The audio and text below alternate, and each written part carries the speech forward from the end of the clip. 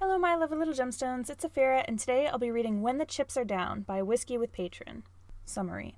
When Patton Hart has to go on the run, he leaves his 3 kids in the hands of an old friend who owes him a favor.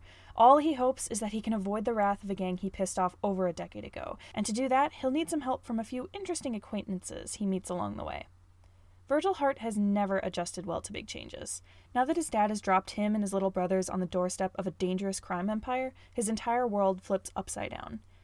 Janus Chimera never wanted kids, but when an old friend cashes in a favor and asks him to take care of a few children, he just can't refuse.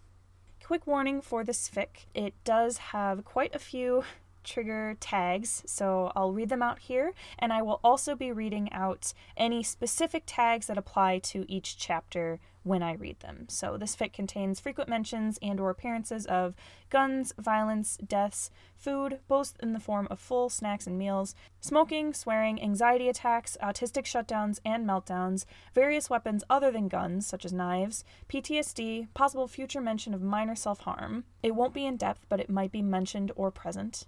Intrusive thoughts, PTSD flashbacks, kidnapping, and by extension, non-consensual drug use, and extreme injuries. I totally understand if this fic isn't for you. It is a bit heavier than what I've previously read on my channel, but it is just such a good fic, and it does have a happy ending, so if that's important for you before you get invested, I'm just letting you know right now. With all that said, let's get reading. Patton stared out at the neighborhood with a content smile. He took a sip of his coffee and watched as a couple kids ran past the mailman on their way to school, their 2 big backpacks bouncing with every step. Today was going to be a lovely day, it seemed. Even the weather was perfect. The sun cast a warm glow on the street, and a gentle breeze blew across the porch, ruffling Patton's hair. The mailman waved as he walked up to Patton's house. "Hey, Mr. Hart, how are the kids?" Patton gave him a wide smile. "They're doing just fine. Got anything for us?" "Sure do." The mailman dug through his bag and pulled out a bunch of envelopes. He jogged up the steps to the porch and held them out. Patton took the envelopes. "Thank you. Have a swell day." "You too." The mailman hopped down the steps and strolled down the sidewalk to his next stop, whistling a jaunty tune. Patton set his coffee mug on the porch railing and sorted through the mail. It all looked pretty normal. There was something from the bank, an envelope from Patton's mother addressed to Roman and Remus that he assumed was a belated birthday card, another envelope from Patton's sister that might have been a postcard from her vacation. None of it seemed out of the ordinary. That is, until he came across one envelope without a return address. His own address was scribbled on the paper in unfamiliar handwriting, done in orange ink. He furrowed his brow in mild confusion. It could have just been any old letter that accidentally ended up mixed in with his mail, but the sight of the orange ink made his stomach turn with dread. He set the other letters on the railing next to his mug and dug his thumb under the flap of the envelope. The flap ripped when he tried to open it, and he struggled to open it all the rest of the way, tearing it open in tiny rips along the top of the envelope. He finally got it open and tugged out a folded-up piece of paper. Tossing the half-ruined envelope to the porch with one hand, he flipped the paper open and read the words written inside in orange ink. "Found you." Patton's heart leaped into his throat. He whipped his head up, scanning the street for anyone who might be watching him. No, not now. He wasn't fully prepared. He let the letter flutter to the porch and turned on his heel. He made it to the door in 2 quick strides, yanked it open and almost slammed it shut behind him. As an afterthought, he turned the lock to make sure no one could burst in before he was ready. Patton leaned against the door, mind racing. He had to leave as soon as possible. He couldn't take the kids. That would be too dangerous. But leaving them alone in the house was even worse, especially now that his address had been found. He needed someone to take care of them. Someone strong and powerful enough to protect them, kind enough to take them in, but not too involved in the community that everyone would know where they were. Or maybe they didn't have to be willing to take in his kids. Maybe they just needed to owe him a favor. He heaved a sigh. He told himself he would never cash in that favor, but he needed someone to take in Virgil, Roman, and Remus. He made a beeline for the kitchen and rummaged through the drawers until he found a stack of paper and some envelopes. In hindsight, maybe it would have been best to already have these letters written beforehand in case of an emergency, but letters written in the past wouldn't explain his current situation. He wrote one for Virgil, one for Remus, one for Roman, one for Remy, just in case, and one final letter to the person he most needed on his side. It took a bit longer than he had originally anticipated, but saying goodbye to Virgil and the twins through written words rather than in person proved to be more difficult than he thought he would be. He just had to hold out hope that he wouldn't die within the near future. In the middle of writing Remus's letter, Patton dialed Remy's number and held the phone up to his ear. It rang only once before Remy answered. "What?" Remy's voice was hoarse. He must have just woken up. Normally he would still be sleeping, but he always answered Patton's calls. "I need out of the city," Patton said, signing his name at the bottom of the letter. As soon as possible. Remy yawned at the other line. Sure thing, babe. I got you. A pause. Why? They found me. Silence. I'll be over in 10. Remy hung up. Patton shot a text to the kid's tutor telling him that lessons were canceled for the day. He added that someone would be in contact to let him know when and where lessons would pick back up. In one last text, he sent a smiley face and a little heart to lighten the tone. He finally started on the letter to him. He wasn't sure exactly what to say or how to phrase anything. What was there to say? He pressed his pen to the paper and wrote. Patton signed his name and stared out at the words he scribbled, hoping they would be good enough.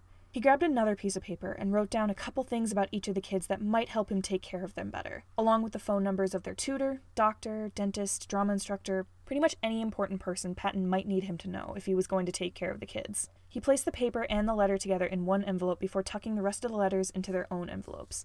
On the front of each, he wrote the name of the person they were for. Someone knocked on the door. Patton almost jumped out of his seat at the sound, heart pounding in his chest. Had they come for him already? How long did he have to get him and the kids out of the house? Relax, it's just me, Remy's voice called.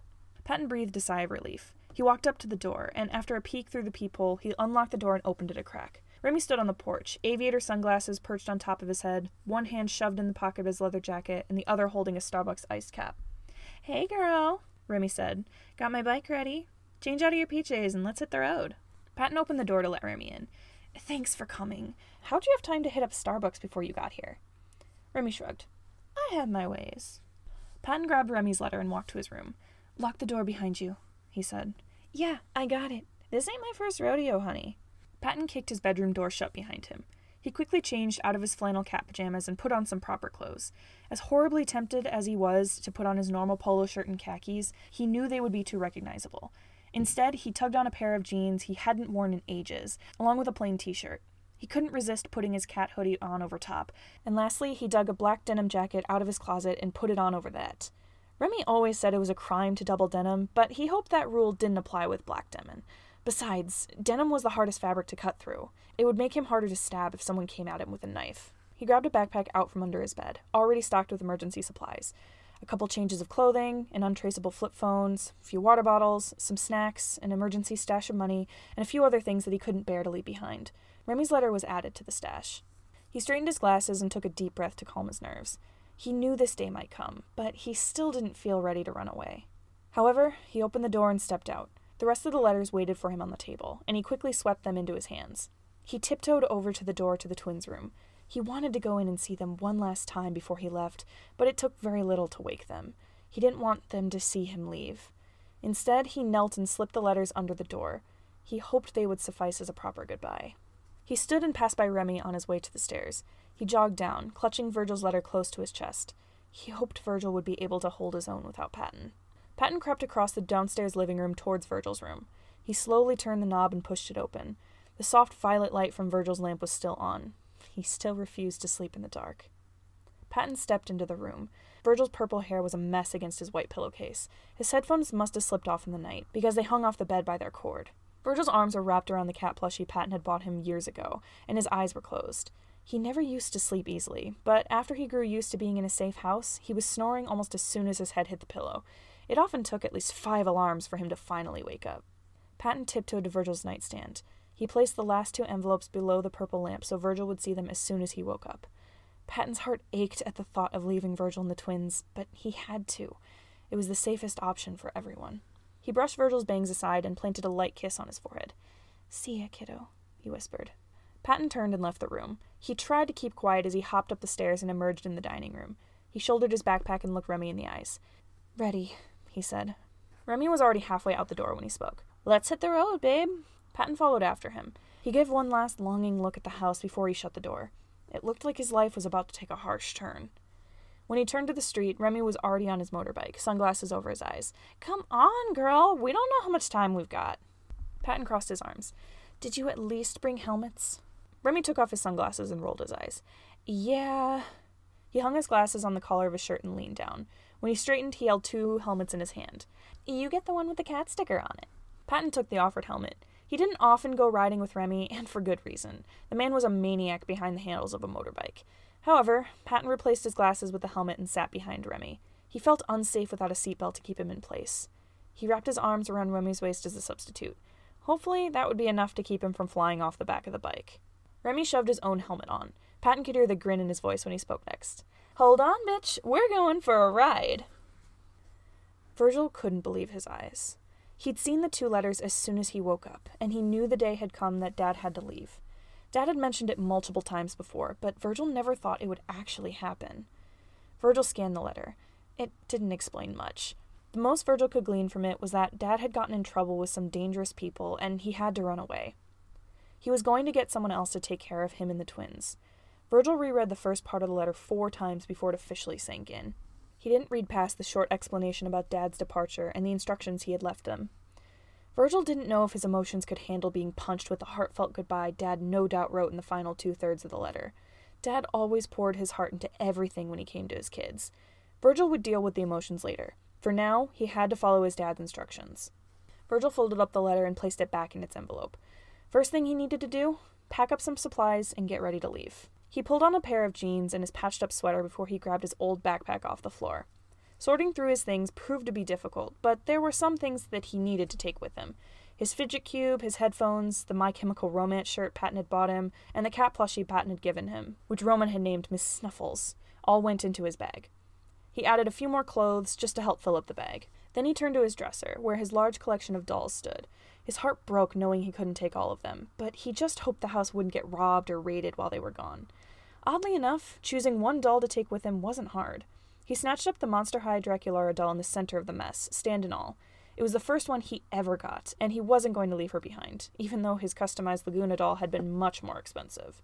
He grabbed Draculaura's tiny pink brush off the dresser and tucked it into the bag alongside with her. He zipped up the bag and turned to his bedroom door. He felt like he was forgetting something. He went through a mental checklist. Right. He grabbed his phone and the charger from the nightstand and shoved them in his pocket that didn't have the letter in it. He scanned his nightstand for anything else of importance, and spotted his wallet next to his black, chewable pendant that was shaped like a bat. He grabbed both, tucking the wallet in his pocket and draping the necklace over his head. Now he was ready. Virgil grabbed the other letter off his nightstand and made his way upstairs. His stomach turned with anxiety. He didn't realize he was chewing on his necklace until he knocked on the door to the twins' room. He pushed it open without waiting for an answer. Roman and Remus sat on the bottom bed of their bunk bed, 2 ripped envelopes on the floor at their feet. They each held a piece of paper in their hands. They both looked up at Virgil with identical distraught expressions on their faces. Tears glimmered in their dark eyes. Virgil sighed. He knew he'd have to play the emotional, stable one for this situation. He nodded towards the door. "Pack up. We have to go." He left the room and returned to the kitchen to make them all a quick breakfast, and maybe a lunch to eat on the go as well. He set the other letter down on the counter. He couldn't help but sneak a couple wary glances at it as he grabbed the cereal from the pantry. He knew he had to take himself and the twins to this person who was supposed to take care of them. He just had one question. Who the hell was Janus? Chapter 2. My bodyguard paints my nails. "Just smash his kneecaps and he'll talk." The voice on the other end of the line sighed. "Sir, we did. He's just screaming into the gag." Janus raised an eyebrow. "Well, no wonder he's not talking. He's gagged." "We asked him if he would tell us anything, but he kept shaking his head." Janus rolled his eyes. "He can't tell you anything if he's gagged. Remove the gag and let him speak." "We're in the middle of an alleyway," the other voice said. "We don't want him to scream." DW looked up from where she was sitting in front of Janus, painting his nails with black polish. She raised an eyebrow at the conversation. Janus just gave her an exasperated look. DW would have done a much better job if she had been sent out to do the same thing. "Why are you in an alley?" Janus scoffed. "We have abandoned warehouses and bunkers for this specific purpose." "We couldn't get a reservation. All our interrogation centers are booked solid." DW snorted as she dipped the brush into the bottle of nail polish. "Newbie on his first task?" "What gave it away?" Janus whispered. "The total incompetence and stupidity?" DW smirked at the remark. "Just send someone else out to do it. If the idiot can't figure out how to do shit on his own, we shouldn't have him." "Fair point," Janus mused. He turned back to the phone. "Don't act. I'm sending someone else out to finish the job. If the guy tells you where the money is in the meantime, let the next agent know." "Yes, sir." Janus hung up and heaved a laborious sigh. "Good Lord, why can't people figure out how to do their jobs?" "Dunno." DW twisted the cap back onto the bottle of polish. "Other hand." Janus raised an eyebrow at her. DW huffed. Oh, come on. You think I'm going to care about your weird blotchy skin thing? Calling it weird doesn't help. DW held out her hand. Janus rolled his eyes, but he switched his phone to his right hand. He bit the glove of his left hand and tugged it off with his teeth. He placed his left hand in her palm. She didn't even seem to notice the pale splotches in his dark brown skin, unlike everyone else did when they saw the left side of his face. DW was a good friend, in the regard that she didn't judge him. Well, she judged him very much, but not on things he couldn't change. He judged her as well. It was a mutually judgmental friendship. Janus took the glove from his mouth with his right hand and shot a text to one of his much more competent agents. DW grabbed a new bottle of nail polish and unscrewed the cap. Can I switch up the colors? Janus glanced at his right hand and his black nails. I would prefer my hands to be symmetrical, if that's all right. They're not anyway, DW said, but she twisted the cap back on and grabbed the black nail polish again. So, she began as she painted a layer of black on the nail of his thumb. Got any jobs for today? Janus set down his phone and picked up a bottle of nail polish. He turned it between his fingers as he went through the schedule in his mind. Well, we've got a couple hitmen locked on a cop in San Francisco, so I'm waiting to hear back from them. Along with that, we've been hired to take out a politician running for governor of New Jersey, so we'll need to get someone out there. There are also a few people who haven't paid back their debts, so we could do some kidnapping tonight if you're feeling up for it. Are you feeling up for some kidnapping? When am I not? DW carefully painted the rest of Janus's nails. You want to help? It's been a while since you've been out in the field. Janus considered it as he twisted the nail polish bottle cap off and on again with one hand. I don't know. That can get loud, and you get overwhelmed. DW finished as she sat back in her chair. Yeah, I got you. Janus examined his nails. Not a single stray drop of polish graced the skin on his fingers. Thank you for the nails, Dorothy. DW didn't even wince at the use of her real name. No problem. You have to braid my hair later, though. Dear, you know I don't know how to braid hair. Which is why I'm teaching you, dumbass. These manicures aren't free. I'm your bodyguard, and nowhere in the job description did it say I have to paint your nails. I should be getting paid extra for this. Janus shrugged. Then I'll pay you. By styling my hair, yeah. Come on, this teenage girl sleepover stuff has to be mutual. You braid my hair, I paint your nails, we gossip about idiots we have to work with, and talk about cute boys. Janus gave a mock sigh. Fine, if you insist. Only for you. DW nodded. Good. About time you learned how to do something useful. Janus picked up his glove and gently swatted her on the arm with it. Oh, shut up. DW grabbed a nail file off Janus's desk and started filing her nails. Let me know when that shit's dry so I can do another coat. Janus drummed his fingers on the desk and let his thoughts wander. Being the leader of an underground crime ring certainly had its downfalls, but the pros outweighed the cons. At least he had DW there to help keep him sane. He didn't know where he'd be without her. Hey, DW said, interrupting his thoughts. Is there anyone on our shit list we still haven't tracked down? Oh, I'm sure there are plenty, Janus said. I'll go through our records and see if I can find anyone for you to beat the shit out of later. Nice. Patton decided he didn't like motorcycles. He kept his arms tight around Remy, praying he wouldn't fall off. Remy drove like an absolute madman. Patton couldn't see the speedometer, but he was sure they were going at least 30 kilometers over the speed limit. They passed cars when they weren't supposed to, and they even drove on the shoulder of the road to move past a minivan. This was definitely not safe. It was a wonder they hadn't gotten pulled over by now. Patton didn't know why Virgil always enjoyed going for rides with Remy. This was terrifying. If Patton knew exactly how dangerous Remy was on a motorcycle, he would have never allowed Remy to drive the twins to drama practice when Patton couldn't. The only upside to Remy's dangerous driving was that anyone in a car certainly couldn't do the same. If anyone was trailing the two of them out of the city, Remy's maniacal maneuvers surely would have thrown them off by now. Patton found his thoughts wandering to Virgil and the twins, but he pushed his sadness aside. He couldn't afford to regret his decision to leave them behind. He just needed to get out of the city for the sake of his kids. They would be safer without him. And if Janus was true to his word, he would keep them safe when Patton was gone. Everything was going to be fine. Patton spotted a gas station in the near distance. They began to slow down, much to Patton's relief. Remy pulled over to the shoulder of the road as they closed in on the turnoff. Patton shot a wary glance behind them to make sure no one was following them. There wasn't a single car visible on the surrounding highway. Remy slowed down enough to turn to the gas station, which felt as fast as walking compared to the speed they'd just been zooming along at. They pulled into a parking spot at the side of the building. Patton let out a relieved sigh as Remy parked the motorcycle. Remy pulled off his helmet and he shook his head. His dark hair stuck up at strange angles, and he ran a hand through it in an attempt to fix it. "I'm gonna get some coffee," he said. "You want anything?" Patton tugged on his own helmet. Hang on. I'll give you some money to buy me a chocolate bar." "Babe, I have my own cash. Don't worry about it. Just stay here and watch the bike." He dug into his pocket. "Also," he dug something out of his pocket and tossed it to Patton. "Just in case." Patton fumbled with it and it almost fell to the pavement. He managed not to drop it, and he stared down at the thing Remy had thrown him. It was a pocket knife. Remy held up his hand in a peace sign over his shoulders as he walked towards the door of the building. "Stay safe, hon." Patton set his helmet on the seat next to Remy's and unhooked his glasses from his shirt collar. He kicked his legs back and forth as he waited for Remy to return. This whole situation was scary, but he tried to keep this fear out of his mind. He just needed to be cautious, not panicky. Any vehicle that pulled into the station could have been following them.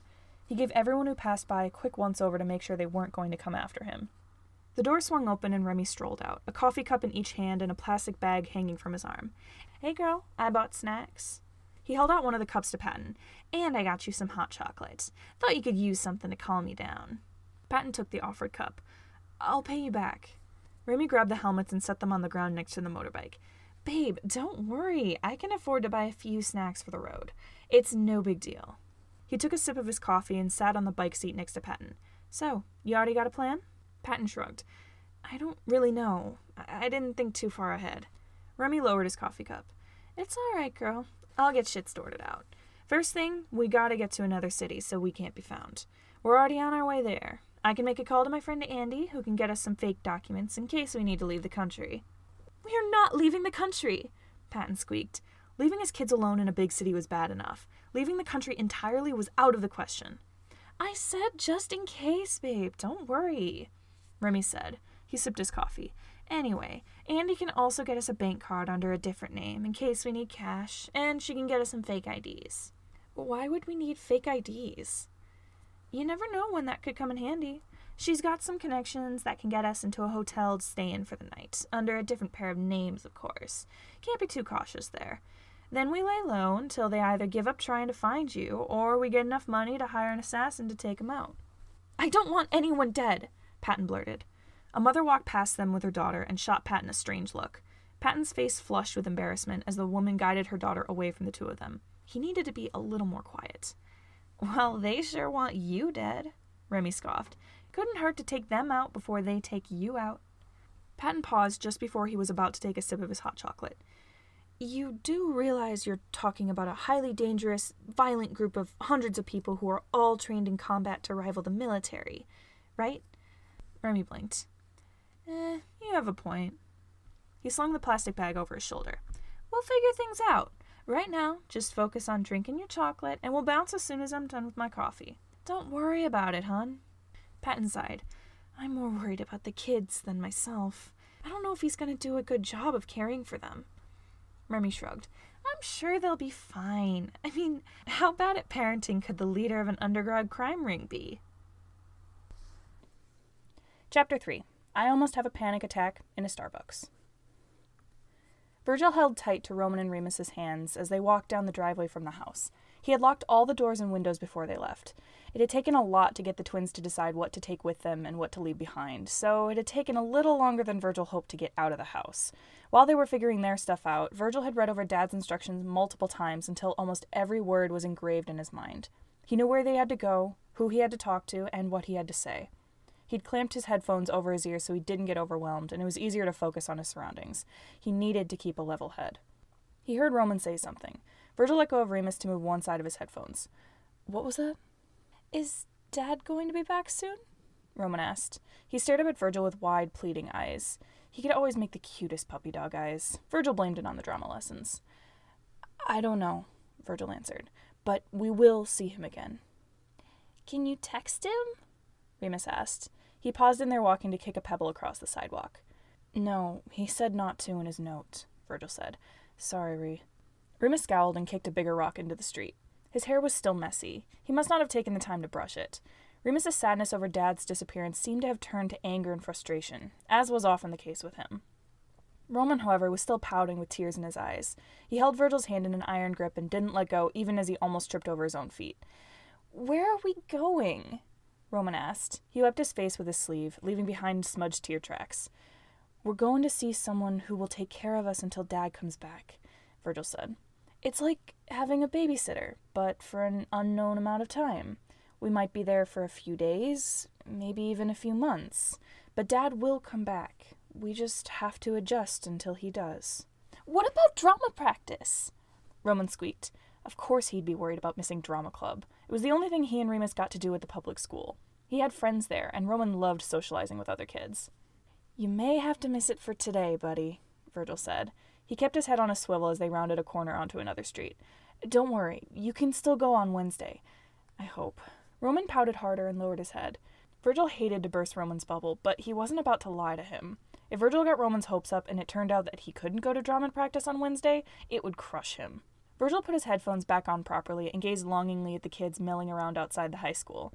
He had never wanted to go to public school before, but right now, he would give almost anything to be one of those kids. At least they didn't have to worry about being babysat by a shady guy who ran some small bank. Yeah, Virgil had done a quick Google search for people named Janus Chimera before they left the house. Turns out that the guy Dad wanted Virgil to speak to ran a chain of banks around the southern end of the U.S. The nearest one was uptown, which was exactly where Dad had told him to go. It would take maybe an hour or so to walk there. Remus's leg would probably start hurting at some point during the walk. They would have to take breaks so he wouldn't have to push himself to keep walking, or Virgil could try and carry him. It would be best if they kept moving. Virgil didn't want to stay out in the open for too long. He took a deep breath as he passed by the school. Everything would be fine. He just had to follow Dad's instructions, and nothing would go wrong. Janus leaned back in his seat and glared at his computer. There were too many things to deal with today. There were people who had failed to pay off their debts, others who were begging Janus and his employees to smuggle them over a border, at least a dozen who had paid for a hitman, and there were drugs and weapons to be dealt and transported. Janus just couldn't keep track of it all. He'd been leaving voicemails and sending emails all morning as soon as DW left his office. He found himself staring blankly at an unfinished email he was writing to one of the organization's hitmen. Words failed him at the moment. There were too many things to do. He didn't know what to prioritize. The hitmen, the drug trafficking, the weapons trafficking, smuggling paying customers over the borders of the U.S., kidnapping friends and relatives of those who hadn't paid off their loans to hold them ransom, directly interrogating those who still needed to repay him. The electric humming of the computer dragged his attention away from the task at hand. He rested his chin on his hands and listened to it whir.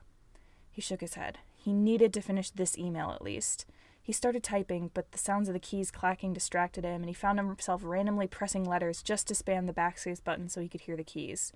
The screen glared at him, bright enough to almost hurt his eyes. His gaze flickered to all the dozens of things that littered his desk. His neon sticky notes, his phone, his pencil holder, the pens that he never bothered to put in the pencil holder, the mouse pad with a photo of the snake on it. He grunted in displeasure and leaned back. There were too many things going on. He couldn't focus on just one.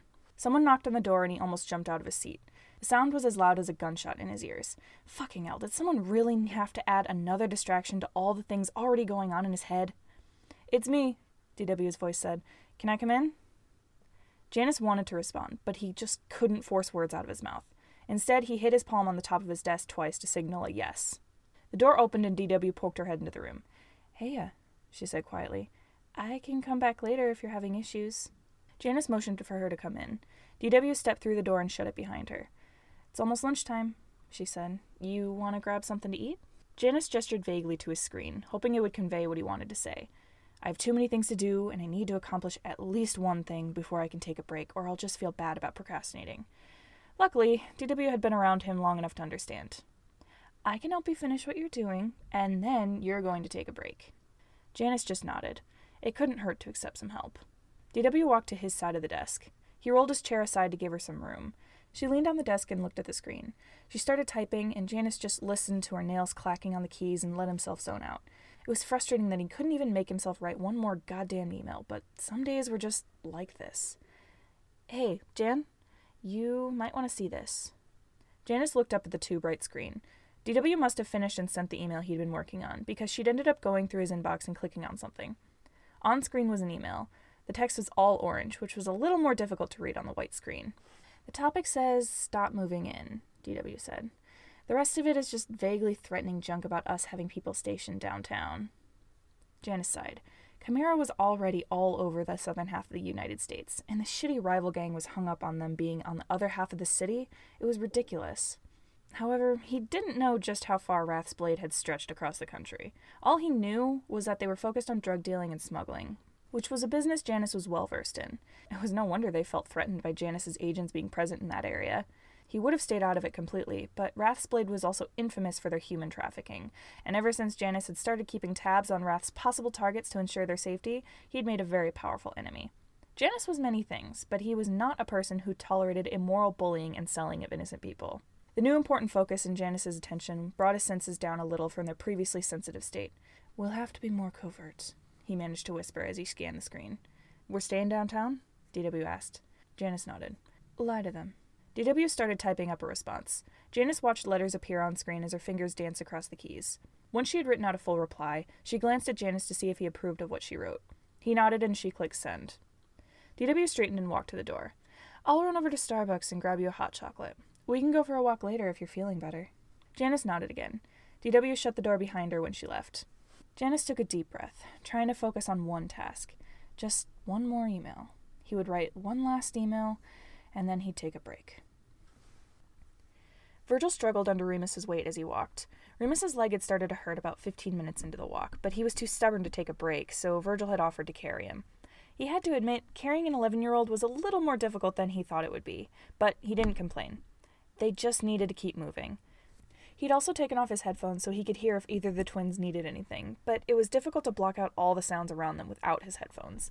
As soon as Remus was good to walk on his own again, Virgil would put them back on. Roman held on to Virgil's backpack as they continued down the sidewalk. "Virg," he muttered, "what if this guy's a jerk? What if he doesn't even take care of us?" "Then I'll take care of you," Virgil said. He shifted Remus on his hip. "Well, then who will take care of you?" Roman asked. "I can take care of myself." Remus snorted. "Yeah, 'cause you're old." Roman grinned and poked Virgil's arm. "Ha! You're old." Virgil chose not to respond. He scanned the people around them on the street. No one looked familiar, but that didn't mean no one was following them. He kept an eye out for any familiar clothing, hairstyles, tattoos, anything that might have indicated that someone was tailing them. He'd been followed a few times in his life. It was second nature to look out for any possible danger. His gaze caught on a man walking along the other side of the street. He wore a denim jacket, which wasn't exactly uncommon, but there was an orange patch on his arm that Virgil could only just spot from this distance. Hadn't he seen a man a couple blocks back with a very similar jacket? Virgil tore his gaze away so he wouldn't look too obvious. His heart sped up as his anxiety presented him with dozens of possible outcomes to the situation, most of which involved possible kidnapping, death, or both.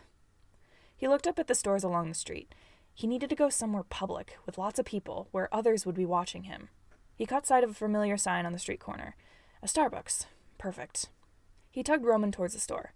"What are we doing?" Roman asked. "Just making a quick stop," Virgil said. He slipped through the door as it began to close, pulling Roman after him. Virgil's anxiety didn't lessen when they entered the Starbucks. There were so many people around. Any one of them could have possibly been following them. And surely they would find a 15-year-old and two 11-year-olds wearing backpacks, entering a store without an adult suspicious. Virgil guided Roman over to a booth next to the one beside the door. He could see people through the window. They could see everyone who came in and out of the store, and anyone who came in wouldn't focus on them first. It was the safest spot. Virgil set Remus down on the seat. "You guys sit here. We're going to take a short break. Not because of you, Ree," Virgil added when Remus's shoulder slumped. "Just so I can sort out my thoughts." Virgil slid into the opposite seat as Roman clambered up next to Remus. Virgil looked out the window to see if he could catch a glimpse of the man in the denim jacket with the patch on it. He was nowhere to be seen, but he had been on the other side of the street. Maybe he didn't notice them slip into the Starbucks. Or maybe he wasn't following them at all. Virgil chewed on his bat necklace as he watched the crowd outside.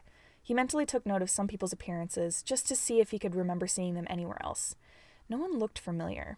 The door swung open, and Virgil shot at a sideways glance. His heart leapt into his throat. A man walked in wearing a denim jacket with an orange patch on the sleeve. He quickly averted his eyes. This man was following them. He could get hostile if he was aware that Virgil knew he was trailing after them. He turned his eyes to the metal napkin holder, which was shiny enough to act as a decent mirror. He watched the man walk past their booth, and while he couldn't see the man's eyes, the slight turn of his head towards Virgil and the twins was enough to let him know that this man was here for them, not for a cup of coffee. Virgil's mind raced. What should he do? Order some coffee and tell the barista they were being followed? Leave the building as soon as the man's attention was directed elsewhere?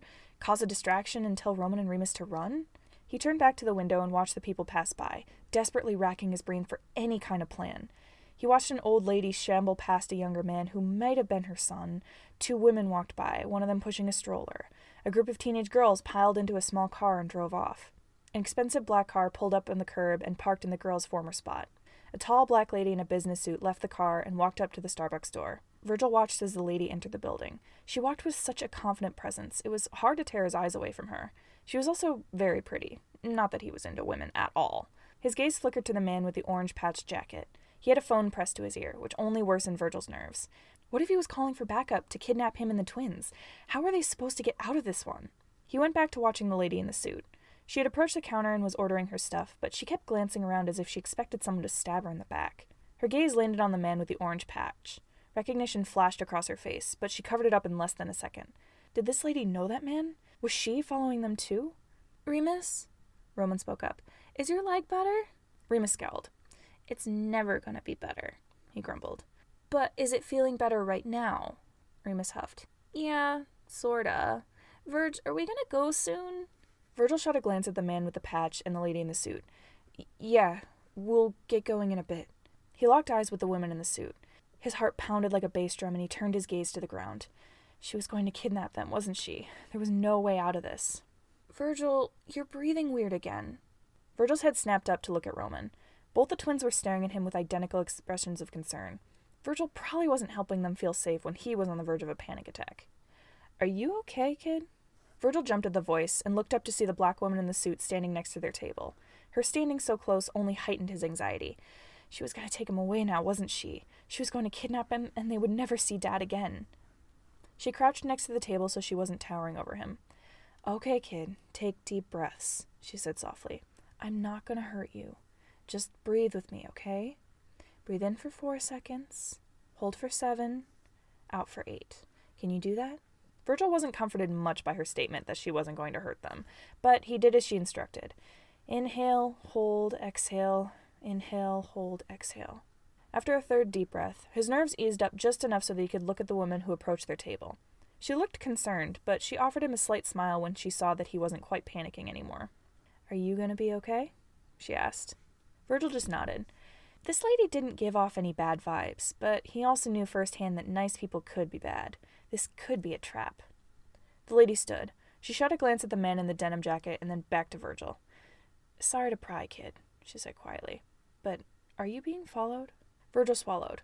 Roman and Remus stared at him with wide eyes, waiting for an answer. Virgil nodded.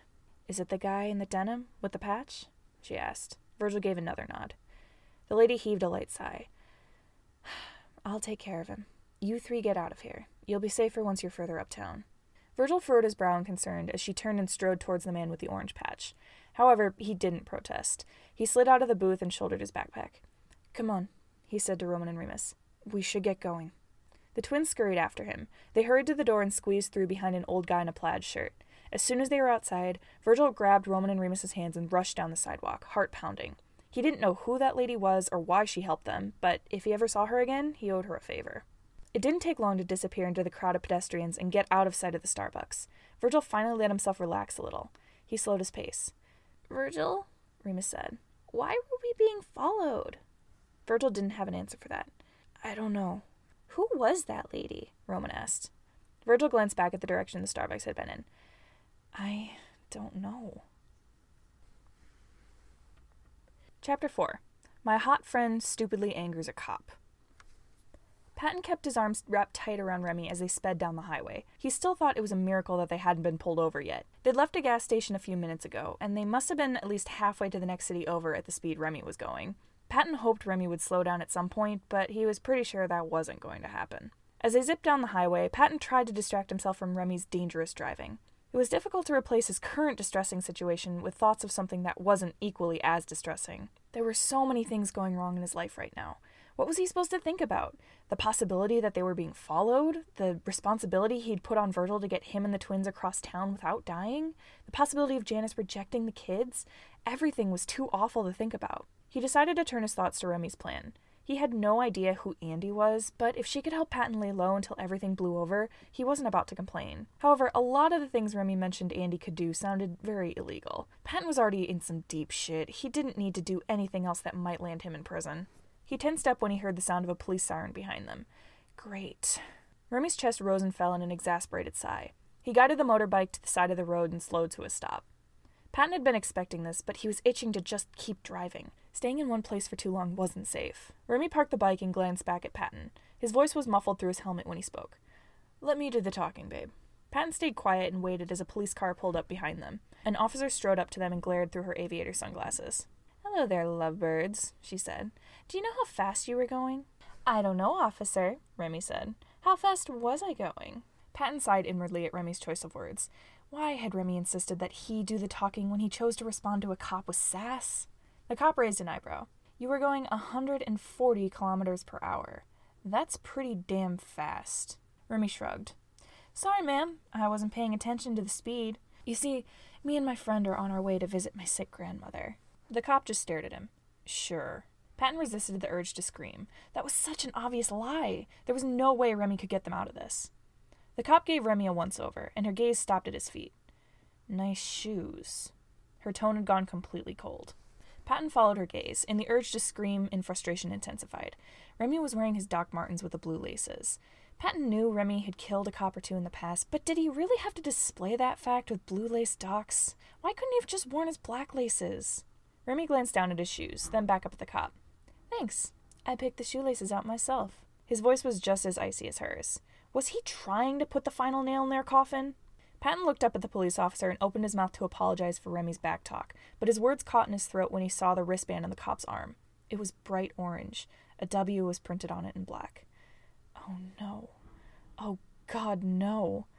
Remy must have spotted the wristband before he did. That was why he was so defensive. She must have followed them from the gas station and waited until they were out in the middle of nowhere to pull them over. She could kill them right then and there, and no one would be the wiser. She was posing as a cop, after all. No one would question it. "I think you two should get in my car," she said. "We'll take a little trip down to the nearest station." Patton gently nudged Remy's arm, silently trying to tell him we need to go. Remy nudged back in affirmation. "Sorry, but I don't think we need to take a ride with you," Remy said. "We've got our own bike." "It wasn't a suggestion, sir. Get off the bike and into the car." Remy and Patton did no such thing. "Hold on," Remy said, and it took Patton a moment to realize he was talking to him. Patton tightened his grip around Remy's waist as Remy hit the gas. The tires squealed on the pavement as they zipped down the road, leaving the cop in the dust. "Hey! Get back here!" she shouted behind them, but they were already far ahead by the time her words reached their ears. Patton held on as tight as he could, desperately trying not to fall off. He glanced between them. They'd already left the cop car far behind. He could barely see it. The red and blue lights on the top of the car turned on, but there was no way she would be able to catch up with them now, not with Remy's wild driving. "You ever been in a car chase before?" Remy shouted over the wind. "No!" Patton yelled back. That was a blatant lie, but Remy didn't need to know that. Remy shot a glance between them. "This is kind of a shitty one. We'll have to cross that off your bucket list later. She's never gonna get us." Patton squeaked an alarm as Remy skirted the motorbike around a pickup truck. He kind of figured he was in for some chaos when he asked Remy for help, but he didn't think they were going to end up running from the cops. Janus swirled his hot chocolate in his cup. "You saw what now?" DW sipped at her coffee. "I saw one of Wrathblade's people in Starbucks. He was trailing a teenager and 2 other kids." Janus raised an eyebrow. "And you directly interfered?" DW sighed. "Come on, I had to. They've been targeting kids more and more lately.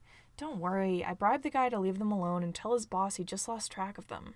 Janus wasn't mad that she interfered, but he was certainly frustrated over the fact that they had just sent an email to Wrath saying they would stop butting into their business, and now they had completely disregarded that within the same day. Of course, Janus was never planning on staying out of their business, but if the man DW bumped into decided to tell his boss, they would be in some deep shit. Janus sipped at his hot chocolate and leaned back in his seat. "What did the kids look like?" "Oldest was a teenager," DW answered. "Pale as shit, emo bangs, purple hair, piercings, black hoodie with purple patches. The other 2 were definitely twins. Probably Hispanic, no older than 12. One wore a red shirt, the other wore green, and the one in the green had a bleached streak in his hair. All 3 of them had backpacks, and there wasn't a sign of any adult around who was taking care of them." Janus considered her words. The kids must have been running away from something and planning on not returning for a while, obviously, since they had backpacks and weren't currently at school. They were being followed by Wrath and were aware that they were being followed. They must have gotten mixed up in something they couldn't handle, Janus mused. Where did you say they were headed? DW shrugged. Not sure. They didn't say. I told them they'd be safer uptown, so hopefully they're coming our way. Janus tapped his gloved fingers on the side of his cup. A group of kids running away from a bad situation was a perfect target for Wrath. They could get themselves into some big trouble. Janus sighed, knowing he might regret this later. Send out a couple agents to see if they can find these kids. Make sure they get to their destination safely. If Logan's available, I'll ask him to see if he can find and track the kids. Just make sure they don't know they're being followed. They must be paranoid enough with Wrath on their heels. You sure? Yeah. Just do it before I change my mind. I don't want to think about the consequences this might bring. DW downed the rest of her coffee. You're the boss, Hoss. She tossed her empty cup in the garbage next to Janus's desk and strode to the door. What does Hoss mean? He called after her. Not Hoss, I'm Janus. DW just waved and left his office. Janus turned back to his computer. He told himself he would take a break, and a 5-minute chat with DW was good enough. He still had so many things to do. He set his hot chocolate on his desk, knowing full well it would go ignored and turn cold as the day went on. Virgil knew full well they were being followed. No, not by the guy in the Starbucks with denim jacket and the orange patch on his sleeve. No, these were different people. They were sneakier, quicker, and easy to lose in a crowd. They were all dressed differently, but they acted so similar that they had to be from the same group of people. He could tell they were all making an effort not to be seen, but Virgil had been followed enough that he knew exactly how to spot someone trailing him in a crowd. All these people were working together, and all of them were watching Virgil and the twins. And that fact made Virgil extremely paranoid. He kept his bat pendant in his mouth as he guided the twins through the streets. They had gone into a dozen different buildings in an attempt to shake off their pursuers, but nothing worked. They hid out in a library, stopped by a gym, briefly popped into a restaurant, even ran the risk of being mugged by slipping through one of the few alleyways. But these people were persistent. It was like they were trained for this. Virgil ended up carrying Remus again so they wouldn't have to stop for a break, and while that slowed them down, it was better than staying in one place for too long. Roman clutched the back of Virgil's backpack with an iron grip as they hurried across a crosswalk. Virgil? Remus muttered. Are we gonna be safe? Virgil wished he had a definite answer to that question. I don't know. Once we get to this bank and meet this Janus guy, we should be. Virgil glanced around and spotted a couple of familiar people in the crowd who had been tailing after them for a couple blocks now. There was no way to shake them off. Virgil racked his brain for some sort of plan. Was there someone he could call? He didn't want to call the police, because they would just ask why there were 3 unsupervised kids not in school and wandering the streets without an adult. They couldn't contact Dad or Remy either.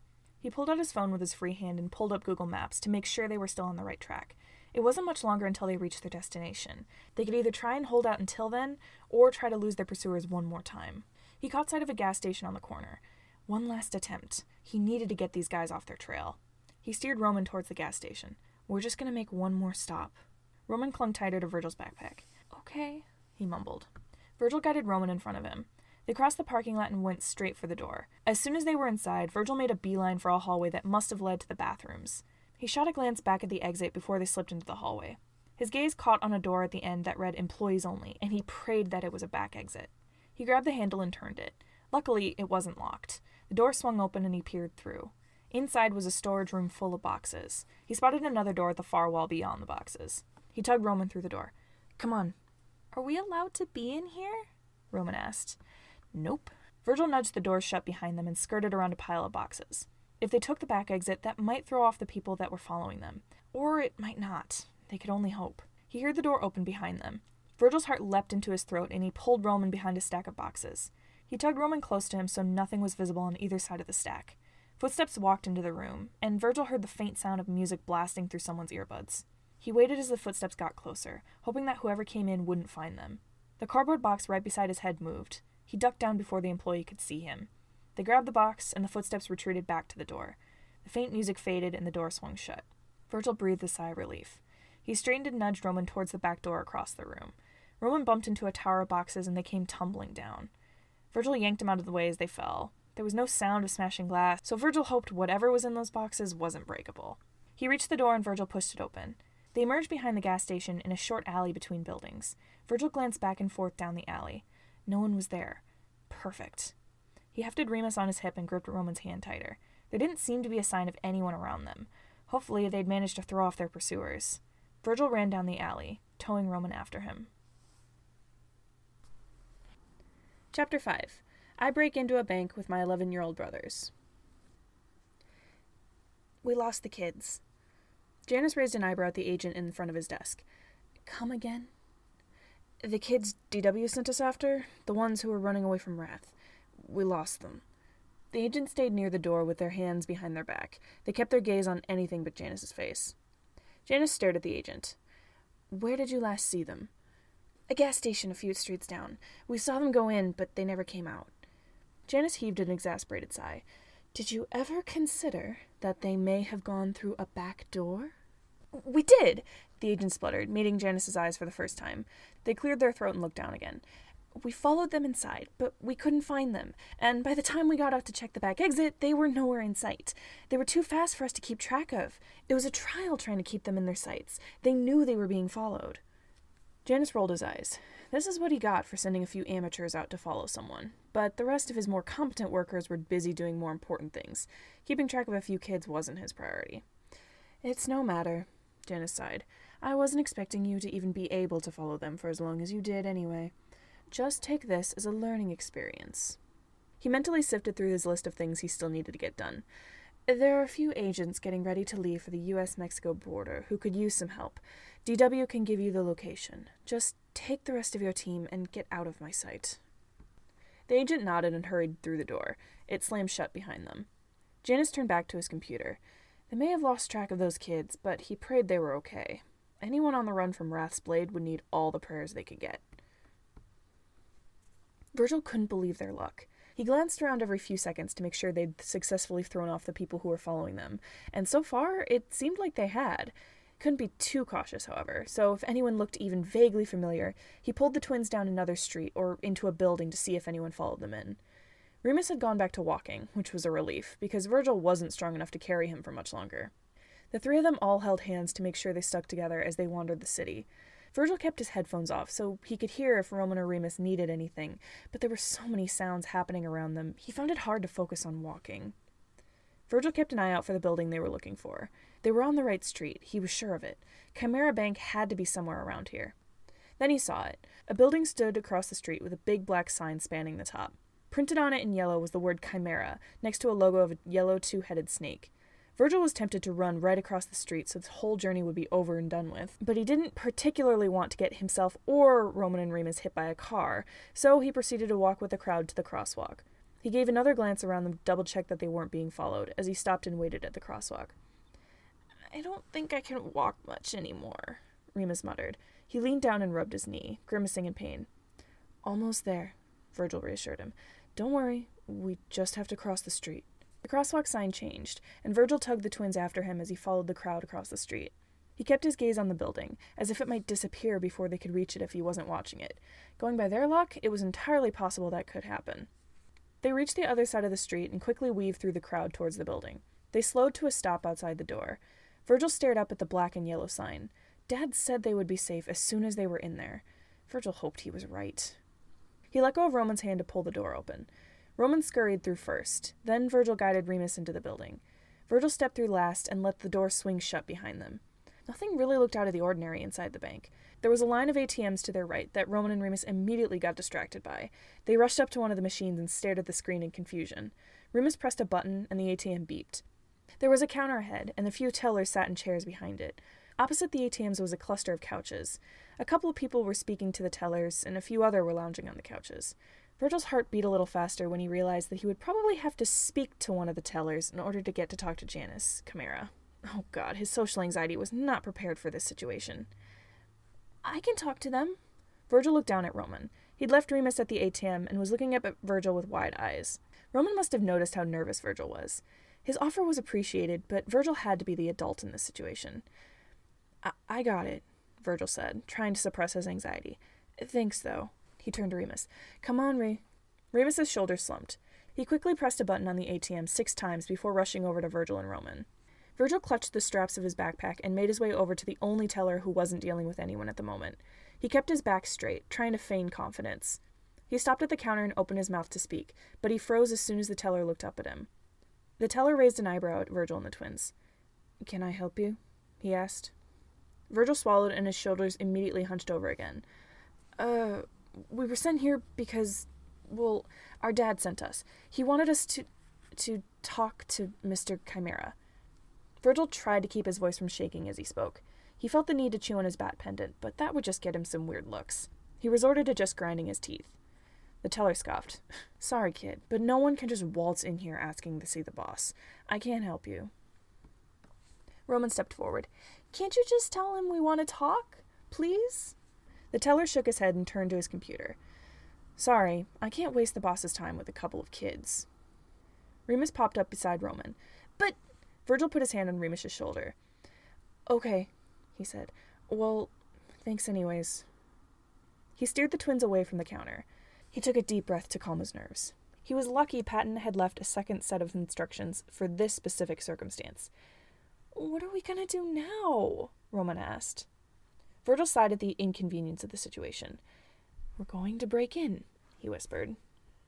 He nudged the door open, and the three of them left the building. They were supposed to be safe once they were inside, so to Virgil, it felt like they were leaving the one safe zone they had, but he just ignored that bad feeling and guided Roman and Remus to the side of the building.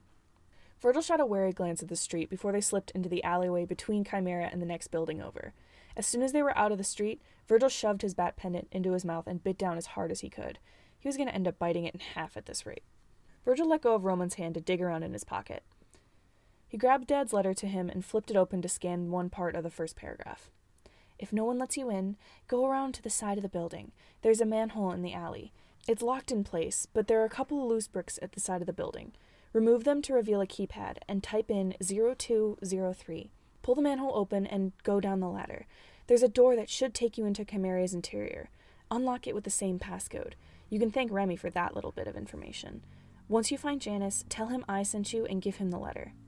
Virgil scanned the side of the building for the loose bricks. He spotted the manhole right away, and his gaze slid over to a few bricks that looked like they hadn't been cemented in place, just slid into their spots. He shoved Dad's letter back into his pocket and hurried up to the bricks. He gnawed on his necklace as he dug his fingertips under the bricks. He managed to pry one loose. After one was out, the other three were no trouble. He set them on the ground and peered into the gap the bricks had once been in. Dad was right. A keypad sat in the wall that was previously covered by bricks. He reached in and pressed the number 0203. A tiny click met his ears, and he scooped up the bricks and slid them back into place. "What are you doing?" Remus asked. Virgil spat out his necklace. "Getting us a way in," he answered, as he placed the last brick where it was supposed to be. He turned and walked over to the manhole. He hoped the cover wasn't too heavy. He was spent from carrying Remus off and on for the past hour. He grabbed the edge of the manhole cover and pulled. It shifted a little, but he couldn't muster up enough strength to lift it from its place. "I got it!" Roman rushed over, grinning. He knelt beside Virgil and grabbed the edge of the manhole cover. He grunted as he lifted it, and surprisingly, it actually helped. With Roman's help, Virgil managed to lift the manhole cover out. He set it aside and peered down. A ladder was set into the wall just below them. The tunnel wasn't too long, thank goodness. Virgil didn't like heights. He slid into the hole and started climbing down. "Remus, you next," he called. If Remus slipped and fell, Virgil could catch him and he wouldn't bump into Roman on the way down. Remus clambered into the hole, and Roman climbed in after him. He even managed to tug the cover back over the manhole. Virgil's foot hit the floor, and he stepped off the ladder. He thought it would be darker in an underground tunnel, but the bright lights glowed in the ceiling of the short hallway that stretched ahead of them. The light reflected off the steel walls, and at the end of the short hall sat a metal door. Virgil wondered why a bank of all places would have a secret entrance. If anyone with ill intentions knew about it, they could get robbed. "I knew this place was shady," he muttered as he started towards the door. Roman and Remus clung to his arms as he walked. He figured there was something weird going on here the second he read Dad's letter telling him to speak to the boss of this place. If Janus Chimera was involved in the same kind of stuff Dad had gotten dragged into, Virgil was sure the guy couldn't be trusted. "What's down here?" Remus whispered. "Hopefully, a way to this Janus guy," Virgil said. He stopped at the door and turned to the keypad next to it. He punched in the same sequence of numbers he had before, and a quiet beep echoed through the hall. Virgil grabbed the handle of the door and pulled it open. He peered through the doorway. Beyond the door was a hallway. The walls were a light tan color and lined with soft, warm lights. The polished hardwood floor shone in the soft light. A few wooden doors were set into the walls as well. It didn't look particularly exciting, but it certainly wasn't what Virgil expected to see under a bank. He glanced back and forth. There didn't seem to be anyone in the hall, so he pulled the door open the rest of the way and stepped through. Roman and Remus followed him, and Remus shut the door behind them. Virgil took the twins' hands and started down the right side of the hallway. He wasn't sure where this Janus guy was supposed to be, but he hoped he wouldn't be too hard to find. They reached the corner of the hall, and Virgil peeked around it to see if anyone was there. There was one figure walking near the end of the incredibly long hall, but Virgil could barely see them, and he was sure they were walking away. He tugged the twins around the corner and hurried down the hall. His anxiety swelled. What was he supposed to do if they couldn't find Janus Chimera? Asking anyone for directions wouldn't be of any help. They would throw him out before he could finish a sentence. He caught sight of another opening to a hallway in the wall next to them. He paused and glanced around the bend. No one was there. Where was everyone? Were there not security guards around here? Whatever the case, he wasn't complaining. The less people around, the easier it was to go unnoticed. He guided the twins down the new hallway, trying to mentally keep track of where they had already been. This place was like a maze of all its random corridors. They might get totally lost down here. They passed by one of the doors, but paused when he heard voices speaking on the other side. He furrowed his brow and leaned in to listen. No, I've got to take out some asshole who's running for governor of New Jersey, someone grumbled. I get that I'm a good hitman, but can't he get someone else to do it? This is my 3rd assassination this month. Ugh, I know, another voice sighed. He's got me on interrogation duty. That's all I've been doing lately. I would give anything to be behind a sniper rifle right now. I just want to bash in someone's ribcage, the first voice said. That shouldn't be too much to ask. Virgil backed away from the door as his heart pounded. What kind of fucking business was this guy running? He pulled the twins down the hall, but now he was considering just leaving this place altogether. Whatever he had just heard about someone having to kill the governor of New Jersey was enough to make him want to run screaming from this underground maze. And what was that about bashing someone's ribcage? Virgil, Roman said, I feel like we shouldn't be here. I'm starting to think that myself, Virgil muttered. He kept an eye out for anyone in the hall as he and the twins made their way through this strange place. Dad had said they would be safe in here, but Virgil was beginning to feel anything but safe. What if they got caught before they could find Mr. Chimera? He didn't want his ribcage bashed in by anyone down here. They reached a T in the corridor and stopped. Virgil peered down both sides of the hallway. No one was in sight. Good. The hair stood up on the back of his neck. He couldn't shake the feeling that someone was watching them. Remus screamed behind him, and Virgil whirled around. A tall, muscular lady had appeared in the hallway. She'd picked Remus up by his backpack and was holding him in midair. He kicked and flailed, but the woman didn't seem bothered. She had Roman tucked under her other arm, too, and despite his best efforts, his wiggling and squirming didn't get him anywhere. They'd been caught. Virgil rushed towards her, unsure of what he was going to do, but sure that he had to do something to get her to let go of the twins. Hey, let them go! He was stopped short when something yanked on his backpack. He yelped as he was lifted into the air as well. Looks like we found a couple rats, the lady said. She narrowed her eyes at Virgil. Did Wrath send you? Virgil's increasing panic was briefly interrupted by confusion. What? What does that mean? Sorry, kids, the man holding Virgil said. Whatever Wrath paid you to spy on us, it isn't enough. He started back down the hallway and shifted Virgil under his arm. Virgil squirmed, but the man's hold was too strong. What are you going to do with us? The lady scoffed. Don't worry. The boss doesn't like killing kids. Keeping kids hostage, however, the man said, they don't have a problem with. Remus whimpered in fear. Oh, shut it, kid, the lady snapped. The bosses will figure out what to do with you in a bit. They turned the corner and entered a new hallway. Just how many corridors did this place have? How did they not get lost? The two security guards made their way down the hall towards a door at the end, giving Virgil ample time to consider what might happen to the three of them for sneaking in panic about it. Were they going to get handed off to the police? Would they get beat up as punishment for sneaking in?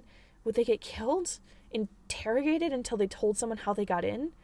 Would the interrogation involve violence?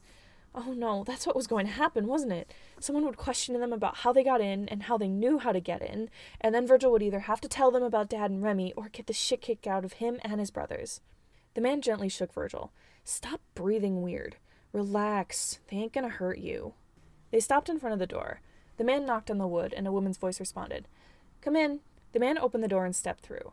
They emerged in an office covered in the same red carpet and tan wallpaper as the rest of the place, but hanging on the walls were a variety of artwork and photos. A lamp stood in the far right corner of the room, and a desk was set up in the far left corner. In the middle of the far wall was another door. Sitting at the desk was a black woman, her hair pulled into a bun. She looked up as they entered the room, and with a start, Virgil recognized her as the same lady who had helped them in the Starbucks. The woman's gaze rested on Virgil. You again? She raised an eyebrow. How did you weasel your way in here? Virgil opened his mouth to answer, but his voice got caught in his throat. He knew this lady had been suspicious. She sighed and stood up. Janus is going to want to have a few words with you, I'm sure. She strode to the door in the wall and knocked. Jan, we've got a couple little visitors. Come on, then. A voice shouted from the other side of the door. The woman opened the door and motioned for the security guards to follow her. Virgil bit his lip nervously as the guard carried them to the door. He was not prepared for this. They entered the next room. It was decorated very similarly to the office they'd just been in, but the lights were much softer and had a more yellowish tint. A couple couches rested against the wall, and draped across them were soft throw blankets and pillows. Across the room was a desk. Virgil was struck dumb when he saw the man sitting behind it. The man wore a black suit with a pale yellow dress shirt underneath it. His hands were covered by yellow gloves, and a curl of black hair peeked out from under his bowler hat. The skin on one side of his face was really dark, but a large splotch of pale white skin covered the other side. The white patch of skin trailed down his neck and disappeared into his suit. Virgil stared at him. You're Janus? The man scoffed. It's pronounced Janus.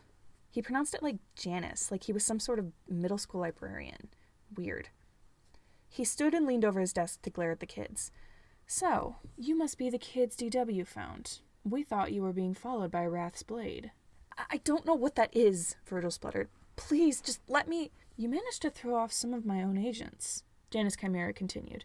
Not particularly surprising, considering they were fairly new, but still impressive. He walked around to the front of his desk and leaned back against it. You've been trained to spy on us, haven't you? Virgil blinked. What? No, we were sent here by Wrath. Yes, Mr. Chimera mused. We know. Whatever they paid you to do this, it wasn't enough. I wonder how they'll feel when they realize their little rats have been caught.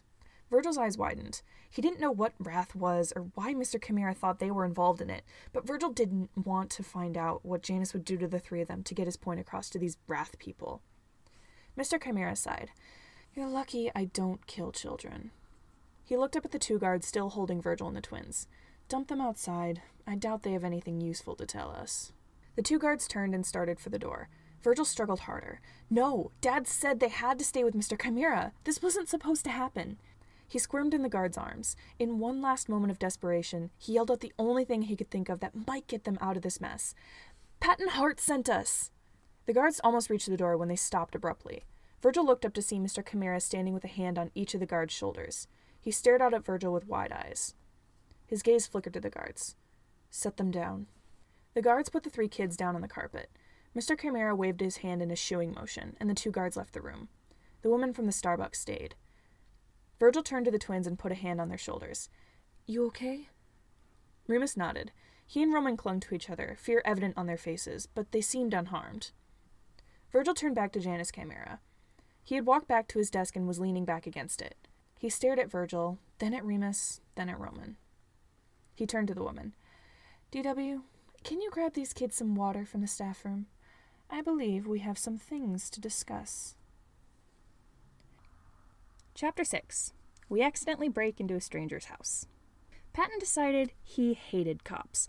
Granted, this small car chase hadn't amounted to much.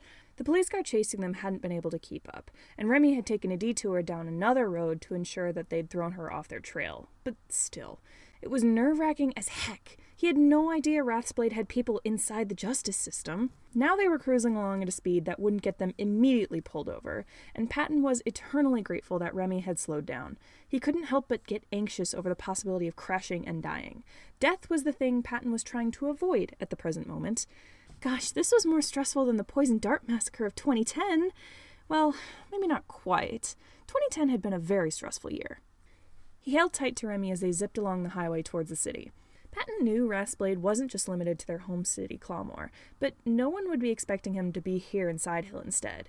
He hoped that would be enough to throw them off his trail for now. He gazed around as buildings came into view, along with more roads. He didn't know where Remy was going to take them, but he trusted Remy to get them somewhere safe. Patton couldn't help but glance through the windows of every car they passed as they drove along the road. Anyone could be from Wrath. Anyone could be chasing them. He shook his head. He needed to stop being so paranoid. Remy turned down a different street. Patton wondered what Remy's friend Andy would be like. He hoped she wasn't too involved in illegal affairs. The last thing Patton needed was more police on his tail. Actually, now that Patton thought about it, he had never heard of Remy having a friend named Andy before. He wondered why Remy had never told him about her before. Maybe it was because Andy was involved in illegal stuff. Patton could understand that. Patton kept his own illegal habits a secret from Remy for years back when they first became friends. Patton kept his shoulders tensed as they got into a more populated area of the city. They emerged on a street lined with stores and buildings. Patton kept his eyes out for anyone wearing orange. It was an uncommon color to wear casually, so it was entirely possible that anyone wearing it could be after him. "So, Remy," he said, now that they were going at a much slower pace in the middle of traffic. Patton hoped it was easier for Remy to hear him through the helmet. "Where is this friend of yours?" Remy shrugged as they slowed to a stop at a traffic light. "She's always changing her address. Makes it harder for people to track her down. I actually think she sold her apartment a couple months ago.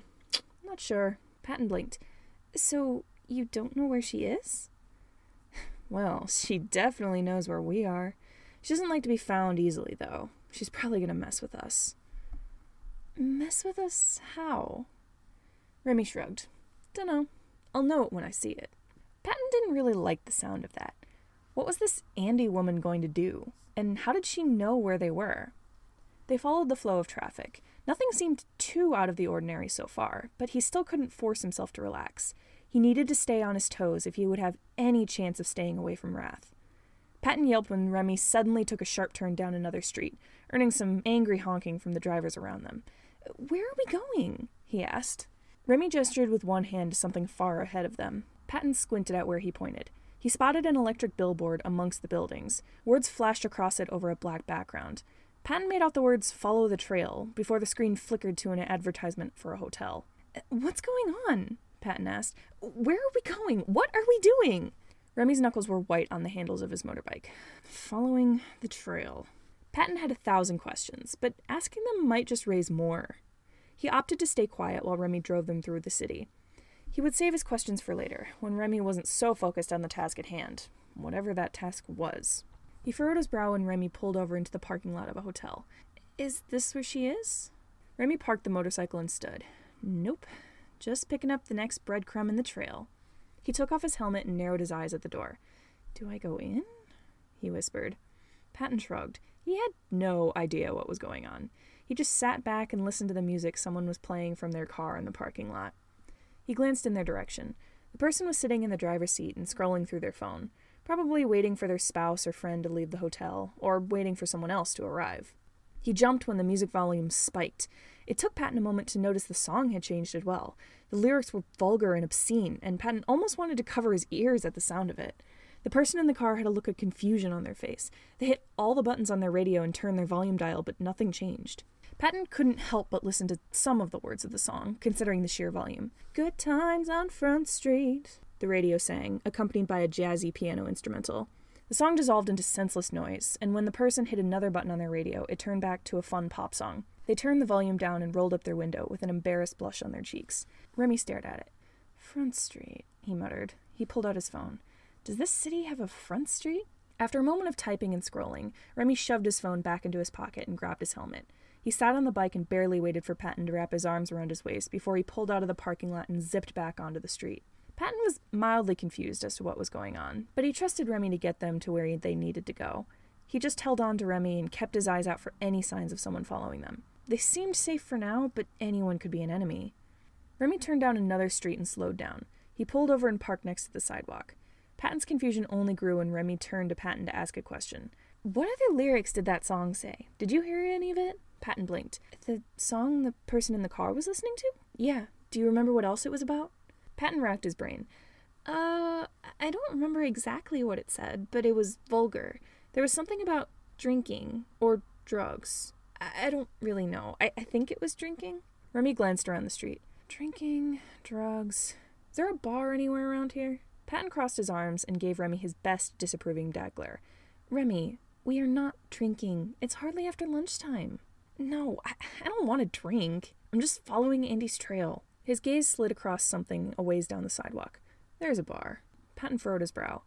"Why is that important?" Remy stared at the bar he'd seen down the sidewalk. Patton followed his gaze.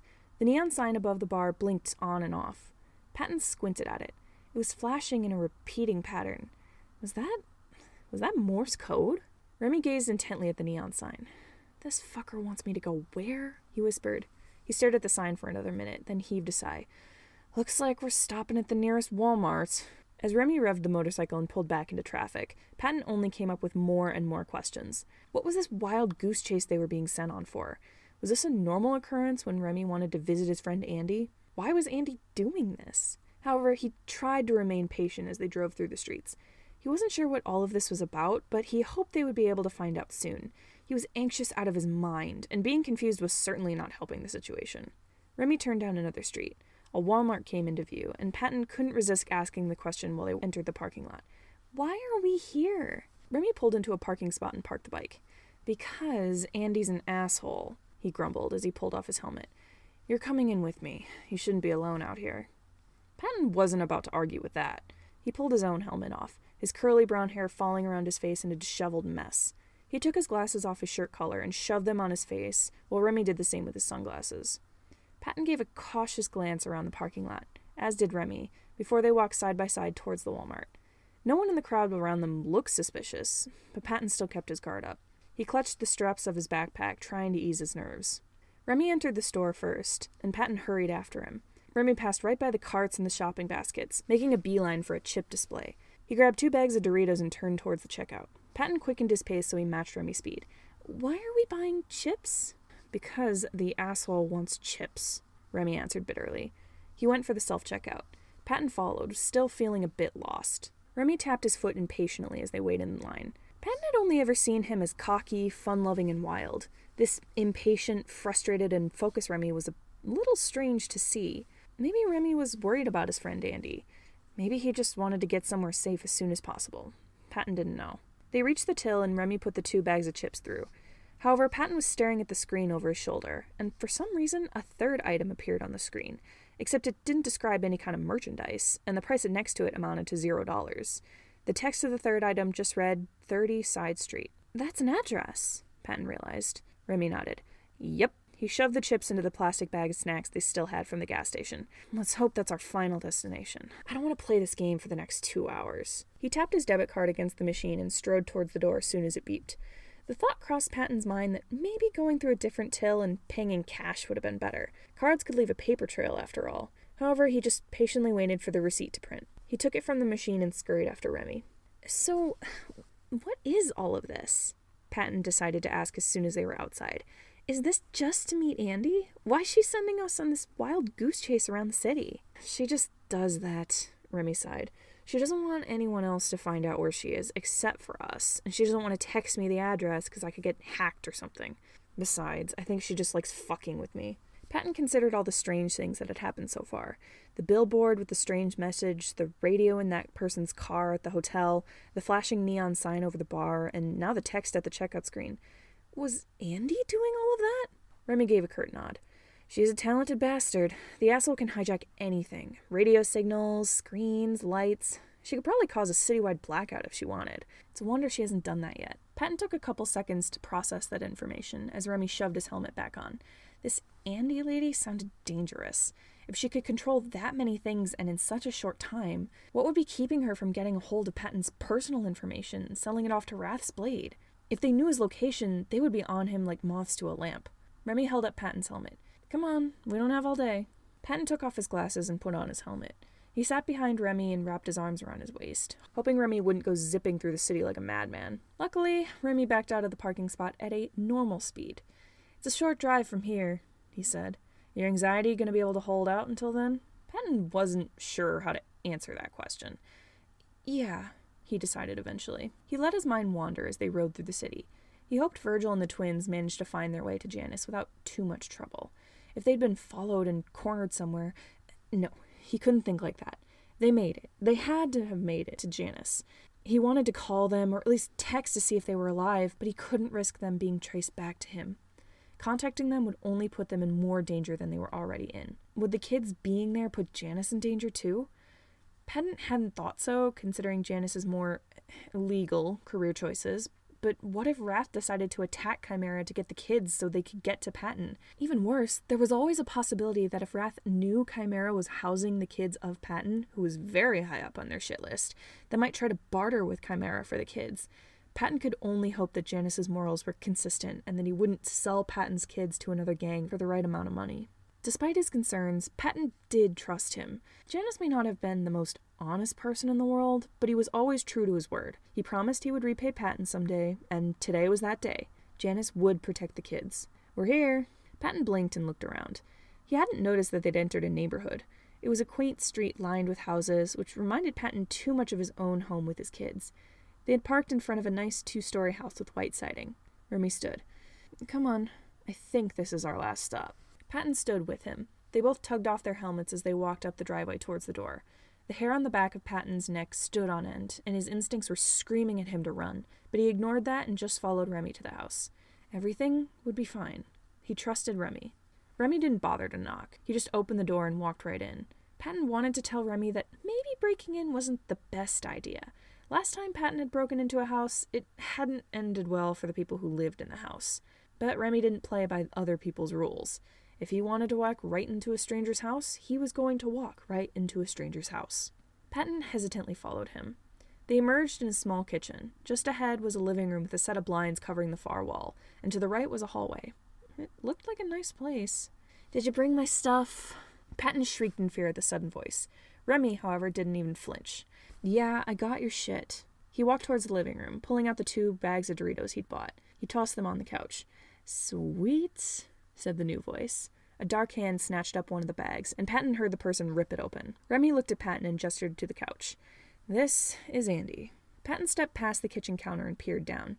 A woman with brown skin lounged on the couch, her form lost in a mess of black fabric that made up a t-shirt and a baggy hoodie. Her short black hair fell over her face in messy bangs. A laptop sat on the couch next to her. Patton blinked, a little surprised. He'd expected someone who looked a little more dangerous. This lady reminded him more of Virgil, with her whole emo aesthetic, except this woman's look was more lazy than deliberately edgy. She even looked about as young as Virgil, too, but Patton doubted she was any younger than 19. No one that young could cause the kind of havoc Remy claimed Andy was capable of. "It's nice to meet you," Patton said. "Remy told me about you." "And the stuff you can do," Remy added. "Listen, Patton's in some shit with Wrath, and we need somewhere to stay. How much will it take for you to get us a couple of fake IDs? Andy paused just before she could shove a Dorito into her mouth. She looked Patton up and down and raised an eyebrow. The dad in the double denim, a cat hoodie, and an elementary student's backpack is in deep shit with Wrath's blade? She turned back to Remy. "You're fucking with me, right?" "Unfortunately, no," Remy said. Andy snorted. "Damn, dude, what the hell did you do?" Patton's shoulders tensed automatically. He didn't want to share. It wasn't something he liked to think about.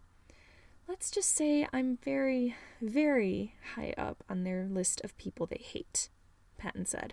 "Like, so high up, I pulled the favor with a leader of an underground crime ring so he would take care of my kids and keep them safe so Wrath doesn't kidnap them to get to me." Andy stared at him for a solid 10 seconds. "No fucking way." She grabbed her laptop off the couch and clicked a few things. She turned it around and held it up so Patton could see. "These your kids?" Patton looked at the screen, and a feeling of overwhelming relief washed over him. On screen was footage from a security camera inside Chimera Bank, the location back in Clawmore. He recognized Virgil's outlandish fashion sense, and Remus's limp right away. His kiddos had made it safely to Chimera. "Is that footage recent?" he asked. "Are they okay? Are they still in there?" Andy set the laptop back down and held up a hand. "Whoa there, Padre. You two are asking for 2 very different tasks here." She pointed to Remy. "He wants some new identities so you guys can hide out somewhere." She pointed to Patton. "And you want to see if your babies are still alive. Those are some pretty tall orders, and I don't exactly give out my services for free." "How much?" Patton demanded. At the moment, knowing if his kids were okay was more important than making sure he was safe himself. Remy sighed. "Come on, man." Andy shook her head. "Look, dude, I gotta make a living. I can't just do all this shit for free. It's gonna cost you." Remy lowered his sunglasses to stare at Andy. "I bought you Doritos." Andy glanced down at the chip bags. She scratched the back of her neck and bit her lip as if she was thinking. "Yeah, She heaved a laborious sigh. "Fine. If you guys can bring me a couple cans of Red Bull, I'll consider us even. But only 'cause I like you, Padre. You're dealing with two of the most dangerous gangs in the US of A. You've got balls. Patton wasn't sure what to do with that compliment. That is an unorthodox way of saying I have courage, but I'll take it. Anu turned back to her computer. That footage I showed you was from 10 minutes ago. Your kids left a building and didn't come back. Patton cursed in his head. The teller must not have let them in to see Janus. That wasn't a surprise. He'd hoped they'd managed to follow Patton's instructions to get inside Chimera. Can you by any chance get into the cameras underground? Patton asked. Andy furrowed her brow and shoved a couple Doritos in her mouth. Dunno, she mumbled through her food. I mean, I can, but Chimera might kick my ass if they found out I'd been poking around in their stuff. Will they find out? Remy asked. Andy scoffed. Unlikely. Hang on, I've already got a loophole into their cameras. Patton watched with bated breath as Andy clicked on a few things. She turned the laptop around for Patton to see. Here they are now. On screen was a view of a hallway in the underground base of Chimera. 2 security guards were walking down the hall. One had Roman and Remus in her arms, and the other was holding Virgil off the ground as they walked down the corridor. Patton hoped they were taking them to Janus's office.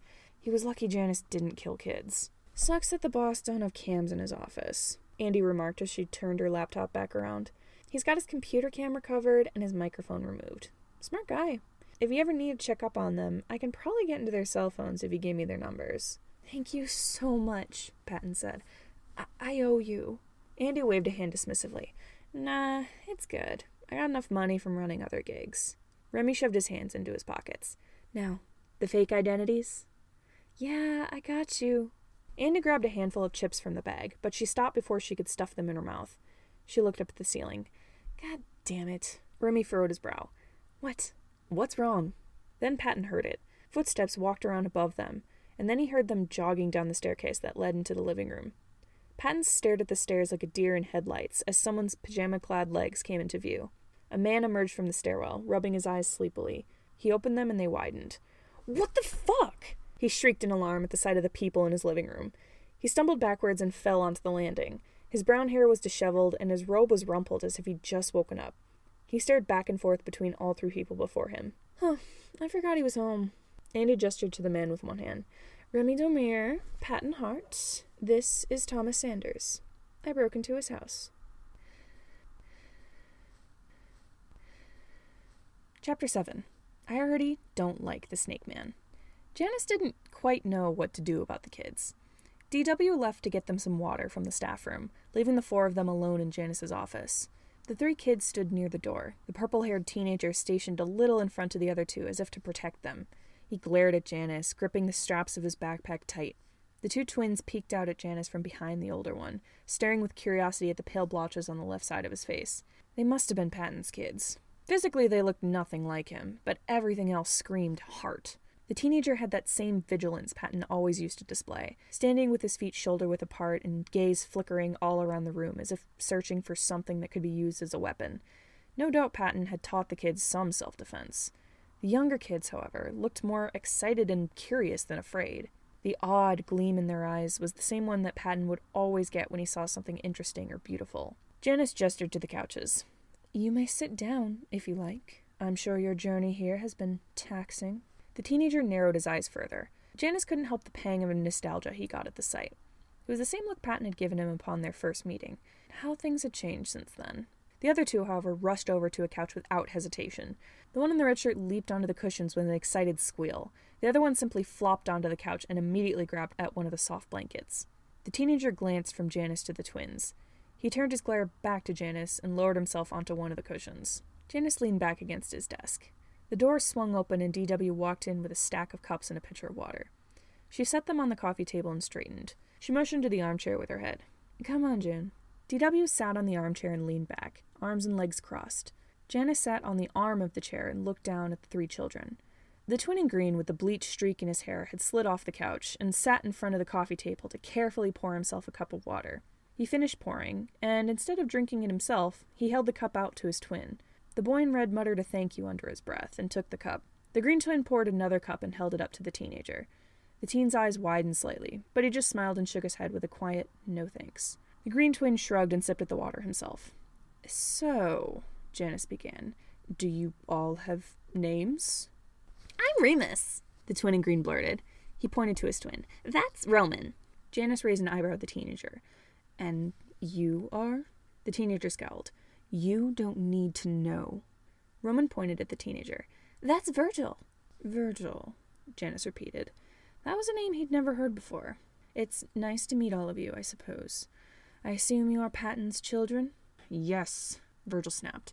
He didn't lower his glare from Janus's face, but his gaze never met Janus's eyes. So, do you happen to know why Patton Hart sent a bunch of children to us? Children who should be in school from the looks of it, Janus added, giving their backpacks a quick glance. Virgil reached into the pocket of his black and purple sweater. He pulled out an envelope with Janus's name written on it in Patton's handwriting.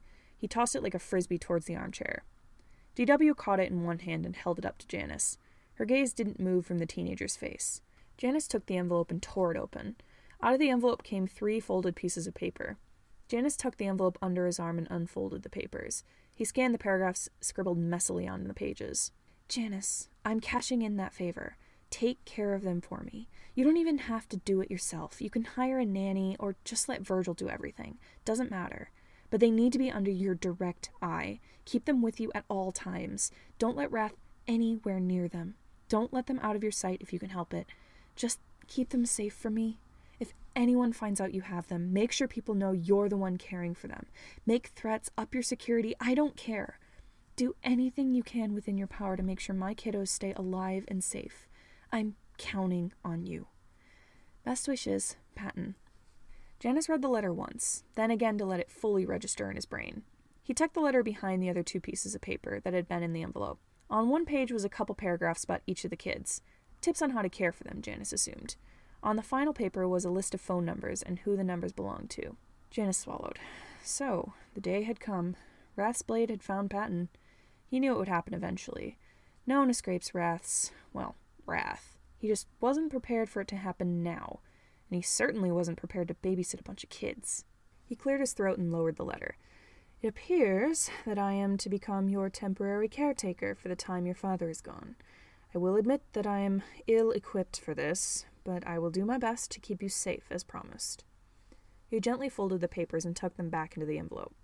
DW looked up at him with an incredulous look. Wait, we're supposed to babysit them? Yes. Janus stood. For the time being, at least. Don't worry, they're not spies for Wrath's blade. They are children of an old friend. He gave her a look that he hoped conveyed his point. DW blinked. She stood from the armchair and jabbed her thumb in the direction of the door. Janny, can we talk in private for a minute? Janus slid the envelope into the jacket of his suit.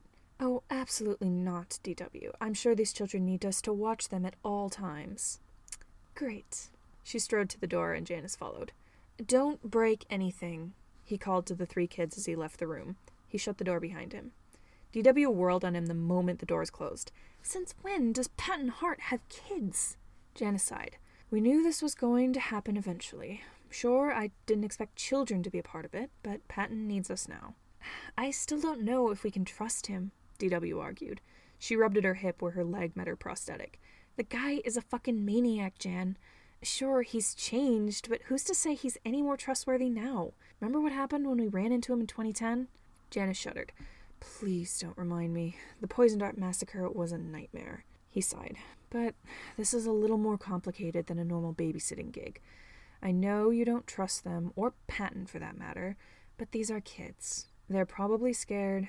They've been running from Wrath all day. DW's shoulders slumped. We're all going to be on Wrath's shit list if we keep meddling in their stuff like this. Janus shrugged. You seemed pretty eager to help these same children earlier when you went out to get coffee. She narrowed her eyes. I hate it when you have a point. She rubbed the bridge of her nose with 2 fingers, like a headache was sprouting behind her eyes. We keeping him at the house or here? Well, Patton did say in his letter that I should keep them in my sight at all times if I can. I suppose we'll have to make up the guest rooms in the house. DW shot a glance back at the door. Do you even know how to take care of kids? I'm sure it won't be difficult. How hard could watching over a few children be? Virgil wanted to make this guy's life a living hell. As soon as Mr. Chimera and his bodyguard, girlfriend, secretary left the room, Roman and Remus started taking all the blankets and throw pillows and piling them into a pillow fort. Virgil was almost tempted to tell them to stop when Remus started removing the cushions from the couch, but he decided not to. Whatever made this Janus Chimera guy's life more difficult was something Virgil could support. He just didn't trust this dude. How did he know Patton? Why hadn't Dad ever told them about Janus Chimera before? And what was with the stuff he overheard those people talking about in that room in one of the hallways? This whole place was shady as hell, and he didn't like it one bit. The door opened, and Mr. Chimera and his friend walked back in. Janus's gaze flickered to the pillow fort being constructed in his office. Annoyance flashed across his face, but he said nothing about it. He cleared his throat to get the twins' attention.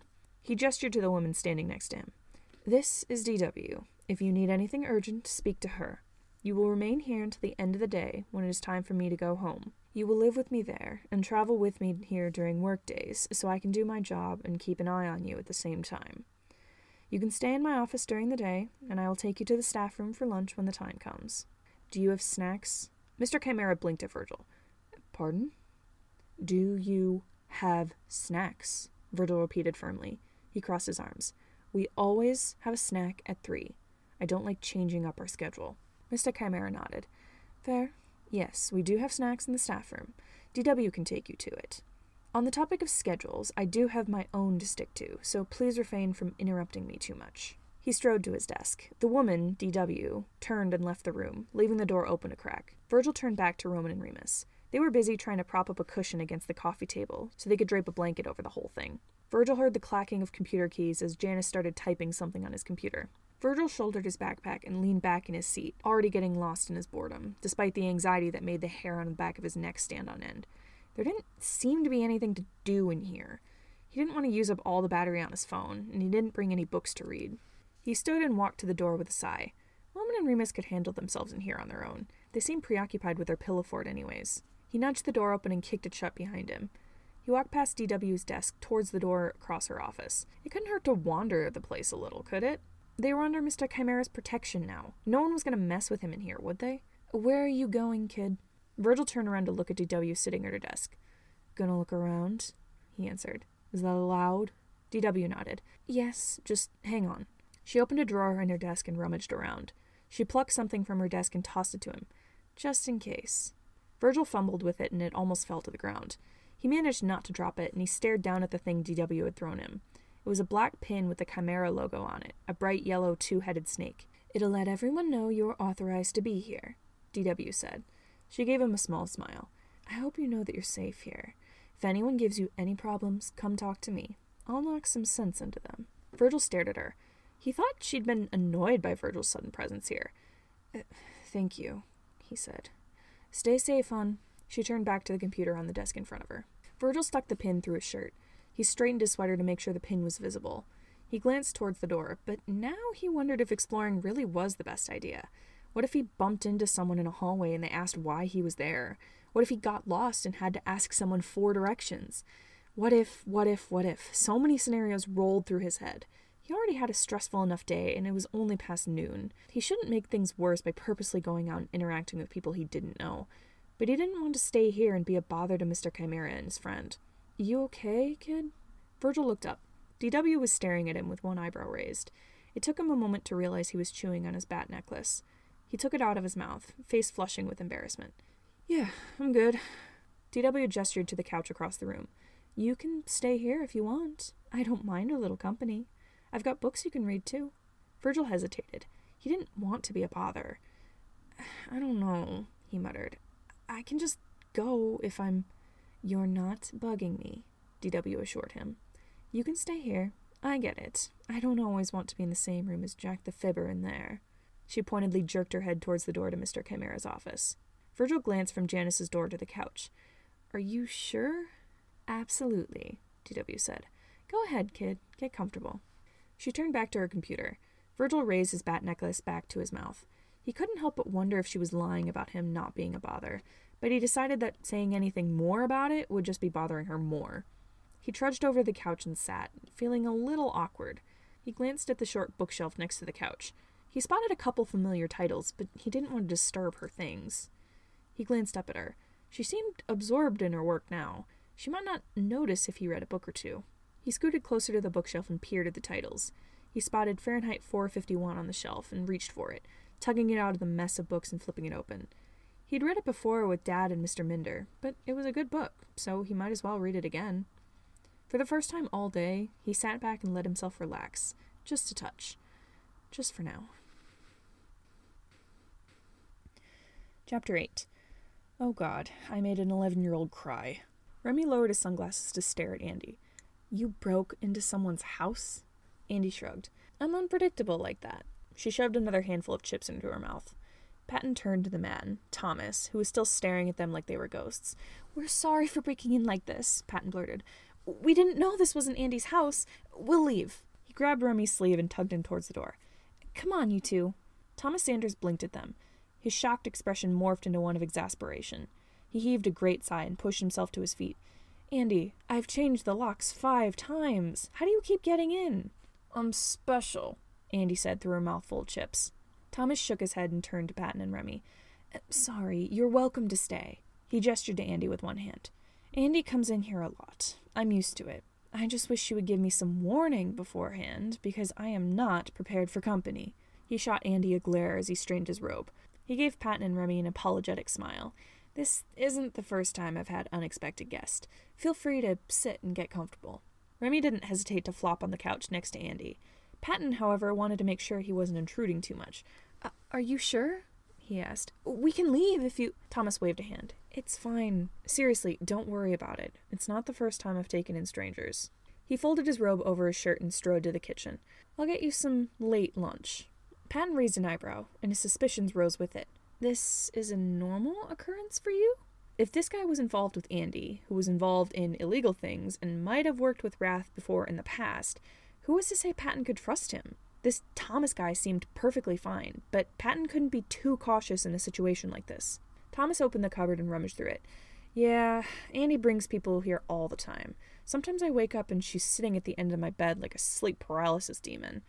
It's nothing I haven't dealt with before. He pulled a jar of peanut butter out of his cupboard.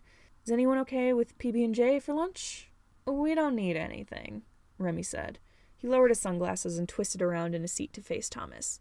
He gave Thomas a once-over and a grin twitched at his lips. There's a good enough snack standing right in front of me. Patton swatted Remy on the arm. Remy!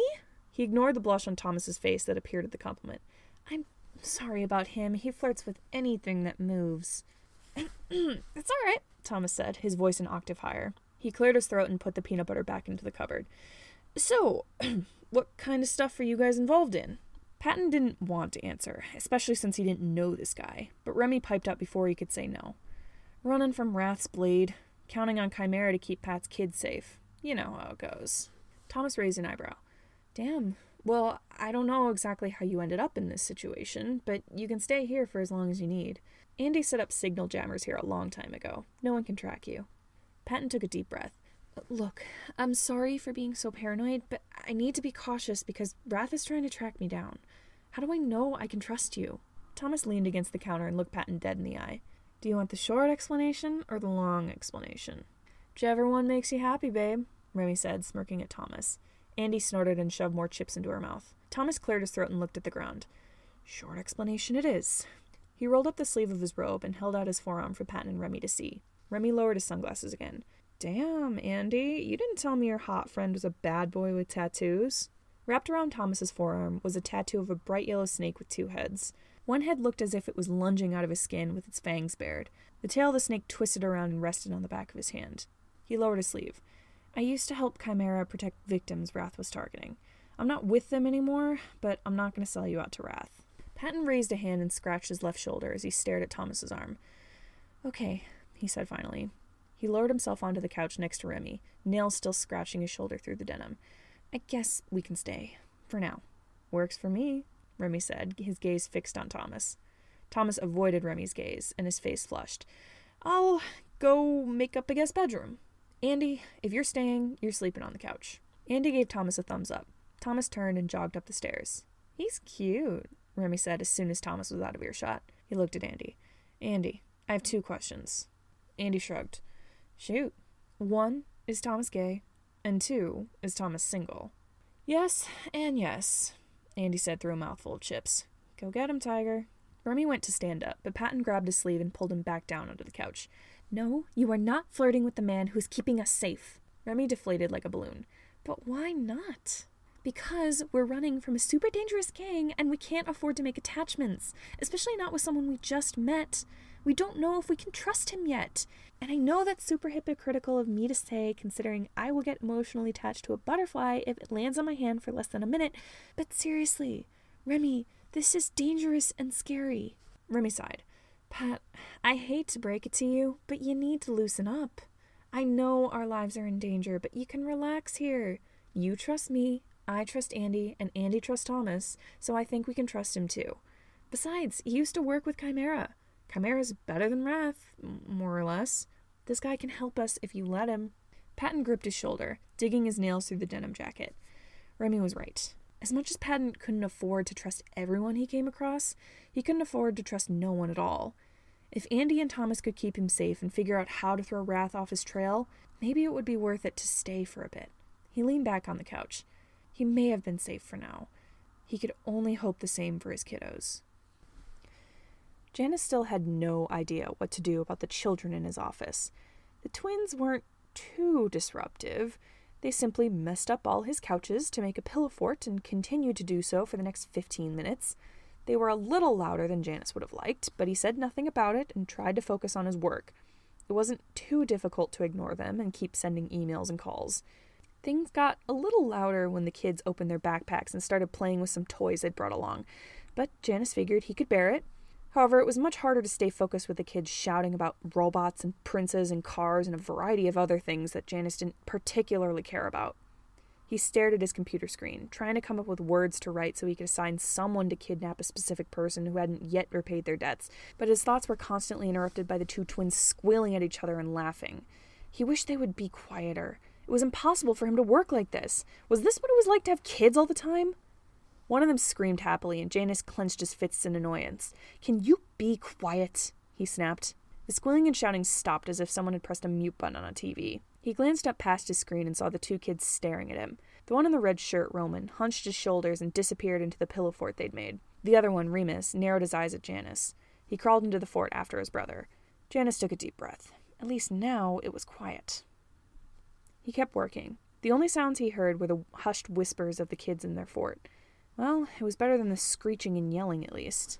He paused in his work when he heard a different sound. One of the kids took a shaky breath. Was the kid crying? Janus blinked at the fort. He stood and quietly walked over to it, a little curious. He leaned down and brushed a blanket aside to look in. The twins sat on a mess of blankets. Roman was huddled into Remus's side, tears streaming down his face. Remus whipped his head up to glare at Janus with a fury that Janus didn't think an 11-year-old was capable of. "You made him upset," Remus said. Janus straightened, staring down at the kids in confusion. Goodness, he'd never had to deal with crying children before. Was the purple-haired teenager still around to fix this? He let the blanket go so it covered the entrance to the fort. He turned on his heel and walked to the door, hoping that Virgil kid was still nearby. He gently nudged the door open and peered into DW's office. "Purple kid, are you in here?" His gaze fell on the emo teenager sitting on the couch at the other end of DW's office. Both he and DW looked up when Janus stepped into the room. "The red one is crying," he said to Virgil. "How do I get him to stop?" Virgil lowered the book he was reading. "What the hell did you do?" "Nothing at all," Janus said. "I simply asked them if they could be quieter." Virgil set the book down and stormed towards Janus and the door. "You can't just yell at them! Roman's sensitive!" He pushed Janus aside and entered his office. Janus turned to stare at the kid. "I did not yell at them. I didn't even raise my voice." Virgil ignored him and crouched down next to the blanket fort. He disappeared into the mess of blankets and pillows. Janus turned to DW with an incredulous look on his face. "What did I do?" DW shrugged. "Some kids are sensitive. You have to be careful with them." Janus sighed in exasperation. "I can't keep track of their feelings, Dorothy. I'm busy working. How was I supposed to know the kid would cry if I asked him to quiet down?" "How did you phrase it when you asked?" "I just said, 'Can you be quiet?'" Janus scoffed. "I didn't think that would end up in crying." "What about your tone?" Janus opened his mouth to respond, but his words got caught in his throat. "Oh," he said instead, his voice quiet. "I suppose I was a little snippy." He never usually paid attention to how things might sound when he said them. He shouldn't have been surprised that he accidentally snapped at the kids. "Great, now I'm an asshole," he muttered. "What time is it? I want this day to be over so we can go home." 3:00, DW answered. Janus removed his hat for a moment to run a hand through his hair. This day was crawling along at an incredibly slow pace. He wanted nothing more than to go home, have dinner, take a hot bath, and crawl into bed. But instead, he was stuck with a bunch of children. DW turned in her chair so she was facing him. Look, I'll help you take care of them. I don't really know shit about kids either, but you're gonna need someone else to help you. A little bit of relief washed over Janus when she said that. I don't know what I would do without you, Dorothy. She shrugged and twisted her chair back to look at her computer. You'd probably be dead by now. You're not wrong about that. He straightened his hat.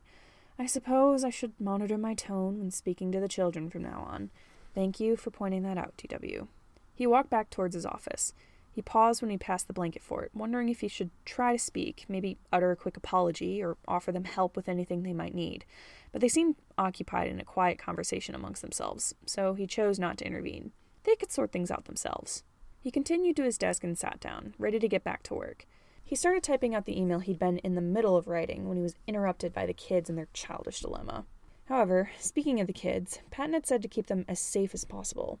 Being here with dozens of hitmen who could accidentally shoot the kids when startled might not be the best idea. Perhaps Janus and DW could work from home from now on, or at least limit their time in the office. But only until Patton returned to get his little rugrats off Janus's hands. He didn't think he could stay out of the office for too long. Janus opened his desk drawer and grabbed one of his many unused flash drives. He plugged it into his computer and proceeded to copy all of his important files to it. If he was going to be more absent for the next who knows how long, he would have to get someone to temporarily stand in for him. He would notify everyone that they could call or email him at any point if needed, but he needed someone present in his and DW's place to solve smaller problems that didn't warrant a phone call.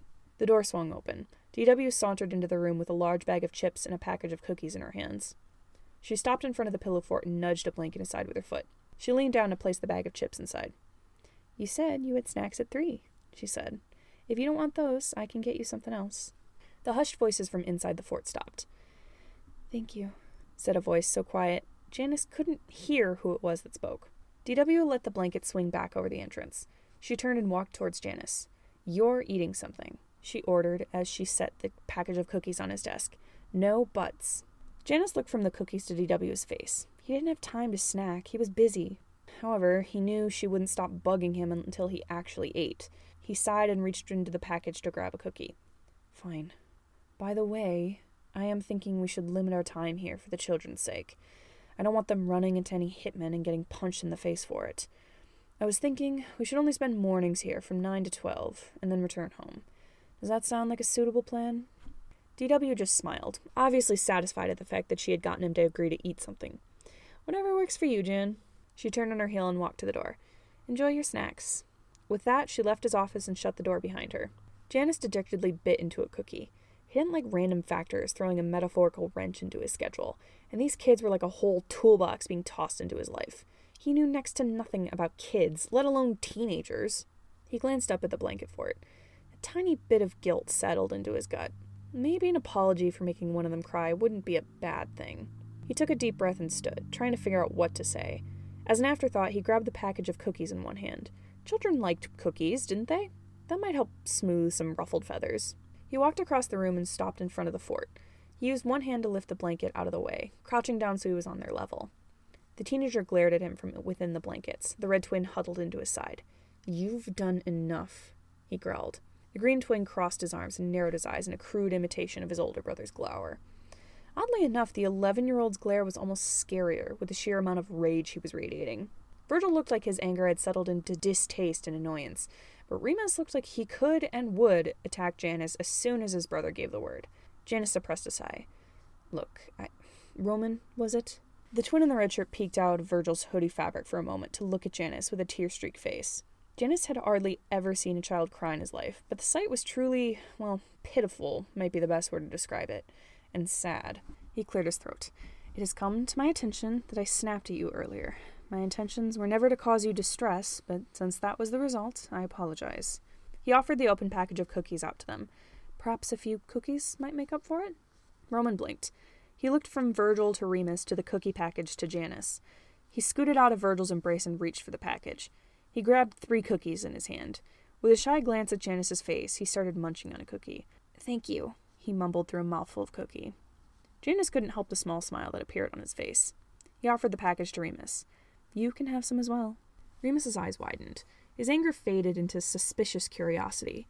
He glanced from Janus's face to the package of cookies. Janus flinched as Remus lunged for the cookies and snatched a few in his hands at a speed he didn't think the kid was capable of. Clutching his delicious prize in his hands, he scurried off further into the fort like a deranged raccoon after looting a garbage can. Janus blinked. He shook off his surprise and turned to Virgil, offering the cookies to him. Virgil just glared in response. Janus shrugged. "All right, I'll set them on the coffee table if you want any." Janus retreated from the fort and straightened. He took a couple more cookies from the package to snack on and set the rest on the coffee table that was currently covered with a blanket. Over the course of the next couple hours, the kids played in their fort as Janus worked. He emailed one of the higher-ranking agents, Moggy Sailor, and told her that she would be in charge of answering questions and such while Janus was away from the office. DW stopped in a few times, once with a book to give to Virgil that he had been reading prior to entering Janus's office. Throughout that time, the twins kept their volume lower, so not to disturb Janus, which he was grateful for. Occasionally, they left the fort to grab cookies from the package Janus left him. The package was empty within an hour. To Janus's knowledge, Virgil hadn't eaten a single one. Chapter 9. Cool. Now I'm going to cry. Virgil wanted more than anything to go back home. He sat in Roman and Remus's pillow fort and kept reading Fahrenheit 451, thanks to DW. He munched on the chips she'd brought them as he read, grateful that at least she was putting in some effort. He knew Remus might not be comfortable around her for a while, for his own reasons, but Virgil personally saw no problem with her. That didn't mean he trusted her, though. He lost track of time as the twins played with their toys and ate cookies. Eventually, when someone yanked back the blanket over the entrance of the fort, he jumped in surprise and almost threw his book at them. Mr. Chimera peered into the fort. "It's time to leave, if that's all right with the three of you." Virgil just narrowed his eyes at him. He didn't want to talk to this guy any more than he had to. Roman and Remus, however, seemed to have gotten over Janus snapping at them earlier. "Where are we going?" Remus asked eagerly. "Back to my house," Mr. Chimera answered. "For your sake, I will limit the time we spend here in the office, so most of your time will be spent at my place." He let the blanket cover the entrance again. Virgil heard his footsteps walk back across the room. Virgil glanced at the page number he was on and shut his book. He would have been perfectly content to stay here for the rest of the day. He didn't want to go to some new location where there might be new people. Oh God, what if Mr. Chimera was married and had kids? Then Virgil and the twins would be intruding on their lives, and Virgil would have to introduce himself to them, and they might even think he's weird because of all the piercings Patton had let him get, and his purple hair and all his weird fidgeting habits, and they might even judge Patton for letting Remus bleach a streak in his hair at such a young age, and he felt a hand on his knee and looked up. Roman sat next to him with a smile on his face. "It's okay," Roman said. "Nothing's wrong. We're just going somewhere else." Virgil took a deep breath. Roman was right. Everything was okay right now. Nothing bad was happening in this moment. He slung his backpack straps over his shoulders and clutched the book DW lent him close to his chest. He put his bat pendant in his mouth and crawled out of the fort alongside Remus. Mr. Chimera was busy placing folders and papers into a briefcase on his desk. He closed it and latched it shut before grabbing the handle and holding it at his side. He strode to the door without a word. Roman and Remus scurried after him. Virgil hesitated, unwilling to follow this guy anywhere, but he didn't have much of a choice. He gnawed on his bat pendant and followed him, clutching his backpack straps tight. Mr. Chimera held the door open for the twins. He kept it open until Virgil left his office, then pushed it shut. "DW, are you ready to leave?" DW stood up from her desk, her own briefcase in hand. "Yep. You let Moggy know she's in charge?" Mr. Chimera nodded. "Come on," he said to the kids, walking to the door. Virgil turned to DW as she followed after Janus. He opened his mouth to ask if he should give her book back, but he swallowed the words before they were out of his mouth. It sounded like a stupid question. Of course he would have to give it back. It was hers, after all. He couldn't just keep it. He set the book on the corner of her desk and hurried after the group. He glanced down at the yellow snake pin he'd put on his sweater earlier. He didn't really want to wear something that associated him with this weird business, but if it would keep him more or less safe, he might as well keep it on. He just wasn't sure if it was supposed to stay in this place or if he was allowed to wear it outside. He covered it up with his backpack strap, just in case. They left DW's office. Mr. Chimera led them down the hallway directly in front of them, and Virgil glanced into the corridors that branched off from this one as they passed. "What exactly is this place?" Virgil asked before he realized what he was saying. Mr. Chimera glanced back at him. "Pardon?" Virgil gulped, anxiety flaring, but he took a deep breath to calm himself. "This clearly isn't just a banking business. What's with all these halls down here?" Mr. Chimera turned back around to face the front. "Living quarters," he answered. We have employees who prefer to live here for their own safety. Is this the only floor below the bank? Virgil asked. Janus paused. No. He didn't elaborate further. Virgil watched as Roman and Remus excitedly ran down the hall. Virgil hoped Remus's leg wouldn't give out from all the running and walking he'd done today. They reached a set of elevator doors at the end of the hallway. A couple people stood in front of them, chatting amongst themselves. They spotted Mr. Chimera and nodded in greeting. Virgil gave both of them a quick once-over. Neither person was dressed like they should be working in a bank. One wore a white leather jacket, bright yellow snake printed on the back, which clashed with her purple hair and its pigtails. The other wore her dark hair in a tight ponytail that rested on the shoulder of her black polo shirt. A blue necktie accentuated the outfit. He wouldn't have given her a second thought, but a holster rested on her hip with a gun tucked into it. Oddly enough, her face looked a little like Mr. Minder's. Her outfit looked like what he usually wore too, minus the gun. The woman with the gun turned and left with a nod of acknowledgement at the group. The lady with the purple hair bounced on her feet, which Virgil only just now noticed were covered by knee-high white boots. A purple skirt swished around her legs. Mr. Chimera pushed a button on the elevator. "Hello, Moggy," he said to the woman. The lady turned to look at him, and Virgil caught a glimpse of her face. Purple makeup covered her eyes, and her red lips stretched into a smile. "Hey there, Janny. You said you need someone to hold down the fort while you're gone?" Her eyes drifted across the kids, and she whirled around to face them with an excited gasp. "Oh, you must be the darling things he mentioned in his email. Aren't you the cutest things?" Remus flinched at her loud voice and hid behind Virgil. Mr. Chimera cleared his throat. "Miss Sailor, we're going to be spending more time at my house. Are you able to carry out some simple duties in my absence?" "Well, sure thing, Janny. You can count on me." The elevator doors opened. Janus ushered Roman and Remus in. DW followed, and Virgil reluctantly stepped in after them. He placed himself between Remus and Miss Sailor, just to help Remus feel a bit safer. Miss Sailor pushed one of many buttons. Virgil stared at all the numbers, wondering just how many floors there were in this place. "You don't have to worry about a thing," Miss Sailor said to Janus. "I'll take care of everything while you're busy." A hand tugged on Miss Sailor's jacket. Virgil glanced down to see Roman standing next to her, staring upward as if transfixed by her hair. Roman let go of her jacket and pointed up at Virgil. "You have the same hair." Miss Sailor turned to Virgil, and his anxiety made his entire body tense at the thought of interacting with someone he only just met. She smiled even wider, which Virgil didn't think was possible. "Well, look at that!" she exclaimed. "We sure do! Lovely dye job, by the way. Who did that, if you don't mind me asking?" Virgil fiddled with his sleeves, looking anywhere but her eyes. "Did it myself." His voice was hardly a whisper compared to her excited chatter. He silently cursed himself for not speaking louder. "Wow, you are skilled," she chirped. She lifted one ponytail. "I don't think I could have done this on my own." The elevator doors opened. Virgil found himself walking closer to DW as they stepped out into a well-lit room. It only took him a moment to realize that they had ended up in the main bank area, just behind the counter. Miss Sailor walked over to one of the empty teller chairs. "Have fun, Janny! Let me know if you need anything else." Mr. Chimera skirted around the corner and made a beeline for the door. DW and the others trailed after him. Roman smiled and waved at Maggie, and she waved back as they passed. Virgil kept his grip tight on his backpack strap and stuck his bat necklace back into his mouth. A dozen scenarios wandered through his head. Did Mr. Chimera have any family living at home with him? Would they hate Virgil and the twins? Would he devolve into a cruel, anger-fueled asshole the second they were out of the workplace? Would he just dump the kids in a random room and leave them to their own devices with no help at all? They left the building. Mr. Chimera led them around to the parking lot in the back. Virgil felt Roman grab his hand and give it a reassuring squeeze, which did help to ease his anxiety a little, but it also made him feel a little pathetic. He was 15 years old. He should be able to handle himself. He shouldn't need an 11-year-old to reassure him like this. They approached a sleek black car, the same one Virgil had seen DW exit when she pulled up to the Starbucks earlier that day. DW went around to the driver's side as Mr. Chimera approached the passenger door.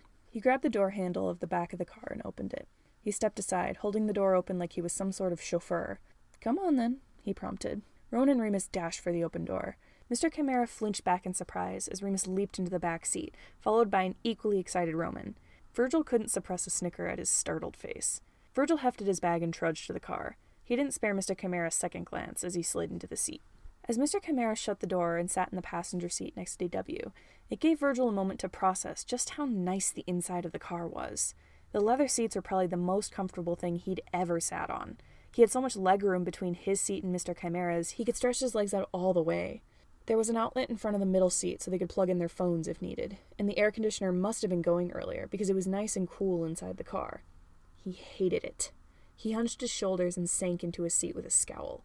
He wished he could have been in Patton's old station wagon, with its worn-out seats that had been used countless times to take Roman and Remus to drama club, and its AC that broke every summer, and its radio that didn't work half the time, so Virgil would plug in his own music to listen to while Patton was driving. This was unfamiliar and strange. It felt like no one had inhabited the back seat of this car in ages. DW pulled the car out of the parking lot and into the street. Remus, who was sitting in the other window seat, turned his attention to the window in the door. He flicked the switch back and forth, rolling the window up and down. He always did the same in Patton's vehicle, a constant habit. Virgil gazed out the window as they drove through the streets. He hardly ever came uptown. More stores lined the sidewalk, and they even passed by a couple malls. The downtown area was a bit less populated from what he saw. There were more diners and cafes than chain restaurants, and smaller local stores rather than chain stores and malls. It was a lot nicer downtown. He didn't like being here in this busy part of the city. It didn't take long to reach their destination. They ended up driving out to the edge of town to an area that was taken up by huge houses, so big that he could probably classify them as mansions. He spotted one with a 3-car garage and a front lawn bigger than Dad's entire house. Rich people always have to take up as much room as they could, didn't they? They drove into the cul-de-sac and pulled into the driveway of one of the slightly smaller mansions. DW parked the car and opened her door. "We're here." Virgil opened his door and stepped out of the car. He gazed up at the house in front of them. It was 2 stories high, painted white with a wraparound porch. 2 beautiful columns framed the steps that led to the doorway, as well as a balcony on the 2nd floor, right above the porch. 2 more columns held up the roof over the corners of the porch. There were 4 windows on each side of the front of the house, each one with a set of shutters. A flower bed traced the house below the porch. A variety of flowers sprouted from the dirt, providing a pop of color from the otherwise colorless house. DW and Mr. Chimera grabbed their briefcases from the back of the car and made their way to the door. Roman and Remus hurried after them, but Virgil hesitated. This place didn't look like home. He couldn't see himself actually being able to settle down here, not even for a week. However, he didn't have much of a choice. He trudged forward, chewing on his necklace to calm his nerves. Mr. Chimera pushed the door open and flicked on the light switch. "Welcome to your temporary home," he said. Virgil followed the twins inside. A wide-open, spacious room greeted them. To the left were couches and chairs, with soft pillows and blankets draped all over them. The large windows in the walls were covered by blinds, but sunlight from the setting sun peeked through. To the right were bookshelves, and a TV was propped on a wooden coffee table in the far wall. Directly ahead across the room was a hallway with 1 door at the end and 2 others, 1 in each wall to the sides. Another door sat in the wall off to the right, and another one was in the wall perpendicular to it, next to the hallway. Roman's mouth fell open as soon as they stepped inside. "Oh my God, you live in a castle," he whispered. DW smiled. "Well, it's not the biggest castle, but it works for us." "Is it only the 2 of you?" Virgil asked. He stared down the hallway, half expecting someone to walk through the door at the end. "Sometimes," Mr. Chimera answered, which didn't really ease Virgil's nerves. Mr. Chimera set his briefcase down next to one of the couches. "DW can show you to your bedrooms while I get started on dinner." He walked down the hallway and disappeared into the door on the left. DW walked across the room to the right, towards the door next to the hall. "Come on, kiddos." Virgil stiffened at the nickname. Dad always called them kiddos, and as far as he was concerned, he was the only one who was allowed to call them that. He kept his mouth shut and just followed her to the door. Roman and Remus ran after her, all too eager to explore this new place they had found themselves in. DW opened the door and the kids followed her through. They ended up in a dining room. A decent-sized table took up most of the room. Directly to the right was another door. DW led them through and they ended up in a stairwell. The stairs led upward and took a sharp turn to the left. Remus's shoulders slumped when he saw the stairs. "My knee hurts," he whispered. Virgil didn't think he could carry Remus up a flight of stairs, but he held out his arms. "I got you, Ree." Remus raised his arms and let Virgil hoist him up. Virgil struggled a little with the weight, but he tried not to show how much effort it took to lift Remus. He started up the stairs after DW, who was already on the landing at the turn in the stairs. Roman ran ahead of the 2 to catch up with DW. "I'm sorry," Remus muttered. "It's okay, Remus," Virgil reassured him. "I don't mind." Remus rested his chin on Virgil's shoulder. "Dad could do this if he was here." He wrapped his arms tighter around Virgil. "I don't like this guy. Why couldn't Remy take care of us?" Virgil swallowed. How was he supposed to answer that? "It's complicated," he said finally. Dad's in some trouble, and Mr. Chimera is gonna keep us safe until Dad comes back.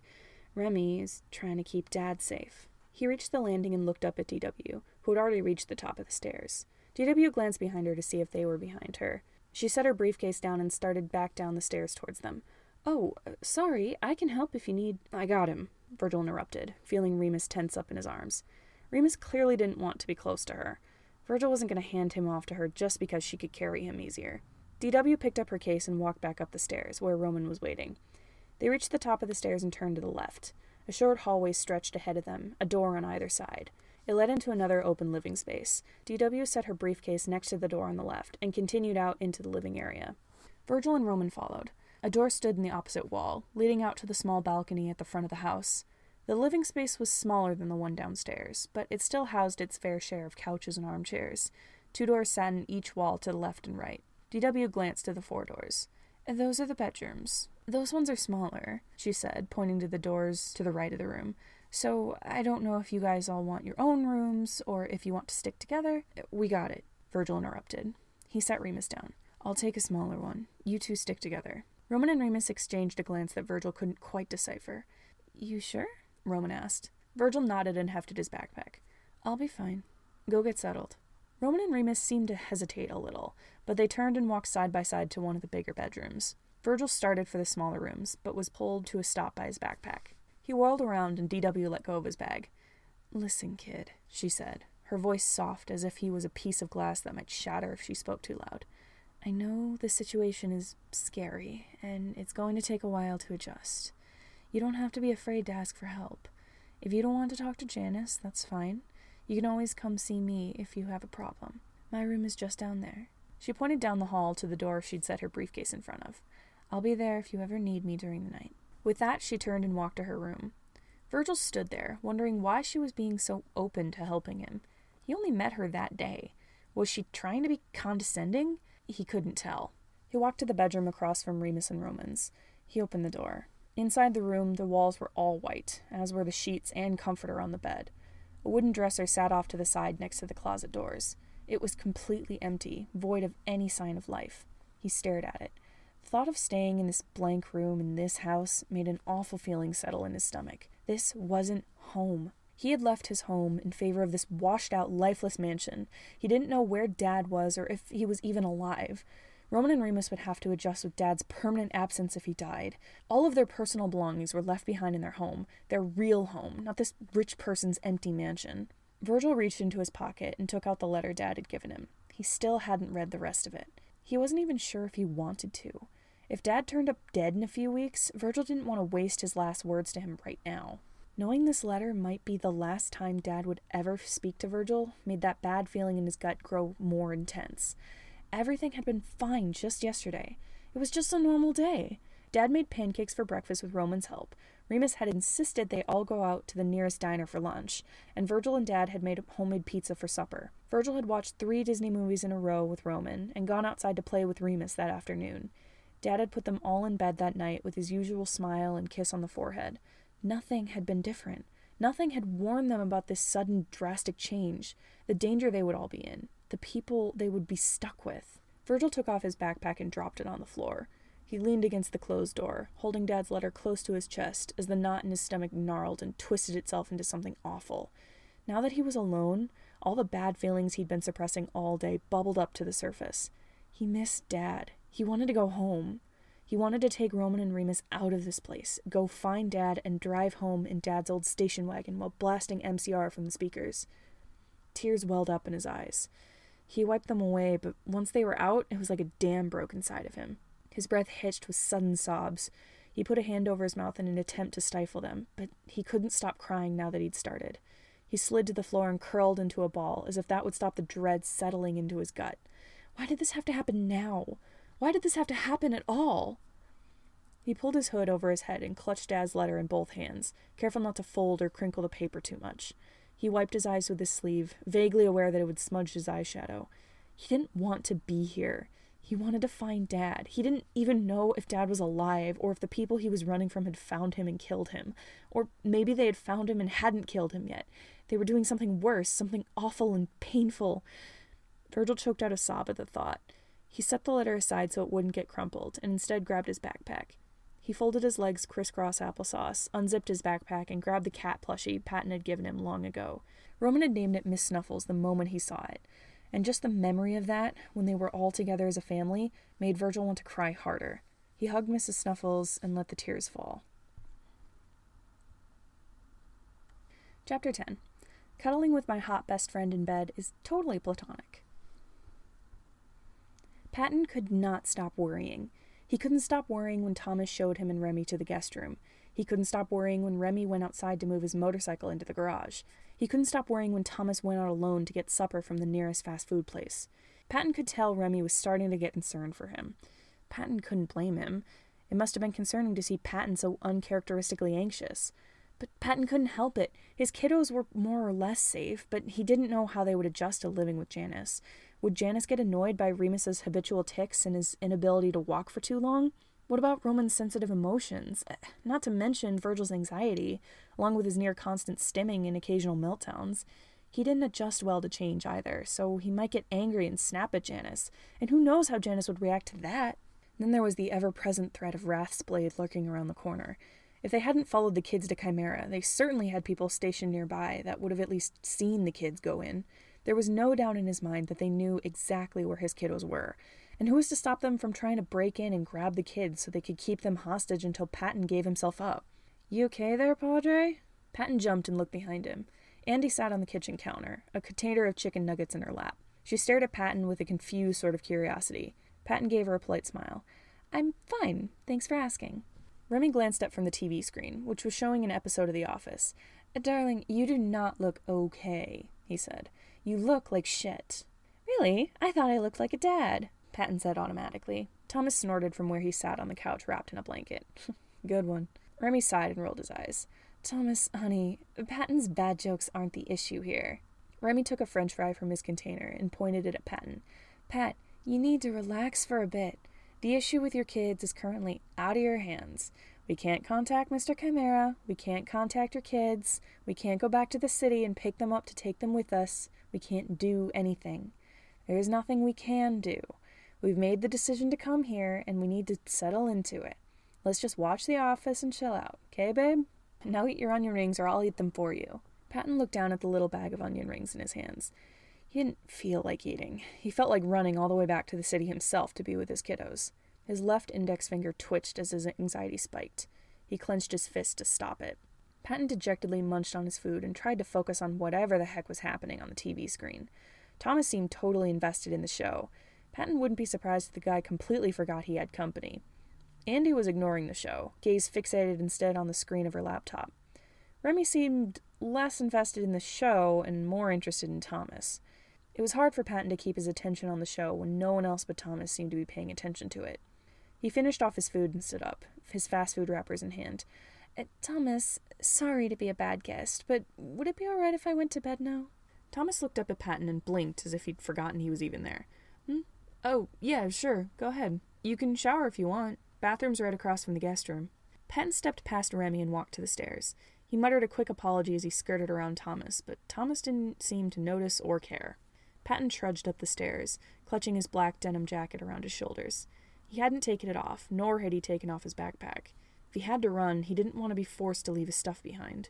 He walked down the hall to the room Thomas had prepared for Patton and Remy. He flicked on the light switch. It was a fairly small room, but it would work for them. He took off his backpack, tossed it to the floor, and threw his food wrappers into the trash can. He might as well shower while he was relatively safe. He didn't know if he would get a chance later if he had to run away. He told himself he would only have a short shower as he stripped off his clothes in the bathroom. However, as soon as he stepped under the warm water, all the tension that had built up in his muscles seemed to wash away down the drain. He was safe, at least for now. He could afford to have a shower longer than 5 minutes. He took a much-needed breath and leaned against the wall, letting the water wash over him. He had been so unprepared to go on the run like this. He wished he had more time to mentally steel himself for this situation. Of course, he knew it would happen eventually. He would have to be stupid to think he could ever escape from Wrath. It was inevitable that they would track him down. He guessed he just managed to trick himself into thinking everything was fine, that maybe Wrath wouldn't come for him, and he could live peacefully with his kiddos. God, what an absolute fool he'd been to believe that lie. He ran a hand through his hair. all the anxiety he felt earlier left him with one great sigh of relief, leaving him weary and tired. He absently scratched at his left shoulder. It was his fault Remy was in danger with him, and the thought sent a pang of guilt through his heart. Patton could have just run off on his own. He didn't need to drag Remy into this. Patton shook his head. No, he didn't need to wallow in guilt right now. He just needed to relax. He scrubbed some soap over his shoulders and took a deep breath. He was fine right now. He didn't have to worry about Virgil or the twins or Janus or Remy or Wrath. All he had to do was chill out and settle into the decision he'd made. A dull pain throbbed in his left shoulder and he winced. He glanced at it. He hadn't realized he was scrubbing his shoulder so hard. The skin was red and raw. He ran his hands through his hair instead. He should probably get out. He didn't know how long he'd had the water running. He shut off the water and stepped out. He let his mind wander as he dried off and got dressed. He tried not to focus on Wrath or anything else that might trouble him, but it was hard not to as he wrapped himself in a towel and made his way back to the room he was sharing with Remy. He was more than ready to go to bed after the long day he'd had. He rummaged through his backpack and grabbed a t-shirt. He would have loved to bring his cat onesie, but he didn't have room for it. He pulled on the clean shirt and a pair of boxers, then sat down on the bed. He would either sleep like a baby tonight or not be able to sleep at all for fear of Wrath finding him. There was no way to tell. His thoughts might just keep him awake, but he couldn't help it. Wrath might have followed them here. Maybe Wrath had found them and was just waiting for everyone to go to sleep so they could attack Patton while he was off his guard. What would they do with him then? Kill him? Demand ransom money to set him free? Torture him? Try to use him against Chimera somehow? The endless possibilities were all horrible. He stood and walked to the window. He peeked out from behind the curtains to glance outside. He didn't see anyone nearby. That was good, at least. He spotted a tiny glowing speck outside below the window. He squinted and saw the dark silhouette of a person holding the glowing dot. Patton unlocked the window and opened it. "Hey, Remy. Smoking something off?" Remy looked up and lowered his cigarette. Smoke trailed from his mouth, and he grinned when Patton's joke landed. "Nah, Thomas is still watching The Office. The guy's hypnotized by it, I swear. Impossible to flirt with him when he's only got eyes for John Krasinski." Patton shrugged. "Fair."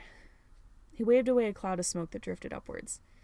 "You feeling okay, Pat?" Remy asked. He took a long inhale of his cigarette. "You seem really on edge." Patton snorted at the absurdity of the question. Why wouldn't I be on edge? "Fair point." He blew a plume of smoke in from his mouth. "You want to talk about anything?" Patton sighed and ran a hand through his hair. There were a few things he was worried about, but he didn't want to dump everything onto Remy all at once. "I'm worried about being on the run," Patton admitted.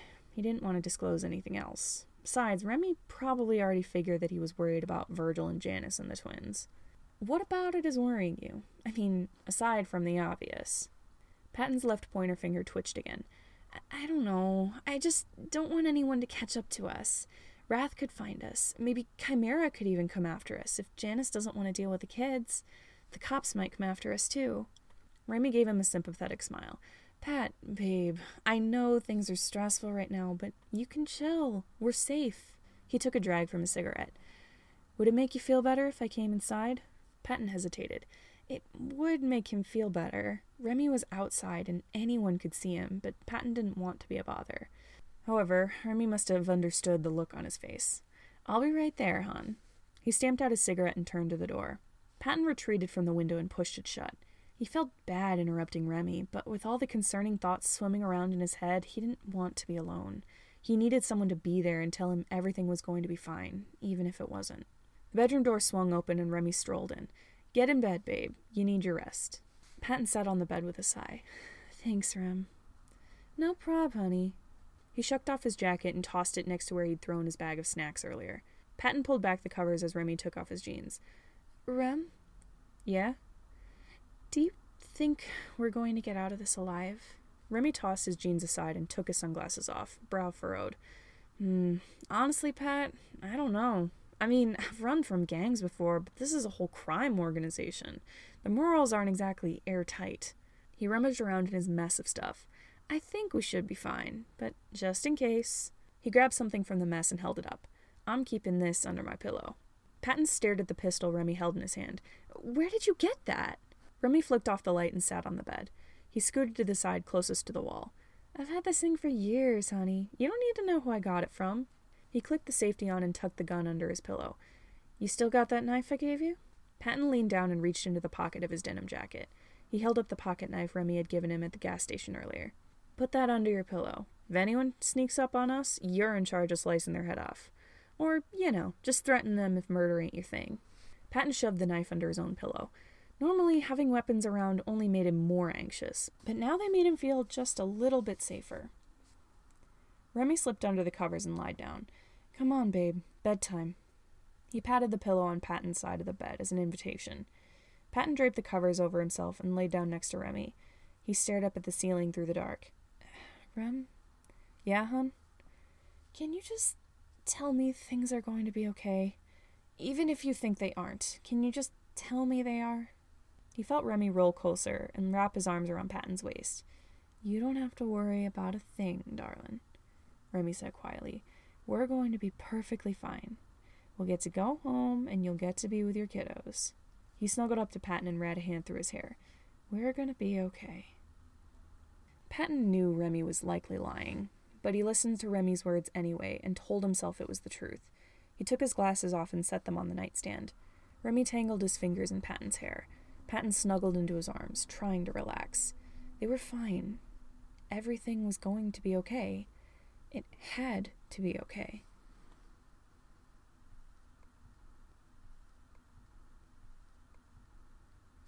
Chapter 11. My nerd boyfriend is stupid, and I love him. Janus placed the lasagna dish on top of the stove and took off his oven mitts. "DW," he called. "Dinner's ready." Footsteps pounded down the hall, and DW burst through the door within seconds. "Lasagna?" Janus nodded. "Dig in, I'll get the children." DW rushed past him to dish up her food. He barely managed to conceal an eye roll as she hurriedly grabbed a plate from the cabinet. He swore that DW loved his cooking more than she loved him. He grabbed his jacket and tie from where he'd draped them over the counter so he could take them back to his room. He had spent the better part of an hour making supper. Hopefully having 3 more people in the house would keep him and DW from having so many leftovers. He walked through the dining room towards the door that led to the stairwell. Oddly enough, he wasn't sure what to say to the children when he went to retrieve them. Was he supposed to formally invite them to dinner? Just yell down the hallway that there was food and wait for them to come scurrying out of the rooms like a pack of hungry rats? He reached the top of the stairs and walked down the hall, tossing his jacket and tie into his room as he passed. He glanced back and forth between the doors on either side of the upstairs living space, wondering which of the kids he should speak to first. The twins might have a better reaction to his presence, but he got the feeling trying to convince Virgil to come downstairs with everyone else would be a bit of a hassle. Maybe he should get Virgil over and done with first. Janus approached the door on the right and knocked. "Virgil, dinner is ready." Silence. "I'm not hungry," a quiet voice said finally. Janus furrowed his brow. Was it just his imagination, or did it sound like Virgil had been crying? "Are you sure?" Janus asked. "If you like, I can bring something up for—" "No!" Virgil snapped. Janus heard a sniffle from behind the door. "Go away." Janus hesitated. Oddly enough, he felt the urge to go inside and check on the kid to make sure he was okay.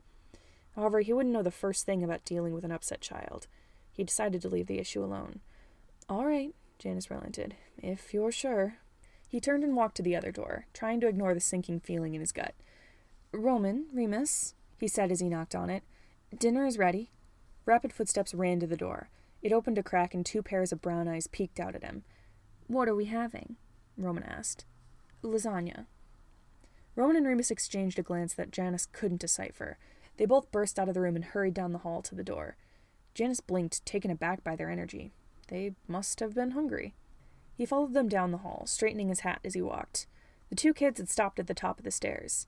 Janus wondered why they weren't running down to the kitchen, especially since they seemed so excited to get there at first.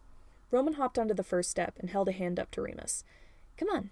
Remus seemed to hesitate, but he took Roman's hand and stepped onto the stairs with his left foot, barely placing any weight onto his right. He followed Roman down the next couple steps that way until Janus caught up to them. He hadn't noticed that one of the twins had a limp.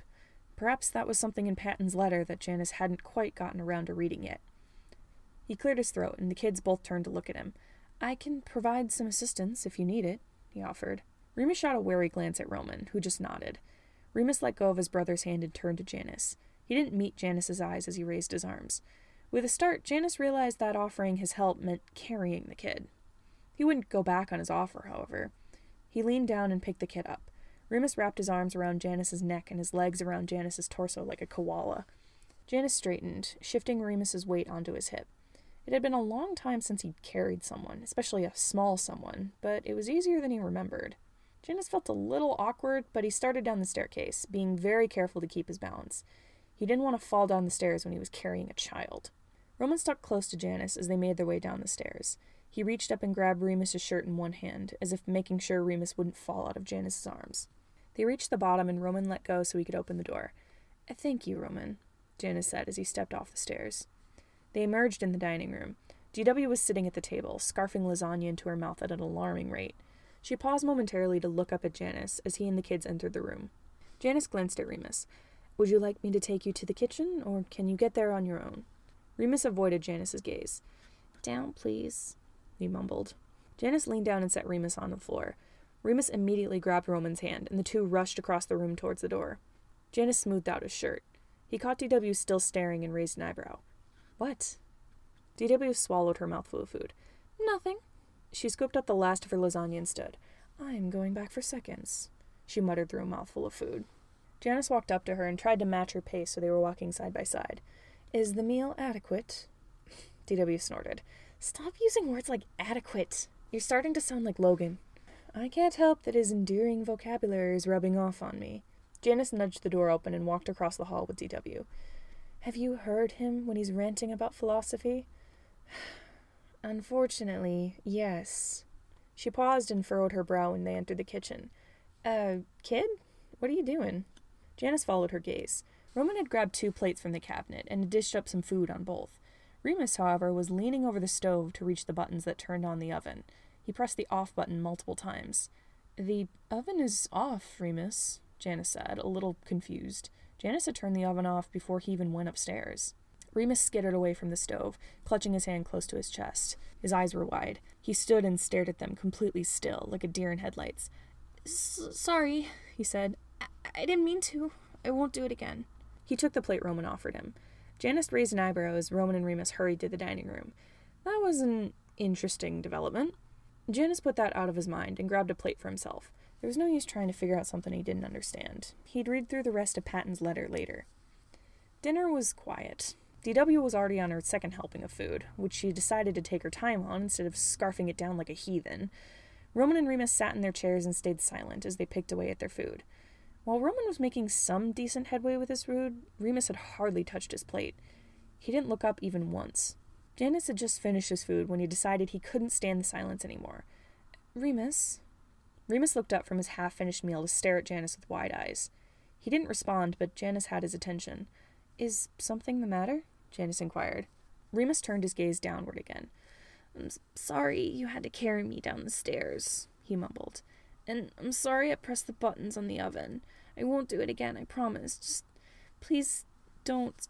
He shrank down in his seat and scratched at his arm under its sleeve. Janus blinked. That's what the kid was worried about? Children. They focused on the littlest things to get concerned about. "It was no issue," Janus reassured him. "I'm perfectly capable of helping you up and down the stairs whenever you need it. As for the oven, it's no matter to me. It may confuse me, but it doesn't bother me." Remus was silent for a moment. "Really?" "Yes." He stood and picked up his plate. "I hope the meal was all right. I mean, it's not like I'm an experienced chef who's had years of practice, but it really has been a while since I've made this." He reached for DW's empty plate. "Are you going back for thirds, or should I start dishes?" DW stood and took his plate from his hands. "No, you did dishes last night. It's my turn." "Oh, come on, Dorothy. Surely you know I'm absolutely incapable of washing my own dishes by now." DW picked up her own plate. "My turn for dishes. No take-backsies." "You are acting like a child." "No, you." Janus scoffed. "Oh my goodness, fine. I'll bring Virgil some food, see if he wants anything."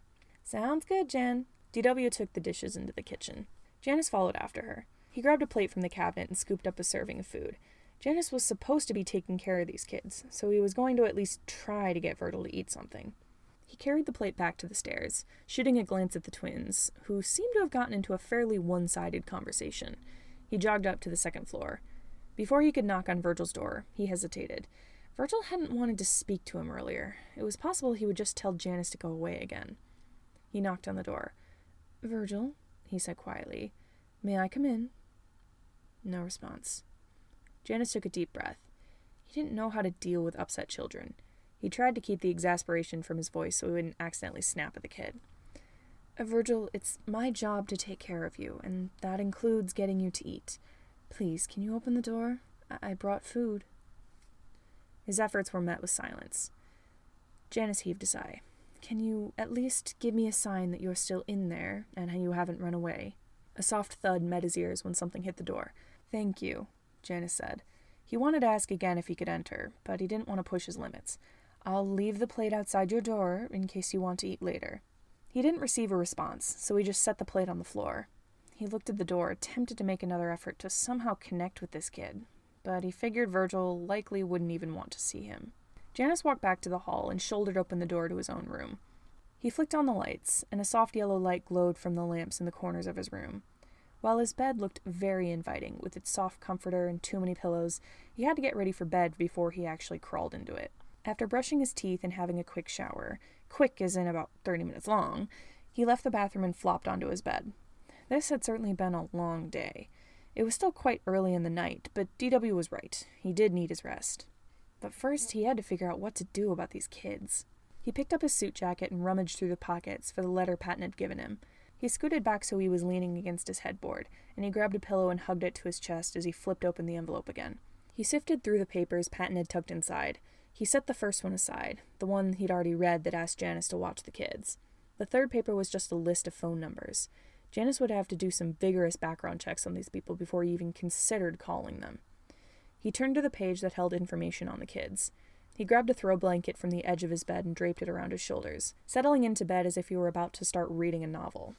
Janus, here's some general information on my kiddos and how to take care of them. I know you're a little inexperienced with caring for kids, and my kiddos can be a little different from most, so I figured I'd give you a bit of advice. Roman is very emotional. Please don't snap at him if you can help it. He'll probably start crying if shouted at. If he's doing something he shouldn't be, please try to work it out with him without getting angry. Remus has a bad knee that never healed properly. He can't walk or run for long, and stairs are a problem. Virgil can carry him, but please be patient with them. Remus also has OCD. It's undiagnosed because I don't want any legal records connecting them to me, so therapists haven't been an option, but their tutor/counselor has confirmed that a lot of the symptoms match up.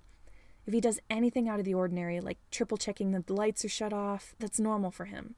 We've been working on keeping him from relying on those habits, but if you see him doing anything, don't stop him. Making him ignore it makes things worse. It's a long process, and some of the progress we've made will go backwards. Be patient with him, please. Virgil has anxiety and autism, also undiagnosed. He has panic attacks, meltdowns, and shutdowns often. He cries a lot during meltdowns and sometimes screams. I know you're familiar with this, but I'll say it anyway. Don't try to restrain him during a meltdown. It's similar for panic attacks, but he gets scared and might hyperventilate. In that case, physical touch can be comforting, but ask first. If you're going outside with him, make sure he has his headphones.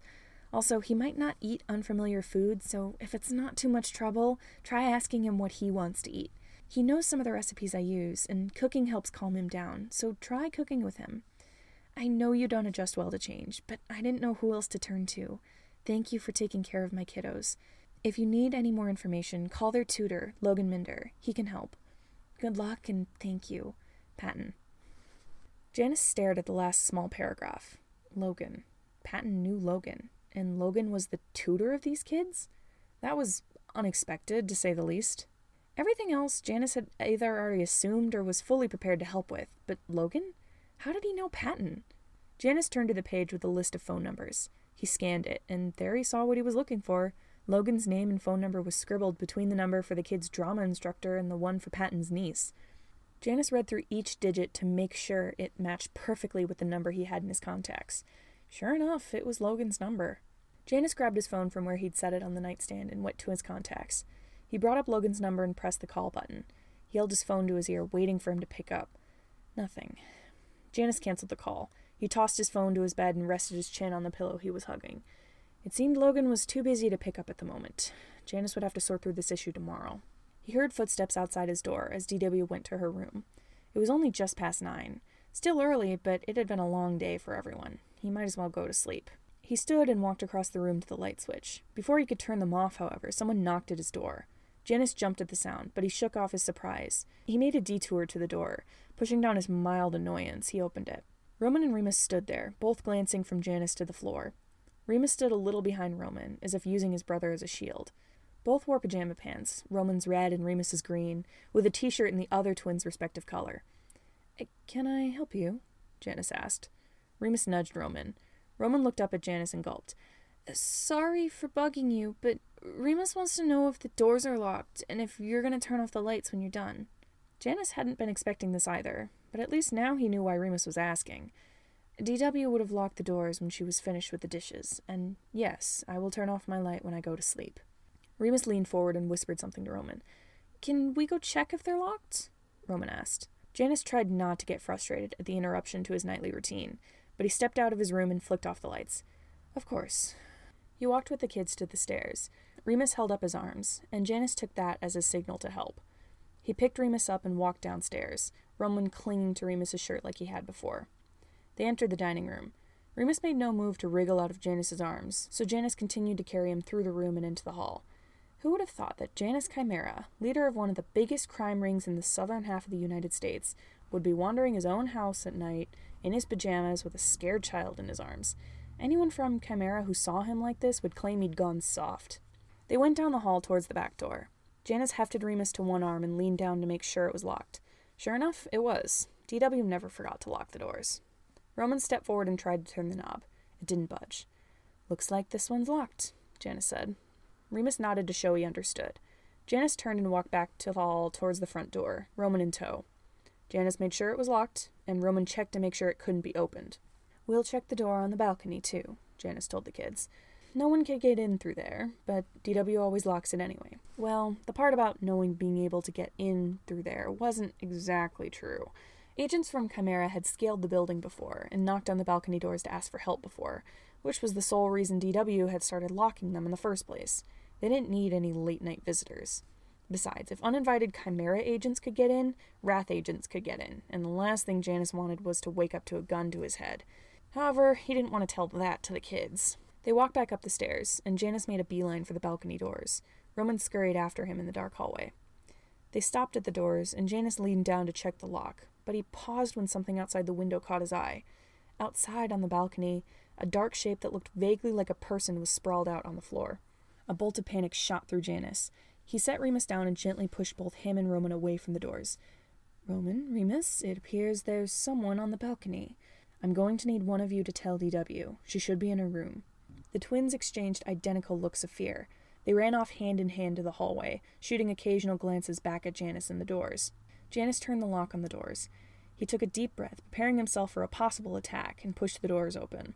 When he didn't get immediately run through with a knife, he allowed himself a moment to survey the situation. A grappling hook was latched over the railing of the balcony, the end of the rope attached lying discarded on the ground. The person on the ground looked as if they collapsed as soon as they climbed over the railing.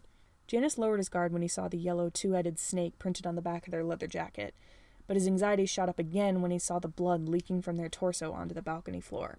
He could just barely make out the person's features in the dim moonlight. They appeared to be a white person with dark hair and glasses, and a striped blue necktie stood out against their black polo shirt. Oh, God. Janus rushed forward and knelt next to the man. "Logan, what happened to you?" He received no response. Janus gently cupped Logan's face. "Logan, darling, please answer. What happened? How long have you been here?" Footsteps ran towards him, and he looked back to see DW rushing for the balcony, wearing a tank top and a pair of shorts, revealing the prosthetic that replaced her right leg. She clutched a pocket knife in her hands and stared at Janus and Logan with wide eyes. Roman and Remus stood behind her, those fearful looks still on their faces.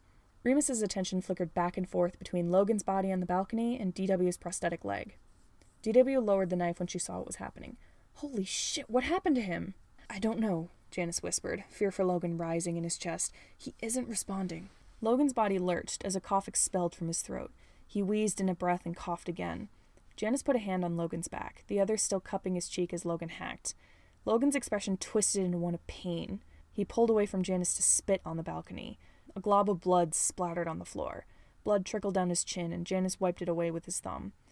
"Logan, honey, what happened?" Janus repeated softly. He gently rubbed Logan's back in an attempt to comfort. He was painfully aware of the feeling of the leather jacket on his ungloved hand. He grit his teeth at the sensation, but did his best to ignore it. Logan's chest heaved. One blood-covered hand clutched his side, and the other reached up to straighten his glasses. "Nothing," he rasped. "Just the usual. It's just a scratch."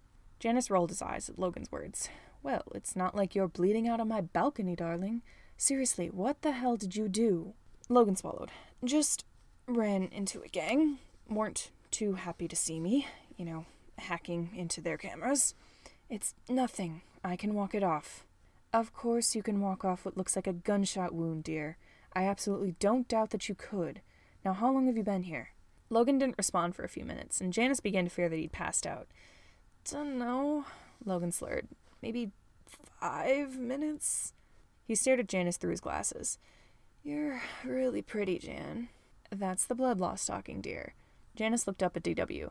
"Can you already on it?" She ran back into the house. Roman and Remus stayed in the doorway, staring at Logan in confusion. "Specs?" Remus muttered. "What are you doing here?" Logan turned his gaze to the twins. He didn't speak for a solid 10 seconds. "Wait, you're Pat's kids. What are you—" "It's a long story," Janus said. He brushed Logan's hair away from his face. "Don't worry about it, sweetheart. I'll explain everything as soon as you're well enough to hear it." Logan mumbled something incoherent. The blood loss was certainly getting to him. DW hurried back onto the balcony with a first aid kit. "Leave him to me, Jan. Get the kids back into bed. You can deal with this in the morning." Janus nodded. He looked down at Logan and wiped another stream of blood off his lips. "Will you be okay with DW, darling?" Logan mumbled something else Janus couldn't decipher. He pressed a kiss to Janus's thumb as it passed over his mouth. That was a sure sign that Logan was slowly becoming delirious. He always got affectionate when he wasn't in his right mind. Janus stood, ignoring Logan's grumbles of protest. Janus put a hand on the twins' shoulders and guided them back into the house. "He'll be fine. DW will lock the door as soon as she's finished." "Are you sure?" Remus asked. "Yes. Now, you both need your rest. We're leaving before 9 tomorrow morning, so I can go to work." Janus looked back at Logan's bloody form on the balcony as he led the kids back to their room. The mystery of how Logan knew the Hart family would have to wait until tomorrow, it seemed.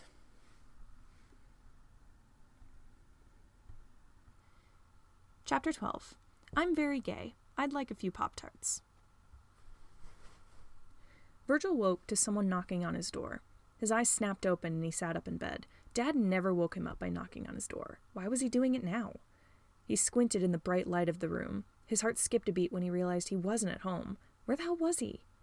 Then the events of the previous day came rushing back. He covered his eyes with a grunt of displeasure.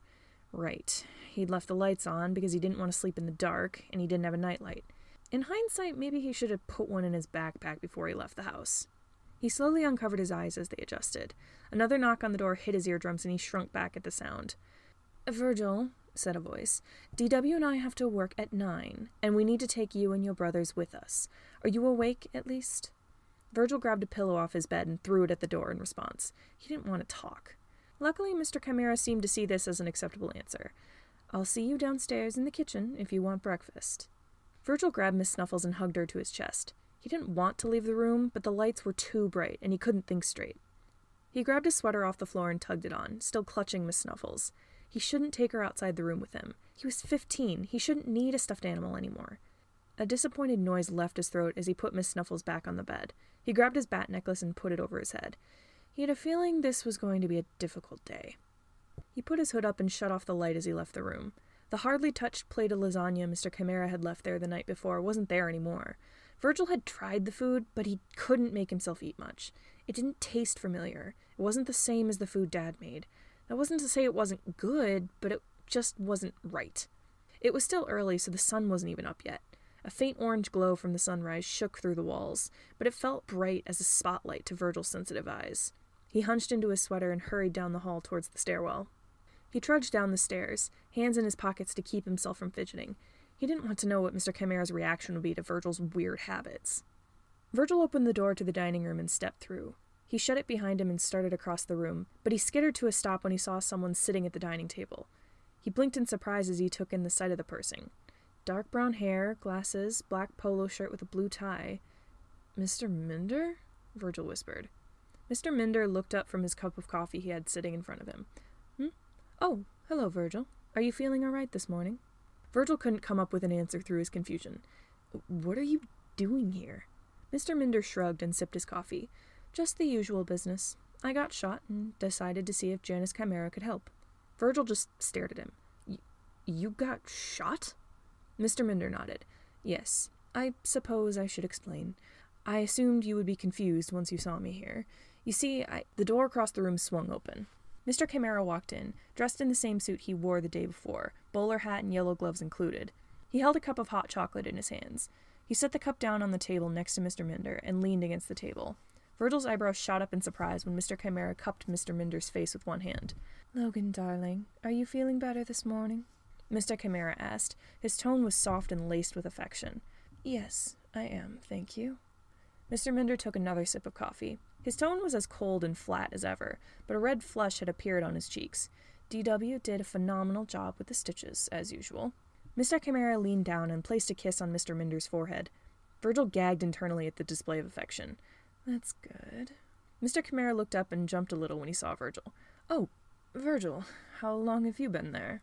"Is this how other kids feel when their parents get all gross with each other?" was Virgil's only response. "I don't see how that comparison applies to us," Mr. Minder said. "Janus and I are not your parents." "You're my teacher," Virgil said. "Close enough." He speed-walked across the room. "Chimera, you got any Pop-Tarts in your kitchen?" "We should have some in the pantry," Mr. Chimera said. "Help yourself." Virgil shouldered the door open and crossed the hall to the kitchen. He wanted to know why Mr. Minder was here, but since he hardly ate anything yesterday, he was hungry. The issue with Mr. Minder could wait until later. Virgil entered the kitchen and his eyes widened. This was probably the biggest kitchen he'd ever seen in his life. The counter to the right spanned almost the entire length of the wall, interrupted in the middle by the stove. A door stood on the far end of it, leading to what he presumed was the pantry. Dozens of cupboards stuck out of the wall above the counter. An island with chairs pushed up to it took up the middle of the room, and at the left wall was a bar with shelves of bottles and glasses behind it. Virgil stepped past the island on his way to the pantry. This would certainly take some getting used to. He opened the pantry door. He scanned the shelves. They were filled with unopened packages of various pasta noodles, bags of flour and sugar, bottles of sauces, bags of chips. God, was there even an organizing system for all this? He felt the need to start taking things off shelves and putting them all in specific places. Seriously, what were the Doritos doing on the top shelf with the canned fruit? He shook his head and just kept searching for the Pop-Tarts. He pushed aside a box of Kraft Dinner. He liked Kraft Dinner. Maybe he could ask Mr. Chimera later if he could make some for lunch.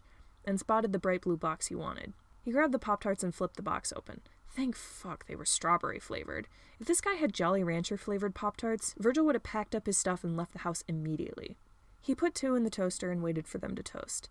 There was no one else in the kitchen, so after a hesitant glance at the door, he hopped up onto the island and sat there. Sure, there were chairs, but chairs were for people who were either straight or cowards, and Virgil was neither. He swung his legs off the edge of the counter. After a moment's hesitation, he started clicking his tongue against the roof of his mouth. No one could hear or see him right now, so maybe letting himself engage in his weird habits, stimming, Mr. Minder called it, whatever that meant, was fine for now. He let his sweater sleeves fall over his hands and flapped them up and down as he waited for his Pop-Tarts to be done, still clicking his tongue. He felt a lot better now that he got to fidget. The door swung open and he stopped moving and making sounds. He glanced back to see who had entered the kitchen. Mr. Chimera walked in, cup of hot chocolate in hand. He set it on the island. He didn't even give Virgil a second glance, which Virgil thought was strange considering he was sitting stock still on the island with his hands frozen mid-flap. Virgil lowered his hands and hunched over in his seat as Mr. Chimera walked to the fridge. Maybe he wasn't saying anything to Virgil because he thought Virgil was weird. He was probably judging Virgil for behaving so strangely. Virgil slid off the island and stood, facing the toaster, hands jammed in his pockets to keep them still. Mr. Chimera rifled around in the fridge and emerged with a jar of jam in his hand. He opened the drawer in the counter and grabbed a butter knife. Nudging the drawer shut with his hip, he unscrewed the lid of the jar. Virgil watched as Janus grabbed a plate from the cupboard, then reached into the bag of bread on the counter.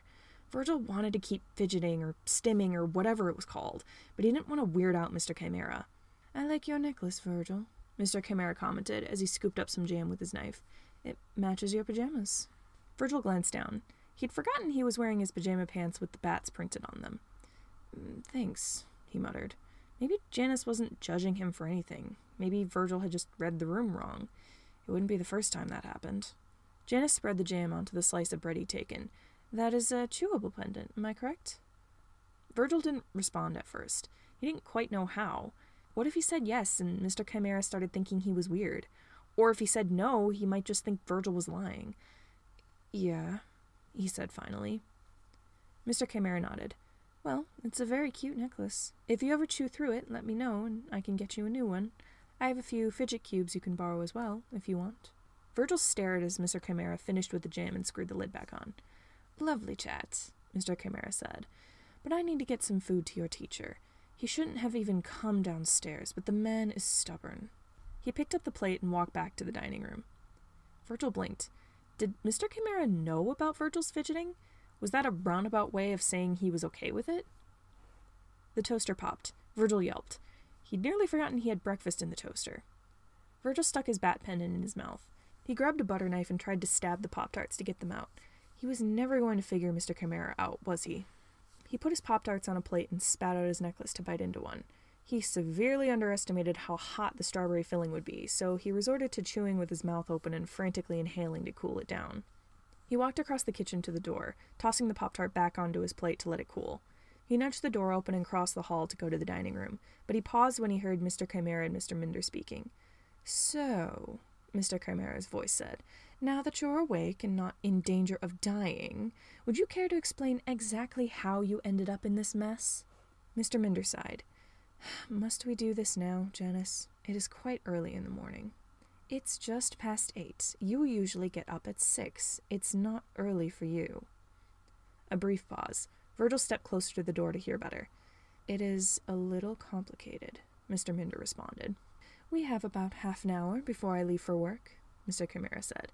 That should be ample time to explain. Mr. Minder sighed. Look, I was just doing a quick hacking job. Another gang caught me and got upset enough to teach me a lesson about poking into their business. Besides, the bullet only grazed my side. It didn't actually hit me.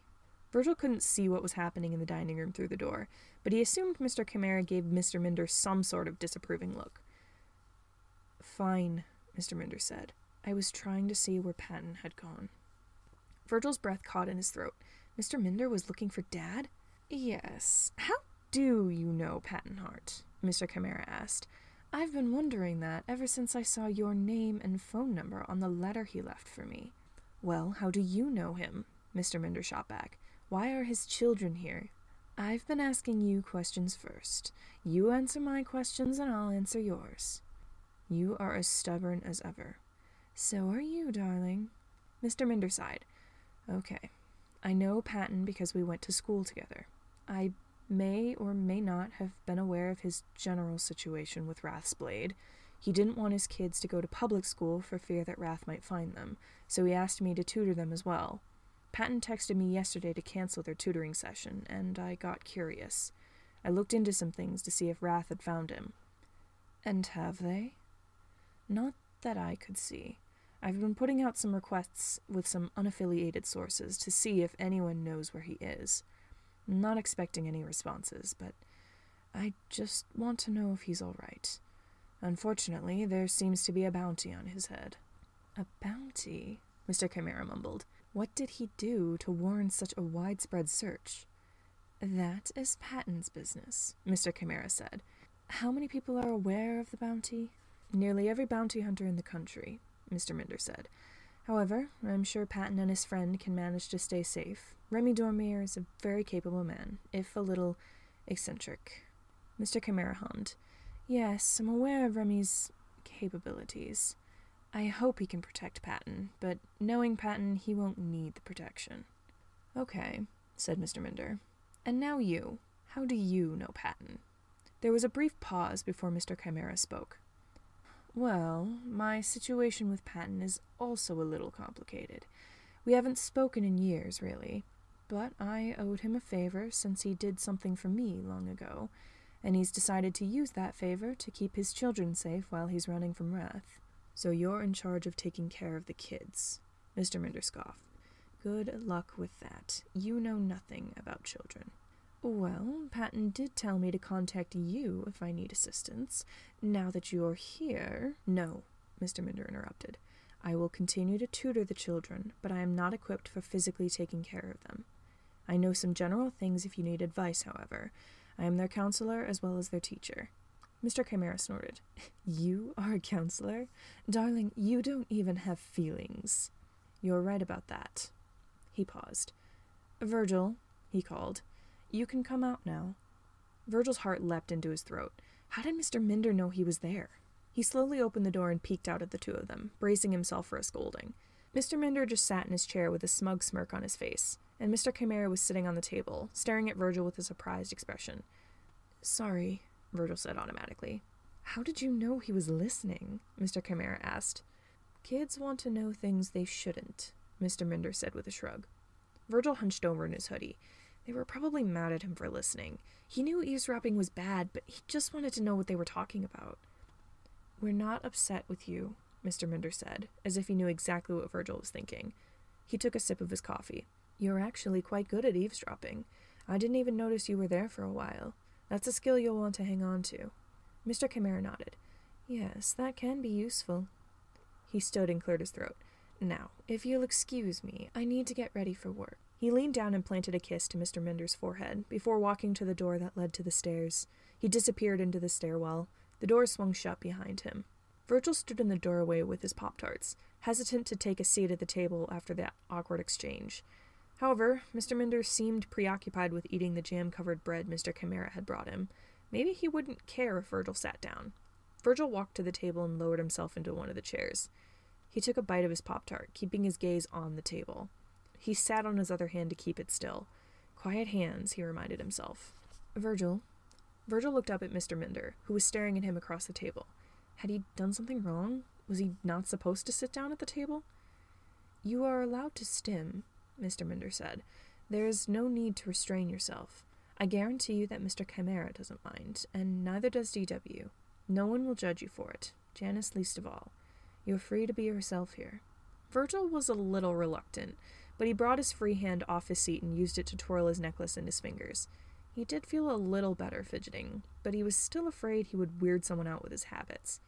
Mr. Minder never seemed to mind, though. Virgil let himself play with his bat pendant as he took another bite of his Pop-Tart. I get the feeling you have some questions, Virgil, Mr. Minder said. You are free to ask. I don't know what Janus has told you already, but you deserve to at least know why you're here and why Patton has left. Mr. Minder was right. Virgil did have questions. He hadn't asked Mr. Chimera or DW because he didn't know if they would answer, but Mr. Minder was usually honest with him. Plus, he was tired of being clueless. I just don't know what's going on, Virgil admitted. I don't know what Chimera really is. It's obviously not just a bank. And I don't know what Wrath is, or what's with the bounty hunters you mentioned, or anything, really. What's going on? Mr. Minder gulped down some coffee and set down his mug. Well, Janus is not only in charge of the banking branch under the name of Chimera. The bank is just a cover for everything else that Chimera does. What do they do? Many things. Smuggling drugs and weapons, helping people illegally cross borders, handing out loans to anyone who needs extra money, and inevitably tracking down those who don't pay back their loans. The list goes on. Virgil blinked as that information sank in. He knew this whole thing was shady. He knew Mr. Chimera was involved in illegal shit. I am a hacker affiliated with Chimera, although Chimera is not the only organization I have lent my services to, Mr. Minder said. I work very closely with Janus, if you hadn't noticed already. Yeah, I figured, Virgil mumbled. But what's Dad doing? Why is he involved in all this? Honestly, Virgil, I don't know how Patton originally ended up in this mess. I believe Janus knows, but that issue might be held between him and Patton. All I know is that he got caught up in another organization, one that goes by the name of Wrath's Blade, and now his past is coming back to figuratively bite him in the ass. Is Wrath's Blade bad? What are they going to do if they find him? Mr. Minder didn't respond for a moment, which didn't help to ease Virgil's nerves. I don't know, he admitted finally. Wrath isn't exactly friendly, if the name is any indication. They seem to have looser morals than most of Chimera. For example, they deal in human trafficking, or at least have frequently in the past, though they've slowed down with that as of late. A hint of disdain made its way into his voice. Part of why Chimera is on bad terms with them is because we often try to protect their targets. We are willing to let them take over the drug trafficking industry in this area if they stop their human trafficking, but the money they see in that business must be too much for them to pass up. We have had partnerships with Wrath in the past, but the figurative line between business deals and all-out brawling is a thin one when it comes to our relationship with Wrath. Nevertheless, Patton sent you to Chimera because Janus has the means to protect you and your brothers. Wrath won't even know you're here while you're under Janus's protection. Virgil took another bite of his Pop-Tart as that information sank in. That was a lot to process. Some of it made sense, but everything Mr. Minder just told him caused his anxiety to shoot up a little. This weird rival gang or whatever that was involved in human trafficking was going after Dad? And Janus Chimera was the only one who could protect them? Was he serious? Everything's going to be all right, Virgil, Mr. Minder said. Janus will keep you and your brothers safe, and I will continue to search for your father to the best of my ability. I will contact as many people as I can to help me find out where your father is, and offer him support while he's on the run. Mr. Minder offered him a smile, something that was rare coming from him. The sight actually calmed Virgil's nerves a bit. He took a deep breath. Thanks for telling me, he said. I don't understand all of that, but I think I get the gist. You're welcome. Virgil stood and picked up his plate. I think I'm gonna go finish my breakfast in my room. I'm still getting used to all this. That's a good idea. If you need softer lights in your room, don't hesitate to ask. I'll keep that in mind. Virgil walked to the door that led to the stairs. Before he left the dining room, he shot one last glance back at Mr. Minder. He held his cup of coffee in one hand, blue eyes fixed on the table as if deep in thought. Virgil would have loved to know what was going on in that mind of his. He opened the door and started up the stairs, leaving Mr. Minder to his thoughts. Chapter 13. Gosh dang it, there's a bounty hunter in the house. Patton woke feeling a little drowsy. He'd slept all right, but not nearly enough to make up for the stuff that happened the day before.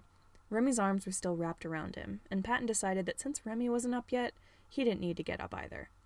He kept his eyes shut and snuggled further under the covers with a sigh. Remy grunted in his sleep at the movement and tightened his hug. He pressed himself close to Patton, and they lied there in bed, legs tangled together. Click. Patton snatched the knife from under his pillow and lunged to his feet before his eyes were open. He knocked the gun out of the hand of the person who had entered their room and held his knife up to their neck. Remy was right behind him, bolting awake as soon as Patton was out of bed. He cocked his own gun and aimed it at the person, still perched on the bed. Patton squinted, trying to focus on the person in front of him. They were more of a blurry mess without his glasses, so he kept his knife on their neck and reached back to grab his glasses from the nightstand. He slid them on and turned back to the person. The first thing he noticed was the person's bright red hair, and that wasn't to say she was ginger. Her hair was dyed a blazing red, with dark roots poking out of her scalp. She wore a spotless white jacket. He ran her face through his memory. He couldn't remember seeing her in person before. He didn't know if she was a new agent of Wrath's or if she was an unaffiliated assassin. "Who are you?" Remy snapped. The person narrowed her eyes at him. "That's none of your business." "I think it is our business," Remy said, "considering you broke into this house to shoot us." "Look, I really don't want to hurt you," Patton said, "but he will shoot you if you don't leave or tell us who you are and who sent you." The person glanced from Remy to Patton, probably weighing her options. She sighed.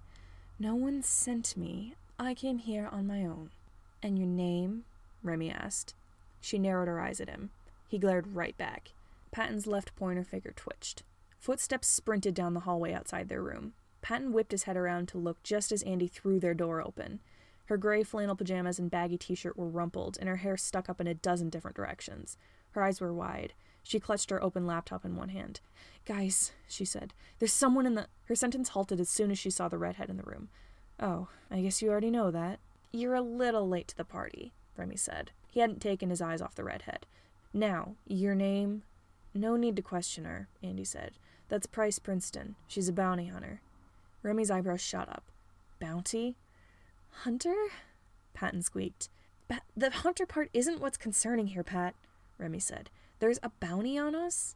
Price glared daggers at Remy. "Not you. Him." She looked pointedly at Patton. Patton's heart sank into his gut. "Who set the bounty?" "Who do you think?" Price snapped. "Wrath wants you. Of course they might spread the word to a few unaffiliated assassins that you're on their shit list." "And how did you find us?" Remy demanded. Price scoffed. "Hot tip. If you're on the run, don't use a debit card to pay for your shit when you shop.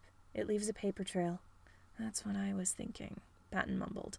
Louder, he said, "If you manage to find us, do you know if Wrath has found us yet?" Price rolled her eyes. They haven't. Now, can you get that knife off my neck? Why? Is it putting you on edge? Remy lowered his gun. Pat, now is not the time for knife jokes. Right, sorry. Patton lowered the knife. Andy furiously typed on her laptop. Well, I sure fucking hope Wrath hasn't managed to find us. Princeton, I swear to God, if you led them here... Relax. The idiots are too stupid to find you themselves, Price said, one hand on her throat to rub at the spot Patton's knife had been pressed to. They're searching in groups now. They can't move fast enough to find you when they're all clustered together. Remy's grip tightened on his gun. But when they do find us, they'll be able to take us easier. We won't be able to fight them if there's more than one. And that's why they hired bounty hunters, Patton whispered. If Wrath's blade hired bounty hunters to track them down, there was no way they weren't tracking the hunters. Despite Andy's extra measures to keep them from being tracked to Thomas's house, Price's signal would have been cut off somewhere in this area, and it wouldn't take much to narrow down the search. Price sighed. Look, I didn't think I was dealing with people who knew they were being followed. I only take easy jobs. Now either come with me to Wrath quietly, so I don't have to do any work, or let me leave and take another job. Quiet, Princey, Andy grumbled, still typing. How many assassins and hunters did they send the bounty out to? Pretty much everyone who isn't affiliated with a specific gang, Price said. She held up a hand to examine her nails. Andy stopped typing and stared wide-eyed at her screen. Holy shit, that's a lot of money. And you're wanted alive. We're gonna have every single assassin and bounty hunter in the Northern Hemisphere on our ass. Remy hopped off the bed and rushed to his pile of stuff. Pat, get dressed. We're leaving. Patton hurriedly pulled on his cat hoodie as Remy tugged on a pair of jeans. Oh, wait, you're leaving? Andy said. We have to, Patton said. You and Thomas are going to be in danger if we stay. He grabbed his denim jacket and put it on over his hoodie. We're not letting that happen. Well, you're not going to get very far without help. Andy shut her laptop. I'm coming too. No, you're not. Remy slid his arms through the sleeves of his leather jacket.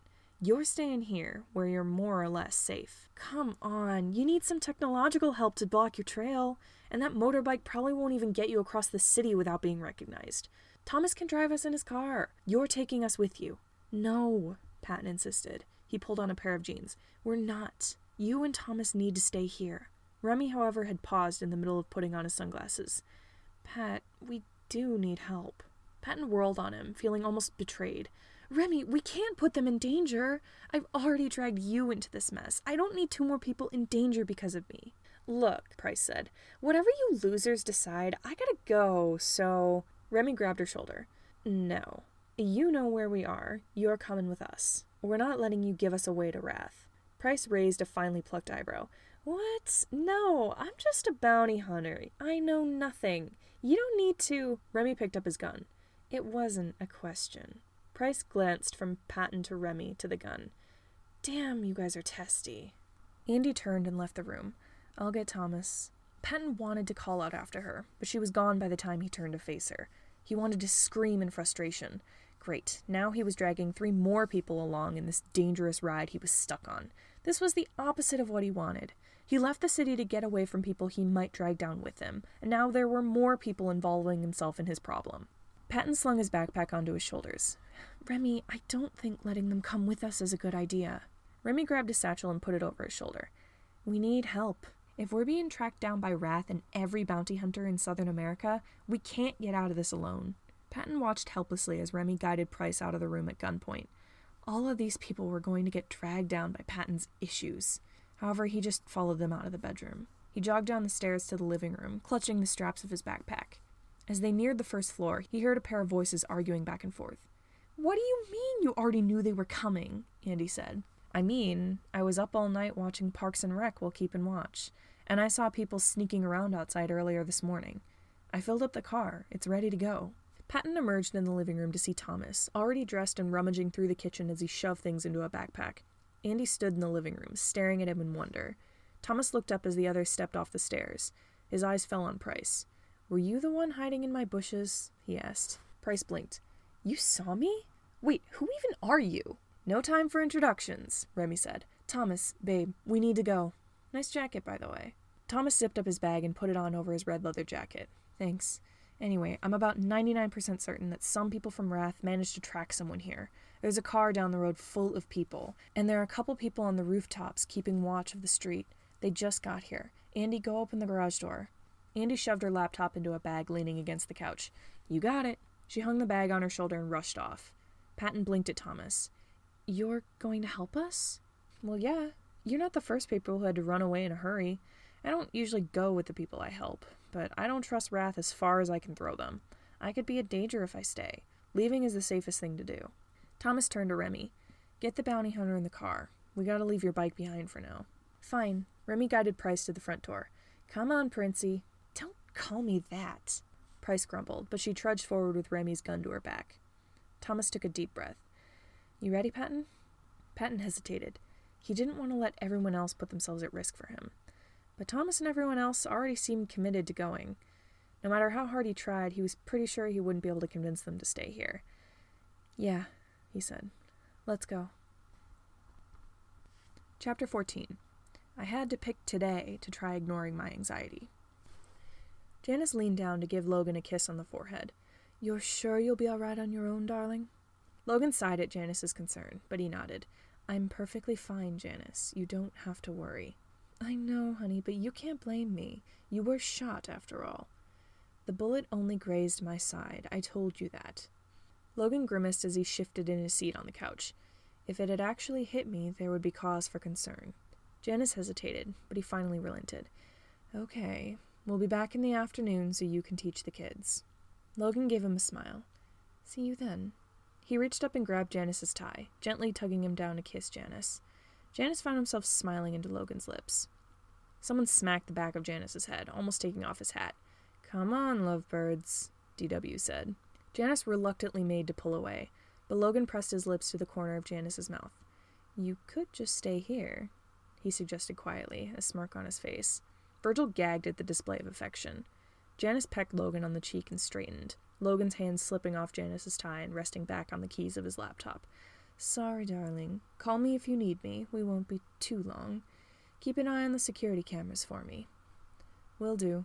Logan leaned back into the couch and turned to the screen in front of him. DW started for the door, keys in hand. Come on, kiddos. Janus saw Virgil visibly wince at her words. Roman and Remus, however, didn't seem bothered in the slightest. They smiled and waved at Logan, and he waved back. See you, Lo, DW said. She guided the twins to the door. The two kids ran to the door with identical smiles. They seemed to adjust very quickly to the new environment and situation. Either that, or they were trying to focus on the positives, exploring a new house, being around new people. It must have been exciting for a couple of 11-year-olds to be in such a big house and interact with more people. Janus started for the door. Stay safe, darling. I'll try, Logan said. Janus reached the door and glanced back at Virgil. Are you coming? Virgil stood in the living room, backpack on his shoulders. Janus didn't question why he was bringing his bag. The kid looked anxious enough. Virgil brought the pendant of his necklace up to his mouth and shrugged. He waved at Logan and hurried to the door. Logan waved back. Janus held the door open for Virgil. He rushed out of the house, hands clutching the straps of his backpack, shoulders hunched over. Janus blew a kiss in Logan's direction, before following Virgil out the door. He caught Logan smiling at the gesture as Janus closed the door. Janus locked the door behind him. Dorothy, did you double-check the security system? Yep, DW called from the car. She put her briefcase in the trunk as Rowan and Remus clambered into the back seat. Logan turned everything off last night so we could get onto the balcony. I reset the whole system last night and gave him unrestricted access. Good. Janus strode to the trunk and set his own briefcase in next to DW's. He shut the trunk and walked around to the passenger side door. Here's hoping Moggy didn't set the office on fire in the 2 hours she's been in charge for. DW snorted as she started the car. No kidding. She glanced into the back seat. You kids ready? Janus followed her gaze. Roman and Remus seemed fine, although Remus was rolling his window up and down over and over again. Virgil was hunched over in his seat and sitting on his hands, completely still. Janus didn't think anything of it. He often forced himself to stay still as well. It wasn't fun, but masking wasn't fun even at the best of times. DW backed out of the driveway and pulled onto the street. Janus glanced in the rearview mirror to straighten his hat and his tie. He was sure he wouldn't get much work done when they were in the office. Moggy might have already made a mess of things. He trusted her, but she was very eccentric. It was possible that no one was getting anything done, and Moggy had started braiding other employees' hair in the staff room. It didn't take long to arrive at their destination. Janus stepped out of the car and opened the door to the back seat for Virgil. Virgil hopped out, clutching his backpack straps. Roman and Remus scurried out past him, and Janus shut the door. DW locked the car and grabbed a briefcase from the trunk, and Janus took his. They walked across the parking lot to the front of the bank. Janus held the door open for the others and let them file in. Once they were inside, he turned and scanned the street around them for any signs of anyone from Wrath. He didn't see anyone wearing anything predominantly orange, so he hoped Wrath was still oblivious to Patton's children staying with Chimera. He shut the door behind him as he stepped into the building. Roman and Remus were standing at the line of ATMs, pressing the buttons on one of them and giggling. Virgil was trying to tug them away as DW talked to one of the tellers behind the counter. Janus approached the counter. "Is anything the matter?" The teller sighed and pushed her glasses up her nose. "There are a few hostages throwing a fit downstairs. They're just being a little hard to handle. Miss Saylor doesn't know whether to take some people off guard duty to protect them and isolate the hostages until they stop, or if we should pull some of the hitmen and postpone some assassinations so they can get control over the situation." Janus echoed her sigh. The minute he decided to put someone in charge, everything went to shit. "How many hostages are running loose?" he asked. "All of them," the teller answered. She straightened her blue necktie. "About 20. The hostages overwhelmed their guards and stole some weapons, and are now keeping them hostage. Not many of them are actively participating in this riot, only about 4 of them. But the hostile ones have shut themselves up with the rest of their fellow hostages. They're still on the 7th floor down." Janus' grip tightened on the handle of his briefcase. This was going to be a tricky situation to solve, but he was sure he could figure something out. He turned to look at the line of ATMs. "Kids, we need to go. Stop playing with the machines, please." Roman's shoulders slumped in disappointment, but he followed Virgil to the counter. Remus pressed one of the buttons on the ATM a few more times before he ran after his brothers. "Thank you for letting us know, Teal," Janus said to the bank teller. Teal nodded. "You're welcome," she said. By the way, have you heard from my brother lately? I couldn't contact him last night. He showed up on my balcony. Don't worry, he's fine. I'll tell him to call you later." "Thanks, Mr. Chimera." Janus and DW walked behind the counter, the 3 kids in tow. They stopped in front of the elevator and DW pressed the button. Janus's mind raced as they waited for the doors to open. How was he going to solve this issue? The doors opened and they stepped into the elevator. "DW," Janus said as soon as the doors shut, "I'm going to need you to stay in your office with the kids. I'll visit the 7th floor myself and see if I can sort things out." DW raised an eyebrow. "Are you sure?" "Oh, absolutely not, Dorothy. It's not like I'm actually capable of defending myself if anything goes wrong." "Well, if you're sure, just don't die. You don't know how feral these hostages are." Virgil's head whipped around to stare at the 2 of them. Janus tried not to look at him directly. It was possible that Virgil already knew about Janus's less-than-legal business practices, but he didn't want to concern the kid by trying to explain any of it to him. The elevator doors opened, and the 5 of them entered the hallway beyond. "Where's Moggy's office again?" Janus asked. "Hall to the left," DW answered. "Door with the Sailor Moon poster on it." "Thank you." Janus veered to the left. "Kids, stay with DW. I'll be back in a few." "What are you doing?" Janus paused and turned to look at Virgil. "Just going to deal with some business. Don't worry about it." He entered the hall to the left and scanned the doors on either side. Sure enough, he spotted one with a big anime poster plastered to the front. The name Moggy Sailor was stuck on the door in sparkly purple letters. He wondered why he let her use those stickers to put her name on the door. If she ever moved out, it would take some serious elbow grease to scrub those stickers off. He knocked on the door. "Miss Sailor?" Footsteps thudded on the floor inside the room, and the door swung open. Moggy stood in the doorway, looking absolutely exhausted. Her long purple hair was pulled into a ponytail rather than its usual pigtails, and it also lacked the white headband she often wore. She managed to put on a light dusting of purple eyeshadow and some mascara to help cover up the slight bags under her eyes. She wore black leggings instead of her purple skirt, and her clothes were rumpled as if she'd just rolled out of bed. "Hey, Jan," she sighed. "You're here because of the rioting hostages." "Yes," Janus said. "What happened?" Moggy stepped aside and opened her door to let him in. He stepped into the room, gaze flickering over the dozens of anime posters plastered on the wall. Moggy walked over to the desk in the corner of the room and flopped into the chair. "Sorry, Jan. I thought I could handle it. I don't even know what happened. I was sending some people out to Texas to deal with some drug trades, and the next thing I hear is someone bursting into my office shouting about hostages trying to escape. I've pulled some people off guard duty so they don't get overwhelmed by all the violence." "Teal said some of the hostages were holding some of the agents on the 7th floor?" "Yeah. 4 of the hostages have weapons now. I don't know what to do. I'm sorry." "It's all right, Moggy," Janus assured her. "This likely would have happened even if I hadn't left you in charge. It's not your fault, but I'd like you to take me down to the 7th floor to examine the situation." Maggie stood and smoothed out her jacket. Sure. They left the room and Janus followed Maggie down the hall towards the elevator. They haven't taken the entire 7th floor, Maggie said as they walked. They've isolated themselves to the southern living room and are shooting at anyone who comes close. She lifted the hem of her jacket to rest her hand on a pistol in her belt. You got a gun? In my briefcase, Janus said. He pressed a button on the elevator and the doors opened. They both stepped in, and Janus pressed the button with the 7 on it. His heart pounded in his chest as the elevator went down. If he couldn't gain control over the situation, who knew what would happen? The elevator stopped and the doors opened. Janus poked his head out and glanced from side to side. When no one shot at him and Maggie left the elevator. The hallway they were in seemed to be clear of people. Janus quickly flipped open his briefcase and grabbed the small pistol he'd packed along with all of his important files and documents. He shut the case and set it next to the elevator. It's too quiet down here. Normally he loved silence, but this floor was always bustling with hostages going about their days, waiting for their loved ones to start making payments towards the debts that got them kidnapped in the first place. Most hostages were released after only a few days or even a few hours, but there were a couple who had been here over a month. Janus assumed the ones who had been here longer had gotten fed up with being here and convinced the new ones to attempt an escape. There was one particular hostage that he was sure was the ringleader of this little riot. You said they're in the South Hall? Janus asked. Maggie nodded. They've been there for about an hour.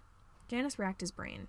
The hostages had weapons. Sending people in to contain them would be too dangerous. It could get someone hurt. However, these hostages weren't trained agents. It was more than likely that they wouldn't shoot anyone even if they had the means. Maggie. Yeah? Send out a mass text. Tell everyone in the building to get down here wearing any bulletproof things they have. Maggie dug her phone out of her pocket. Sure thing, boss. Virgil stared around the hallway as DW led them to her office. Unlike yesterday, there were people running about, talking and laughing with each other. Not a single hallway was left devoid of people. Why are there so many people here today? Roman asked, as if he was thinking the same thing. Yesterday was Monday, DW said. Work picks up more on Mondays, so people were busy. Besides, there's an issue going on in one of the lower floors, so some people can't do their jobs right now. What are their jobs? Remus asked, raising an eyebrow in suspicion. DW gave him a smile. That's not important, hon. She stopped in front of a door and reached out to open it. We're just gonna chill out here and wait for Janus to be done with his stuff. Virgil and the twins followed her into the room as soon as she opened the door.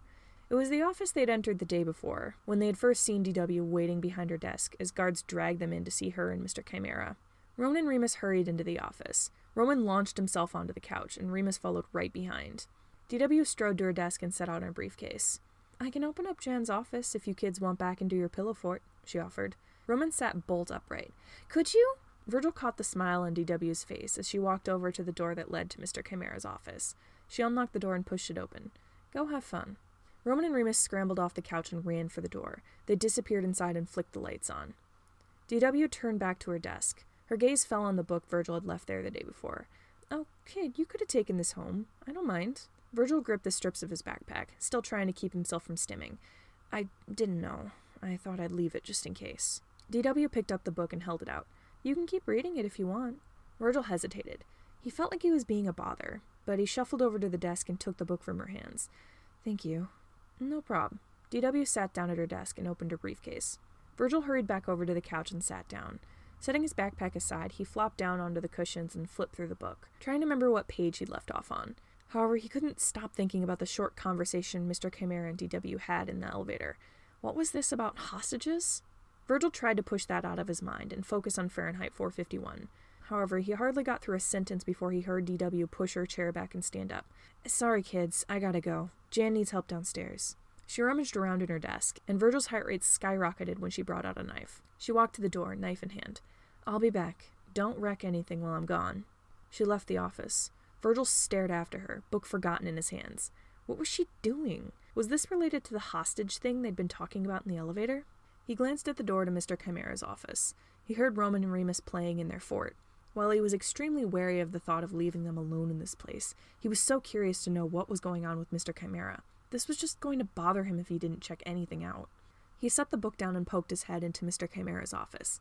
Hey, I'm gonna go out. You guys stay here, okay? Remus peeked out of the fort. Why are you going? Virgil tried to think of something that would make sense. I'm gonna go find the staff room to see what they might have for snacks. We're gonna be here all morning, so I just want to see if they've got anything for us to eat later. I'll be right back."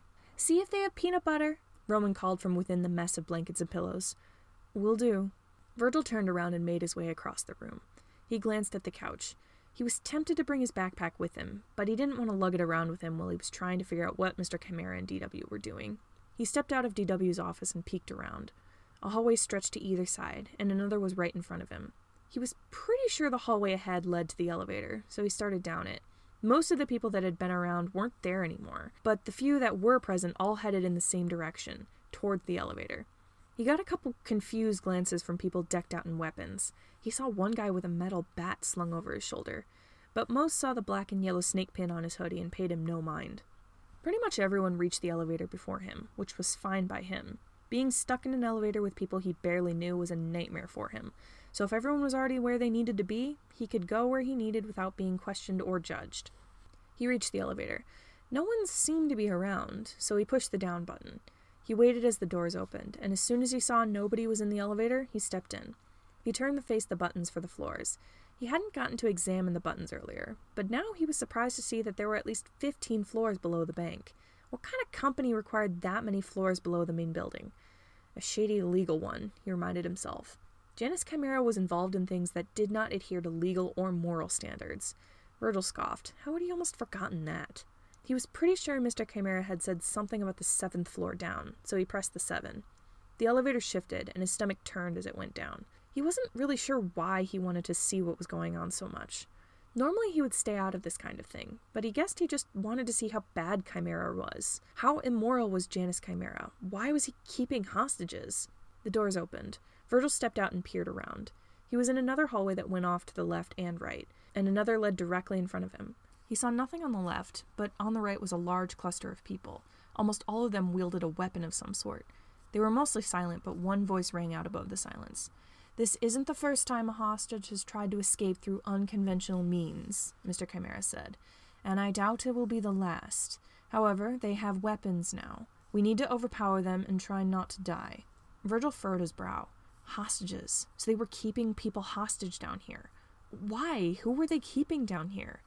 Mr. Minder said they weren't involved in human trafficking, but what if that was a lie? Virgil started down the left hall, away from Chimera and his group. He needed to know what exactly was going on here.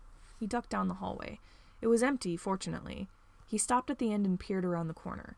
It didn't look like there was anyone in his way. He rushed down the corridor, glancing around for someone or something that might provide him with answers. There was nothing in sight, just an empty hall.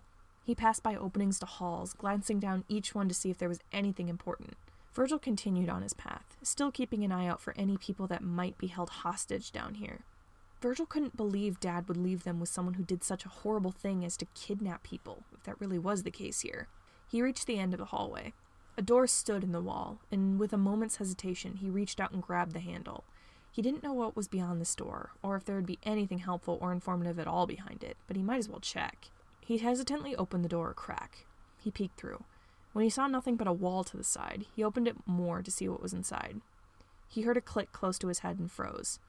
"Ready to let us out?" a voice asked.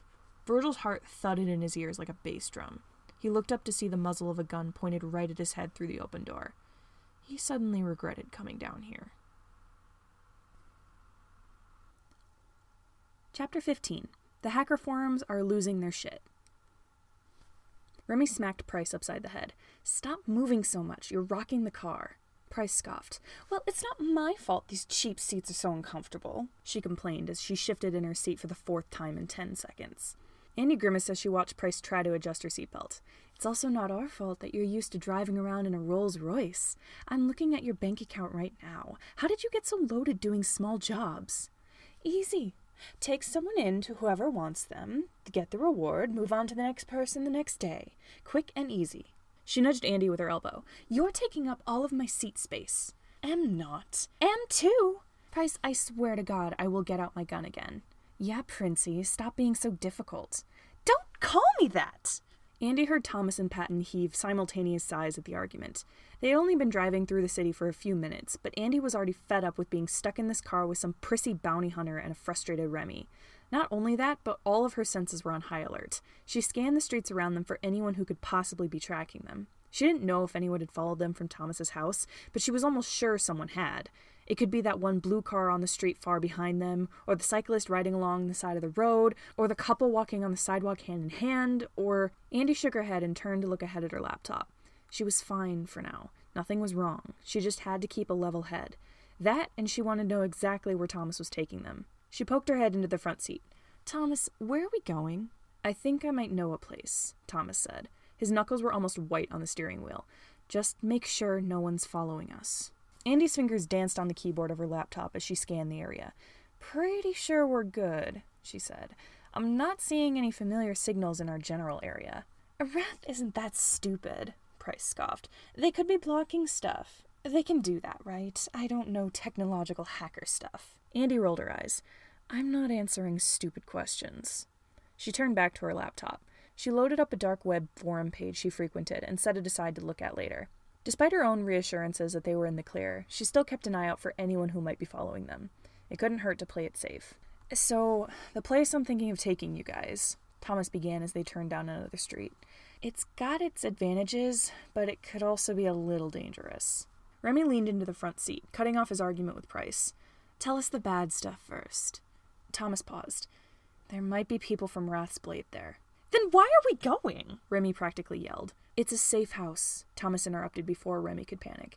"There's no violence allowed there, and anyone who breaks that rule is banned, then automatically put on everyone's shit list and sent out as a wanted person. It's been in this city for a long time. It's run by a neutral crowd in the criminal underground. Every official gang and organization has connections there, and everyone is welcome no matter what." Price rolled her eyes. "Ugh, that place. I've been there. It's kind of a shitty hotel, but it's a good area to get information if that's what you're looking for." Andy leaned forward. "Are we talking about the Critic House?" Thomas nodded. "Yeah, you help organize their databases, right?" "Yeah, I've sent out a few bounties." "The Critic House?" Patton mumbled. I think I've been there." Remy lowered his sunglasses to stare at Patton. "You've been to this place? When?" "Long time ago, when I was still involved in the criminal underground stuff." "As long as we're in their building, no one can touch us," Thomas said. "Are you sure that's a good idea?" Remy asked. "Oh, cool your jets," Price said. "Do you know how many times a target of mine has gone in that place and made it way too difficult for me to get there? I always have to bail on those jobs. I don't have time to deal with it." "But what if there are Wrath agents already there?" Remy asked. "No one is allowed to forcibly escort anyone else from the premises," Patton told him. "Kidnapping isn't allowed. Neither are murder or interrogation. I can't believe I didn't think of going to the Critic House before." Remy let out a frustrated huff. "But if we need to leave, Wrath is going to be right on our ass, along with pretty much every bounty hunter in the area. This is a bad idea, Pat." "What other options do we have?" Andy said. Thomas furrowed his brow. "Remy has a point. We would just be driving you right into Wrath's hands. We can try getting a hotel for tonight. For now, we can just jump around the city and see where things go from there." Andy considered their options. The Critic House might be the safest, but it wouldn't remain that way for long. From what she knew, Patton's main goal was to throw Wrath off his trail so he could live a few more years without having to worry about being stabbed in the back. Trying to work things out with Wrath was not an option. They would never listen to reason. "That's a better idea," Patton admitted. "At least for now. If I ever left the Critic House, Wrath would kill me the first chance they got." "All right." Thomas turned down another street. "As long as we're bouncing around. Anyone want coffee?" As Remy perked up and started pleading with Thomas to find a Starbucks, Andy tried to tune him out. She was too focused on something on her screen that was really bothering her. She'd gone into her dark web forum page of fellow hackers, just to see if there was anyone else who had information on the bounty on Patton Hart's head. There hadn't been anything new for the past couple minutes, but a new post had popped up that caught her eye. There was a user whose most recent post concerned her. She read over the thread topic again. "Willing to pay money for info on Patton Hart." She chewed her lip, debating with herself. She clicked on the post. "Anyone who has any info possible on Patton Hart, please respond. DM me and I'll get you on a private message board for the info. Can pay in either money or free hacking job." Andy left the post and typed Patton Hart into the forum search bar. Her eyes widened when she saw the sheer amount of threads. There were so many hackers looking for him.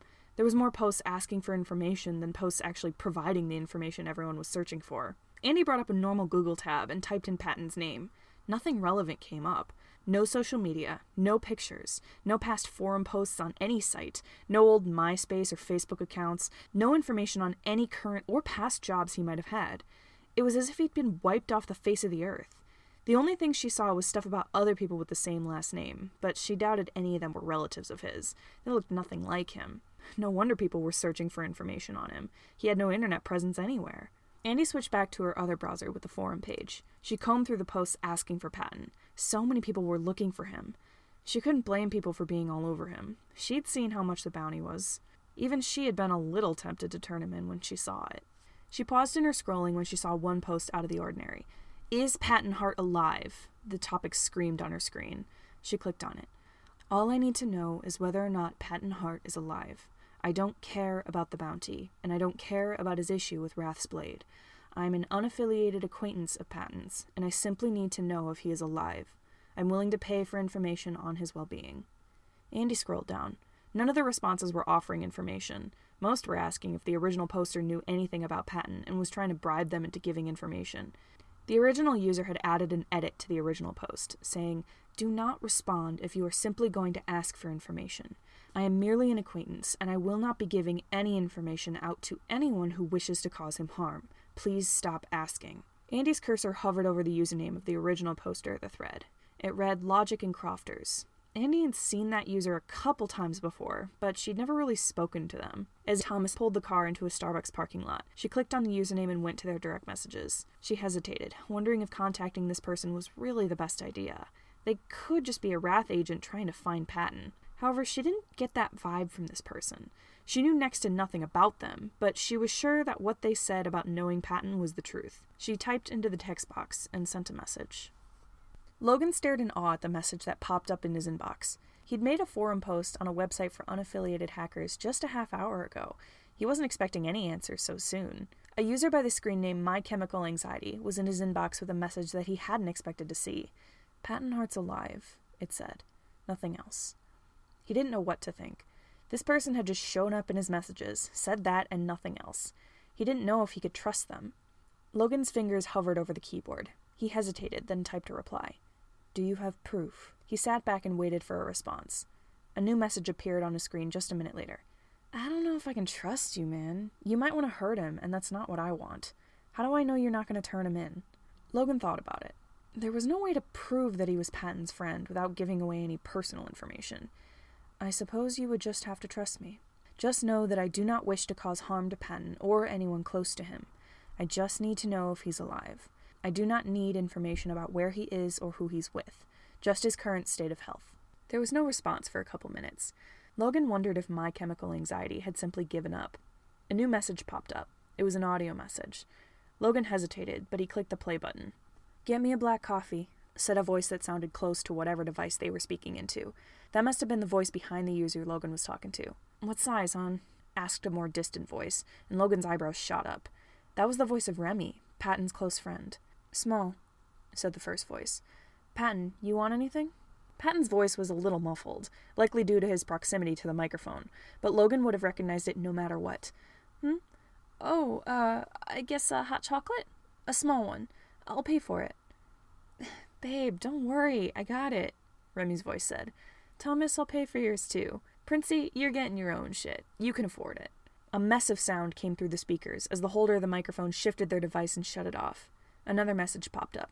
"Is that good enough proof?" Logan typed back. "Yes. Thank you for letting me know he's alive. I can repay you however you'd like." He pressed send. He was a little surprised at the next message that came up. "Don't worry about it. I'm just trying to help out. Then I will simply express my gratitude by offering my hacking services, should you ever need extra assistance. I can also provide extra services such as weapons and surveillance should you need it. I owe you for this." "Sounds good. I'll slide into your DMs if I ever need help."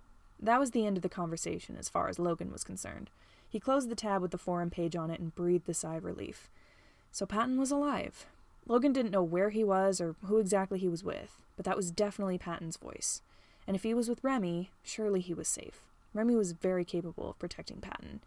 Logan shifted in his seat, and a hot flash of pain shot through his side. The wound in his side still hurt. He would have to check on it later, or get Janus or DW to do so for him. He settled back on the couch. Patton was safe and alive. that would have to be enough for now. Chapter 16. The emo kid is having a panic attack. Virgil stared at the gun pointed at his head. His heart raced. Oh no, he was going to die here, wasn't he? What should he do? Should he try and run before they shot him? Should he stay completely still and do whatever they wanted so they didn't hurt him? That seemed like the safest option, but what if doing what they wanted involved letting them hurt him? Wait, hold on, a new voice said behind the door. That's a kid. The gun lowered and the door was flung open. A man stood in the doorway, a woman at his side. He held a gun in his hands, and the woman had a hand on his shoulder. His eyes fell on the snake pin on Virgil's hoodie, but he must have thought that it referred to the bank, and didn't know about the correlation to the criminal organization they were in, because he said nothing about it. The man grabbed Virgil's arm and pulled him inside the room. He shut the door, a frantic look in his eyes. Virgil took a millisecond to scan his surroundings. He was in a large room with couches near the far wall around a coffee table. A TV was planted on the ground in front of the couches. A bunch of other people were lounging on the couches and watching whatever was on TV, but a couple were standing around holding weapons. 2 people in jackets with yellow 2-headed snakes blazoned on their jackets were being held at gunpoint over in the corner of the room. There's no reason for this, someone on the couches called. If our friends paid off their goddamn debts, we'll be out of here. I've been here over a month, the man with the gun shouted. Virgil flinched at the noise. I'm not staying here any longer. Oh, come on, one of the Chimera employees scoffed. We don't hurt you, do we? That's not the point, the armed man snapped. Virgil wished he would stop shouting. I want out, and I don't give a shit that my asshole wife doesn't care enough to make one fucking payment to get me out of here. Hey, who's the emo kid? Someone from the couches asked. New hostage, I assume, the woman next to the armed man said. Or a spy to take us down, the man sneered, grip tightening on his gun. Virgil took a step back. Oh God, he shouldn't have come down here. This was a bad idea. Someone on the couches stood and turned to face the armed man. Look, I've been here for 2 months, and you don't see me waving a gun around. Sit the fuck down and let it go.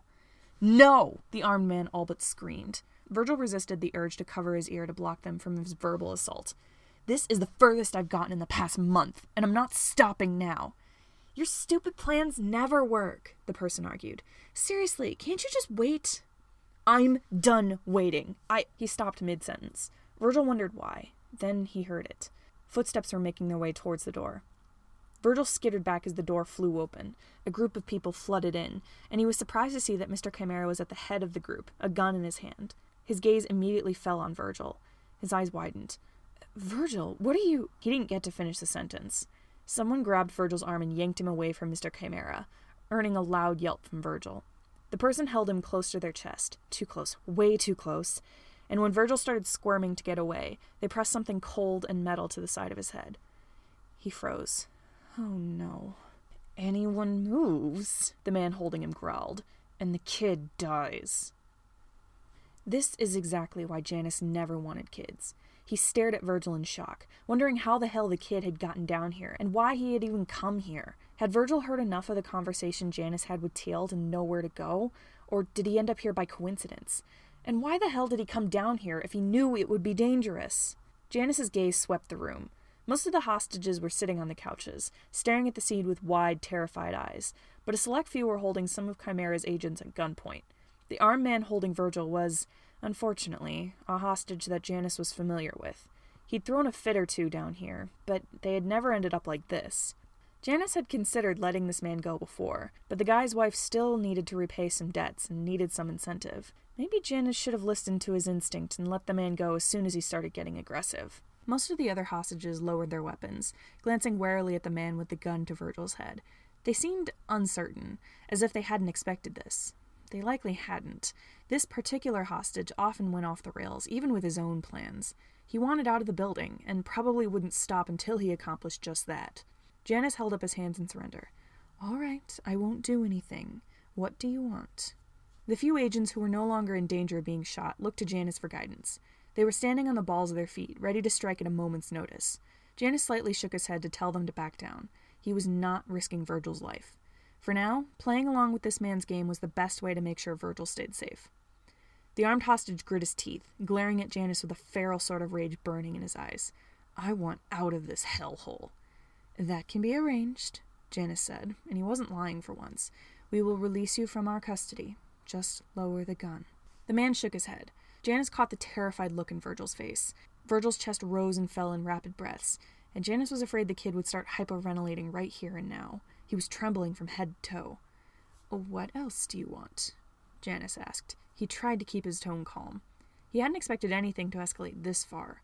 He didn't want it to aggravate the man and make him escalate even further. "I don't trust you," the man spat. "Put down the weapons. All of you." Janus hesitated. He shifted his grip on his one weapon. He really should have brought a backup knife with him. However, he motioned to the group of agents behind him to put their weapons down. He heard them all set their various bats, knives, and guns on the floor. He knelt down, keeping his eyes on the man, and very slowly set his pistol on the ground. He kept his hands up in surrender and straightened again. "Okay, the weapons are down," Janus said. "Now let the kid go, and we'll bring you back to your wife." "Oh, no, I don't want back with her." The man was shaking from rage. "She got me into this place by taking loans to fuel her fucking shopping addiction. She did this to me. I don't want to be around her ever again." "That's fine," Janus said. His heart pounded faster as the man's finger twitched on the trigger of the gun. "We don't have to take you back to her. We'll set you free wherever you want." The man sneered. "How do I know you're not lying?" The muzzle of the gun pressed closer to Virgil's temple. Virgil's eyes widened and his breath quickened. Janus glanced from the man with the gun, the other armed and confused hostages, Virgil, and the unarmed agents in the corner of the room. There were so many different things in the situation, it was hard to know what to focus on. One of the hostages on the couch was biting her nails. The show on the TV was still going, and agent in the corner shifted her weight, ready to attack. Virgil's breathing was so loud, reminding of how high the stakes were. Someone accidentally nudged a metal bat on the floor behind him. He took a deep breath. Too many things were happening. He couldn't have a shutdown now. He needed to keep a level head. Janus looked back up at the man. "You just have to trust me," he managed to say, but God, his voice was already getting quieter, and speaking felt awful, and he needed to move somehow, but if he did, Virgil would die. Thank fuck DW managed to notice his growing distress. "Listen," she said, "you'll just have to take our word for it. We will let you go if you let the kid go. I promise." Her voice shook. She didn't like guns, despite the constant presence of them in her line of work. It was a miracle she was able to keep her head on straight. The man looked from Janus to DW. Janus silently prayed the man would believe them. One of the other armed hostages shifted her grip on her gun. Janus didn't realize what was going on until it was too late. She raised her gun and fired. Virgil screamed and collapsed, and for one horrifying moment, Janus thought he was the one that was shot. The armed man whirled around and fired at his fellow hostage. Blood sprayed on the wallpaper, and she crumpled. Janus rushed for Virgil. He heard a thud as someone, likely DW, tackled the armed man and pinned him to the wall. Chimera agents grabbed their weapons and began rushing around, trying to fix the situation, but Janus was only focused on Virgil. Virgil was curled up on the floor, clutching his hood over his head, shaking like a leaf in the wind. His breathing hadn't slowed at all, so Janus took that as a sign that he hadn't been shot and wasn't in the process of dying. Janus looked him over for any sign of blood without touching the kid, unsure if this was a meltdown or a panic attack and if it was okay to get close. Luckily, he appeared physically unharmed. Janus took a deep breath to try and calm his own nerves. "Virgil, are you hurt?" His voice was still quiet, but at least he could still manage to speak. Virgil quickly shook his head under his hood. "Am I allowed to touch you?" Janus asked. A quick nod was Virgil's response. Janus gently took Virgil's shoulders and stood. Virgil followed the movement, uncurling from his former position, but still hunched over. He whined in distress, voice hitching with every frantic breath. Janus guided Virgil over to the door, motioning for the agents to move out of the way. They left the room, leaving behind the ruckus of the panicked hostages and the frantic agents. The lessened noise let Janus regain some control over his own senses a little. First thing to prioritize, get Virgil somewhere quiet. The ideal place would be Janus's office, but Virgil needed quiet now. The elevator would have to do for the moment. They walked down the hall, Janus with his hands on Virgil's shoulders to guide him, while Virgil kept his gaze on the ground. His breathing hadn't slowed yet. They finally reached the elevator. The doors opened as soon as Janus pressed the button, and he guided Virgil into the elevator. He pressed the button for the first floor. The doors shut, closing off the sound of the ruckus from the hostage's living room. Virgil covered his hands with his sweater sleeves and clamped them over his ears over the hood of his sweater. He gently rocked back and forth on his feet. He was still breathing fast, and a cry escaped his lips through the hyperventilating. Janus was not very equipped to deal with this. However, he would have to do his best. He kept one hand on Virgil's shoulder. "Virgil, can you try and take a deep breath for me?" Virgil sobbed again, but he nodded. "All right," Janus began. Try to breathe with me, okay? He took a deep, exaggerated breath. Virgil's breath hitched as he tried to inhale, and the air left his lungs in a quick sob. The second breath seemed to be a little easier, with a few less sobs. The third and fourth seemed to calm him down more, and the fifth nearly matched Janus's breath perfectly. Virgil took a sixth, shuddering breath as the elevator doors opened. He gave another distressed whine. Janus guided Virgil out of the elevator and down the hall. Janus was lucky almost everyone from the top floor was downstairs instead of up here. They reached the door to DW's office. Janus took one hand off Virgil's shoulder to open it. They could settle in DW's office, but the lights in Janus's room were much dimmer, and Janus just couldn't deal with such bright lights. He was vaguely aware of Roman and Remus sitting on DW's couch and reading books from her shelf as he and Virgil made their way to Janus's office. Janus nudged the door open and guided Virgil inside. The dim yellow lights were an immediate relief for Janus, but he still had to focus on Virgil. Virgil squirmed away from Janus and scurried into the blanket fort his brothers had set up. Janus crouched down and peered in through the blankets. Virgil had immediately curled into a ball again, knees to his chest. He grabbed a blanket and wrapped it around his shoulders. He briefly covered his hands with his sleeves and flapped them, before burying his face in the blanket. He whined again and rocked back and forth in his seat. Janus hesitated, but he crawled into the fort and sat down. The light was even softer in here. With all the soft blankets and pillows from his couch, it felt like the perfect place to relax. He might have to consider keeping this fort. It was quite lovely. "Anything I can do to help, Virgil?" Janus asked. His voice was hardly more than a whisper. Speaking felt awful. He wasn't going to be able to say much. Virgil peeked up from the blanket to look at Janus. He seemed to hesitate, but he scooted across the floor towards Janus. He sat right next to Janus and hid his face in the blanket again. Janus wasn't 100% sure what to do with this. He assumed Virgil wanted some sort of comfort, so Janus carefully placed a hand on the kid's back. Luckily, that seemed to be the right thing to do. Virgil leaned against Janus and huddled further into his sweater. His shoulders shook. Another sob left his throat. He kept rocking in his seat as he stuck his bat necklace in his mouth. Janus gently rubbed Virgil's back. "It's all right, Virgil," he whispered. "It's okay. You're safe now. Nothing is going to happen to you." Now that everything had slowed down and they were safe, Janus allowed himself to relax as he comforted Virgil. His brain had reached its limit. Everything had happened all at once, and Janus hadn't even processed all of it yet. He tried to speak again, but his voice had given up on him.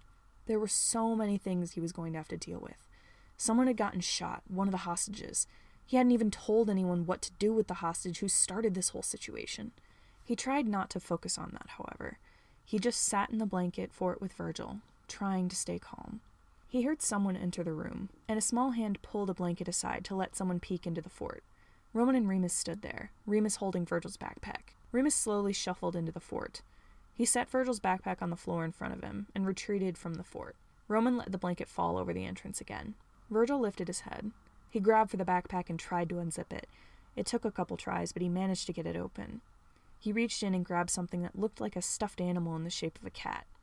He hugged it to his chest and buried his face in the blanket again. Janus flinched as he heard DW's office door open and close.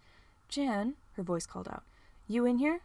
Janus couldn't respond, not with his voice at least. He tugged one of his gloves off with his teeth and snapped his fingers twice to alert DW to where he was. Footsteps approached from her office. She pulled a blanket aside and poked her head into the fort. "Hey, you two," she whispered. "You both okay? Physically, at least?" Janus nodded. He wanted to ask what was going on with the hostages now, but he couldn't speak. However, he didn't need to. DW seemed to already know what he wanted to ask. "The hostages are fine," she said, keeping her voice quiet. "Except for the one that was shot. She's still got a heartbeat, but we don't know how long that's going to last.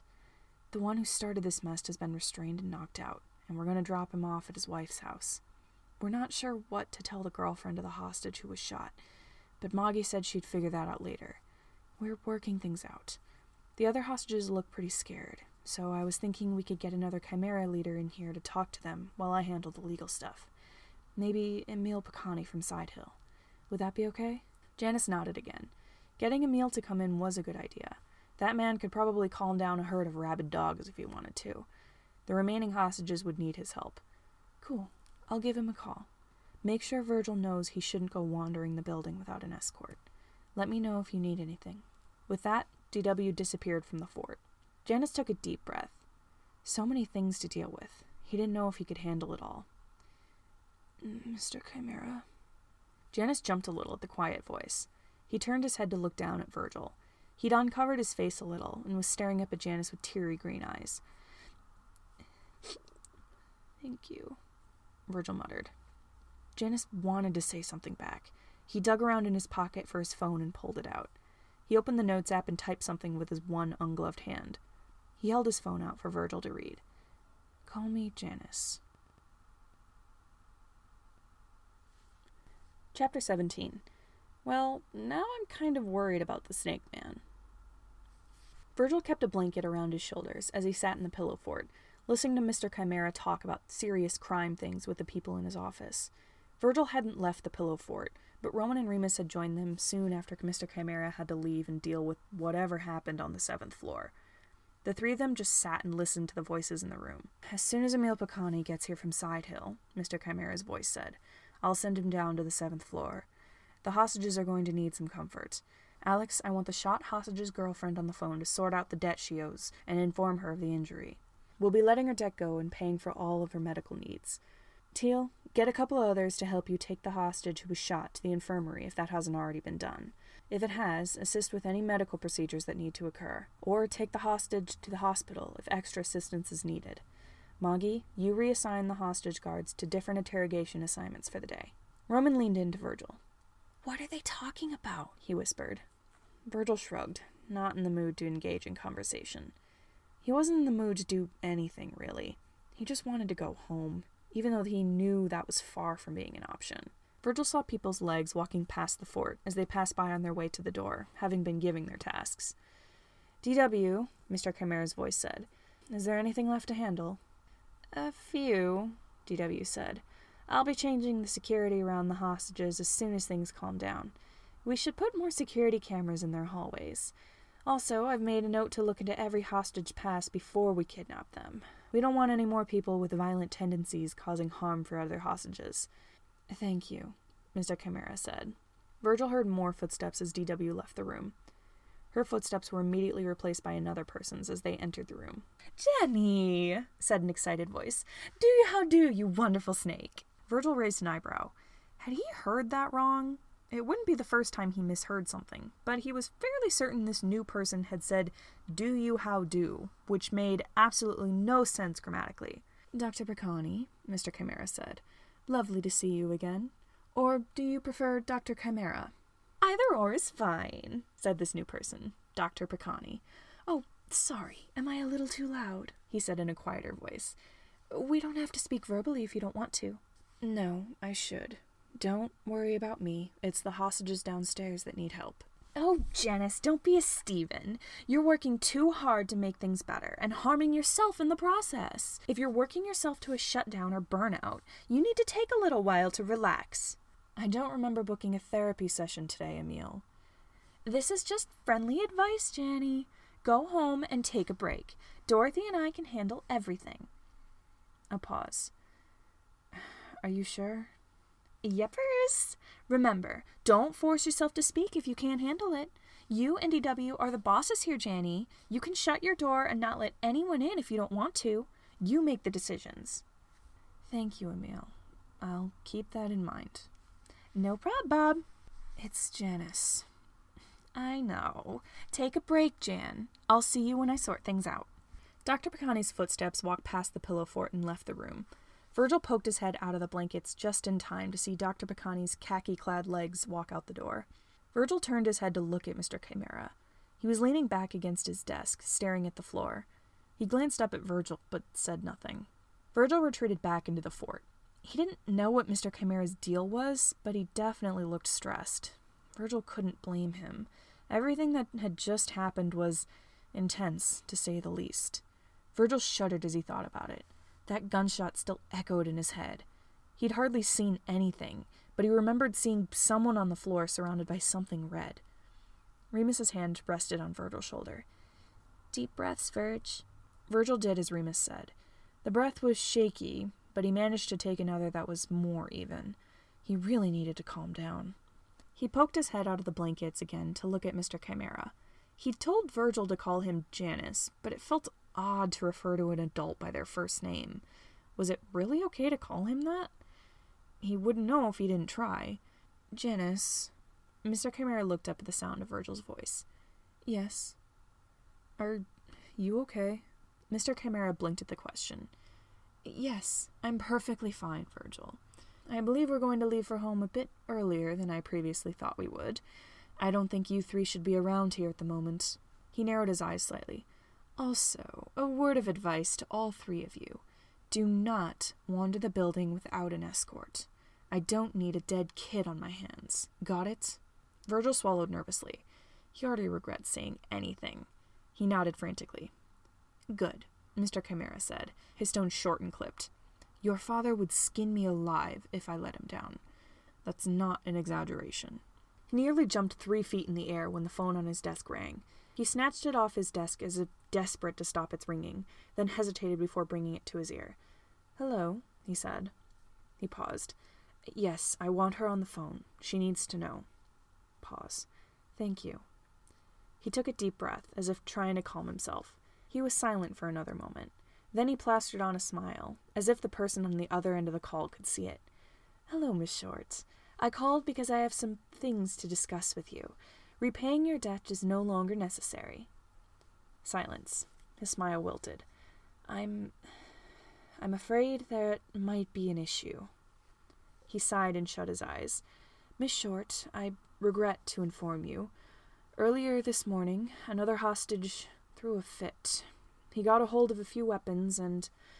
He swallowed. Miss, your girlfriend was shot. There was silence from both Mr. Chimera and the other voice on the phone.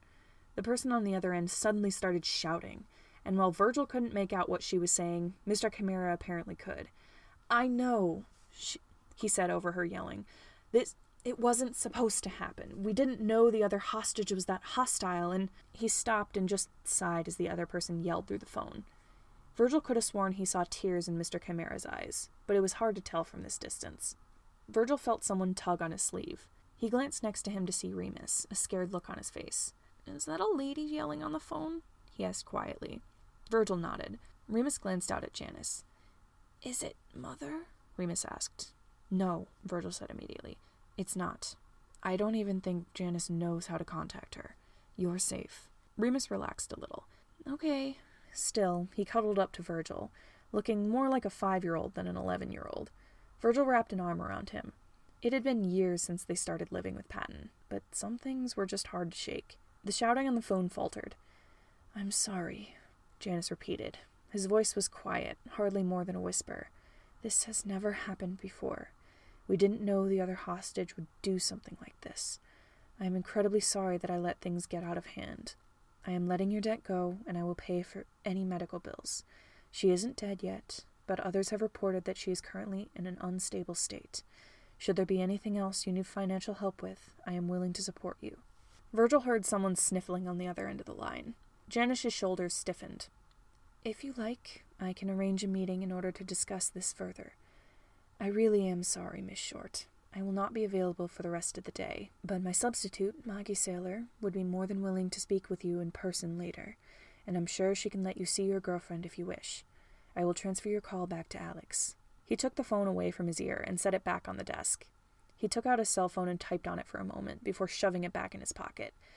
Kids, I think we should go back to my place. DW will get a ride from someone else when she decides to come home. The 3 of you shouldn't be here right now. Roman and Remus exchanged identical confused glances, but Virgil understood why. Come on, guys. He crawled out of the fort, backpack clutched in one hand. He had tucked DW's copy of Fahrenheit 451 in the front pocket. He stood and pulled his backpack straps over his shoulders, as Roman and Remus followed him. He felt a pang of concern rise up in his chest as Mr. Chimera started shoving things into a briefcase, movements halting and jerky. He hardly knew Mr. Chimera, but he wasn't going to pretend like he didn't care. This guy looked like he was on the verge of a breakdown. Mr. Chimera closed his briefcase and walked to the door. Virgil followed after him, gesturing for Roman and Remus to come with them too. They both scurried after Virgil, hand in hand. The 3 of them trailed Mr. Chimera out of DW's office and out into the hallways beyond. They walked towards the elevator, passing by concerned-looking employees, most of which were carrying weapons of some sort.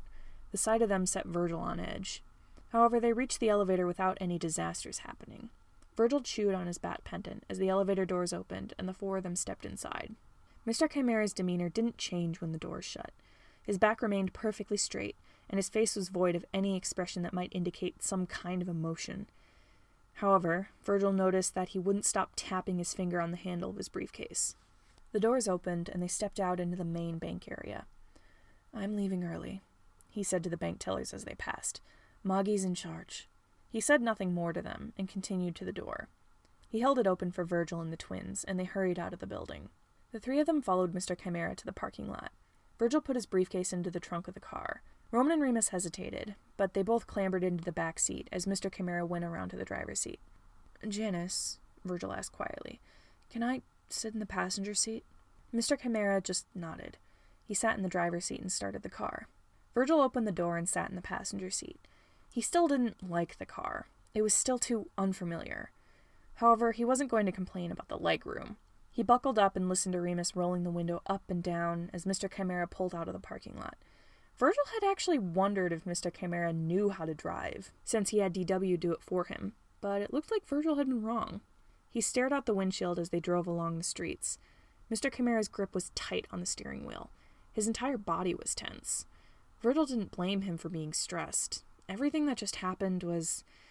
Virgil put his hood over his head when his thoughts turned to the events that had occurred maybe a half hour ago. His panic had gone down a substantial amount, but God, he was glad they were leaving. It didn't take long to arrive at Mr. Chimera's house.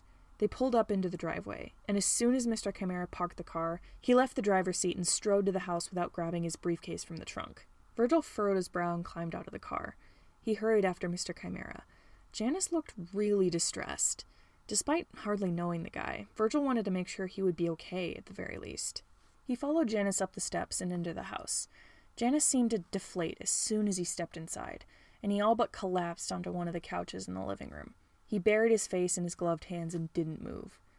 Virgil offhandedly wondered where Mr. Minder had gone, or if he was even still in the house, but his question was answered when the door to the right of the room opened and Mr. Minder stepped out. "Janus, why are you—" Mr. Minder stopped mid-sentence as his gaze fell on Janus. "Oh, Jan, what's wrong?" He shuffled over to Janus, one hand on his side as if it were hurting. He shot a glance at Virgil. Virgil just shrugged. Mr. Minder grabbed a blanket off the couch. "Here." He draped it around Janus's shoulders. He turned and walked to the hallway, one hand still on his side. "Roman, Remus, you two should go in the dining room. Virgil will join you shortly. Virgil, I would like to see you in the kitchen for a moment, if that's all right." Virgil's anxiety shot up.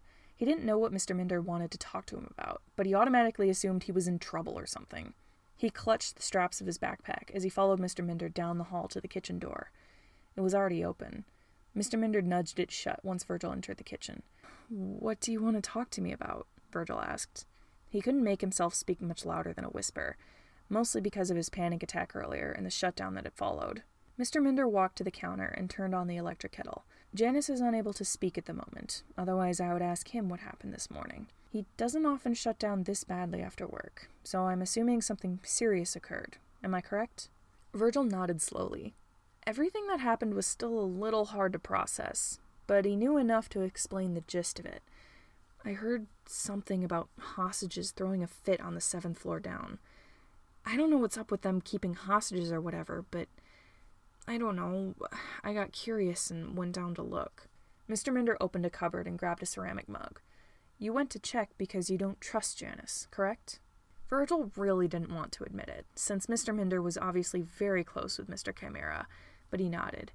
Mr. Minder could read him like a book. "I understand why, Virgil," Mr. Minder said. "I'm not upset with you for distrusting him. What happened after you went downstairs?" Virgil brought his bat necklace to his mouth and chewed on it for a moment. "One of the people down there had a gun.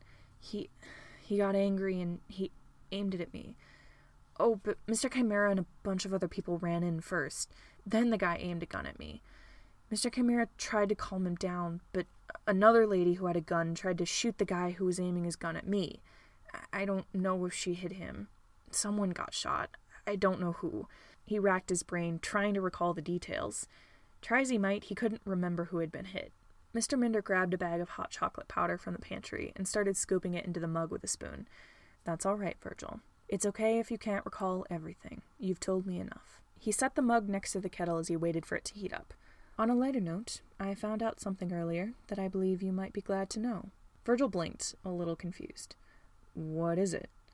Your father, as of 1 hour ago, is still alive. Virgil's emotions immediately shot through a whole fucking roller coaster. There was shock at first, and that melted into overwhelming relief and happiness, then spiked into fear as to where Dad was and who he was with, and settled into sadness over the fact that Virgil couldn't see Dad right now. How do you know? Virgil asked through his battling emotions. I received information from a secondary source that I believed to be reliable.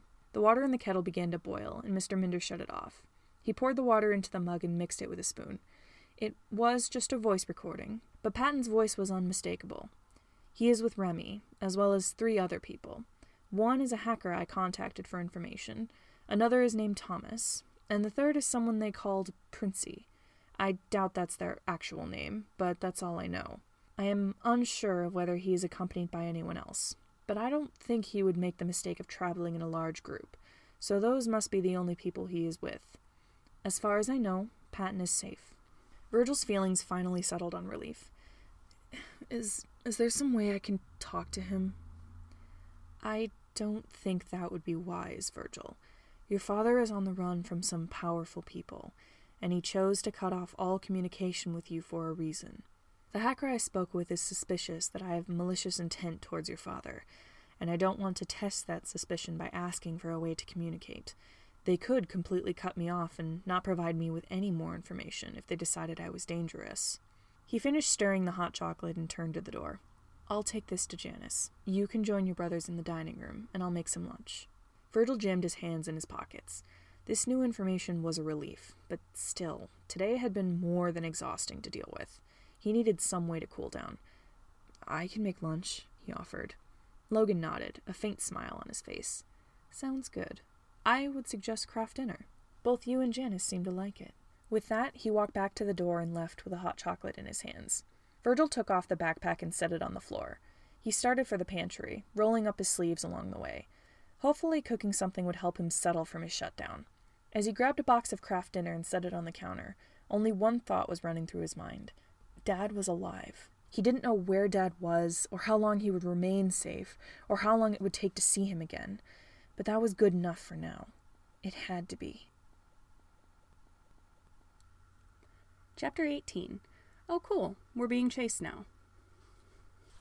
Patton couldn't stop glancing around the booth their group had settled in. Are you guys sure this is safe? We'll be fine, Andy reassured him for the 5th time. She hadn't stopped messing with her laptop since they entered the restaurant. I'm not seeing any familiar signals. We're not being followed. Not yet, at least, Price mumbled. She sneered down at the food in front of her. Do you people really eat this crap? Remy bit into the burger he'd ordered. Shut up, Princey, he mumbled through the food. This is what you got. Deal with it. Patton sighed as the two of them launched into an argument. They had long since left the Starbucks behind and had opted to sit down in a fast food restaurant for a late lunch.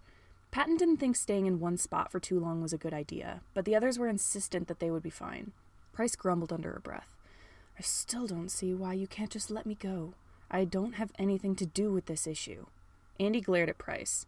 You'd give away our location just to get the bounty money. Price raised an eyebrow and didn't respond for a moment. Okay, you've got me there. She picked at the fries in front of her. This is still disgusting.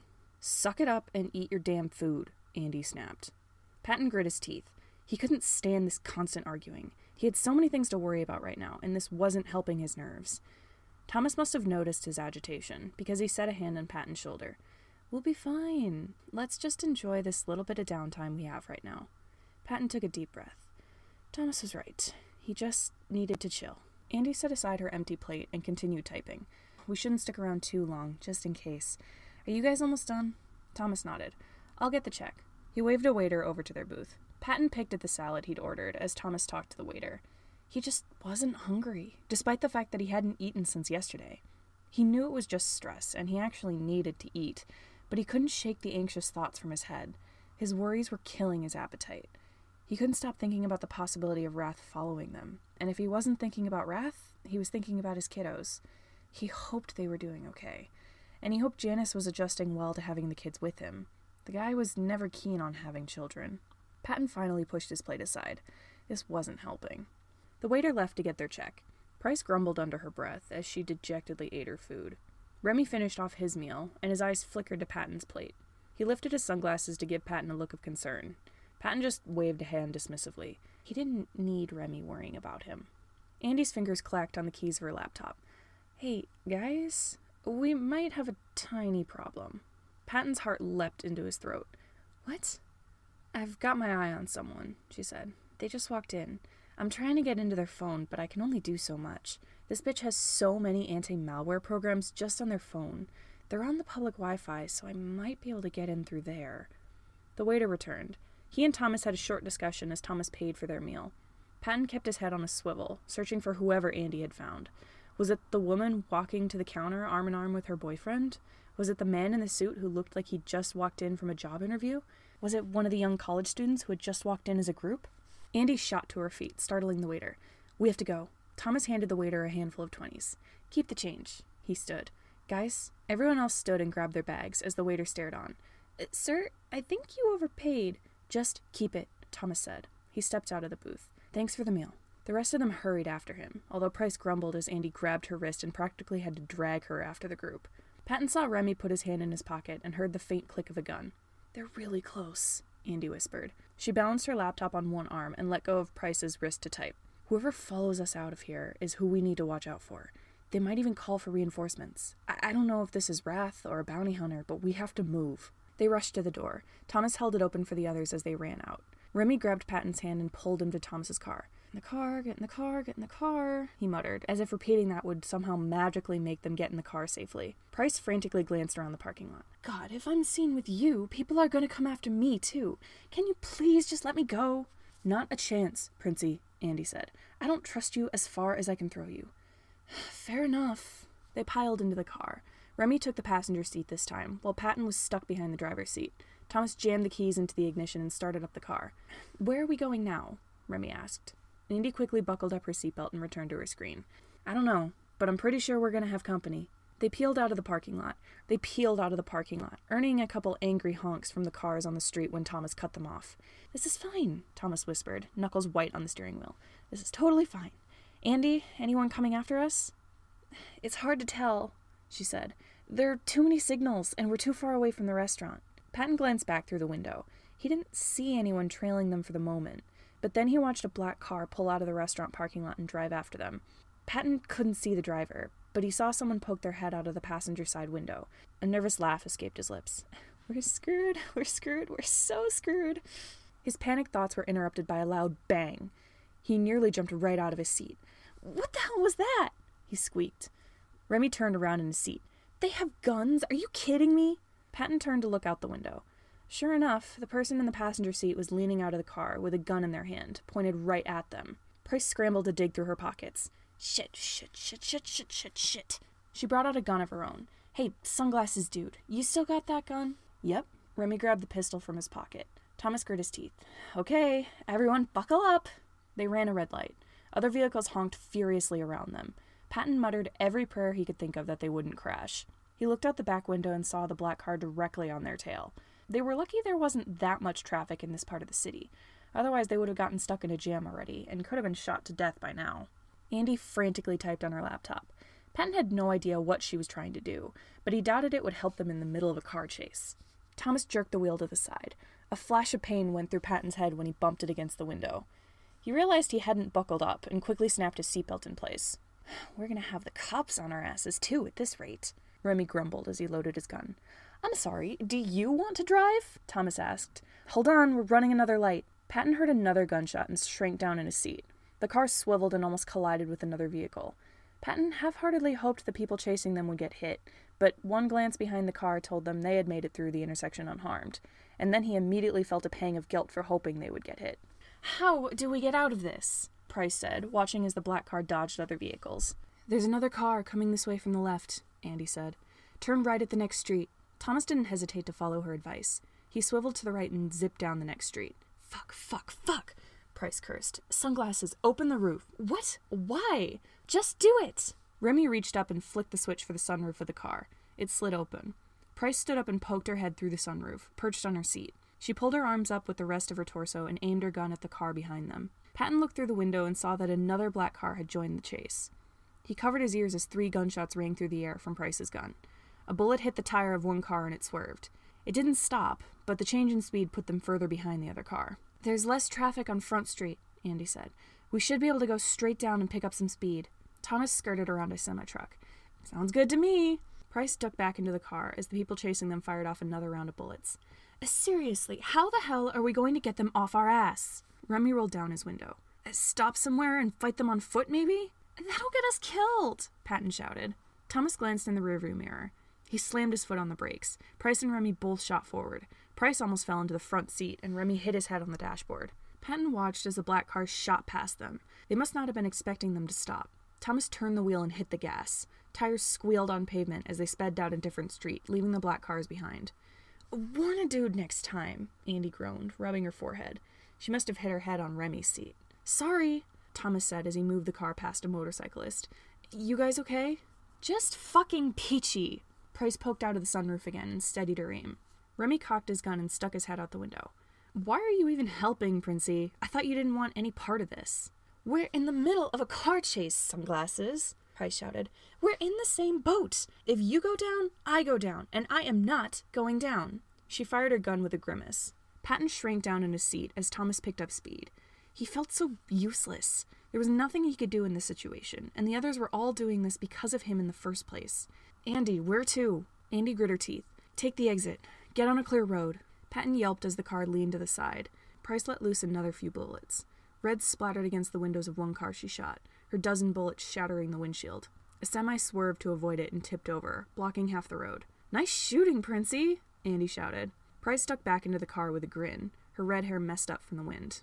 "Thanks." She loaded her gun again. "Don't kill them," Patton snapped, whirling on Price. Price shot him a glare. "What else do you want me to do? Get them a bouquet of flowers and ask to be friends?" Thomas kept his foot heavy on the gas as they sped through the streets. "Where's the other car?" "Getting pretty close," Remy yelled. He fired another shot out his window. More gunshots rang through the air as the black car returned fire. "Got any ideas on how to throw them off?" Andy ran a hand through her hair and grimaced at her screen. "I'm thinking." She looked up and scanned the street around them. Patton did the same. They had ended up in a part of the city that was more roads than buildings. They zipped onto a bridge that went over a tunnel. The black car followed. Patton watched the black car. He didn't know what to do. How were they supposed to get out of this mess? An idea popped into his head. He didn't like it, and it had been so long. He didn't even know if he could pull it off. Patton turned to face everyone else. "Everyone buckle up." Remy raised an eyebrow, cocking his gun. "Why?" "Just do it." Remy and Price both sat in their seats and buckled their seatbelts. Patton held his hand out to Remy. "Give me your gun." "Why?" "No time for questions."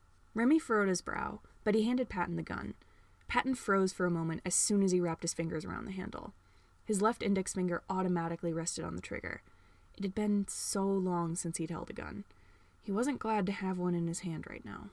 He shook off his initial shock. He rolled down the window and then unbuckled his seatbelt. "What are you doing?" Remy asked. Patton didn't respond. He clambered out and sat on the open window, his legs the only part of him inside the vehicle. He heard Remy shouting in confusion and concern, but Patton was in no danger of falling out of the car. He leaned against the car to keep his balance. Despite having not been in a car chase like this for years, his muscles still remembered what to do. He held the gun in both hands and aimed it at the black car. He took a deep breath to steady his hands. He pressed the trigger. He fired 2 bullets. Each one hit the driver's hands, which jerked back from the impact. The steering wheel coasted to the side, and the car crashed into the side of the bridge. Patton squirmed back in through the window as the sound of crunching metal met his ears. He rolled up the window, breathing heavily. The car was silent for a moment. Thomas lessened up on the gas until they were going the speed limit. They drove in silence for a few seconds, processing what had just happened. Patton held the gun out to Remy. "Here." Remy held up a hand. "No," he said firmly. "You keep that." "But—" "No, no, no." Remy turned around in his seat to face Patton and took off his sunglasses. "Keep that. If someone comes at us, you're in charge of blasting their head off." He put his sunglasses back on and turned to face the windshield. No one spoke. Patton hesitated, but he flicked the safety on and jammed the gun into his pocket. Without anyone speaking to distract him, the guilt of what he just did started to weigh down on him.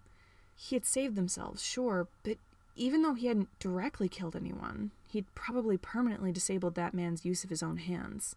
If he hadn't died in the crash. He really hadn't changed at all over the past 10 years, had he? Nice fucking aim, Price whispered. Patton just nodded at what he assumed was supposed to be a compliment. He didn't want to think about it. Where to next? Thomas asked. Let's find a hotel, Andy suggested. Lay low for the rest of the day. We might have to ditch the car since someone obviously recognized it.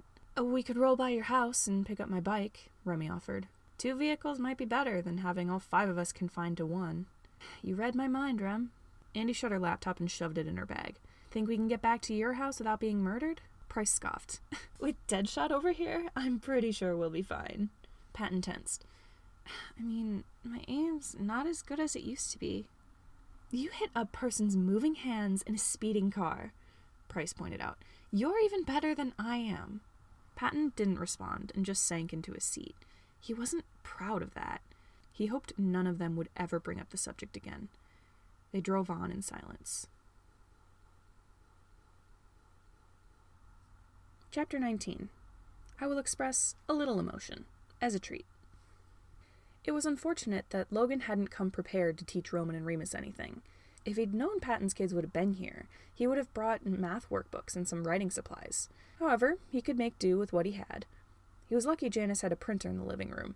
He printed off a few pages of some worksheets he'd found online, and found a few pencils scattered around the living room. He'd taken them to the dining room so he could teach the twins, while Virgil remained in the kitchen.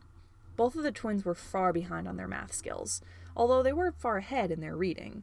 To be fair, they'd been out of school for a few months back when they lived on the streets, so they still had much to do in order to catch up. Logan sifted through the worksheets. He set one in front of Remus and another in front of Roman.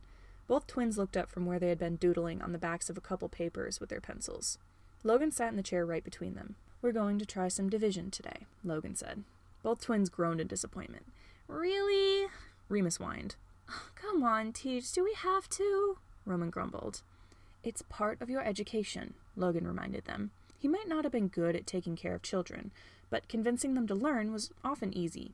I'll be doing some math lessons with Virgil later, if he's up to it. If you'd like, we can wait until then to start yours, so all 3 of you can do them together. Remus and Roman's faces brightened immediately. Can we? Roman asked. If you'd like to. You can continue drawing if you want.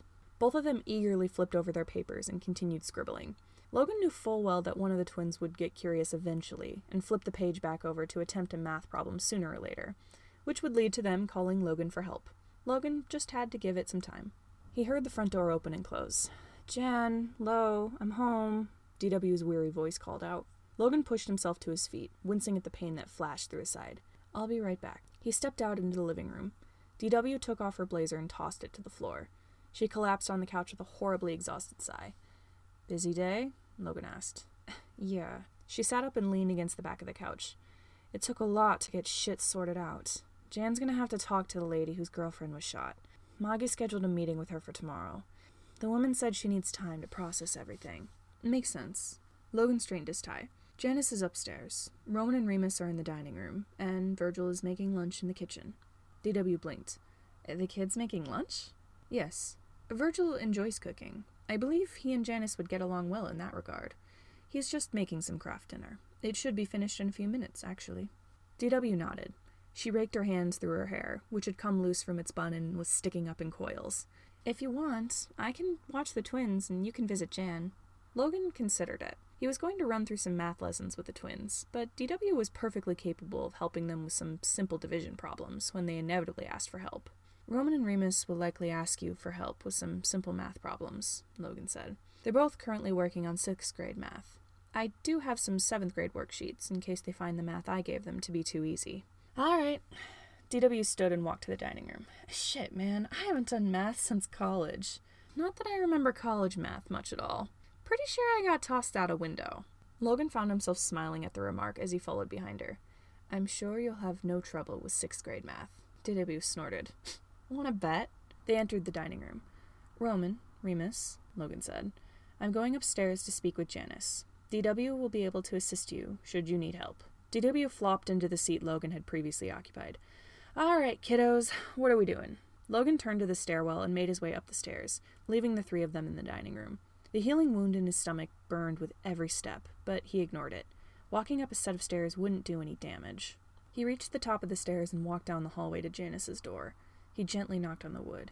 "Janus," he said, making sure to keep his voice quiet. When he received no response, he opened the door a crack and peeked inside. The room was bathed in the soft yellow lights that Janus preferred. The curtains over the windows were shut, blocking out the bright sunlight. Janus was sitting at the desk to the side of the room, hunched over with his face in his arms. He had taken off his suit jacket and bowler hat. Both were tossed haphazardly to the floor. Logan was tempted to leave. He didn't know if Janus was sleeping or not. However, Janus raised an arm and gave a half-hearted wave to let Logan know that he was still conscious. Logan shut the door behind him. "Can you speak?" he asked softly. "A little," Janus's quiet voice answered. He lifted his head and looked up at Logan. Logan strode over to the desk and sat on the edge of it. He was worried about Janus. It wasn't often that he shut down after work like this. Then again, Janus didn't often experience things like this at work. He was mostly shut away in his office. Logan reached out and ran a hand through Janus's hair. "Would you like to talk about it, Sunshine?" Pet names weren't something Logan used often, and neither was physical contact. Those were affections Janus tended to use more. However, he'd found that expressions of love and concern eased Janus's nerves. Janus took a deep breath. He ran a gloved hand over his face and remained that way, leaning on the desk with Logan's fingers carding through his hair. "I feel unprofessional," Janus whispered finally. "I'm the leader of a crime ring, for fuck's sake. I shouldn't be upset over seeing one person get shot. I've seen dozens of people get hurt. I've killed dozens of people. I don't know why this one is bothering me so much." Logan gently scratched at the hair in the back of Janus's head. "Is there anything specific about the situation that's bothering you?" Janus leaned down again to cover his face with his arms. Logan kept his hand in Janus's hair. I don't know. Everything has suddenly changed over the past day.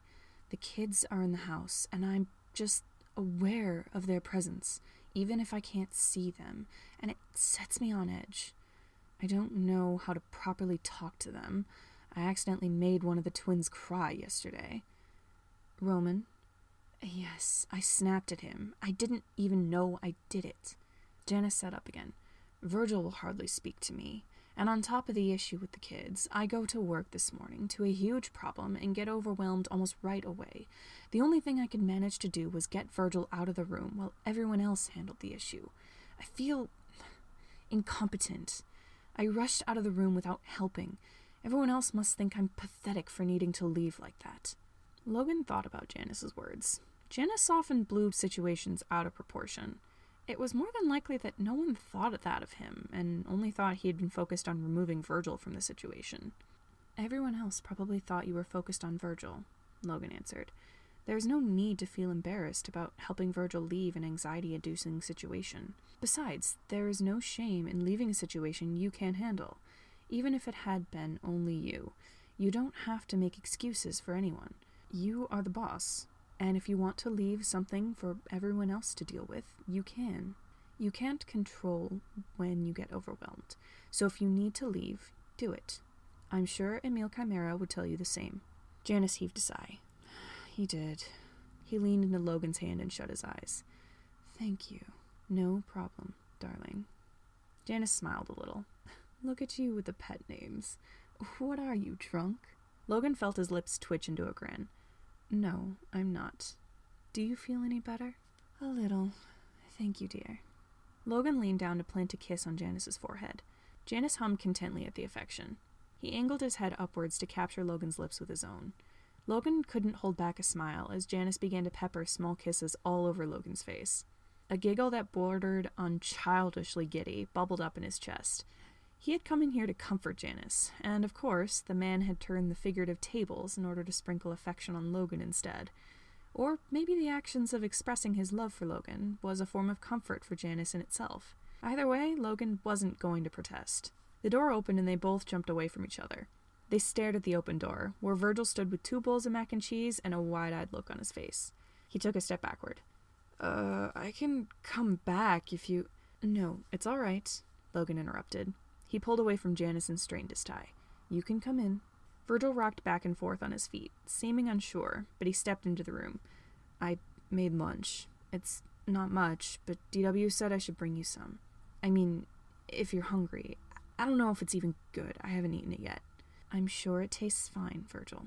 Logan stood and took the 2 bowls from Virgil's hands. Thank you for the meal.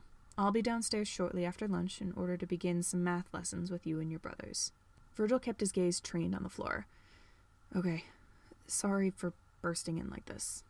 Janus cleared his throat. The pale blotches on his face were flushed red with embarrassment. Thank you, Virgil. Virgil turned to the door. I'm gonna go bleach my eyes now. See ya, Chimera. He waved with a 2-fingered salute and left the room in a rush. He shut the door behind him. Janus sighed. Well, that was embarrassing.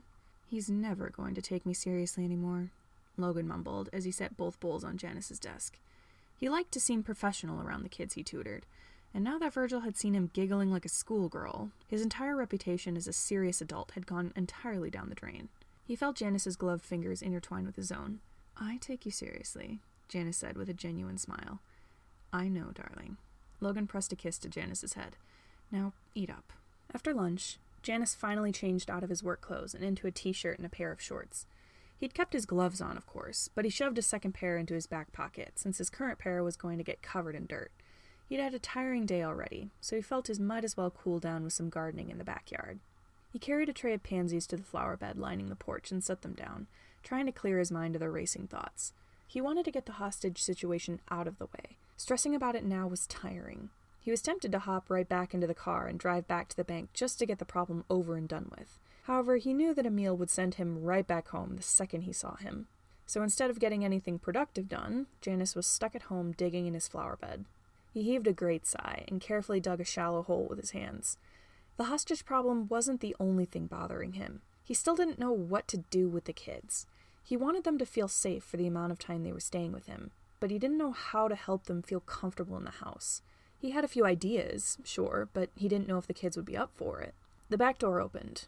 Janus looked up to see DW walking onto the porch in a swimsuit, a towel draped over her arm. I'm gonna do a couple laps, she said, hopping off the steps and making her way across the yard to the pool. Have fun, he called as he pulled the pansies over to him. He gently took one from the tray, with its square of soil, and set it in the shallow hole he'd dug. He packed dirt around it to fill in the hole. He picked up the tray and moved to another empty spot in the flower bed. He let his thoughts wander as he planted the pansies in his garden. The kids were inside the house with Logan, working on some sort of math thing that Janus didn't particularly care about. All Janus cared about was getting the hostage situation sorted out, and figuring out what to do about Patton Hart's children. It felt like all of his issues were suddenly piling up. He knew there were technically only 2 problems, but God, they were big problems. He tried not to worry about the hostage situation, since that would resolve itself tomorrow, hopefully. Janus heaved a great sigh as he planted the last flower from the tray. He'd come out here to relax, but he'd just ended up working himself into more stress. He straightened his sun hat and walked back up to the porch, where a few more trays of unplanted flowers sat. He could hear DW swimming back and forth in the pool, which made it difficult to decide what to plant next. He still had some petunias he needed to find room for, but there were also a few snapdragons he had to work into the flower beds. He turned away from the flowers in a frustrated huff. He needed to figure out how to solve one problem, at least. Janus stepped off the porch and walked over to the pool. He stayed well away from DW's splash zone as he sat down and dipped his feet in the water. She was the only reason they'd gotten a house with a pool in the first place. She had insisted they have one, despite the fact that she was the only one out of the 2 of them that ever used it. Janus just didn't like the feeling of being submerged into water, and he especially hated getting his hands wet. He swished his legs through the water and watched DW swim to the other side of the pool. He had an idea on how to help the kids, but he'd need a second opinion. DW pushed off the opposite ledge and swam back over to the side of the pool Janus was sitting on. She popped her head out of the water and grabbed the edge, taking deep breaths. She shook her head and water sprayed everywhere. Janus flinched when a droplet splattered on his face. DW reached for the water bottle she'd set down near the pool. She popped it open and paused when she saw Janus. Oh, hey Jan. What's up? He shrugged. Just thinking. DW took a swig of her water. About what? What to do with the kids? Janus tugged at his dirty gloves. I just want them to feel comfortable here, and I want to feel comfortable around them, but there's strangers in your house, DW finished. Exactly, Janus sighed. I don't know how to deal with children. Now that there are 3 of them under my responsibility, I don't know what to do. Well, why don't you talk to them? Janus hesitated. I'm a little afraid to speak to them. DW raised an eyebrow. Jan, you're telling me that you faced Patton Hart when he was at the top of his career and gotten out of there alive, and you're afraid of talking to a 15-year-old. I know, it's completely illogical. Janus scoffed. He idly kicked his feet through the water. But what if he doesn't even want to speak with me? You won't know until you try. DW pushed away from the edge and floated in the water. Are you sure you don't need an appointment with Emil? I'm fine, he reassured her. He thought about his options. It couldn't hurt to maybe try talking to the kids. I'll talk to Virgil later. Thank you, Dorothy. No prob. She turned and dived back under the water. Janus took his legs out of the pool and shook the water off. He wasn't going to interrupt the kids' tutoring lesson, but he might as well keep gardening if he couldn't go back to work. Chapter 20. I can tolerate the emo kid. Virgil waggled his pencil between his fingers and looked at Roman and Remus across the table. Both were busy trying to work on some division problems. Mr. Minder had left the room to check his wound again. Virgil had almost forgotten that Mr. Minder had gotten shot just last night. Virgil set down his pencil, unable to properly focus on his own math. You guys want to switch around the betting pool? Roman and Remus both perked up. Remus furrowed his brow and tapped his pencil on the worksheet. What do we have on the table right now? We've got my old Ever After High Raven doll, Virgil said. That one rat skull you found in an alley, and Roman's collection of shiny things. Are we changing our bets? Roman scratched his chin, deep in thought. I'll change it from 2 shiny things from the collection to 3. And I bet the next time we see them, Dad and Remy are gonna be together. Remus nodded thoughtfully. I'll throw in a weird jagged rock I found in the sidewalk. You want to change what the bet is? Virgil asked. It's gonna be hard for Dad and Mr. Minder to get together since Mr. Minder is with Mr. Chimera. You've got a point. Remus scratched his chin. I bet Dad and Remy aren't gonna be together when we see them next, but they'll realize that they fell in love while Remy was protecting Dad, and they'll decide to be together soon after they get back. Roman gasped out loud. That would be so cute! Remus turned to Virgil. Virg, got anything to add? Virgil considered his options.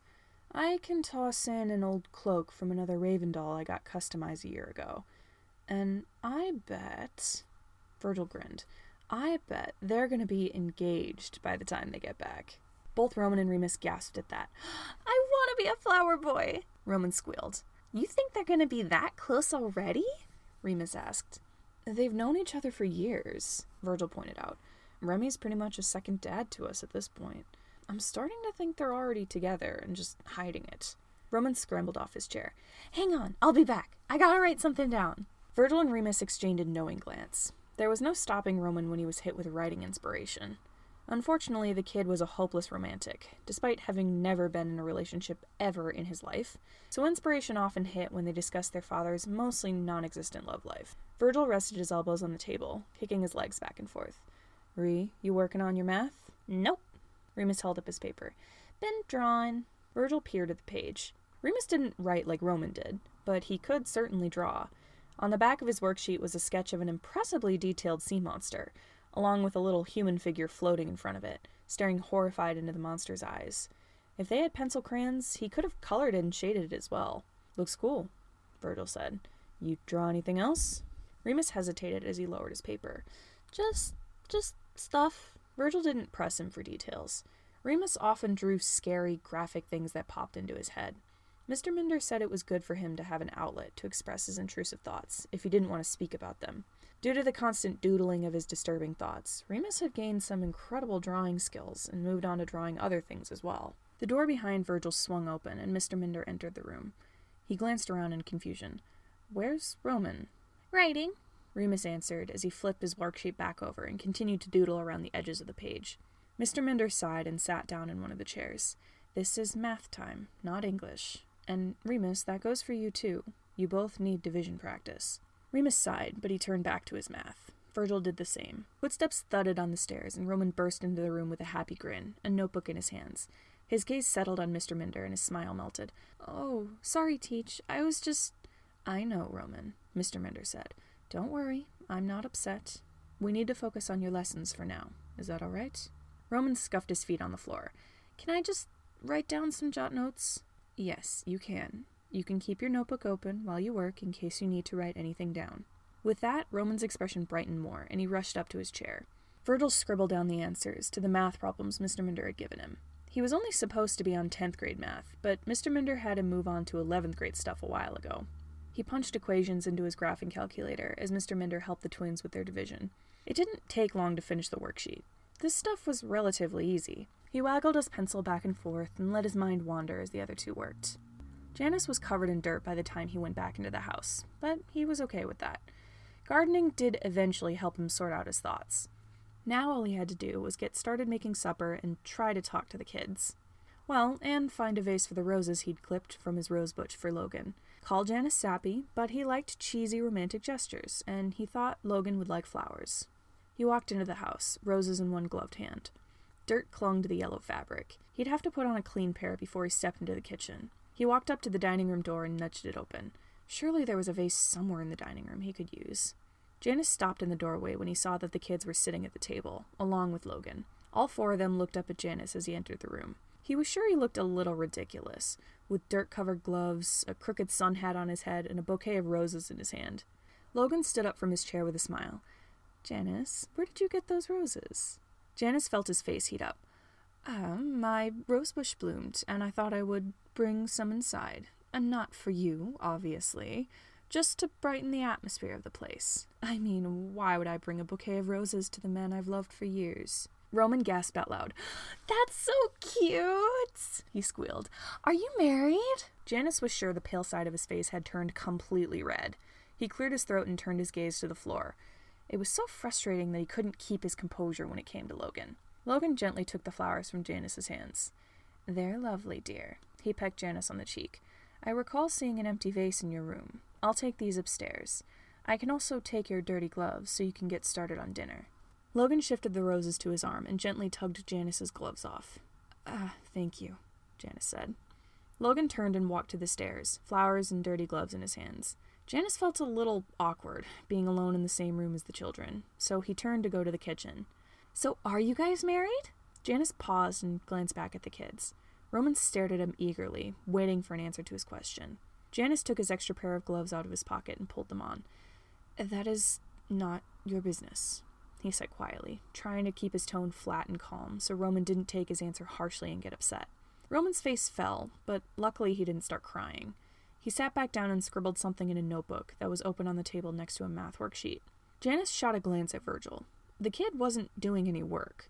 Instead, he was wiggling his pencil back and forth in his hand, staring down at the table. One look at the worksheet in front of him told Janus that Virgil must have already finished whatever he was supposed to be working on. Well, now would be as good a time as any to try and talk to him. "Virgil," Janus said, already feeling awkward about the conversation, despite the fact that he'd hardly said anything yet. "In the letter your father wrote me, he mentioned that you enjoy cooking. I was wondering if maybe you'd like to assist me in making supper. That is, if you're finished with whatever work Logan has you doing." Virgil exchanged a confused look with Rowan and Remus. He tapped his pencil on the table as he thought about the offer. "I mean, I guess. Are we going to start cooking, now?" "We can, yes. It's late enough that we can start whenever you want." Virgil blinked. He still seemed a little confused by Janus's offer, but he stood up from his chair. "All right." He looked at his brothers. "Tell Microsoft Nerd I'm done with my math." Remus nodded.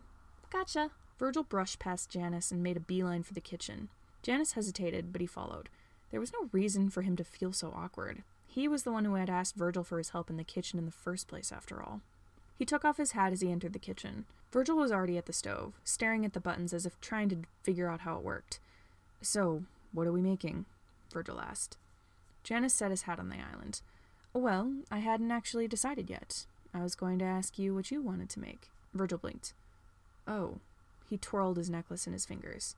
"This might sound dumb, but could we have pancakes?" "That sounds perfectly fine to me, Virgil," Janus assured him. It was a bit of a relief that Virgil felt as awkward as he did. At least he wasn't alone in his nervousness. "Dad has a recipe we use for pancakes," Virgil said. "We don't need pancake mix." "What all do you need?" "Where's your flour?" Virgil asked. Janus strode to the pantry and opened the door. An open bag of flour sat on the floor. "Just in there." He crossed to one of the cupboards and grabbed a measuring cup from inside. He set it on the counter and walked to one of the drawers to grab a mixing bowl. He returned to the counter to see Virgil standing there, waiting with a cup of flour. He set the bowl down and Virgil dumped the flour in. Virgil hurried back to the pantry for another cup of flour. What else? Janus asked as Virgil dumped in the second cup. Virgil gnawed on his bat pendant. Do you have something to write with? He muttered around his necklace. Janus turned to the counter. He was sure he'd seen a notepad somewhere in one of the drawers. He opened one and rummaged through it. An old memo book popped up in the mess. A pen jammed through its coils. He took it out and held it out to Virgil. Virgil took the notepad and tugged the pen out from the binding. He flipped the book open, scanning for a blank page. He set it on the island to write. He scribbled some words on the page and slid the notepad over to Janus. Janus leaned down to peer at the words Virgil had written.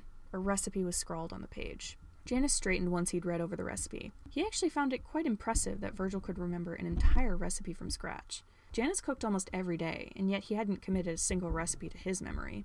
I'll grab the ingredients, Janus said. He walked to the pantry and peered around for the sugar. Goodness, he needed to organize this place. This place is a mess, he muttered, pushing aside a can of soup. Just like my life. Virgil's voice mumbled. Janus snorted at the remark.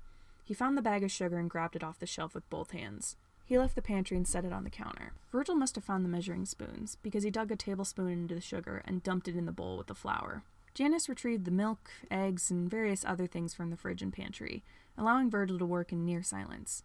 The kid seemed more in his element in the kitchen. He bustled about like he'd been using this kitchen his whole life, cracking an egg in one hand while uncapping the vanilla with his other. Janus didn't know whether he should step in or if Virgil even remembered he was there. Virgil reached to shut the egg carton. His arm nudged the bag of sugar, and it began to tip over. Janus lunged forward and pushed it upright before it could spill all over the counter. Virgil jumped back as if he'd just noticed the mistake, clutching his bat necklace for dear life. Holy shit, he blurted, back pressed to the island. He frantically muttered a dozen apologies as Janus pushed the sugar closer to the wall, where it wouldn't be in danger of falling. Sorry, Virgil mumbled. Sorry, I didn't see it. Virgil, Janus said, interrupting Virgil's frantic muttering. It's all right. No harm done. Even if it had fallen, it's just a little sugar. Are you okay? Virgil raised his necklace to his mouth. Yeah, I guess I forgot you were here. His shoulders tensed. God, I'm sorry. I've been doing everything. Did you want to do something? Janus shrugged. Doesn't matter to me. Do what you want. Virgil still looked uncertain. Are you sure? Stop second-guessing yourself, Virgil. You can do what you want to. I'm not your parent. You don't always have to look to me for direction if you don't want to. Virgil grimaced. I guess. Is there another problem? Janus asked. It's stupid, Virgil sighed. It's just, you're here and you're not doing anything, so I'm anxious that you're gonna watch me and judge me. It's dumb. Janus glanced up at the cabinets. I'll get all the plates and utensils for when it's time to eat. I won't be paying attention to you, and you can do your thing. Virgil furrowed a brow, as if surprised at that. Sure. He turned back to the bowl of batter. As Virgil finished mixing the ingredients together, Janus grabbed a frying pan from a cupboard in the counter and set it on the stove. He turned the stove on, with a glance at the recipe Virgil had written down, to make sure he put it at the right heat. He was glad that Virgil was able to do something he enjoyed, but Janus still couldn't shake that awkward tension in the air. Having kids in the house was a lot more nerve-wracking than he ever thought it would be. Virgil, Janus said as he opened the cabinet of plates. Virgil tensed at the sound of his voice. Yeah, I know you might not be comfortable in this house yet, but I just want you to know that if you ever need anything, and I mean anything at all, you just have to ask. DW and I are willing to accommodate for you and your brothers. He adjusted the heat on the stove. So, is there anything you might need? Virgil poured some pancake batter onto the pan. Janus still felt awkward, but the tension seemed to have dissipated a little. I'll think about it, he said after a moment. Can you grab the syrup? DW set her fork down on her empty plate and pointed to Janus across the table. Jan? Janus looked up from his own plate, where he was currently dragging a forkful of pancake through a puddle of syrup. Yes? Can you please use this recipe next time you make breakfast? Absolutely not, Dorothy, Janus said, raising his fork. You know I'm completely incapable of following a recipe when I make food. Good. DW looked at Virgil, who appeared a little confused at the exchange. This is your dad's recipe? Virgil shrugged and turned his gaze to his mostly empty plate. Yeah. Well, your dad's a fucking genius. Watch your language around the kids, Logan reminded her, as he wiped a splotch of syrup off his face with a napkin. It's okay, Remus said. I already know what fuck means. Roman set down his fork. Remus, you can't say that. In response, Remus set down his own fork and cupped his hands around his mouth.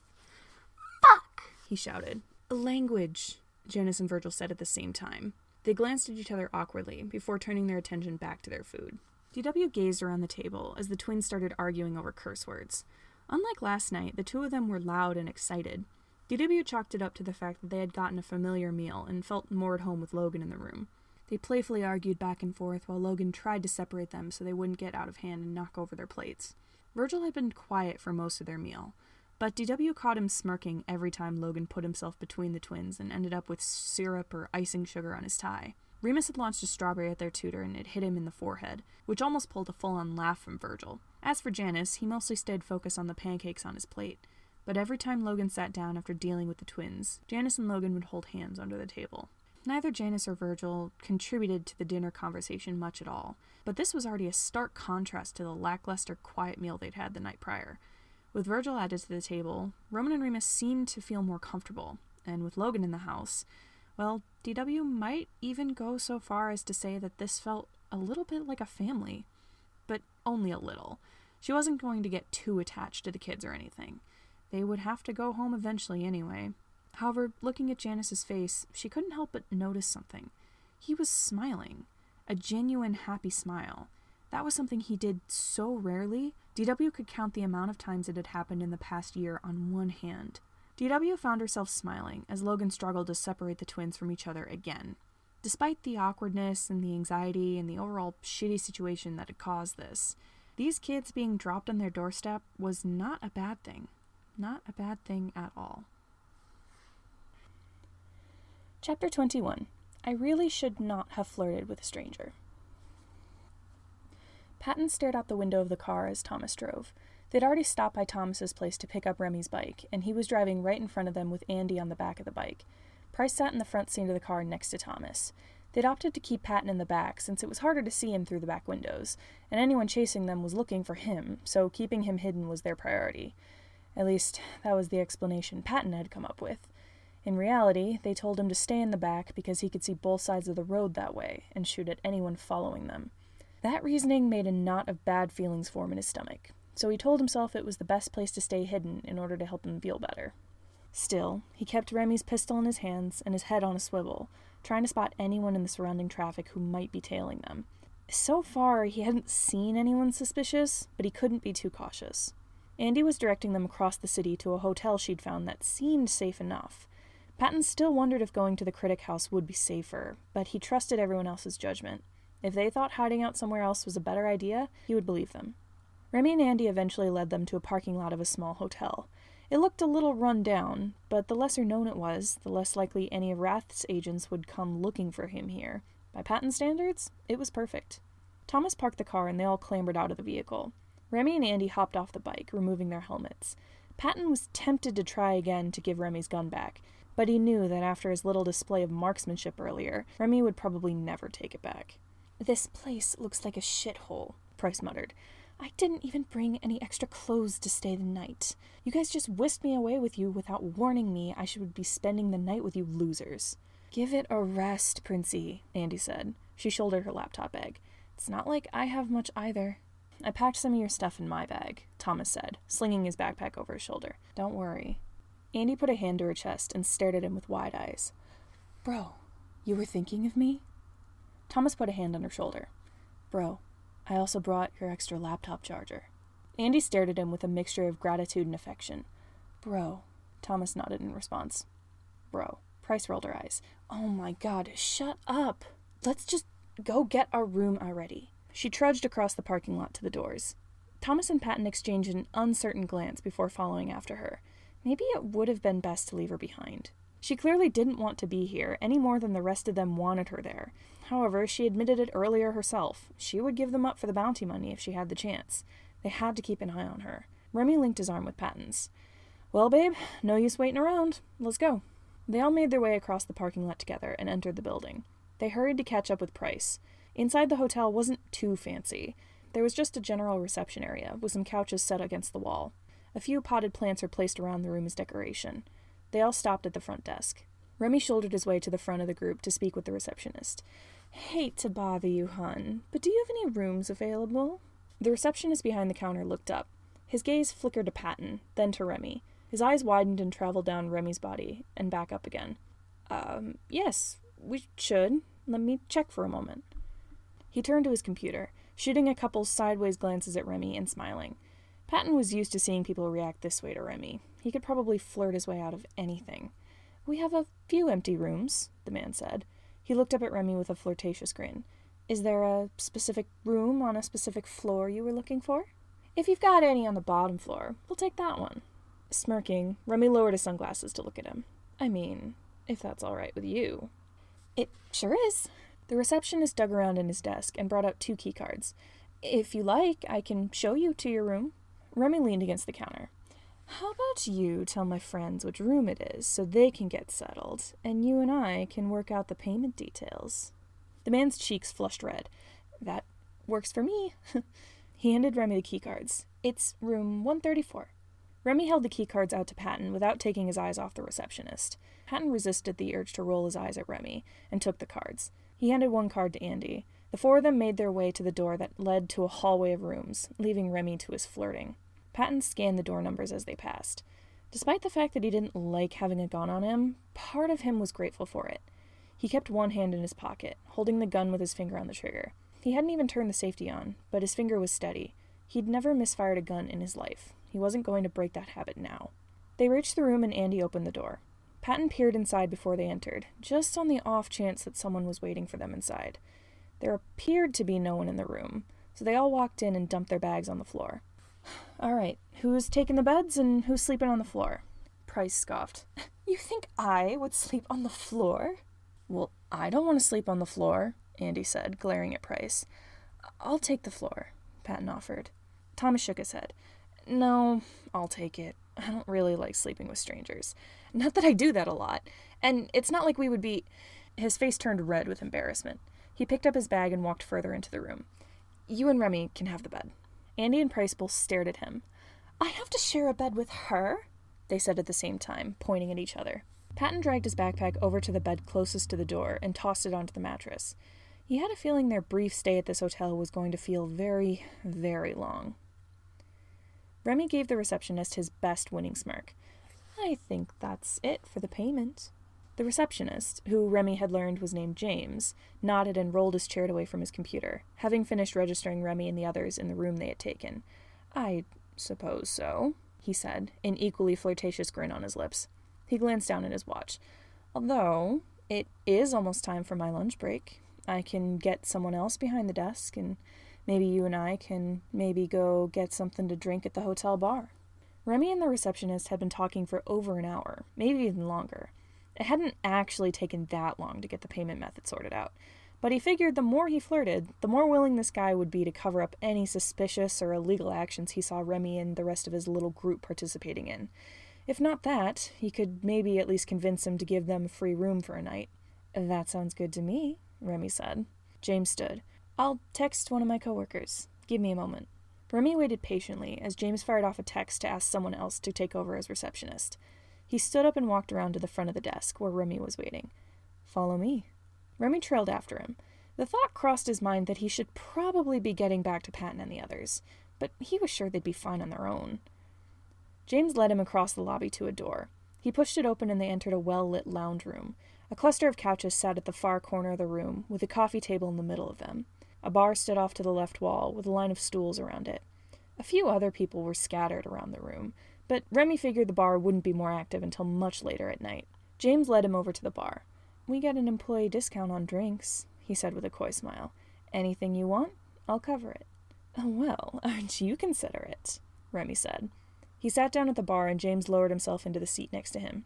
James shrugged. It's part of my charm. He looked up at the bartender and held up 2 fingers. The bartender turned and started mixing drinks. Remy studied James's face as the bartender worked.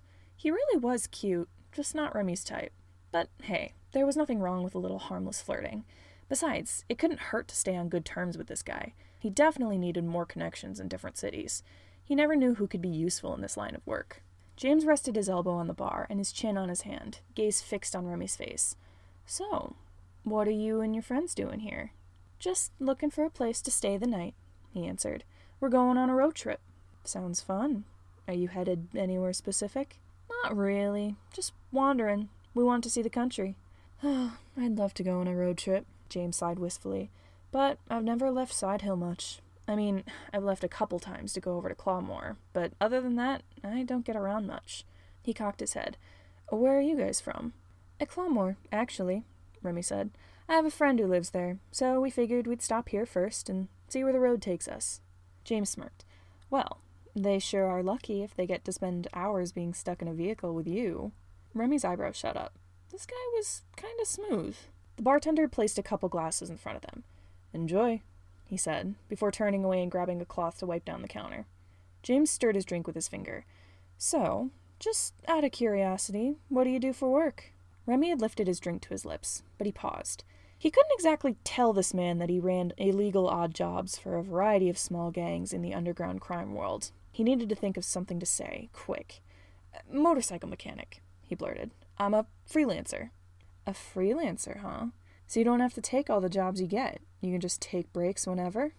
Yeah, pretty much. Remy sipped at his drink. Must have been whiskey. It burned his throat a little. Sounds fun, James said.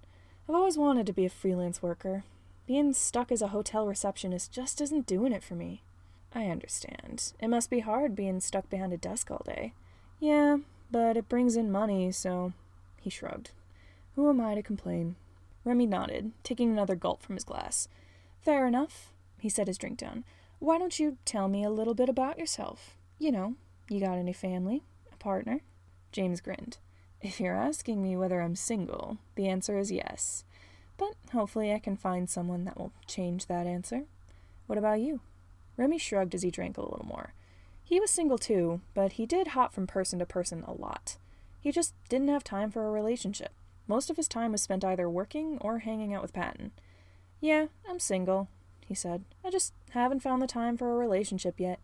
I've been too busy. I understand. It can be hard to juggle relationships with the rest of your life. James tapped his fingers on the side of his glass. If I ever got a boyfriend, I don't know how I'd be able to spend any time with him. My career is my entire life. Remy took another sip of his drink. He went to set it down, but he fumbled with the mostly empty glass and almost dropped it. The room seemed to spin around him. He shook his head vigorously to recenter his senses. What the hell just happened? Are you okay? James asked. It took a moment for Remy to process his words. Yeah, I'm fine, he muttered. He felt a lot more drunk than he should have. He only had one drink, and there was hardly any alcohol in it. In fairness, it had been a while since he last drank alcohol, so maybe it was just hitting him a little hard. He tried to sit up straight, but his world turned upside down, and he almost toppled out of the chair. Jesus, what was in that drink? He felt James' hands on his shoulders, trying to hold him upright. You okay, bud? The bartender's voice asked. Remy, are you all right? James asked. Remy wanted to answer, but a wave of nausea washed over him, and he gripped the edge of the bar to keep himself from falling over. He squeezed his eyes shut as his stomach turned. I think it worked, James's voice said. It carried none of the flirtatious tone it had before. Let's get him to a room and send a call to his friends. Got it, the bartender's voice said. Remy felt James's arms wrap around him and ease him onto his feet. We'll get you to a room so you can lay down, he said softly. Your friends will come get you. Don't worry about a thing. Remy wobbled on his feet as he stumbled along, barely able to walk. James guided him to the door, and one thing crossed his mind before all coherent thoughts completely abandoned him. The bartender fucking drugged him. Well, shit. Price groaned as she flipped through the TV channels. There is literally nothing to watch. Do they not have Netflix? Most hotels don't, Princey, Andy said. She'd brought out her laptop and was slouched in her seat on the bed that she was unwillingly sharing with Price. That's stupid, Price grumbled. She settled on a cooking show and tossed the remote to the side. Thomas flipped through a hotel brochure and leaned against Patton's bed. He'd sat himself on the floor, despite Patton's insistence that he could sit on the bed if he wanted to. Do you guys want to get room service? I'm kind of hungry. Order some pizza. Yeah, pizza sounds good right about now. Andy stared wide-eyed at her. You're agreeing with me? I would have thought you'd hate pizza. Price scoffed. Oh, honey, come on. You'd have to be crazy to hate pizza. Thomas glanced up at Patton. You up for food? Patton just shrugged. He hadn't said much since they got into the room. He was too busy thinking about that car chase. He fiddled with the gun Remy had given him, sliding the magazine in and out of the chamber. He wished Remy would stop flirting with that receptionist and come to the room already. Patton didn't feel at ease when Remy was out of sight. The guy could get attacked and Patton would never know. The phone on the nightstand rang. Patton jumped at the sound, but he set the gun aside and reached for the phone. He picked it up and held it to his ear. "Hello? Is this the room under the name Remy Dormier?" asked a voice. Patton hesitated. This felt like a trap. "Yes," he said finally. "Who am I speaking to?" Patton bit his lip. This was definitely a trap. "What do you want?" he said instead. He wasn't telling his name to anyone, not when there was a bounty on his head. "We want Patton Hart." Patton's blood ran cold. "Where's Remy?" he demanded. The other three looked up at him, concerned by his tone of voice. "He's unharmed," the voice said, "but he won't be that way for long if you don't give us Patton." "Where are you?" "Second floor, room 245. If you call the police or take any longer than 10 minutes to get here, your friend starts losing some of his fingers." "I'll be there as soon as I can." Patton hung up and shot to his feet. He wasn't going to let anything happen to Remy, no matter what. If that meant giving himself up to wrath, so be it. "What's going on?" Andy asked. "Someone has Remy." Patton grabbed the gun and slammed the magazine in. "I'm going to get him back." Thomas scrambled to his feet. "Well, I'm coming with you." Andy shut her laptop. "So am I." "No, you're not," Patton said. He let the slide of the gun shoot forward, loading around into the chamber. "I don't know how many people are involved. It's safest for me to give myself up." Price stood. "You're giving yourself up to save him? Why didn't I think of kidnapping anyone to get you?" "Not the time, Princey," Andy said. "Well, I'm gonna come with you," Price said, loading her own gun. "If anyone's getting your bounty money, it's going to be me. I'm not letting someone else get you." "No, you and Andy are staying here," Thomas insisted. "We don't want things to get too out of hand. Andy, connect to my phone and I'll keep you on the line while we're there. Make sure Price doesn't do anything dumb." Andy's shoulder slumped. "Fine. Probably better I stay here anyway. I can't fight worse shit."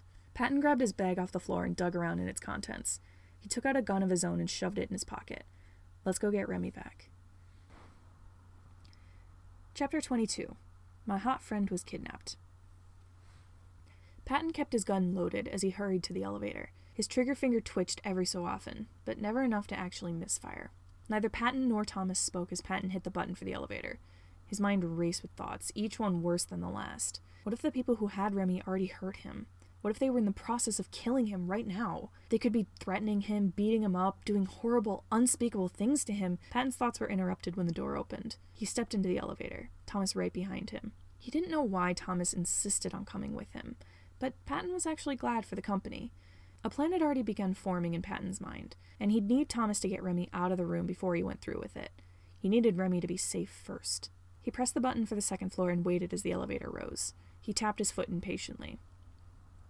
The elevator stopped and the doors opened. Patton stepped out and immediately started down a hallway, scanning the door numbers for the one Remy was in. "Which room did they say they were in?" Thomas asked. He held his own gun in his hands, and Patton was glad for the extra backup. 245, Patton answered. Patton spotted the door he was looking for. His heart raced as his instincts kicked in, readying him for a fight the second someone opened that door. His left index finger twitched. Patton took a deep breath and knocked on the door. There was the sound of someone shuffling behind the door and talking to someone else. "Who is it?" a voice asked. "Patton Hart," Patton answered flatly. God, if they did anything at all to Remy, Patton was going to frickin' lose it. "Are you alone?" Patton hesitated. "No. He wouldn't let me come here without him." He heard more hushed conversation from within the room. Footsteps walked to the door, and it opened a crack. A man peered out at them. "Both of you, in here," he said. He opened the door the rest of the way. Thomas shot Patton a worried glance, but they filed into the room. Inside was a normal hotel room with 2 beds and a bathroom off to the left. The guy who'd let them in raised a gun and pointed it at Patton's head before Patton even knew what was happening. "Hand over your weapons." Thomas hesitated, but Patton held his gun out to the man, who took it in his free hand. Thomas handed over his own weapon with a defeated sigh. "Where's Remy?" Patton asked. The man nodded towards the beds and stepped aside. Patton and Thomas brushed past him and walked further into the room. The receptionist from earlier sat in the spinny chair at the desk, idly scrolling through his phone. Patton's heart pounded faster when he saw Remy's body tossed haphazardly onto one of the beds. His hands were bound together in front of him, and a cloth was tied over his mouth. His sunglasses were hooked on the collar of his shirt, revealing half-closed eyes that were glazed over and blank. They brightened a little when his gaze slid over Patton. He made a frustrated whining sound in his throat and struggled against his bonds. Patton had to try really hard to resist the urge to punch the receptionist in the face. What did you do to him? He's fine, the receptionist said, waving a hand dismissively. The name tag on his shirt read James. Just a little drugged. With what? James looked over at the other man. What did you put in his drink? The man shrugged. The name tag on his uniform said Darren. Just a little GHB. He'll be fine in a few hours. Patton mentally cursed. Of course Remy hadn't known he was being drugged. If these people had accidentally doomed Remy by overdosing him, Patton would throttle them himself with his bare hands. Well, I'm here now, Patton said. Let him go. James narrowed his eyes and set his phone down. How do I know you're not planning something? They gave me their weapons, Darren said. They haven't done shit yet. Pretty sure they're fine. James glared at him. Fine. He stood and walked to Remy. He pointed at Thomas and snapped his fingers. You get this bitch out of here. We're taking Hart. Thomas looked from Patton to James to Darren. You're kidding, right? Patton, I thought we were going to fight them. I thought that was the plan. The plan was to get Remy to safety, Patton pointed out. I even said I was going to give myself up. You didn't listen. I thought you were kidding. Darren spread his hands. Look, if you don't want him, I can always just shoot him. Thomas, Patton said, voice firm, get Remy out of here. Thomas frantically glanced from Patton to Remy. Patton gave him his best stern dad look, the one that said, you'd better do this or you're grounded. Patton rarely ever used that face, but it felt necessary to use it now. Thomas deflated when he realized Patton wasn't going to be leaving the room with him and Remy. He tore his gaze away from Patton and walked to the bed where Remy was laying. Remy grunted unhappily as Thomas helped him into an upright position. Remy squirmed and tried to wriggle out of Thomas's grasp, but Thomas managed to lift Remy into his arms. Remy mumbled something through the gag over his mouth. His gaze was fixed on Patton, and he reached out with his tied hands as if he could grab Patton from across the room. Darren trailed the two with his gun as Thomas carried Remy to the door. Remy whined in distress and weakly kicked his feet, trying to reach over Thomas's shoulder to grab at Patton, but Thomas didn't let go. He shot Patton a disappointed look and left the room, kicking the door shut behind him. Darren moved the gun from Thomas as soon as he and Remy were out of sight. Now to deal with you. Patton tried to calm his beating heart as Darren leveled his gun at Patton's head. James crossed his arms and leaned against the desk. Should we knock you out, or are you going to come quietly? I'll go with you, Patton said. His mind raced, taking in all the threats of the room. Something shiny poked out of James's pocket. A knife, maybe. Darren had his own gun along with Patton and Thomas's. James was poised on the balls of his feet despite his relaxed stance, ready to strike if Patton so much as moved an inch. He sensed Darren shifting his weight behind Patton. All right, we're going to take you outside. Patton felt the cold muzzle of the gun press against the back of his head. He grimaced at the feeling. He jabbed his elbow backwards, hitting Darren square in the nose. Darren cried out and stumbled back. Rapid footsteps hit the floor as James lunged for him. He whirled around and grabbed the wrist of the hand that held James's knife, which was inches away from stabbing him in the neck. He kneed James in the stomach and he doubled over, disoriented. Patton snatched up the knife and shoved him to the ground. He heard the click of a gun cocking and spun around, jabbing out with the knife. It stuck in Darren's stomach. He dropped his gun, mouth open in an O of surprise. Patton grabbed one of the guns Darren dropped and found its grip familiar. It was Remy's. Patton flicked the safety off. He fired off a round already cocked in the chamber as a warning shot before sliding another round into the gun. James stared wide-eyed at the bullet hole in the wall next to his head. He slowly looked back at Patton. I don't miss twice, Patton warned. Stay where you are. James shot a wary glance at his knife, which was still clutched in Patton's right hand with a veil of blood on the blade. He turned his gaze to the bleeding wound in Darren's torso. He'll be fine. It wasn't fatal, Patton said. If I wanted to kill him, he'd be dead. What the fuck was that? James breathed. I thought you... You thought wrong. Patton's trigger finger twitched. I don't want you coming after us again. Got it? James narrowed his eyes suspiciously. How are you going to keep us away? Patton answered his question with another question. How long have you been in this business? James seemed confused. About 12 years. Why? Recognize the name Poison Dart? James furrowed his brow. Yeah, why? His eyes widened. Wait a damn minute, he scoffed. Are you seriously implying that you're him? Are you kidding? Wrath went after him. He's dead. A body was never found. You think Poison Dart wouldn't be able to run from Wrath? Why do you think I'm so high up on their shit list now? Besides, do you really want to take that chance? James swallowed. His gaze flickered to the bullet hole in the wall. He lightly shook his head. Patton lowered the gun and turned to the door. He stepped over Darren's bleeding form and tossed the knife to the floor. He leaned down and scooped up Thomas's gun. He was about to leave the room, but he paused at the door. James? Yeah? His voice shook. You're letting us stay here for the night, free of charge. And if anyone asks about the gunshot, tell them someone broke in or something. I don't care. Just make it believable. And don't let this get out to anyone else." "Sure thing." Patton left the room and shut the door. Thomas stood outside in the hallway, Remy in his arms, staring at Patton with wide eyes and a mouth hanging open in shock.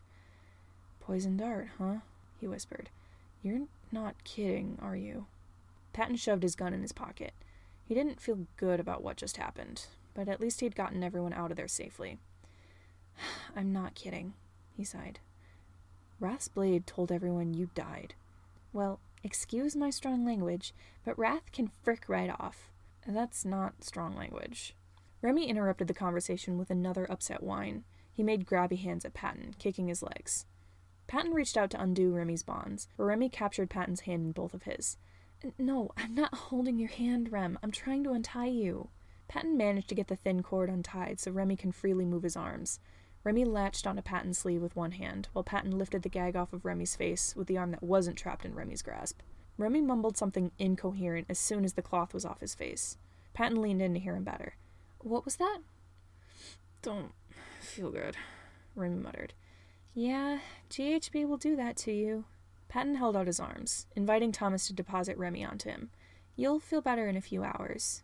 Thomas carefully shifted Remy's weight and set him in Patton's arms. Remy clung to Patton's cat hoodie with both hands. He groaned as if he had a pounding headache. Thomas plucked his gun from Patton's hand as Remy settled into Patton's arms.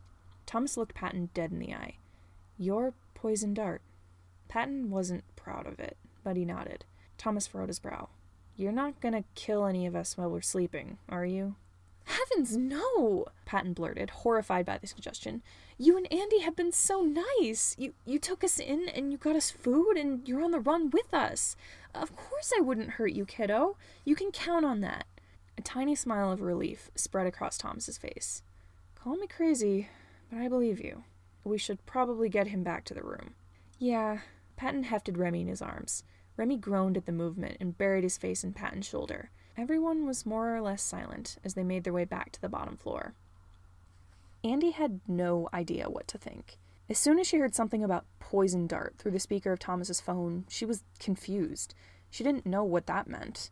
If it was related to some old gang or organization from years and years ago, Andy would have no clue what it was. She was only 23. She'd been in the business for maybe 4 years. And Price was no help either. Andy had asked her, but all she'd gotten in response was, "I'm hardly older than you, Hot Topic. You think I know anything about this?" Now all of them were in the hotel room, and Andy and Price couldn't discuss the issue further without looking suspicious. Thomas seemed to have forgotten that Andy was still connected to his phone. Andy wanted nothing more than to sit Thomas down and question him about it, but they had more issues on their plate right now. As soon as Patton and Thomas returned to the room, Remy squirmed out of Patton's arms, almost falling right on his face in the process. He mumbled something about feeling nauseous and stumbled off to the bathroom, a concerned Patton in tow. Andy set her laptop aside and hurried after them to help with Remy. She didn't want Patton to do all the work. Minutes later, Remy was dry heaving into the toilet, having already emptied his guts of everything he'd eaten earlier. They'd managed to get Remy's leather jacket off. His white shirt was spotted with sweat, and Andy left the bathroom to find a new one while Patton stayed with Remy in the bathroom. Price and Thomas looked up from the TV screen as Andy began to dig through Remy's stuff. "Is he okay?" "Yeah. Still heaving, though." Andy tossed Remy's motorcycle keys aside. "What was he drugged with?" "GHB," Thomas answered. He rolled up his sleeve and scratched at the snake tattoo on his forearm. "He'll be fine in a few hours, I think." He stood up from his seat on the bed.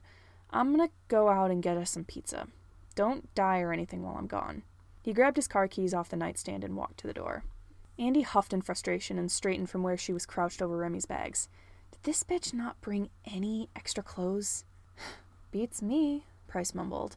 She was flicking through the TV channels, searching for something to watch. Andy heaved a sigh and turned to Patton's backpack. Surely the guy wouldn't mind if his friend borrowed one of his shirts for a while. As an afterthought, she grabbed a water bottle from the bag. Remy would need something to drink to get the taste of vomit out of his mouth. Andy entered the bathroom again, one of Patton's shirts draped over her arm. "He didn't have any shirts, so I grabbed one of yours. Is that okay?" "That's just fine, kiddo," Patton said. He gently rubbed Remy's back as Remy retched into the toilet. "Gosh, he doesn't look good." "Yeah, no shit." Andy set the water bottle next to the toilet so Remy could grab it when he wanted. "I'm gonna go scan the area," she said, handing the shirt off to Patton. "Okay, I'll stay here." Andy waved goodbye with a 2-fingered salute and left the bathroom. She was planning on scanning the area at some point, sure, but more than that, she wanted to know what this poison dart thing was about. She sat on the bed next to Price and grabbed her laptop. As soon as she unlocked it, she disconnected from Thomas's phone, hoping Thomas wouldn't remember that she'd been connected at all in the first place. She trusted Thomas, sure, but this just felt like something she couldn't talk to him about. She got the feeling he wouldn't even talk about it if she asked. She opened up her browser and went to the hacker forum page she frequented. It was a good place to get information from multiple sources, and if she had questions, someone would probably answer them. Andy scrolled to the forum search bar and typed in poison dart. There weren't many results. This forum page was only about 7 years old to her knowledge, and if this poison dart thing was older, it was no wonder there were hardly any results. She found a post from 5 years ago titled, "Anyone remember poison dart?" She clicked on it and skimmed the post. "I've only been in the scene for about a year, and I'm really confused. Who's this poison dart guy I keep hearing about? I'm with Raspblade, by the way, and I keep hearing older people talking about them, but no one will tell me who they are." Andy scrolled down to the replies. Oddly enough, there was a copious amount of people who had replied to this post. And don't worry about him, he's dead. Fucking good thing, too. The guy killed my sister and half of the Vine 39ers back in 08. That gang's fallen off the earth now because of him. Oh, dude, he slaughtered a shit ton of Chimera agents in 2010 way out in Clawmore. Picani still talks about it sometimes. I think he was there. The guy was a phenomenal assassin. I always wanted to be like him, you know, until he set the Glassed Heart's home base on fire and stalked me and my work partner through the Critic House just to kill her. Once that fucker has his eyes on someone, that bitch is not getting out alive. Low-key wish I could have gotten some pointers from him, though. Bruh, I'm a newbie at Wrath too, stationed out in San Fran. Apparently this guy was mostly seen around Florida, but there's a handful of older agents out here who talk about him too. Last time anyone saw him here was 2006. Guy stabbed a Chimera agent out in broad daylight and disappeared without a damn trace. Why is no one else talking about what he did to the Storytime gang back in 2004? That shit got him on the map as a respected assassin. It's nowhere near as bad as like Chimera Massacre 2010, but it was impressive for a guy who had only been in the business for a few years. He was only in his early 20s back then, I think. Andy looked away from her screen and leaned back in her seat, processing this information. Were these people seriously talking about Patton Hart, the sweet little puffball who was comforting his sick friend in the bathroom? The loving father who had left his kids behind for their own safety? Could this possibly be the same person? Andy felt someone lean over her shoulder. "Holy shit," said a voice. Andy nearly jumped out of her skin. "Jesus fuck, Princey, warn a dude next time." Price ignored Andy's startled outburst and peered at the screen. "I've heard about a few of those incidents," she said. "I wasn't there for any of them, but that thing with the Glassed Hearts gang was like an old horror movie. I've seen what their old base is like now. No one bothered to fix it up. I think all the remaining members picked up and moved to Clawmore." "Their old base is in this city?" Andy asked. "Yep." Price's eyes widened. "Are you thinking what I'm thinking? If you're thinking we should sneak away later and investigate the Glassed Heart's old base to see if we can find any information on Patton and this poison dart thing, then yes. Yes, I am." Andy furrowed her brow.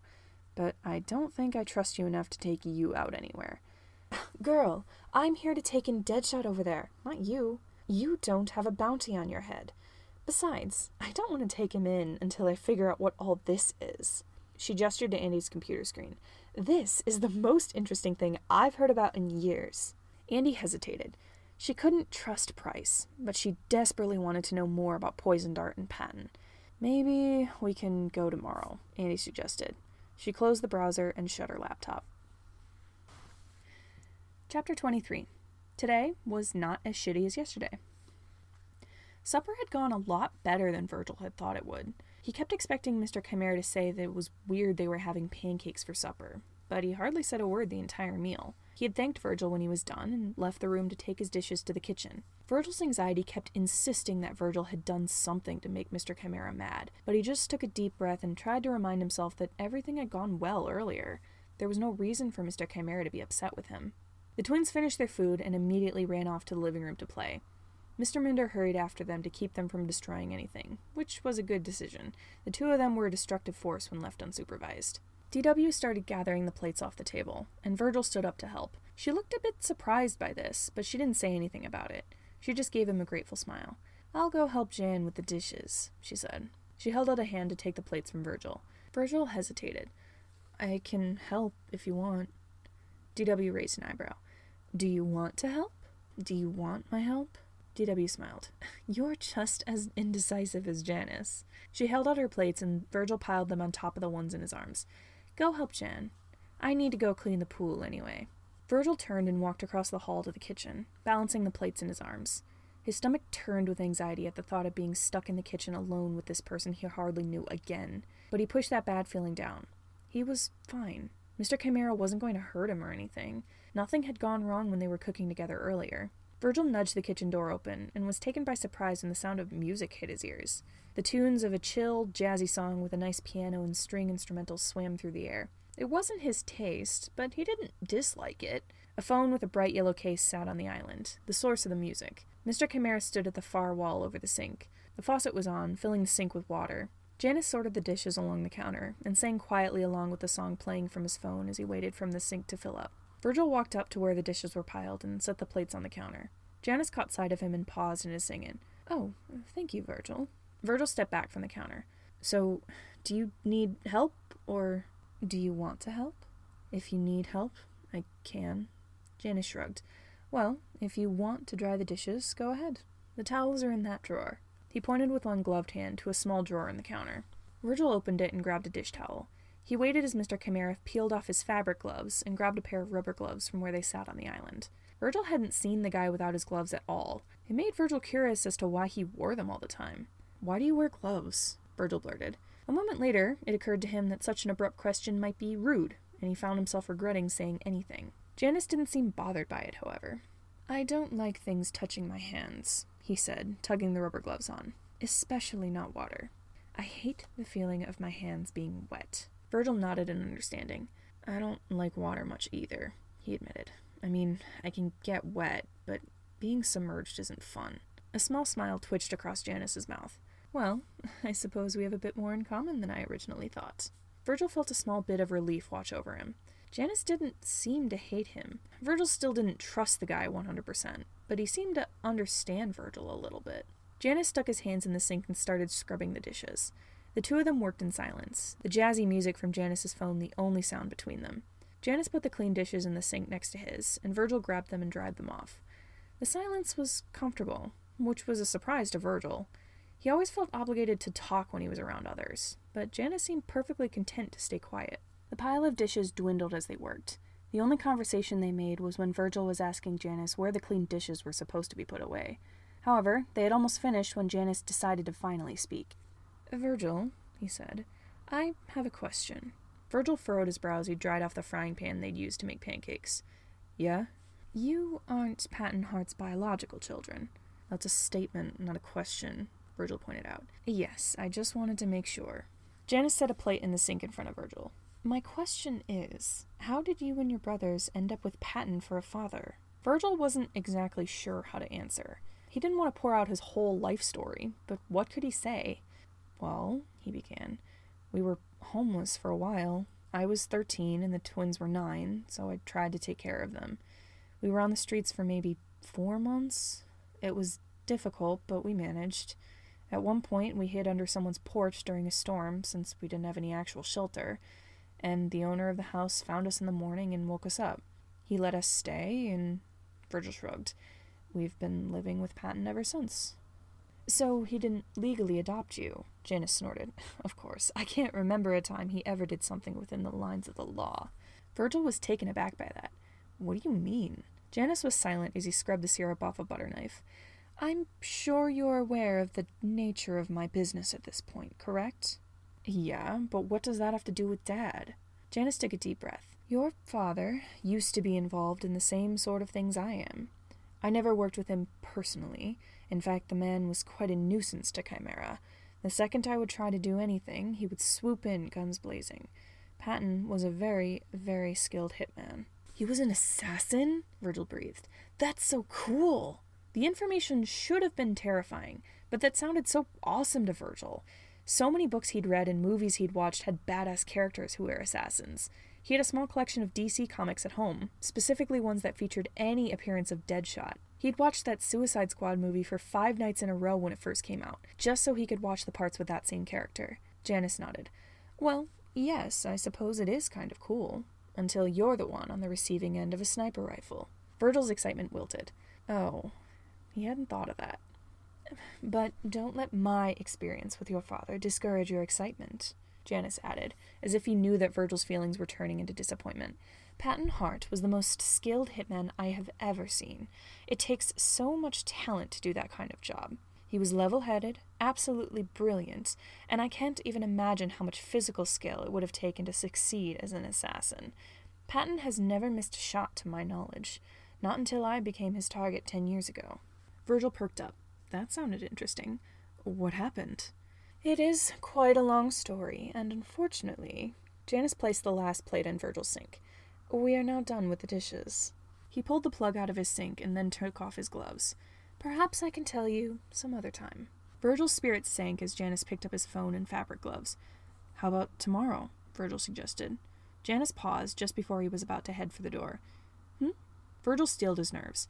We can make supper again tomorrow, and you can tell me about Dad then. Janus blinked. Then he smiled. That sounds good to me. Virgil flopped down in his bed later that night, heaving a great sigh. Today had been an especially exhausting day, probably one of the worst days he'd had in a while. He had a panic attack and a shutdown just that morning, and he still found it hard to adjust to the fact that Dad wasn't here. However, it still wasn't as bad as yesterday. At least there were a few decent things that happened today. He found out Dad was still alive, for one, and Mr. Minder was here now. There was someone in the house he could trust. Virgil kept his eyes narrowed through the bright lights in his room. Tomorrow morning, the first thing Virgil would do is ask Janus for dimmer lights, preferably purple ones if they had any. Virgil grabbed his backpack and dragged it across the bed towards him. He hadn't really unpacked anything yet. He didn't want to. Unpacking meant making a commitment to staying here. He opted to leave most of his stuff in the bag. For now, the most he would commit to was washing his clothes here when he needed to. That and sleeping. This was a temporary home, nothing more. However, he dug his Draculaura doll out of his bag with her stand and gently set her on the nightstand. He placed her little plastic brush next to her. She could watch over him while he slept, make sure nothing bad happened in the middle of the night. He sat up when he heard someone knock quietly on the door. Who is it? The door opened to reveal Roman in his red and green pajamas. The shirt would have been red to match his pants, but he and Remus had traded shirts when Dad had first bought them for the twins. Where's Remus? Virgil asked. Mr. Minder's helping him check the locks, Roman said. His gaze was cast to the floor, and he scuffed his socked feet on the carpet as if he was nervous. You okay, Ro? Roman looked up and wiped at his eyes. Tears streamed down his face. I miss Dad. He managed to splutter through his tears. Virgil's heart clenched with sympathy. Oh, come here, kiddo, he said, holding his arms out. Roman choked out a sob at the nickname and rushed forward. He collided with Virgil, almost causing the two of them to fall over on the bed. Roman clung to Virgil and cried into his sweater as Virgil wrapped his arms around his little brother. Virgil felt a pang of guilt. He hadn't even considered how badly Roman and Remus might have been taking this whole situation. Of course Roman would miss Dad. Roman was one of the most emotional people Virgil knew. Roman curled up on Virgil's bed, sniffling and sobbing. Virgil hugged him close. He hated that this situation had interrupted Roman's life. He was the only one out of the three of them who had even gotten a chance to have a somewhat normal childhood. Sure, he was on the run with them for 4 months before Patton found them, but the kid was never berated as a bad child in foster homes just for the way he functioned. He was able to have a better childhood than the other two. Virgil hated that something was interrupting that for him. Footsteps approached the door. It swung open. Remus poked his head into the room, staring at the two of them with concern. Virgil let go of Roman with one arm so he could gesture for Remus to join them. He shuffled across the carpet and crawled onto the bed next to Roman. He cuddled up next to his twin. If not for the bleached streak in Remus's hair, a stranger would have looked at the two of them and found them indistinguishable from each other. However, looking at Remus, Virgil saw a weariness in his eyes that could have rivaled that as a veteran. The twins weren't interchangeable. Remus carried too much emotional and mental baggage. Roman carried some, but didn't know how to not buckle under the weight of it. Virgil and Remus both embraced Roman as he sobbed into Virgil's sweater. The two of them exchanged a concerned glance. Roman crying wasn't exactly uncommon, but he didn't often start sobbing to this capacity. Dad's absence must have really taken a toll on him. It was taking a toll on all three of them. Virgil reached around Roman to wrap an arm around Remus's shoulders. The three of them sat there as Roman cried. His tears were surely soaking through one of the patches on Virgil's sweater, but he didn't mind. Slowly, Roman's sobbing dissolved into teary hiccups, which eventually fell away to silence. His breathing evened out, and Virgil gently lifted Roman's head a little to see that his eyes were closed. His cheeks were stained with tear tracks. Virgil covered one hand with his sweater sleeve to wipe them off his face. Virgil glanced up at Remus. His eyes were half shut. He stifled a yawn behind the back of his hand. "Can we stay here tonight?" he whispered. Virgil nodded. Remus left Roman and crawled across the bed to cuddle into Virgil's other side, being very careful so as to not wake his twin. He nuzzled into Virgil's hoodie and shut his eyes. Virgil gently laid back on his bed, his brothers in his arms. Roman grunted at the movement, but he didn't wake. Virgil managed to grab a blanket and pull it on over the three of them. It had been so long since the three of them had spent some brotherly time together like this, as a family. The only thing they were missing was Dad. It took over an hour for Remy to finally move from his spot hunched over the toilet. He sat up with a pained groan, and Patton handed him the water bottle Andy had left. Remy chugged it like a dehydrated man stuck in the desert. He hadn't really thrown up at all over the past half hour, but every time he moved, he said he still felt nauseous, so he and Patton had remained in the bathroom. Remy lowered the mostly empty water bottle and took a deep breath. Patton held up the shirt Andy had brought him. "You want to change into something less sweaty?" Remy nodded slowly. He tugged on his shirt, trying to take it off. He managed well enough, though Patton had to help him get it over his head. Patton assisted him into the new shirt.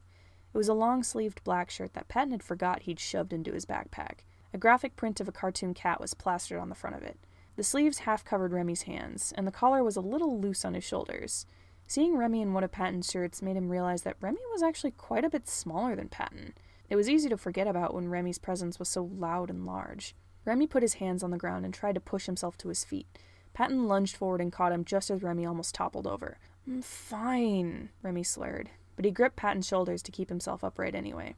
Patton wrapped an arm around Remy's waist and shuffled out of the bathroom with him. Thomas was already curled up in a bundle of blankets on the floor, eyes closed.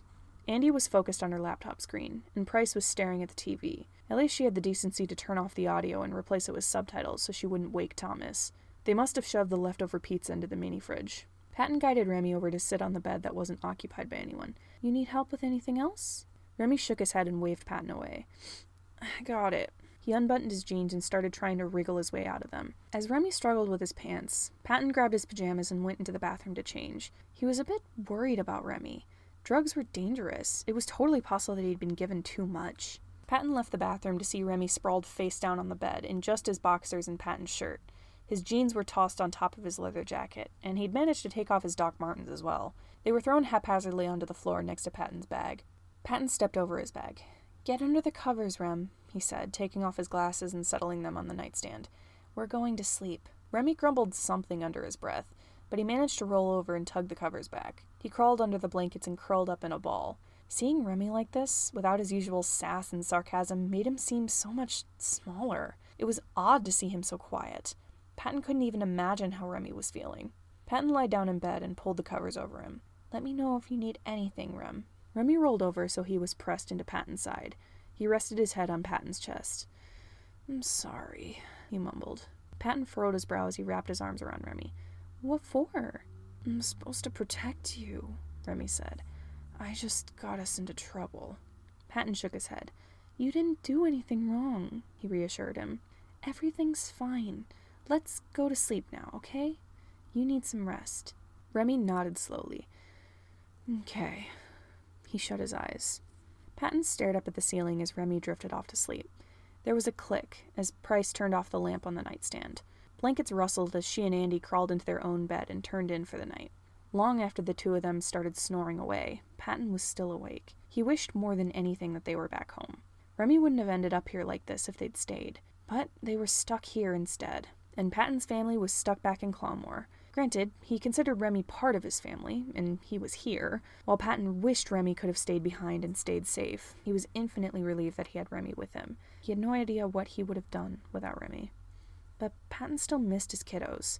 A heavy feeling of loneliness settled down his chest as he thought about how Virgil, Roman, and Remus were doing.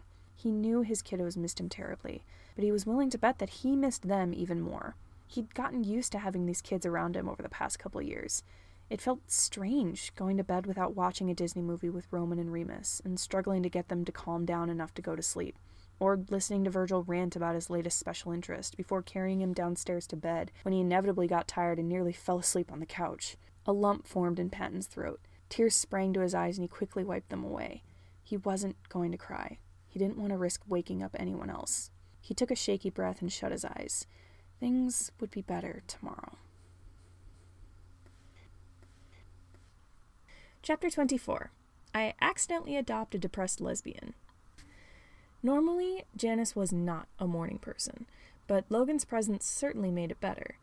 A hand shook Janus's shoulder. "Wake up, sunshine." Janus opened one eye. Logan stood over the bed, one hand on Janus's shoulder and a smile on his face. Janus took Logan's hand and pressed a kiss to his knuckles. "Why don't you ever sleep in with me?" Janus mumbled. "I like morning cuddles." "I just needed some downtime before things got chaotic." He straightened. "I'm going to come to work with you to help you deal with the hostage situation." Janus was suddenly wide awake. He'd forgotten about that. He sat up in bed, still holding Logan's hand. "Right, I suppose I should get dressed then. Of course, you wouldn't want to go to work in your pajamas." Janus stood and walked to the closet to grab one of his suits as Logan made the bed. Janus often didn't bother, since he would just be going right back into bed at the end of the day anyway, but Logan insisted they'd try to keep their room as neat as possible. When Logan wasn't around, it was a mess. Janus grabbed one of his clip-on ties off the dresser. He hated to admit that he didn't actually know how to tie a tie. Bow ties were easy, but neckties were something else. Logan grabbed his shoulder and turned him around to face Logan. Logan plucked the clip-on from Janus's hand and set it back down on the dresser. He wrapped an actual necktie around Janus's neck. A black one, thank God. Any of Logan's usual blue striped ties would have clashed with Janus's yellow dress shirt. Logan finished tying the knot of the tie. A grin blossomed on his face. He wrapped the tie around his hand and tugged Janus down to plant a kiss on his lips. Janus smiled. "You've been romantic lately," he muttered against Logan's lips. "I'm blaming it on the gunshot wound." Logan pecked Janus on the cheek and let go of his tie. "Do you often bring stim toys to work?" "No. Why?" "Bring one today. Things may get stressful, and you don't want to have another shutdown." Logan walked to the nightstand on his side of the bed and grabbed something off its surface. He tossed it to Janus. Janus fumbled with it and almost dropped it. "You know I'm not good at catching things." He looked down at what Logan had thrown him. It was a necklace, the pendant made up of 3 interlocking rings. "When did you get this?" Janus asked, a little surprised. "I ordered it online a while ago. I meant to give it to you earlier, but then I got shot and forgot about it." Janus blinked. "Thank you," he said finally. "You really didn't have to, but I wanted to." Logan kissed Janus on the cheek one last time before turning to the door. "I'll head downstairs and start on breakfast. Can you wake up the kids?" Janus reached back to latch the necklace behind his neck. "Sure." Logan left the bedroom. As soon as Janus managed to get the necklace on, he took a moment to admire it. It was likely just something that Logan had come across online and decided to buy as a spur-of-the-moment thing, but Janus appreciated it nonetheless. He rolled the 3 interlocking rings between his fingers. Logan didn't need to get him anything, but he did anyways. He grabbed his gloves off the dresser and slipped them on. He made his way to the door. He didn't know if any of the kids would already be awake, but he was willing to bet that they weren't. Not at 8 in the morning. He walked down the hall towards the living room. He approached Virgil's door first. The twins might be a bit hyperactive, and Janus wasn't sure he could deal with that right this minute. He grabbed the doorknob and slowly pushed the door open. He poked his head in the room, and his heart nearly melted. Virgil and his 2 brothers were curled up on the bed in a tangle of blankets. All 3 were asleep. Remus was sprawled across most of the bed, lightly snoring. Virgil held Roman in his arms, and the 2 of them were wrapped up in most of the blankets. Virgil had Remus's arm grasped in one hand, as if trying to make sure that he didn't disappear in his sleep. Janus didn't want to interrupt such a peaceful scene. However, he needed to wake the kids so he could take them to work. He stepped forward and reached out to nudge Virgil's shoulder. "Virgil," he said quietly, "wake up." Virgil bolted upright. Janus yelped and skittered back. Virgil stared at Janus, eyes wide as saucers, arms crossed in front of him as if ready to block a punch. Roman and Remus stirred from the movement. Virgil slowly lowered his arms. "Oh, Mr. Chimera." He swallowed and looked down. "Sorry." "No need to apologize, Virgil," Janus assured him, although his heart was still pounding from the initial shock. "I was just coming in to wake you up. Are you all right?" Virgil nodded. "Janus," he said quietly, rubbing his eyes. "Yes, Virgil." "Do you have any dimmer light bulbs I could use?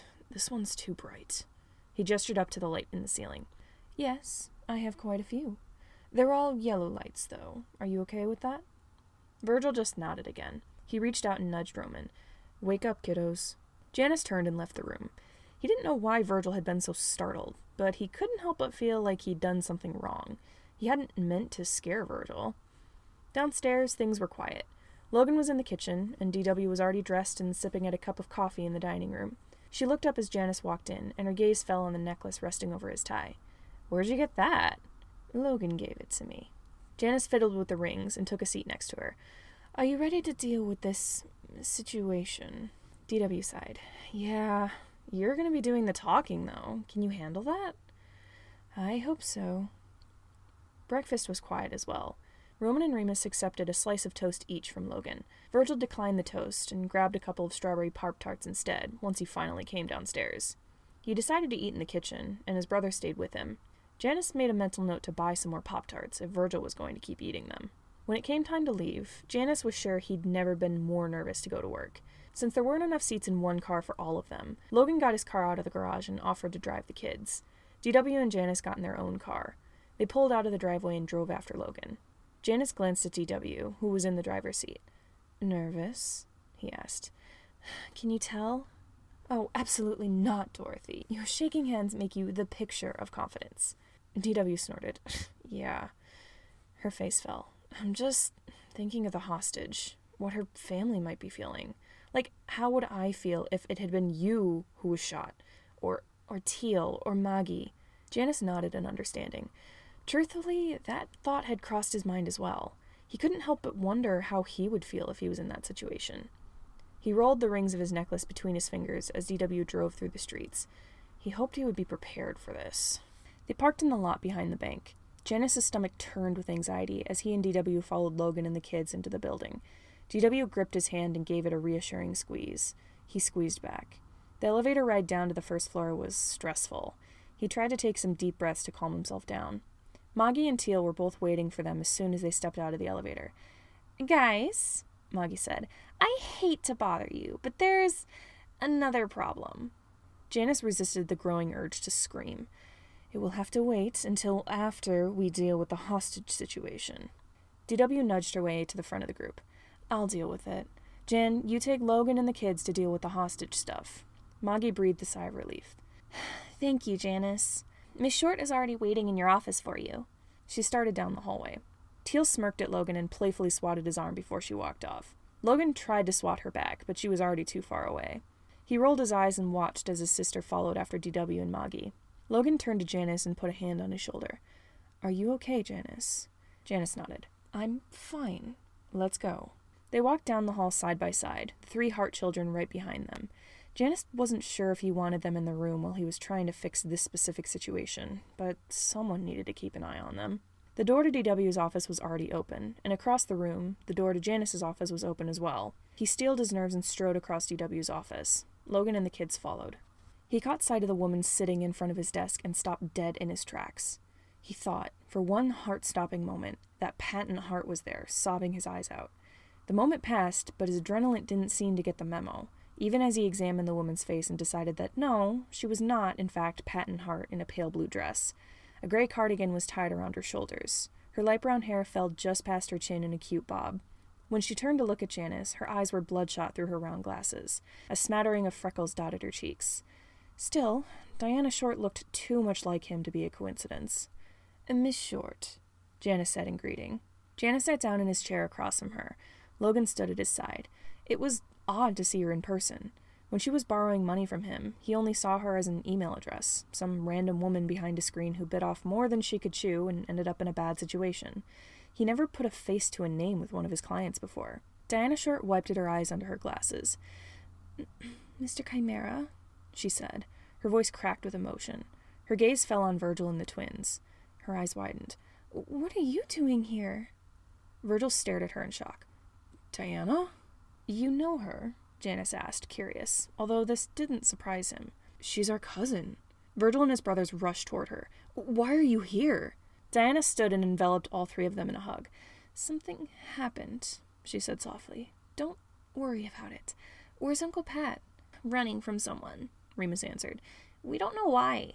"We're staying with Mr. Chimera," Roman piped up. Janus furrowed his brow. She was Patton Hart's niece. How young did that make her? "Miss Short," he said, "just how old are you?" Diana didn't answer right away. 18. "Why on earth were you borrowing money from a crime organization?" Logan asked, baffled. Diana let go of the three brothers with one arm to wipe at her eyes. I didn't have a lot of choice if I wanted to go to college. My parents sent me on my own. Gemma and my uncle were my only sources of money. Logan blinked. Gemma? Her girlfriend, Janus clarified. The one that we took hostage. Logan grimaced. Ah. Diana let go of the three boys and stepped back. She sat back down in her chair, her three cousins standing around her as if they didn't know whether to stay there or go sit down on the couch. I was wondering where Patton went, Diana said. I stopped by your house, but no one was home. You stopped by the Hart's house? Janus asked. A pang of concern went through him. By any chance, have you been followed? I don't know, Diana said. Maybe. I thought I was for a bit, but I thought I was just being paranoid. Janus exchanged a knowing glance with Logan. If she had stopped by Patton's house, anyone in Rathsblade might have made the connection between her and Patton. They could be considering kidnapping her in order to get to Patton. The minute she left this building, she could be in danger. Diana shook her head and took a deep breath. Anyway, I'm not here to talk about Patton. I still need to finish my business with you. She looked at Janus. Right. Janus couldn't stop playing with the necklace Logan gave him. I take it that someone already took you to our infirmary yesterday to confirm that the woman who was hurt was your girlfriend? Janus asked. Diana nodded. She sniffled, eyes trained on the surface of the desk. I'm sorry I yelled at you when you called yesterday, she choked out. I don't know why I blew up. It's all right, Miss Short, Janus assured her. I don't blame you. I would have done the same. He cleared his throat and sat up straight. He was finding it very difficult to remain calm and professional. He just felt so absolutely awful about what happened. So, as for the money you owe, we will not be asking you to repay it. I will be paying for any medical procedures, and if there is anything else you need financial help for, I will be glad to assist. Diana wiped her eyes again. Anything I need help with? Anything at all? Yes. Janus twisted the chain of his necklace. What is it that you need? I need a place to stay. Janus blinked. He hadn't been expecting that. I can certainly provide that, but why? Do you not have a home? Gemma and I just moved into the dorms at college before you kidnapped her. I can't continue school anymore. Not like this. Janus felt a bullet of guilt tear through him when she said that. They probably won't let me stay in the dorms if I'm not taking classes, so I need somewhere to stay. And I'm not going back to my parents. They would kill me if they knew I was here. That can absolutely be arranged, Janus said.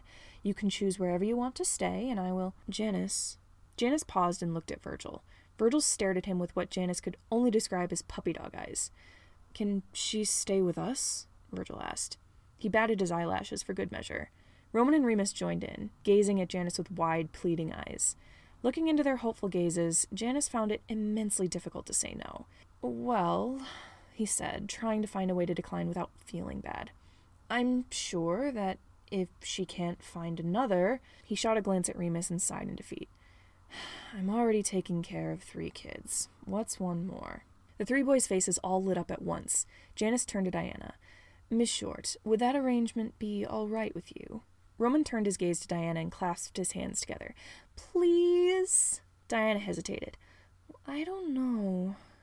Logan strained his glasses. If it's any consolation, you won't be the only girl in the house. I'm sure DW would actually be quite thrilled to have some female company.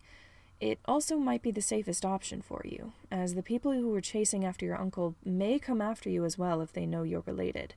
Diana bit her lip nervously. I guess. Just for now. All right, Janus sighed, relieved that this issue was more or less resolved. You can stay here in my office until it's time to go home. Roman grabbed Diana's hand and pulled her out of the chair, earning a startled yelp from her. Come see our pillow fort! Roman and Remus dragged her off to the pillow fort. Virgil started after them, but he paused. He turned to look at Janus. Janus, he said quietly. Yes, Virgil. Am I the reason Diana's here? Janus blinked. I don't know what you mean. Virgil shoved his hands in his pockets. Her girlfriend got hurt because of me. Yesterday. If I hadn't gone down there, she wouldn't have gotten shot.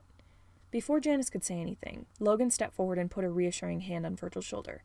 You were not the one with the gun, Virgil. Anyone could have gotten hurt yesterday, whether you were there or not. It's not your fault. Virgil nodded, but he didn't look quite convinced. He gnawed on his bat necklace and crawled into the pillow fort after his brothers. Janus stared after Virgil with concern. The kid must have felt incredibly guilty over what happened yesterday.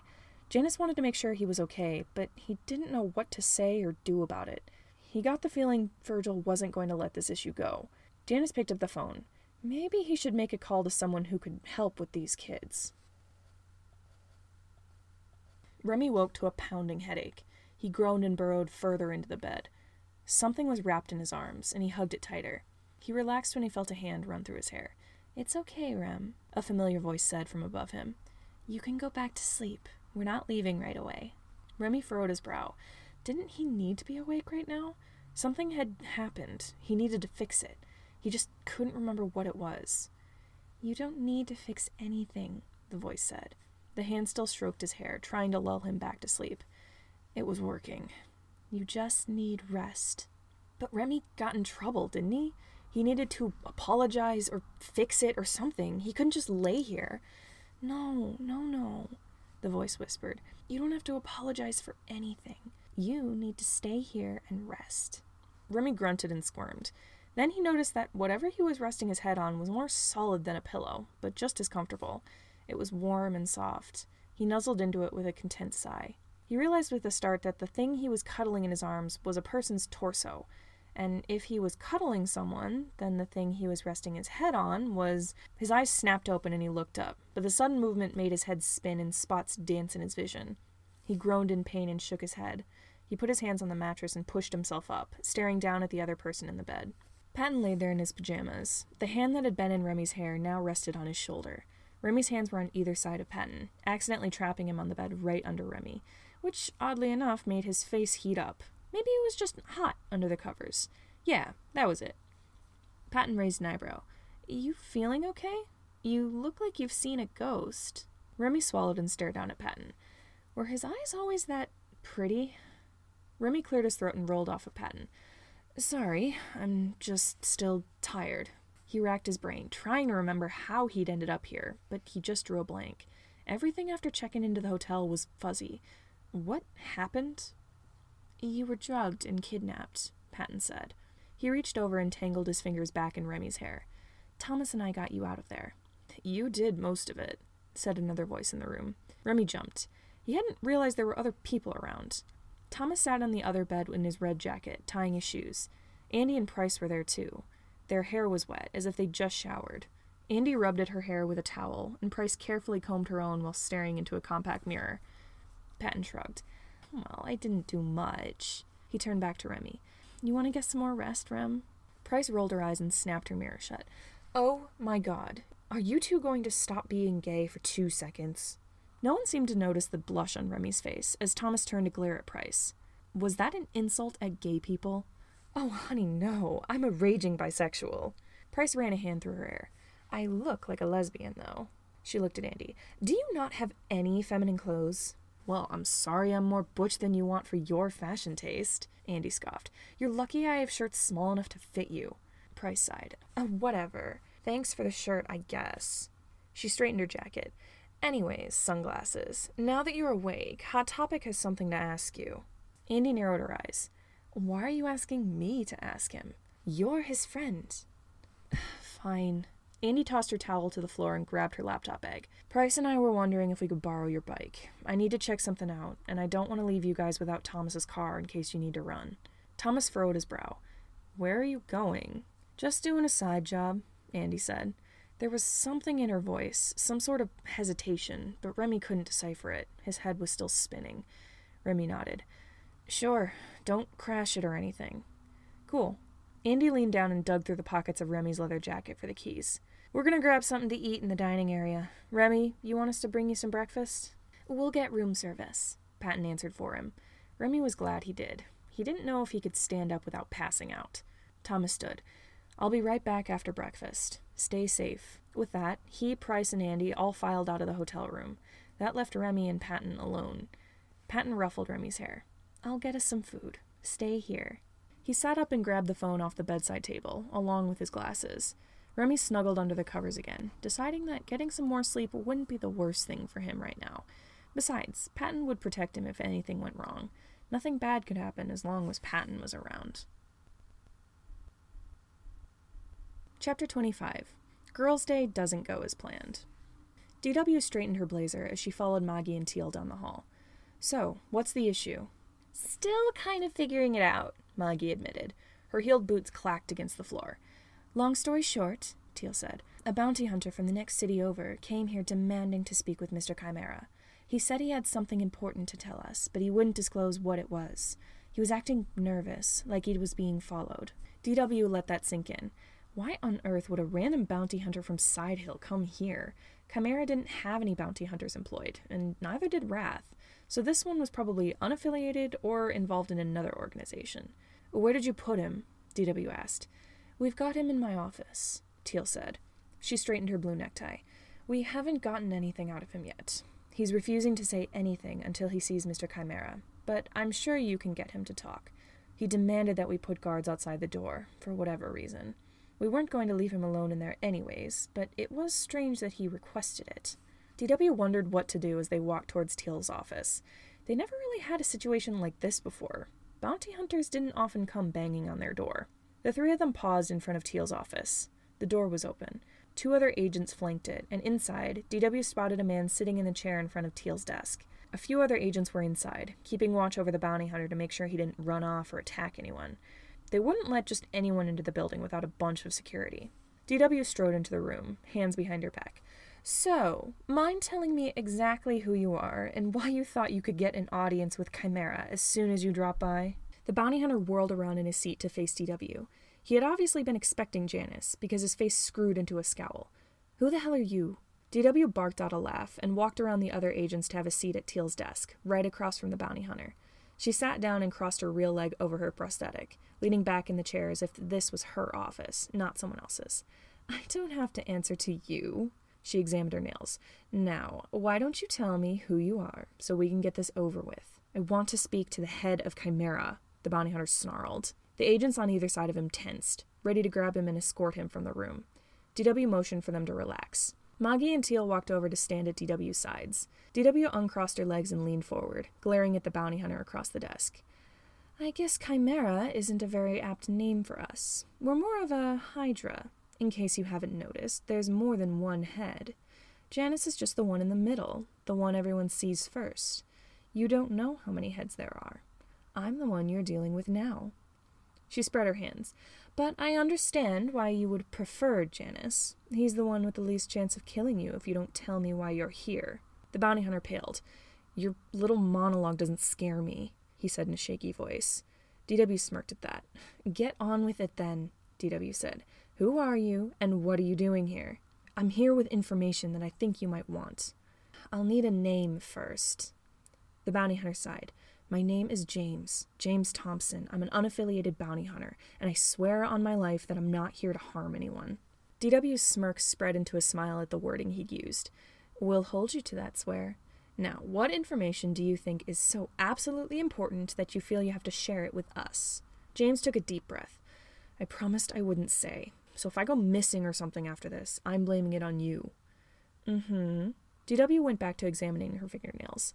God, this was fun. She didn't often deal with big things personally. She should let Janus know she could deal with these problems more. It would probably take a workload off his shoulders as well, and allow him to deal with the smaller problems that he liked handling more. Poison Dart is alive. Those words hit her like a bullet. She froze. No, how did that information get out? How did this random bounty hunter know? DW slowly looked up at everyone else in the room. Some of the younger agents looked confused, but the older ones exchanged nervous glances with each other. DW put her hands on the desk and stood. I want everyone out of the room, except for you 3. She gestured at James, Teal, and Maggie. The agents looked confused and concerned, but they all filed out of the room, leaving the 4 of them alone. DW sat back and folded her hands on the desk. She took a deep breath to keep calm. Why do you think that? I saw him! James shouted.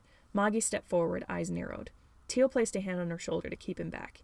You think you saw him, DW corrected. No, I know I did. James took a deep breath. Okay, here's the full story. I was going after someone so I could get them for the bounty. Just a standard job. Everything was going fine. I kidnapped the person's friend to get to them. Normal stuff. DW nodded as James spoke.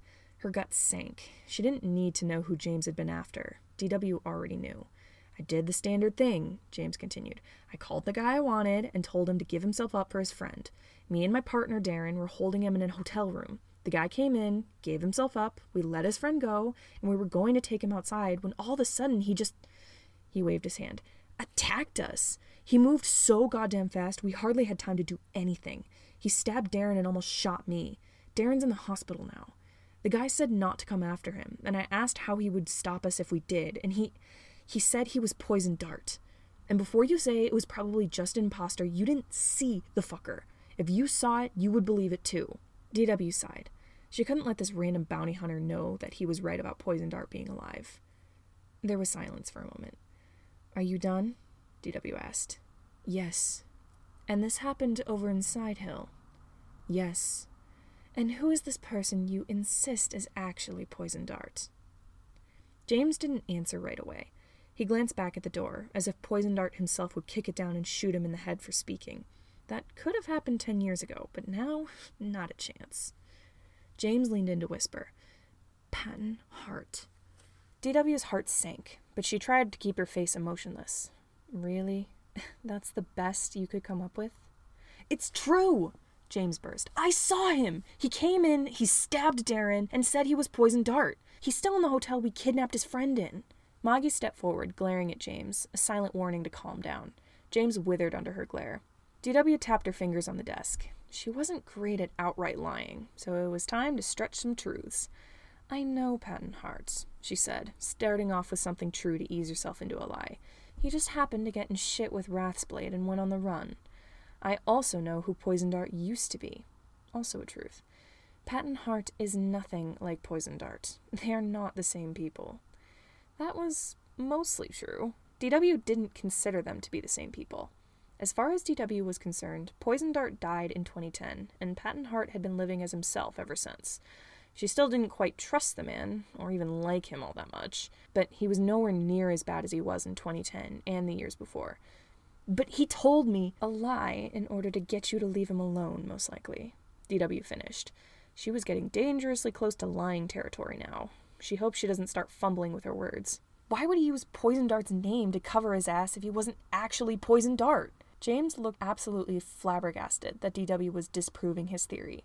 DW just had to keep him from finding out that it was the truth. He must have thought you were stupid enough to believe it. DW leaned back in the chair with a sigh. We're done here. Maria, Alex, she called. The door to Teal's office swung open and 2 agents stepped in. Escort this bounty hunter out of the building, please. He has nothing useful to tell us. But it's true, James half-heartedly muttered as he was lifted out of his chair. He said he was. He didn't struggle as he was dragged out of the room. A few other agents stepped in once he was gone, fearful looks in their eyes. Is it true? One of them asked. No, DW said immediately. He was just stupid enough to believe a lie. DW waved a hand. You can all go. I need to discuss things with Moggy and Teal. And don't let this little incident get out to anyone. We don't need rumors bouncing around. The agents left, not looking entirely convinced. They shut the door behind them. Could you tell I was lying out of my ass? DW said. Yes, Moggy said. At the same time, Teal said no. They both looked at each other in confusion. Moggy bounced on her heels. Well, I think you could have done better, but you didn't fumble your words. He at least believed that you believed you were telling the truth. That's what I was thinking, Teal said, pushing her glasses up her nose. I was looking at it objectively, from the perspective of someone who doesn't know your tells. But you do know my tells, DW pointed out. And from that perspective, that one lie at the end was glaringly obvious, Teal said. You did your best. I do have some questions, though, Moggy said. She sat on Teal's desk and smoothed out her skirt. Why did he say Patton Hart was Poison Dart? Isn't he the guy whose kids you're taking care of? DW sighed. She couldn't just lie to Teal and Moggy. It was impossible, not to mention it would make her feel bad. Yeah, he is. But I'm sure he was just using the name Poison Dart to get that bounty hunter off his back. Nope.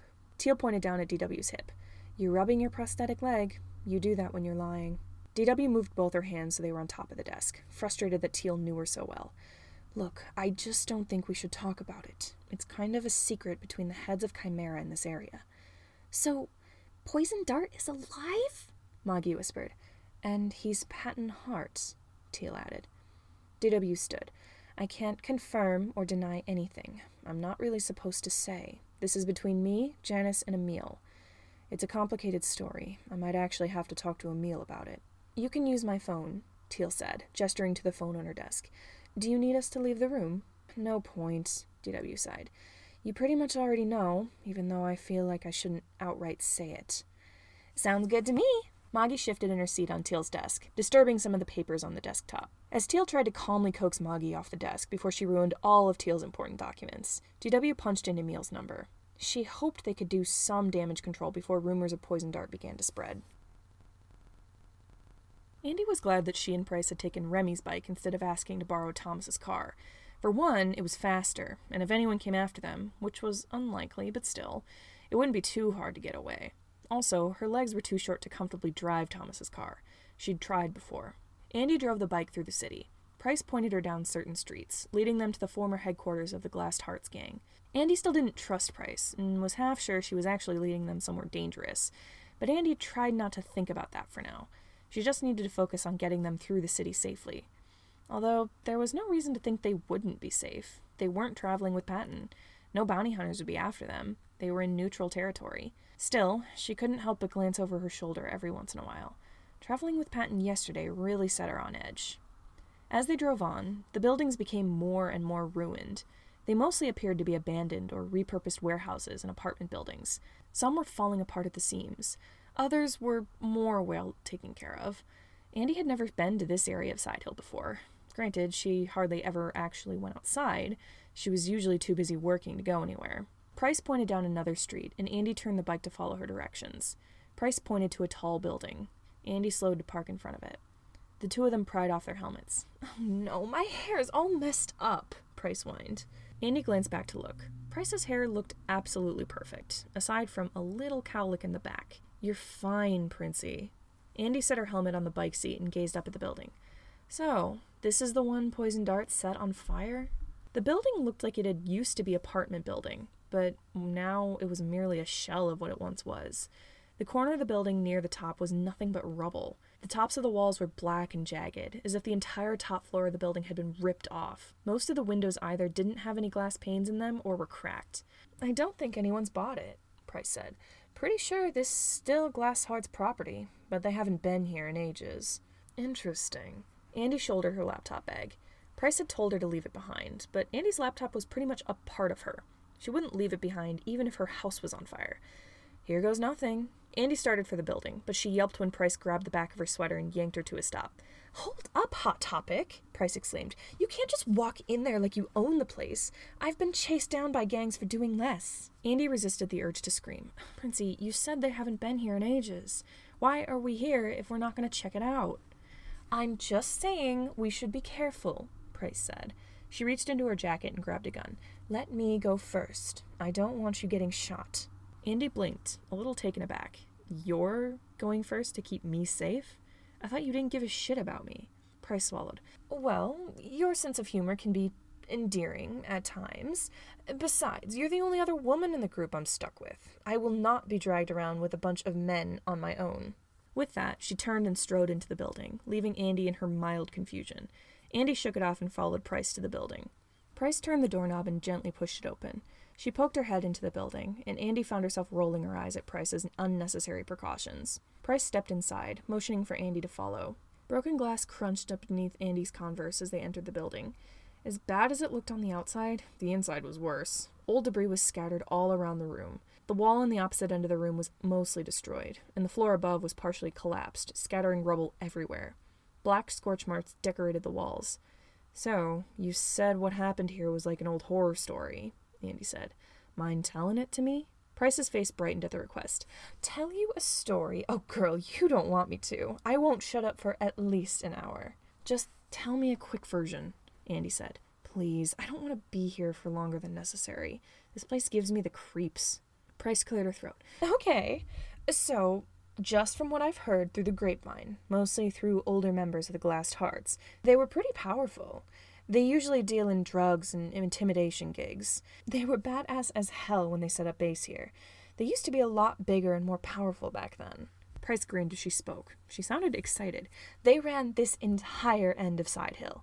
They protected their little part of the community from bigger gangs. They were incredible, strong, capable people who didn't rely on any bigger organization to keep them going. I was honestly tempted to see if I could join them when I was younger.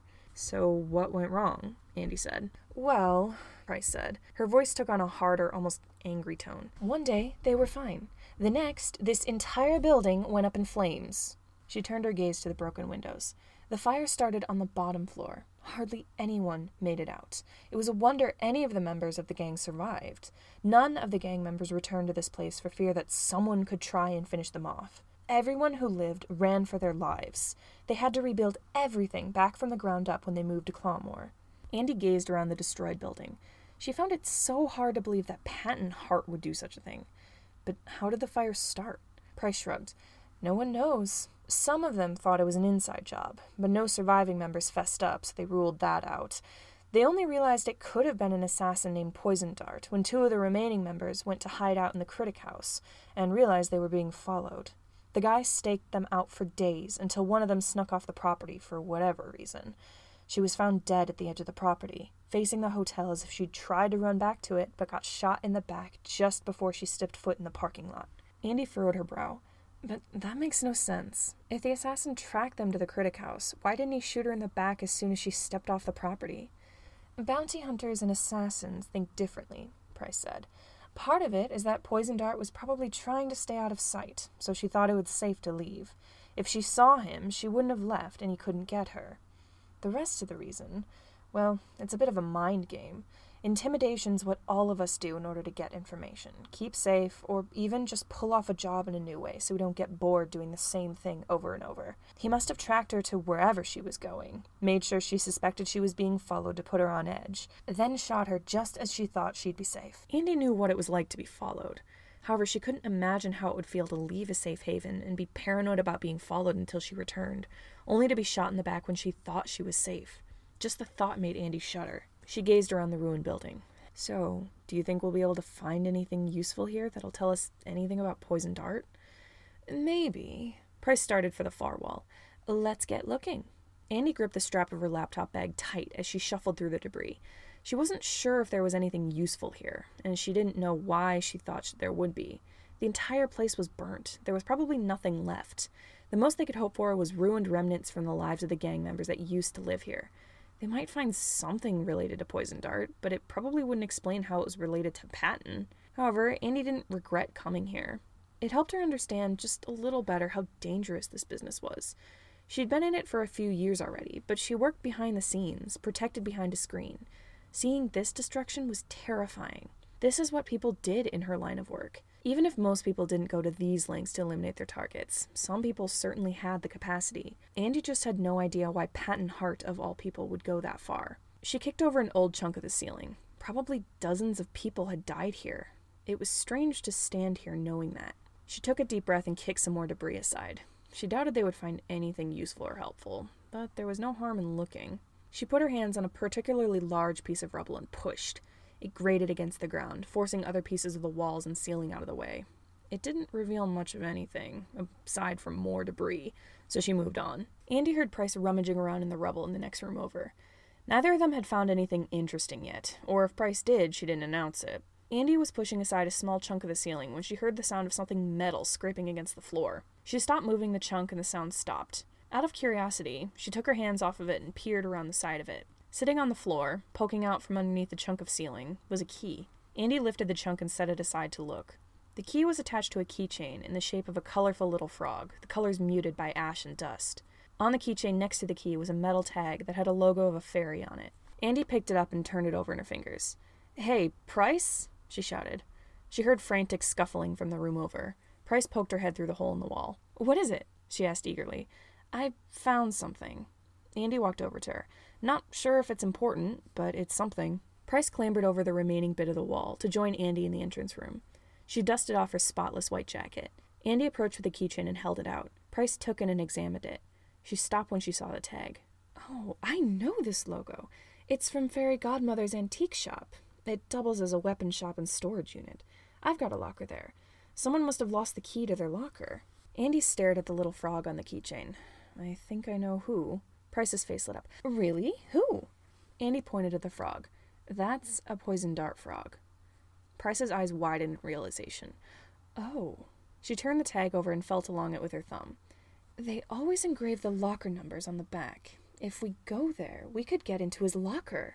She paused. There are initials engraved on it below the number. PJ. Those aren't his initials, but do you think that's Deadshot? Why do you keep calling him that? Andy asked. I like nicknames. Price shoved the keychain in her pocket.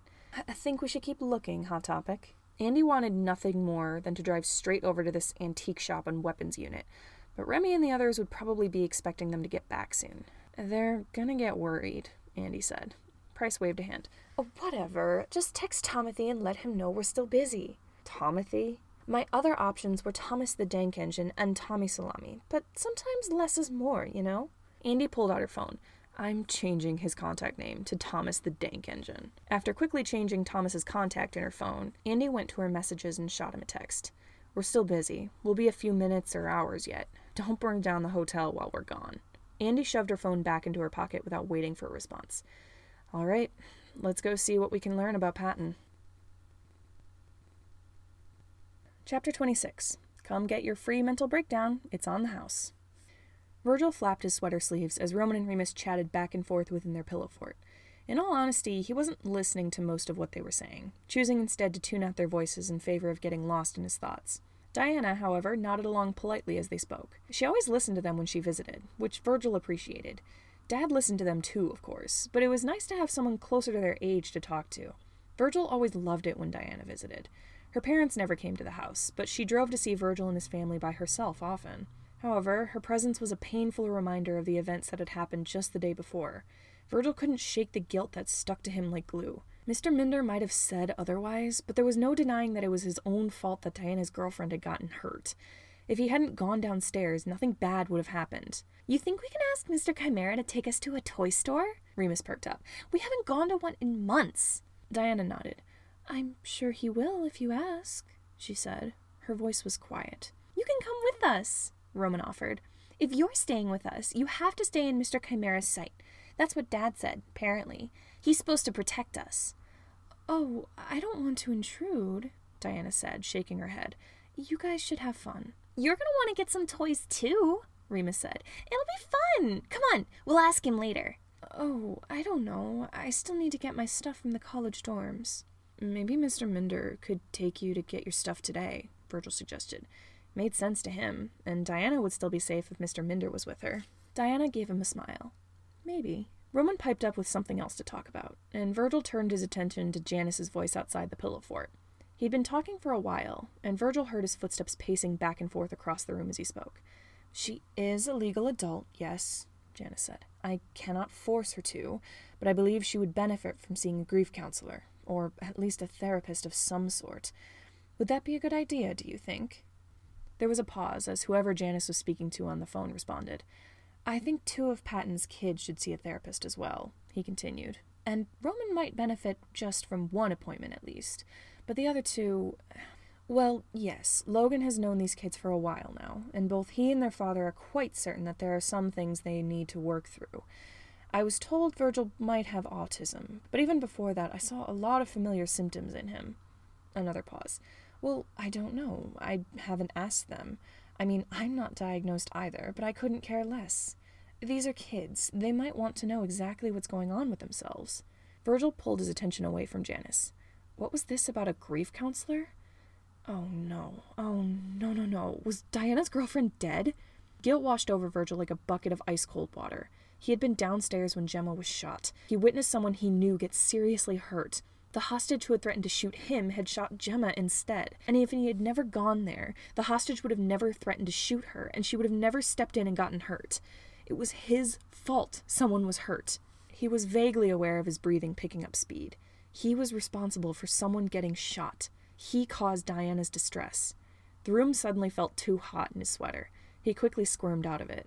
He heard Roman and Remus asking him questions, trying to make sure he was okay, but the words were too loud to register anything. He had to get out of this stifling room. He needed to take a breath somewhere else. He scrambled out of the blanket fort, grimacing through Roman and Remus's loud shouts of protest. He hardly saw Mr. Chimera and Mr. Minder in the room, and walked straight for the door. He heard Janus's quieter voice say, "Talk later, Emil. There's a problem," before Virgil threw the door open and hurried out of the office. He picked up his pace and rushed across EW's office, bursting into the hallway. He just needed to be away from people. He hurried down the hall. Their gazes burned into him, as if they knew what he'd done, and the thought only made the guilt grow inside of him, threatening to spill over and drown him. He turned down another hallway, searching for a place with no people, no one to look at him with those accusatory glances. He needed to find somewhere to hide. His lungs burned, legs slowing as they grew tired. He stumbled over his feet. His legs felt like jelly. His back hit the wall and he slid down it, chest heaving. There didn't seem to be anyone in this hallway, fortunately. He didn't want anyone to find him and be mad at him, but he deserved it. He half wished Diana would come find him just to yell at him. That would drive him into a meltdown, sure, but he deserved to be yelled at. He deserved to suffer for what he did. Maybe Mr. Chimera and Mr. Minder would come find him and shout at him too. Virgil shook his head frantically, tears pricking at his eyes. He pulled his knees up to his chest and buried his face in his hands to shield his gaze from the lights in the hall. He hated this. He hated when he felt helpless like this, but he couldn't stop. He rocked back and forth, as much as he could with the wall to his back. Virgil didn't know how long it took for a pair of footsteps to make its way toward him. He heard a gentle thump as someone sat down next to him, not close enough to touch, but close enough that he knew they were there. He startled when he felt something drape over his shoulders. It didn't feel like his own sweater. It wasn't a suit jacket either, so this probably wasn't Mr. Chimera. Nor was it a cardigan, so this wasn't Diana. The slight weight of the sweater on his shoulders brought him out of his own mind a little. He lifted his head just enough to look over next to him. Remy sat cross-legged on the floor, hands folded in his lap. He was no longer wearing his hoodie, having set it over Virgil's shoulders. Virgil's heart leapt into his throat as he saw the dozens of tiny burn scars on Remus's arms. He squeaked and started to shrug Remus's sweater off. Remus didn't like people seeing them. He needed his sweater. Remus reached out and put a hand on Virgil's back to stop him. "It's okay," he said quietly. Remus needed his sweater. Virgil didn't. But he knew Remus wouldn't budge, so he had no choice.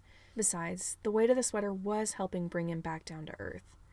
Virgil took a deep breath, shaky and nervous. He couldn't help but wonder if Diana was going to hate him. Remus gently patted his shoulder.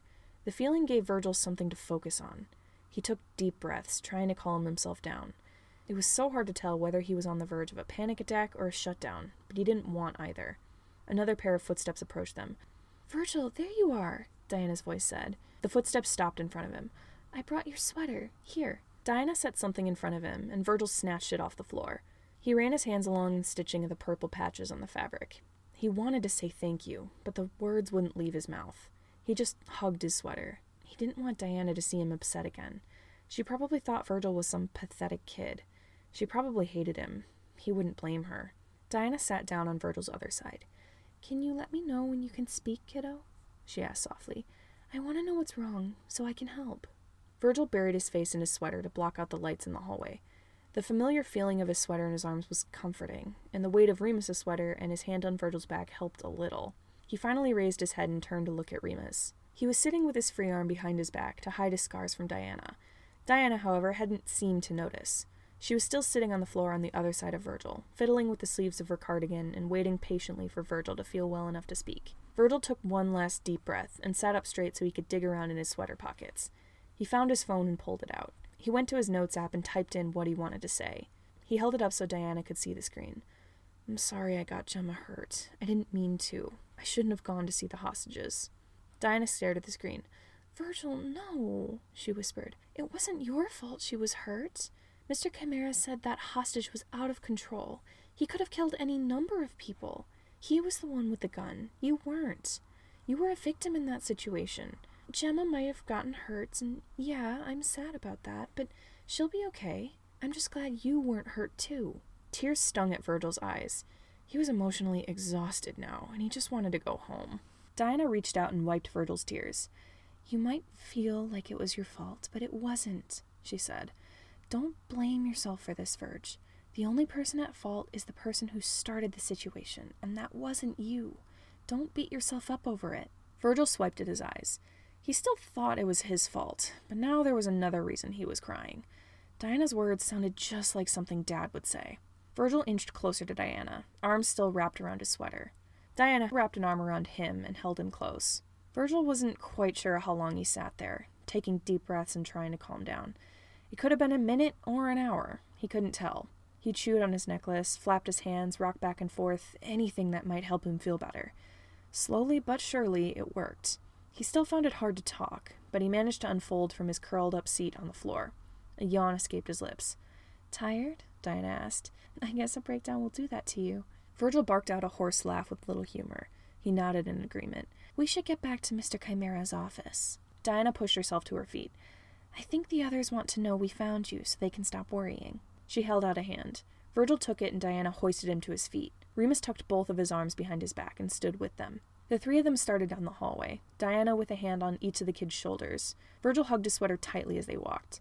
It was soft and familiar. Another wave of guilt washed over him. He'd interrupted Janus's work. This was a stupid thing to have a breakdown over. He shouldn't have made a scene like this. "Don't worry about it," Diana said quietly, as if she knew what Virgil was thinking. "I'm sure Mr. Chimera wouldn't mind. He and I were done with our business anyway. Maybe you can have a nap or something when we get back to his office. You look really tired, kiddo." Virgil nodded. He still didn't believe it when Diana said everything was fine, but it had been a stressful few days. Virgil deserved a nap. Remus flinched when he heard DW's voice enter Mr. Chimera's office. "Sorry that took so long, Jan. I was on call with Emil and he had to put me on hold for a bit while he talked to someone else." I believe that was my fault," Mr. Chimera's voice responded. "I needed advice from Dr. Bacani regarding the children. We have accidentally picked up another kid to take care of." Remus shrank down in his seat inside the blanket fort. Diana and Roman were in DW's office, reading together, and Virgil was asleep right next to Remus. He couldn't protect Remus if anything went wrong. He shook his head. There was nothing he needed protection from. DW was fine. She was good. She wasn't going to hurt anyone. "Yeah, I saw the mini Patton in my office. Why are we picking up all these kids? Did we start an orphanage or something?" "No, she's technically a legal adult," Mr. Chimera said.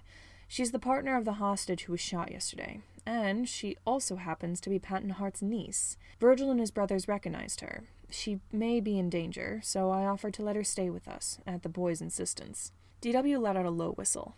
"Damn. Guess we'll have to make sure the other guest room has clean sheets." "What was the issue Moggy and Teal needed help with?" Mr. Chimera asked. "Bounty hunter from Side Hill stopped by. He had a pretty interesting issue he thought we needed to know about."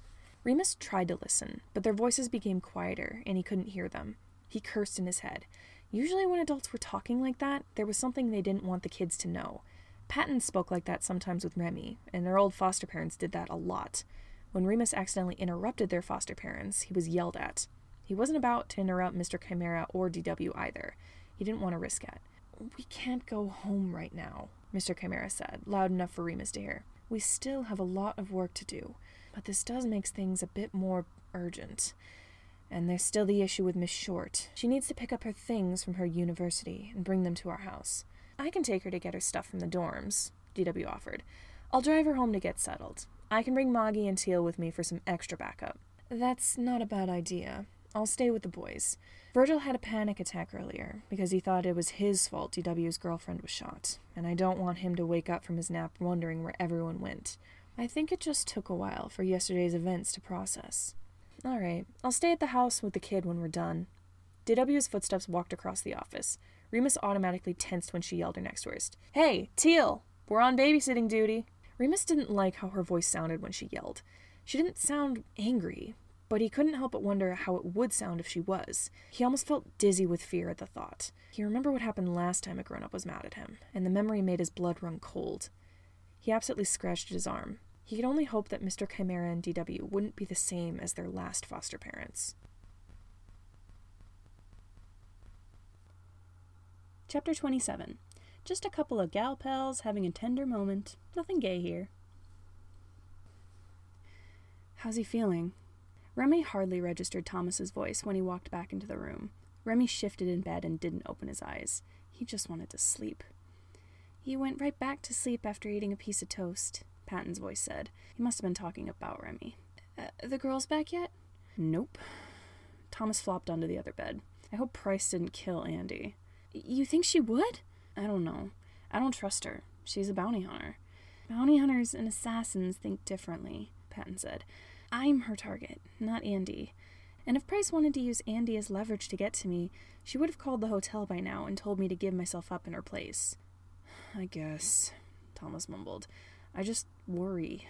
I feel like I need to protect you guys. Patton let out a laugh that sounded more surprised than amused. You feel the need to protect me?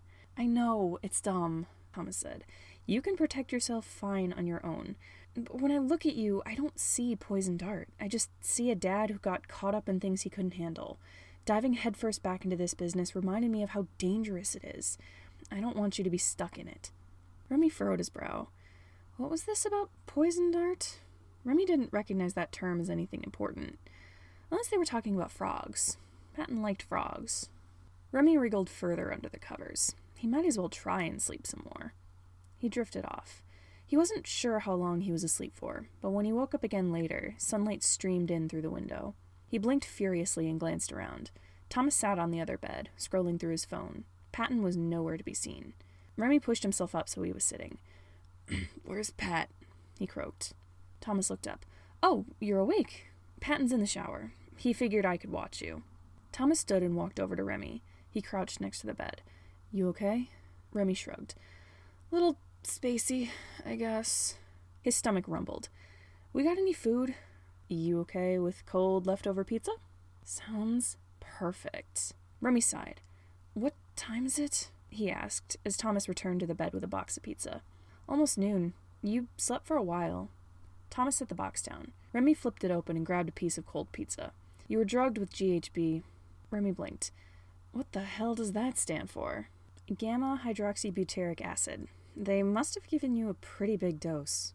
Remy took a bite of pizza. Are the girls back yet? He asked through a mouthful of food. Andy said she and Price are gonna be out for a few hours yet. Remy nodded. He hoped Andy was okay. He still didn't trust that bounty hunter. The sound of the shower shut off. Remy hadn't even noticed it had been going. Guess Patton's done. Thomas stood.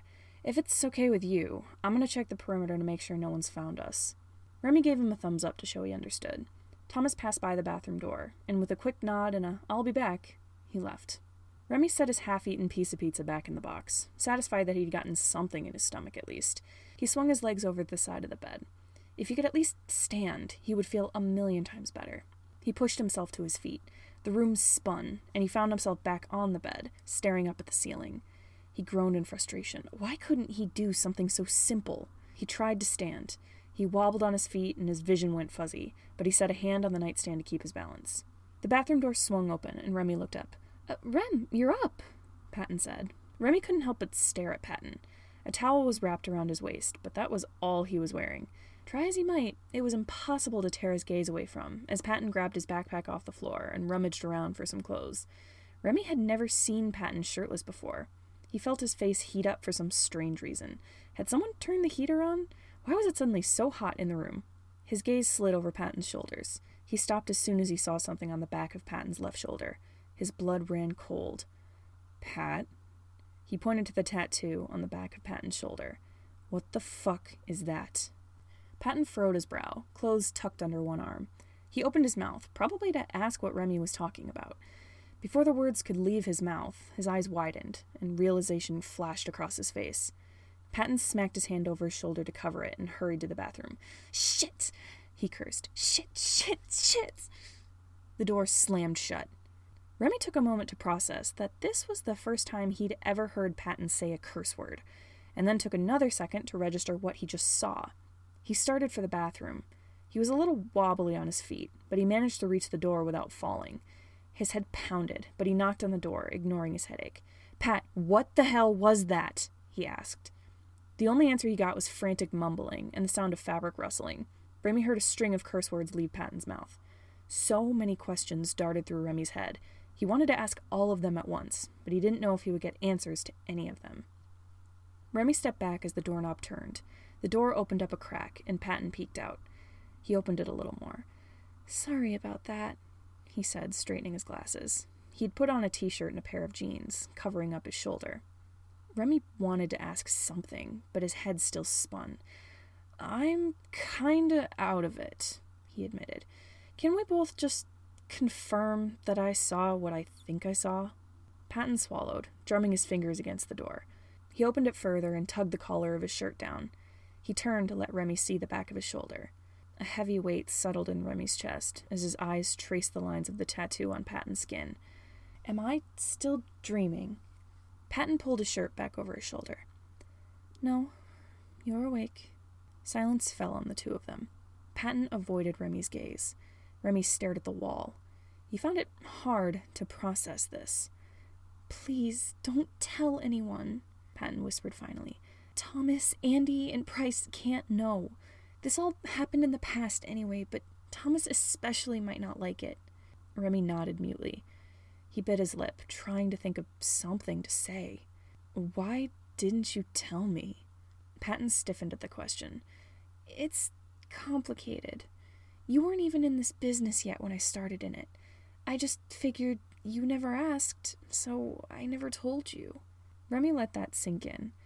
He shook his head, even as it spun and made him dizzy. He stepped away from the door.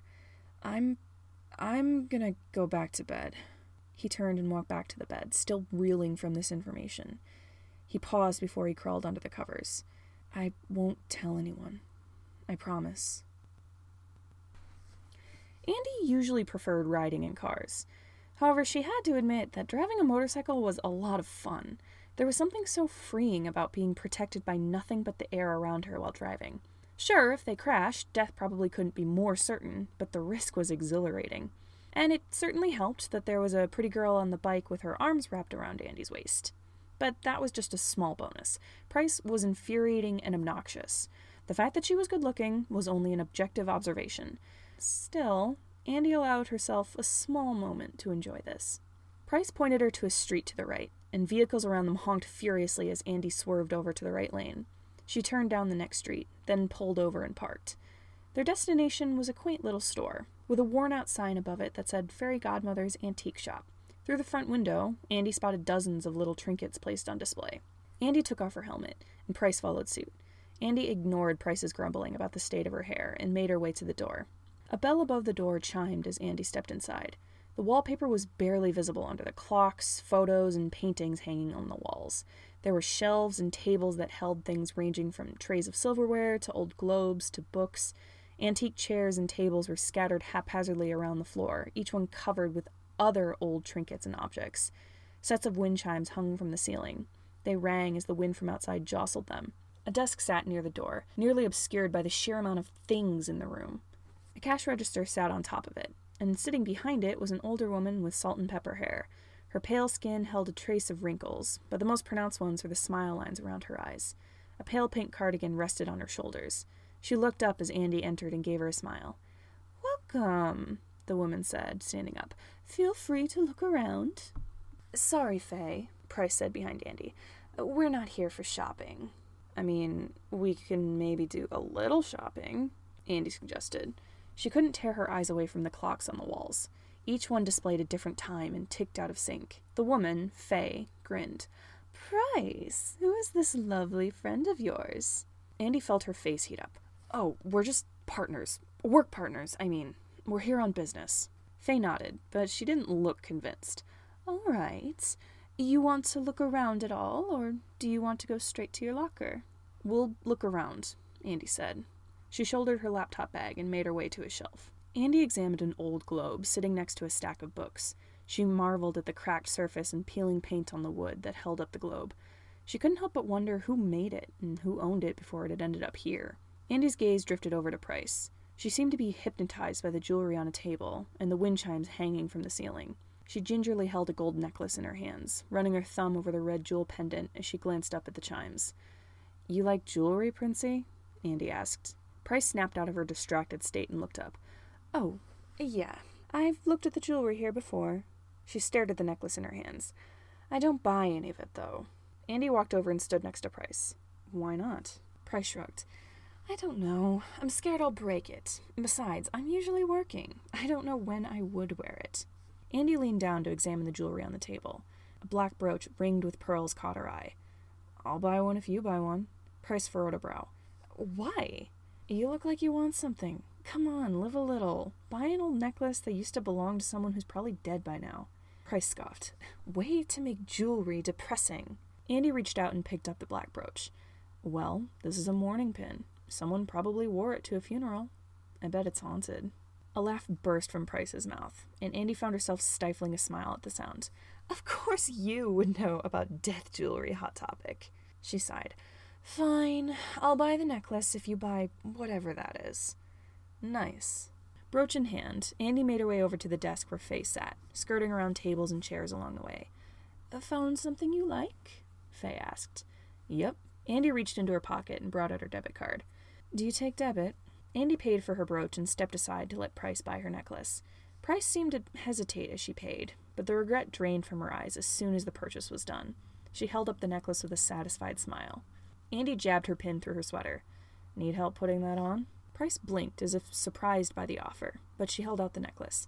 "You better not choke me, Hot Topic." "Wouldn't dream of it, Princey." Andy took the necklace and moved behind Price. She had to stand on her tiptoes to lower the pendant over Price's throat.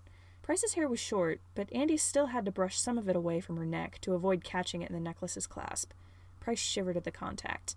Andy fiddled with the clasp, trying to latch it on. She could faintly smell whatever shampoo Price had used back at the hotel. The clasp latched on, and Andy stepped back. "There you go," she said. Her voice cracked a little at the end of her sentence, and she cleared her throat. Why was she suddenly so embarrassed? "Thank you," Price said. She didn't meet Andy's eyes. Andy just nodded, ignoring the heat in her face. She turned to Faye. Can we go to the lockers now?" Faye, still smirking, gestured to a door behind her desk that Andy hadn't noticed before. "Just through there. Price knows where to go." Andy and Price went through the door. The room beyond it was nothing like the quaint, cluttered shop they'd gone into. The walls were white and bare. A couple stainless steel tables were set around the room, surrounded by foldable chairs. People crowded the room, most sitting around the tables. Andy didn't recognize any of them, but she spotted the two-headed snake insignia of Chimera on the back of one's leather jacket. Two other people wore armbands with orange W's on them, and a few others donned various accessories and fabric patches that showed which gangs and organizations they were aligned with. Most people in the room lacked an insignia on their clothes, likely independent bounty hunters or assassins. A set of elevator doors stood in the opposite wall. Right next to it was a sign that read, "No shooting or fighting in the building." Price made a beeline for the elevator. Andy followed close behind, suddenly feeling a little anxious. She had worked with people like this before, but she'd never actually been in the same room as so many of them at once. She felt like she could get shot in the back at any second, despite the no shooting sign next to the doors. The elevator doors opened, and Andy nearly jumped out of her skin when a huge white dude in a leather vest that showed off his giant muscles stepped out of the elevator. Andy expected him to glare at her, maybe threaten her, pull a gun on her, do something. Instead, he just nodded at Price without even glancing at Andy. Price returned the greeting with a smile and a two-fingered salute. "Hey, Jared. How are the kids?" The man gave her a thumbs up and moved towards the exit. Andy squeaked in surprise when Price grabbed her wrist and tugged her into the elevator. Price pressed the button for the third floor down. Andy's stomach turned from the motion of the elevator moving, but it could also have been from anxiety. "You ready to figure out what Patton's deal is?" "Not yet," Price said. "I gotta stop by my locker first. Pick up ammo and weapons. I've got some clothes stashed there. Figure I'd pick it up so I don't have to wear your stuff." Andy wanted to argue. She didn't want to spend any more time in this place than she had to. However, Price was right. It would be useful to have more weapons, and Andy would like her Fall Out Boy t-shirt back. The elevator stopped and they stepped out. They emerged in a hallway, the walls lined with metal, like they'd stepped into a bunker. Steel doors were embedded in the walls. Price walked up to one and fished a set of keys out of her pocket. "Come on, Hot Topic," she said, unlocking the door. "Help me pick out a few guns." Andy hurried after her. Price opened her door and Andy peeked inside. Hanging on the wall to the right were a few sniper rifles. Against the left was a display that held 4 knives and a few guns. Each weapon must have been custom-made, because they were all covered in a golden metal and engraved with red lettering. At the far wall was a large black cabinet. Andy found herself staring at the hilts of the knives. She wondered how long it had taken to make them, and how expensive it was. Price strolled over to the black cabinet and opened the doors. She grabbed a small duffel bag from inside and hoisted it onto her shoulder. "Like the knives?" she asked. "They are pretty," Andy observed. She reached out to touch one, but she stopped just shy of the hilt. She probably shouldn't touch Price's stuff. Price walked up next to Andy and grabbed one of the smaller pistols. She picked up another gun and looked back and forth between the weapons in her hands. "Hey, should I use a revolver or semi-automatic? I like semis better, but revolvers have a cooler aesthetic." "Whichever one you want, Princey." Andy didn't know much about guns. All she knew was that bullets went into them and then got shot out the other end. Price hummed. She unzipped her duffel bag and shoved both guns inside. All right, let's go see Patton's locker. Sounds good to me. They went back into the elevator. Price pulled out Patton's keys, and after a quick glance at the tag on the keychain, she hit the button for the 4th floor down. Andy wasn't sure what exactly she was hoping to see when they went to Patton's weapons locker. She didn't know if they would find anything particularly helpful. However, Andy was curious. She was being given a glimpse into the world of assassins and bounty hunters, and so far, she wasn't sure if she liked what she saw. The elevator opened, and they stepped into a hallway identical to the last one. Price started down the hall, but slower this time, glancing up at the numbers on the doors and back at the tag on Patton's keychain. She and Andy finally stopped in front of a door on the right side of the hall. You ready? Price asked. Andy shifted her laptop bag. As I'll ever be. Price jammed the key in the keyhole and turned it, and unlocked with a click. Price and Andy shared a hesitant glance and pushed the door open. Price gasped. Holy shit!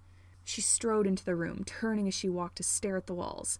This is amazing! Are these all custom made? If Andy thought Price's room of weapons had been impressive, it looked like a broom closet compared to this. Dozens of different kinds of weapons hung on the walls. Most were guns, but a shelf pressed against the left wall held an assortment of knives, each with blades of different lengths, edges, and curves. Each weapon in the room was customized to have a matte gradient that faded from orange to blue. The origin blue was decorated with whorls of black, like the skin of the little poison dart frog on Patton's keychain. Every weapon was covered in a thick layer of dust, muting the bright colors. The tall cabinet at the other end of the room was covered with dust too, as if it hadn't been opened in ages. Price reached out to touch one of the sniper rifles, but she stopped short before her fingers made contact. I don't know if I want my fingerprints on this, she muttered. Smart choice. Andy took the key out of the door and shoved it in her pocket. She leaned down to stare at the knives. The hilts had the same orange and blue design as all the guns, but the blades were all steel. Some were shoved into sheaths, but others were displayed alongside their custom-made sheaths to show off the sharpness of the blades. The sight sent a chill up Andy's spine. She heard footsteps and glanced back. Price had made her way to the cabinet. She grabbed the handles and pulled it open. Andy walked over to her to peer over her shoulder. The inside was set up like a closet, one metal rung spanning the width of the cabinet and carrying a few hangers with clothes on them. The doors, however, held large pouches that were all labeled with numbers and letters. Storage for gun ammunition, she assumed. On the floor of the cabinet sat a black satchel. Price grabbed one of the hangers off the rung. Oh, this isn't just a jacket, she said, holding it up to give a once-over. It's a whole outfit. Okay, Poison Dart, I see you. 7 out of 10 for fashion choice, but 10 out of 10 for practicality and overall aesthetics. This guy had a whole look going on. Andy reached up and took the sleeve of the jacket hanging off the hanger. The fabric was black, as was the rest of the outfit. However, when she tugged the collar of the jacket aside, she saw that the inside was the same orange and blue gradient with black whorls as the weapons in the room. The torso of the jacket was more stiff than the rest of it, leading her to believe it was made of some sort of bulletproof or bullet-resistant material. A hood hung on the back of it, but attached to it on the inside was a black cloth that Andy assumed was meant to go over the lower half of the wearer's face. The pants were black too, but Andy couldn't place the stiff yet flexible material. Not exactly inconspicuous, Andy observed. Yeah, the blue and orange is a little bright. Price set the hanger back in the cabinet and pulled out another one. This is even less inconspicuous. I get the aesthetic, but isn't the whole point of being an assassin to blend in and avoid suspicion? The outfit Price held was similar to the last. The jacket was the same, but it was missing the sleeves. Draped over the hanger under the jacket were wrist and elbow guards with the same orange and blue design. Andy took one of the elbow guards off the hanger. It felt like it was made of spandex, aside from the part that actually rested over the elbow. That part was hard, but she could easily bend it in her hands. A bunch of tiny bumps were hidden beneath the fabric. She heard Price yelp and looked up. Price was holding one of the wrist guards away from her, like it was an animal that tried to bite her. She set the hanger back in the cabinet and turned her full attention to the wrist guard. She pressed down on the part that covered the lower part of the palm. Tiny spikes poked through the fabric next to where she pressed down. Pressure-activated spikies, Price whispered. Sick. Andy turned back to the elbow guard. She pressed down on the hard part in the fabric, and little spikes jabbed through the fabric. If anyone got elbowed in the face with this, it would leave some pretty nasty scars. Andy stared back out at the guns, then back at the clothes in the cabinet. Everything in this room is designed to kill, she mumbled as that fact sank in. The person who owned this storage unit was a murderer. That's kind of the point of being an assassin, Hot Topic, Price said. Andy couldn't bring herself to respond. This was so odd. She was holding something that someone had used to hurt people before, maybe 10 years ago. Who were all the people who had fallen victim to poison dart? There were numbers of victims and names of gangs, but she didn't know a single name of one person. "Andy," Price said, "are you still with me?" Andy looked up. Price was staring down at her, concern etched on her features. Andy cleared her throat and put the elbow guard back in the closet. Yeah, I'm good." She turned her gaze down to the black satchel on the cabinet floor. "What's that?" Price grabbed it and flipped it open. "Oh, I think it's emergency supplies. Look." She tipped the bag towards Andy. Inside the bag was a folded bundle of black clothes and a plastic baggie of cash. On one side of the bag, an orange and blue gun was sheathed next to a pouch of ammunition. A knife was sheathed on the other side of the bag. "Why wouldn't he take this if he was going on the run?" Andy asked. "The bounty, probably," Price said. "He didn't want to risk coming here and getting caught by someone. Besides, I think he's been out of this business for a while. He might not even remember or care that he had a locker here." Andy took the bag from Price's hands. "Should we take this to him? See if he recognizes it? I want to know if he's really this poison dart guy, or if that was a lie." "Couldn't hurt to try." Price shouldered her duffel bag. Let's get out of here." They left the room. Andy took the keychain out of her pocket. The initials on the tag, PJ, didn't really make sense to her, unless Patton had changed his last name. She shoved the keychain back in her pocket as they walked back to the elevator. Patton better have some answers for all of this.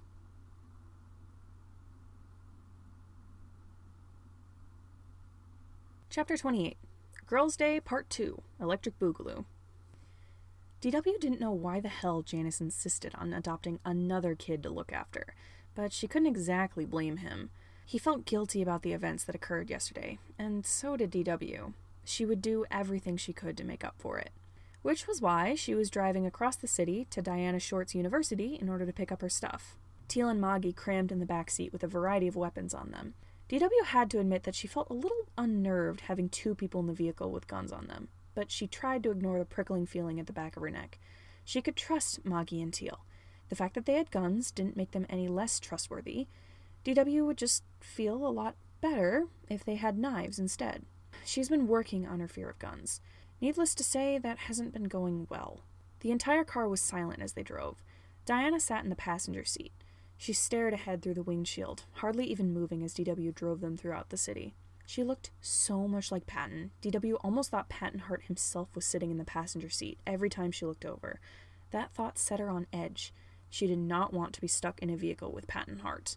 They paused at a stoplight, and DW gave a concerned glance back at Teal and Moggy. Both looked equally worried. DW could tell why. Diana just seemed blank now. The accident from yesterday must have suddenly hit her pretty hard. DW couldn't blame her. They arrived at the university campus. DW had gotten slightly nervous upon finding out that Diana was going to the University of Clawmore. It was the same university DW had gone to ages ago. DW found her stomach turning with anxiety as they drove towards the dorm buildings. She remembered a lot about the beginning of her first and only year, but the second half was where things got blurry. She knew what happened to her. She just didn't like thinking about it. Shaking off her nerves the best she could, DW turned to Diana. "Where's your dorm?" Diana wordlessly pointed to a tall red building to the left. They drove up to it and parked. "I can come with you to get your stuff," DW offered. Diana nodded. She still didn't speak as she opened her car door and stepped onto the pavement. DW turned to look at Moggy and Teal as soon as Diana shut her door. "How the hell do I deal with a sad child?" Teal shrugged. "Console her about the accident, I guess. I don't know. I don't have children." Moggy scratched her head. "I wouldn't try to bring it up. She's still processing it. It might just make her feel worse. Maybe just help her and make sure she knows you're there for her?" DW gave them both a disappointed look. "You guys are no help." "I'm sure it'll be fine," Moggy reassured her. "We'll keep an eye on things out here. You go help her out." DW left the car and followed Diana into the door of the building. She had to hurry to catch up with her, since Diana was walking way faster than DW was used to. DW entered the building and quickened her pace, so she was walking next to Diana. "So," she began, "what classes were you taking here?" She spotted a few students staring at her and avoided her gaze. Diana shrugged. "Education." "Oh, do you want to be a teacher?" DW asked as they made their way to the elevator. "I don't. My mom wants me to." Diana pressed the up button. They fell back into silence as they waited for the elevator. DW tried to ignore the stares of the college students around them. It must have been strange to see a grown woman who was very obviously not Diana's mother accompanying her to the dorms. It probably didn't help that DW was wearing a business suit and didn't look young enough to be a student. She shouldn't be here. She scratched at her hip where her leg met her prosthetic. She and Diana stepped into the elevator as soon as it opened. There were a couple of students in there that gave DW strange looks as they went out onto the bottom floor. DW tried not to stare back. They reached Diana's floor. DW tried to keep pace with her as they walked to the door to her room. Something about this place felt familiar. Was this DW's old dorm, or had she stayed in a different building? She couldn't remember. All she knew was that she wanted out of this place as soon as possible. Diana stopped in front of her door. She paused, staring at it, one hand on the knob, as if she couldn't bring herself to open it. DW understood her hesitation, but just being in this place gave DW a bad feeling. She wanted to get this done and over with. Diana opened the door. The room inside looked like it hadn't been lived in for long. The 2 beds were neatly made. The floor was clean, and most of the clothes in the room were tucked away in the suitcases that sat at the ends of the beds. Both closets were shut tight. The desks on each side of the room only held a laptop each and a few tiny trinkets. Despite the fact that she likely wasn't here for very long, Diana gazed around the room like it was a home she'd lived in for ages. DW waited patiently as Diana began to gather up her stuff. She couldn't help but feel like she shouldn't be here. Every instinct in her body was screaming at her to get back in the car and drive away. As Diana packed up her things, DW's gaze drifted to the window at the other end of the room. It was open just a little, protected by a screen, which she found odd. DW didn't remember there being screens over the window in her old dorm. Or was this someone else's room she was thinking of? She knew at least one of the rooms in this building didn't have a screen over its window. "Does the window open any further than that?" DW found herself asking. A knot had twisted itself in her gut. Diana tilted her head. "No, I don't think so. Why?" DW remembered the sound of a gunshot and shattering glass. "Are you okay?" Diana asked. It took DW a moment to realize she was rubbing at her hip with the heel of her hand. "I'm fine," she said. She swallowed. She could have sworn the windows in here opened up further. If she's not going to tell us anything, just throw her out the window. The windows don't open far enough. Then pry it off. "Ma'am." DW snapped her head up. Diana stood in front of her, fiddling with the sleeves of her cardigan. The 2 suitcases stood next to her. "We should probably go now, right?" DW nodded. She took one of the suitcases and dragged it out into the hall after Diana. She looked at Diana through the corner of her eye and shuddered at how much she looked like Patton. She was finding it hard to believe that she was his niece and not his daughter. They could be identical if she was wearing... His black jacket nearly made him blend in with the darkness of the room, but she spotted blue and orange fabric peeking out from the inside of the hood over his head. "If she won't tell us where Janus is, she's not useful," he snapped. "Either push her out the window or let me shoot her." "Miss Chimera!" DW shook her head. She was safe. This wasn't 2010. This was 10 years later. She wasn't going to get hurt. A hand tugged her away from the wall. She hadn't even realized she'd fallen against it. "Miss Chimera, do you need help?" Diana asked. DW took a moment to process her question. "No, I'm okay. Let's just go." She grabbed the handle of one of the suitcases and continued back to the elevator. A sharp pang lanced through her right hip, like pins and needles were poking through the flesh where her leg would have been. She winced at the feeling, but she tried to ignore it. "Fuck it, just push her out the window. She's not telling us anything anyway." She struggled against the people holding her, but it was impossible. They wouldn't let her go. And then she was falling. DW set a hand on the wall to steady herself, but she didn't know why there was a wall there. She was falling, but her feet were on the ground. Or at least her left foot was.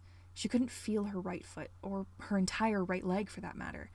She was standing, but only one of her feet were on the ground. The sensation stopped, and the world became steady again. Elevator doors opened in front of her. "Come on, ma'am," Diana Short said. DW let Diana guide her out of the elevator. She could have sworn she was falling, but that didn't explain how she was walking at the same time. And why couldn't she feel her leg? She lost her leg 10 years ago, she reminded herself. She had a prosthetic now. That was why. It was nothing new. She hardly noticed when Diana led her out of the building. Footsteps ran toward her, and a pair of hands grabbed her arms. "DW," Teal asked, "are you okay?" "She looks like she's spacing out or something," Moggy said. Teal cursed under her breath. I don't know all the counseling bullshit my brother does. Should we call him? DW swallowed. No, I'm good, she managed. She didn't need help.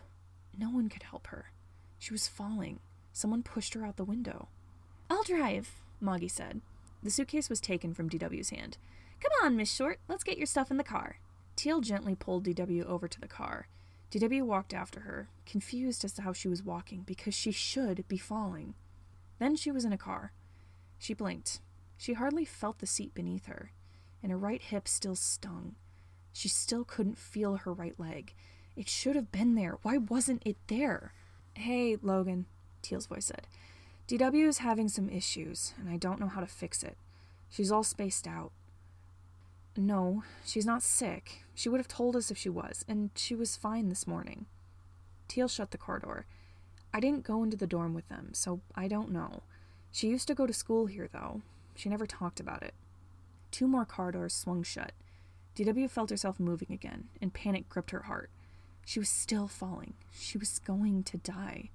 Someone took her hand. Hey, you're okay, Teal said. We're driving back to Chimera. We're going to be okay. She's not going to tell us where Janus Chimera is. There's nothing we can do. A voice heaved an exaggerated, frustrated sigh. Someone stepped into view. The lower part of his face was hidden by fabric, but his eyes were visible. He glared at her. She heard a click as he loaded his pistol. Her heart skipped a beat when he aimed it at her head. Stop wasting my time. Where's Janus? DW winced as pain shot through her leg. No, they couldn't go to Chimera. She would be placing Janus right in the hands of Poison Dart. DW blinked once, then twice.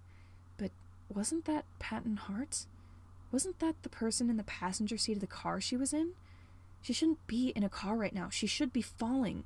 She felt like she was. Why wasn't she falling? She felt Teal's hand squeeze hers. How do you feel? She asked. DW looked up to see Teal sitting in the back seat of the car with her. She hadn't even noticed that Teal had buckled both of their seatbelts. A phone was tucked between Teal's ear and shoulder. She must have called her brother. I feel like I'm falling, DW managed, and my leg hurts. Are we being followed? Is anyone going to find Janus? Janus isn't in danger, Teal assured her. No one is following us. Moggy and I were keeping an eye out for anyone suspicious while you and Diana were in the building. We made sure we were safe. DW nodded. She trusted Teal. If Teal said they were safe, they were safe. Teal squeezed her hand again, and DW tightened her grip on Teal's hand. She faintly heard Logan's voice talking through Teal's phone. Teal's other hand rested on DW's shoulder. The feeling was reassuring. Just relax, Dee, Teal said. We'll be back home in a few minutes. DW tried to focus on the feeling of Teal's hand in hers. They would be fine. They were almost home. They would be safe once they were away from here. Chapter 29. I have no idea where I am. Someone help, please. While Logan was busy on the phone, Janus finished up his work and left a detailed email for Moggy, so she would know what she had to take care of when she returned. The current issue with that bounty hunter DW spoke to was something he wasn't sure how to handle yet. Considering he wasn't going to be in the office often, he figured it would be best if Moggy was filled in on the situation of Poison Dart's identity. He'd emailed Emil Picani informing him of the decision and asking him to explain things to Moggy. Luckily, Emil didn't question it and agreed to provide an explanation. Janus crammed his important documents into his suitcase. As an afterthought, he tossed a pistol and a knife in with the papers, just in case of another emergency. He was ready to go back home, but he would wait for DW to return. He didn't want to leave, only for her to wonder where he'd gone. The door across the room swung open, and Logan strode into Janus's office, cell phone in hand. There was a mild problem at Miss Short's university, he said with a frustrated huff. A spike of concern shot through Janus. Is everyone all right? Yes, I assume so. Logan shoved his phone back into his pocket and strained his tie. Physically, at least. Judging by Teal's description of the events, it appears that DW has had a sort of panic attack. Oh, dear, Janus whispered. He didn't know that DW still had those. What university does Diana Short attend? Janus asked. University of Clawmore, Logan answered. Why? Of course it had to be that university. The one thing Janus thought would go off without a hitch today, and it had to end like this. DW doesn't have a good history with that school. She used to go there 10 years ago, when she just joined Chimera. Logan's eyes widened in realization. If my memory is correct, which it always is, that is the same time of the Poison Dart massacre, am I right? Janus nodded. The height of Poison Dart's career. She had a run-in with him back when I was his target. Logan scratched his chin thoughtfully. I had no idea you were ever his target. What happened then, if you don't mind my asking? I'd rather not say. Most people don't know. Janus shut his briefcase with a click. It's related to a secret held between the 3 heads of Chimera in this area. Emil, DW, and I are the only ones who know of it. Well, and Dice Critic from Sidehill, but we don't like to talk to him much. The man is too much of a gossip to keep a secret well. Logan's expression stiffened. Oh, I didn't know that. Janus bit his lip. Logan didn't like to be left out of things when it came to their jobs, but this was something Janus couldn't disclose to him. Now that nearly everyone knew Patton's name due to the huge bounty on his head, keeping Poison Dart's identity a secret was even more important. I wish I could tell you, Moonlight, Janus said. I really do. But this is something we've been trying to keep under wraps for 10 years. I can't talk about our past with Poison Dart. Logan pushed his glasses up the bridge of his nose. I understand. I won't pry, then. He still seemed a little stiff, however. This topic wasn't going to be dropped fully. Logan might not say anything about it for a while, too afraid to bring it up again, but Janus would have to start the conversation later. Thank you, darling. Briefcase in hand, Janus walked over to Logan and planted a kiss on his cheek. I love you. I don't know if I say that enough. The barest trace of a smile twitched across Logan's lips. You say it every time you see me. And then it's still not enough. Janus kissed Logan on the lips, and he didn't miss the way Logan's lips curved into a grin at the contact. A voice snickered from the doorway. Get a room! Logan and Janus pulled apart to see Roman walking back into Janus's office, a notebook tucked under his arm. Janus tried to speak, but he spluttered as the words caught in his throat. This kid had been crying in his blanket fort 2 days ago, and now he was saying things like that? Janus watched Roman disappear into the blanket fort. Close your mouth, honey, Logan said. You'll catch flies. Did he make a joke? Janus asked incredulously. Yes. Roman may be sensitive, but he gets attached easily. If he's already joking around with you, he likes you. Logan turned to the door. We should go wait for the girls in the parking lot. We'll go home as soon as DW is back. Janus heard rustling within the blanket fort. Roman reemerged from the mess of fabric. Behind him, Remus shuffled out, clutching his sweater tightly around his shoulders. A bit of worry wormed its way into Janus's head when he saw Remus blankly staring at the floor. He hadn't known the kid for very long, but he was pretty sure that Remus being quiet wasn't normal. Virgil crawled out of the fort with a yawn. He rubbed his eyes and straightened. He looked like he wanted to say something, but instead he dug his phone from his pocket and typed something. He held the screen up to Janus. Are we going soon? As soon as DW gets back, we'll be on our way, Janus answered. We'll go wait in the parking lot for them. Virgil nodded and put his phone back in his pocket. He followed Roman and Remus to the door. The group walked out into the parking lot just as DW's car pulled up and parked. Janus spotted Moggy in the driver's seat, and he rushed for the car as the door swung open. Teal opened the door to the back seat. DW, Jan's here, she said. Come on. Janus waited impatiently, tugging on the chain of his necklace as Teal stepped out of the back seat. She coaxed someone else out with her. DW left the car. She glanced around the parking lot frantically, as if she was scared they had been followed. Dorothy being afraid was something Janus hadn't seen in years. When she was scared, there was often a good reason. However, this was pure, irrational panic, and he wanted to help her. Janus set his briefcase down and turned towards her. Dorothy, are you okay? DW nodded. Are you? I'm perfectly fine. He gently set a hand on her arm. She grabbed his hand and held it there, fingers curling tightly around the fabric of his glove, as if it were the last time she would ever touch him. We're going to go home, Janus said. Miss Saylor, I've sent you an email detailing your tasks to take care of for the day. You'll need to be on the phone with Dr. Picani Chimera for a while. Considering current developments, I feel it would be best if you were filled in on what's going on. I've given him permission to tell Miss Minder as well, if you feel it's necessary, since she'll be helping you in the office during our absence. Just make sure that word about the situation doesn't get out. I don't want a mass panic on our hands. Moggy raised her hand in a salute. "Sure thing, boss." "We can certainly handle that," Teal said. She and Moggy both made her way to the building, but Moggy didn't leave before rushing up to DW and giving her a quick side hug. The drive home was relatively silent. Virgil, oddly enough, insisted, through the notes of his phone instead of speaking, that he ride with Janus and DW instead of sitting with the other kids in Logan's car. Janus wasn't sure why at first, but Virgil's intentions became clear when he gently guided DW to sit in the back seat with him with a reassuring smile. While driving, Janus risked a couple glances in the rearview mirror to look into the back seat every once in a while. Virgil held one of DW's hands in his own and squeezed it periodically, prompting her to squeeze back to give her something to focus on. He dug through his backpack, found that stuffed cat he'd latched onto the day prior, and placed it in DW's lap. DW seemed to find the gesture amusing. A smile played on her lips as she pet the stuffed animal's fur with her free hand. Janus was beyond relieved that Virgil had been able to help her, at least a little bit. Janus parked in the driveway and opened up the back door for DW and Virgil. DW handed Virgil's cat back to him. "Thanks, kid," she said softly. She ruffled his hair and stepped out of the car. Janus set a hand on her shoulder. "Are you feeling okay?" "More or less. I don't feel like I'm gonna die anymore, at least." She took his hand and gave it a squeeze. "Let's go inside." Janus shut the car door as soon as Virgil was out. "Thank you, Virgil." Virgil just shrugged in response. He hefted his backpack and hurried off to the house with his stuffed cat in his arms. Janus and DW followed, hand in hand, as Logan's car pulled into the driveway. Once they were inside, DW went off upstairs to change out of her work clothes. Virgil sat on the couch and dug his phone out of his pocket, seemingly content to lounge there for the time being. Roman and Diana walked through the door, each of them with one of Diana's suitcases. Logan and Remus entered last and shut the door behind him. Logan went for the dining room to go upstairs. "Miss Short, our guest rooms are this way. Roman, if you could kindly help her take her luggage up the stairs, I would appreciate it.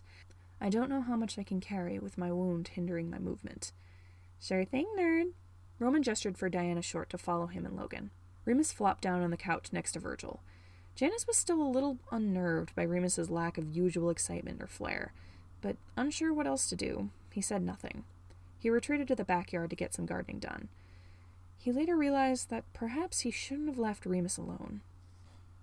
Remus didn't know what was going on, but he didn't like it. He didn't catch much from anyone's conversation before and during the ride home. In fact, he couldn't even remember getting in the car and riding back to Janus's place. All he knew was that someone in their group was upset, and that scared him. He sat perfectly still on the couch. He didn't dare move, not even when Logan shut the door and he got the urge to check the locks. Not even when he noticed that one of the windows was slightly open and he wanted to sprint over to it and slam it shut before someone came in and killed them all. Not even when a thought popped into his head suggesting that he whirl around and bash Virgil's head in without reason. No, Remus didn't move a muscle. He refused to. He didn't want to get in trouble. He should have known their time with Patton wouldn't last. They were tossed back and forth between a dozen foster homes. Why did he think that would stop when some random guy took them in? Of course he would get sick of Remus's habits eventually. It was a shame, too. Patton was one of the nicer ones. Sure, he didn't restrain Remus or scream at him or lock him in dark cupboards like others had, but Remus should have guessed that he would grow tired of the three of them and pass them along to someone else. One good thing about staying with Patton was that there were no foster mothers. No scary moms who only went into the foster system because they wanted a perfect little child and were disappointed when they got a wild kid who pressed light switches too much. No angry women who interrupted his rambling about his thoughts by screaming that he was possessed by the devil and would go to hell if he kept talking about those things. With Patton, no one tied his wrists to tables to keep him from flicking the light switches. No one made him go to church every Sunday if he didn't want to. Best of all, Patton didn't smoke. Sure, Remy smoked, but Remus only saw him do it once. He did it outside on the lawn, and when Virgil sheepishly told Remy that he couldn't stand the smell of smoke, Remy had never brought a cigarette out in their presence again. That surprised Remus, but he was grateful for it. He hadn't expected him to actually care. Remy wasn't like their last foster mother. Neither was Patton. Remus could live with that. But now, everything had changed. Just when Remus had gotten used to living with Patton, when he thought maybe this one was different, Patton had left them to someone else. Remus felt stupid, like he'd fallen for some trick. He never should have allowed himself to get comfortable. He felt himself moving, as if someone else was puppeting his body around, and then he was outside. He hadn't been in the backyard of Mr. Chimera's house yet. He wanted to appreciate how big it was, and how many flowers were planted in the dirt around the edges of the deck, but it was hard to appreciate anything right now. Not when he felt so absent. He sat on the steps of the deck and stared out at the backyard. This was a nice house. Better than most of the ones he'd ended up in. It was a pity he probably wouldn't be staying in it for more than a year. Roman would surely be upset when they ended up in another foster home. Virgil would have a hard time adjusting. Remus would protect them both as best as he could when that happened. But he just had to focus on the place they were in right now.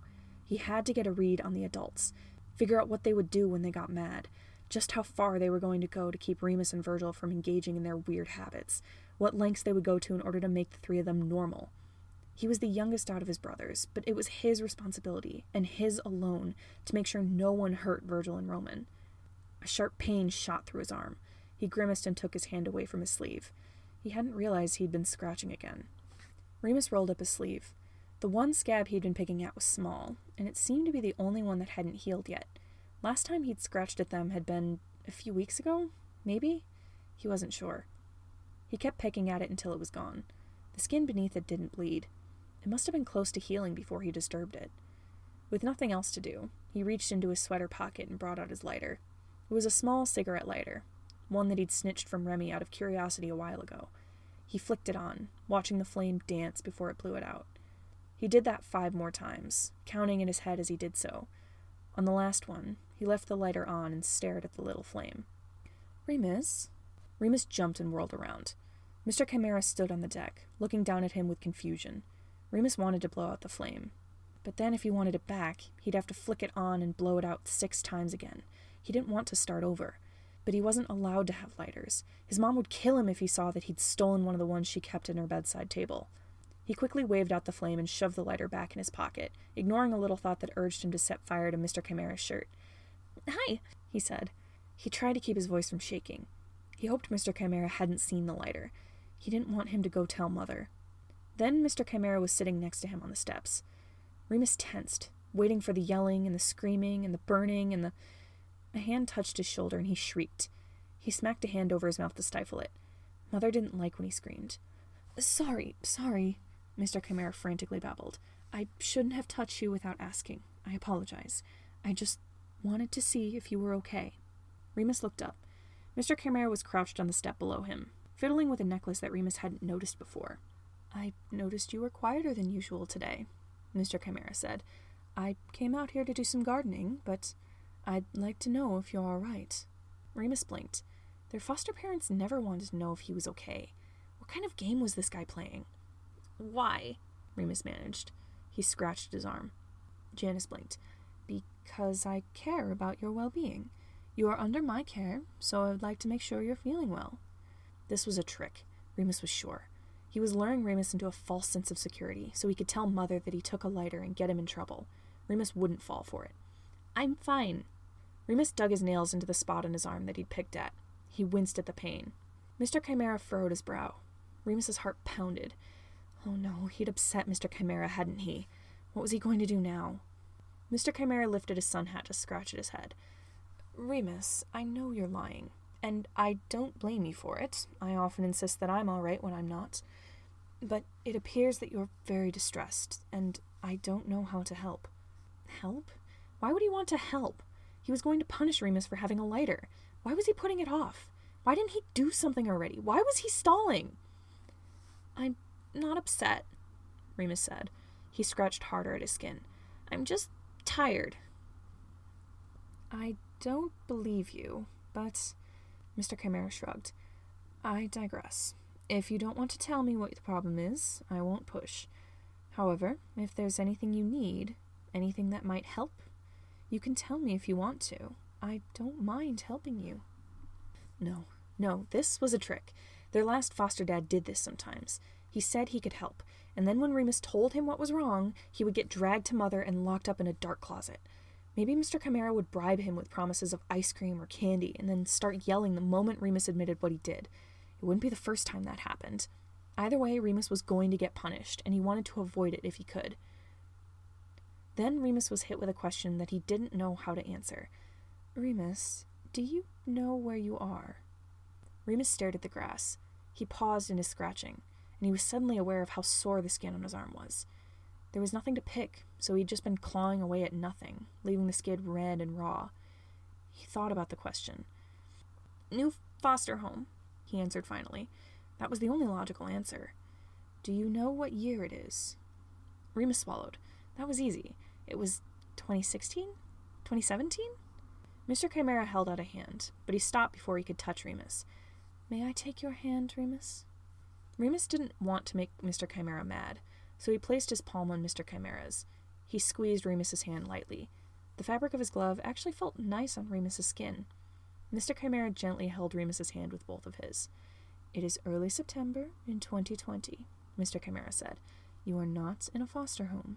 You have a father, Patton Hart. He's left you and your brothers with me and DW, so we can take care of you temporarily, like babysitters. It's not permanent. He will be back. I'm not a foster parent, and neither is DW. We're not going to punish you if you do things wrong. We're here to make accommodations for you, not the other way around. You're not in the foster system. Whatever happened to you before Patton is in the past. You're safe here. Remus blinked. That sounded familiar. Was that right? Was Mr. Chimera telling the truth? Remus gave Mr. Chimera's hand a squeeze. Right. This wasn't a new foster parent. This was just some weird friend of Patton's that was supposed to be taking care of them for a while. There was nothing to be afraid of. He wasn't a foster parent, just a babysitter. Kind of like Remy. Or Logan. Remy tugged his hand out of Mr. Chimera's grasp. He still felt a little spacey, but at least he knew where he was, sort of. Thanks, Mr. Chimera. Mr. Chimera smiled. You can call me Janus, if you'd like. Janus. It was an interesting name. Kind of cool, but also kind of dorky. A bit like Janus himself, who sat there on the steps with his crooked sun hat and equally crooked smirk. Sounds good, Janus, Remus said, testing out the name. Janus stood. Do you still need help, Remus? DW has had episodes similar to these in the past, so if you need anything else, I'm prepared to help. Remus shook his head. He didn't want to waste any more of Janus's time. I'm good. Thanks. Janus grabbed a tray of unplanted flowers off the deck. Oh well, I do still need to plant some flowers in the greenhouse. The time for an outside garden has more or less passed, and I would like to keep some plants alive in the winter. I could use some assistance planting them if you're up for it. If you want to, that is. I have an extra shovel. Remus stared at him.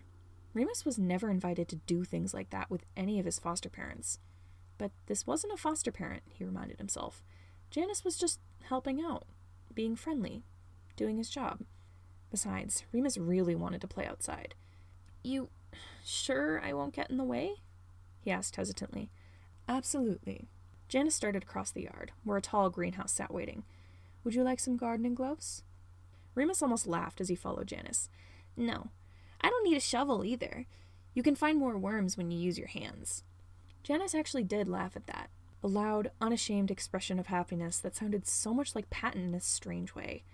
Remus couldn't hold back a smile at the thought. Remus may have still been a little scared. He may have still been nervous that Janus was going to suddenly change his tune and start shouting at Remus for having a lighter. He may have flinched every time Janus moved too quick while planting a flower or picking up his shovel. He may have still gotten a little spaced out, a little confused as to where he was when he found his thoughts wandering. But Janus was patient. He slowed his movements when he noticed Remus's fear. He asked where Remus had gotten the lighter, and praised him for being able to steal it right from someone's pocket. It was a useful skill, Janus said, if not entirely legal. He let Remus dig into the dirt with his hands and hold flowers before they were planted. He tugged Remus back to reality by talking about each kind of flower and the symbolism behind them before placing a flower in his hands. And although Remus missed Remy and Patton, he had to admit that Janus wasn't a bad babysitter. Chapter 30. It's not a date, we're just business partners. Price stared intently at her compact mirror as she fixed her hair. So, hot topic, where to next? Back to the hotel? Andy's grip was tight on the strap of the satchel over her shoulder. She was itching to return to the others, but oddly enough, she wanted to stay out with Price for a little while longer. Maybe she was just nervous about confronting Patton.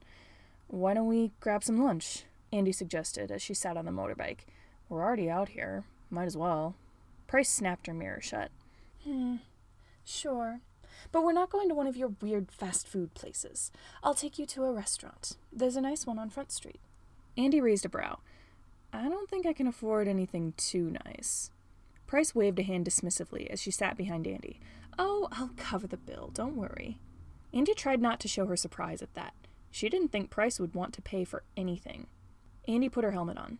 Then let's go, Princey. It didn't take long to get to Front Street. Andy almost wished the ride was longer. She had to admit, she enjoyed driving Remy's bike, especially with someone sitting behind her, with their hands around her waist. It made for a pretty romantic scene. Or it would be romantic if any other girl but Price was the one behind her. Andy didn't like Price, obviously. They parked along the sidewalk again, and Price gestured to the restaurant with a flourish. The finest diner in all of Sidehill. She hopped off the bike and took off her helmet. Andy followed suit. Surprisingly, the diner didn't look that impressive. Andy had been expecting to see a big, fancy restaurant, not a quaint diner. Wow, Princey, Andy said with a smirk. I would have thought you'd take me somewhere extravagant. Don't you know how to treat a lady? Price's face flushed at that. Andy was silent as she realized that her joke implied that Price was taking her on a date. Andy cleared her throat and ignored the growing heat in her cheeks. Let's go get a table. They walked side by side to the door. A bell above the door chimed as they stepped over the threshold. The inside of the diner was dimly lit with soft white strings of light that hung from the ceiling. The space was a bit cramped with the amount of tables scattered around the floor. Paintings hung on the walls, and each one was so abstract that Andy couldn't decipher what the hell they were supposed to be pictures of. Red plaid tablecloths covered each table. All the strange decorations gave this place a weird atmosphere, like it couldn't decide what aesthetic it was going for. Only a few of the tables were occupied. Price sat down at a table. Andy sat across from her. Don't be freaked out by all the art stuff, Price said. This place has the loveliest food in the entire city. Andy raised an eyebrow at a painting that looked like it could either be a squid or a pineapple. I'll take your word for it. What can I get for you ladies? Andy jumped at the voice and looked up. A waiter stood at their table, a smile on his face and a notepad in his hand. He had a couple menus tucked under his arm. I'll get a Long Island iced tea, Price said. Andy, what drink would you like? Andy hesitated as the waiter placed their menus in front of them. What options were there? Was she supposed to get something alcoholic like Price, or would it be okay if she just got water? Would someone judge her if she ordered chocolate milk? Did they even have chocolate milk here? Andy opened her mouth to speak, but no words came out. It had been so long since she'd gone to a restaurant. She didn't know what to say. She'll have a water, Price said. Thank you, sir. The waiter left, and Andy breathed a sigh of relief. She really needed to get out more. Maybe that would keep her from being so anxious in public. Price furrowed her brow in concern. Andy, are you okay? Andy nodded. She didn't want to worry Price. Yeah, I'm good.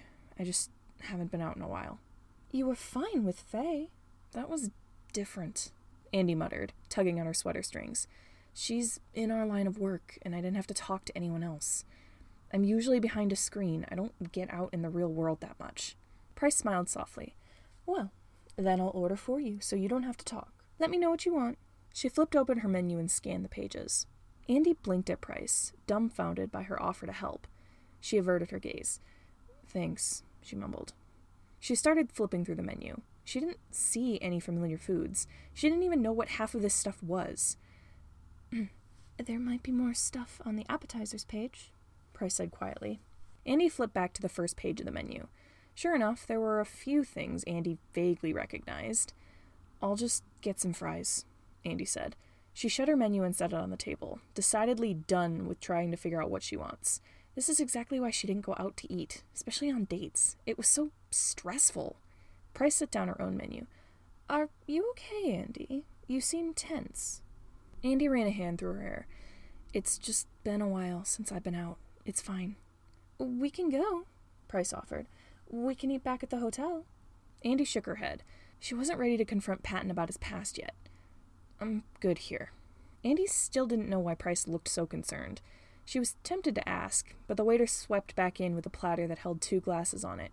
He placed one in front of Price and one in front of Andy. Any food I can get for you? He asked. We'll get a basket of fries and a platter of garlic biscuits, Price said, folding up both menus and handing them to the waiter. Thank you. As soon as the waiter left, Andy breathed a small sigh of relief. She didn't know why she was so anxious all of a sudden. Maybe it was just the inherent nerves of being on the run with Patton Hart. Speaking of which, she decided she probably shouldn't drink her water. It could have been poisoned or drugged after all. Price didn't seem to have the same concerns. So, Andy, you don't get out in the field much? She took a sip of her drink. Andy shook her head. No, all my work is behind the scenes. How often do you get outside? Andy thought about that one. Maybe once every couple weeks? Maybe more if I have to change locations in the city. Price gaped at her. So, you're a hermit? You just don't leave your house? No, not really. If I have a house at the time. I'll hide out with Thomas sometimes if I have to, but I don't really go out unless I'm desperate for food or a place to stay. Damn. Price stirred her drink with her finger. What kind of jobs do you normally run? Andy shrugged. Simple hacking shit. It doesn't usually take much effort, and it pays well. I take a few bigger jobs if I'm low on cash. That's how I like to work too, Price said. Low effort stuff for more money. But why did you decide on hacking? Always had a knack for technology, I guess. I started out doing small hacking stuff for people who knew me and were willing to pay, but I got swept into the business after I dropped out of school. You dropped out? Price sounded astonished. Why? I would have thought you'd be great at school. Andy scoffed. The school system doesn't exactly accommodate for kids with anxiety, Princey. Failed almost all of my exams and dropped out as soon as I turned 16. Damn, Price said. So, how'd you meet Sunglasses? How long have you known him? Remy's a bit of a long story. Price shrugged and leaned back in her chair. We've got time. She looked up. Oh, food's here. Their waiter swept by the table and placed a couple of plates between them. As soon as he left, Andy raised a brow at the food. Fast service. We only got appetizers, Price said, plucking a fry off Andy's plate. Besides, business is slow here. Anyway, you and Sunglasses? Andy sighed. She didn't often talk to people about her life. What if she started rambling? Or worse yet, what if she stumbled over her words while telling the story? She decided to keep it short. I met him over MySpace when I was 13. Price furrowed her brow. Wait, how old was he at the time? I don't know, like 20-something? In fairness, I didn't tell him I was a kid until years after we started talking. Actually, I didn't really tell him, he just kind of found out. How'd he find out? So, trying to keep the story short apparently didn't work. Okay, Andy started. At school, I mostly forged notes and paperwork so I didn't have to ask my parents to do shit. So instead of putting my mom's number for the parent contact, I may have put Remy's number instead. It's not my fault I trusted him more than my own damn parents. Price's eyes widened as she munched on a garlic biscuit. Don't tell me the school called him instead of your parents. They did. I got in trouble because I told the teacher my parents said I didn't have to do a presentation in front of the class. They called Remy instead, and he pretended to be my big brother to get shit sorted out with the principal. He sort of became like an actual big brother to me after that. Or a weird uncle. Kind of both. Price chuckled and shook her head. That's quite a story. I guess. Andy bit into a fry. Question for you. How did you end up as a bounty hunter? Price's expression stiffened slightly, and Andy immediately felt bad for asking. Sorry, but you have to be a level 5 friend to unlock my tragic backstory. Price tilted her glass back and chugged half of her drink. She set it back on the table. How I got into this business isn't something I like to talk about. Andy was curious, but she didn't question Price further. Okay, sorry for asking. You just wanted to know, nothing to apologize for. Price rested her chin on her hand. So, what was your first hacking job? Well, the two of them talked for a while. Their conversation went everywhere, from Andy's job to Price's family to weird things they did as kids. Price nearly choked on her drink when Andy told her about the time she almost got Remy arrested at a petting zoo. Andy found herself laughing as Price dramatically recounted a time she had teamed up with a group of bounty hunters and gotten caught up in a circus performance. Andy was pretty sure most of it was exaggerated, but it was entertaining nonetheless. Price really had a way with words. Throughout the meal, Andy found herself listening intently to Price's stories. She liked the way Price's eyes lit up when she said something particularly exciting or dramatic. Price's bright white smile was infectious, and her enthusiastic gestures brought her words to life. Andy enjoyed listening to Price speak. Andy held back a giggle as she listened to Price's current story. Okay, run that one by me again. Price took a deep breath. Okay, so, I'm trying to drive the car. My buddy Ace is covered in glitter and trying to navigate us to the nearest auto body shop while keeping us away from the cops. And the 7-year-old in the back of the car is trying to crawl out the windows to get outside. I'm still driving, and I don't want this kid jumping out of a moving vehicle, so I'm also trying to roll up the windows while Ace is yelling at me to turn left. Keep in mind, there's glitter all over the outside of the car, too, and the windshield wipers aren't doing shit to get rid of it. This can't be a real story, Andy said. Hot Topic, I wish it wasn't a true story. This is the hardest job I've done yet. Price tapped her fingernails on the side of her empty glass. Anyway, Ace and I... She was cut short when her phone rang in her pocket. She jumped and scrambled to get it. Hang on, I gotta take this. She pressed her phone to her ear. Hello? Since Price was busy, Andy took the time to bring out her own phone and look at the time. They'd already been here for almost an hour. They should probably get back to the hotel so Remy didn't get worried. Really? Price said to the other person on the phone. She listened for a moment. Her previous excitement faded. Oh, that's who you're going after? I don't know. That's going to be pretty difficult. She kept tapping her fingernails on her glass. That's going to be hard, man. I don't think... She swallowed. You really think we could... She paused and listened to whoever was on the phone. Okay, that sounds good. I'll be there in a few. What's going on? Andy asked as soon as Price hung up. Price kept her gaze on the table. I have to go. I've got a job. Andy's heart sank. Oh, I thought you were going to stay with us. Price scoffed. Oh, come on, Hot Topic. You really think I would stick around the minute I was out of range of your friend's guns? Her voice, which had been so excited just a minute ago, was now hard and angry. She dug around in her wallet and left a handful of 20s on the table. I've got shit to do. I don't have time for this. Andy couldn't explain why those words hurt so much, but they did. She thought they had fun today, despite the fact that they were looking into Patton's dangerous past for most of the morning. Her brief moment of hurt was replaced by annoyance. Well, you better not sell out Patton to anyone. For one, I still have to question him about the shit you helped me find. Price grimaced and didn't respond as she straightened out the little bit of mess she'd made on the table during lunch. Andy's annoyance grew. Princeton, you're not going to sell him out. Price strode to the door without a response. Andy clenched her jaw and stood. Price? Price kept walking. Andy stormed over to her and grabbed her sleeve. Price snatched her sleeve out of Andy's grip and whirled around. She glared at Andy with an anger that took her by surprise.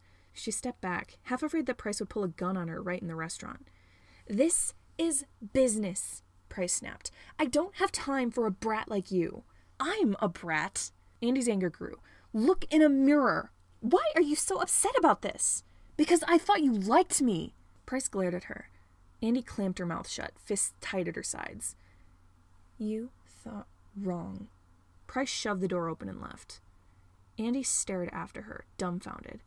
Price was right. Andy had been stupid to believe that Price would stay without someone threatening her. She shouldn't have believed that Price would stick with their little group. She certainly wouldn't stay because of Andy. Andy was just a random hacker that Price accidentally became acquainted with. Of course she didn't like Andy. Andy had thought that maybe Price would stay to help Andy question Patton, but thinking back on it, that was an absurd assumption to make. Patton was her target. Of course she wouldn't want to piss him off by accusing him of being an old assassin. She was only sticking with them because Remy threatened to shoot her if she sold Patton out. But she wasn't around Remy right now. She could do whatever she wanted. And apparently, she wanted to leave Andy behind. Excuse me, miss. Andy turned. A waiter stood behind her, a concerned look on his face. Everyone else in the restaurant was staring at her too. She suddenly felt ashamed for making a scene and interrupting everyone else's meals. Are you okay? The waiter asked. Andy's eyes burned with unshed tears. I'm fine. She made a beeline for the door. There was no sign of Price outside, and Andy offhandedly wondered where she'd gone and how she'd left so quickly. She shook her head. That didn't matter. Price didn't matter. Andy glanced down at the black brooch on her sweater, the one she'd bought with Price. She had half a mind to take it off and throw it into the street, but some part of her resisted. Andy grimaced and looked away from the shining piece of jewelry. Quickly shoving her helmet on, she shoved the keys into Remy's bike and started the engine. She drove away from the restaurant back towards the hotel. And if a couple tears ran down her face behind the screen of her helmet, then that was nobody's business. Patton should have been more careful. Remy didn't say a word to him after he saw the tattoo on Patton's shoulder, and Patton couldn't blame him for being mad. Patton had kept this from him for so long. Of course Remy would be angry, or maybe even scared. Thomas had returned to the hotel room after checking the perimeter of the building, but he must have sensed the tension in the room because he immediately left again, muttering some excuse about needing to go fill up his car. He'd gone again, leaving Patton and Remy alone. Patton sat on the bed, sliding the magazine of Remy's gun in and out of the chamber. Remy refused to go to sleep again. Instead, he stood by the window, smoking a cigarette. He'd opened the window so the room didn't get filled with smoke. Patton was pretty sure they weren't allowed to smoke indoors, but he wasn't about to tell Remy to put out the cigarette. He wasn't sure if that would make Remy more upset. Patton considered maybe saying something, breaking the ice, maybe even explaining his past as Poison Dart and everything else he was involved in. But every time he opened his mouth, he couldn't make the words come out. There was nothing he could say. Remy knew about part of Patton's past, and now he probably hated Patton. Patton heaved a sigh and shoved the magazine into the gun. He should stop playing with it. He shouldn't be holding a gun right now. He set it down in front of him, but even without it in his hands, his trigger finger wouldn't stop twitching. He grabbed it with his right hand to keep it still. Patton wanted to scream. He was forced back into this business against his will. Yesterday was the first time he'd shot someone since 2010, and now he was falling back into his old habits, messing around with guns, keeping an eye on the exit to any room he was in, moving his trigger finger at the slightest sound. He clenched his fists, resisting the urge to scratch at his shoulder. He wished he'd gotten that tattoo covered up a long time ago, but the insignia was easily recognizable to anyone in the business, and there was no way for him to know which tattoo artists weren't involved. He didn't want some artist from the Glass Tarts seeing that. He wondered what would happen if he did see a member of the Glass Tarts again. Would they recognize him? Likely not, since Patton always used to cover his face while on the job. But what if someone had seen a glimpse of his face? He wasn't sure he'd be able to deal with the guilt. And the Glass Tarts weren't the last of it. He remembered what he did to the Vine 39ers way back in 2004. That was almost worse. Patton shook his head. He shouldn't be wallowing in his guilt right now. That was all in the past. It happened, and he couldn't take it back. The door swung open. Patton snatched up the gun and flicked the safety off. Thomas and Andy stood in the doorway, and Patton breathed a sigh of relief. His relief was short-lived. It took him a moment to notice Price wasn't there, and another moment to realize that Andy's face was wet with tears. Thomas's arm was draped around her shoulders. Remy seemed to notice all this at the same time. He stopped leaning on the windowsill and turned to face Andy and Thomas. "What happened?" A plume of smoke drifted from his mouth as he spoke. Andy didn't respond. She shrugged Thomas's arm off her and crossed the room towards Remy. She crushed him in a hug as soon as she reached him and buried her face in his shirt. Free hand still holding a cigarette, Remy automatically wrapped an arm around her as soon as she hit his chest. He shoved a cigarette in his mouth and hugged her with both arms. "I got you," he muttered around the cigarette. Thomas and Patton exchanged confused glances. Patton didn't know what happened, but he got the feeling it had something to do with Price's absence. Remy narrowed his eyes. Patton had only ever seen that kind of rage in his eyes a few times before. At the moment, Patton was glad Remy didn't have his gun on him right now. If he did, he would storm out of the room and shoot Price as soon as he found her. He took his cigarette out of his mouth. Smoke streamed from his lips when he spoke. "I'm gonna kill that fucking bounty hunter." Chapter 31. Patton and the horrible, no good, very bad day. Patton took a hesitant step towards Remy and Andy. "Andy, what happened?" Andy took her face away from Remy's shirt to look at him, cheeks stained with tears. "Price is a fucking asshole," she mumbled, wiping her eyes. "We were out doing stuff, and she left because she got a job." Her eyes widened. "Shit, I didn't even think to ask what the job was. She and her bounty hunter friends might be coming after you. Fuck." "What were you guys doing?" Thomas asked. Andy didn't answer right away. She glanced at Patton. "Nothing. Just working on stuff." She shouldered her laptop bag, and Patton noticed that there was another black bag hanging from her shoulder alongside it. He decided not to ask what it was. Andy had her own work to take care of, and it wasn't Patton's business. "Anyway, she left." Andy sniffled. "I shouldn't be so fucking upset about this. I don't know why I'm... Damn it." It's okay," Thomas said. "We'll have to get out of here in case she comes after us. Maybe we can even find her again, and convince her not to sell us out." Andy sighed. "Maybe." She ran a hand through her hair. "Shit," she hissed. "I thought she was... I don't know. I thought she was fine. I thought maybe she wasn't an asshole. God damn it." Andy swiped at her eyes. "I'm sorry. I thought I could trust her for some stupid reason." This is not your fault," Remy insisted. She's the one who decided to be an asshole. You didn't make her leave. Andy took a deep, shuddering breath. Yeah. She pulled away from Remy. We should go then, probably. I don't know how long it might take our friends to get here, if they are coming after us. We have to find a place to stay, Patton mumbled. Critic house? That might be our best option, Thomas agreed. Let's pack up. The four of them scrambled to shove all of their stuff into their bags. It didn't take long, since none of them had much of anything, but it still took longer than Patton would have liked it to. He wanted to get out of here as soon as possible. He didn't know if Price or any of her friends were already on their way to get him. Andy tossed the motorcycle keys to Remy. I'm riding with Thomas. I will too, Patton offered, hefting his backpack. He didn't want to be stuck on a motorbike with an upset Remy. Sounds good. Remy slung his bag over his shoulder. Let's go, babes. The four of them made a beeline for the door. As a group, they hurried down the hallway towards the lobby. Getting out of this place as quick as possible was their top priority. Andy dug around in her bag and tossed something to Remy. Connect that to your phone and call me. Remy furrowed his brow at the earpiece in his hands. He shrugged and pulled out his phone. They passed by the desk. We're checking out, Remy called, shoving the earpiece into his ear. Cancel the room booked under Remy Dormier. The receptionist, who wasn't the bounty hunter from last night, thank God, protested, but her insistent shouting fell on deaf ears. The four of them left the hotel. Thomas was already digging his keys out of his pocket when they entered the parking lot. Patton's hand slipped into his pocket, where he'd put Remy's gun. Remy might need it if he was going to be alone on his bike. Patton took the gun and held it out to Remy. Here. Remy shook his head as he grabbed one of his helmets. No. You're a better shot. Keep it.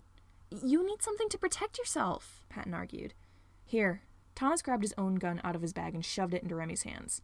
Patton, I know you probably don't want to shoot people, but you're our best shot. You're keeping a gun on you. A pit of guilt settled in Patton's gut. He didn't like shooting people, but Thomas was right. Patton clambered into the back seat of Thomas's car as Andy took the passenger seat. He mentally swore at himself for letting everyone else keep that bounty hunter around. If they had just let her go from the beginning, this wouldn't have happened. He hadn't particularly trusted her from the start. He should have said something. Thomas drove out of the parking lot. Andy shoved her phone in the cup holder with one hand and grabbed her laptop with the other. Remy, I'm setting my GPS to the Critic House. Follow us there and keep an eye out for anyone suspicious. Gotcha, Remy's voice said through the speaker. Patton glanced behind them and saw Remy following them on his bike. He quickly buckled his seatbelt. He prayed that they wouldn't get into another car chase, but he got the feeling he wouldn't be so lucky. He kept a tight grip on the gun in his pocket as Thomas drove, glancing out the windows every few seconds to make sure no one was following them. He didn't like being so paranoid, but he had to stay on his toes. I'm not seeing anyone, Remy said. You guys? No. Thomas glanced at Andy's laptop screen and flicked his turn signal on. They kept driving, and Patton found himself eyeing the black satchel Andy had over her shoulder. He didn't know where she'd picked it up, but he was curious about it. Andy, he said, if you don't mind me asking, what's in that extra bag? Andy's shoulders stiffened. Nothing. Just something I picked up on the job. I'll tell you later. Judging by the shakiness in her voice, Patton was sure there was something more to whatever was in that satchel than she was letting on. He wanted to press her for answers, but he kept his mouth shut. Now was not the time. So, what exactly was this job you were doing? Thomas asked. Andy gave a shaky laugh. Well, it wasn't exactly a job. It was just something I was curious about. I needed Price's help on it because I didn't want to bother the rest of you. I'll ask you about it later. Patton furrowed his brow, suddenly confused. Ask us about what? Why would you be asking us about whatever's in the bag? Andy ran a hand through her hair. Okay, well, I wouldn't be asking all of you about it, just you. It's complicated, okay? I was looking into some things because I got curious about some shit I heard you say last night, and everything was fine, but now Price decided to run off and get her friends to come after you, so we don't really have time to talk about this. Her chest heaved as she regained her breath. Patton swallowed nervously. Thomas bit his lip and glanced at Andy's laptop again. We'll figure it out when we get there, he said. A car honked out in the street. Their own vehicle swerved a little, and Patton yelped in surprise. He tightened his grip on his gun. What happened? Someone ran a red light to pull up behind you, Remy shouted through Andy's phone. They cut me off. I don't know if they're purposely following you, but I'm on their tail. Patton twisted around in his seat to look behind them. Remy and his bike were nowhere in sight. The vehicle right behind them was a white car. The person in the driver's seat didn't look like Price, but that didn't mean they weren't a bounty hunter. Patton didn't want to take any chances. He kept his eye on the car as they drove. Andy muttered a curse under her breath. I wish I got Price's number or something. I could track her if I had some information. The keys of her laptop clacked as she typed. I'll try to see who she's affiliated with, so we can figure out what we're up against. Patton, what does the driver in the car behind us look like?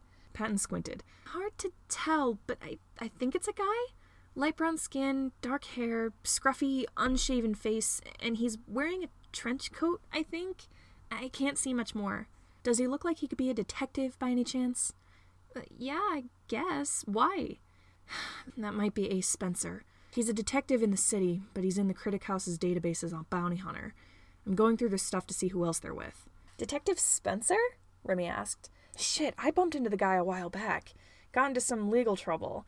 Guy nearly got me arrested. He's low-key been looking for me for a while, but I don't know if he wants to find me for legal justice or legal services. Maybe I can get him away. Hang on. Patton watched as Remy pulled his bike up next to the white car. His trigger finger twitched as he watched Remy lift the visor of his helmet. He waved at the driver of the car, who glanced over and did a double take when he saw Remy's face. It was too hard to hear Remy's voice over the speaker now that the wind was blowing through his helmet. Ace nodded once at Remy as he lowered his visor. The white car slowed down and pulled into another lane. Remy swerved back behind Thomas's car. So, Ace was a little too happy to see me, he said. But he said he might leave us alone if I could help him track down a couple other people he's had his eye on. He's not contacting anyone else he's working with, but we've got him off our ass for now. Patton breathed a sigh of relief. They weren't safe yet, but that was one small problem crossed off their long list of worries. God, I'm gonna have to deal with him when we get to the Critic House, Remy grumbled. I don't blame you for disliking him, Andy scoffed. Critic's database says he used to work for Wrath's Blade. Thomas scowled.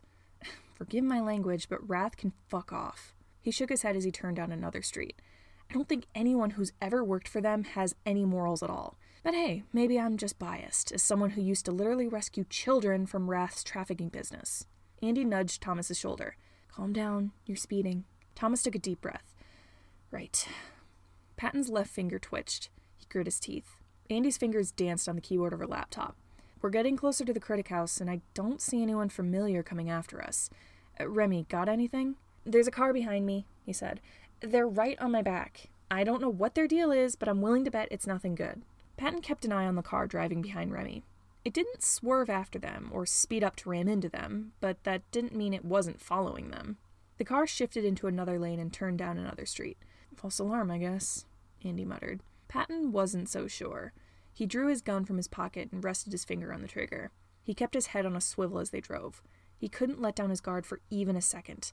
His morals may have been screaming at him to put the gun down and not shoot anyone, but he had to protect the others. If someone came after him, then Remy, Thomas, and Andy would all be in danger too. He had to keep them safe. Strangely enough, they encountered almost no problems during their drive through the city. Either Price and her bounty hunters weren't trying very hard. They lost track of Patton, or they were going to strike the moment Patton thought he was safe. He was sure it was going to be the last option. Andy shut her laptop and shoved it back into her bag. We're pretty much there. Just straight down this street and turn left into the parking lot. Thomas sped up a little. Patton half wished he would go as fast as he could so they got there sooner, but he kept his mouth shut. He stared out the windshield, waiting for them to turn into the parking lot. They were so close. It looked like they were going to make it. A bang exploded through the air. Something hit the windshield with a crack. The car swerved, and Patton barely had time to scream before they crashed into a lamppost. He lurched forward from the force, his seatbelt barely keeping him from slamming his head on the back of Andy's seat. Patton took a moment to process what happened. He unbuckled his seatbelt and poked his head into the front seat. Everyone okay? Andy nodded. She shifted in her seat and glanced around them. What the fuck? Her voice trailed off. Patton could see why.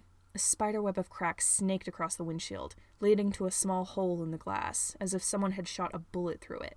Thomas groaned and shook his head. Shit, he whispered. What happened? Patton stared at the hole in the glass. He glanced around their seats for any holes in the leather that might indicate a bullet hit it, but he couldn't find anything. He quickly patted himself down. Nothing hurt when he touched it, and there was no blood from what he could see, so he concluded that he hadn't been shot. He looked Andy up and down, searching for blood, but there was nothing on her. There didn't seem to be any sign of injuries on Thomas either. Where had the bullet gone? Someone shot the car, Andy said. Where's the bullet? Patton gave both of them another once-over. His eye caught on a hole in the arm of Thomas's red leather jacket. He squinted. The edges of the hole were wet. Thomas, Patton said. He pointed at the hole. Thomas turned his head to look at his arm. He touched the leather, and his fingers came away red. Thomas blinked.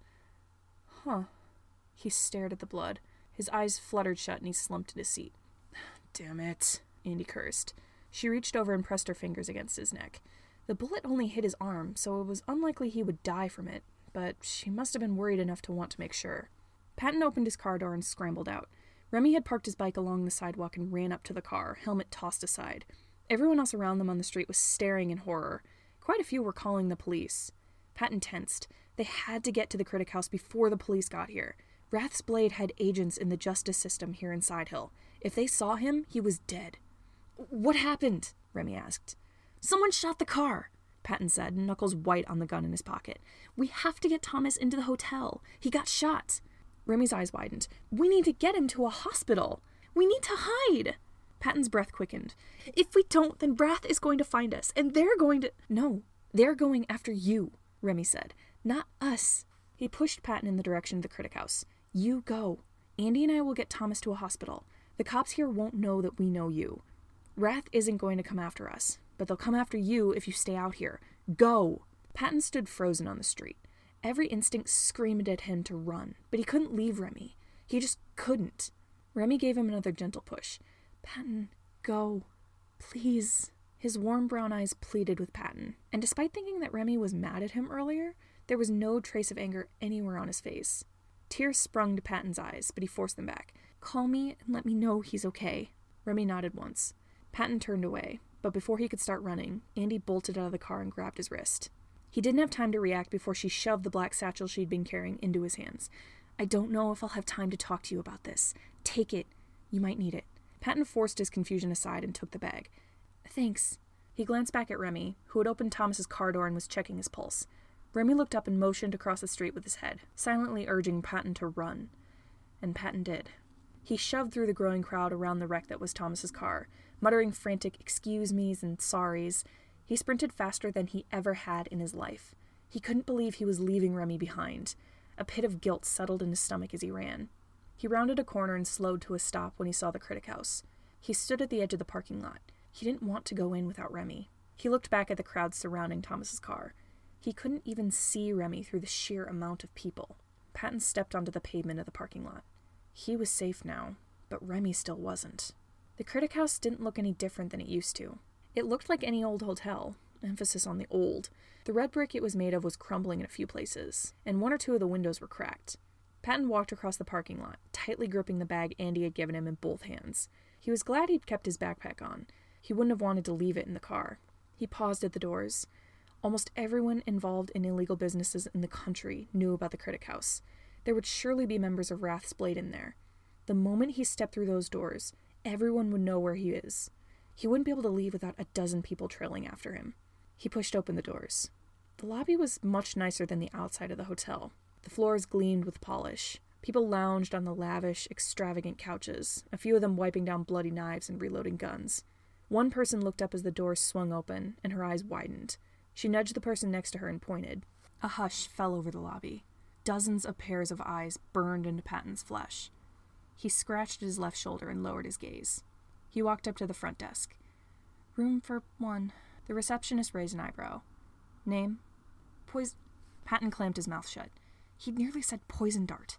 That wasn't something he needed to make public. Cleared his throat. "Patton Hart." The receptionist typed something into his computer. "You're aware of our rules?" "Yes." "Good." The receptionist set a key card on the desk. "Your room is on the 4th floor. Don't lose your key." Patton took the card and made his way to the elevator. Everyone's eyes followed him. Trying to look as small as possible, he hunched his shoulders and shrank down in his jacket. He wanted to just disappear into the floor. Everyone knew about the bounty on his head. Everyone would be waiting for the chance to capture him and drag him to Wrath's Blade. The hotel's rules might deter most people from coming after him, but it wouldn't keep some of the more determined bounty hunters at bay. If they could get away with catching or killing him, they would try. No one else was in the elevator, which was a relief. He waited for it to bring him to the 4th floor. As soon as the doors were open, he hurried down the hall, searching for his room. He found it, unlocked it, and slammed the door shut behind him. Patton stood facing the door for a moment to let his brain catch up with everything that just happened. He left Remy behind to save himself. He was surrounded by enemies who would only refrain from hurting him because they ran the risk of being hunted down themselves if they tried. He backed away from the door. Guilt washed over him for leaving Remy and the others behind, but he had no choice. Not if he wanted to survive. He sat down on the bed. He set his backpack on the floor and looked down at the satchel Andy had given him. He didn't know what could possibly be in there, but he figured now was as good a time as any to check. Patton unbuckled the flap of the bag and opened it. His heart nearly stopped. The inside of the bag was lined with orange and blue fabric, covered in blue whorls, like the skin of a poisoned dart frog. Tucked into the side of the bag was a pistol of the same design, and in a pocket on the opposite side of the bag was a knife in a sheath. A pouch of ammunition sat next to the gun. At the bottom of the bag sat a folded bundle of black clothes and a plastic bag full of cash. The bag fell from his hands and hit the floor. His trigger finger twitched. How did Andy find this? What were she and Price doing when they left the hotel earlier? How had they gotten into his weapons locker? Why did they take this? His finger kept twitching. He grabbed his hand and held it tight to stop it. His fingernails dug into the skin on the back of his left hand. Next time he saw Andy, he was going to have a talk with her. Chapter 32. I think I need therapy. Virgil gently brushed the hair of his Draculaura doll as Diana sorted through her suitcase. Are you sure you don't need help with your stuff? Diana folded a cardigan and set it aside. I'm fine, kiddo. I've got it. She huffed. Gemma never folds her stuff, she whispered, picking up a sweater and holding it up to examine. That's Gemma's stuff? Diana sighed. Yeah. She folded the sweater and set it on her bed, next to where Virgil was sitting. I grabbed her stuff when I was getting my suitcase. I'm going to see if I can visit her tomorrow, since Mr. Chimera is keeping her in the bank's infirmary. I hope they have reliable doctors, because if anything happens to Gemma while she's there, I'm going to fight someone. Virgil set down his little hairbrush and started braiding Draculaura's hair. You couldn't fight anyone if you tried. Diana's shoulders slumped. You're right. She looked around the room. I wish I could have told my parents what happened. They would kill me if they knew I got involved in a crime business. Yeah, your parents kind of suck like that. No offense. None taken. Diana picked up a shirt and folded it. Besides, I think most parents would be upset if their kid took loans from a criminal organization. But mine have always been more strict than Patton. I'd be grounded for life. Diana sighed. How come you guys ended up with the great dad? Virgil shrugged in response. He finished braiding Draculaura's hair and then untangled it to brush it again. He wished he could have brought another one of his dolls. He would have liked for Draculaura to have company. Diana picked up another t-shirt. She didn't fold it and instead just held it in her hands, staring down at the fabric with sad eyes.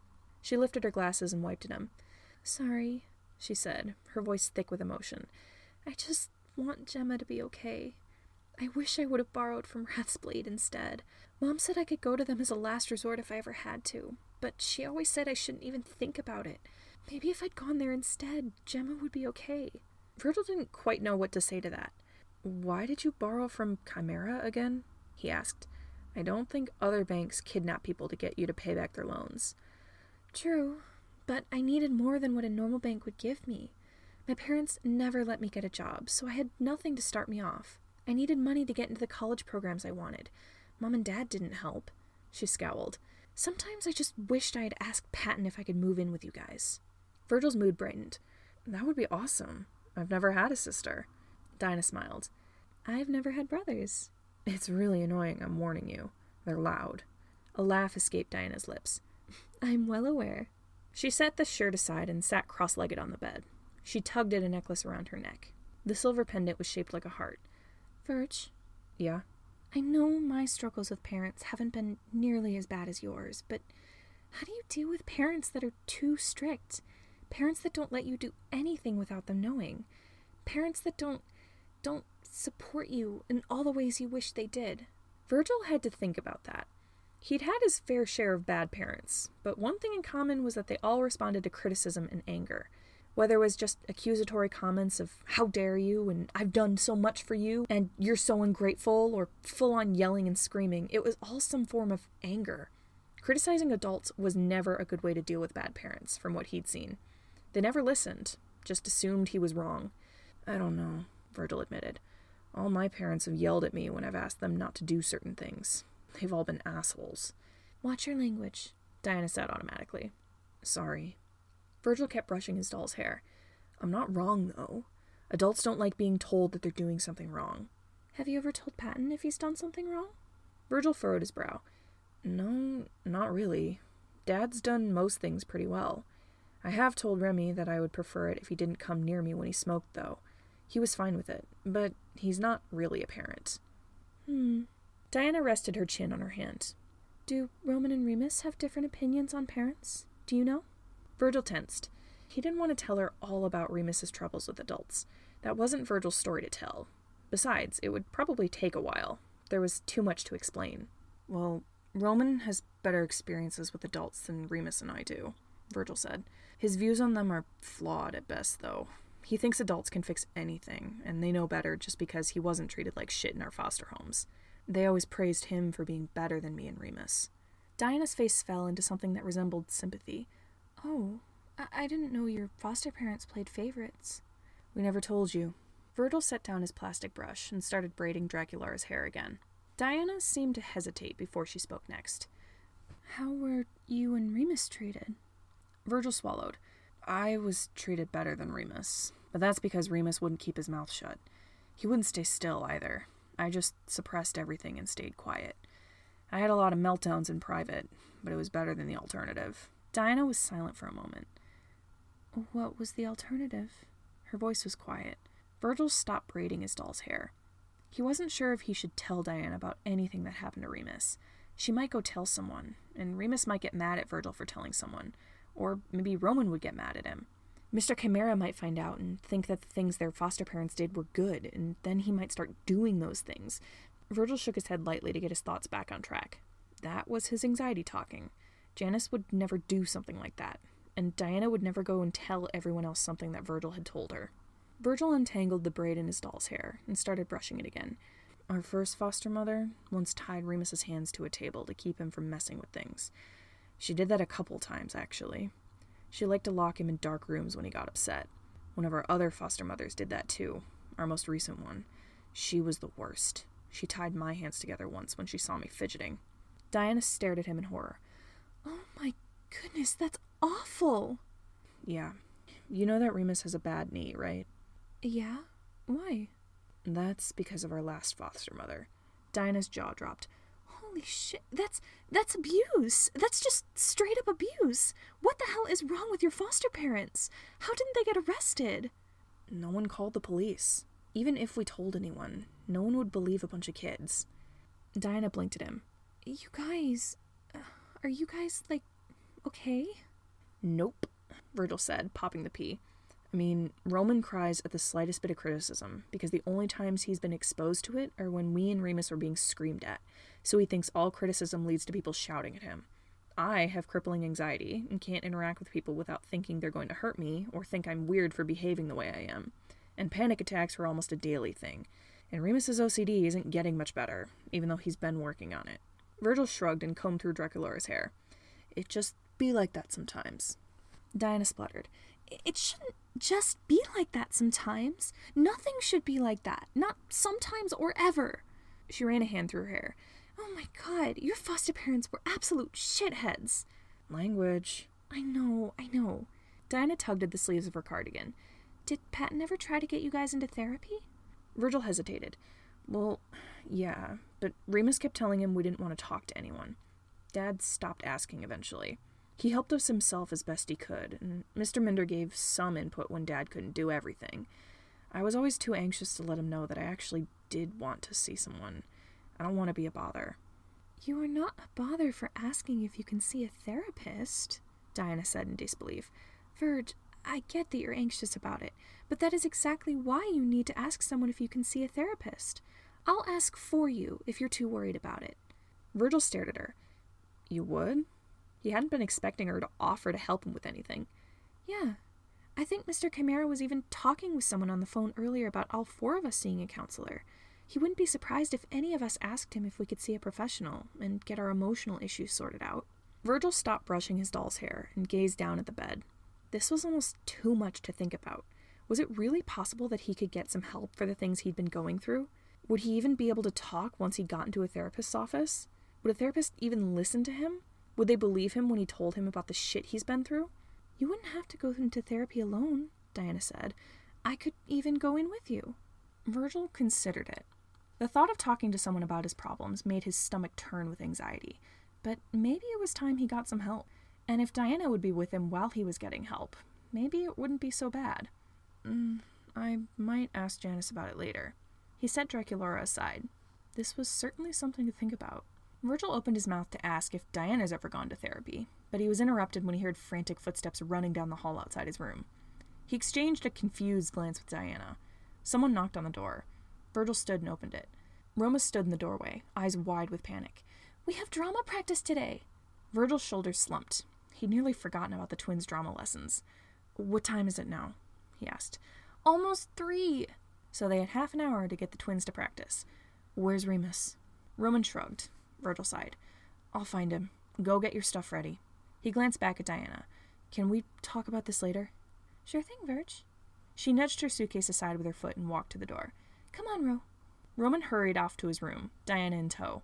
Virgil veered off to the hallway, since no one was in the upstairs living room that he could see. Remus might still be outside. He entered the downstairs living room. DW was sitting on one of the couches with a bucket of ice cream in her lap. She was covered in a dozen blankets, and she stared at the TV screen as Mr. Minder scrolled through Netflix. "You can't eat your trauma away, Dorothy," he said. "I can damn sure try," DW said through a mouthful of ice cream. Her gaze flickered over to Virgil. "Oh, hey kid, sup?" "Where's Remus?" "Probably outside." "Thanks." Virgil hurried out the back door. He hadn't been in Janus's backyard yet, but it was nice. Flowers bloomed in flower beds along the edges of the yard. He spotted a greenhouse in the far corner. Since Remus wasn't visible anywhere in the yard, Virgil assumed he was in the greenhouse. "Remus?" he called when he opened the door to the greenhouse. "You in here?" "Virg!" Remus's voice shouted from somewhere within the dozens of plants. Virgil heard footsteps, and then Remus emerged. He was covered in dirt, but his smile was bright. "What's up, Emo?" Remus said. Janus emerged from the plants, sun hat crooked on his head. "Ah, Virgil, good to see you. Do you need something?" Virgil looked at Remus. "Drama practice?" Horror flashed across Remus's face. "What time is it?" "Almost 3. Remus's shoulders relaxed in relief. He turned to Janus. "Can you drive me and Roman to drama practice?" Janus blinked at the sudden request. "Oh, I suppose so. But I don't know if it's safe enough to let the two of you out of my sight. I am supposed to be protecting you, after all." "We'll be fine," Remus assured him. "Please. Roman wouldn't want to miss theater." Janus glanced back and forth between Remus and Virgil. He sighed. "I guess I could take the two of you to your drama thing. Where is it?" "Sanders Middle School," Virgil answered. "Across the city." "It shouldn't take more than 20 minutes to get there, if the traffic is good," Janus mused. "Come on then, let's get Roman. Virgil, you're free to wander the greenhouse and the backyard if you like. Just don't water the plants. They've been taken care of." Janus and Remus rushed out of the greenhouse. Virgil watched them go. As soon as they were back inside, he turned to the plants. There were so many different flowers. He'd never really gotten outside much, other than in the past couple years when he'd been with Dad. His foster parents never let him out of the house, so it was a little strange being given full range of the yard. He knelt next to a flower pot with a red flower in it. He really did have a lot to think about, and he had plenty of time to do it while the twins were at theater practice. He reached out and touched the petals of the flower in front of him. Maybe it was time he got some help.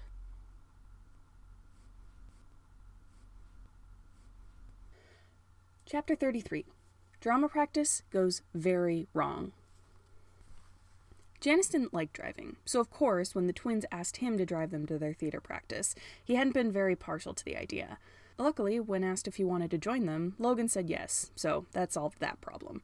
Janus would have just asked Logan to take the twins by himself, but he found that he was taking his job to protect them a lot more seriously than he thought he would be. He was going to keep them in his sight as much as he could. Besides, Virgil and Diana would be safe with just DW in the house. While Roman and Remus got their things together, Janus hurriedly put on something a little more professional than a t-shirt and a floppy sun hat. He borrowed Logan's jacket with the Chimera logo on the back, since Logan hardly ever wore it anyways. He opted to leave his hat behind. It might attract too much attention. Now he was in the passenger seat of Logan's car, staring out the window as Logan drove them across the city. The twins bantered back and forth in the back seat, each one holding a script of some sort. They must have been running through some of their lines before practice. Oddly enough, Logan was silent during the drive. That was unusual, but Janus didn't mind the silence. He had too much on his mind to talk much anyway. Unfortunately, the silence couldn't last forever. "Roman, Remus," Logan said, "what play is your drama club performing?" "Peter Pan!" Roman piped up, practically vibrating in his seat from excitement. "I get to be Peter!" "Remus, what's your role?" Janus heard the smirk in Remus's voice when he spoke. "Captain Hook. I wanted to go for the villain. He gets eaten by a crocodile at the end. Makes me wonder what it would actually feel like to get eaten by something. Also, he's got a sick mustache. Those roles will suit you both very well, Logan said. Are you disappointed at all that your costumes will be in each other's favorite colors, though? I'm sure I can pull off a green costume, Roman said. Don't pull it off during the play, Remus pointed out. No one wants to see you naked on stage. Roman laughed and smacked Remus's arm with the script. That's not what I meant, and you know it. You might want to save your energy for the stage, boys, Logan said. We're just about there. We'll remain in the car until you've finished. They both fell silent as Logan pulled into the parking lot of a school. Their doors were open the second Logan parked the car. Thanks for the ride, Roman called out. He and Remus hurried up the doors as fast as their legs would carry them. Janus watched them go. They really like theater, don't they? Was Logan's only response. Janus blinked. That was an unusual response. Logan often spoke much more than this. How long does drama practice go on for? Janus asked, in another attempt to spark a conversation. An hour. Logan's hands were still on the steering wheel, even though he'd already shut the car off. He didn't even look at Janus. Janus turned back to face the dashboard. A small wave of anxiety flared up inside him. Normally, Janus would welcome the silent company, but this was unusual for Logan. He loved to talk. Why was he quiet? Was he upset? Janus wanted to say something else to break the silence, but he didn't know if that would only make things worse. Maybe Logan preferred the silence? Maybe there really was nothing wrong and Janus was overreacting. He knew he tended to blow things out of proportion. Maybe this was just another situation that Janus was reading wrong. But after 10 minutes of pure, uncomfortable silence, Janus had to speak. He tugged on his gloves. Did I do something wrong? He asked quietly. Logan blinked at Janus. He inhaled sharply. Oh, Janus, no, I'm sorry. I forgot that you can't... He cursed under his breath. I thought you understood why I'm upset. I didn't even explain. I'm sorry. It's nothing. I promise. Please don't worry about it. You're upset? Janus asked. Logan gave a sharp nod. Yes, but it's nothing, really. Don't worry yourself over it. Is it something I did? No, Logan blurted, eyes wide. He cleared his throat and turned away. No, Janus, you didn't do anything. You don't have to worry about it. Janus reached out and set his hand on Logan's. Dear, if it's bothering you, I'd like to know how I can help, even if I'm not the cause of it. I care about you. I want to help if I can. You can't, Logan said, but thank you. He gave Janus a smile that didn't reach his eyes. I appreciate the concern anyway. Janus furrowed his brow. Logan was hiding whatever was bothering him. Janus had a feeling he knew why. Does this have something to do with earlier? He asked. What happened earlier? Logan asked innocently. You were upset earlier because I couldn't tell you about something related to poison dart. You're still upset about that, aren't you? Logan's shoulders tensed, and Janus knew he'd gotten it right. It's no big deal, Logan said. I really shouldn't be so hung up about it. This is not your fault. It's not something you can help. He tugged his hand out of Janus's grasp. Don't worry about it, Janus. Janus wrung his hands together and bounced his leg up and down. He took a deep breath. He didn't like arguing with Logan, because they both ended up walking on eggshells around each other. Neither of them was fond of confrontation of any sort. They could usually work things out between themselves, but this was one topic that Logan was always too afraid to touch. Janus would have to extend the olive branch first on this one. They sat in silence for a little while, as Janus tried to think of something to say. Logan, he asked finally, if you don't mind me asking, what about this is making you upset? Logan's grip on the steering wheel tightened. He bit his lip and averted his gaze, as if he was nervous, or even afraid to say anything. Darling, Janus said, you can tell me. I won't get mad, no matter what it is. I promise. Logan still hesitated, but he loosened his grip on the steering wheel.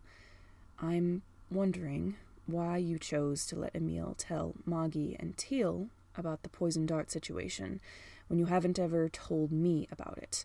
I know I'm not high up in Chimera, and Moggy and Teal are much more loyal to Chimera than I am, since they don't work for any other gangs, but... He shook his head. I don't know. It feels I feel like it's unfair, even though it makes perfect logical sense to tell them about something they need to know, if they're going to be running Chimera while you're out of the office. I'm sorry, I shouldn't feel like it's unfair. Janus felt a pang of guilt, even though he knew that he hadn't directly caused Logan's distress. He set a hand on Logan's shoulder. Logan, you don't have to be sorry about the way you feel. If you feel that it's unfair, that's perfectly fine. You're allowed to feel the way you feel. Logan tapped his fingers on the steering wheel. It still doesn't feel like I can. Janus's heart pinched. You're allowed to have emotions, dear. Damn the person who ever convinced you otherwise. Logan raked a hand through his hair in frustration and let it stay there, fingers tangled in his brown locks. I know I shouldn't expect you to tell me anything. I know I'm not as important to Chimera as Teal and Moggy, but I just want to know things, and it frustrates me when I can't know. I'm sorry. Janus squeezed Logan's shoulder. I know, honey. I'm sorry that I can't tell you more. Don't apologize. This isn't your fault, Logan said. I really shouldn't have even said anything. I'm sorry. You apologize too much, darling, Janus said, shaking his head. Then what am I supposed to say? Logan huffed. He straightened his tie. I don't know how to fix this, but I should. I'm prying into your business. I'm upset over nothing, and I'm insisting you tell me things that I shouldn't know, and... He grimaced. God, I can't even figure out how I'm supposed to feel about anything. Just tell me that I'm overreacting, and I need to calm down or something. I need to know how I'm supposed to feel. Janus moved his hand from Logan's shoulder to his hand. He gave it a light squeeze. Moonlight, I'm not going to tell you how to feel. You're allowed to feel however you want. Logan grit his teeth and straightened his tie. But He trailed off. Wait, what time is it? Janus had no idea how that was important, but he glanced at his phone. 4:45. Why? Drama practice should be done by now. Janus's eyes widened. He glanced frantically around the parking lot, searching for any sign of Roman or Remus. They were nowhere to be seen. We'll have to continue this conversation later, Janus whispered. Roman burst into the auditorium with a wide grin. Hey, guys! Remus watched as a dozen kids flocked around Roman, shouting greetings and high-fiving him. Remus rolled his eyes. Roman had only met these kids a few times before, and he was already treating them like they were his best friends. Roman could find a way to make friends with a literal garbage can. Remus hugged his script close to his chest, watching as Roman easily socialized with the other kids. An inkling of excitement had lingered in the back of his mind as he walked in, but now that was gone, leaving him with a bundle of anxious nerves with no recollection as to how he ended up in the auditorium at school. You two weren't here Monday. Remus tensed at the sound of a woman's voice right behind him. He slowly turned around, trying to ignore the way his instincts were screaming at him to run away and hide. Their drama instructor, Mrs. Magenta, stood right behind him, a copy of the play's script tucked in her arm. Remus automatically backed away. He didn't get to finish his sentence. He tripped over his own feet and went tumbling to the ground. Pain spiked through his knee and he hissed. He dropped his script to clutch his leg. Oh, are you okay? Mrs. Magenta asked. Remus nodded and pushed himself to his feet, ignoring the pain. Yeah, I'm good. Sorry. He scooped up his script and held it close to his chest. No need to apologize, Remus, she said with a smile. If you don't mind me asking, why did you and Roman not show up for practice on Monday? Remus hesitated. Something happened with our dad on Monday, he admitted. We have to stay with a babysitter for a while. Sympathy flashed across her face. Oh dear, I'm sorry. Is your father okay? Remus scratched the back of his neck. I think so. Maybe. We can't see him right now. It's complicated. Mrs. Magenta put a hand to her chest and nodded, looking at him with pity. I totally understand, Remus. If you and Roman need to excuse yourselves for whatever reason, don't hesitate to let me know. Why don't you go join the others? We'll start reading over our lines soon. Remus hurried off to join the rest of the actors. He stood at the outskirts of the group. None of the others acknowledged him, but Roman caught his eye in the crowd and waved him over. Remus grimaced and gently pushed through the crowd to reach him. Roman wrapped an arm around Remus's shoulders, grinning wide. Dude, you gotta talk to some people, he whispered. You're gonna have to interact with your pirate crew anyway. Remus plastered on a smile. It's okay. I'll be fine. Roman nodded towards one of the kids standing nearby that Remus hadn't noticed. The kid was looking at them expectantly, like he was waiting to speak. "This is Toby," Roman said. Toby smiled and held out a hand. "Hey, you're Remus, right?" Remus swallowed nervously. What kind of kid shook hands like an adult? He grasped Toby's hand to shake it. His intrusive thoughts jutted in, pushing him to grab Toby's hand so tight his fingers break, twist it until his wrist snaps, dig your nails into his skin until he bleeds. Remus let go of Toby's hand as quickly as he could. "You're playing Captain Hook?" Toby said. Remus nodded. "Yeah, you?" "I'm Smee. You're lucky, man. I wanted to be Hook." Remus could only muster an awkward chuckle at that. "Sorry I took your role. I bet you'd make a really good Hook." Toby shrugged. "I'm not too picky about it. I'm only in drama for fun anyway. I'd even be okay with playing Wendy. I think I'd look good in a dress." Roman laughed at that. Remus held his script tighter. Why couldn't they just start going over their lines now? He felt so much more at ease when he was playing a role.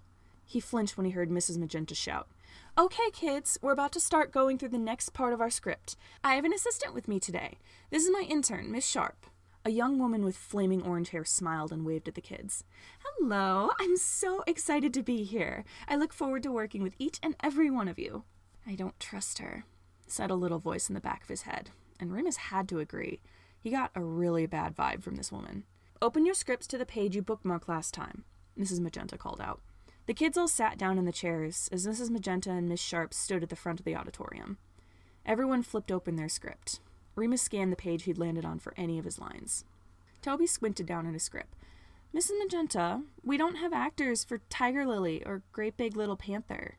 Mrs. Magenta chuckled nervously. "Yeah, we don't have a big enough cast for them. I was thinking we could just borrow some of the Lost Boys or the Pirates to fill their roles, but we might have to do some script revisions and remove them altogether." She flipped through a couple pages.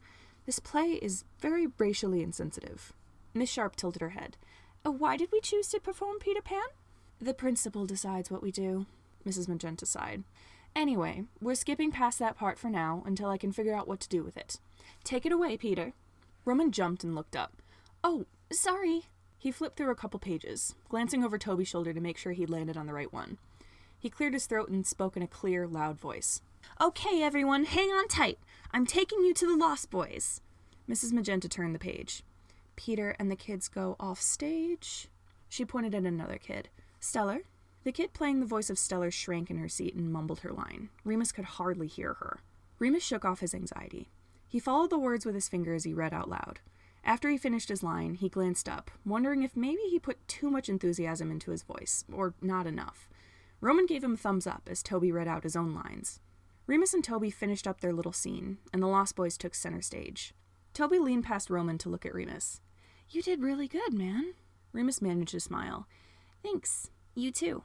They fell silent again as the Lost Boys continued with their scene. Remus turned his gaze to Miss Sharp. His heart skipped a beat when he saw that she was staring right at him. He averted his gaze. He tried to focus on the play, but when he looked up again, Miss Sharp was staring at Roman. Remus glared at her. Something was up with this lady. Mrs. Magenta raised a brow at her script. We can't do this scene without a Tiger Lily. I'll edit this scene later. Miss Sharp, could you read for Tiger Lily for now, please?" "Certainly." Remus skimmed the next page for his lines as the others went through the scene. He shot a wary glance up at Miss Sharp. There wasn't anything specific about her that set him off, but he still didn't trust her. He turned his attention back to his script as he and Toby entered the scene. Remus winced nearly every time Miss Sharp's loud voice boomed through the auditorium. Eventually, Mrs. Magenta told them all to take a water break. Remus stuck close to Roman, keeping one eye on Miss Sharp as the kids dispersed. "Ro, yeah?" "Something's weird about Miss Sharp," Remus said. "She was staring at us. I get a bad vibe from her." Roman shrugged. "I'm sure she's fine. She's just an intern anyway. She's not going to be here for the full year, I don't think." Remus huffed. "Dude, there's something up with her. Come on, man. What is it about her that's so bad?" Roman gestured to Miss Sharp, who was writing on her script. An orange bracelet swung on her arm as she scribbled on the paper. "I don't know specifically," Remus admitted. "She's just off." Roman put a hand on Remus's shoulder. "Chill, Ree. She's just a teacher." "You're not listening to me," Remus protested. "There's something up with her. Trust me." Roman heaved a frustrated sigh. Remus, come on. Just because you're scared of women doesn't mean there's something wrong with the intern. The kids around them turned to look at the twins. Remus tensed at their gazes. He wished Roman hadn't spoken so loud. Remus hugged his script to his chest. Right. Sorry. Roman's face fell. Remus, I didn't mean to... Remus turned and walked back to his seat in the auditorium. The rest of drama practice went relatively smooth, but Remus couldn't get Miss Sharp out of his head. Every time he looked up, she was looking right back at him. She kept glancing away at the last second, but it was very obvious she was staring directly at him. When she wasn't looking at him, she was looking at Roman. It felt like ages before practice was finally done. Roman said goodbye to the other kids a couple times, before he and Remus could even begin making their way to the door. Remus was ready to sprint out into the parking lot, but he stopped in his tracks when Miss Sharp's voice shouted out his name. Remus and Roman both stopped before they could leave the auditorium. Remus watched Mrs. Magenta leave, and wished she had stayed for a bit longer. He didn't like her much either, but he definitely preferred her over Miss Sharp. Miss Sharp beamed at the two of them. You two did a phenomenal job today. You're both very talented actors. Roman smiled at the praise. Thank you. You did a good job as Tiger Lily yourself. Miss Sharp waved a hand. Oh, thank you, but I was nowhere near as good as you two. You make wonderful foils against each other. I take it you two have been acting together for a while. Actually, this is only our second year in drama, Roman corrected. Well, color me surprised, Miss Sharp said. You two are so talented. I would have thought you'd been acting for years. Roman scratched the back of his neck, a bashful smile on his face. Oh, thanks. Remus grit his teeth. He wanted to leave, right now. Miss Sharp's eyes widened. Oh, shoot, I forgot to ask earlier before everyone left. I already bought some props I want to use for the play, but I left the boxes in my car, and I was hoping to bring them in so I could talk to Mrs. Magenta about them. I was going to ask her to help me grab them so I could show her after practice. We'll help you take them in, Roman piped up before Remus could say a word. Miss Sharp clasped her hands together. Aren't you a sweetheart? Are you sure you two will be able to carry some boxes? Absolutely. We need to leave, said the little voice in Remus's head. He wanted to run out of the school and go right to Logan's car. This lady they didn't even know was asking them to go to her car. How did Roman not find this suspicious? We should probably be getting home, actually, Remus said. Roman elbowed Remus in the side. Oh, come on. I'm sure we can take a few minutes to help. Miss Sharp started for the auditorium door. Thank you so much. You are too kind. Roman followed after her, and Remus had no choice but to do the same. He wasn't going to leave Roman alone with this woman.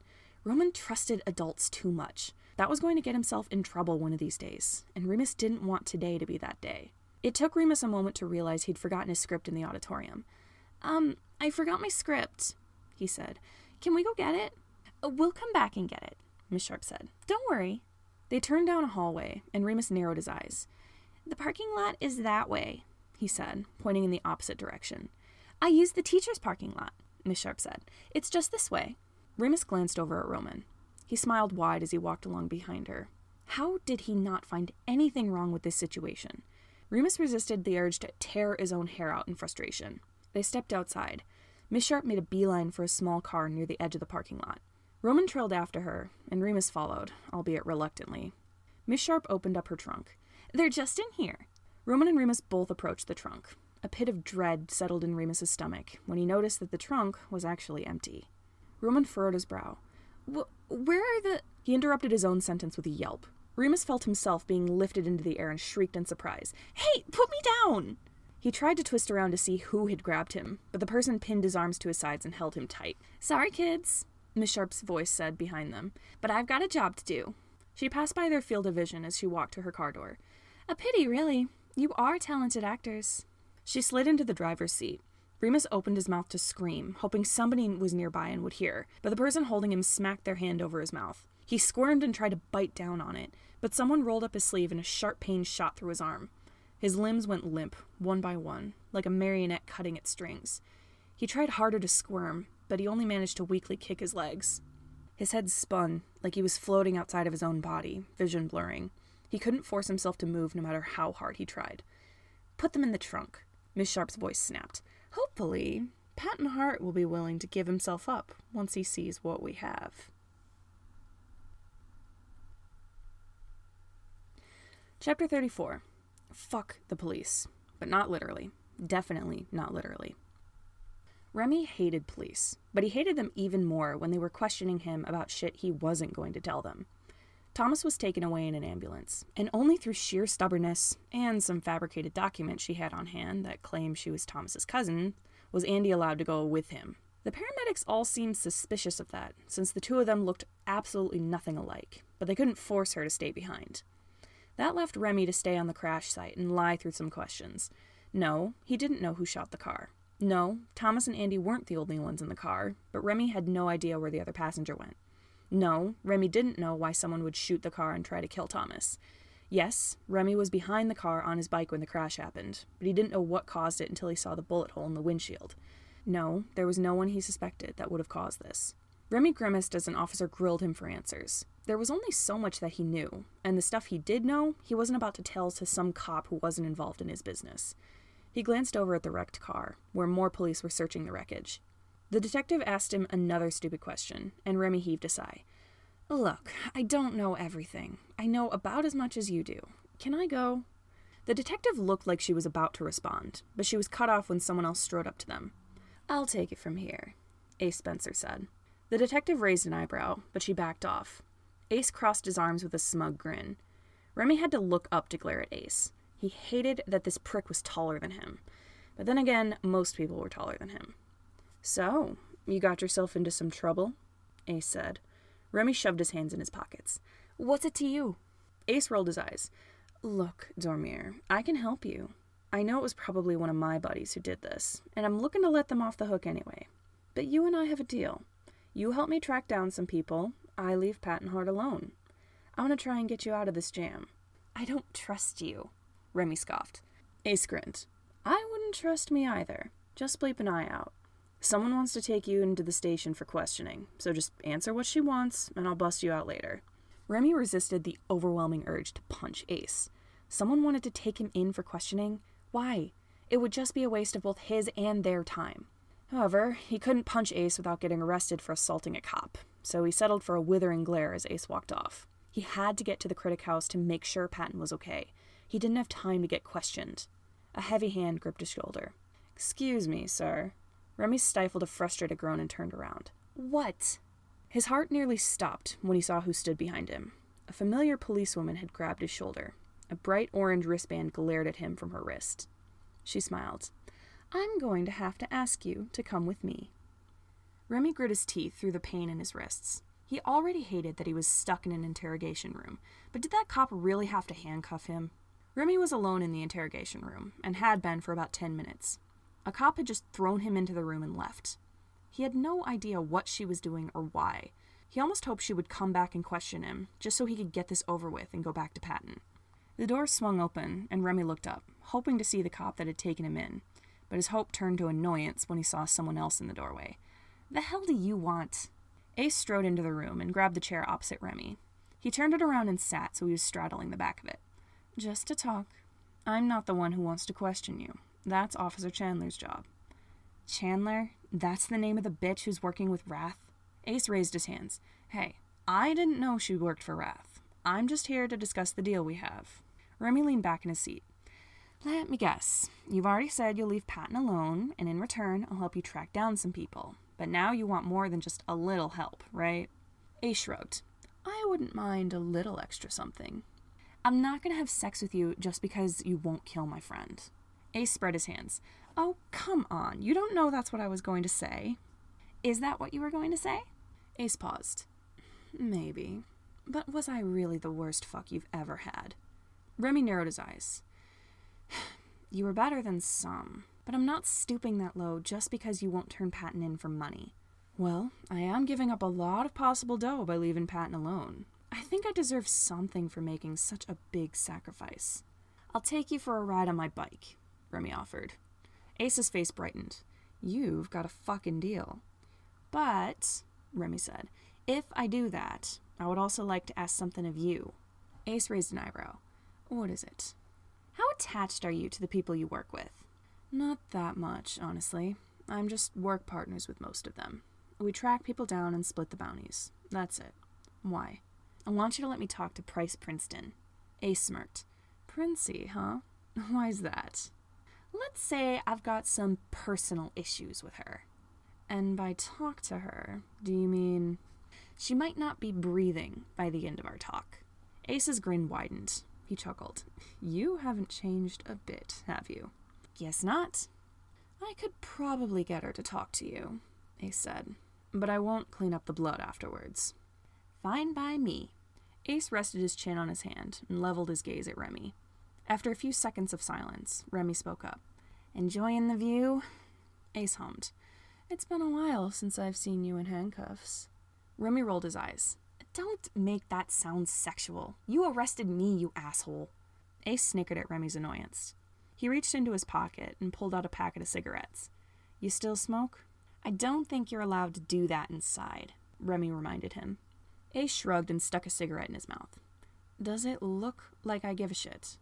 Nope. Remy watched as Ace lit his cigarette. So are you done talking to me, or... Depends. Ace blew a plume of smoke into the air. Do you want me to be done talking to you?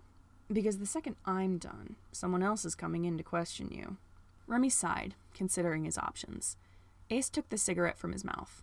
He turned it around and held the end up to Remy's mouth. Remy automatically leaned forward and took a drag. He blew the smoke right in Ace's face, but Ace just smirked. You're probably better company than the asshole working for Wrath, Remy admitted. Probably. Ace turned the cigarette back around and stuck it in his mouth.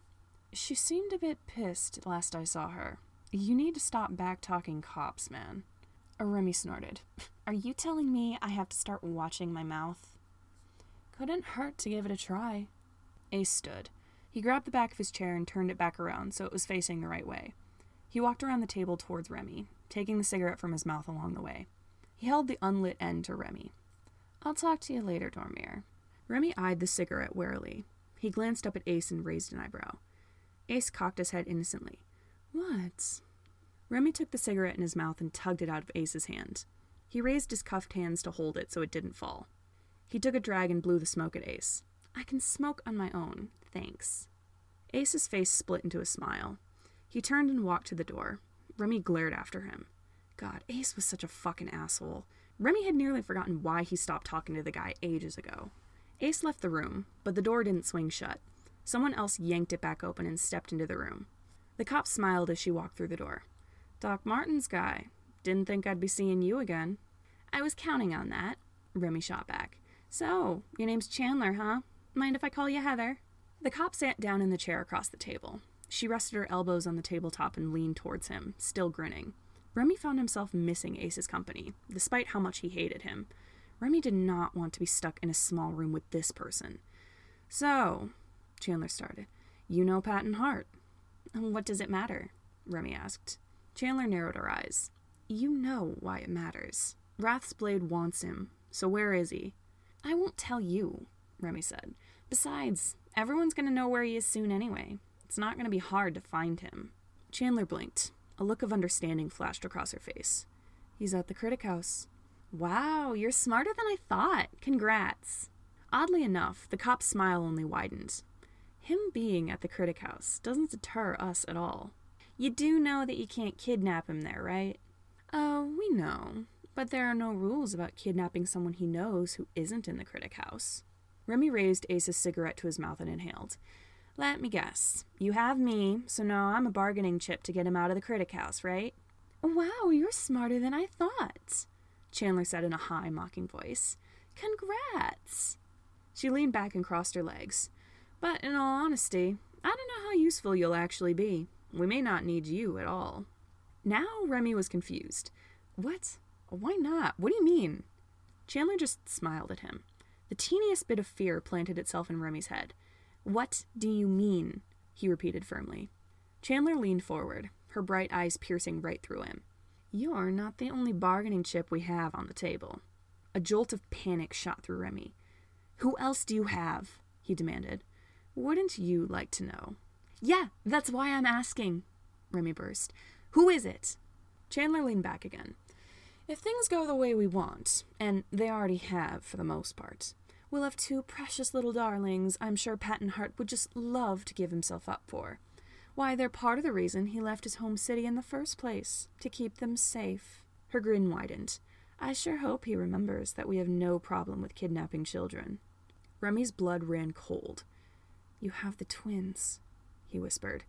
He couldn't bring himself to speak louder than that. Wrath had Roman and Remus. Wrath had Roman and Remus. Chandler raised an eyebrow. Are they twins? Sharp hadn't mentioned that when she called me. Interesting. Either way, we have them, so we might not need you at all. Let them go, Remy blurted. You have me. You don't need them. Chandler shrugged. It couldn't hurt to have more than one hostage to work with. Besides, I've got ideas as to what you could do for us. You seem attached to those kids as well. Am I correct in assuming that you know them? Remy said nothing. He didn't want to give her any more advantages than she already had. You might want to answer my questions, Docs, she said. I can contact the people who have these kids and ask them to give you some incentive to respond. Maybe you'll be more inclined to help if these twins start losing some fingers. An ice-cold wave of horror washed over Remy. You wouldn't. Not for something this small. I've cut the fingers off people who have looked at me wrong, Chandler snorted. You really think I wouldn't have someone harm your kids for not answering my questions? She sighed. But I guess you already answered my question. You do know them. But I have something else to ask you.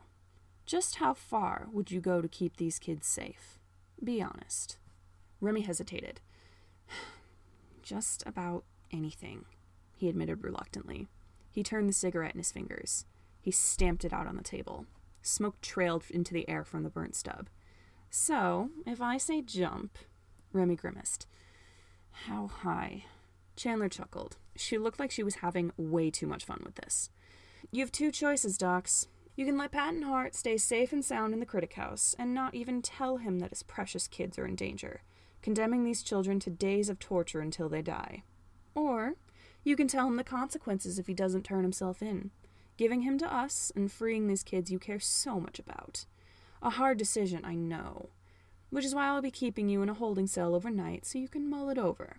If you haven't made your choice by morning, we'll simply track Patton down ourselves, tell him about us kids, take him in, and then kill you and the twins. She pushed her chair back and stood up. Their lives are in your hands, Docs. Don't fuck it up. She strode across the room and left.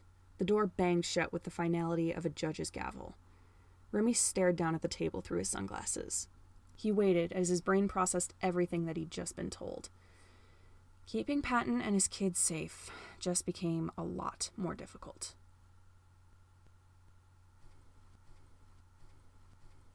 Chapter 35. Don't tell Virgil, but his brothers were kidnapped. Janus and Logan burst into the school in a panicked frenzy. Where do they practice? The auditorium, Logan answered. He hurried down the hall as fast as the still healing wound in his side would let him. Janus tried to match his pace. He hoped no one would try to question them as to why they were here. He wouldn't have any answers that wouldn't betray his panic. Logan opened the door to the auditorium. Janus followed him inside, praying that the drama instructor was still here so they could ask some questions. Luckily, they spotted a teacher in a purple dress, walking through the aisles of chairs, picking up discarded scripts and mumbling to herself. Janus and Logan rushed towards her. Magenta, Logan called. The woman looked up. Logan, what are you doing here? I thought you were on sick leave. I had to take a leave for some personal reasons, Logan said. I told you earlier this year that I help homeschool Roman, Remus, and their brother every second day, correct? Yes. Magenta's grip tightened on the scripts in her hands. Oh, are you the one who's taking care of them? Remus mentioned that something happened with their father. Actually, the duty of babysitting the kids has been left with my partner, Janus Chimera. Logan gestured to Janus. We were both waiting for the kids in the parking lot, but they never showed. Do you have any idea where they might have gone? Worry flashed across Magenta's face. Oh dear, I thought they'd already gone home. Can you call them? Neither of them have phones, Logan said. Magenta tapped her fingernails on the scripts. Oh goodness, last I saw them they were talking with my intern. I had to go put my things back into my classroom. When I got back here they were gone, so I thought everyone went home. Janus resisted the urge to swear. We don't know where they are. Please, I need to make sure these children are all right. Could we perhaps ask your intern where they might be? Logan asked. Absolutely. She might be in my classroom if she hasn't already gone home. Thank you. Logan turned. Come on, Jan. Janus followed Logan out of the auditorium. They found Magenta's classroom quickly. One peek through the door told them that Magenta's intern wasn't in there. Janus made a distressed whining sound in his throat. Where could they be? Logan led Janus back out into the parking lot. I'm going to get my laptop. I might be able to get into the school's cameras so we can figure out where they were last.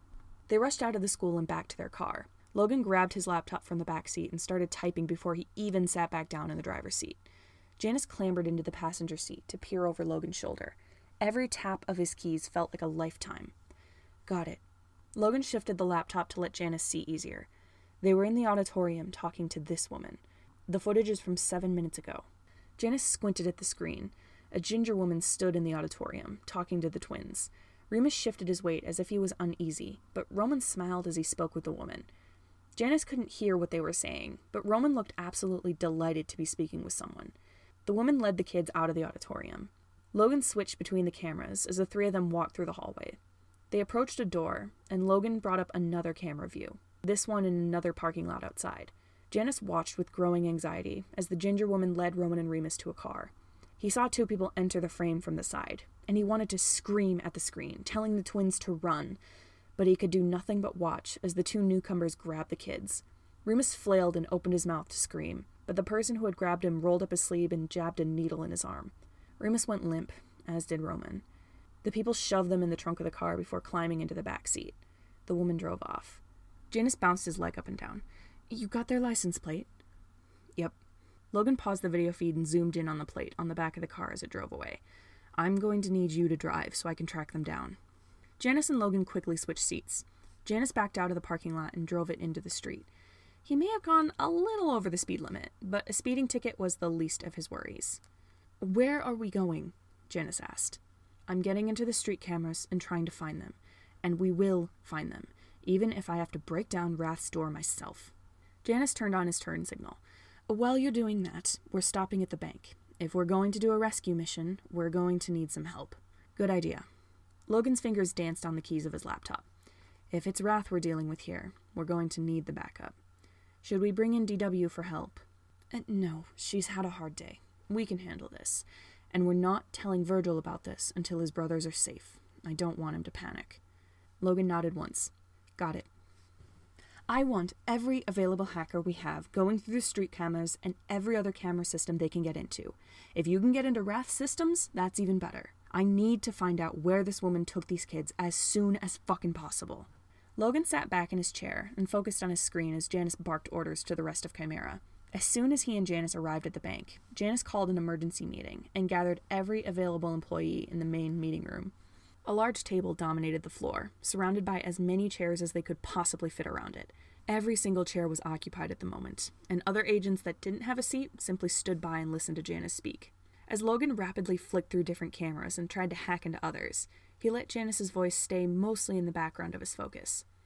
That was a bit difficult, however, because his voice was loud and unrestrained, which was rare happenstance. Logan almost wanted to throw his laptop. He had seen footage of the car driving down the streets toward the southern end of the city, but he couldn't figure out any more than that. Every time he tried to find footage from the time that the car should have passed by a specific camera, nothing came up. It was like someone had gone in and erased it before he could find it. "While you're all working on that," Janus continued, "I'm going to get as much backup as possible in case we do need to break into Wrath's headquarters. I need all of you to try as hard as humanly possible to find these kids. I'm not going to rest until we at least know they're alive." Logan grit his teeth in frustration when the cameras came up with nothing again. Someone must have already gone in and deleted the footage that was tracking the car. That was the only explanation he could think of. But even then, he should still be able to find it. Everything connected to a network still existed to some degree, whether it was deleted or not. He should have been able to dig it up, but somehow it was impossible. Was there something he had to do that he didn't know about? He had done everything he could think of to retrieve the street camera footage he was missing, but nothing worked, no matter how many times he tried. Logan pushed his laptop away from him and put his head in his hands. He couldn't find them. He couldn't do it. What was he missing? What couldn't he do? Was he just not skilled enough? He raised his head again. That might actually be it. He was well aware that, despite his skill, he was not the best hacker in the business, not by a long shot. Perhaps he just needed someone who had a little more expertise. But who to ask? He wasn't familiar with any other hackers personally, aside from others employed by Chimera. Janus might know of some people, but the man was busy giving everyone descriptions of what to look for and instructions on what to do, so Logan wasn't about to bother him. Teal, Moggy, and all the other agents present were listening intently, and if they were going to help, they needed to listen to Janus. Logan wouldn't distract them. In an act of desperation, Logan opened up a dark web tab and loaded the forums he frequented. He went to his most recent messages and scrolled through them. Someone there must have been better at this than he was. Scrolling through his DMs, however, he couldn't think of anyone who might be more skilled and willing to help him. He might just have to hire someone. He was about to close the forums again when he spotted his most recent message. His cursor hovered over the conversation he had with the user My Chemical Anxiety over Patton's state of well-being. Perhaps... He clicked on the messages. He hesitated, fingers resting on the keys of his laptop. Maybe this wasn't the best idea. This was Chimera and Wrath business. Getting others involved might only worsen the situation. But then again, he really did need help. Logan racked his brain for the right words to say. He poised his fingers over the keyboard, and after a moment's pause, he began to type. It was insanely difficult for Andy to get into the hospital to be with Thomas. She was able to bluff her way into the ambulance, but no one in the hospital believed her when she said she was Thomas's cousin. She couldn't fault anyone for being observant. Thomas was the whitest bitch Andy knew, and Andy was very obviously not white. Still, it was frustrating as hell to try and convince anyone to let her in with them. She eventually stayed in the waiting room, with no idea of whether or not she would be allowed into his hospital room after the doctors removed the bullet. To keep herself distracted, she stuck her technological fingers into almost every camera in the hospital. When she got bored of that, she turned her attention to cameras in other places outside the hospital. No matter how much she tried to distract herself, her thoughts kept wandering. They went from what condition Thomas might be in, to how Remy was doing, to Patton's situation. Sometimes her brain turned to thoughts about Price, but that just made her angry and sad, so she pushed those thoughts away. Time seemed to crawl at a horribly slow pace, so she was relieved when a nurse walked into the waiting room and called her name. She shoved her laptop back in her bag and stood. "Right here. I'm with Thomas Sanders." The nurse nodded. "Ah, right. You're his cousin, correct?" "Yeah. Distant cousin, but related." "Okay. Follow me." The nurse turned and walked through the door she'd just come from. Andy shouldered her laptop bag and hurried after her. They passed by a dozen doors on their way through the halls. Andy knew Thomas was likely fine, since it was only an arm wound, but she couldn't help but be a little anxious. The nurse led her to a door and opened it. "He's in here." Andy peered inside. Sure enough, Thomas was lying in a hospital bed, unconscious. His right arm was wrapped in bandages. Andy stepped into the room, and the nurse followed. "We were able to remove the bullet easily. Nothing was damaged too badly, but it still may be difficult for him to use his right arm. He'll be out for a bit, but he's in a stable condition. He should be able to leave as soon as he wakes up." Andy breathed a sigh of relief. "Thank you." The nurse nodded. "Would you like to stay with him until he wakes up?" "Yeah, thanks." "Call for a nurse if anything happens." The nurse left and shut the door. Andy walked up to the bed and looked down at Thomas. The heart rate monitor next to the bed was beeping steadily, and he didn't look dead, so Andy figured he'd be okay. She sat down in a chair next to the bed and brought out her laptop again. She was worried about Remy, so maybe she would get into the cameras at the police station and see if he was okay. Before she could do that, though, she wanted to check up on Patton. There were no cameras in the Critic House, so she opened the hacker forums. Typing Patton's name into the topic search bar brought up no new posts about him being caught. A notification on her DMs caught her eye. She didn't often get messages here. She clicked on it. Oddly enough, it was a user she recognized. Logic and Crofters, the same one she'd spoken to about Patton a couple days ago. She hadn't expected another message from them. She clicked on it, a little hesitant. She skimmed the message. "By any chance, are you affiliated with Wrath's Blade?" Andy stared at the message, utterly confused. Why was this random person asking her about her affiliations? She hesitated, and then answered. "No, I'm not. Why?" She waited a minute for an answer, and sighed when she finally got one. This person apparently liked to type. A lot. "I'm trying to track down a certain person who kidnapped a couple of Patton Hart's children that Chimera is protecting. I have reason to believe that this person is working with Wrath, hence the clarification that you don't work for them. Chimera is trying to look through street cameras in Clawmore for the vehicle the kidnapper used, but it seems someone was already trying to cover their tracks, because I can't find the vehicle anywhere. I hate to admit it, but I don't believe I'm skilled enough to recover this lost footage that we need. And it seems other hackers in Chimera can't figure it out so far either. If this is up to your skill level, I would be willing to pay for your services." Andy read the message a couple times, considering how she should respond. She knew Chimera was taking care of Patton's kids, and the fact that this person knew that too could be a sign that they were trustworthy. Then again, they could have just hacked into Chimera's cameras the same way Andy did. Andy absently tapped at her keys as she thought about her words. She typed out a quick response. This is the second time you've messaged me about something related to Patton, and I don't trust it, TBH. I'm gonna need some proof that I can trust you before I do anything else for you. Do you really work for Chimera? Another message popped up after a minute of waiting. If you like, you can try and hack into Chimera's cameras to spot me. It would show me that you're a skilled enough hacker to help me, and it would prove to you that I'm not working with Wrath. Andy raised a brow. Hacking into Chimera's cameras was easy, at least for her. Sure, they had dozens of protections against hackers in their systems, but Andy had loopholes into almost every major organization in the area. She snorted. This is your big test logic? She muttered. She pulled up multiple feeds from different cameras in Chimera. She sifted through them until she found the view of the meeting room on the second floor down. Almost every person in the building was gathered there, sitting around the big table that took up most of the room. Janus Chimera himself stood at the head of the table as he shouted orders to everyone else. There was only one person in the room that wasn't looking at Janus. A man in a black polo shirt and a blue tie sat in the chair at Janus's right side. The light reflected off his glasses, obscuring his gaze, but Andy could tell he was facing the camera in the room. A laptop sat on the table in front of him. Found you, Andy typed. Guy in the blue tie, glasses, black shirt, right next to the boss. The man in the camera looked down at his laptop. He typed, and a message popped up on Andy's screen. How did you do that so quickly? I've had loopholes into this place for ages. You guys have really good security, but it's nothing I can't get past. Bet I could probably get into your laptop, too. That won't be necessary. It's clear you're likely able to complete the tasks I need help with. Aight, give me some details. Can't do shit if I don't know what I'm doing. Andy sat back and waited as Logic and Crofters rapidly typed out a response. She watched him on her view of the cameras, just for something to do while she waited. He didn't look anything like Andy had expected him to, but honestly, she didn't even know what she was expecting. She went back to her messages and saw that a new one had popped up. A woman who works at Sanders Middle School in Clonmore kidnapped 2 children. They disappeared somewhere at around 4:40 p.m., last seen with a red-headed woman who works as an intern for Magenta Lee, the drama teacher. The kids' legal names are Roman and Remus King. They're 11-year-old Hispanic boys, both with dark brown hair and brown eyes. Remus has a bleached streak in his hair and wears a green hoodie. Roman's hair is longer than Remus's, and he often wears a red jacket. I saw the kidnapper's car heading to the northeast end of the city, but the camera footage I need was deleted, and I can't find the vehicle anywhere. I will send you a picture of the vehicle and license plate. Will you be able to take things from there? Yeah, fam, I got it. I'll get back to you in a bit.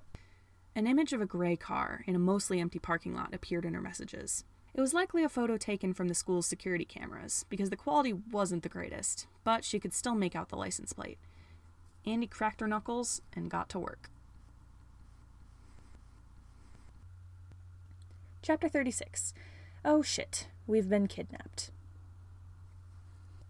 Remus woke with a pounding headache.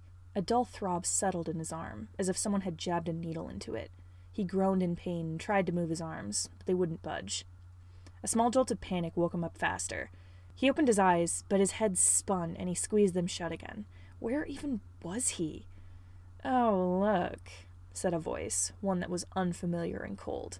One of them's awake. Finally. Remus pried his eyes open to look around him. His vision was slightly blurry, but he squinted through it. He couldn't see much because the room was fairly dark, but he was pretty sure there were a few other people standing around him. 2 of them leaned against the wall in front of him, and the other was a vague shape in the shadows. Dark gray walls surrounded him, no door in sight. The vague shape of a person blocked his vision as they leaned down in front of him. They snapped their fingers right in front of his face. He flinched at the sound. "Wake up, kid," a voice said. "We've got something to ask you." Remus shook his head to wake himself up faster. He blinked up at the person as his vision slowly cleared. A tall ginger woman stood in front of him, an orange bracelet dangling from her wrist. Remus narrowed his eyes. It was Miss Sharp, the intern from the school. He knew they shouldn't have trusted her. "Where am I?" Remus asked. Sudden panic washed over him. "Where's Roman?" "He's right behind you," Miss Sharp said. "Still knocked out. Don't worry about him. You should be a lot more worried about yourself." Remus shuddered. What? Why am I here? What do you want from me?" Miss Sharp tilted her head and gave him a mockingly sympathetic smile. "Aw, are you scared? Don't worry. Everything will be fine if you just tell us everything we want to know. Well, that, and if your family does what we want. Family? Remus squeaked. Who are you talking about? Please don't take Virgil. Please don't take Virgil. Please don't take Virgil. Your father, Miss Sharp said. Patton Hart. He is your father, right? Remus said nothing, but the look on his face must have given him away. Good, she said. We didn't kidnap the wrong brats. Don't worry. If he gives himself up, you two get to go free. And I believe someone in Side Hill also has a family friend of yours in her custody. Does the name Remy Dormier ring a bell? Remus clamped his mouth shut, refusing to say a word. Sharp narrowed her eyes and stepped closer. Answering my question might be in your best interest. After all, I could always, I don't know, kill your brother. We really only need one of you after all. I know Remy, Remus blurted. He couldn't let them hurt Roman. Sharp smiled. Good kid. I mean, I didn't really need you to answer that question, since Dormier himself already confirmed it when my colleague questioned him earlier. But it's good to know he wasn't just lying to make it seem like he was cooperating. And it's sure lovely to see that you're willing to do what I want to keep your brother safe. She turned to one of the people behind her. Ask Chandler what she's doing with Dormier. Remus tried to move, but his limbs wouldn't budge. His arms were bound to the chair he was sitting in. He struggled, but he knew it was no use. He couldn't break out of here. What are you going to do with us? Remus asked, voice shaking. Nothing, if everything goes right, Sharp said. She glanced back at the person she'd spoken to. Any response? She's typing, hang on, the person said. They peered at their phone. She's keeping Dormier in a holding cell, under accusations of assaulting a cop. She's given him until tomorrow to make up his mind about what he wants to do. Justice himself approved of this.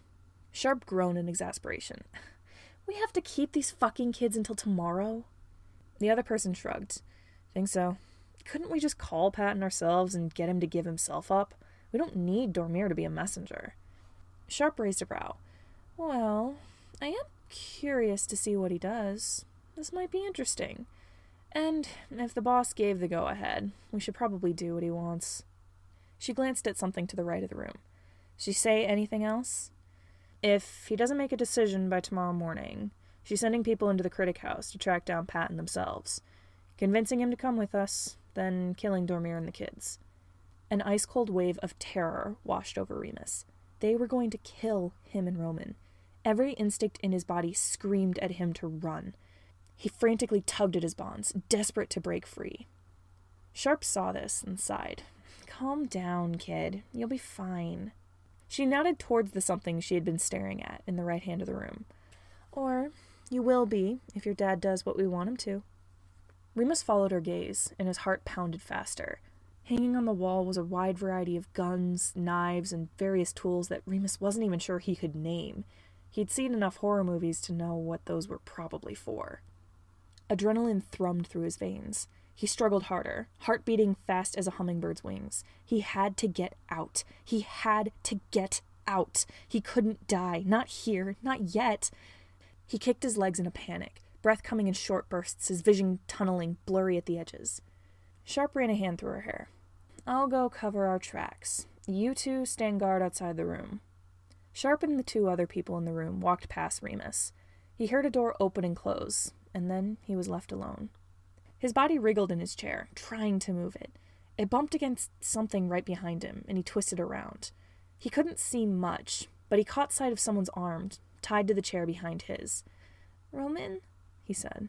He didn't receive a response, but he heard Roman's shallow breathing, so at least he wasn't dead. Remus kept struggling. He and Roman weren't going to die here, not on his watch. After that, Remus didn't know how long he struggled for, but it was long enough that his fear slowly faded into determination, and then hopelessness. He sat in his chair and did nothing but wish for someone to come in and save him. He cursed at himself in his head, wishing he could do more than just sit here and wait for a rescue. Eventually, he heard Roman move behind him. Remus turned and tried to look, but it was too hard to see. He heard Roman mumble something, and Remus wiggled in his chair. "Roman," he whispered. "Roman, wake up! Are you awake?" Roman grunted. "What?" He inhaled sharply. "Where are we? Remus?" "I don't know," Remus said.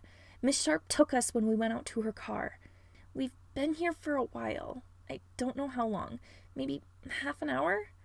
Anger flared up inside him. She's a bitch, and you never should have trusted her. Shit like this is why you don't trust strangers. I don't want you hurt. Roman's breath quickened. What is she going to do with us? Are you hurt? Did she hurt you? No, I'm fine, he managed. You? I think I'm okay. Roman's voice was shaky. Why did she take us? She's using us to get to Patton and Remy. She said she wouldn't hurt us. Don't worry. We're just hostages. Remus decided not to tell Roman that Sharp had threatened to hurt them if Patton and Remy didn't do what she wanted. He didn't need Roman to freak out any more than he already was. Roman breathed a short sigh of relief. Can we try to escape? I've been trying, man. I don't think we can. Dang. Roman leaned back in his chair. His head bumped the back of Remus's. So, we're stuck here? Looks like it. Roman sighed. Well, shit. Logan waited impatiently at his laptop as the rest of the Chimera agents in the room dispersed. He didn't know if asking this random hacker for help had been the best idea, but he hoped they could provide him with some information. Janus took a deep breath as everyone else left the room. "Found anything?" he asked. "Not yet," Logan said. "The street camera footage I need has been deleted. I'm trying to recover it." "How long might that take?" "I don't know." Janus started fidgeting with his necklace. "Let me know as soon as you find something." "I will." "I'll be in my office," Janus said. He straightened his jacket and strode to the door. Logan stayed sitting at the table in the meeting room, waiting for any response from My Chemical Anxiety. Nothing popped up on his screen for a few minutes, and he began to think that maybe this other hacker had given up. He rocked his chair back and forth on its back legs as he waited.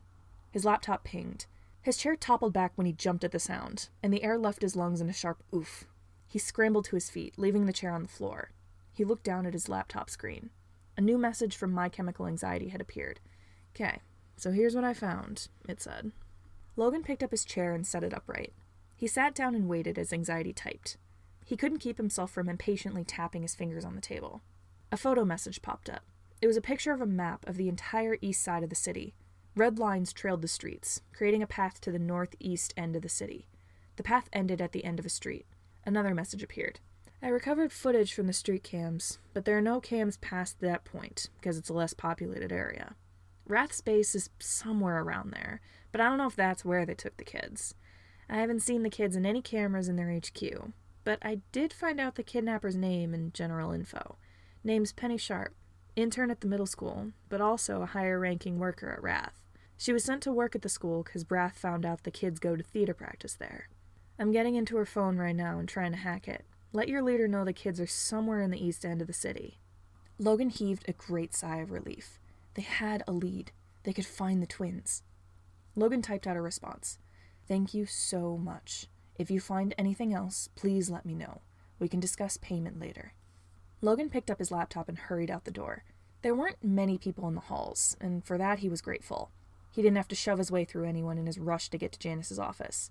He shouldered open the door to DW's office and made a beeline for Janus's door. He pushed the door open. "Jan, I have a lead." Janus had been sitting at his desk, working on his own computer, but he whipped his head up to look at Logan as soon as he spoke. He shot to his feet. "What?"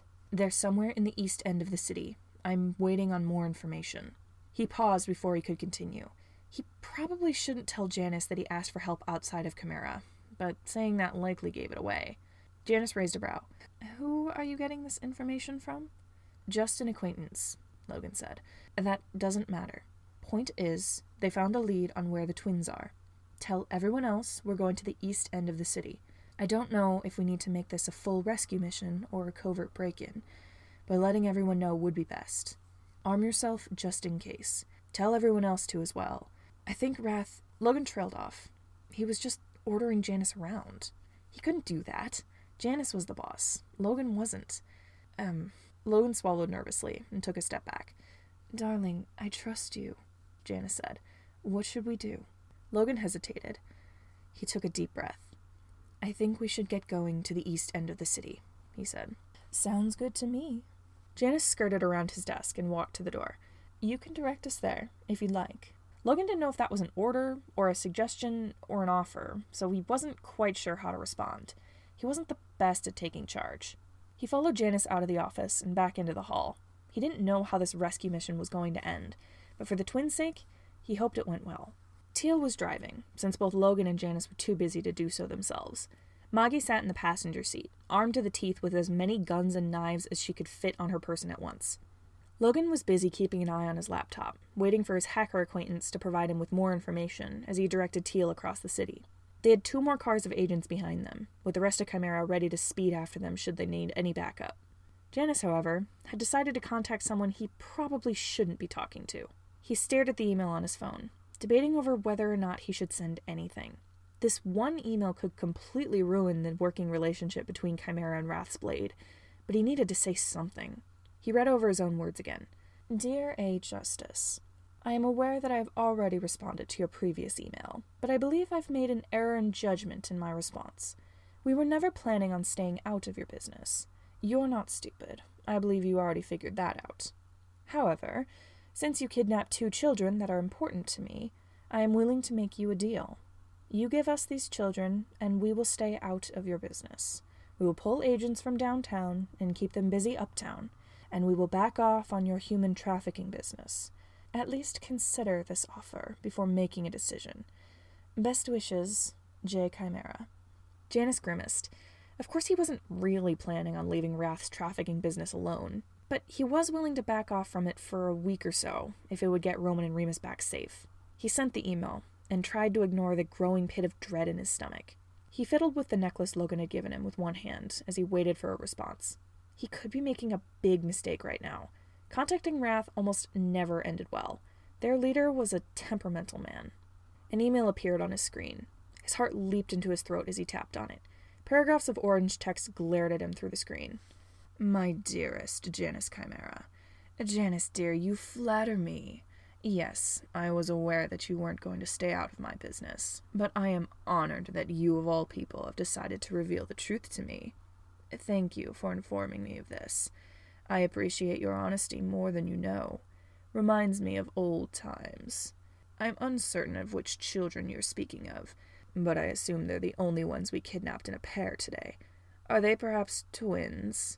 If so, I may need to think on that offer. These children are very important. They are bait in order to get to someone I'm after. As soon as I have the person I need, I will release the children unharmed, as long as their father does what I want. Even then, who knows? My trigger finger is very twitchy today. I was planning on visiting the kids myself. My employees have come up with some very interesting plans that I'm excited to see play out. And we really only need one child for it. It's been so long since we've seen each other, Janus. I would love to have a little reunion while you attempt to negotiate for these kids of yours. Why don't you stop by and we'll discuss things in person, shall we?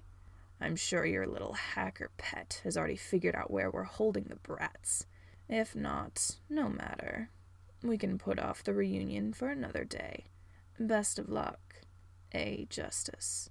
Janus visibly cringed at the email. He found it hard to stand talking to the leader of Wrath, even if it was through email. He was nearly unbearable. It didn't sound like he was going to be of any help at all. And yet, this invitation could be the perfect way to get the kids back, if he played his cards right. Logan, Janus said, inform our backup to stand by. Chapter 37. I'm gay, I'm stressed, and I want to go home. Patton couldn't stop pacing, back and forth across his room like a caged animal. He was safe, sure, but how long would that last? He'd only been in the Critic House for about an hour or two, but the worry was already killing him. He texted Remy a dozen times to see if he was okay, and received no response. He would have called Thomas or Andy, but he didn't know their phone numbers. Remy's absence wasn't the only thing putting Patton on edge. The bag Andy had shoved into his hands before he ran off was sitting there on the floor. He hadn't touched it since he dropped it there, other than to close the flap so he didn't have to see inside it. If it was closed, he could just pretend it was any old bag, one he'd never seen before. He could pretend he hadn't opened it and was oblivious to its contents. But the fact remained that he actually knew what was in there. Andy knew he was Poison Dart, and she'd gone to his old weapons locker. What did she think of him? Did she think he was still a murderer? How did she even find out anyway? Maybe she somehow hacked into something and overheard when Patton threatened the bounty hunters back at the hotel. Patton raked his hands through his hair. Thomas and Andy knew about Patton's past as Poison Dart, and Remy knew about Patton's past with gangs. Great. This was just absolutely perfect. He sat down on the bed and glanced at his phone. Still no response from Remy. A knock at his door made him jump. He scrambled for the gun in his pocket and aimed it at the door in case anyone burst in. It remained closed, so he allowed himself to lower the gun. Maybe he could just pretend he wasn't there. There was another knock at the door. "Patton Hart," a voice said. "We know you're in there." Patton tensed. He kept his gun in his hands as he tiptoed to the door. He peeked through the peephole. 2 security guards in black suits and sunglasses stood outside his door.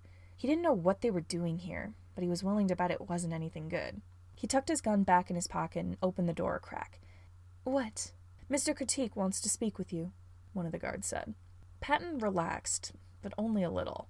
These people weren't here to get to him, but now he had to deal with something else. "Give me a minute to get ready," Patton said. He shut the door and turned around. He went straight for his backpack and started digging through it. The owner of the hotel was very picky on the appearance of his special guests. Patton currently looked like he rolled through a ditch and had been attacked by rabid squirrels.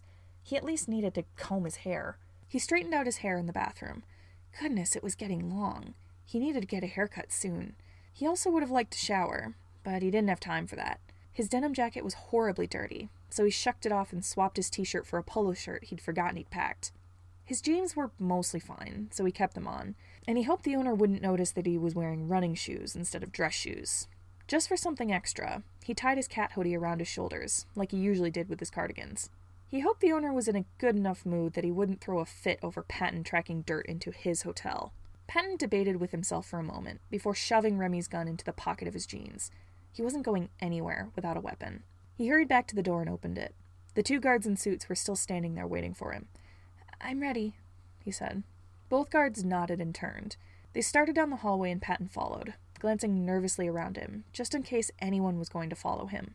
He had nothing to worry about, especially since he was going to visit the owner of the hotel, but he still couldn't keep his trigger finger from twitching. He went down a few hallways and entered an elevator. One of the guards slid a keycard into a slot above the floor buttons. The elevator dinged and the door slid shut. Patton stood in mildly awkward silence with the 2 security guards as they traveled upward. The doors opened. Patton followed the guards out of the elevator and into a penthouse suite that took up the entire top floor.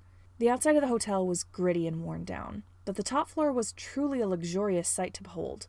A large, elegant carpet took up most of the floor space. Lounge chairs and plush couches surrounded a mahogany coffee table with a glass ashtray as a centerpiece. At the opposite end of the room was a hallway that led to other rooms. A chandelier swung from the ceiling. "Mr. Critique," one of the guards said. "He's here." A figure appeared in the hallway and emerged in the lounge room. A man who looked similar to Remy in both face and build stepped into the room. He was just as short as Remy, if not shorter, and his brown hair had that same cowlick in the back that refused to stay down. His resemblance to Remy was pulled together by the sunglasses perched on his nose. A shawl was wrapped around his shoulders, and he held a cup of Starbucks in one hand. The man lowered his sunglasses to look at Patton. Instead of having brown eyes like Remy, his eyes were a striking icy blue that Patton could see even from across the room. The man spread his arms and strolled across the room towards Patton. "Poison, honey! It's been ages!"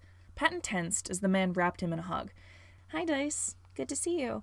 Dice released Patton from his hug and looked Patton up and down. "Darling, your fashion sense has only gotten worse since I've last seen you. I love it. You look absolutely dreadful. And your hair has gotten so long and curly. Let me know if you need a haircut, darling. I can arrange that for you." He linked his arm with Patton's and started for the couches. "Someone get us some coffee. You do still like coffee, don't you, hon?" Patton watched as one of the security guards made their way towards the hallway. Yeah, I guess." "Good." Dice pushed Patton onto a couch. "Have a seat, darling. You must be exhausted from your little journey from Clawmore. Why you stay in that dump of a city is beyond me." He skirted around the coffee table and sat down on a lounge chair across from Patton. He took a sip of his Starbucks. "How is Poison Dart, honey? How has life been for you these past 10 years? Patton sighed. "You can just call me Patton, Dice. That's kind of my name. Oh, it doesn't matter to me, Dice said. I'm okay with calling you by your old title. You don't have to make accommodations for me. He leaned back in his seat. So, how have you been, hon? Not bad, I guess, Patton answered. I have 3 kids, a house in Clawmore. Dice gasped. 3 kids? Hon, I thought you were gay. Who's the lucky woman? I am gay, Patton said. I adopted the kids. Dice put a hand to his chest. Oh, thank God. For a moment there, I thought I was talking to a hetero. He raised a brow. Although, of course, you always can be gay in spirit. Speaking of gays, how's my cousin? Has he finally stopped living under a rock and figured out I run the Critic House? Remy's doing fine, Patton answered. He didn't even know about the Critic House until a few days ago. I didn't tell him who runs it. That man is about as smart as a rock, Dice scoffed. It's ridiculous that he didn't know about the hotel earlier. He needs to go places other than just the streets in Clawmore. Get him to take you to some other cities one of these days. Use that bike of his for more than just a few late-night joyrides. He looked up as one of his security guards walked into a room with a tray. Thank you, darling. Set it on the coffee table. You're a dear. The guard set the tray down and retreated from the room, the other guard right behind them. Dice reached for the coffee on the tray, pouring coffee into a mug with one hand. He drank from his Starbucks cup until it was empty and set it down. Patton watched as he poured a copious amount of cream into his mug of coffee. Dice leaned back and sipped at his mug. Go ahead, he said, waving a hand towards the tray. Have some. Patton wasn't one to decline an offer from the person keeping him safe. He reached for a mug and poured some coffee into it. He wasn't really in the mood for anything sweet, so he left the bowl of sugar cubes alone. So, why did you want to see me? Patton asked, swishing his coffee around in his mug. Can't I just ask to meet with an old friend? Dice said. I heard that you stopped in, and I simply wanted to see you. You make quite an impression with that bounty on your head. Half the world probably knows where you are now. I just had to talk to you myself and get the full story of what's happening. You know I love gossip. Patton raised an eyebrow. He wasn't buying it. Dice sighed. Okay, fine. I was wondering why you got back in the business. Back in the business? Patton squeaked. I'm not in the business. I'm in hiding. Dice threw his head back and laughed. Hiding? Oh, honey, you could not have come to a worse place. Everyone who's anyone around here stays in this hotel at least once in their lives. If you were really hiding, baby, you would have flown to Russia and changed your name. How was I to think you were hiding? Patton clenched his fist in growing frustration. This was the only place I could think to go. No one can get to me here. I don't want to be too far away from my kids, or Remy. Dice sipped at his coffee. Right, Remy. Of course you wouldn't want to leave him behind. You and him are pretty close, aren't you? Tell me, have the 2 of you gotten hitched yet? Patton nearly choked on his coffee. He lowered his mug and stared at Dice. Hitched? Me and Remy aren't dating. He's just a friend. Unfortunately. Dice nodded, but he didn't look convinced. Right. Just friends. I see how it is, he said with a wink. Well, it's not like I haven't tried to make it obvious that I like him. I've been trying to get a reaction from him for years. He's just so oblivious. Patton slumped in his seat. I'm not going to tell him, though. Not now. There's too much going on. Understandable. Dice took a sip of coffee. Anyway, tell me, Poison, what compelled you to adopt kids? That doesn't sound like something the poison dart I know would do.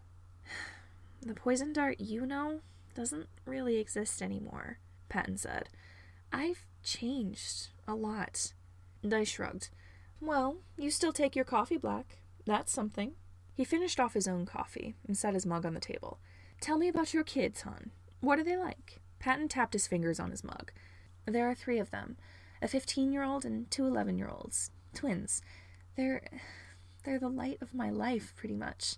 They're not in public school. A friend of mine has been tutoring them. They're very smart kids. I don't know where I would be without them. Well, Dice said, it does sound like you care about them. You really have changed since I last saw you, haven't you? Patton nodded. I'm not in the business anymore. I haven't done a job in 10 years. Dice hummed. So your last target you had was Janus Chimera, and the man still lives. Did you drop out of the business because you failed? No. Patton ran a hand through his hair and set his mug down. His coffee was going to go cold at this rate. Janus was my target for a while, but I strayed from my contract and had to run. Wrath would have killed me otherwise. Dice barked out a laugh. Oh, dear, I nearly forgot it was Wrath who wanted you to kill him. Their old leader hated him. Well, their old leader is dead now, so there's no use talking about it, Patton mumbled. I suppose you're right. Can't speak ill of the dead, can we? Dice said with a grin. However, I am curious as to how you used to work. You were quite the silent killer, weren't you? I guess. Patton shifted in his seat. He didn't like talking about this. So why did you kill the old leader of Wrath in such an obvious way? It really wasn't your style, darling. Everyone saw it. Patton grit his teeth, hesitant to answer. His left index finger twitched. It was a spur-of-the-moment thing. I didn't plan it. I just did it. Dice lowered his sunglasses. His bright gaze pierced right through Patton. But why did you do that? You know it would get you in trouble, honey. Why do something like that? I wanted to go out with a bang. A smile tugged at his lips. Literally. Dice covered his mouth with the back of his hand as he laughed. Oh, hun, it is so good to see you haven't lost your sense of humor. I adore your puns, darling. I was beginning to worry you would run out of joke material. He stifled another chuckle. Anyway, was that really the full reason? Patton let his smile fall. I don't know. I knew I was going to leave the business after that, so I wanted to do something I'd never done before. I just wanted my last kill to be memorable. At the time, I wanted people to know Poison Dart as the one who killed the leader of Wrath's Blade. But why not Chimera? Dice asked. He's one of the heads of one of the biggest gangs in America. What made killing Nemesis Justice so much more appealing than killing Janus Chimera? Patton heaved a sigh. I met Janus. After what I did to his bodyguard, he was devastated. I had every chance to kill him, but I chickened out. When the leader of Wrath asked to meet with Janus in public so I could have a chance to kill him, I couldn't do it. Chimera is more ethically sound than Wrath, if that even matters in this business. And I figured if I was going to be killing the leader of a gang anyway, I might as well spare the lesser of two evils. Ethically sound? Dice scoffed. Since when do you have a moral code? Why, 13 years ago, you threatened my life over a leak in your hotel room. When did you get morals? Patton grimaced. After I pushed a college student out of a window with the intent to kill her, and she ended up alive with PTSD and a prosthetic leg. That would do it, I suppose. Being an assassin must be a taxing job. Dice crossed his legs. So, you're sure you're not going back in the business? I'm sure. Dice sighed. Darling, you have so much talent. Why do you not use it? Patton opened his mouth to respond, but he couldn't make any words come out. Being an assassin really was the only thing he was good at. He didn't like hurting people, but if he was pulled back into the criminal underground, what else was he supposed to do? Dice motioned for Patton to stand. Come here, darling. Patton stood reluctantly and walked around the coffee table. Dice took Patton's arm and pulled him onto the couch next to him. Dice turned on the couch to face Patton and took both of his hands in his. Darling, you have so much unused potential, he said, his voice soft. You could do incredible things in this business. Do not let all that potential go to waste. But if I go back to doing this, my kids will be in danger, Patton protested. They're already in trouble. They'll constantly be in trouble if I go back to this. Dice tilted his head and smiled. Poison, honey, that's your whole problem. You're not using your full potential to protect them or yourself. You are capable of so much. You could run this city if you wanted. You may have changed, but the poison dart I know is still in there, and he wouldn't hesitate to do whatever he had to in order to keep himself safe. Half the country is after you, darling. It's time to come out of hiding and let people know you're not to be fucked with. Dice smirked and looked at Patton over his sunglasses. Give them hell, Poison. The sincerity in Dice's eyes burned into Patton's soul. He didn't know what to say. Maybe he had a point. Maybe it was time to come out of the shadows. Dice patted him on the cheek. Think on it, honey. He let go of Patton's hand. You can go back to your room now. Is there anything you need while you're here? Patton hesitated. He didn't want to ask Dice to do anything for him. Dice was already doing so much just by letting him stay in the hotel. Could You keep an eye out for my friends? Patton asked finally. Remy might stop by. There's also a guy named Thomas Sanders. White guy, red leather jacket, clearly gay. And Andy, East Asian girl, kind of emo, also very clearly gay. I never learned her last name. Can your guards let me know if any of them come in? Of course, baby. Anything for an old friend. He reached into his pocket and pulled out a keycard.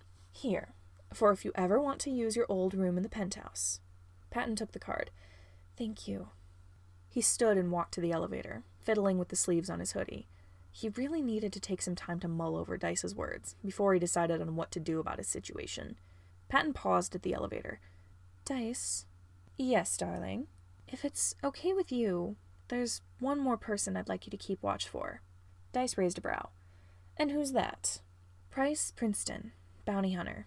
Dyed, bright red hair, white jacket, East Asian lady about 20 or so years old. And what do you plan on doing if she does stop by? Dice asked, a curious lilt in his voice. Patton's trigger finger twitched. I'm going to give her hell. Dice's face split into a full-on smile. That's my boy. He motioned towards the elevator. Consider it done, darling. Go have a nap. I'll set a guard outside your door so no one bugs you. Patton stepped into the elevator, Dice's words still ringing in his ears. Andy didn't think Logic and Crofters would contact her again, but apparently she'd been wrong. She had been messing around on her laptop, waiting for Thomas to wake up, when she checked her messages in the forum page and spotted a new message. She raised her eyebrow, a little curious. She was pretty sure she'd done everything he'd asked of her. She opened the message. Ma'am/sir/etc. I'm sorry to ask this of you, but I have another little thing I need help with, if you're willing to assist me. It's related to the kidnapping I asked you to look into. Andy considered it. After everything she's done for this guy, he owed her. She could certainly use him to pull a favor or two with Chimera in the future. Sure thing. What do you need? She waited for a response. When she got one, a grin split across her face as she read through it. So here's the plan. Chapter 38. The Orange Man is Scary. I got the location, Logan said. Where are we going? Teal asked, gripped tight on the steering wheel. Abandoned warehouse, near Cabra Street, Logan responded. Turn left. Logan glanced from his screen to the street ahead as Teal drove. They already made a game plan, and Logan prayed that it would work. He was not leaving this building without Roman and Remus. They arrived at their destination within a minute or two. Logan stared at the run-down, long-abandoned warehouse in front of them. A car was parked outside. One glance at the license plate told Logan that it was the same one he'd seen on the street cameras. Another car was parked next to it. It was an ugly, bright orange color that figuratively burned Logan's retinas. Janus grimaced at the orange car. Looks like he's already here. He turned to look at Logan. Are you ready? Logan glanced at his screen to make sure Janus's phone was connected to his laptop. Yes. Good luck in there. Janus leaned forward and pecked Logan on the cheek. You and your hacker friend can do this. I trust you. Janus and Maggie both hopped out of the car and made their way to the door. Logan kept the feed from Janus's phone open, despite the fact that nothing had happened yet. He also had his forum messages opened. He'd contacted My Chemical Anxiety and asked for some additional help, and luckily they'd been willing to provide it. He was sure he'd have to pay them a very hefty sum for all the work he'd asked of them, but it was worth it to get the twins back safely. He jumped when a camera feed suddenly appeared on his screen, showing the inside of the warehouse. It looked like Anxiety was doing what Logan had asked of them. He couldn't get into Wrath's cameras no matter how much he tried, and he had tried in the past. He wanted to send Anxiety a quick thank you message for getting him a loophole into Wrath's security system, but he decided against it. They didn't have time for formalities. Logan glanced up at the building. Janus and Maggie were speaking to someone at the door that Logan couldn't see. He wished the cameras inside didn't have blind spots so he could see who it was. He heard their voices speaking through his laptop. Where's your bodyguard? A woman's voice asked. She is preoccupied, Janus said. This is Maggie. She's standing in for DW today. Nice to meet you, Maggie said in her usual bouncy voice. The woman hummed. Lots of weapons, huh? You really need that much to keep him safe? It doesn't hurt to be prepared, Maggie said. Whatever, the woman scoffed. Come in. The boss is expecting you. Logan turned back to his screen. He watched as Janus and Maggie entered the building with the guard at the door right in front of them. Logan narrowed his eyes when he realized it was the same woman he'd seen on the cameras at the school. Miss Sharp, the one who'd kidnapped the twins. He had half a mind to burst out of the car and punch her in the face, but he had a job to do. The inside of the warehouse would have been vast and empty, if not for the dozens of constructed walls that lined the floor. The walls made it look like Janus had stepped into a hallway, but the ceiling was still far above them, unconnected to the walls that were probably hiding closed rooms of victims in their midst. Logan was tempted to get Janus to rescue all of them, but they were only looking for the twins. They couldn't waste time with anyone else. "What you looking at?" Logan jumped at Teal's voice. She'd clambered over the seat and was leaning over to look at his screen. Logan sighed. "I'm doing my job. Go do yours." "It's not time yet." She peered at the screen, idly kicking her legs. "So, who's your hacker friend?" "No one you need to know about." Logan shrugged Teal off as she leaned against his shoulder. "Dude, get off." "No." Teal poked his arm. "Did you make a friend? What's their name? Do you like them?" "Jesus, you're insufferable," Logan grumbled. He turned his full attention to his laptop. He and Teal watched as Janus and Moggy followed the woman into the warehouse. Moggy stuck close behind Janus, much the same way DW did. Logan switched between cameras to follow their progress. "He's been wanting to see you," Sharp's voice said through the speakers of his laptop. "He was excited when he got here." "I imagine he was," Janus said. "Am I allowed to have my bodyguard in the room?" He did request that it be a meeting between just the two of you. Me and your bodyguard can stay outside the room." Sharp cast a distasteful glance at Moggy's purple pigtails. "I'm fine with that," Janus said. Logan took a deep breath. "Okay, here we go," he muttered, as he switched between cameras, searching for wherever Roman and Remus were being held. He listened to Janus's audio as he worked. He didn't hear much more than footsteps, but they finally stopped, and he heard a door being opened. Logan stopped scrolling through the cameras when he spotted two familiar people in one of the feeds. Roman and Remus were both tied to chairs that sat back to back, enclosed together in one dark room. One wall was covered in various weapons. Logan shuddered at the sight. However, it looked like neither of the twins were injured, which was a relief. "Damn," Teal whispered. "That's a torture room if I've ever seen one. And I've seen plenty." Logan checked the camera number. The twins were in room 135. He sent out a mass text to their backup to let them know where the twins were. He didn't see any blood or injuries on the kids, but it was hard to tell through the blurry camera. He hoped they were okay. "Justice?" Janus's voice said through the laptop. "Good to see you again. It's been a while." Someone responded, but their voice was muffled, and Logan couldn't make out the words. He shifted through the cameras, searching for whatever room Janus had stepped into, but Logan couldn't find him anywhere. His phone buzzed, and he glanced at it. A message stared back at him. "Hey, it's My Chemical Anxiety from the forums. Sorry for finding your phone. It's easier to use two devices. I can't find the room Chimera went into. I don't think there's a camera in there." Logan cursed under his breath. So there was no way to keep an eye on Janus. Great. He tapped out a response. "That's all right. Everyone is where we need them. I'll wait another minute to see how Janus's discussion goes. If things go south, you know what to do?" "Yep."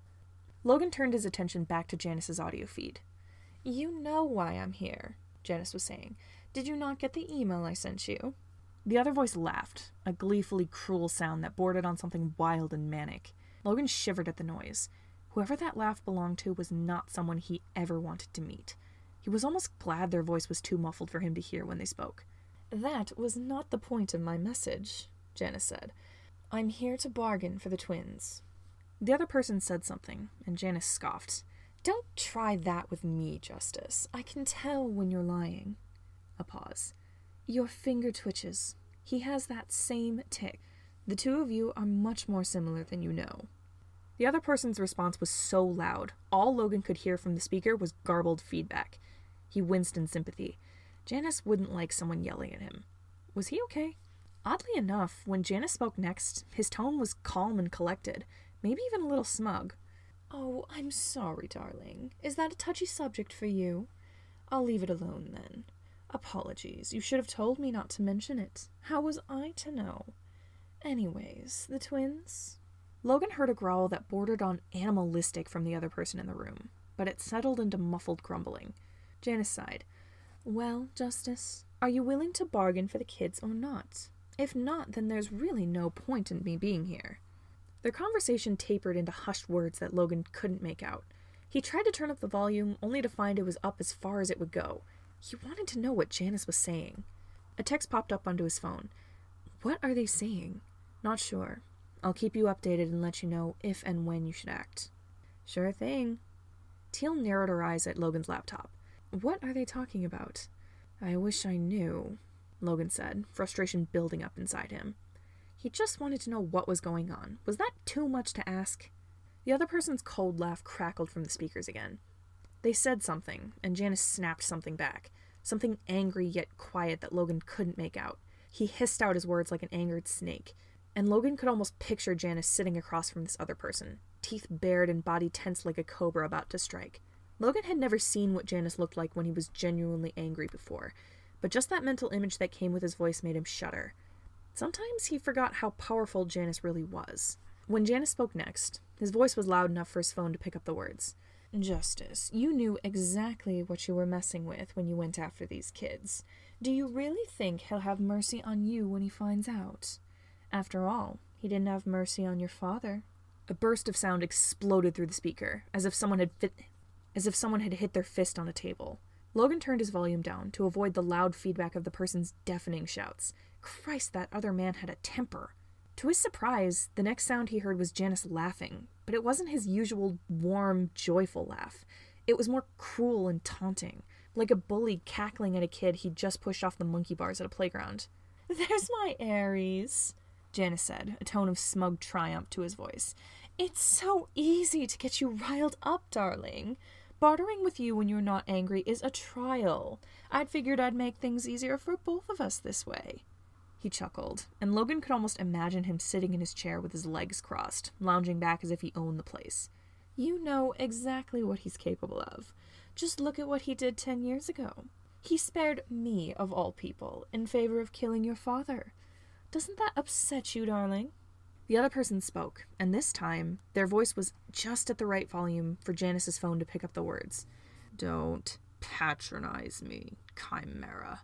Logan wanted to shut his laptop and drive away. Their voice rumbled like the growl of an angry lion. A fire of hatred burned in their tone. Logan had no doubt that they would kill Janus right then and there if they could. He wanted to call Janus and tell him to get the hell out of there. A text lit up his phone screen. "Do you know what they're talking about?" Logan sent a response. "I don't know. He's speaking to the leader of Wrath. That's all I know about the conversation. He's supposed to be convincing them to give us Patton's kids back. I don't know what all this talk of threats is about. Would you perhaps know?" A reply appeared within a few seconds.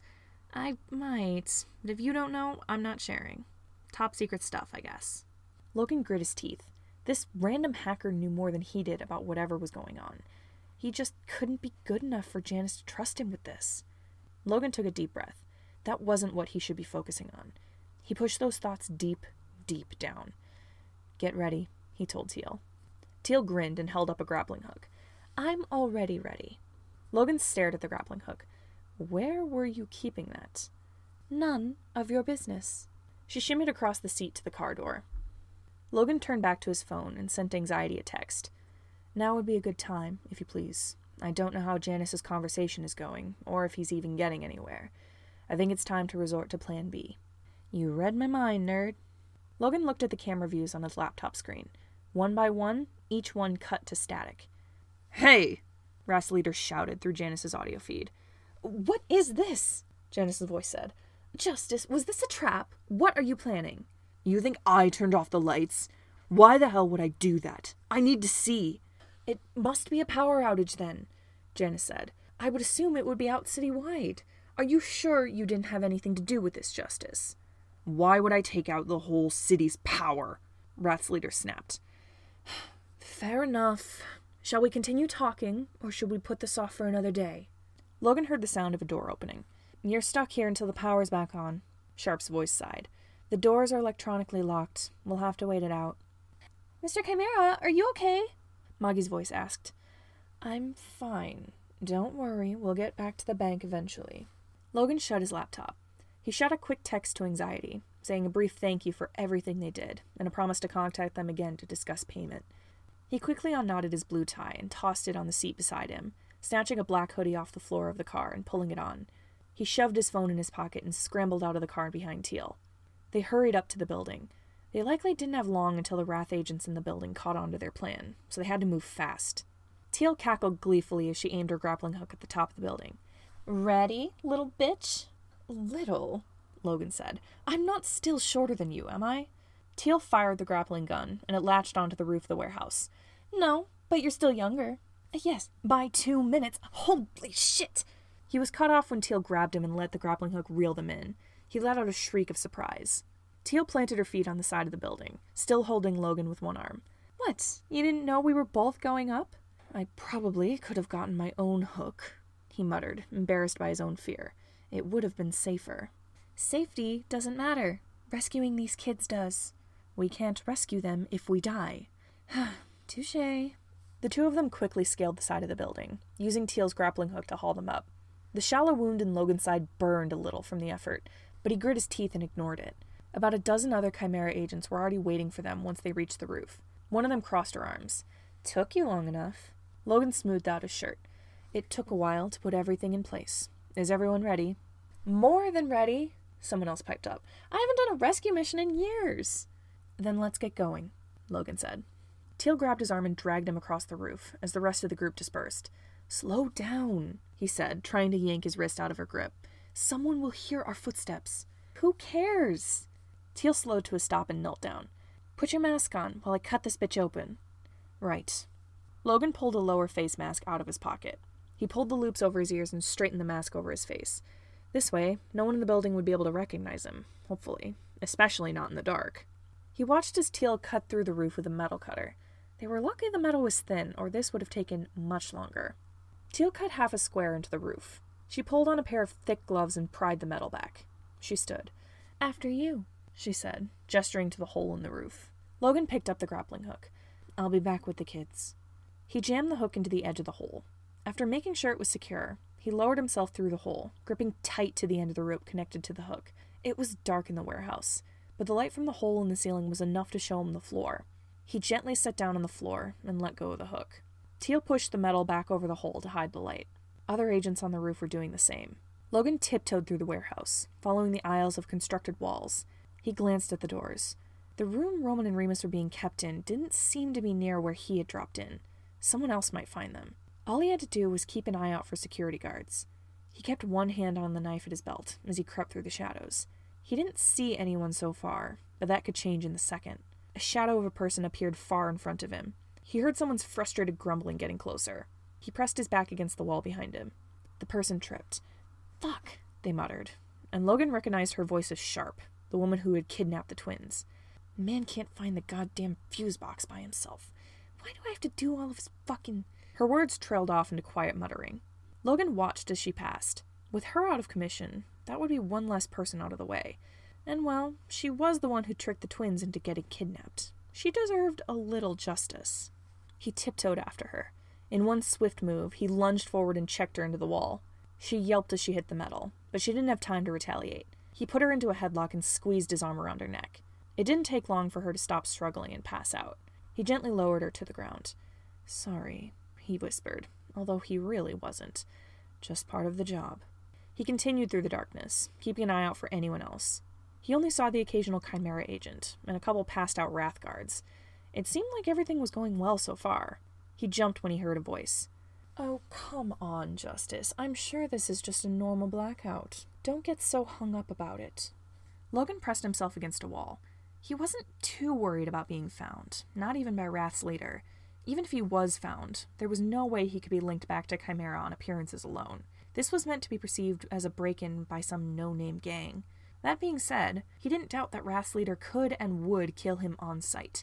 Maybe staying hidden was more important than he thought. A couple flashlight beams bobbed in the darkness. He tensed as a pair of footsteps grew closer. Someone turned a corner, and a light landed right on him. He froze like a deer in headlights. He couldn't see who was behind the light. The person stepped closer and aimed the beam away so he could see. Moggy smiled. Everything going okay? She whispered. Before he could answer, he was interrupted by the sound of someone coughing. He grimaced in sympathy. The coughing sounded wet and painful, grating against the person's throat. He heard a thump, followed by more coughing. Justice? Janus's voice said, oddly soft and concerned compared to how he'd been talking to that person earlier. Ares, are you okay? Moggy gave Logan one last glance before she hurried off to help with whatever was happening. He heard Janus tell Moggy to run and get some water. The painful coughing echoed off the metal walls. Using this convenient distraction to his advantage, Logan slipped past the collection of voices and crept on through the warehouse, glancing up at the numbers on the doors as he passed. He nearly bumped into someone and drew his knife, ready to strike, but he spotted the mask on their face and lowered his weapon. It was just another Chimera agent, probably Alex by the looks of them. The two of them stuck close together as they made their way towards the twins' room. He didn't know if anyone had found them already, but he wasn't willing to take that chance. He spotted a person kneeling in front of a door. He squinted to see who it was. It was another Chimera agent, trying to pick the lock of a door. Logan and Alex approached. Sure enough, it was the twins' room. "How's it going?" Alex whispered. "Not good," the other agent hissed. "I suck at this. You do it." They stood aside and Alex knelt in front of the lock. Logan couldn't see what they were doing, but they were one of the best lockpicks in this branch of Chimera. If they couldn't get the lock open, no one could. The lock clicked. Alex stood and waved to the door. "After you." The other agent gave Logan a thumbs up. "We'll keep watch out here." Logan nodded. He stepped past Alex and opened the door a crack. It was even darker in here, but the kids must have heard it open, because he heard one of them squeak in fear. Logan pulled out his phone and turned on the flashlight. Roman and Remus were tied to their chairs, back to back, just like he'd seen in the cameras. They squinted in the light. Roman's eyes shone with tears, and Remus was trembling like a leaf. The ropes holding them down were tied so tight. Logan wondered if either of them had lost feeling in their limbs yet. He drew his knife. Roman spotted it and started to squirm, tears pouring down his face. He started to cry. Logan hoped no one would hear and come to investigate. Logan sliced through the ropes. As soon as Roman was free, he leapt out of his chair and sprinted for the door, only to be stopped by Alex. They scooped him up into their arms and put a hand over his mouth. "Sorry, kid," Alex muttered. "Can't have you giving us away." Logan shut off his flashlight. Remus stared at Logan, his petrified look morphing into one of angry determination. Logan picked him up and Remus squirmed. "Fuck you, you fucking goddamn bastard!" Remus hissed, kicking wildly. "I'll fucking fight you! God damn it, where is my fucking mace? You fucking fuck, let me go!" "Remus, please watch your language," Logan said. "And don't worry, we're getting you out of here." They left the room. "Where's your exit point?" Logan asked Alex. "Southeast corner," Alex answered. "We'll meet you on the ground." Logan ran off, Remus in his arms. Remus cursed more and held onto Logan to keep himself from falling to the ground. However, his eyes widened when Alex ran in the opposite direction with Roman. He struggled more. "No!" he squeaked. "Roman!" In a panic, Logan covered Remus's mouth. "It's okay, we're not separating you. You'll see him outside." A sharp pain exploded through Logan's hand, and he held back a squeak. "Remus," he hissed, "did you just bite me?" Remus wiggled in Logan's arms, desperate to break free and run after his brother. Logan glanced down at the teeth marks in his hand. Blood beaded on his hand. Christ, that child had some strong power in his jaws. Remus growled in frustration and reached out for Roman as if he could grab him from here. Logan sighed and kept running through the warehouse, muttering quiet assurances to Remus along the way, hoping he could help him through his fear. He heard someone shout from somewhere nearby. He slowed to a stop and glanced around, searching for the sound of the voice.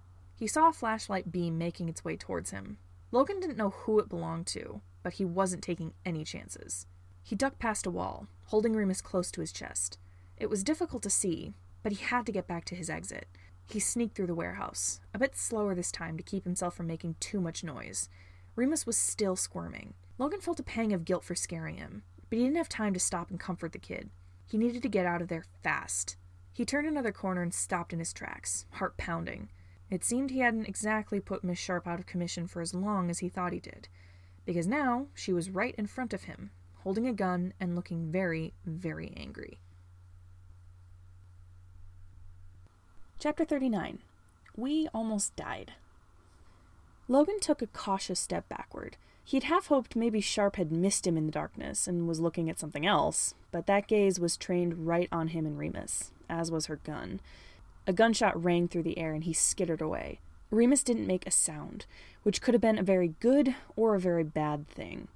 Logan ducked behind a wall, but even now he heard voices yelling and footsteps running. There would be people on him in no time. He needed to get him and Remus out of here, now.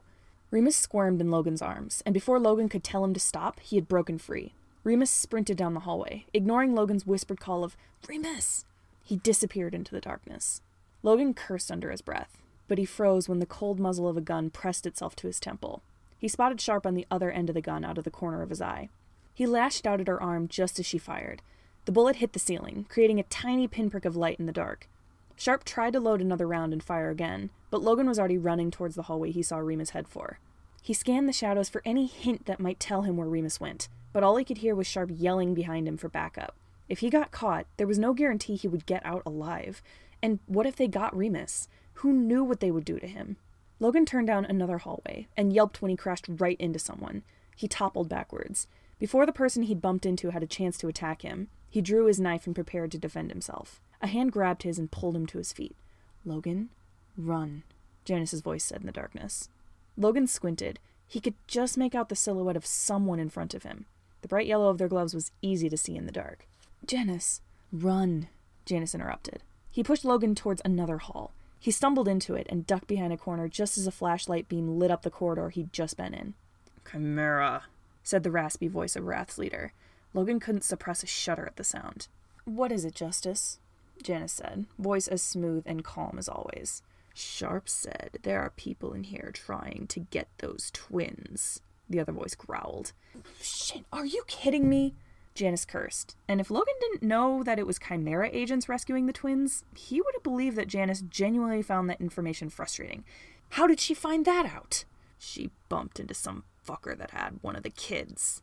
A shot in the darkness met Logan's ears. Janus didn't respond to the other voice, as the leader of Wrath started down the hall after it. Janus hurried close behind. Logan cursed under his breath and darted through the shadows towards the yelling. If that was where Remus had run off to, he had to get there first. He skirted around the corner and his heart dropped. A Wrath agent in an orange jacket had Remus in their arms, trying to wrangle him so he would stop squirming. Footsteps rapidly approached Logan from behind. They stopped, and he heard the click of a gun being cocked. "Don't fucking move," Sharp's voice ordered. More footsteps approached, and Logan imagined there were at least a dozen other Wrath agents with her. Logan stayed stock still, one hand resting on the knife at his belt. If only he'd thought to bring a gun. Logan turned his head a little, so he could see Sharp and the group she'd brought with her. Each of them held a gun in their hands, and every single weapon was pointed at him. They circled around him, cutting off the other hallways. Logan's heart pounded, and his mind raced as he tried to figure out how to get out of this.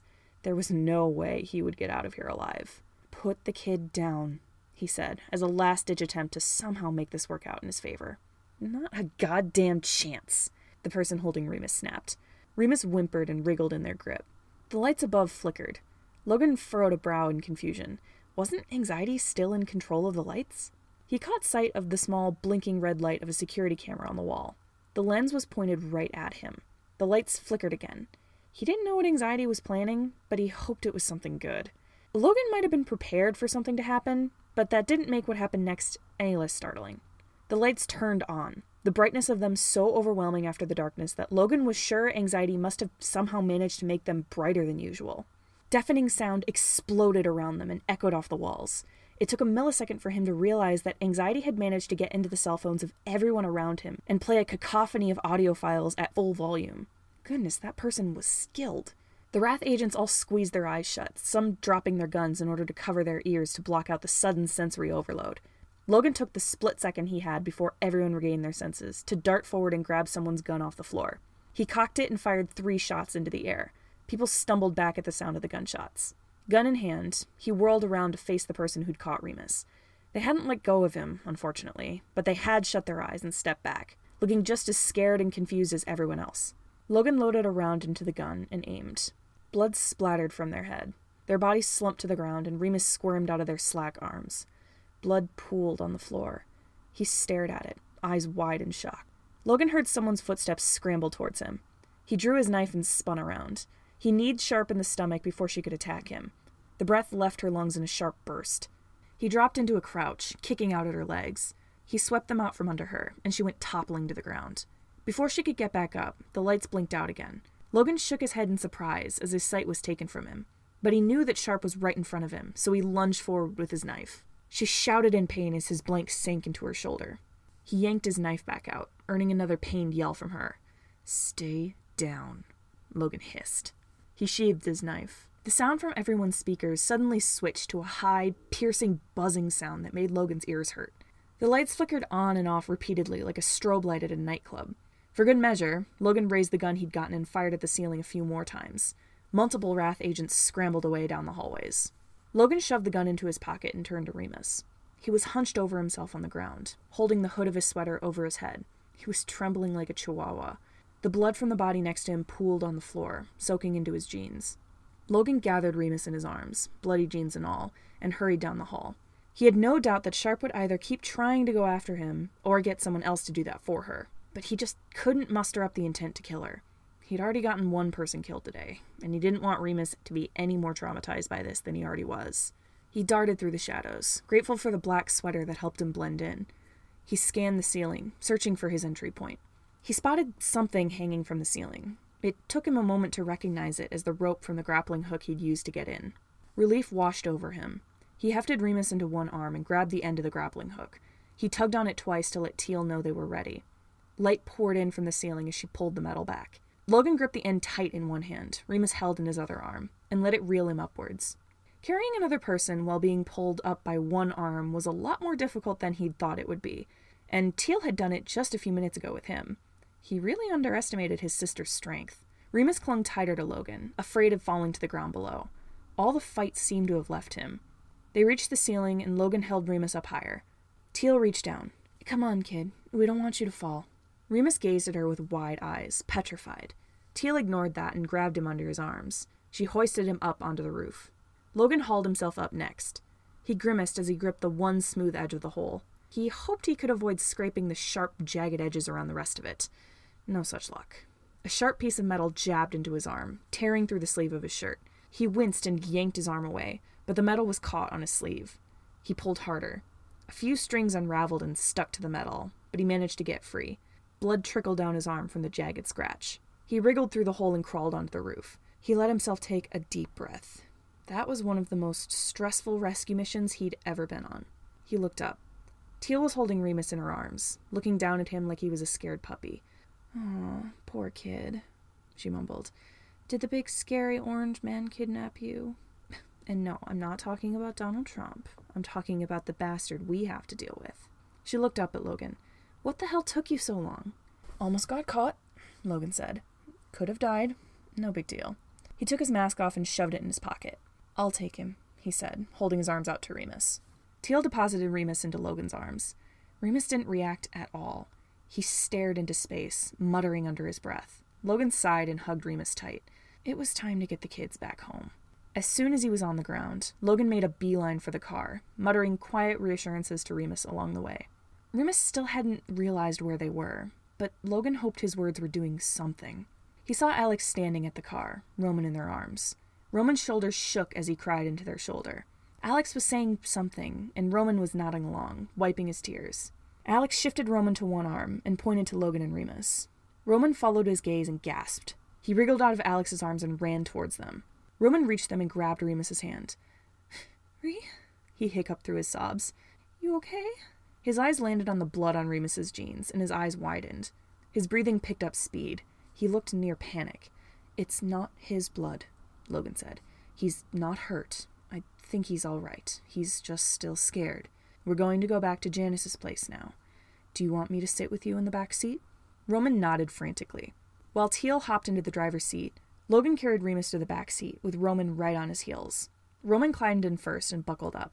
Logan sat in the middle and set Remus in the seat next to him, trying to ignore the fact that the blood was going to soak into the seat and leave a stain. He buckled Remus up. Remus still didn't respond, other than a furrow of his brow and a light shake of his head. Blinking rapidly, he mumbled something to himself that Logan couldn't hear. Teal pulled away from the warehouse and back onto the street. Other vehicles followed behind them, each one driven by a couple Chimera agents who would no doubt be celebrating the rescue of these random kids they hardly even knew. The employees at Chimera were very excitable when it came to pissing off Wrathsblade. Logan rummaged around on the floor of the car. "Hang on, I think I saw a blanket back here at one point." He spotted a corner of fabric sticking out from under the seat and grabbed it. Once the blanket was free, he draped it over Remus's shoulders. Remus automatically grabbed the blanket and pulled it closer. He blinked and shook his head again. Roman squeaked, "Specs, you're bleeding!" Logan glanced down at his arm, where the edge of the roof had snagged his shirt and scratched him. The wound didn't look that deep, but it was jagged. That would leave a scar. "It's okay, Roman," he said. "I've done this before. It's not my first time I've gotten scratched crawling through a ceiling. The real question is, are you okay?" Roman sniffled and cuddled up to Logan. "Sort of." maybe? I don't know. What happened? Like, I remember most of it, but that last bit was a blur. We broke in and got you out of there, while Janus and Moggy distracted the man who was keeping you there. Logan wrapped his arm around Roman's shoulders. You're safe now. Tears streamed down Roman's cheeks. He buried his face in Logan's shirt and cried. Logan awkwardly patted his shoulder. At one point during the car ride, after Roman's cries had faded into sniffles and hiccups, Remus stirred in his seat. He reached out and rolled the car window up and down multiple times. Remus, Logan said softly, you with us? It took Remus a moment to process Logan's questions. Yeah, I think so. He rubbed at his eyes. Jesus Christ, what happened? How did I get here? He glanced down. Where did all this blood come from? Don't tell me I killed someone. I don't think I would do that, but if I did, I'm gonna have to have a stern talk with myself. We broke in and rescued you. You swore at me multiple times. I may have shot someone, but that's besides the point. How are you feeling? Remus sighed. Not bad, I guess. He groaned and lowered his face into his hands. That's one more traumatic memory to keep us up at night. Where are we going? Back to Janus's house. I'm sure your brother is worried as to where we all were for those few hours. Remus furrowed his brow. Wait, how long were we gone? Logan checked his watch. Since we left for drama practice at 3, we've been gone approximately for 5 hours. 5 hours? Roman whispered. Oh, Virgil's gonna be so worried. Chapter 40. I get scolded by a 15-year-old. It didn't take long to get to the house. Teal parked Logan's car in the driveway. Roman reluctantly pulled away from Logan and hopped out of the car, Logan and Remus following close behind. I'll go drive back for Janus, Teal said. He and Moggy can bring your car back later. Sounds good, Logan said. Logan led the kids up to the door. Roman clung tight to Logan, arms wrapped around Logan's torso, as if afraid that he would disappear if he let go. Remus lagged behind him, occasionally mumbling something to himself as he walked. Logan opened the door and was immediately faced with a frantic DW and a panicked Virgil. Where were you? They demanded at the exact same time. Virgil was breathing heavily, tear tracks streaking down his face that smudged his eyeliner. He looked as if he'd just come out of a panic attack. Logan didn't miss how Remus flinched at DW's voice. Long story. Where's Janus? DW interrupted. She glanced around the driveway, as if he was hiding in the garage or something. Virgil nudged DW aside. Roman let go of Logan and collided with Virgil, wrapping his arms around him tight. Virgil shot a glare up at Logan. You were gone for hours, he said. What the hell happened? Logan put a hand on DW's shoulder and steered her back into the house. Janus is fine. Let's talk inside. It's been a long day. Logan managed to guide DW to the armchair. Virgil and Roman sat on the couch. Remus shuffled in after them and plunked himself down next to Virgil. Virgil's eyes widened when he saw the red on Remus's jeans. Is that blood? He shrieked, eyes wide with panic. It's not his, Logan blurted. Someone got shot, not Janus, he added, when he saw DW inhale sharply. He heaved a sigh. Drama practice may not have gone as planned, Logan said. An intern from the school kidnapped the twins. We had to break into a warehouse owned by Wrath to get them back. That doesn't answer my question as to where Janus is, DW said. Her voice shook as she spoke. She kept looking at the door like she was expecting Janus to walk in at any minute. Logan sighed. He's meeting with the leader of Wrath. DW deflated. She put her face in her hands and then raked her fingers through her tangled hair. Jan, what the hell did you do? She muttered. She pushed herself to her feet. I have to be there. I have to make sure he's safe. Logan grabbed DW's arm before she could make it to the door. You're not going anywhere. I can assure you, Janus is fine. Moggy is with him. It doesn't look like you can do much protecting anyway. You look like you just woke up from a coma. DW glanced down at her rumpled pajama pants. You're right, she relented. She rubbed at the bags under her eyes. Are you sure he's okay? Positive. Where's Diana? DW flopped back onto the couch. Upstairs. Said she needed a few minutes to process everything that happened today. Why don't you go upstairs, too, and relax? Logan suggested. I'll take care of the kids. Gonna be pretty fucking hard to relax when Janus is in danger, DW muttered. Logan crossed his arms, unwilling to budge on this topic. DW was not in any shape to be protecting anyone. Dorothy, he said firmly. To his surprise, DW shot to her feet and stepped forward so she was right in his face. You don't get to call me that, she snapped. You don't have the goddamn right. She clenched her jaw and glanced at the kids, then back at Logan. Her hand shook as she clenched and unclenched her fist. She shook her head at Logan. Don't you dare call me that, she whispered, tears shining in her eyes. She wiped at her tears and stormed off to the dining room. I'm going to let Diana know you're alive, she said. She disappeared through the door. So... Logan turned to Virgil at the sound of his voice. Virgil sat on the couch, legs and arms crossed, icy cold glare leveled at Logan. Despite the fact that he was a 15-year-old wearing an oversized sweater, he almost looked like a disappointed mother. Mind telling me about this kidnapping? He said, voice as cold as his glare. Logan shifted on his feet, suddenly nervous. He had never seen this fiercely protective side of Virgil before. Logan took a deep breath. Okay. Before I continue, I would like to preface my statement by saying that everyone is physically unharmed, aside from me. I merely scratched myself, and I will get DW to stitch up the wound later. Janus is not present because he is meeting with the leader of another gang, and he has Moggy with him as a stand-in bodyguard. Roman and Remus are both fine, physically. The look on Virgil's face made Logan feel like a kid who'd gotten caught with his hand in the cookie jar. Logan tried not to hunch his shoulders under his gaze. So, at drama practice, Logan continued, Roman and Remus went into the school, while Janus and I decided to wait out in the car for them to be done.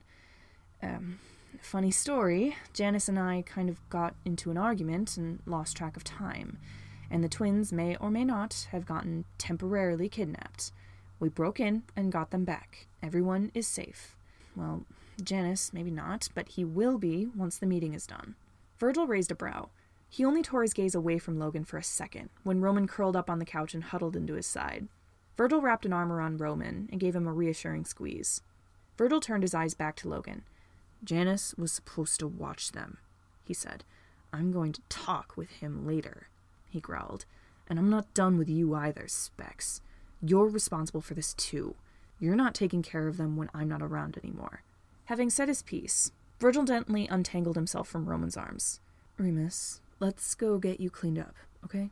He said, in a voice that was much softer than the one he'd just been using with Logan. Remus nodded blankly as Virgil helped him to his feet. They shuffled off to the stairs together, with Roman clinging to Virgil like a leech. Logan watched them go, guilt settling over him like a blanket. They really should have been paying attention to the kids, or better yet, insisted that he go into drama practice with them. Maybe all this could have been avoided. And now Virgil was angry with him. It had taken almost 2 years for Virgil to trust Logan as much as he did, and now that trust was shattered. He hefted his laptop bag with a sigh. While he was here, he might as well work out payments with My Chemical Anxiety. It would help take his mind off what happened. Andy had been trying and failing to hack into Janice Chimera's cell phone when Thomas stirred. She shut her laptop and looked up. Thomas? She said. She reached out and nudged his shoulder. It had been over an hour since the surgery was finished, and Andy felt like she'd been waiting forever for him to wake up. Thomas groaned and opened his eyes. He blinked in confusion. What the hell happened? You were shot, Andy said. You needed surgery to get the bullet removed. Thomas's eyes widened a little. Fuck, I can't afford to pay for this. Andy hadn't thought of that. She bit her lip, trying to think of any way they could get out of this, but no ideas popped in her head. Thomas sat up, wincing at the pain in his arm. At least it wasn't my left arm, he muttered. Where are Patton and Remy? Patton got to the critic house, Andy said. Remy was taking in for questioning. I already thought of ways we can break him out. What do you think about hijacking a wrecking ball and smashing it through the police station? We are not knocking down a police station, Thomas said firmly. Not again. Andy heaved a sigh. You kill all my joy. Hey, I just got shot. I don't want to do anything exciting right now. Fair enough. Andy leaned back in her seat. How do you feel? Thomas gently poked at his bandages. Like my arm was hit by a car, he groaned. I might have to take a loan from Chimera to help me pay for this. I hate owing them things. Won't they just give you money since you used to work for them? They don't work that way. Thomas furrowed his brow. But my boyfriend still works for them. Maybe I can get him to take out some money. Andy blinked. Wait, you have a boyfriend? I told Remy you were single. Why does that matter? Isn't he dating Patton? No, they're both single. Haven't you noticed that Remy's been flirting with you? Thomas shook his head. Andy, I'm an oblivious gay disaster. I get confused when even my boyfriend tries to flirt with me. He settled back onto the bed with a grunt of pain. What now? Andy shrugged. I don't know. I guess we wait until someone gives you the green light to leave, and then we head over to the Critic House. Or the police station to break out Remy. That too. Andy's phone buzzed into her pocket. She dug it out and glanced at the screen. A text from Logic and Crofters had popped up on her screen. We managed to get both of Patton's children back safely. Thank you for your contributions. What payment method would you prefer? Who is it? Thomas asked. Just a hacker friend, Andy answered. Give me a second. She read over the message a couple times, considering her options. This had just been a quick little side project, something to pass the time while she waited for her friend to wake up after surgery. It didn't cost her anything, so she didn't see any reason to get paid for it. However, having someone in Chimera who owed her could certainly come in handy down the road. I'll ask you to do something for me in the future if I need it. This task was no skin off my back. I don't need payment right away. A response appeared within a few seconds. Of course it wouldn't be any skin off your back. I don't see how a hacking job would be able to remove any of your skin anywhere, not just off your back. Andy snorted. Dude, it's a figure of speech. It wasn't any problem. I regularly turn off the lights in Rat's headquarters for fun. This was just something for me to do in my free time. Really, I should be the one thanking you for keeping me from getting bored. Ah, I understand. I'll keep an eye out for any messages from you regarding a favor then. Perhaps I'll speak with you later. See ya, nerd. Andy put her phone away and stood. I might as well get a nurse to check on you, so we can figure out when we can leave. Once Andy called a doctor and a nurse into the room, they both examined Thomas's wound, his bandages, his vitals, and questioned if he had any other detrimental symptoms. They concluded that he would be good to leave as soon as he felt up to it. Andy was relieved that his wound hadn't been too serious. If Thomas had been horribly hurt, it would have taken them ages for them to be able to leave. It still took a while to actually leave, but they got out of there at a decent time. It may have been 8 o'clock and way past supper time, but they had both agreed that they were going to eat as much pizza as they could handle as soon as they got to the Critic House. Andy hadn't eaten since her little outing with Price. She grimaced at the memory of it. They called a cab to take them to the Critic House, but they stopped the ride before they could get there. Andy had spotted Remy's bike still parked where they'd stopped it when Thomas had gotten shot. Remy would die if anything happened to his bike. Andy didn't want to just leave it out in the open. Remy still had his keys, but Andy was lucky she knew how to hotwire a motorcycle. Soon, the two of them were speeding off towards the Critic House. Andy tried to take it slow. She didn't want to jostle Thomas too much, since he could only hold onto her with one arm.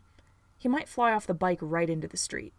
The Critic House was just down the street, so it didn't take long to get there. Andy gazed up the hotel as she drove into the parking lot. The place didn't look any different than she'd remembered. Thomas stepped off the bike. Guess we should go find Patton. Andy tensed. She wasn't looking forward to the questions Patton would no doubt fire at her about the bag she'd taken from his weapons locker. Guess so. She shouldered her laptop bag and started for the door. Thomas was right on her heels. She pushed the doors open and peered into the lobby. Most of the couches were occupied by a variety of assassins, bounty hunters, hackers, and gang members. Hardly any of them looked up when Andy and Thomas walked in. Where might Patton be? Thomas asked. Andy glanced around at the dozens of people. A lady with a gun glared at her, and she lowered her gaze. I don't know. Should we ask? Andy and Thomas stuck close together as they made their way to the front desk.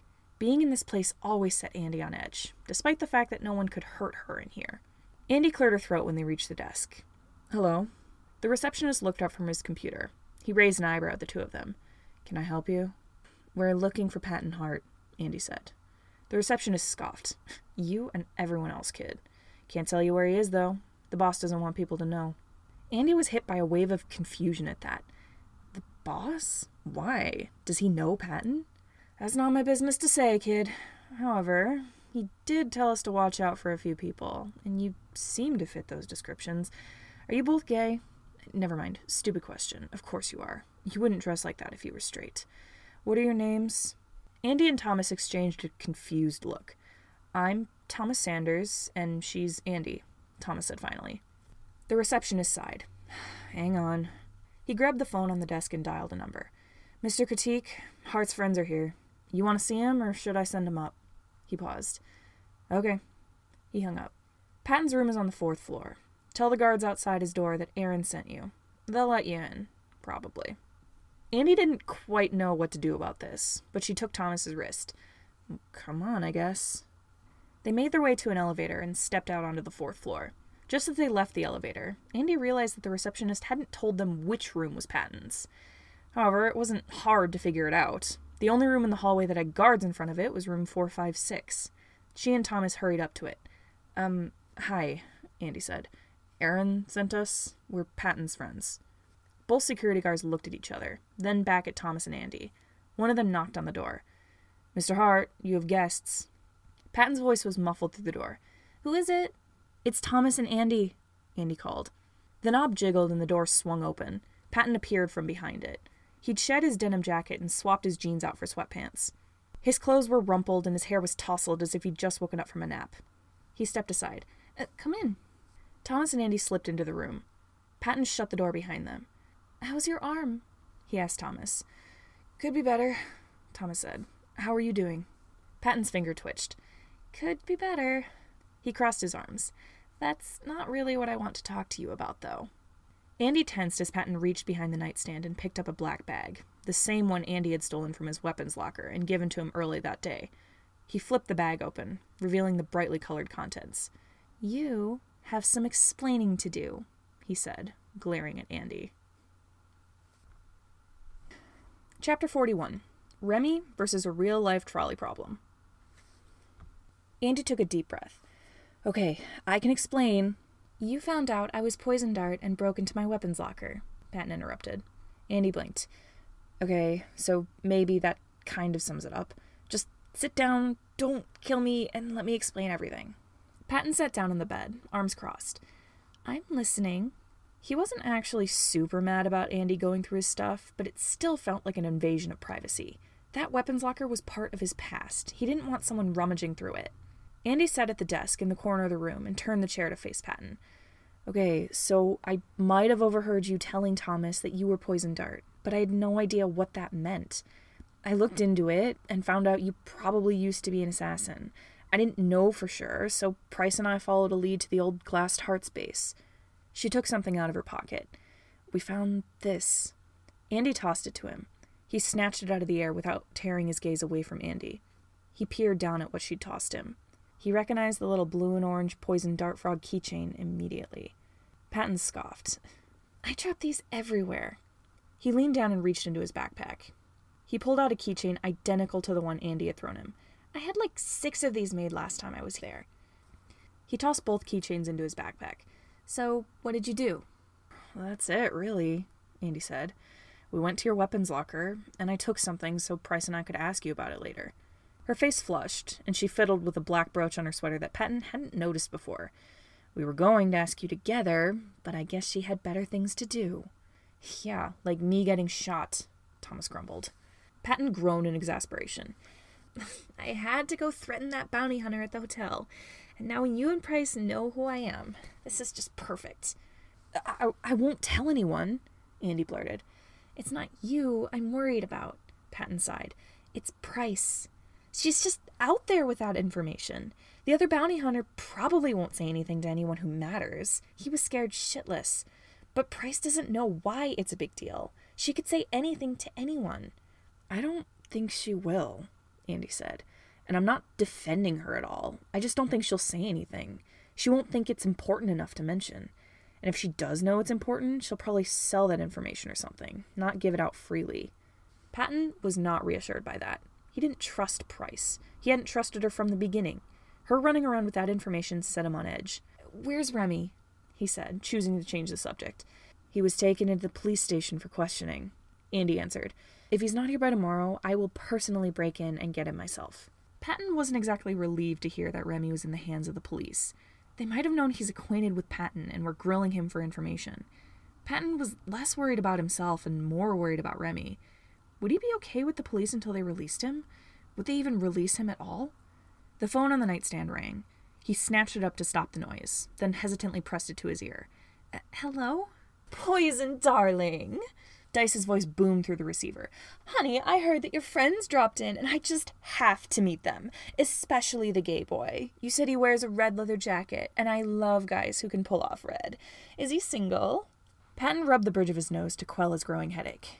"I don't know. I think he's single. Please don't flirt with him. Your dumbass cousin already did that, and I don't need you to embarrass me too." Fine, Dice said.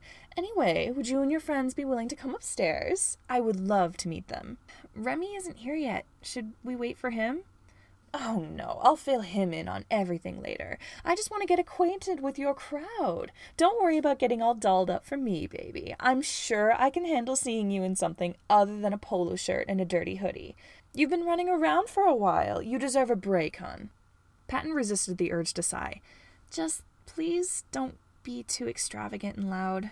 I have a headache coming on." "Darling, if I'm not extra as hell, what am I supposed to do? What's life without living out a few gay stereotypes, Dice," Patton groaned. "Fine, I'll tone it down." Dice relented. "In fact, why don't you take your old room in the penthouse? It hasn't been cleaned out since you disappeared. I can accommodate for your friends, too." "Dice, bring your stuff upstairs, hon. I'll have people set up some guest rooms for your friends. See you in a few minutes." Patton heard a click as Dice hung up. He heaved a sigh and set the phone down. "Who was that?" Thomas asked. "Owner of the hotel," Patton said. "He wants to meet you." "Why?" Thomas squeaked. "We haven't broken any rules, have we?" Patton ran a hand through his hair. "Nope. But you are going to be heavily criticized on your fashion choices and encouraged to drink a lot of coffee." Andy grinned. "I love visiting his penthouse. He's a fun guy to party with." She stood. "Let's go see him. It's been a while since I've seen this guy." "Fine." Patton grabbed his backpack and slung it over his shoulder. As a second thought, he also took the bag Andy had given him. He didn't want to leave that behind for someone to find. He opened the door. "Can you take these two up to Dice's penthouse?" Patton said to the security guards outside his room. "I need to go cancel my reservation." Both guards nodded. They all started down the hall towards the elevator, Thomas and Andy trailing after them. Patton hit the button for the main floor. No one spoke as the elevator traveled down. The door opened and he stepped out. A hush fell over the lobby, and everyone turned to look at him. He ignored them the best he could and made a beeline for the front desk as the elevator continued on. He didn't have the patience to deal with this. "I want to cancel my room reservation," Patton said. He dug his keycard out of his pocket and set it on the desk. The receptionist raised an eyebrow. "You're not staying here anymore?" "No, I am. I'm staying in the penthouse with Dice. I don't need a room for myself." Patton turned and walked back to the elevator, ignoring the shocked look on the receptionist's face. "Just cancel the reservation." He blocked out the quiet whispers of everyone else around him as he pressed the elevator button. The doors opened and he stepped in. The last thing he saw before they slid shut was everyone in the lobby staring at him. He waited as the elevator rose up to the top floor. The doors slid open and he stepped out onto the penthouse. Thomas and Andy were both already sat on a couch in the living room, each one with a cup of coffee in their hands. Dice sat on the couch opposite them. His face lit up when Patton walked in. Dice set down his mug of coffee and walked towards Patton with his arms open, as if he hadn't seen him in ages. "Poison!" He took Patton by the shoulders and planted a kiss on each cheek. "Honey, it's so good to see you. I'm so glad you're letting me do this for you." He held Patton at arm's length and looked him up and down. "Oh, but you do look rather dreadful. Come sit down, darling. You'll feel better after some coffee." Patton let Dice drag him to the couch. Dice sat Patton down on the cushions, and then plopped himself down right next to him. "So, how do you two know poison darts?" he asked, pouring a mug of coffee for Patton. Andy shrugged. "My friend Remy introduced us." "Oh, don't worry, hun. I already know Remy. He's my cousin." Andy gave Dice a once-over. "That doesn't surprise me. You look very similar." Dice held a mug of coffee out to Patton. "Here, drink up, hun. You need a pick-me-up." He patted Patton's cheek. "Really, you look beat." "Thanks, Dice. I know." Patton took a sip of coffee. A dull ache settled behind his eyes. "Do you have any Tylenol or anything?" "Of course, dear." Dice turned to shout at the security guards standing at the elevator. "Get some Tylenol, please." One of the guards rushed across the room towards the hallway. Dice leaned back in his seat, holding his own mug of coffee. "Patton was right. You are both obviously gay. I don't know a single straight girl who would dress like you, hun. I feel like I know you. You're Andrea, right?" Just call me Andy, man. Andy chugged half her coffee and set the mug down. Dice nodded. Oh, right. You're that one emo lesbian who never talks to anyone. How are you, darling? Could be better. But I've got a couple questions. First off, how do you know Patton? Dice wrapped an arm around Patton's shoulders. Oh, Poison and I go way back. Back when he worked for... Patton jabbed his elbow into Dice's side to shut him up. Dice raised an eyebrow and shot him a confused glance. Patton lightly shook his head. Dice cleared his throat. Back when he was involved in our business, he said, with a rather unsubtle wink in Patton's direction. Poison stayed here whenever he needed a break. He really has changed since then. Why, I remember 15 years ago, he wouldn't even let me within 3 feet of him. Thomas looked back and forth between Dice and Patton. He narrowed his eyes, but he didn't say anything. Patton shrugged Dice's arm off so he could scratch at his shoulder. A security guard walked back in. They stopped in front of Patton and held out 2 tablets of Tylenol. Thank you, Patton said as he took them. Dice patted Patton's back. Hon, you really do look tired. Why don't I get you something to eat? What would you like? We have soup. Do you want soup? Dice. Bring us 4 bowls of soup, Dice called. Both security guards rushed off to the kitchen. Patton sighed. He tossed the 2 pills into his mouth and chased them with a gulp of coffee. Andy and Dice launched into a conversation about their jobs, as Thomas awkwardly sat by and drank his coffee. Patton had heard enough about Dice's career to last him a lifetime, so he tuned them out. His thoughts wandered to Remy. He took his phone out of his pocket and glanced at the screen. Remy hadn't texted him yet. Patton typed out a text. Hey, are you okay? Let me know when you get here. The hotel's owner wants to see you. He fired off the text and flipped his phone shut. He hoped Remy was okay. He rested his head on Dice's shoulder and waited for a response. This was not the first time Remy had been in jail, and he was pretty sure it wouldn't be the last.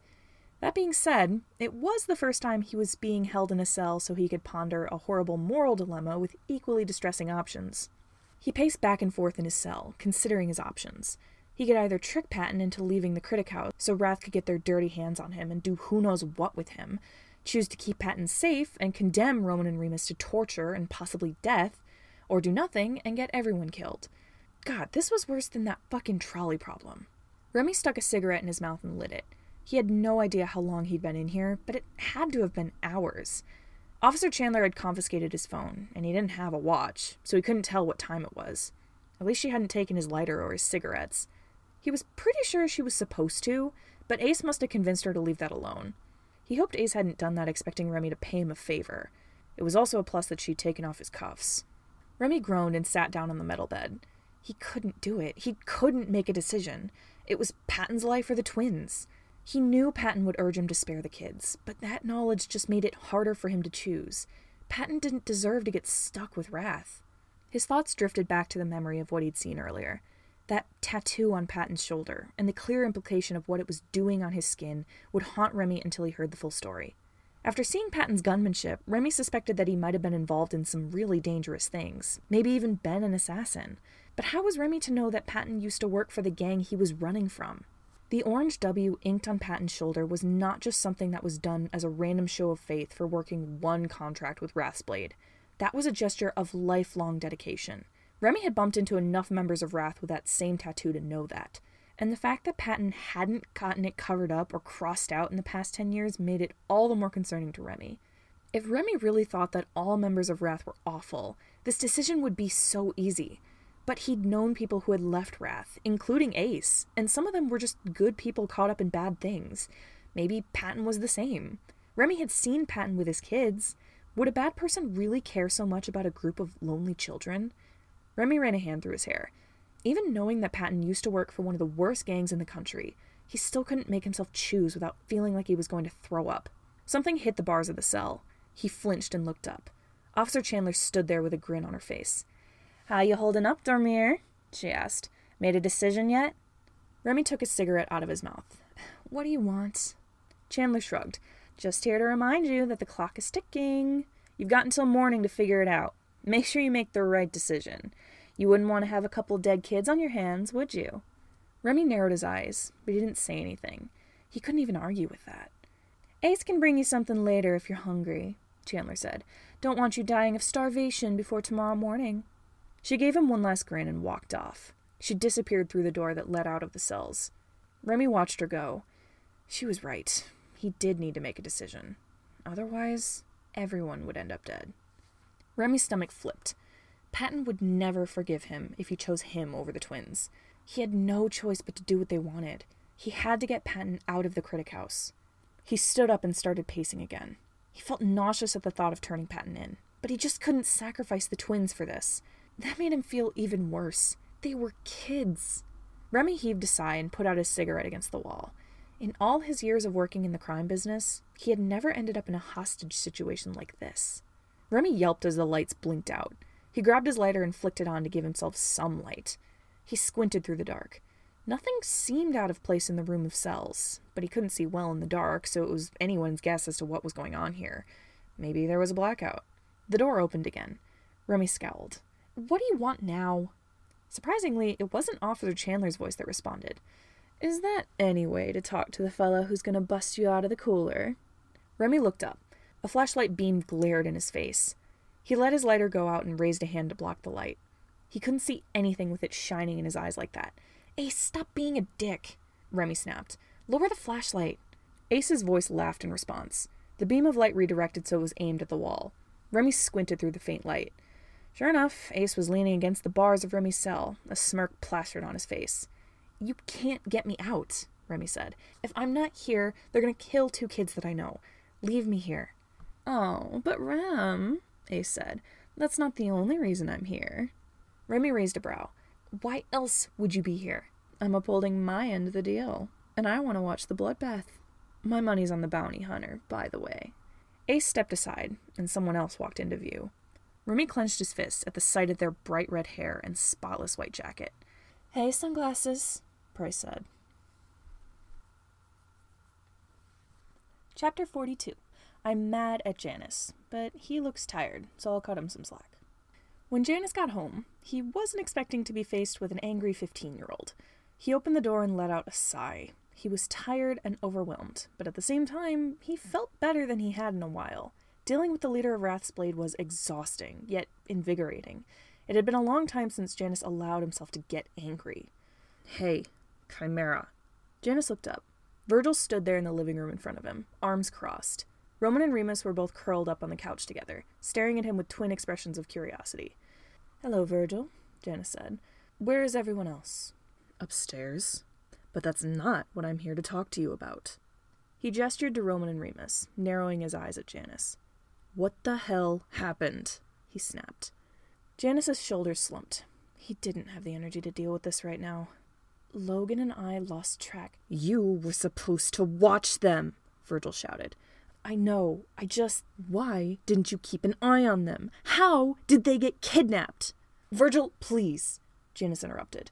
He had just gotten repeatedly yelled at by one of the most angry people on the planet. He didn't have the patience for this. Virgil took a step back. He crossed his arms again, but he lowered his glare. "What happened?" he asked quieter, his tone still cold. Janus took a deep breath. "I didn't want this to happen any more than you did. Logan and I got into a slight argument, and we lost track of time. We never meant to let this happen. I'm sorry. Not just to you, Virgil, but to both of you," he said, looking at Roman and Remus. "I really am sorry." Virgil chewed on his bat necklace. "Okay, I get it. You're off the hook, Chimera. Just because you look like you got revived from the dead and you want to crawl back into your own grave." He grimaced. "But I'm still fucking upset with you." "I understand," Janus said, relieved that Virgil wasn't going to grill him for details at the moment. "I'm going to go upstairs for a few minutes, and then we'll figure something out for supper." He didn't wait for a response before he made his way upstairs. How he could even hope to focus on something as menial as what to have for supper after the day they've all had, he had no idea. But he'd be damned if he didn't try. He wanted to collapse and go to sleep as soon as he entered the room, but he had a few problems to deal with first. One of those problems was Logan. Janus walked into his room to see Logan sitting on the bed, laptop in front of him, muttering to himself as he typed. His tie was crooked and his hair was disheveled. He looked up when Janus stepped in. "Ah, Janus." He pushed his glasses up his nose. "How was your meeting with the leader of Wrath?" Janus shut the door and leaned against it. "Infuriating, but liberating." Logan raised a brow. "Liberating."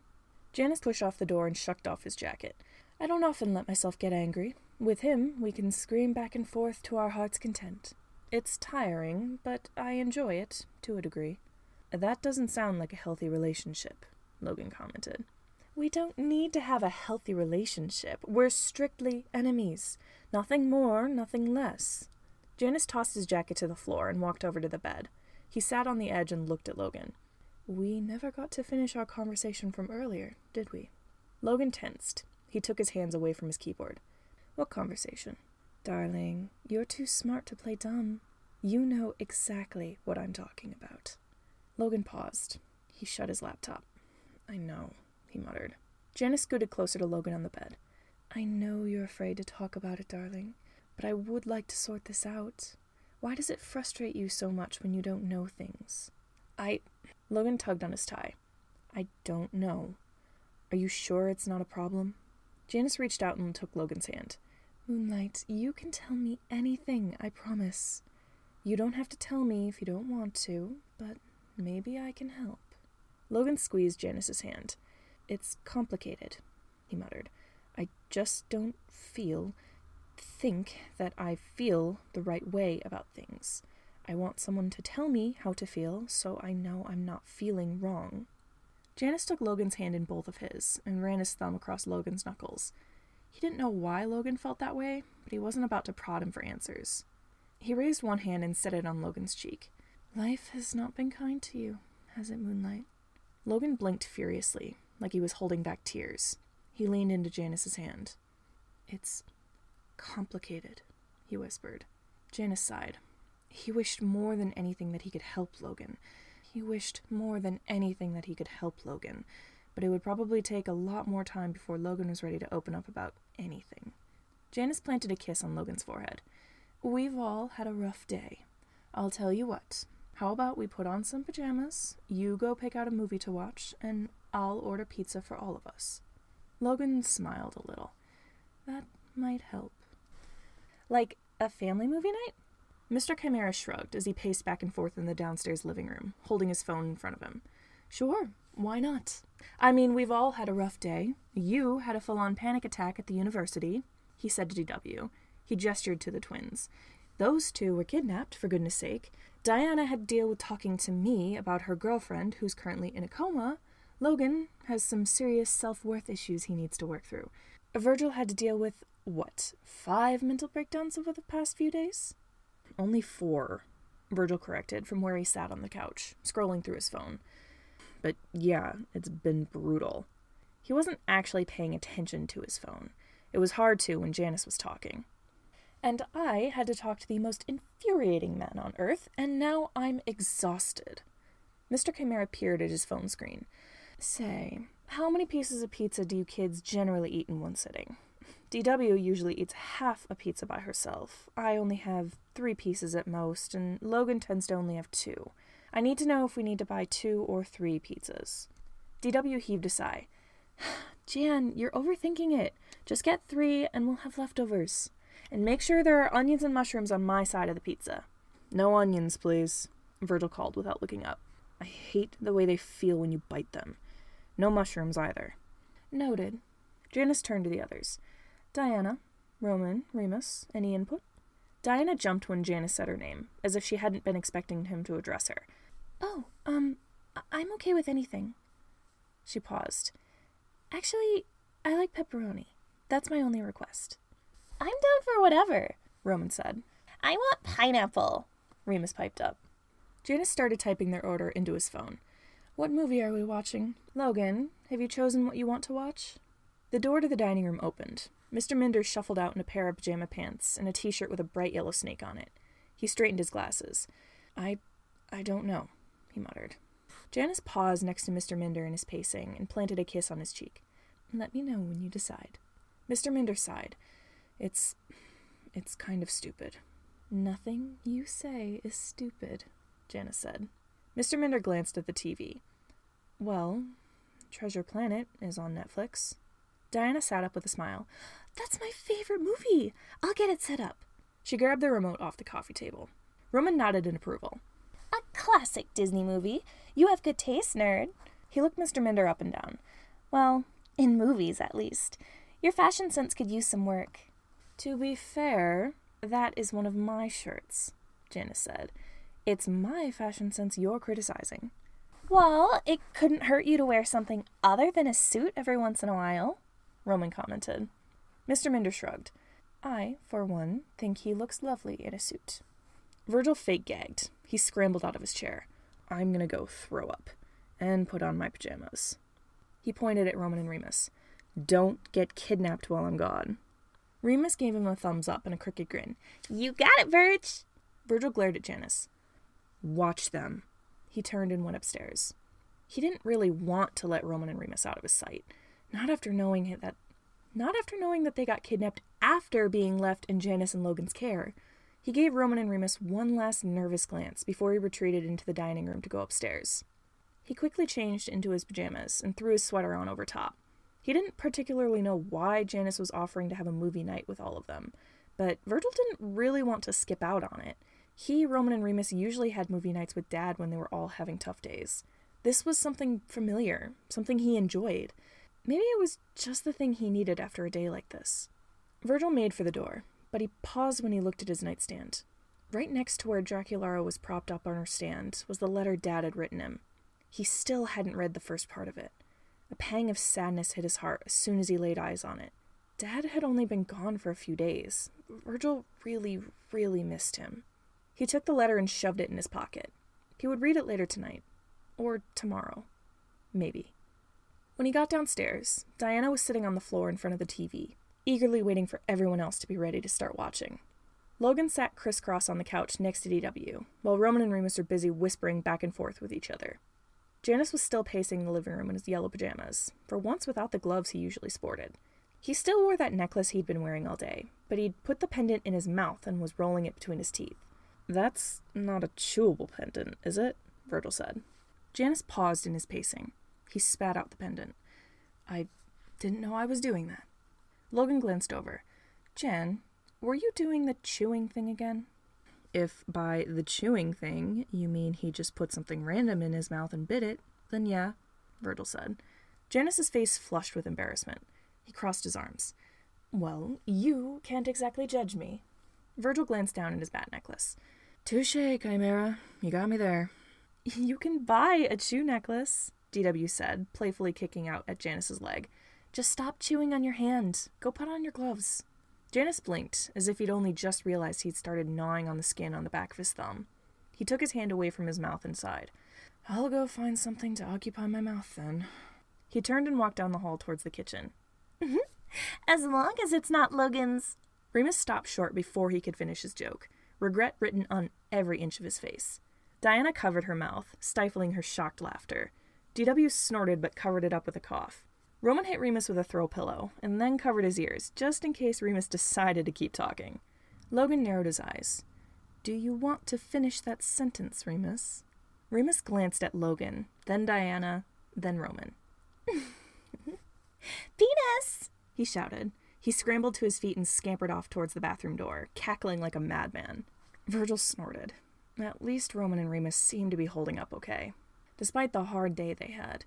That might change when it came time to go to bed, but he hoped they would be able to sleep at least.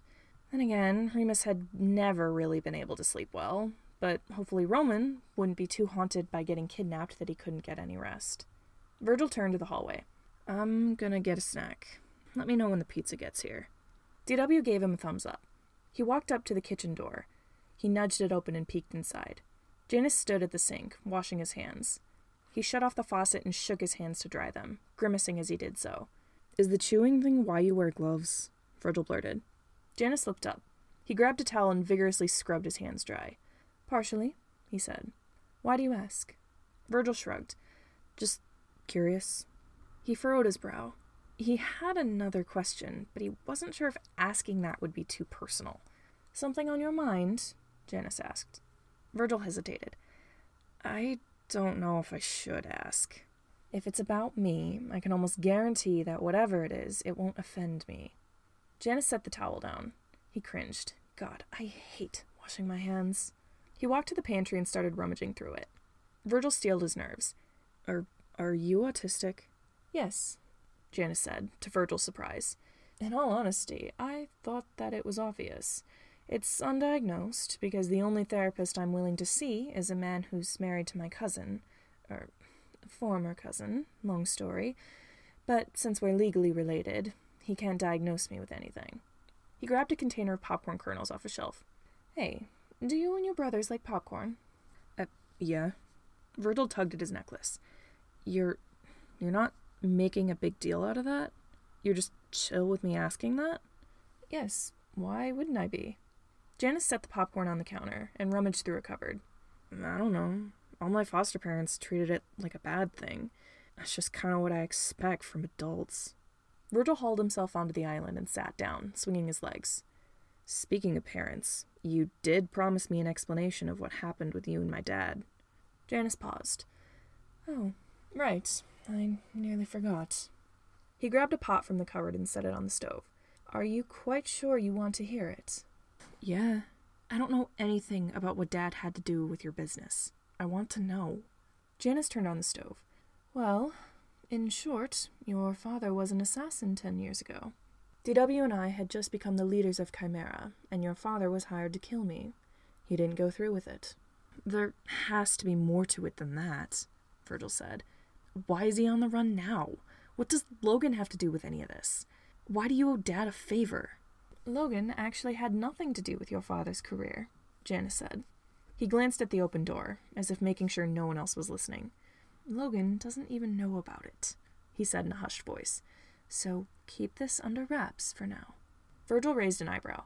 Mr. Minder doesn't know Dad used to be an assassin? But they've been friends since they were kids. Friends can keep secrets, Janus said. There are things DW and I have to keep from each other concerning our job. It's all for the good of the other person, in most cases. Patton never told Logan, likely because he didn't know Logan was part of the criminal underground himself. However, even if he did know Logan was a hacker, he probably wouldn't have said anything. Patton was very well known back then. He still is, really. He's almost a legend. But who hired him to kill you? Wrath's Blade, back when it was run by the current leader's father. Virgil blinked. Wait, but isn't Wrath the group of people that Dad is running from? Exactly. Janus poured a cup of popcorn kernels into the pot with some cooking oil. Patton went against the contract he was bound to. Instead of killing me, he killed the old leader of Wrath. Ever since then, the old leader's son has been hell-bent on finding Patton. He did a good job of hiding himself. It's been 10 years, and Wrath has only just found him. So, Dad used to work for them, Virgil said. He found that a little hard to believe. Dad was the nicest man Virgil had ever met, and Wrath's blade sounded so bad. Yes, but...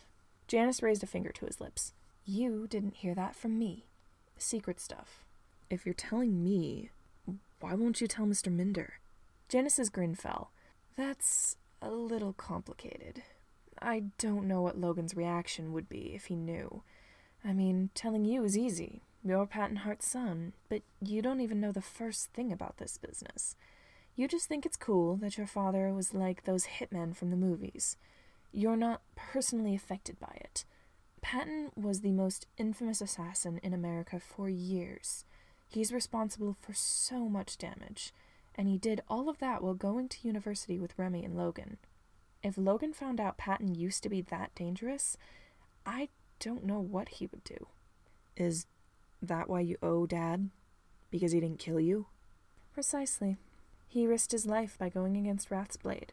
Janus put a lid over the pot and leaned against the counter. He bit at the skin around the nail of his thumb. Virgil idly kicked his legs. How long was he working with Wrath? Janus stopped biting in his hand for a moment. That's a question I think Patton should answer. A popcorn kernel popped on the stove. Janus took the pot and swished the popcorn around as it began to pop. We're starting the movie, Diana called from the other room. Also, the pizza's here, Mr. Minder's voice shouted. We'll be out in a minute, Janus yelled. He nodded towards the door. You want to go watch the movie? I'll be there as soon as I'm done with the popcorn. Is that all you have to tell me about Dad? Well, there's not much more to the story that I can tell you. I know your father had some powerful allies and strong connections in this business, and he severed almost all of them when he faked his death. He left most of his family behind when he did that, but I don't blame him. His family wasn't great. He faked his death? Virgil gasped. Hang on, you forgot to mention that before. Is Dad, legally dead? Not quite. He only faked the death of himself as an assassin. Poison Dart is dead to the world, but Patton Hart is alive. Poison Dart, Virgil whispered. A thrill of excitement rushed through him. That's so cool. He had an alter ego? Like a supervillain? Janus chuckled. I guess you could call it that. Poison Dart was feared across the country. Still is, really. But your father's let go of that life. That's why he's running from it. He shook the pot of popcorn. Why don't you go out and watch the movie? This is going to be done soon, anyway. Virgil hopped off the island. Sure. Thanks for telling me about that, Chimera. Janus shrugged. I figured you would want to know, considering that interest of yours in assassins. Besides, if I didn't tell you, you would just keep asking and asking and asking. Virgil nudged Janus with his elbow. Yeah, okay, I get it, he said with a grin. He started for the door, but he paused as he remembered his and Diana's conversation from earlier. It couldn't hurt to ask, could it? Hey, Janus? Virgil took a deep breath. So, Dad never got us into therapy. Partially because I was too scared and Remus thought he didn't need it. But also because we're not legally his kids, so he couldn't. But you do illegal shit all the time, right? Janus turned away from the stove to look at Virgil. You want me to get you into therapy? Virgil nodded. I think so. Maybe. I don't know. How soon could you do it? Well, Janus muttered, I could probably call Emil Picani and get him to talk to you as soon as tomorrow. The man is a trained therapist, as well as a certified Chimera leader. He'll be doing some damage control around the bank anyway, since things have gotten a little crazy around Clawmore lately, and we could use the extra help. Is tomorrow too early? Virgil considered it. Well, what time tomorrow? Janus shrugged. We'll be meeting him between 9 and 10, and we'll be sorting things out for a while, but I'm sure he'll make time for you. The man always tries to cram his schedule as full as possible. If he wasn't busy at all hours of the day, I think he would implode. Virgil felt a spike of anxiety, but along with that anxiety came a little bit of relief. He could get some help. Some real, actual help. I'll think about it. Virgil turned to the door. I'll save you some pizza. Chapter 43. A lesbian breaks me out of jail. Remy lunged to his feet and glared at Price through the bars of his cell. What the hell are you doing here? Busting you out of jail. What does it look like? Price scoffed. Remy turned his glower to Ace. Why did you bring her here? Ace shrugged. You wanted to see her. She and I both want to get you out of jail. Killing two birds with one stone. Why do you want to get me out? Remy snapped at Price. Price sighed. It's complicated, man. Just let me help you out of here. No, I won't let you help me, Remy said. You hurt Andy. You can't just hurt my best friend and assume I'm going to be fine with you. You sold Patton out to your stupid friends, and now I'm in jail. His kids are kidnapped, one of my friends was shot, and I don't even know where Andy is. This was your fault in the first place. And now I'm trying to fix it, Price snapped. She took a deep breath. Just let me help. Even if I wanted to let you help me, which I don't, by the way, I couldn't just leave. Wrath kidnapped two of Patton's kids, and they're going to kill them if I don't get Patton to them. If you can somehow find a way to fix that, then maybe I would consider going with you. Ace snorted. Buddy, you haven't heard?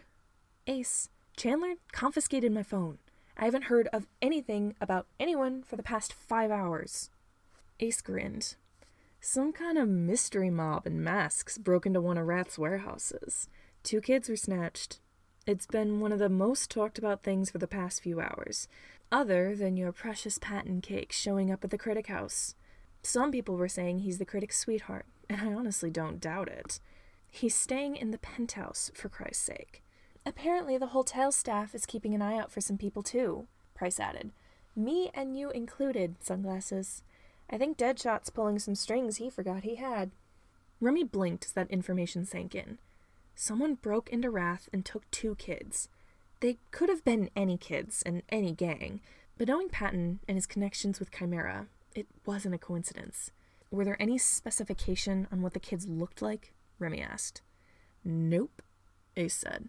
But it did happen while the leader of Chimera in Clawmore was meeting with the leader of Wrath. He shrugged. Coincidence? Probably not, Remy whispered. He breathed a sigh of relief, feeling as though a weight just lifted off his shoulders. The twins were probably safe. Ace reached through the bars. By the way, here's your phone. I nicked it back from Chandler. Remy took it and looked at the screen. A text from Patton stared at him, but he ignored it. He went to his messages and texted Andy. Can you look into any break-ins that happened with Wrath today? Don't tell Patton, but 2 of his kids were kidnapped, and I need to know if they're safe. He started pacing again as he waited for an answer. What are you doing? Price asked. Checking to see if Patton's kids are okay, Remy answered. A text from Andy appeared. Dude, I helped with a break-in today. One of Chimera's hackers asked me to help out. They even specified that the kids are Patton's, and he gave me confirmation that they're safe. I can probably ask the guy to send pictures of the kids if you're that worried about it. Not guaranteed, though. Remy lowered his phone as a wave of relief washed over him. Oh my God, he whispered. He felt like he might even cry. They were safe. Not only that, but Andy helped save them. You okay there, Sunglasses? You need a minute? Remy shoved his phone into his pocket. Get me out of here. Price grinned. Finally. He held a hand out to Ace, who dropped a keyring into her hands. She unlocked the cell and opened the door. Don't attack me right away, Sunglasses. We still have to get you to your boyfriend.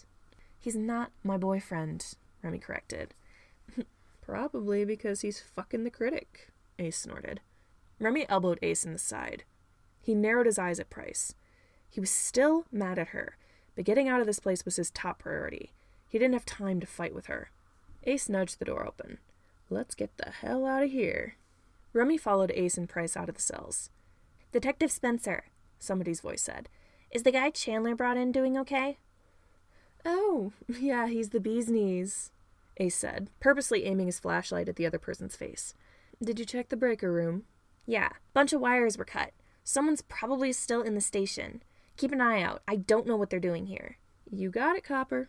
The other person walked off. Price glanced at Remy. Most of the officers are home right now, she whispered. Just be quiet, if you can actually shut that mouth of yours for once. Remy wanted to snap back at her, but he couldn't get them caught. Ace stepped out into the station. He slung an arm over an officer's shoulders and led them away from Remy and Price. He shot a wink over his shoulder at Remy. Remy scowled. Price took Remy's arm and dragged him to the door. He yanked his arm out of her grip and followed behind her. No one noticed them in the darkness. Someone glanced in their direction, but Ace sidled up to the person and started up a conversation, shooting a not-so-subtle wink in Remy's direction. Price pushed the front door open and slipped outside. Remy followed her, shutting the door. Price hopped down the steps, pulling her car keys from her pocket. All right, Sunglasses, let's get you back to your man. Remy grabbed her arm and pulled her to a stop. Wait a damn minute. We're out of there now. You have some goddamn explaining to do. Price rolled her eyes. We can talk in the car. We shouldn't stay here when you just broke out of jail. Remy hated that she had a point.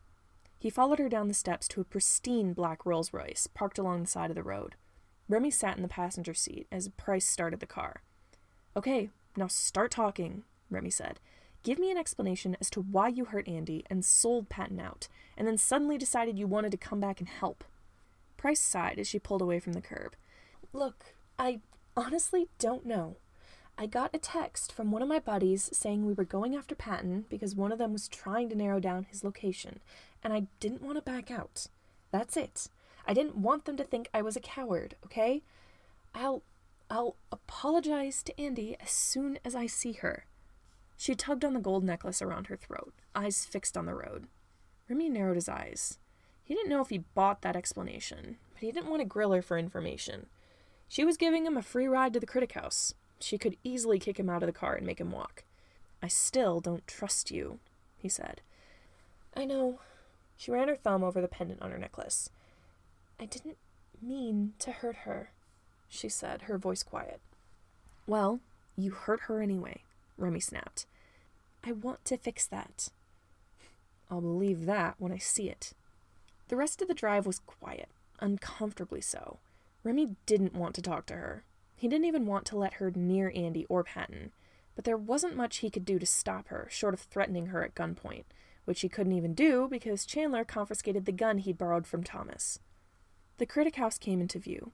Remy had never seen it before, and he wondered why it was considered such an important place. It looked like it was falling apart at the seams, with all its cracked windows and missing bricks. He wouldn't have thought it was actually the Critic House if not for the sign above the door that specifically said Critic House. It was missing a couple of letters, so it actually said CRTICHOUE. He found it hard to believe that anyone actually stayed here, despite the amount of cars in the lot. It looked abandoned. Price pulled into the parking lot. She and Remy hopped out of the car and made their way to the door. Remy kept a fair distance from her, unwilling to even be in her direct presence. The doors swung open, and Remy was struck dumb. He had not been expecting the place to look so fancy on the inside. Luxurious couches and lounge chairs were scattered around the lobby, and each one was occupied by people in suits and dresses, drinking wine from fancy glasses. A chandelier hung from the ceiling. Hardly anyone looked up as they walked in. "Holy shit," Remy whispered. Price took his arm and dragged him in. "Yeah, it's a lot nicer than you think. Let's go find your dumbass friends." She stopped at the front desk. "We heard the critic was looking for us. Remy Dormier and Price Princeton." The receptionist looked up from his computer. He gave both of them a once-over. Yep, you looked like the guys the boss was looking for." He held up a key card out to Price. "Put this in the slot in the elevator. It'll take you to the penthouse." "Thanks." Price took the card. "Come on, sunglasses." "I have a name, you know." "And I don't care." They stepped into the elevator. Price stuck the keycard into a slot above the buttons. The elevator dinged as the door slid shut.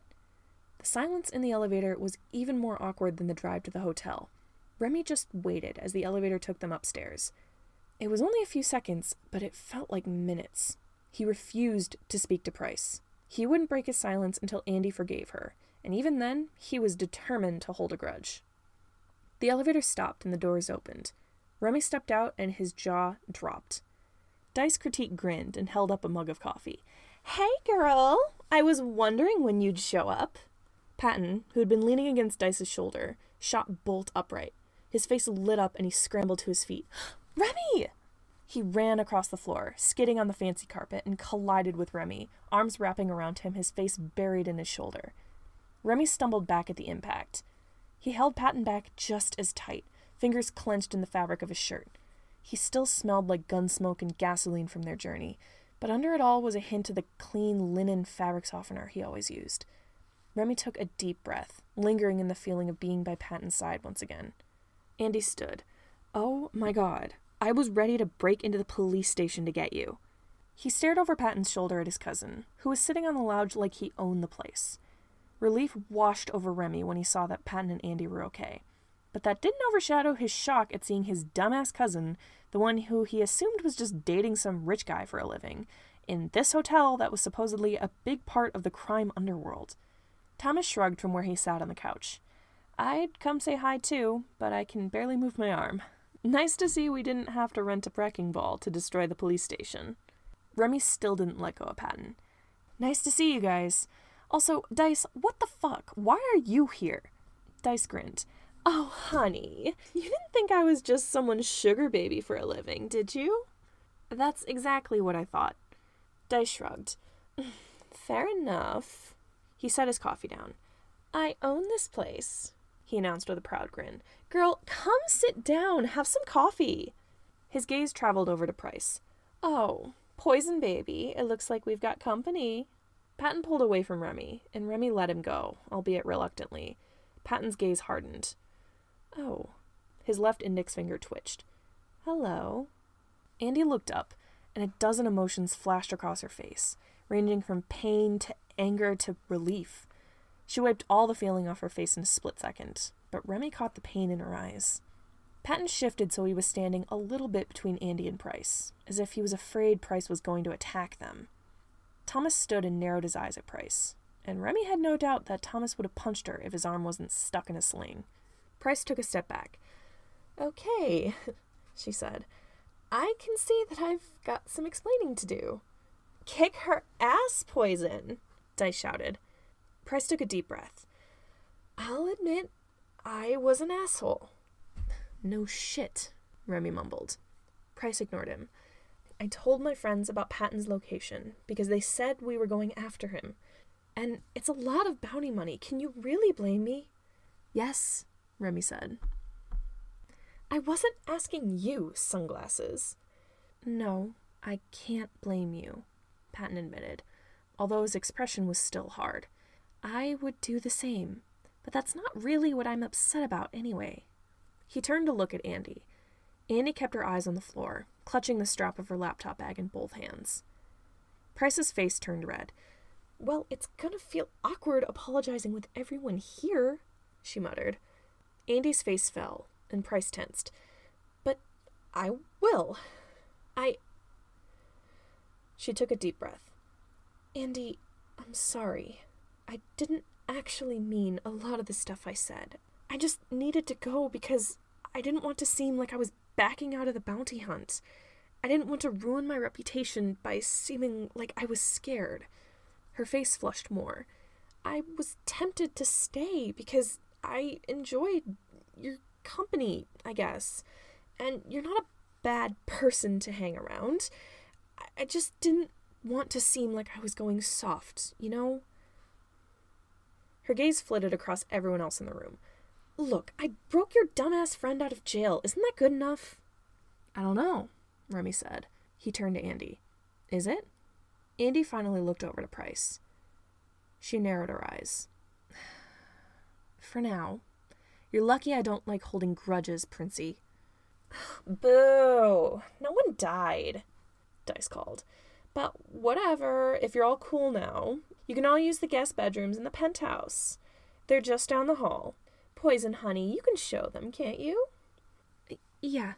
Patton took Remy's hand and pulled him across the room. Come on. He's got enough rooms for all of us. Remy wanted to say something. Maybe ask how the hell his cousin became the owner of such a nice hotel, or ask why Dice kept calling Patton Poison, but Patton was holding his hand, and his brain seemed to have totally short-circuited.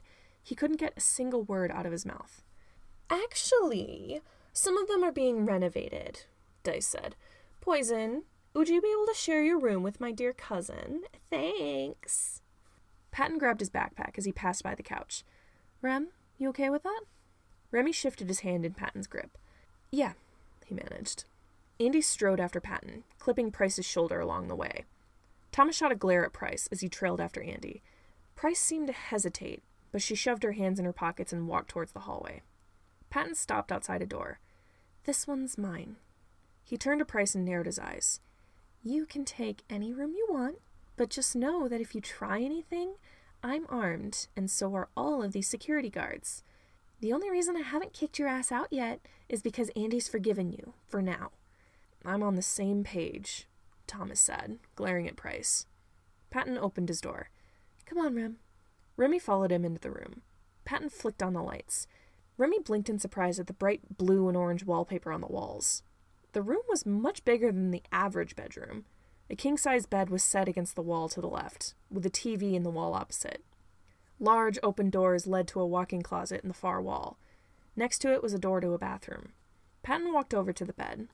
He sat down, clutching his bag to his chest. Rem, can we talk? His voice was small, as if he was a scared kid. He still held Remy's hand. Remy's stomach flipped. He knew this conversation was coming.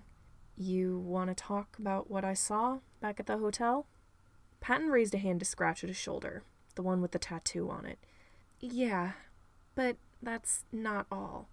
Remy was hit by a wave of confusion, and that only added to the confusion he was already feeling because of the presence of his cousin and the fact that Patton was allowed in the penthouse of the owner of the hotel.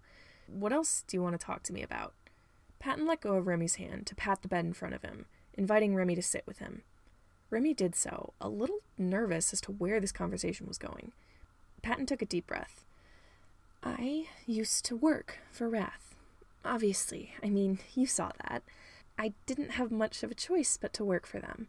I left 10 years ago, but that's not the only issue. Do you recognize the name Poison Dart? Remy thought about it. Not particularly. I've definitely heard it once or twice, but I've never asked anyone to explain it. Well, Patton said, tapping his fingers on the bag in his hands, Poison Dart was an assassin. A lot of people in this business know about him, and if they didn't know about him, they know someone who does. It's hard to take 2 steps in the underground without hearing the name a few times. Patton grimaced. I'm Poison Dart. That was the name I went by when I was working.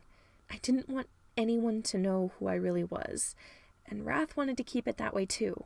Wrath didn't want people to know that they had the greatest assassin in the country in their organization because the current leader was paranoid about people coming after us to get to me.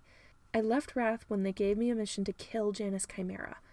I killed the leader of Wrath instead. Patton flipped the bag open. The interior of the bag was as brightly colored as the wallpaper in the room, only the blue to orange gradient was decorated by black whorls, like the skin of a poison dart frog. A knife was sheathed in the side of the bag, as was a pistol. Andy found out I was Poison Dart, and she and Price went out looking for proof, Patton explained. They never found out Poison Dart used to work for Wrath, which is good because I want to keep that a secret. You're the only person I've told about this, aside from the 3 heads of Chimera in this area. Janus Chimera, Dorothy Willow Chimera, and Emil Picani Chimera are the only ones who know the full story. Well, and Dice, but that's besides the point. I'm not even telling you the full story right now. It's complicated, and I'm scared, and I don't know who I can really trust. His eyes shone with tears when he looked up at Remy. But I trust you, and I just hope you don't hate me after finding out I used to work for Wrath. Remy's heart nearly broke. He couldn't stand to see Patton cry. He took Patton's hand again and squeezed it. I don't hate you, he reassured him. I was just surprised that you used to work for Wrath. You're the sweetest person I've ever met. I didn't expect it. Patton ran his thumb over Remy's knuckles. I'm sorry, he muttered. I wanted to tell you, and I'm not even telling you everything because I don't know what you would think of me. I'm sorry. Don't apologize, babe. He scooted closer to Patton and pulled him into a hug. Why don't you go have a bath or something? You've had a long day. Patton nodded as he hugged Remy back. Yeah, I might. He gave Remy a quick squeeze and raised his head. He pressed a kiss to Remy's cheek. Thanks for letting me talk, he mumbled, resting his head on Remy's shoulder. Remy's face felt like it was on fire. No problem, he whispered. His skin burned where Patton had kissed him. Patton untangled himself from Remy's arms. He set his bag on the floor and stood. Let Dice know if you need anything. He ruffled Remy's hair and walked off to the bathroom. Remy sat on the bed as he processed what just happened. The whole assassin thing was kind of obvious from the get-go, so that wasn't what he was focusing on. He pressed a hand to his cheek where Patton had kissed him. Why was the room so warm all of a sudden? Realization hit him like a ton of bricks. Oh, he was such an oblivious, gay mess. Someone knocked on the door. Are you both decent? Dice's voice called. Yeah, Remy said. What do you want? The door swung open, and Dice stepped in, a bowl in one hand. Hey, bitch. Everyone else already ate, so I thought I'd bring you something. You still like soup, right? He held out the bowl. Remy took it. Thanks, ho. If you spell on my sheets, I'll kill you. Dice sat down on the bed and crossed his legs. So, why is your face all red? Remy's face heated up more. Not your business. Dice grinned. Aw, did you finally realize that you like him? Shut up, Remy spat. He didn't want Patton to hear. Dice poked Remy's arm. Do you like him? Dude, seriously, stop it. I don't want him to know. Dice chuckled. Bitch, you need to talk to him about that. The amount of gay tension between you two is ridiculous. I might, later, Remy said, knowing full well he probably never would. Dice studied Remy's face. So, he told you about the whole poison dart thing? Remy nodded, idly stirring the soup in his bowl. I kind of figured he was an assassin, but was he actually that well known? Dice barked out a laugh. Oh, honey, you have no idea. There are legends about him. Many of my previous tenants stopped staying here because Patton frequented this place whenever he needed a break, and no one wanted to be in his line of sight. He was a wonderful fighter back then. The amount of times he started a brawl in the lounge was too many to count. I thought violence wasn't allowed here. Typically no, but I love a good bit of drama. I would never kick out my favorite tenant. I can bend my own rules if I want to. If people wanted to see him beat the shit out of someone without risking getting murdered themselves, they would often come here just to see him in action up close. He scared away some people, yes, but he also brought in business. There's no way I would ever throw him out. Dice smirked. He was also gorgeous arm candy at VIP meetings. Remy thought about what Dice just said. Why did Patton start fights? Dice shrugged. I don't know. Asserting his dominance, maybe. He was very impulsive back then. Dice examined his fingernails. You really do love him, don't you? Remy nearly spat out the soup in his mouth. What? Relax, you goddamn fruit. I don't necessarily mean romantically. You two are very close. That's obvious. His voice had taken on a more serious tone, something Remy had never heard from Dice before. But the Patton heart you know is very different than the poison dart I knew 10 years ago. Neither of us know exactly who he is. Maybe his past aggression was all just an act. Or perhaps he's putting on an act right now, pretending to be who he thinks you see him as. I've seen Poison Dart cry once. That's all. Other than that, the only emotion I've ever gotten from him is annoyance and frustration at best. Remy raised an eyebrow, confused. What do you mean by all that? Dice turned on the bed so he was facing Remy. I mean, I only know him as Poison Dart. The man is a poison dart frog. He kills everything he touches. He is toxic in every sense of the word. To me, he's Poison Dart. To you, he's Patton Heart. To Wrath's Blade, he's someone else entirely. Dice took off his sunglasses to look Remy dead in the eye. I'm warning you. When you're around him, you have no idea who you're going to get. You've caught glimpses of Poison Dart, sure, but you've never truly seen that part of himself, just as I've never truly seen Patton Heart. Even knowing everything about his past, I have no idea who this man is. I doubt the Chimeras know either. I'm not even sure Patton himself knows who he is. I just want you to be careful, Remy. The man is a ticking time bomb, and he's going to explode one of these days. I don't want you to be caught in the blast. Dice put his sunglasses back on and stood. Be careful. Let me know if anything happens. Remy glanced behind him at the bathroom door. He heard the sound of running water, and through that, Patton's voice hummed along to whatever song was stuck in his head. I will, Remy said. Dice smiled. Good night, bitch. Night, ho. Chapter 44. I just want to sleep. No matter how hard she tried, Andy just couldn't sleep. That's not to say that she wasn't tired, though. She was absolutely exhausted from the events of the day. Her little adventure through the city with Price felt like days ago. Andy turned over in the bed in her guest room. It had been a while since she'd stayed in the Critic House. She forgot how comfortable the beds were. However, the soft mattress did nothing to lull her to sleep. She just couldn't stop thinking. Part of it was Patton. In all honesty, she was kind of scared of the guy now that she knew his past.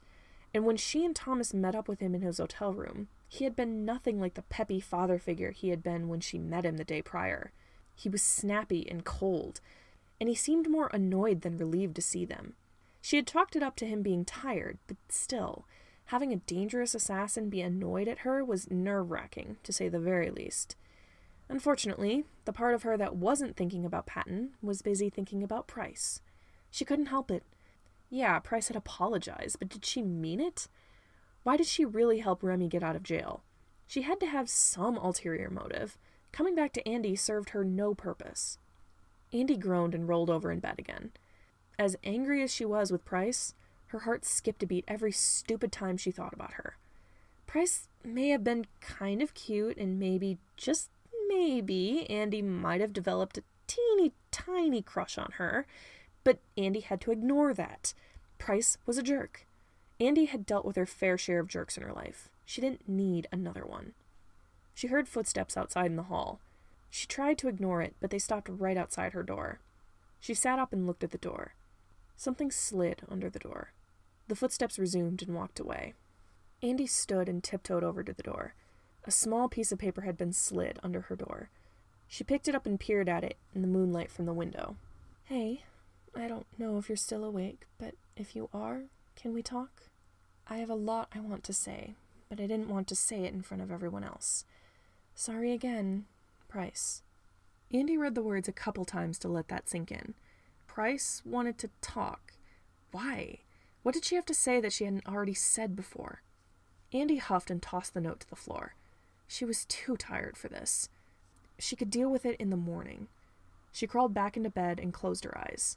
She didn't get to sleep for a long time.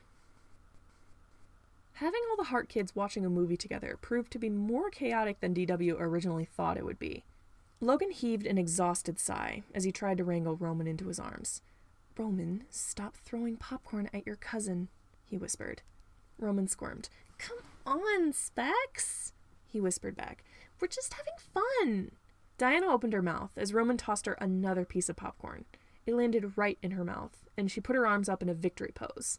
"20th one in a row," she said through her popcorn. "Let's go for a world record."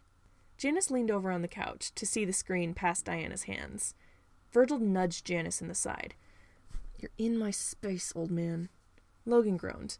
"I just wanted to watch a movie," he muttered as Roman reached for more popcorn. Deciding that Logan had suffered enough with these kids, DW scooted across the floor and looked up at Roman. "Hey, Roman, do you think Diana could still catch it if we both throw popcorn at her?"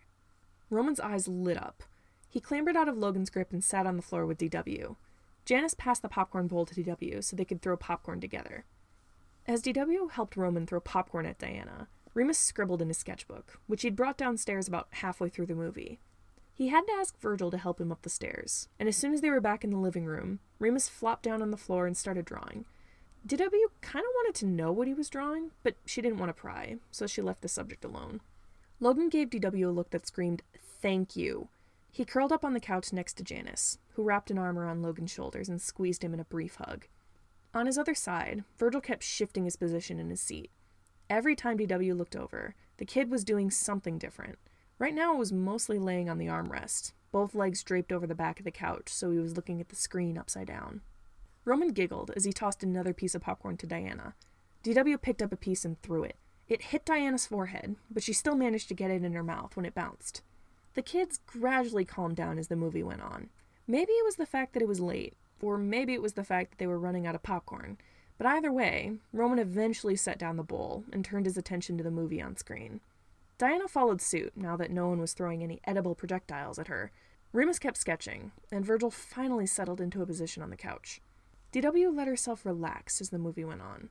The past few days had been hectic. She deserved a little bit of rest. Roman leaned into DW's side partway through the movie. DW let him. He'd had a difficult day. It took DW until the end of the movie to notice that the sound of pencil scratching on paper had disappeared. Remus had fallen asleep on his sketchbook. Dinah had slumped against the chair behind her, snoring with her glasses crooked on her face. DW glanced down at Roman and saw that the kid's eyes were closed. "Janus," she whispered. "You awake?" "Yes," he hissed back. "Look at this, Dorothy." She turned a little and couldn't help the smile that spread across her face. Janus sat in the middle of the couch. On one side, Logan was curled right up to Janus, resting his head on Janus's chest. Clinging to Janus's other side was Virgil, wrapped up in a blanket with his bat necklace in his mouth. He had his arms and legs wrapped around Janus and didn't seem intent on letting go anytime soon. Both Logan and Virgil were sleeping. DW gently shifted Roman into her arms and stood. "I'll come back for Virgil," she said. She carefully stepped over Remus and Diana, carrying Roman to the dining room. Getting someone else up the stairs would be trial, but she could do it, she was sure. She started up the stairs, wincing a little at the extra weight on her prosthetic. Roman buried his face in her shirt as she climbed the stairs. Her heart melted at that. Goodness, these kids were absolutely precious. She reached the top of the stairs and made her way to the twins' room. She nudged the door open and peered inside. A red backpack was tossed to the floor near the doorway. Spilling out of it was a variety of different red shirts and a few notebooks. A green backpack sat against the far wall next to the bed. It was zipped up, as if the owner was keeping it ready to grab it and run. DW carried Roman over to the bed. She tugged the covers back and set Roman down. He mumbled in his sleep. She draped the covers over him, and after a moment of debate, she leaned down and planted a kiss on his forehead. "Good night, kiddo," she whispered. She hurried out of the room and back downstairs. She still had to get Virgil, so Janus wouldn't be trapped on the couch forever. She rushed over to the couch. "Do you think he'll let go?" she asked Janus. Janus shrugged. DW decided to take a chance and gently lifted Virgil under her arms. Lifting him was no problem, but as soon as he was separated from Janus, he furrowed his brows and squirmed, muttering something in his sleep. DW hefted him into her arms. He wrapped his arms and legs around her and settled, resting his head on her shoulder. DW couldn't suppress the smile on her face. "Jan, I really want to keep these kids," she whispered. Janus huffed. "Well, I'm certainly not warming up to them at all." "Okay, Mr. I organized a break-in to save kids I barely know." "That's a very convoluted nickname." "That's the point." DW shifted Virgil in her arms. "You can get Sleeping Beauty upstairs. We might have to wake up Diana, 'cause my leg is just about shot for the day. I can't carry another kid." "Fair enough." As Janus worked on hoisting Logan into his arms, DW made her way back up the stairs with Virgil. He stirred as she opened the door to his room, but he didn't wake. DW stepped over Virgil's backpack to get to his bed. As she gently laid him down on his mattress, he mumbled something and waved at the ceiling. "What's that, kiddo?" she whispered. "Lights," he repeated sleepily. "You want them on?" Virgil nodded, his eyes still closed. DW flicked the lights on. A dim yellow glow filled the room. Someone must have replaced Virgil's light bulb at some point during the day. DW pulled the covers over Virgil. She thought it would be unfair to only give Roman a goodnight kiss, so she brushed Virgil's bangs aside and planted one on his forehead. "Good night, kiddo," she said. Virgil snuggled under the covers and grabbed at the stuffed cat toy on his bed, the same one he'd given DW earlier in the car, to help her calm down. "Good night, Dad," he slurred. DW shut the door behind her as she left the room, a smile on her face. She tiptoed across the upstairs living room. "Jan!" she hissed. Janus paused in the hallway, holding Logan in his arms. "What?" "He called me Dad." Logan muttered something and squirmed in Janus's arms. "Maybe Virgil thought you were Patton," Janus whispered. "I don't care. I'm taking it." She pointed to Logan. "You need help with that?" "No, he's just clingy. I'll go back down for Remus and Diana. You go to sleep, Dorothy. You've had quite the day." DW wasn't about to argue with that. She reached out and ruffled Logan's hair as she passed by Janus on the way to her room. "Good night, lovebirds." "Good night, Dorothy," Janus said, while Logan murmured something that might have been good night. DW stepped into her room and shut the door. Those kids were just adorable. She had never really thought about having kids of her own, but she had to admit that she would miss these kids when they inevitably went back to their father. Well, if their father survived. That thought made her grimace. She never liked Patton all that much, but if he died, the kids would be devastated. She sat down on her bed and leaned down to remove her prosthetic leg. Now that her mind was on the subject of Patton, she couldn't get her thoughts away from it. She hardly interacted with Patton after the Poison Dart Massacre of 2010, so she didn't quite know what kind of person he was anymore. Obviously, he was a decent father, since his kids missed him so much, but that was the only information she had. Now that he was on the run from Wrath, would he turn back to his old ways? She shuddered at the thought. She didn't like the idea of Poison Dart being on the loose. But Janus seemed to trust Patton, more or less, so maybe he wasn't that bad anymore. DW didn't know what to think, so she decided it would be a problem for future DW to think about. She was too tired to deal with that now. However, as soon as she collapsed into bed, her brain decided that no, Poison Dart was not an issue for future DW, it was an issue for current DW, and she was going to lose sleep over it whether she wanted to or not. DW listened as Janus bustled about, carrying Remus to bed and guiding Diana to her own room. She heard Janus's footsteps walk back to his room. Once his door was shut, DW was left in complete silence. God, she hated silence. Now that the house was quiet and no one was around to distract her, her thoughts turned to what had happened at the university earlier. Patton's face lurked in the darkness every time she closed her eyes, and she could have sworn she heard him shouting at someone else to push her out a window. She grimaced and turned over in bed. Was Janus still awake? Was he okay? Was he even still alive? After an hour of tossing and turning and worrying about Patton Hart, DW concluded there was absolutely no way she was going to sleep tonight. Her blankets were tangled up in her limbs, and she'd managed to push half her pillows off the mattress and onto the floor. Every time she began to fall asleep, she felt like she was actually falling. Her right hip started to hurt after a while. DW groaned and sat up. It couldn't hurt to just check on Janus. Unwilling to reattach her leg just to check on Janus, she grabbed her forearm crutches from beside her bed and strapped them to her arms. She hauled them upright so she was standing on her one leg.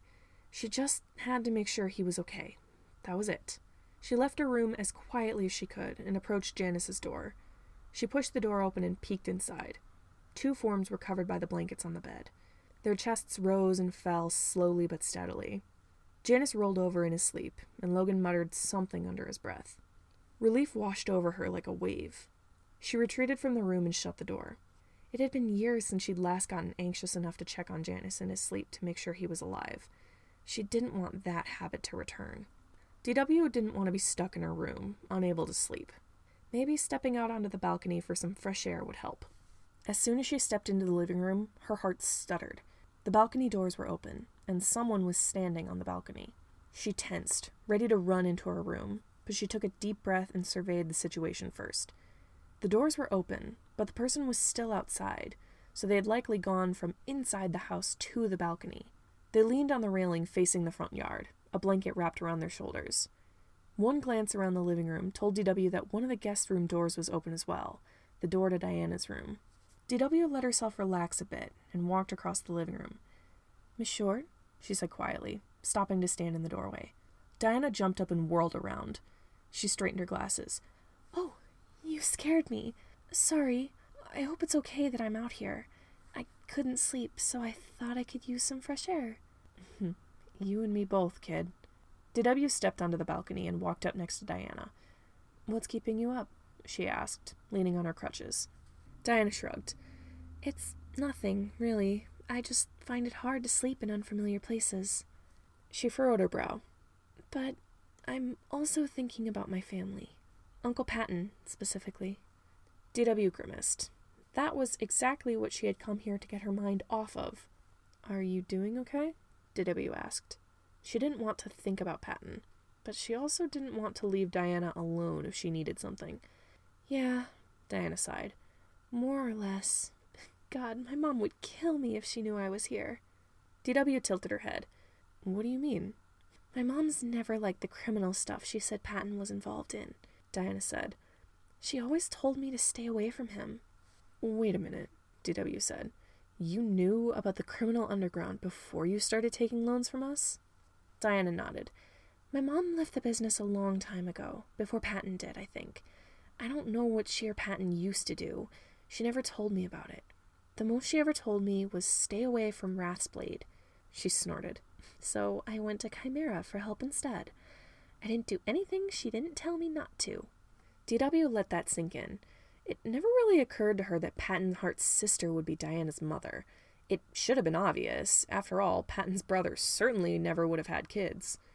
"Do you want to go back to your parents?" DW asked. Diana's eyes widened slightly, and she shuddered under her blanket. No, I'm already safe here," she said, a twinge of fear in her voice. "There's no point going back. Besides, Mom never let me learn about the criminal underworld. I want to know more." "You really don't, kid," DW said. "This business is dangerous. I don't think you want to be here."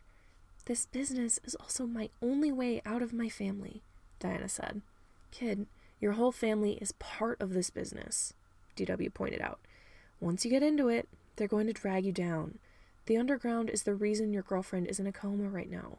You don't want anyone to know you're even thinking about being part of it. I think your best option would be to change your name and lay low, but Patton did that, and even he's being pulled back into it. You need to get out of this while you still can."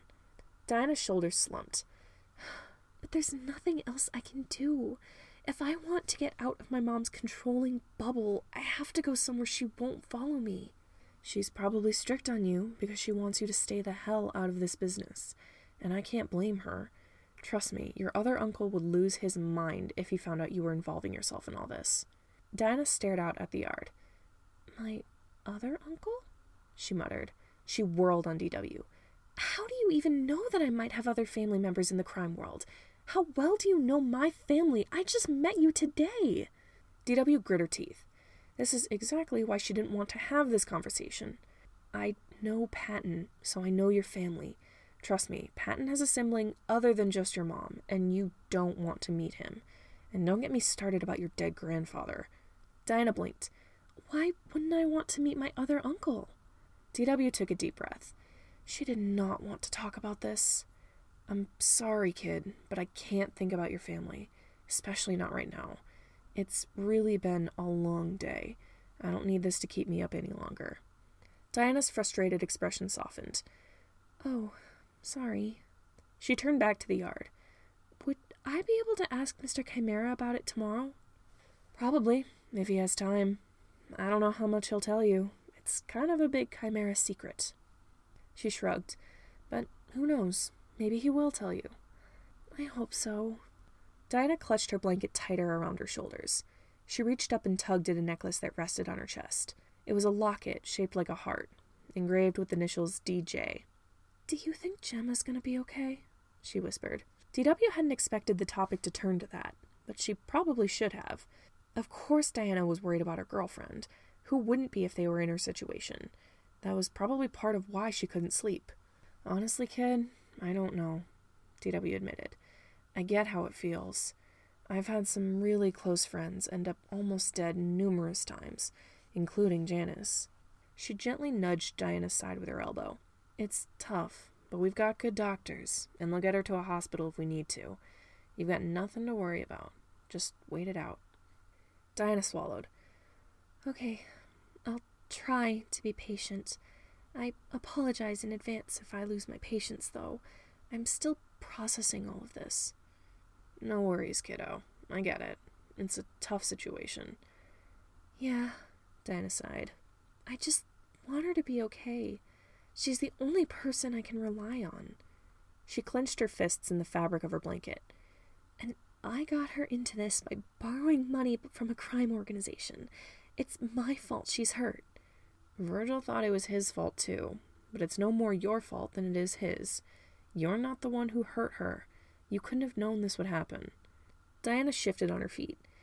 "I guess," she muttered. "I just worry." "That's perfectly understandable," DW said. She nodded towards the balcony doors. "I think we should be getting to bed. It's late." "Probably." Diana opened her mouth as if she was going to say something else, then clamped it shut again. "What's the problem, kiddo?" DW asked. Diana bit her lip.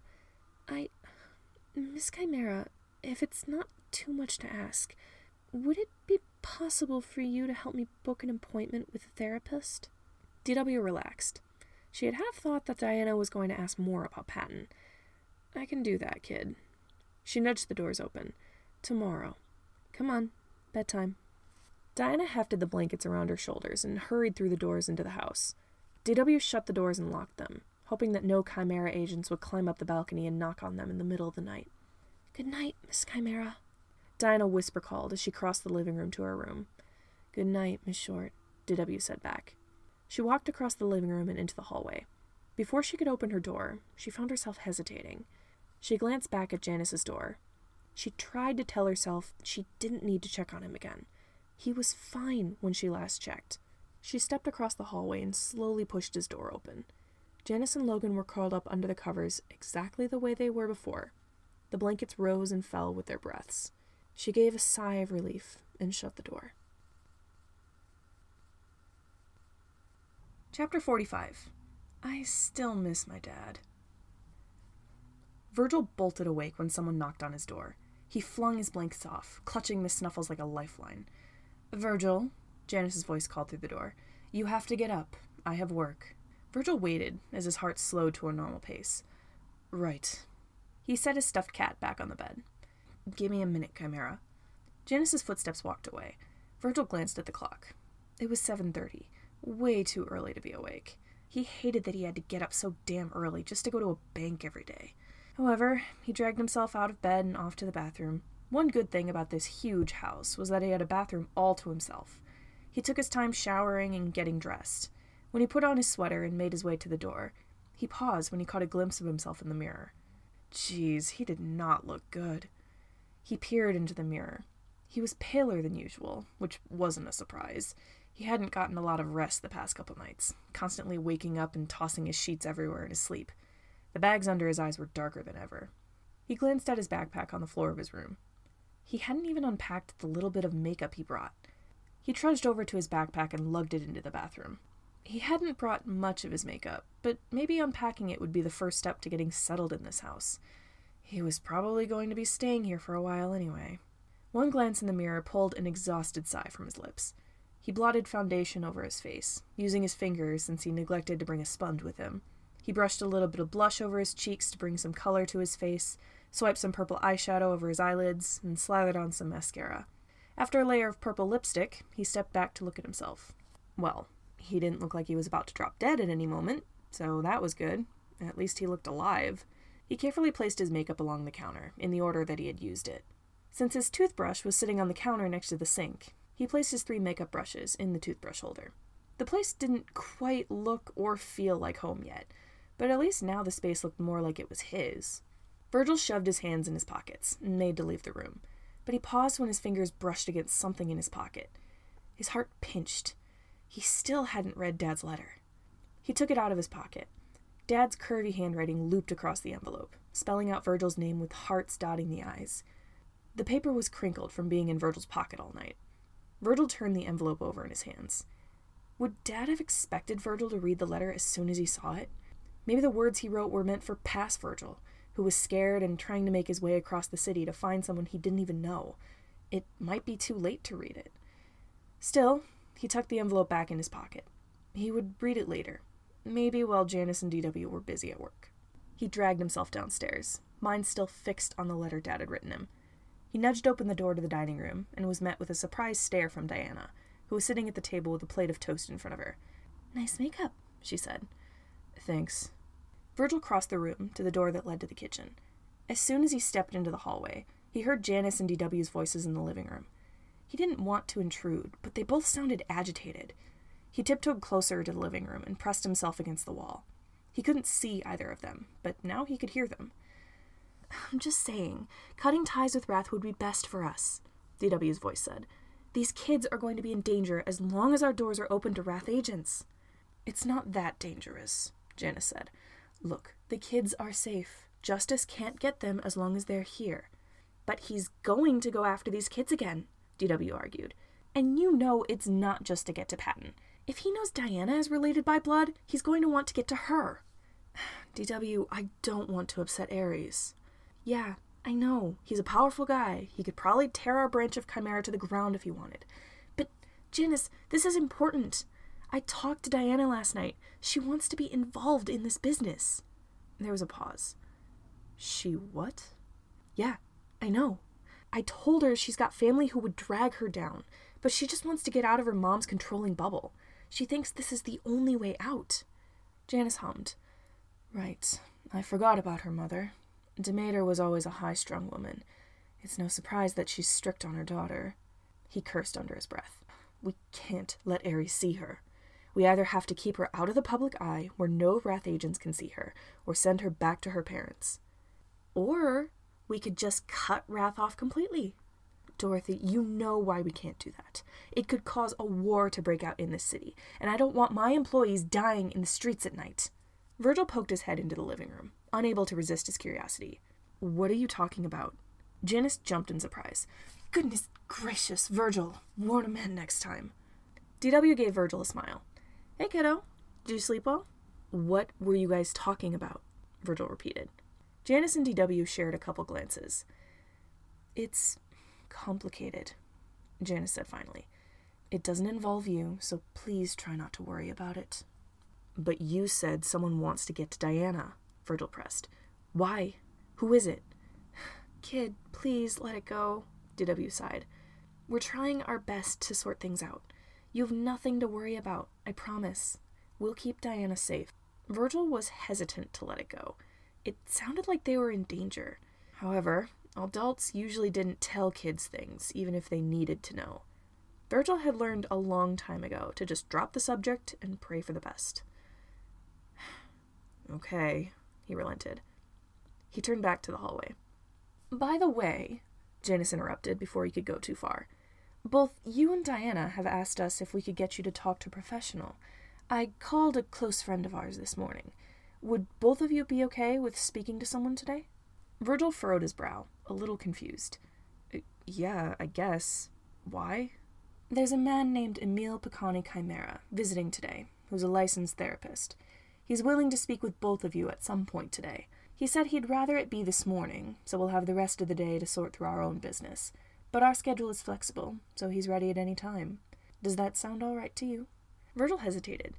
He'd never been to therapy, so he didn't know what to expect or what to talk about. Would he need time to prepare? However, he didn't know if he would get another chance to sort through his issues with someone who could actually help him. Yeah, I think that's okay. He paused as a question popped up in his head. Is he related to you? You said his name is Picani Chimera. Yes, he is, Janus confirmed. Sort of. He married DW's cousin, who tragically died in a freak accident 15 years ago. Absolutely tragic that he didn't see that bullet coming, DW muttered.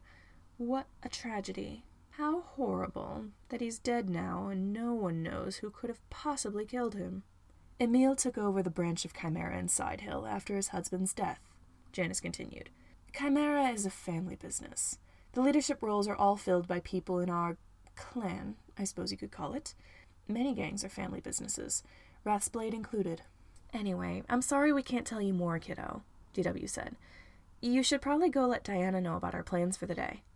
Virgil was still reluctant to leave without getting answers about what they had just been discussing, but he retreated from the living room and went back to the kitchen. As Virgil got his breakfast together, he couldn't help but wonder what DW and Janus had been talking about. Who was Ares? Why were they talking about Aunt Demeter, Diana's mother? Virgil was halfway through his first Pop-Tart when the kitchen door swung open. Diana walked in with her empty plate. Hey, Virg, she said. She rinsed her plate off in the sink. Virgil nodded in response, unable to speak because his mouth was full of breakfast pastry. He twirled his necklace in his fingers as he ate.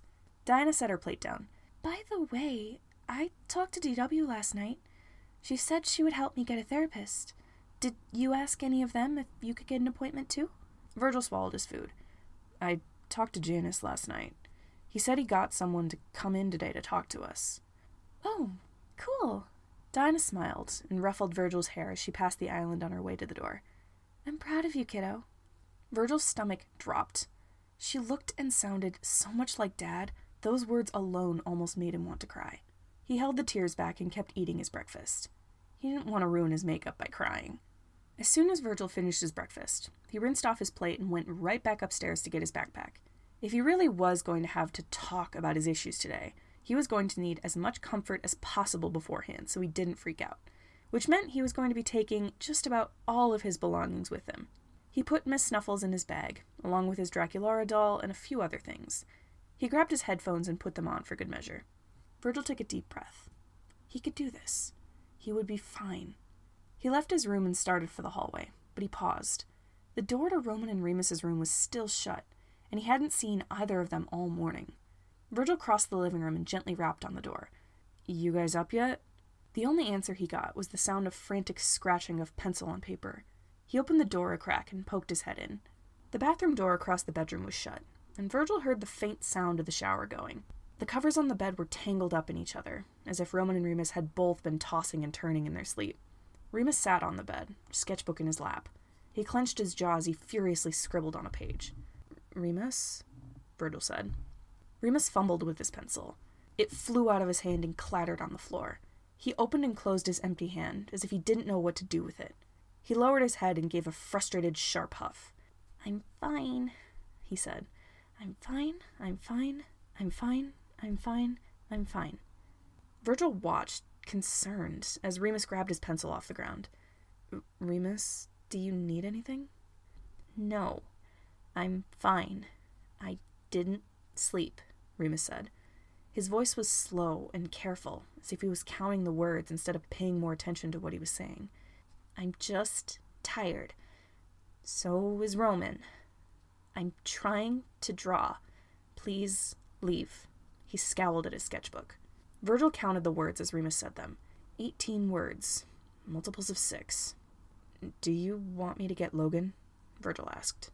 Remus tensed, clearly put off by the fact that there was one more word in that sentence than he would have liked. Virgil tried not to feel bad about that. I'm okay. I don't need him, Remus said. He tapped his pencil on his sketchbook 6 times. You can go back downstairs. I'll be fine. Roman will be out in a bit. We'll be down there when we're ready to go. Just tell Janus we're fine. Are you sure you don't need anything? Virgil asked, hesitant to leave Remus alone when he was struggling. Yes, I'm sure, Remus said sharply. You can go. He scribbled something on the page, then crossed it out 6 times. His face went through a number of emotions that Virgil couldn't decipher. Virgil heaved a defeated sigh. He wanted so badly to help his brother, but there wasn't much he could do when Remus got this upset. I'll be downstairs, Virgil said. Deciding to end on a number of words that might help Remus feel better, Virgil added in a quick, I love you. Remus visibly relaxed. Love you too, he said quietly. He couldn't seem to figure out anything else to say, so he left it at that. Multiples of 3 were acceptable when 6 was too much. Virgil left the room, making a mental note to recommend to Janus that Remus see a therapist as well. Andy did not want to wake up, but apparently life had other plans. She groaned and rolled over in bed. She did not sleep well at all. She shot an accusatory glance at the note Price had left for her last night, which she'd tossed on her nightstand. Her stupid thoughts about Price had kept her awake all night. Sure, some of her thoughts were about how stupidly cute she was, but most of them were worries about what Price wanted to say. She'd had half a mind to go out there in the middle of the night to talk to Price and get it over with, but she didn't want to accidentally wake anyone up, so she decided to do it in the morning. That had proved to be a bad decision. She hadn't been able to sleep for most of the night. Now she was awake, and it was morning, and she was pretty sure she wouldn't have much of a choice but to get up and get breakfast, because Dice Critique had a schedule, and God help anyone who strayed from it. Someone knocked on the door. Come in, she mumbled. A security guard stepped into the room, a tray in their hands. Mr. Critique has requested that all of his guests receive breakfast in bed. Miss... Their voice trailed off. Forgive me, but no one informed me of your surname. I don't give that out to strangers, Andy said. You can stick with Andy, or call me Miss Dormier if you insist on being formal with it. The guard nodded. Miss Dormier it is. We've prepared breakfast for you, should you want it. Sure, why not? The guard walked into the room and handed her the tray. They turned on their heel and left. Andy called out a quick, thank you, as they shut the door. No sooner had they left the room that someone else knocked on Andy's door. She heaved a sigh and set the breakfast tray aside. She strode to the door. What? She snapped as she flung it open. Price took a step back. Oh, sorry, She cleared her throat. It took Andy a minute to realize that Price held a ball of black fabric in her hands. What's that? Andy said. Price held it out. Was it just the light, or was Price blushing? I never gave you your Fall Out Boy t-shirt back. Andy's annoyance faded, and her heart sank. Oh, thank you. She took the shirt. Is that the only reason you wanted to see me last night? You just wanted to give me my shirt back? Price's face flushed, almost as red as her hair. You got my note? Yeah. I didn't come find you because I was tired, but we can talk now. She stepped back from the door and nodded to the room. Come on in. Price hesitated, but she stepped inside. Andy shut the door behind her and walked back to the bed, where her breakfast was waiting. What do you want to talk about? She asked, picking up a slice of bacon off her tray. Price kept a fair distance from Andy and the bed. She didn't meet Andy's eyes. I'm not great at apologies, she muttered, fiddling with the hem of her red shirt. So, bear with me, please. She cleared her throat. Andy, she said, and oddly enough, Andy's heart skipped a beat when she said her name. That was probably the first time Price had called Andy by her actual name instead of Hot Topic. But even if it wasn't Price's first time saying it, it was the only time she'd ever said it so softly, as if she was begging for Andy to listen and pay attention to her with that one word alone.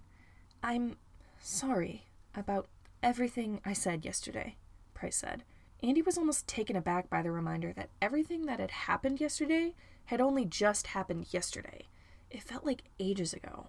"I didn't really mean a lot of the things I said," Price continued. "And I was saying most of them I guess I wanted to convince myself that everything I said was the truth. I wanted to try and give myself a reason to leave you. I felt like I had to leave, because I didn't want the people I work with to think I'm going soft. I didn't want to be seen as weak or scared, so I lashed out at you. And I know that doesn't justify anything I said or excuse it, but I'm just trying to explain it so you might understand. And you don't have to forgive me, now or ever. I just wanted to let you know that I'm sorry." Andy munched on her bacon as she listened to Price speak. She really hadn't expected Price to apologize again. She thought Price would consider the apology she stumbled over last night to be enough. But Price was actually trying to make amends, it seemed. Andy studied Price's face to see if she was being genuine. Price kept her gaze on the ground, scuffing her feet on the carpet. She looked almost embarrassed, but more than that, she seemed nervous. Andy wanted to keep being mad. She really, really did. She wanted Price to feel bad for just a little bit longer about the things she'd said to Andy. But Andy just couldn't muster up the anger. She sighed. "I forgive you." Price looked up, finally meeting Andy's gaze. "Really?" She sounded uncertain, voice a little shaky, as if she thought Andy was kidding. "Yeah." She waved Price over to the bed. "Come have some bacon. I can't eat all this by myself." If it was possible for Price's face to get even redder, it did. Oh, okay." She sat on the edge of the bed. Andy offered her a piece of bacon, and she took it. She gave Andy a small smile in thanks, and Andy's stomach fluttered with butterflies. She liked seeing Price smile. The door swung open. "Hey, girls," Dice Critique said, swishing the iced coffee in his cup. "Hate to interrupt this gay moment, but I'm hosting a meeting in the VIP lounge, and I need you all to look decent in a couple hours. Andrea, you can help your friends get ready while I handle Poison Dart, can't you?" Andy sighed at the use of her full name. "Yeah, I got it." This would not be the first time Dice invited her to a spontaneous VIP event. She wasn't prepared for it, but she didn't have much of a choice. Dice turned with a flourish and left the room. Price stared after him with wide eyes. "What was that about?" "Remy's family is weird." Andy stood. "Come on, let's find you something to wear." Chapter 46. I talk about dolls with my new therapist for a long time. The ride to the bank was relatively silent. Virgil and Diana had chosen to ride along with Janus and DW, leaving Roman and Remus with Logan in his car. Virgil still couldn't shake his concern for Remus, but he couldn't think of much of anything to do about it. Instead of focusing on something he had no control over, he tried to turn his thoughts to this guy Janus had mentioned. Virgil was pretty sure that this was the man he'd heard in Janus's office a couple days ago, while Virgil was hiding out in the blanket fort. Judging by that alone, the guy seemed pretty nice. Still, the thought of talking to someone about this was nerve-wracking. He'd never been to therapy before. Sure, Mr. Minder occasionally talked to the kids about stuff that bothered them and offered ways to help, but he was just a school counselor, not a licensed therapist. With all those thoughts in mind, the ride to the bank felt way too short. They got there way too soon, which meant Virgil would have to talk to this guy sooner, which could be disastrous. He didn't know what to say or what to do. He needed time.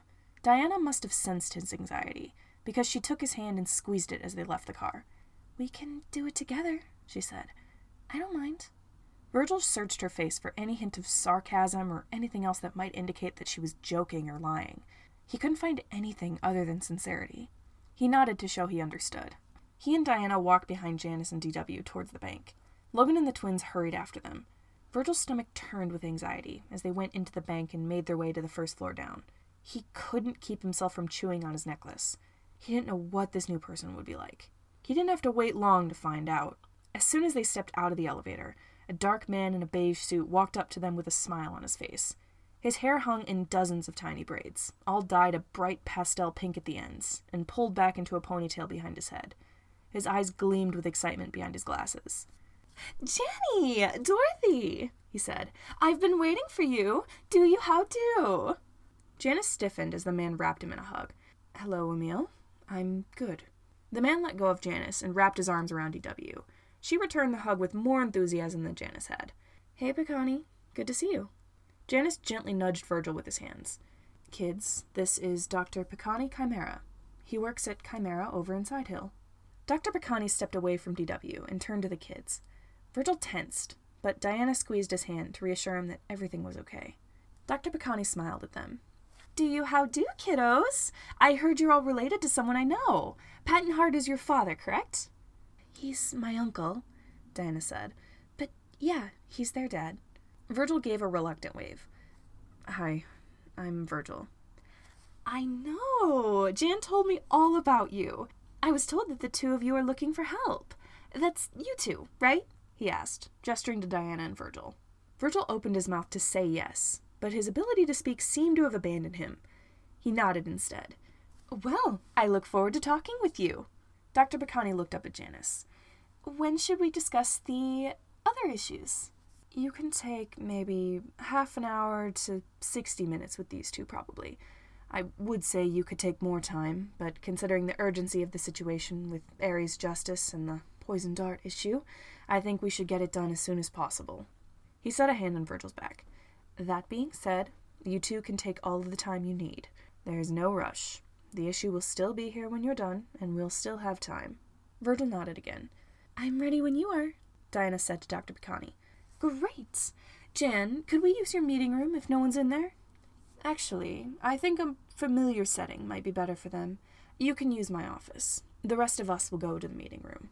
He gave Virgil's shoulder a squeeze. "You're in good hands, Virgil. I would trust Emil with my life." Virgil relaxed a little. He trusted Janus. Well, sort of.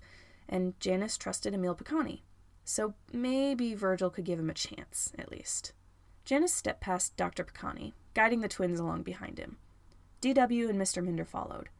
DW gave Diana a thumbs up. Mr. Minder gave Virgil a smile. Roman waved at Virgil and Diana, but Remus just kept walking, tapping on his sketchbook. They disappeared down another hallway. Dr. Picani motioned for Diana and Virgil to follow him.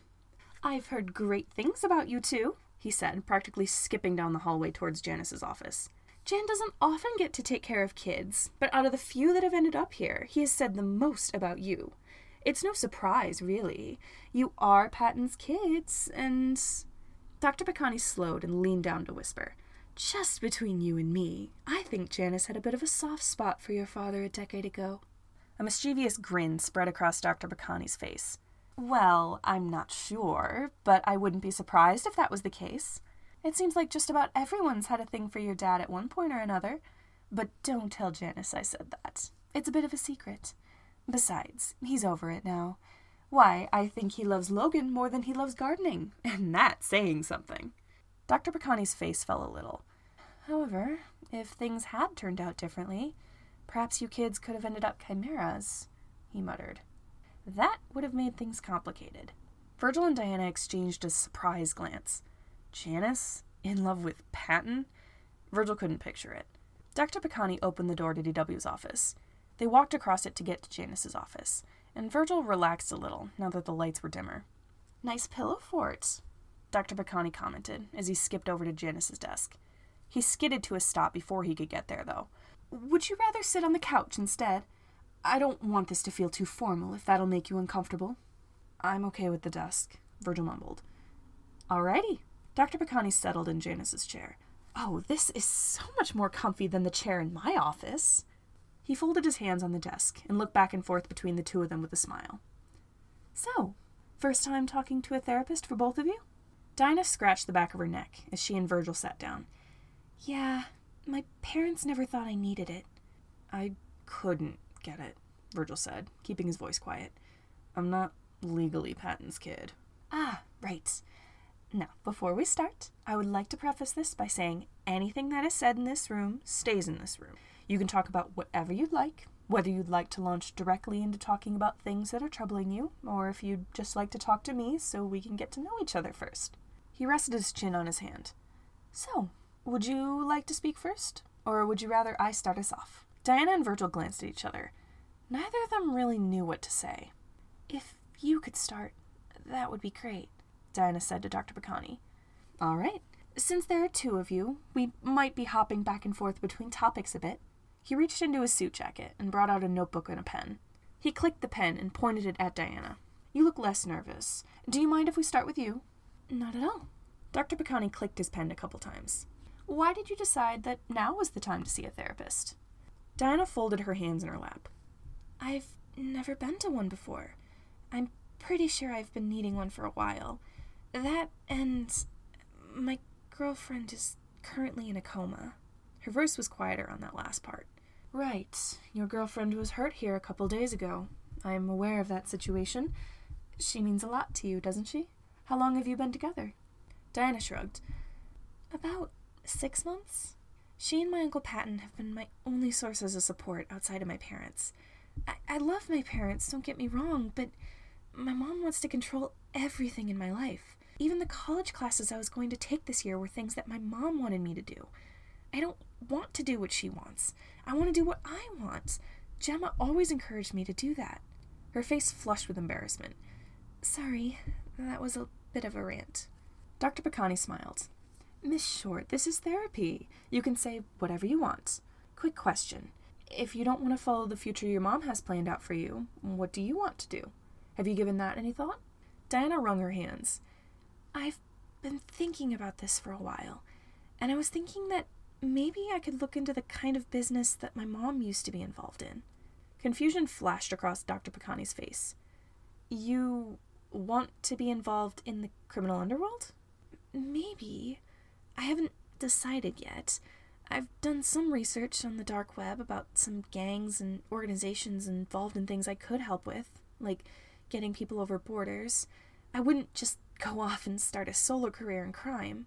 I know that I would need backup and support. She furrowed her brow. I've also been considering being a nurse. Dr. Bacani blinked. Those are two very different career paths. Honestly, I could see you as either. However, you have to be aware of every part of this business. If you're going to be paid for helping poor people cross borders to start living better lives, you could also get paid for helping a man smuggle an underage girl into a country where it's legal to marry a child. You would be hurting people as much as you'd be helping others. Of course, that does depend on the organization you join, but the ones who get to be selective about their jobs are usually the ones that are much harder to join. Keep that in mind next time you go looking for gangs. Diana nodded slowly as she listened. I will. Why are you this interested in crime, anyway? I don't know. I guess all these people in gangs and organizations seem to be so close with each other. Mom said we had family in the business, and I want to meet them. Dr. Bacani's eyes lit up like he just had a realization. You want that sense of belonging. Your family has never given you that, so you're going to find a family that does. He grinned. Am I right? Diana's eyes widened. Oh, my goodness, you're completely right. Do all of my abandonment issues stem from the fact that my parents never gave me what I needed to flourish in my environment? She shook her head. Well, that is quite the pickle that I'm in, isn't it? Dr. Bacani chuckled at that. Seems you had a bit of a breakthrough. You think on that for a bit. He scribbled something in his notebook and then pointed his pen at Virgil. Mr. Hart, you want us to switch tracks onto the Virgil train? Virgil's heart leaped into his throat. Sure, he blurted. Great. So, why did you decide now was the time to go into therapy?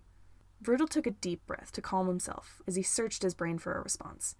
It's the first chance I've gotten for therapy, he admitted. Dad couldn't get us into a real therapist because he's not legally our dad, so we just got Mr. Minder as a counselor. So you've known you've needed therapy for a while. I guess. How did you know?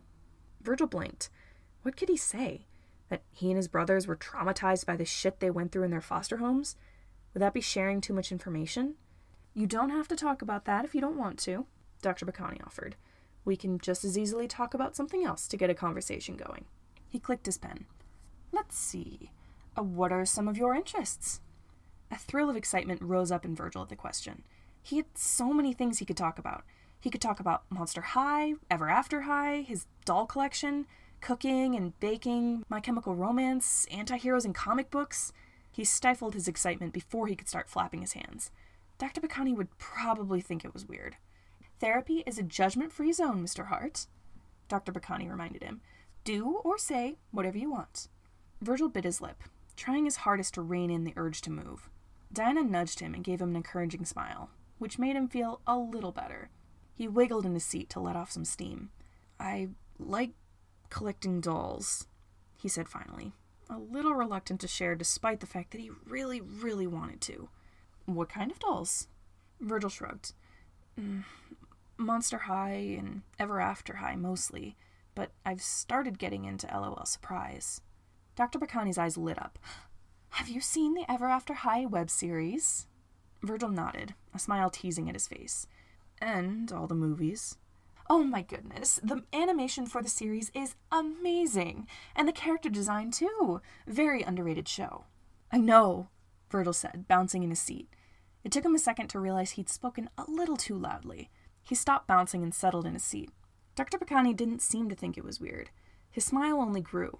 So, what's your favorite movie in the series? I like Way to Wonderland, Virgil admitted. Raven beating the hell out of Courtly Jester was pretty badass. I also liked Lizzie and her mom being reunited. That was sweet. It really was. I loved Wonderland. I wish they'd gone back there for another episode at least. Dr. Bacani clicked his pen. Out of curiosity, what did you think about the Dragon Games? It was a very plot-heavy season. Virgil thought about it.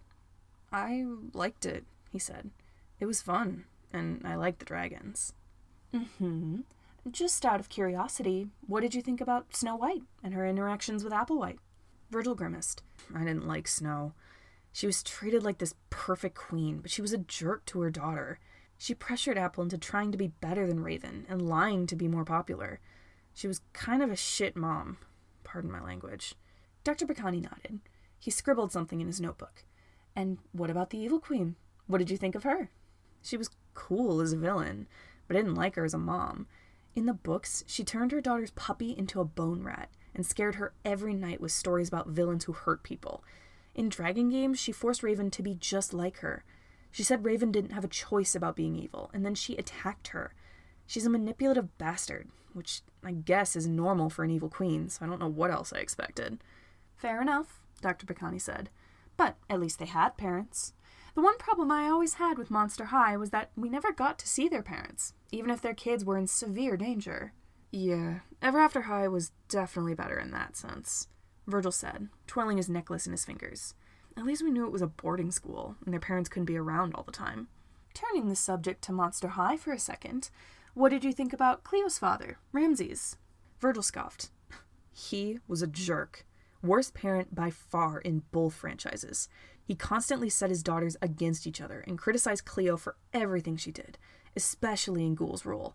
He had no problem with manipulating her into getting hitched with Pharaoh so he could have more power. He didn't care that Cleo was miserable. He and Nephra lied and cheated to get what they want.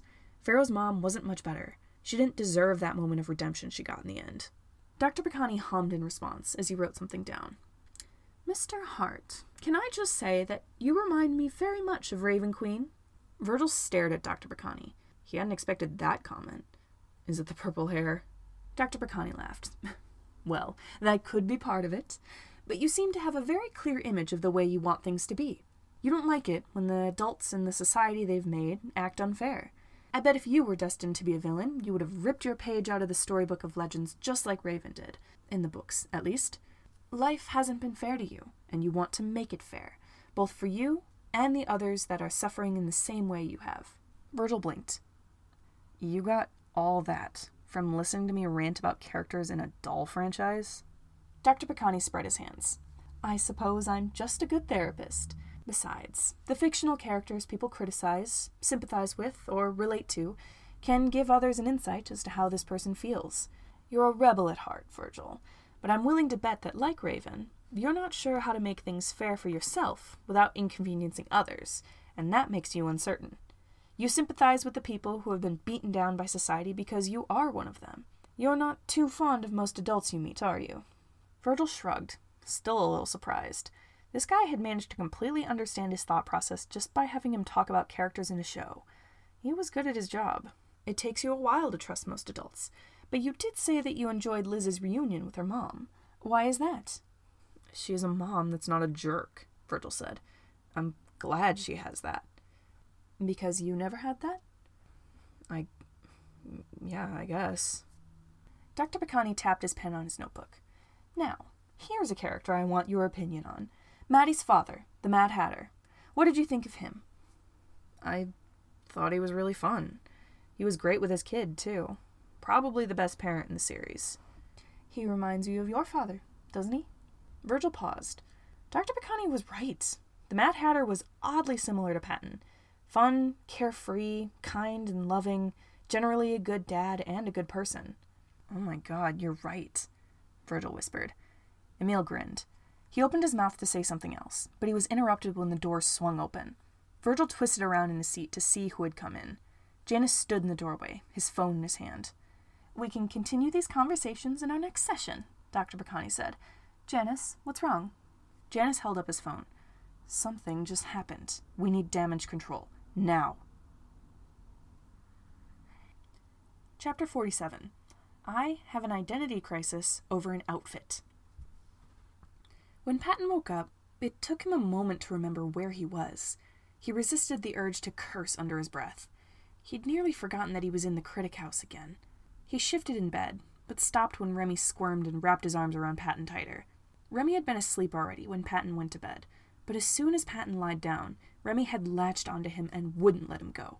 It seemed as though Remy wouldn't let him go until he was awake. Luckily, Patton wasn't too eager to leave the room anyway. He relaxed in Remy's arms and shut his eyes again, falling back into a sort of half-sleep. The door slammed open. "Wake up, bitches!" Remy groaned. I swear to God, Dice, I will murder you. Dice strode into the room and smiled down at Patton and Remy. Aw, you two are cute. But I need you to get up. It's 10 o'clock and I'm holding a meeting in the VIP lounge. We're going to have guests. You both need to look presentable. Remy narrowed his eyes. Why do you have to drag us to your meeting? Because you're very important people, hon.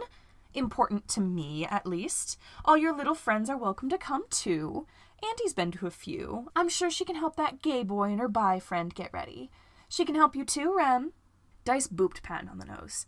You are going to get ready with me. We haven't even had breakfast yet, Patton complained. He almost wished he'd never come back to the Critic House, despite its safety.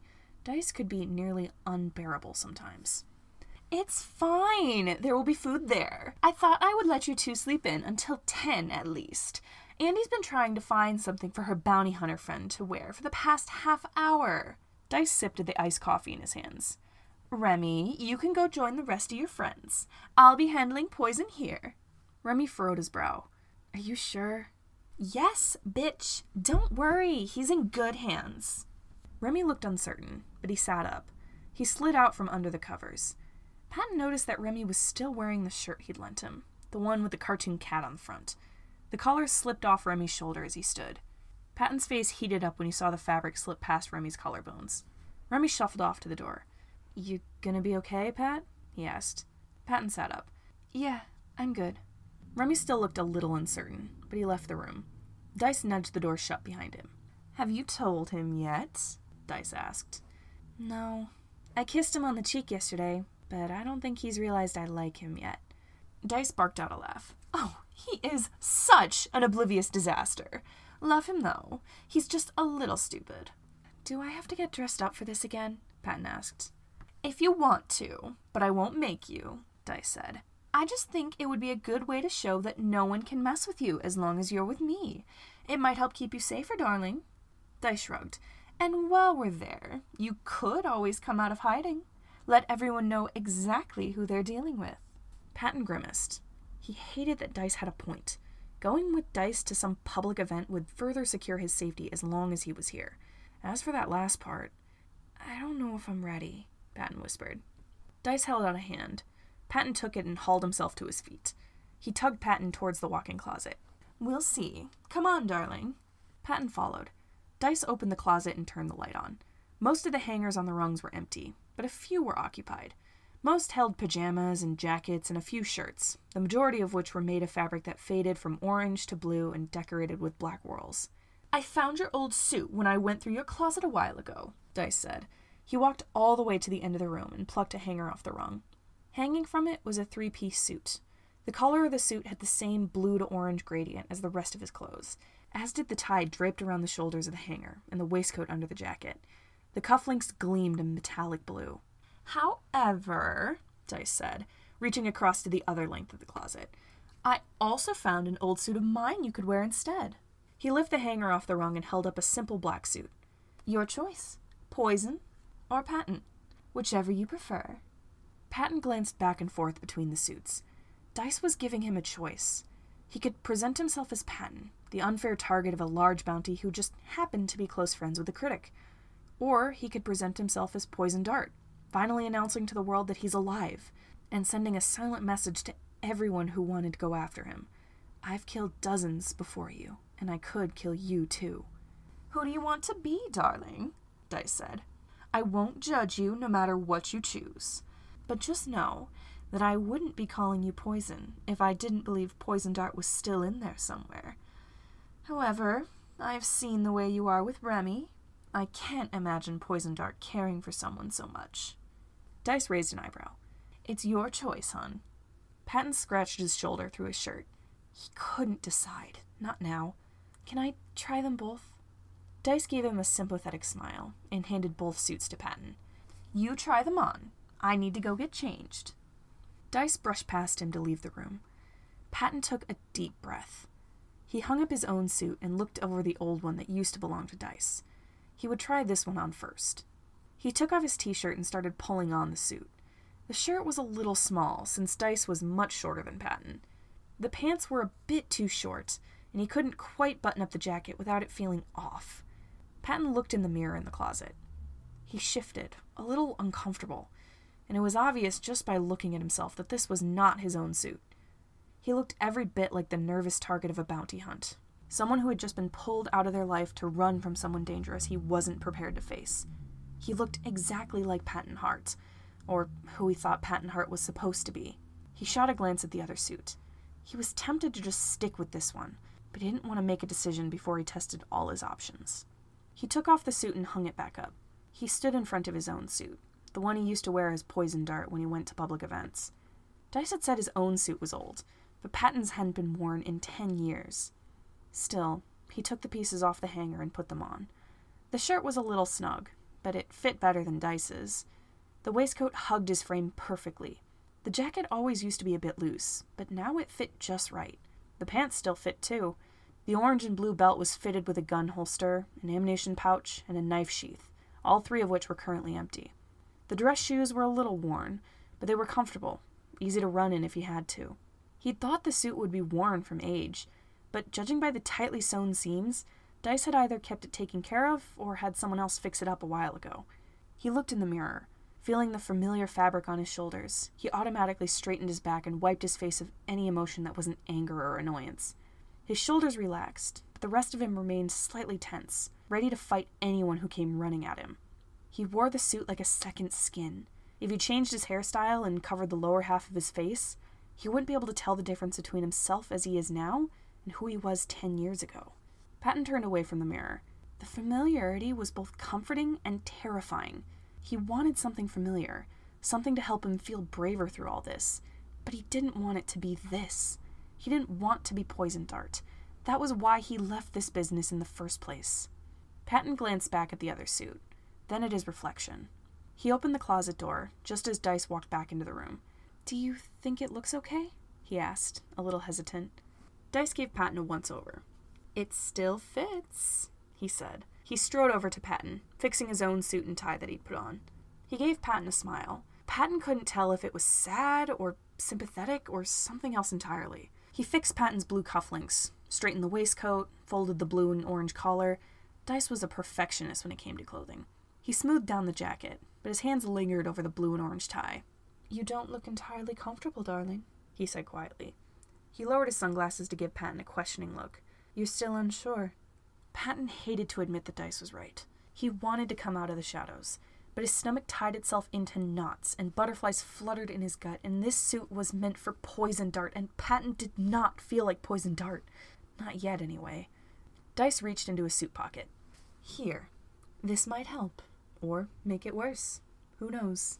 He pulled a silver necklace out of his pocket. He walked behind Patton and latched it behind his neck. There. He smoothed out Patton's suit. Better? Patton looked down, and his breath caught in his throat. I thought I lost this, he muttered, running his thumb over the pendant. It was a silver heart-shaped locket, engraved with the initials PJ. You lost everything here, dear. It's no surprise. I've been waiting to give it back to you. Dice huffed. Well, it does clash horribly with the suit. But then again, the whole blue and orange color scheme is not working for me anyway. Hun, did you never think this through before you had everything done in these colors?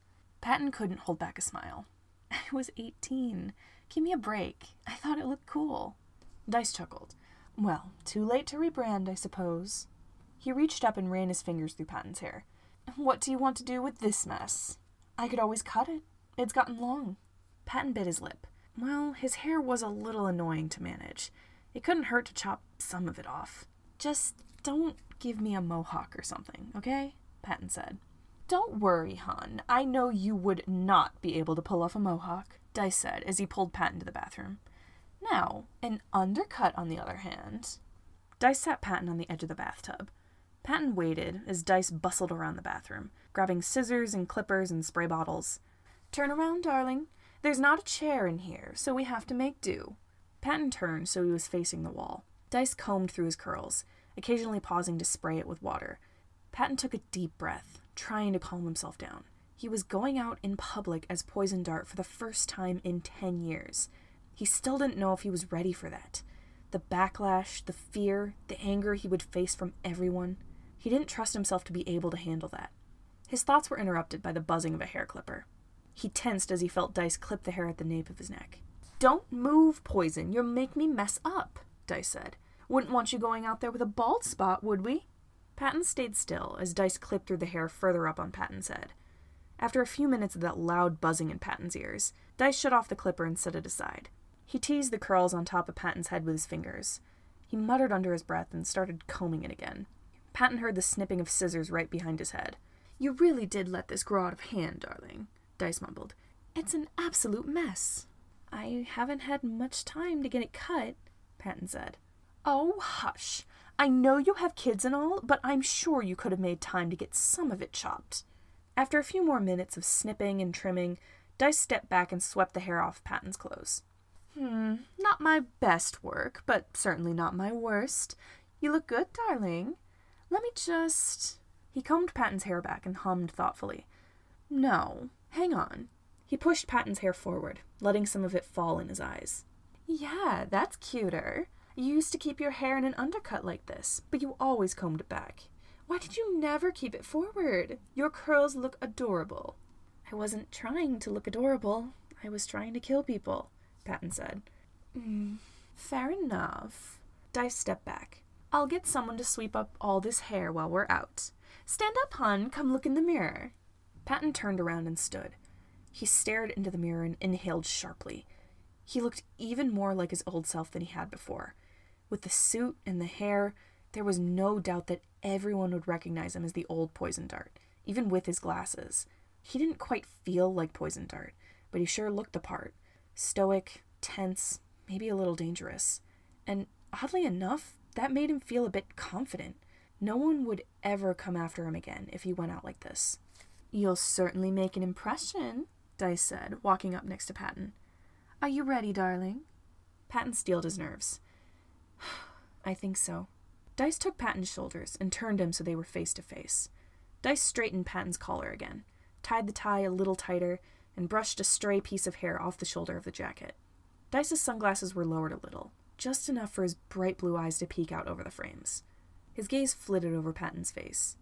You look hot, Dice said, hands still on the collar of Patton's suit. Sexy even, if I'm being honest. Patton blinked as he processed that. Dice, is there something you want to say?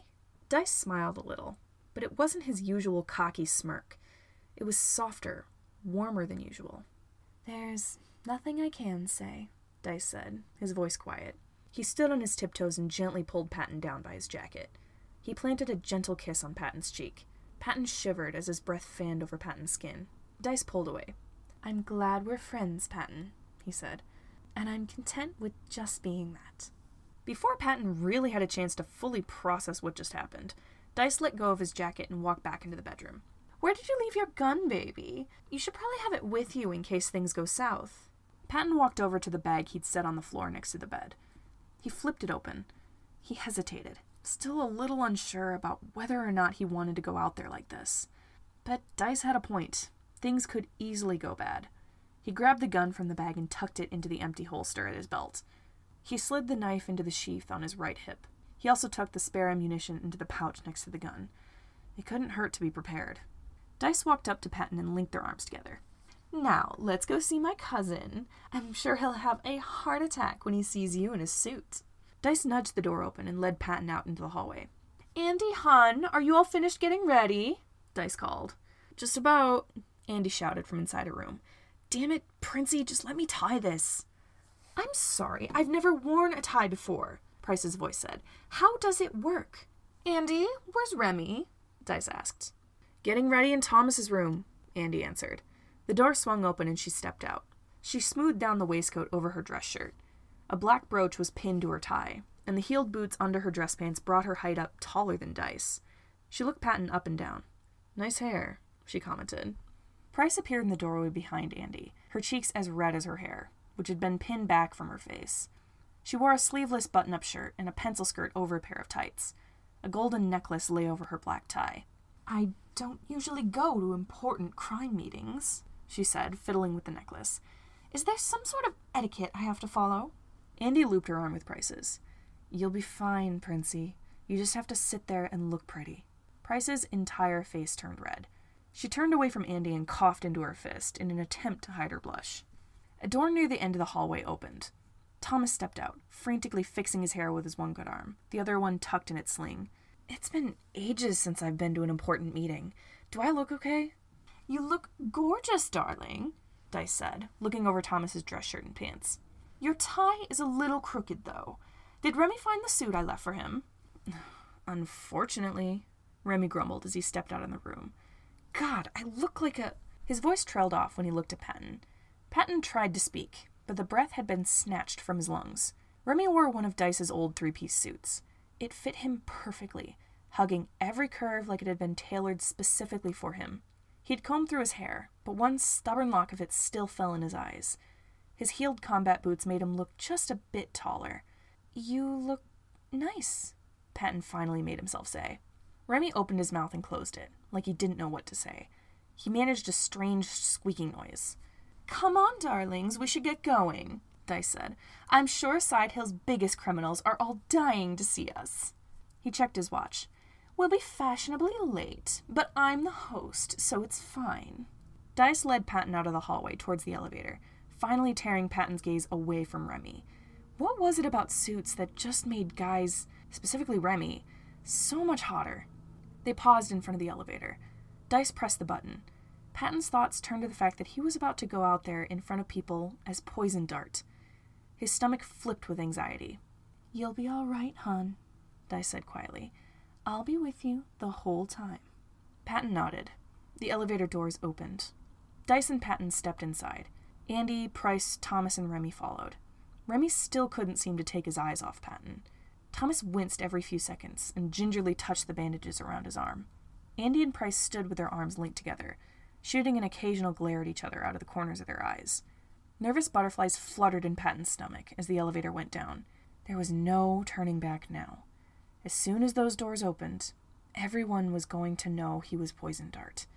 Everyone was going to know he was still alive. "You'll be fine, hon," Dice whispered. "Don't worry about a thing." The elevator slowed to a stop. Patton wiped his face clean of emotion and watched the doors slide open. He took a deep breath and stepped out of the elevator.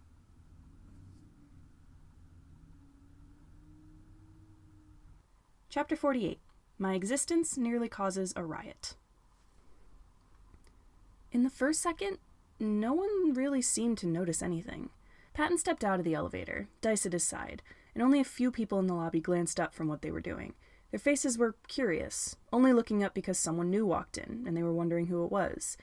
A few of them simply gave him a single glance and then turned back to whatever else they were doing.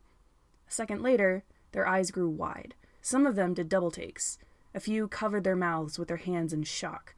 A couple of them gasped, shocked to see the familiar blue and orange patterns on Patton's clothes that most of them hadn't seen in 10 years. The third second brought a wave of confusion to the room. People looked at his face and saw Patton Hart, but he was wearing the clothes of someone horribly dangerous that had supposedly died ages ago. Patton could almost hear the gears turning in their heads. Had the critic just lent a dead man's outfit to someone living because he didn't have anything else to wear? Was Patton Hart hiding under a false claim that he was the long-dead assassin, Poison Dart? The next second had people whispering. Recognition flashed across people's faces, followed closely by horror. Some people tensed. Others reached for their weapons they weren't allowed to use. For every person that looked skeptical, 10 others looked horrified. Someone raised their phone and took a picture. Someone loaded their gun and eyed the door. Someone screamed. Someone else started sobbing. Someone bolted for the door. Someone ran to attack Patton, only to be held back by 3 others. All this, and Patton had only taken 5 steps into the room. He heard a click as someone on a couch nearby snapped a picture. He automatically looked in the direction of the sound. The person who had taken this picture turned white as a sheet. They lowered their phone, eyes growing wide. They were much bigger than Patton, and could easily punch his lights out if they tried, but they looked like a sheep that had been cornered by a wolf. Patton turned his gaze away from them. He heard them start babbling and crying over how they were so dead. They were going to die because Poison Dart looked at them. Patton's trigger finger twitched. Dice strode forward, every step radiating confidence. Patton kept pace with him. They crossed the lobby and made their way to the lounge. Everyone's eyes trailed them. The sounds of whispers and sobs and shouts followed. Patton ignored them. Dice gave his arm a reassuring squeeze. "Relax, hun," he whispered. People scrambled out of the way as they passed. Patton tried to relax by reminding himself that Remy was right there behind him, with Thomas and Andy and Price, and they weren't running and screaming. It helped, a little. Dice opened the door to the lounge. It had been a while since Patton had been in there. It didn't look much different, but Dice had certainly redecorated a little, and made it look even more luxurious than it had before. Lavish chairs were spaced out through the room, some of them facing each other on either side of small tables, or clustered in groups of 4. Couches lined the corners of the room. In the middle of the room were 2 elegant leather couches, facing each other, with a coffee table between them. The lights from the chandeliers were dim, but Patton could still see all the people scattered around, sitting on chairs and talking, or standing with drinks in their hands. Servers bustled about, bringing drinks and platters around to guests. Only one of the couches in the middle was empty. Everyone's gazes snapped up to the door when Dice walked in. Their reactions were significantly more calm and controlled compared to everyone out in the lobby. The conversations died out, leaving a few seconds of silence before the whispers started. A few people gasped. Others scoffed in disbelief and turned away. Patton was almost relieved. "You can all mingle if you'd like," Dice said to the other 4, as he and Patton walked to the couches in the middle. "Or you can stick with us. Your choice." None of them must have been eager to talk to the variety of assassins and mob bosses in the room, because the 4 of them followed Dice and Patton to the center of the room. Dice and Patton sat on the couch, right in the middle of it. Andy and Price sat at Dice's side with their arms still locked together. Remy lowered himself down next to Patton, Thomas on his other side. Despite Remy's usually large presence, he seemed so small in this big room of criminals.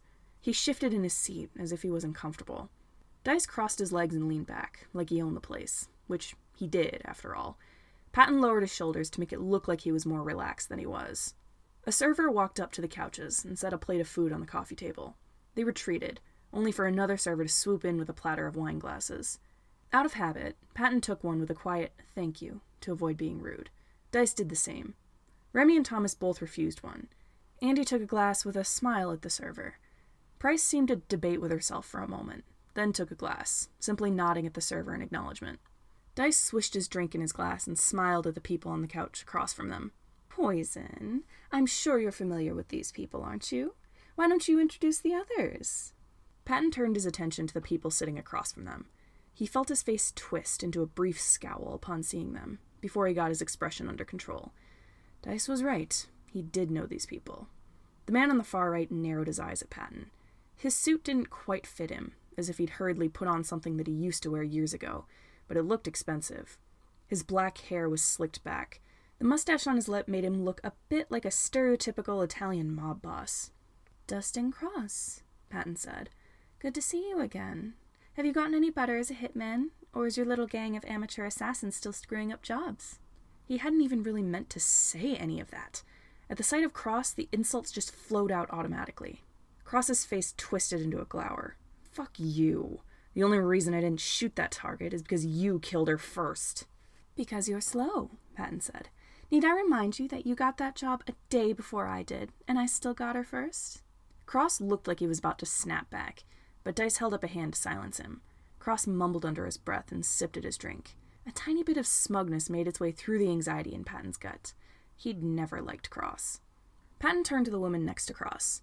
A long black dress covered her legs, but he was willing to bet she had a knife strapped to her calf under the fabric. Her blonde hair was curled to perfection and draped over one shoulder. She didn't look much different than she had years ago. The only signs of age were the lines across her eyes and the gray streak in her hair. "Christina Markov," Patton said. "How's your smuggling business going?" Markov raised a thin brow. "You are not real Poison Dart," she said in her thick Russian accent. "He is dead. I don't care what critics says. Poison Dart is dead, and I will not believe little game of impersonation you are playing." "Smart woman," Patton said. "I wouldn't believe me either." Markov's red lips twitched into a slight smile.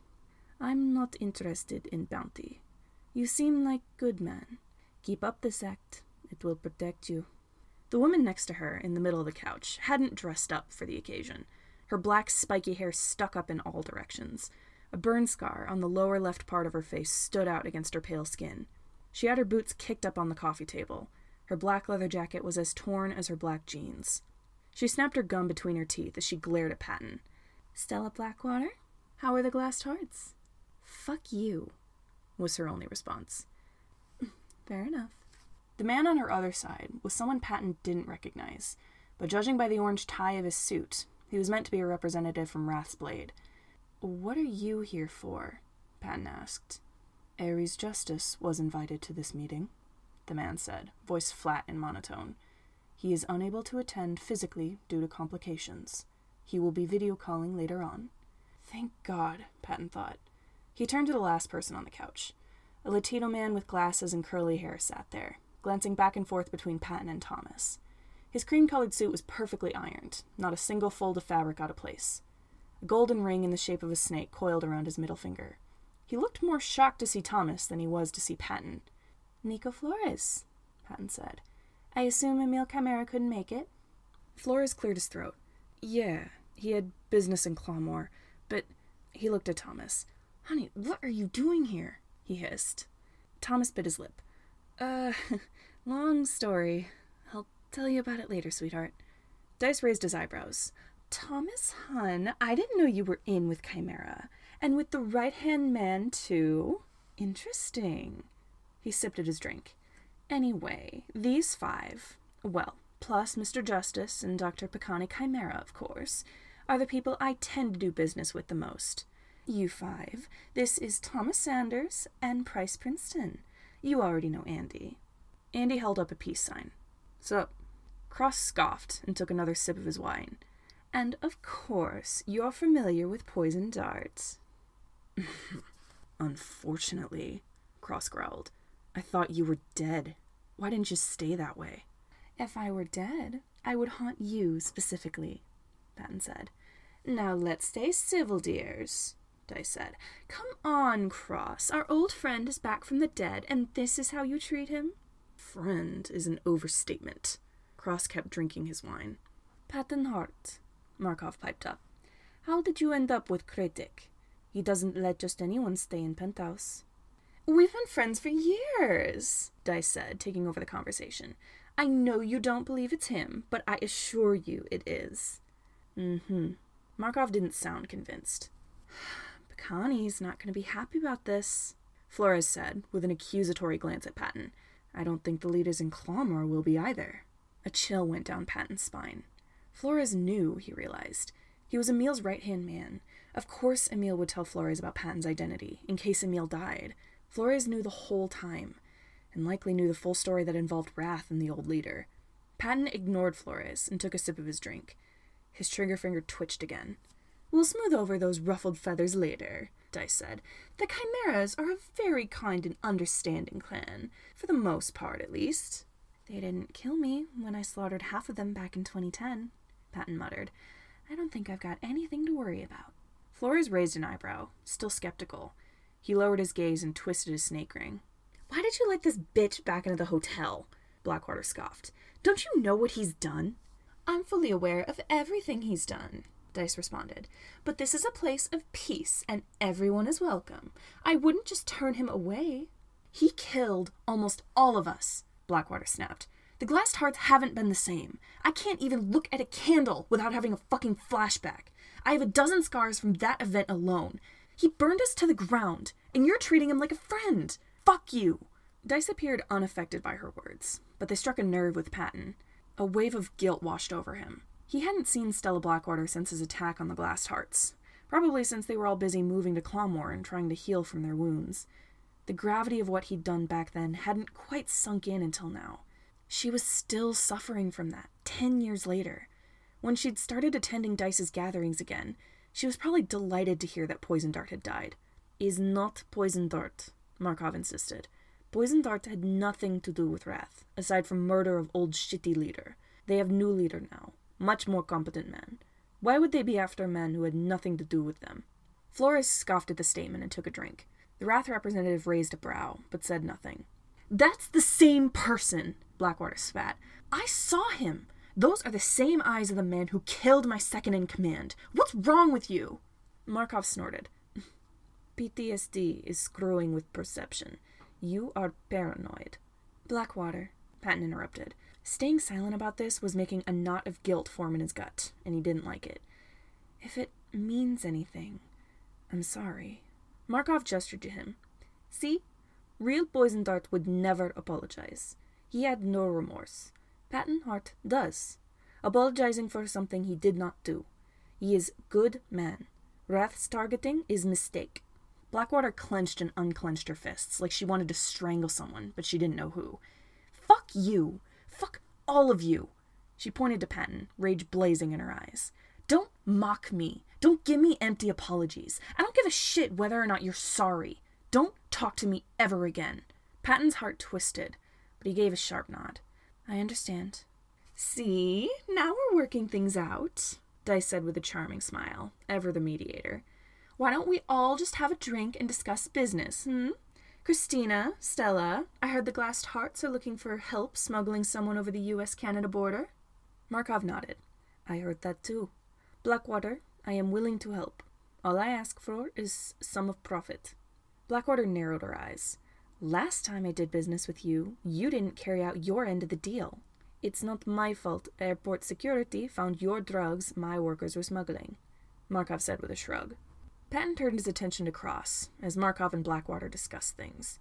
Cross kept shooting withering glances at Blackwater over the rim of his glass. As bad as everyone else in this business was, Patton considered Cross one of the worst. Not because of certain things he did in his business, but on a personal standpoint. He'd always criticized Dice for being flamboyant. Patton had started to fight with the guy more than once, usually to defend Dice, although Dice insisted he didn't have to. "You're both being overdramatic bitches," Cross said finally. "Shut up and let the men talk about things that actually matter." Patton could almost sense Blackwater and Markov's anger grow at that. Andy and Price both scoffed.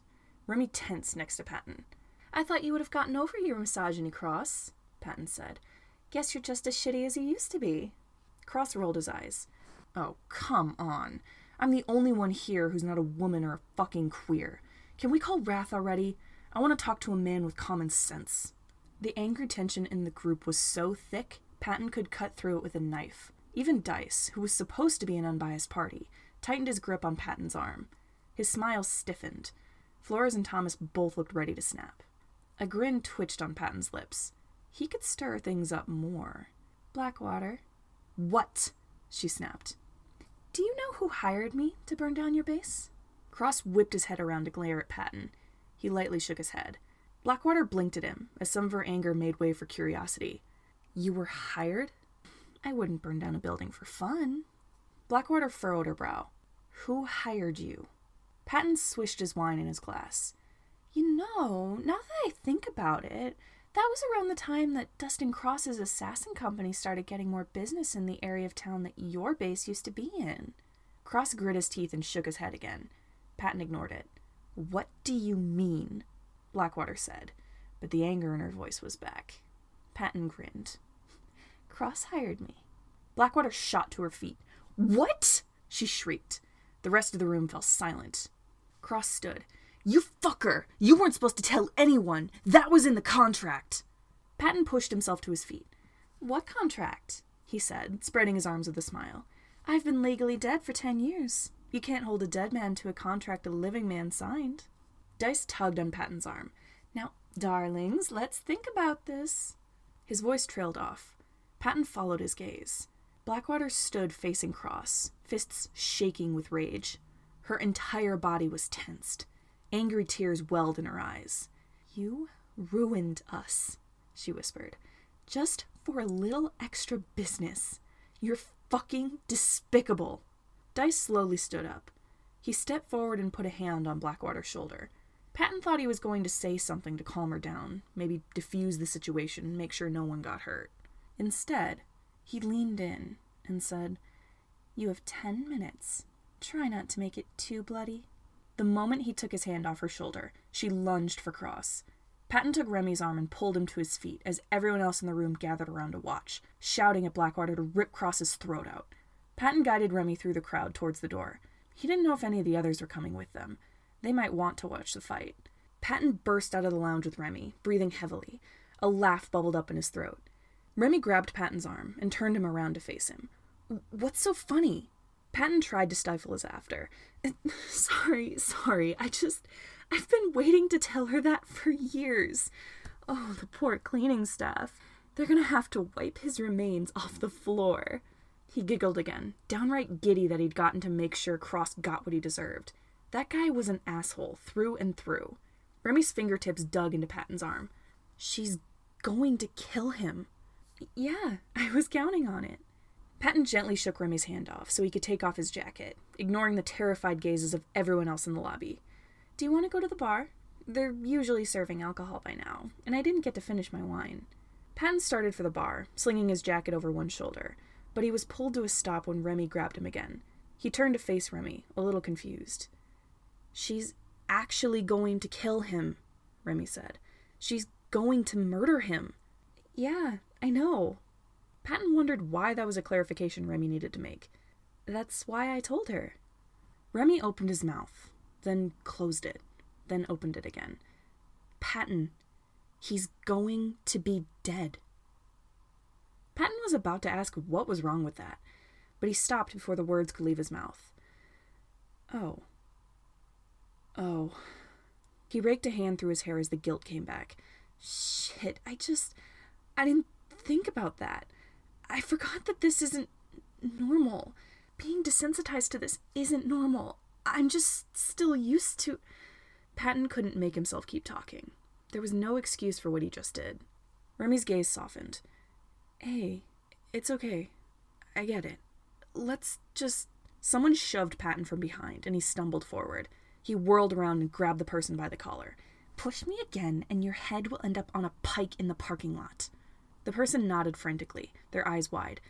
I'm sorry, it was a dare. Then whoever dared you to fuck with me is trying to get you killed. You're dead the second you step off this property for the next 24 hours. Watch your back. They kept nodding. Patton let them go and they scrambled away. Patton watched them go as he registered what he just did. He glanced back at Remy. Remy stared at him, eyes wide with fear. Patton took a step towards him. Remy stepped back. He glanced around the room like a cornered animal searching for a way to escape. He tore his gaze away from Patton and made a beeline for the elevator. Patton stared after him. He wanted to go after Remy, apologize for the scene he caused, apologize for being so insensitive, apologize for being such a bad person, but he couldn't think about what to say. Besides, Remy might run and hide as soon as he saw Patton again. Patton looked around the lobby at all the people watching him. He couldn't stay here either. He couldn't stand the stares and the whispers. He turned to go to the bar. Maybe he could at least get a drink while he was here. Before he could take a step, The lounge door swung open, and Stella Blackwater walked out. Blood dribbled from her nose, but that seemed to be the only injury she'd gotten. Her knuckles were covered with a thin veil of blood that probably wasn't hers. She'd taken off her jacket and slung it over one shoulder. She wiped at the blood on her face, leaving a red streak on the back of her hand. "That was quick," Patton said, before he remembered that she probably wouldn't want to talk to him. To his surprise, she stopped in front of him. "I didn't kill him. It wouldn't change anything." She sniffled and wiped at her bloody nose again. When she looked at him, she didn't look angry anymore. "Thanks for the tip." Patton nodded. "You need help getting that fixed up?" he asked, gesturing to her nose. She waved a hand dismissively. "Nah, not the first broken nose I've had." She nodded towards the bar. "Want to get a drink? I'm not paying." Patton shot a glance at the elevator, then back at Stella. He sighed. "Sure." Chapter 49. I have to talk to the most infuriating man in the world. Janus walked into his office, ignoring Virgil and Diana's confused faces. "Emile, your assistant, Nico Flores, has been trying to call you for the past 10 minutes. He called me when he couldn't reach you and informed me of something that just happened." Emile stood and tucked his notebook back into his jacket.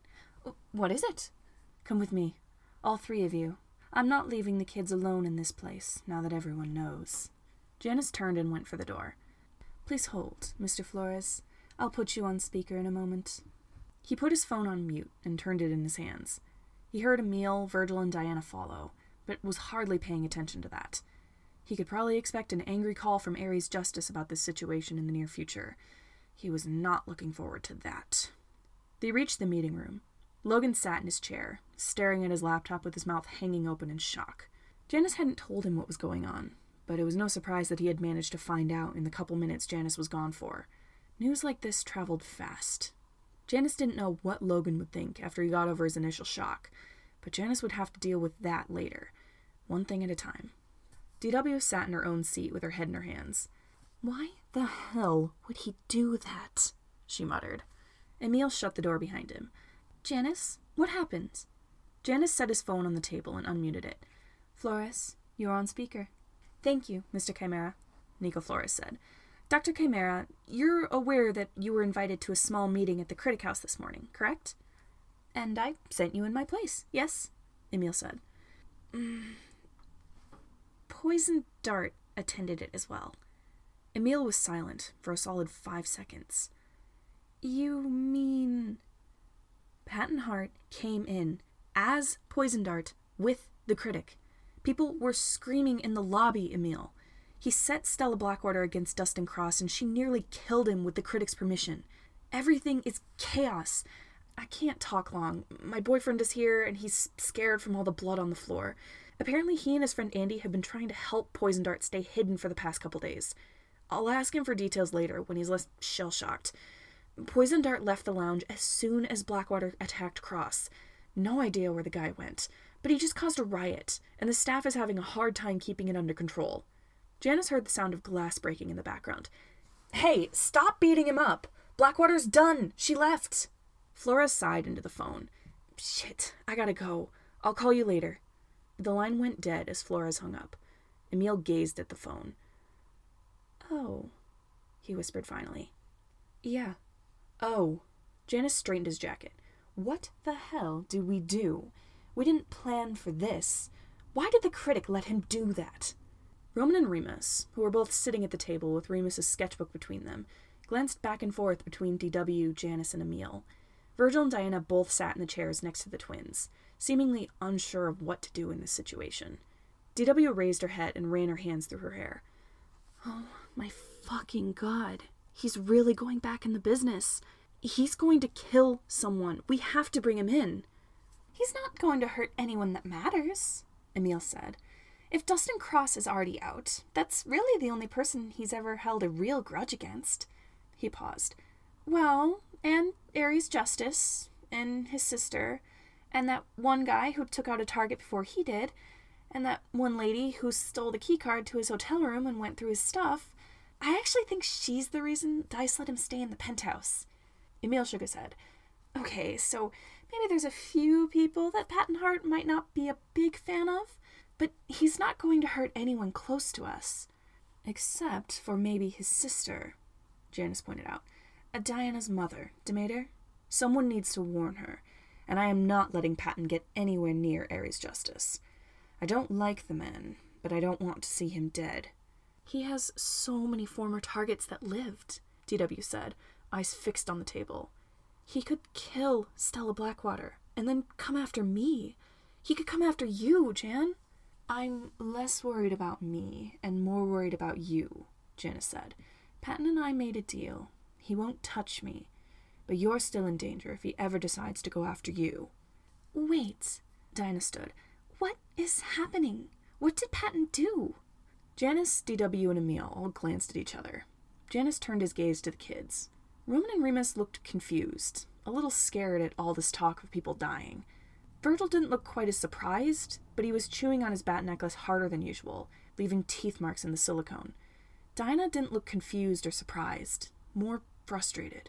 She stood there, arms crossed, glaring at Janus like she could see the answers to her demanded questions in his eyes. She tugged on the necklace around her throat. With that anger in her eyes, she really was the spitting image of her eldest uncle. Janus deflated and sank into a chair. He ran a gloved hand over his face. God, he was so tired of this. Virgil, he said, I know you think assassins are cool, but those are fictional characters. Your father was the most dangerous hitman I've ever met, and I've met plenty. He's hurt so many people, Dorothy included. He's the reason she's missing a leg. Virgil's green eyes grew wide with horror. He looked at DW and seemed to recognize the panic and distress on her face. He gently flapped his hands and chewed on his necklace. But what's this about Ares Justice? Diana asked. Who is that? Logan blinked and looked up from his laptop to stare at Janus. Janus's chest tightened at the look on Logan's face. The only word Janus could think of to describe it was crestfallen. Janus reached out and gently took Logan's hand. That is something to talk about another day, Janus said, his voice quiet. This is enough of a truth bomb for now. I don't want to overwhelm you. Logan pushed his chair back and stood. I need some air. He tugged his hand out of Janus's grip and made a beeline for the door. Janus watched as Logan left. Emil set a hand on Janus's shoulder. Go, talk to him. We'll figure out how to keep this from spreading too fast. Janus pushed himself to his feet and hurried after Logan, muttering a quick thank you to Emil. One glance around the hallway as soon as he left the room told him that Logan must have gone into the elevator, because he wasn't visible anywhere. Once on the main floor, Janus rushed to the door, trying to ignore the tellers at the front counter, who were all whispering to each other and looking at their computer screens. Janus spotted Maggie and Teal among them. Neither of them looked surprised, only concerned. He stepped outside and scanned the area for Logan. Nowhere to be seen. A frustrated whine welled up in his throat. He walked around the bank to the parking lot, hoping to see Logan there. Luckily, he spotted Logan in the parking lot, leaning against his car with his face in his hands. He didn't move, not even when Janus ran up to him. Logan, Janus said, are you okay? Logan sighed. I have no idea, he muttered through his hands. Most people didn't. Janus stood in front of Logan and gently placed a hand on his arm. Poison Dart's identity was a big secret. Patton isn't even the only layer of it. There's still more to the story. Logan ran his hands through his hair.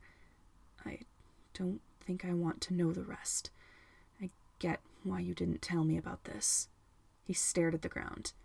He caused so much damage, he whispered. He did so much. He hurt so many people. I know, Moonlight. He's destroyed entire families. I know. Do you remember what he did to the glass hearts? I remember. Logan slumped against his car. He's a murderer. My best friend is a murderer. Janus shrugged. Well, so am I, indirectly. But not to that extent. Logan looked up at Janus.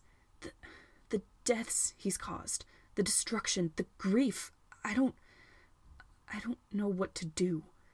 I don't know what to think. What am I supposed to think? Janus reached out and cupped Logan's cheek.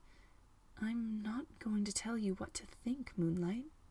Logan leaned into Janus's hand with a small sigh. Then he scowled in frustration and straightened his glasses. God, it's so obvious now that I know. He gently shrugged Janus off and started pacing.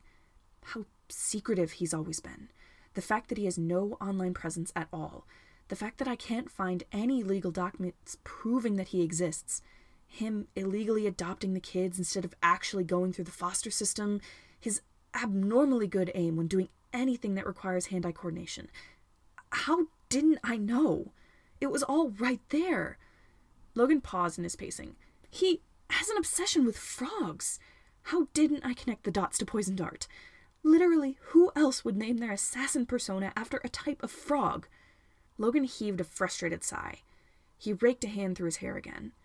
He glanced back at Janus. Sunshine, are you okay? He asked. Janus blinked. I'm fine. Why? You were just chewing on your hand, and you looked like you were about to cry.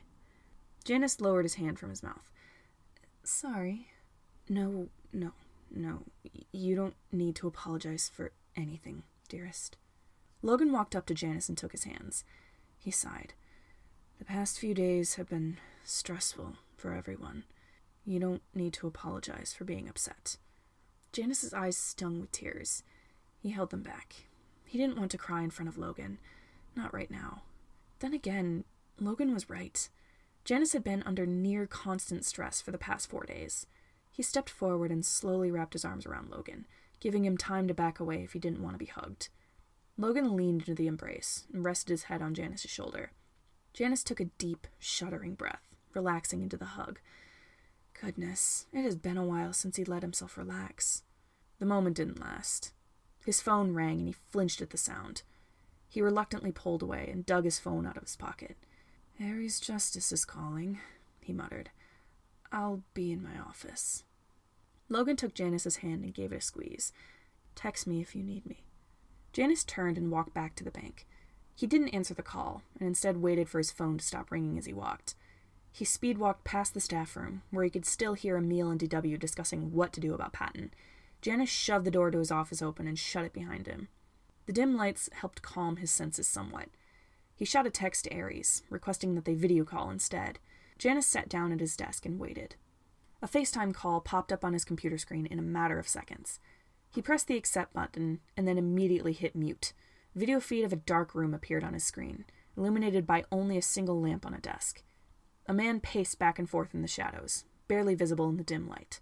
His mouth moved as he shouted, but Janus couldn't hear a single word.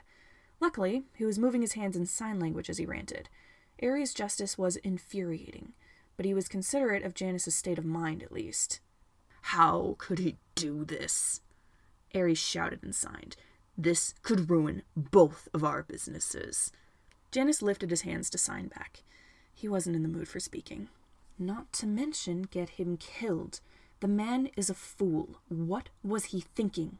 I don't know, Ares huffed. Do you think he's trying to get back into the business? I hope not. I don't want to see you dead. Ares paused in his pacing. His smirk flashed in the darkness. Aw, you do care. Janus snorted. Keep dreaming, Justice. What do we do about him? DW says we should take him out before he can cause any damage. Ares sneered. What do you think I've been trying to do?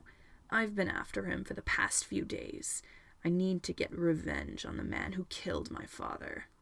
With all due respect, Justice, I know you. That's not the reason you're after him. Ares grit his teeth and glared at Janus. He yelled at the screen, forgetting to sign through his rage. Janus didn't unmute his computer. He wasn't in the mood to be yelled at. He folded his hands and leaned back in his chair, waiting for Ares to be done shouting. Ares finally stopped shouting, chest heaving as he glared at Janus through the screen. Ares bared his teeth like an angered lion. Janus could practically hear him growling through the screen. The barest trace of a smirk goes to Janus's lips. Done throwing a tantrum, darling? Do you feel better? Ares clenched his fists like he wanted to punch the screen, but then the anger in his eyes faded a little. I'm done, he signed. You can unmute your computer if you want. Janus obliged. Aries lowered himself into the seat at his desk, finally slightly visible in the light from his lamp. His dark brown hair was straightened and pushed back like usual, but one stubborn cowlick still stuck up at the front. A silver necklace rested on the collar of his black shirt. A jagged scar lanced through his eyebrow and over his eyelid. His hands were wrapped in athletic tape.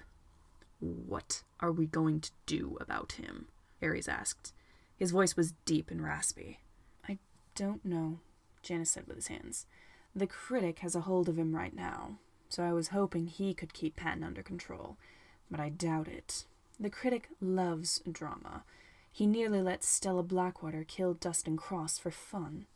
Aries grinned. He began to laugh, a cold cackle reminiscent of a villain in a Disney movie. Unhinged, cruel, and at the expense of the pain of others.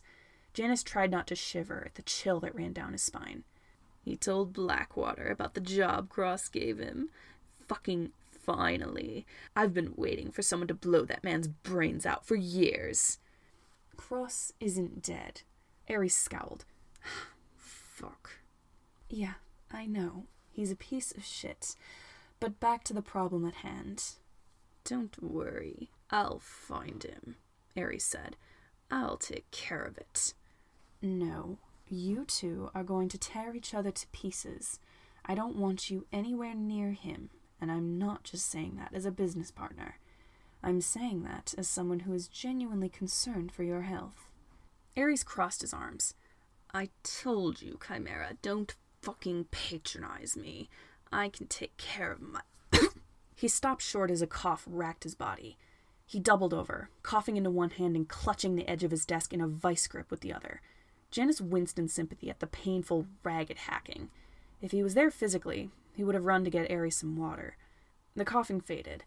Aries slowly straightened, breathing heavily. He shot a glare at Janus. "Not a fucking word," he rasped. Janus mimed zipping his lips and locking them shut. Aries growled to himself and settled in his chair again. Janus could practically feel the anger radiating off him through the computer. "We'll figure it out, Aries," Janus motioned. "I promise. If Patton decides to come after you, I can remind him that I'm doing him a favor, and I can just as easily go back on my word." Aries gave him a weak grin. "You're a sneaky bastard." Janus shrugged. "I try my best." Aries gripped the edge of his desk. "I'm not going to be around forever.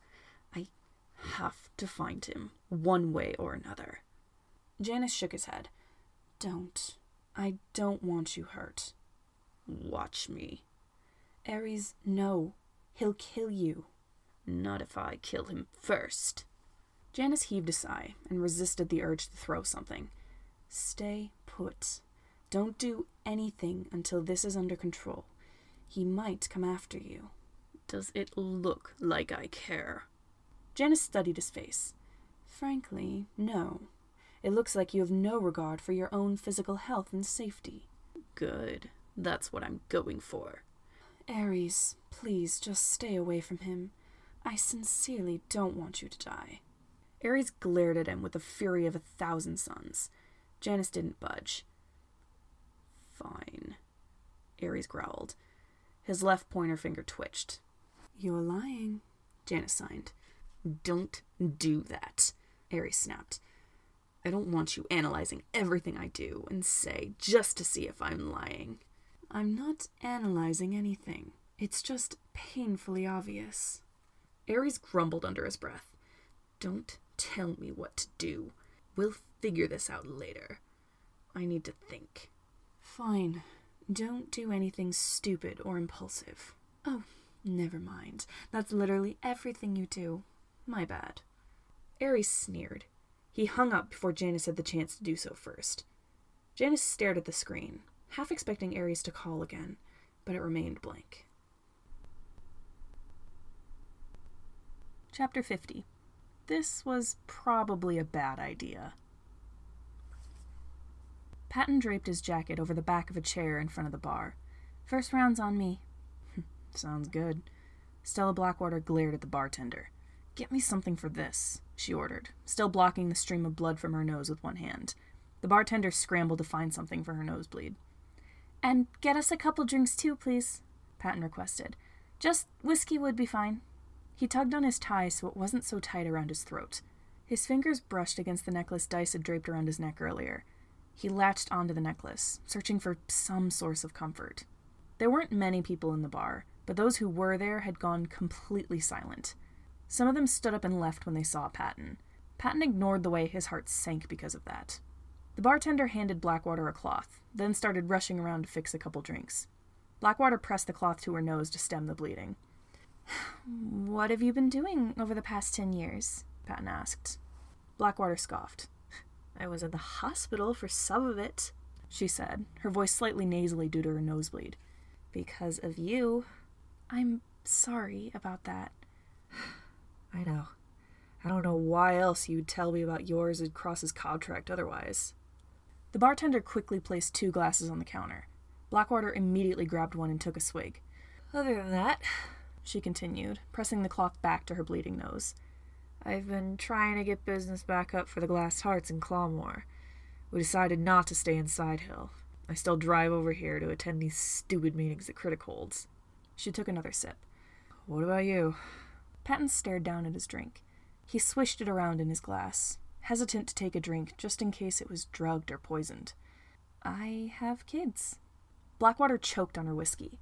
She coughed and set her glass down. "Kids?" she squeaked, staring at Patton with wide eyes. "You have kids?" "Yeah, I adopted them." "And you're not, like, encouraging them to kill each other or kill other kids or anything? You don't hurt them?" Patton shuddered in horror at the assumption. "No! I'm an assassin, but I'm not a monster." Was he really so awful that people would think he'd hurt and manipulate his own kids? Well, yes, actually. He probably was that awful. Looking at everything he'd done back at the top of his career, he couldn't blame anyone for thinking he would be a bad father. Maybe he really was a bad father. He'd kept his kiddos out of public school, had never insisted on getting them an actual therapist despite their obvious struggles, run off with no warning and left them with someone they didn't even know. He really wasn't a good father, was he? Blackwater shook her head. Jesus Christ. Poison Dart has kids. If I didn't know you were you, I wouldn't believe you were Poison Dart. Me neither, Patton muttered. He pushed his glass away. The bartender easily could have poisoned it. What else have you done? Blackwater asked. Patton shrugged. Not much. I dropped out of college and went into hiding. I told my 2 close friends I was involved in something dangerous, and they helped me stay hidden. I didn't tell them what it was that I did. Patton sighed. But Logan's probably figured it out by now anyway, he mumbled. I'm pretty sure the entire world knows, Blackwater scoffed. You made quite the impression. Wrath ain't gonna come after you now. Pretty sure they will anyway, Patton said. I don't know. Justice is kind of a coward. He's probably too scared to go after you now. Don't tell him I said that. My lips are sealed. Blackwater tipped her glass back and downed the rest of her whiskey. She motioned for the bartender to bring her another. Christ, it's been a while since I've been in a fight like that, she muttered around the cloth pressed to her nose. Didn't think Cross had it in him. How badly did you hurt him? Blackwater shrugged. I think I knocked out a few teeth, broke his arm, and definitely broke a few fingers. She smirked. Kinda wish Justice was here to see that. Man probably would have joined in. Patton snorted. Ares was a fan of mindless violence. Yeah, he definitely would have. He would have snapped Cross's neck. He never liked Cross. That's one thing we used to agree on. I don't think any of us liked Cross. No shit. Patton turned his necklace between his fingers. I went after his targets for fun, just to show him up. Blackwater barked out a laugh. No wonder he fucking hates you. I'd be pissed too. Serves him right. He's a piece of shit. Patton sighed as the bartender set another glass in front of Blackwater. He thought he was ready to come back to the business, just to scare people off, but he was already regretting his decision. He wished he'd just stayed under the radar. Everything had been thrown into chaos because of him. Janus and DW were probably terrified. His kids might know by now. Logan probably felt betrayed that Patton had kept something like this from him for so long. His sister Demeter was probably furious. Blackwater peered at the bloody cloth in her hand. She gently touched it to her nose. Upon seeing that it was no longer gushing blood, she set the cloth down. She sniffed and took a sip of her drink. "So, what are you going to do now that you're back?" she asked. "Keep at the assassination thing? Try something else? If you want to join a gang, the Hearts are always looking for members, but I don't think many of them would be happy to see the person that ruined them. On second thought, don't join us. They'll tear you apart." "I don't know," Patton admitted. "I'm not a huge fan of gangs. I don't know if I want to go back to killing people." Blackwater raised an eyebrow. "You don't? Why not?" Patton shrugged. "I've already killed hundreds of people. I think that's enough for one lifetime." She didn't respond right away. "Seriously?" She hummed. "Guess 10 years out of the business will change a guy." "Yeah. Really, I think just about everyone in this business should take a break every once in a while. Do something else. Consider if this is really what they want to be doing. It's not what I want to be doing, that's for sure. Not anymore. I don't want to put my kids in any more danger than they're already in." "Huh. Never thought about that." Patton tugged on his necklace. He'd been uncertain before, but now he was 100% sure. He did not want to be Poison Dart. He didn't want to be in this business. He didn't want to scare people just by existing. His phone buzzed in his pocket. He pulled it out, half hoping that maybe it was Remy who was asking if Patton wanted to talk, or maybe Janus had found his number and Patton could ask if his kids were okay, or maybe Logan had some questions that he wanted answered. He didn't see any of those when he looked at his screen. His heart leaped into his throat. He read the text 4 times over before it finally sank in. "I want to talk. No tricks or anything. Just discussion. A justice." Patton stood. I need to go." Blackwater raised an eyebrow, but she shrugged. "Whatever. Don't kill anyone." "No promises," Patton said automatically as he grabbed his jacket off the back of his chair. He walked to the door, trying not to cringe under everyone else's fearful gazes. He kept a tight grip on his jacket as he made his way across the lobby towards the elevator. People scampered out of his way. He almost wished they would stay put, purposely get in his way, show that they weren't afraid of him. Patton grabbed his keycard for the penthouse from his pocket and slid it into the slot in the elevator. The door shut and carried him upwards. The suit itched against his skin. He resisted the urge to loosen the tie again. He stepped into the penthouse and glanced around. It seemed like no one was around. However, as he made his way to the hallway, he heard faint voices speaking ahead. He walked to the end of the hall and paused at the door to the kitchen. He peered through the crack between the door and the wall. Remy, Andy, and Price were all seated around the dining table. Thomas must have still been with Nico Flores, because he wasn't anywhere in sight. The room was void of security guards. They were probably all dealing with the mess Patton had caused in the lounge. Patton couldn't see any more than that. Remy's back was facing him, so he couldn't see his face, but he could hear the anguish in his voice when he spoke. "I've never seen him like that," Remy muttered. "It's like I don't even know who he is." Andy sighed. "I know. I mean, I hardly know the guy, but that wasn't the Patton I've seen over the past few days." "Guess Deadshot's not as much of a pussy as I thought," Price scoffed. "Man's got some balls for breaking a contract he signed with a guy like Dustin Cross." "He threatened to kill someone after we left the lounge," Remy whispered. "He looked so angry. The only time I've ever seen him mad was when his kid's old foster mother showed up at his house and tried to demand the kids back. But even then, he didn't look like he would have killed someone." Dice's voice rang through the room. "Remy, honey, I warned you. The man is a loose cannon." Dice walked into Patton's view and handed Remy a coffee mug. "I know you love him. I do too. But I don't want to see you hurt, Rem." Patton's heart sank. Dice had known Patton was bad all this time, and even warned Remy about it. Dice was his closest confidant, and even he thought Patton was bad. "So you do love him, Remy?" Andy asked. She didn't sound surprised. Remy didn't answer right away. Tears sprung to Patton's eyes. Had he scared Remy so badly that he didn't care about Patton? "I don't know anymore," Remy admitted. And that answer hurt more than a simple no would have.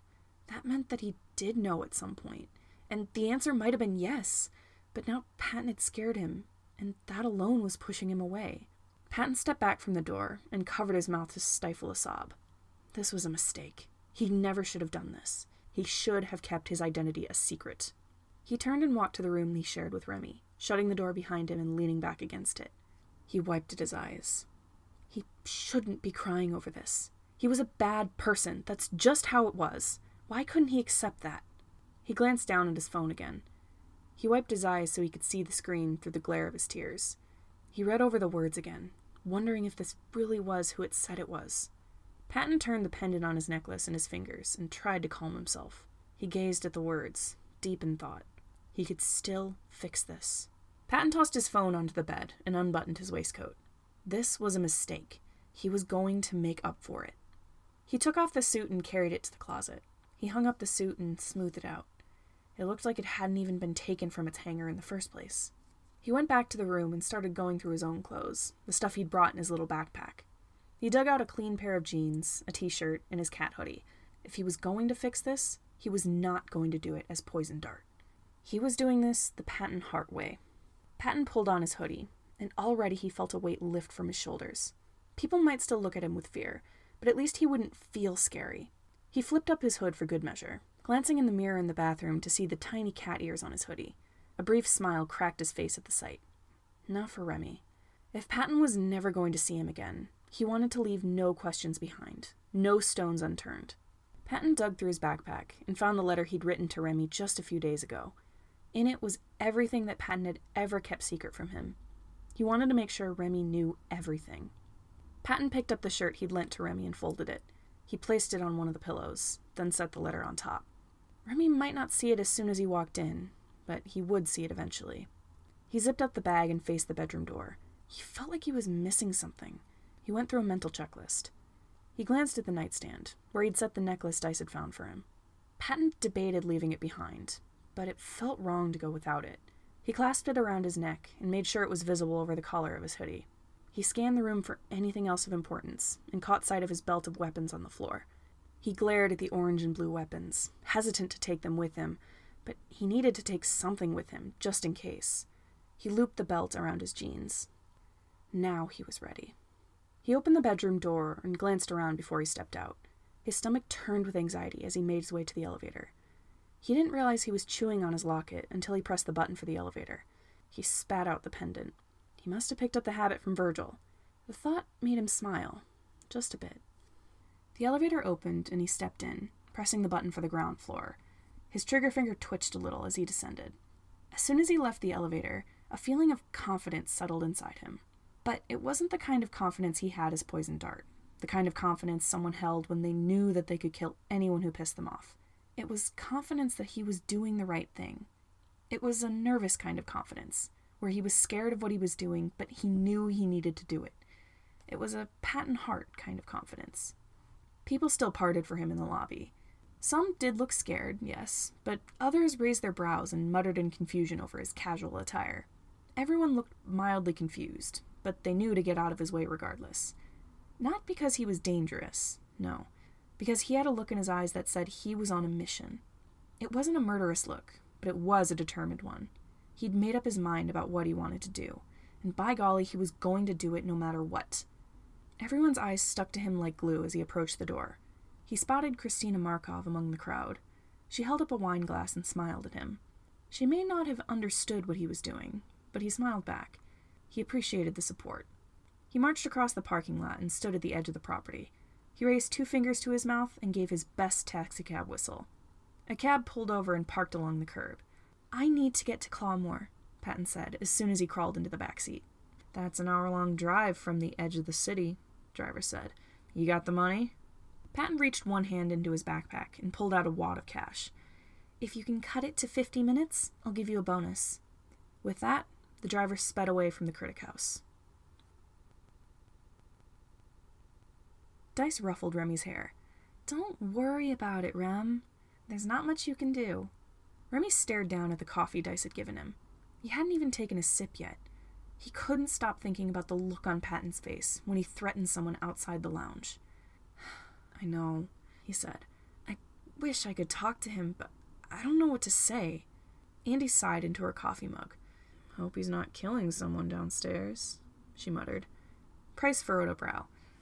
I don't know the guy very well, but I've never seen someone act like that. I've never seen someone so chipper about violence. She glanced up at Dice. Did he used to be like that? Dice settled in his own seat next to Remy. No, not really. He used to be stoic and cold. The most emotion he ever showed in public was mild annoyance. Well, and a bit more anger when it came to people like Dustin Cross. But other than that, no. He shook his head. Sometimes, though, he did like to stir the pot. Start shit just for the sake of it. But even then, I've never heard that kind of... how do I describe it? That kind of manic glee in his voice. He used to be cocky sometimes, sure, but I've never heard him like that before. A chill went up Remy's spine.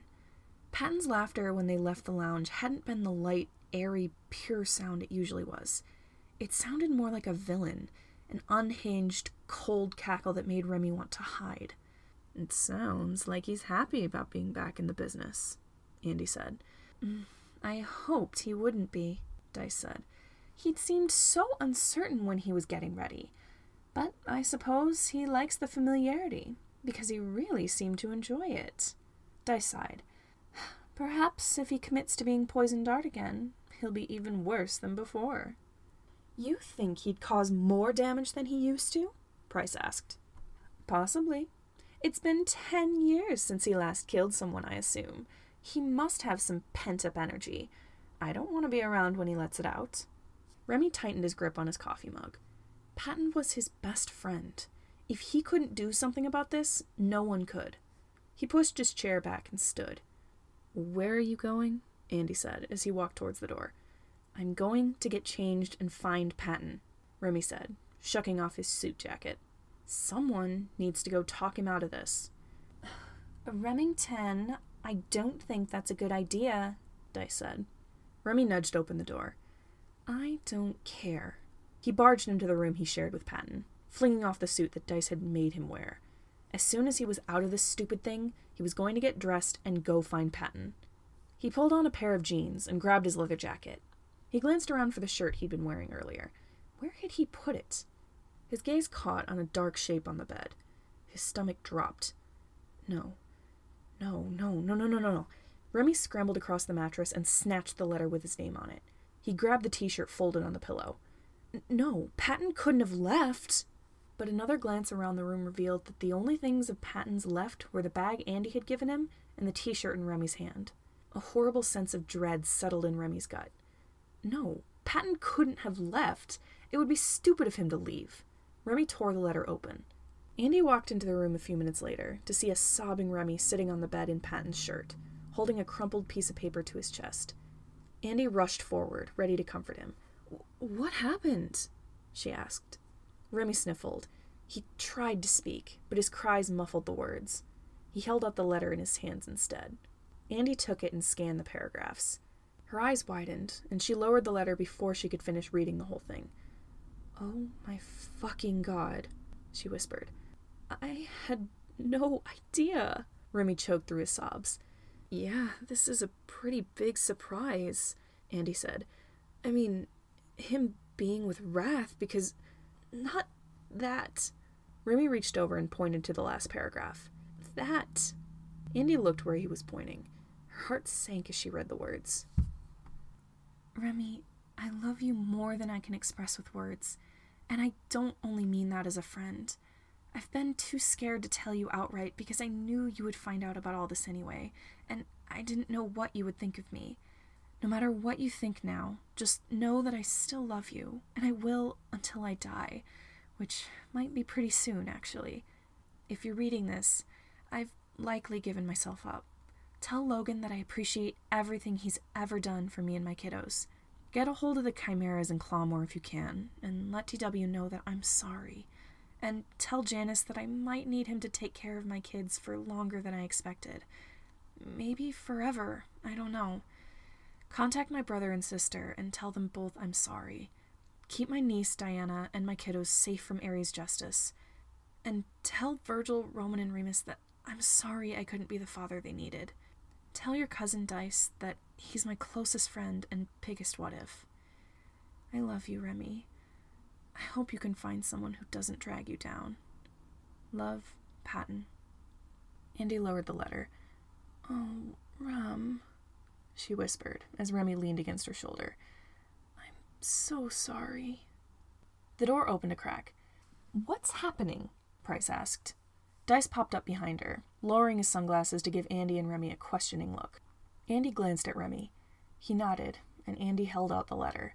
Dice took it, and he and Price skimmed the paragraphs. Price's eyes grew wider and wider, while Dice just looked sadder. His breath hitched when he reached that final paragraph. Oh, goodness, he left? Dice whispered. That's what you're focusing on? Price scoffed. What about literally everything else he wrote? Oh, I knew all of that, Dice said. He sighed and set the letter on the bed. I didn't want him to leave. I thought maybe... He let his voice trail off. He didn't seem to want to finish his sentence. Andy wrapped an arm around Remy and gave him a light squeeze. He burrowed his face in her shoulder. Price scowled. Okay, that's it. She marched over to the bed and grabbed Remy's wrist. She pulled him towards the door. We're fixing this. Andy exchanged a mildly confused glance with Dice. They both followed Price and Remy into the hallway. Remy yanked his hand out of Price's grip. What are you doing? He sniffled. Price put her hands on her hips, which Andy couldn't help but notice were still graced with that gorgeous pencil skirt one of Dice's security cards had lent her. I'm not going to stick around and deal with you being all sniffly and sad. It's annoying. We're going to fix this, so you can go back to being happy and gay with your weird assassin boyfriend. Remy wiped his eyes. You don't have to stick around. Price's face flushed. Well, I'm not doing it for you. I'm just doing it for her. She gestured to Andy. A smirk twitched across Andy's lips. So, you like me enough to stay? Price blushed even more. What? No! She crossed her arms and averted her gaze. Don't take this out of context. She turned and marched to the door of her room. I'm taking off these heels, and then we're leaving. Andy grinned. Dice, contact Nico Flores and Thomas. They can probably help us. Remy, he sniffled. Yeah? She reached back into his room and grabbed his leather jacket off the floor. She tossed it at him. He just barely caught it. He blinked at her through his tears. Andy grabbed his sunglasses off the nightstand and held them out to him. We're going to save your stupid boyfriend.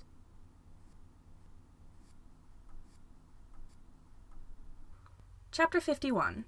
#NoRegrets. Thomas looked shocked when he lowered the letter.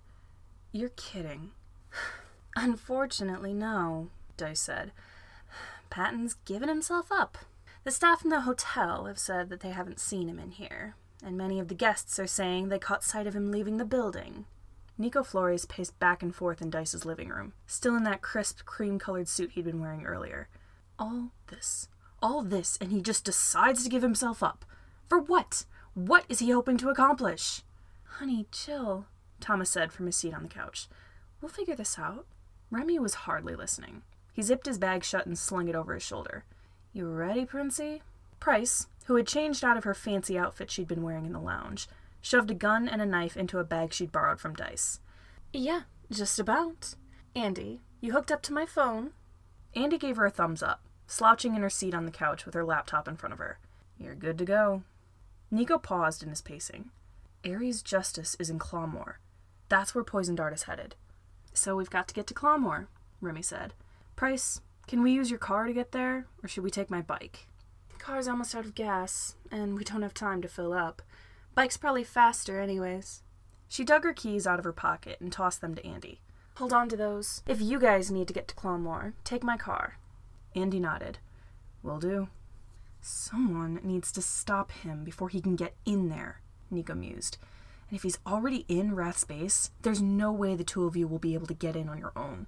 You need someone who can sneak you in there. He pulled out his phone. Luckily, I know just the man. Janus had just walked back into the staff room when his phone rang again. He grimaced and prepared to hang up again, thinking it was Ares Justice, but a different number was on screen. He recognized it and answered the phone with a heavy sigh. ignoring the curious gazes of DW, Emil, Logan, and the kids. Mr. Chimera, Nico Flores said on the other line, apologies for bothering you again. I have a huge favor to ask of you. Janus wanted to scream. What is it? Poison Dart has given himself up to wrath. Janus blinked.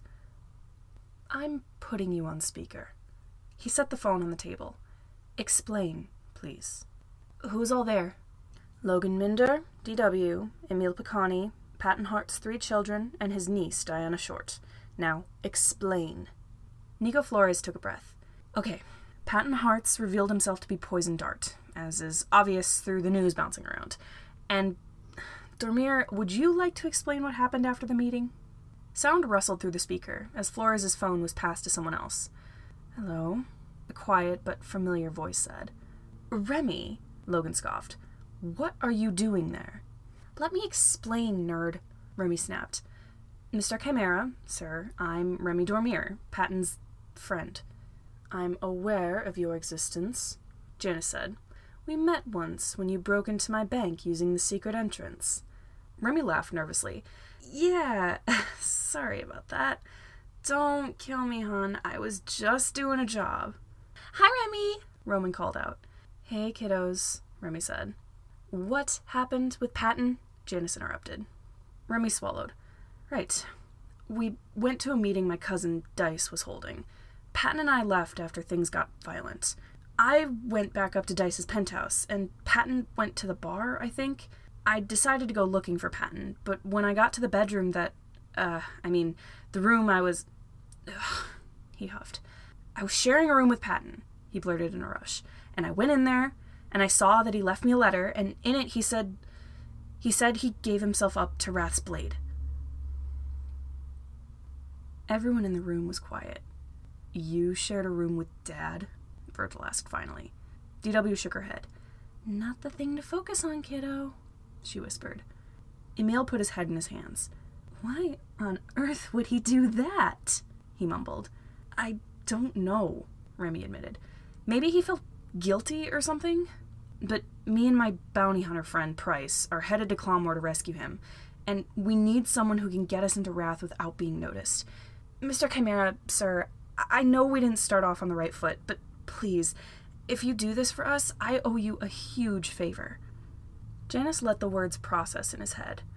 He glanced around the table, at Emil and DW's concerned faces, Logan's mildly confused yet curious expression, and the 4 kids, all in different stages of fear. Janus took a deep breath. My job is to make sure that Patton's kids are safe and happy. And I suppose rescuing their father will make their mental health slightly better.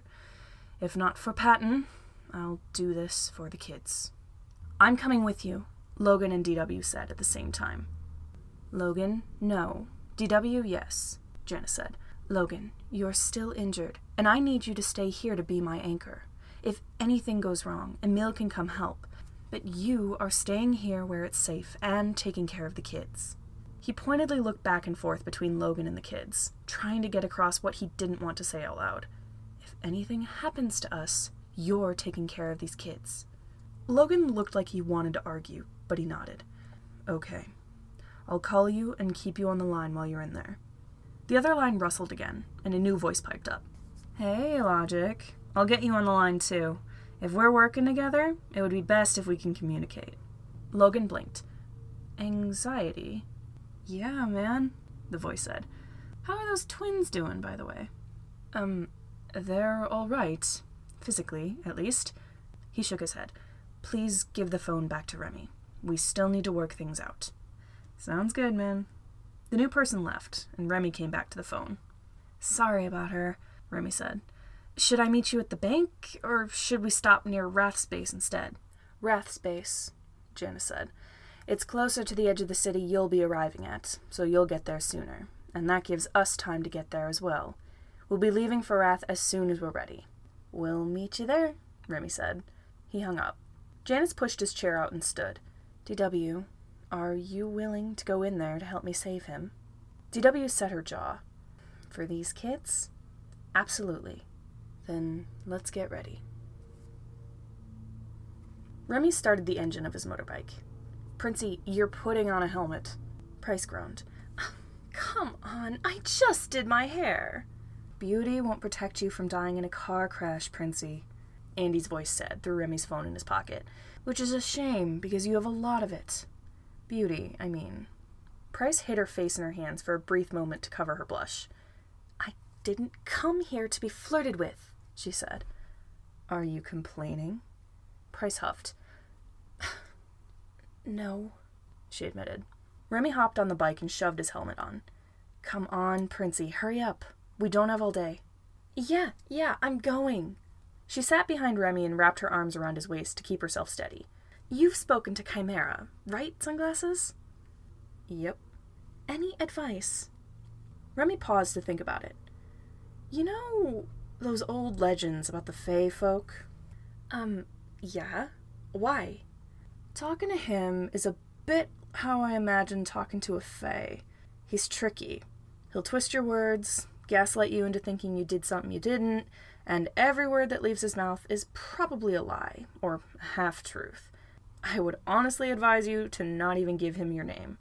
For all I know, the guy is literally a Fae in disguise." Price paused. "Right. Let's just get going." "Right, yeah." Remy backed his bike out of its parking spot. With a startled yelp from Price, he sped out of the parking lot. Patton stepped out of the taxi. "Keep the change." The driver stared at the wad of cash Patton had handed them. Are you sure, man?" "Yeah. Thanks for the ride." The driver blinked, but they pocketed the money and drove off with a confused shake of their head. Patton turned to face the building he'd been dropped off at. It looked like a slightly worn-down apartment complex, but Patton knew it was much more than that. Patton walked up to the entrance and paused just outside. He looked up at the camera poised over the doorframe. He glanced at the glowing scanner on the wall next to the doors. The quality piece of technology looked very out of place amidst the cracked windows and peeling paint. Patton set his backpack down and rummaged through it. From within the mess of clothes, he produced a small orange keycard, a white W on the front. It was worn from age, but he hoped it still worked. He pressed it to the scanner. The scanner turned green, and the lock on the door clicked. He shoved the card in his pocket and pushed the doors open. The lobby of the building looked similar to the outside, like a shabby, old apartment building. No one was in the lobby, other than a person at an old desk in the corner. They looked up at Patton. They looked back down at their phone, only to do a double take. Their eyes widened, and they fumbled for the radio on the desk. Patton didn't try to stop them as they called for backup. He stood there and waited, rocking back and forth on his heels with both hands holding his backpack straps. The two elevators opened, and a stream of people rushed out, each one armed to the teeth. They surrounded Patton, with their dozens of guns and knives and a variety of other weapons. Despite their clear advantage, many of them were trembling as they aimed their guns. Fear glinted in their eyes. Patton wasn't fazed.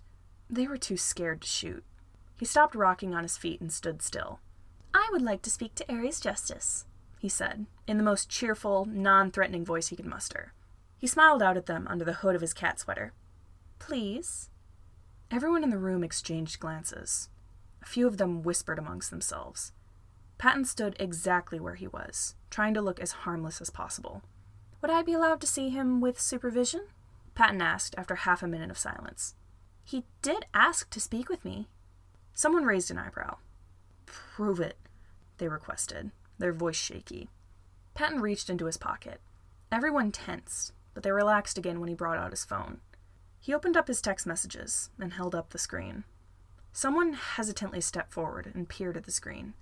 "That's his number," they whispered. Everyone returned to their muttering as Patton lowered his phone. He waited patiently as they made a decision. They all collectively moved away from the elevators. They eyed him nervously as he moved from his spot. He pressed the elevator button and waited in tense silence for the doors to open.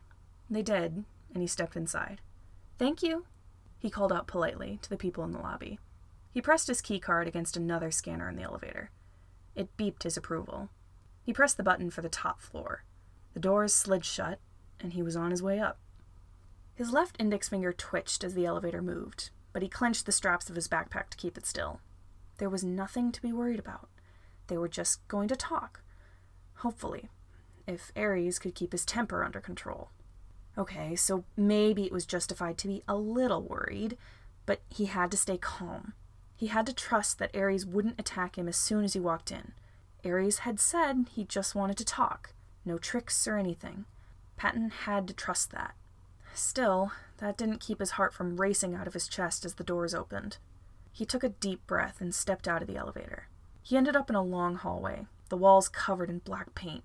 Even with the strings of lights along the ceiling, it felt so much darker. Doors lined the walls. A few of them cracked open as Patton passed. He felt rather than saw people's eyes on him. He reached the end of the hallway. He paused in front of a thick metal door with a handprint scanner in the wall next to it. Patton pressed his palm to the scanner. It flashed green, and the door unlocked. He pushed the door open with all his might. It was heavier than he remembered. Either that, or he had just gotten weaker. Probably that last one. He emerged in a small, simple, clean living space, although it was a bit cramped. Aries had never been one for the fancier things. Patton shuffled around the slightly worn couch and approached the shorter hallway that branched off of the living room. He was pretty sure he remembered where Aries' office was, unless Aries had moved it since then. Patton stopped in front of one of the doors in the hall. His heart threatened to pound right out of his ribcage. This was his last chance to back out. He opened the door and stepped inside. The office was small, like the rest of the rooms in Aries' flat. A small lamp sat poised on the desk, not quite bright enough to illuminate the man sitting behind it. A closed laptop sat in front of him. The only things Patton could really see of him was his taped hands folded together on the desk, and a silver necklace that glinted in the dim light. Patton strode across the room and sat in the chair that was waiting for him on the other side of the desk. He took off his backpack and set it on the floor at his feet. He folded his hands in his lap, waiting patiently for Aries to say something. Aries lifted his head to look at Patton. His gaze flickered over Patton's clothes. "Hello, Prometheus," he rumbled. Patton tensed at the sound of his old name. His index finger twitched. "Hello, brother." Chapter 52. First and last, Justice Family Reunion. Patton took a deep breath to keep himself calm before he spoke again. "What did you want to talk to me about?" Aries simply glared at Patton, hands folded on the desk. "Come on, tell me," Patton said. "Are you trying to make this dramatic? Do you always sit in dark rooms in silence waiting for me to show up? Am I interrupting your daily brooding?" Aries blinked. His shoulders began to shake, and for one shocked moment, Patton thought he was crying. Then Aries began to laugh. To anyone else, the sound would send a chill up their spine. The villainous cackle bursting from Aries' chest would be enough to send anyone running. But it was a sound that Patton had grown up with. To him, it just sounded like his brother was happy. Aries brought a hand up to stifle his laughing. "You kill our father," he said through his giggles. "Disappear for 10 years, then come back and scare my receptionist into letting you into my room." He chuckled. "And that is the first thing you say to me. What do you think I am, some sort of Disney villain?" Patton shrugged. "Well, you act like one. I wouldn't be surprised if I walked in on you in a witch hat. Again." Aries let out another laugh, and Patton grinned a little. He knew Aries would cut to the chase eventually, but he hadn't had a moment like this with Aries in a very long time. He let himself enjoy the moment. Aries finally took a breath and settled back in his seat. "Fuck. Jesus Christ, you're not supposed to distract me. This is about serious stuff." "Or we can just pretend everything's fine and go our separate ways," Patton suggested. Aries shook his head, the smile slipping off his face. "Prometheus, a few jokes aren't going to fix this. You know exactly why I wanted to talk to you here." Patton's face fell. He did know. "I'm not sorry," he said. Aries' expression hardened. "I know." "Do you actually care that I killed him?" Aries was silent for a moment. "I did, at the time," he said, turning his necklace in his fingers. "I wasn't much older than you, and I had to inherit the entire organization.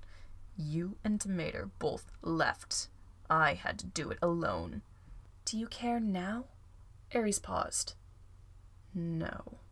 He never was that good of a father or a leader. He still left his mark. but I run this place better than he ever did. Then what's the point of punishing me for a crime that helped you in the end? The ends don't justify the means, Ares growled, narrowing his eyes. You meant to dismantle the entire empire our families built. You accidentally made it better, but that doesn't mean you're an asset. Not anymore. Patton crossed his arms. So what? You're going to kill me? Ares grimaced. I'll do what I have to. Patton studied Ares' face. You don't want to kill me, he realized. Ares shot to his feet. Of course I don't, he exploded. You're the only fucking family I have left. Demeter doesn't give a shit about me. Mom hasn't talked to me for 20 years, and Dad's been dead for 10. Ares took a breath. You're all I have left, he said quietly. Patton tugged on the necklace around his throat. It matches Ares' perfectly, aside from the initials engraved on the front. I'm not all you have, he said.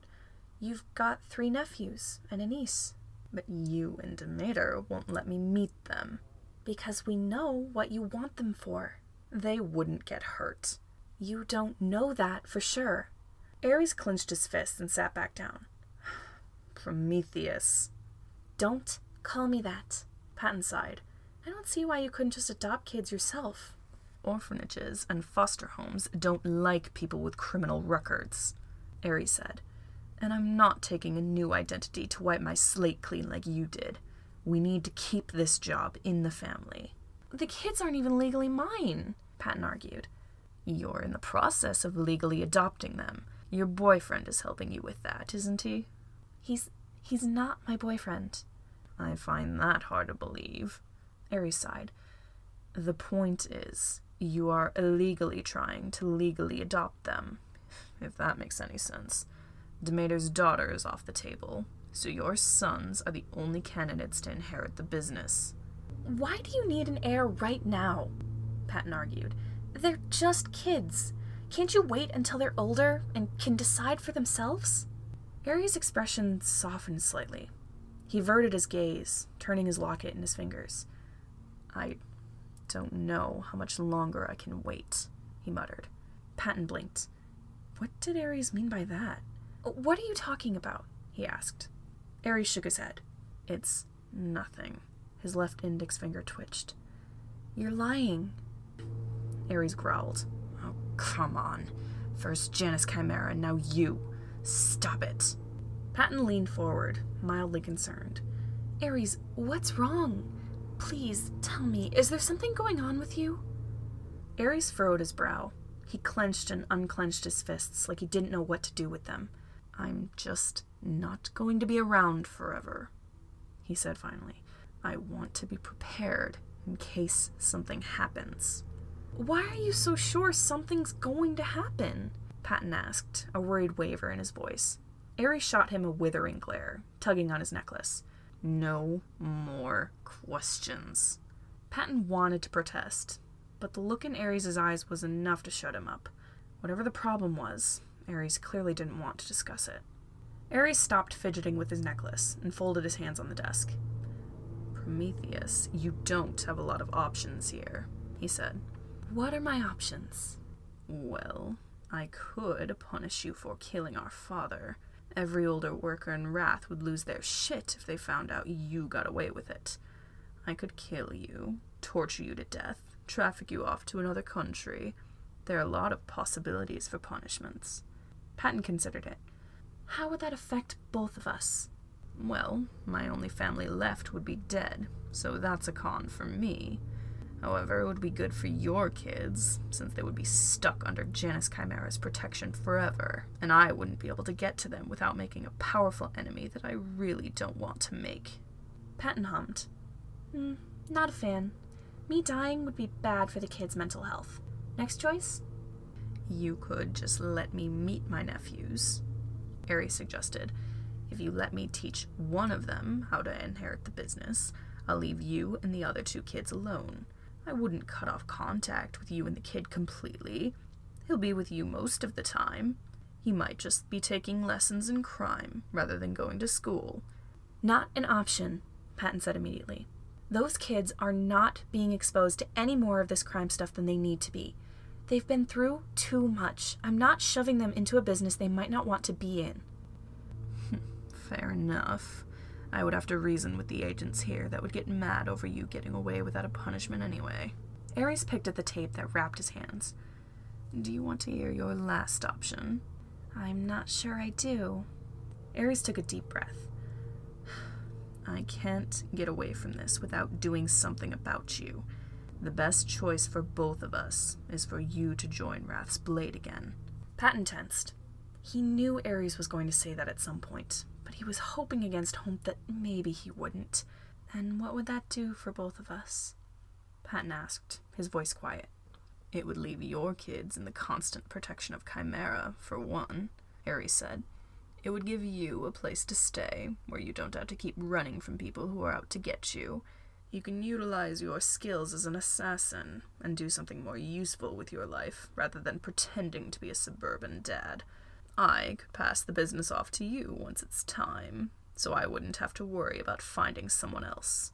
If you don't want your current kids to be responsible for being your heirs, you could probably find a surrogate to have a kid with you, so you can raise someone specifically to inherit the business when you're gone. I don't want to do that to a kid, Patton said. You were raised to be the leader, and look how you turned out. Ares sneered. At least I ended up better than you. You killed someone once because they dented your car. Your entire life is built around crime. I don't want to raise a kid just to be a criminal. They should get to choose what they want. Oh, get over yourself, Ares scoffed. Don't act like you have a moral compass. I have more morals than you, Patton snapped, anger building in his gut. I thought you would have stopped the human trafficking after Dad died. I can't afford to quit that, Ares said. And I am not going to teach a kid that making money and keeping a crime business afloat is more important than the lives of other human beings. People matter more than business. Where was that sentiment for your entire career as Poison Dart? Did you not think twice for anyone but Janus Chimera? Patton stood. This conversation is done. I'm going to my room. He had to leave before both of them lost their temper.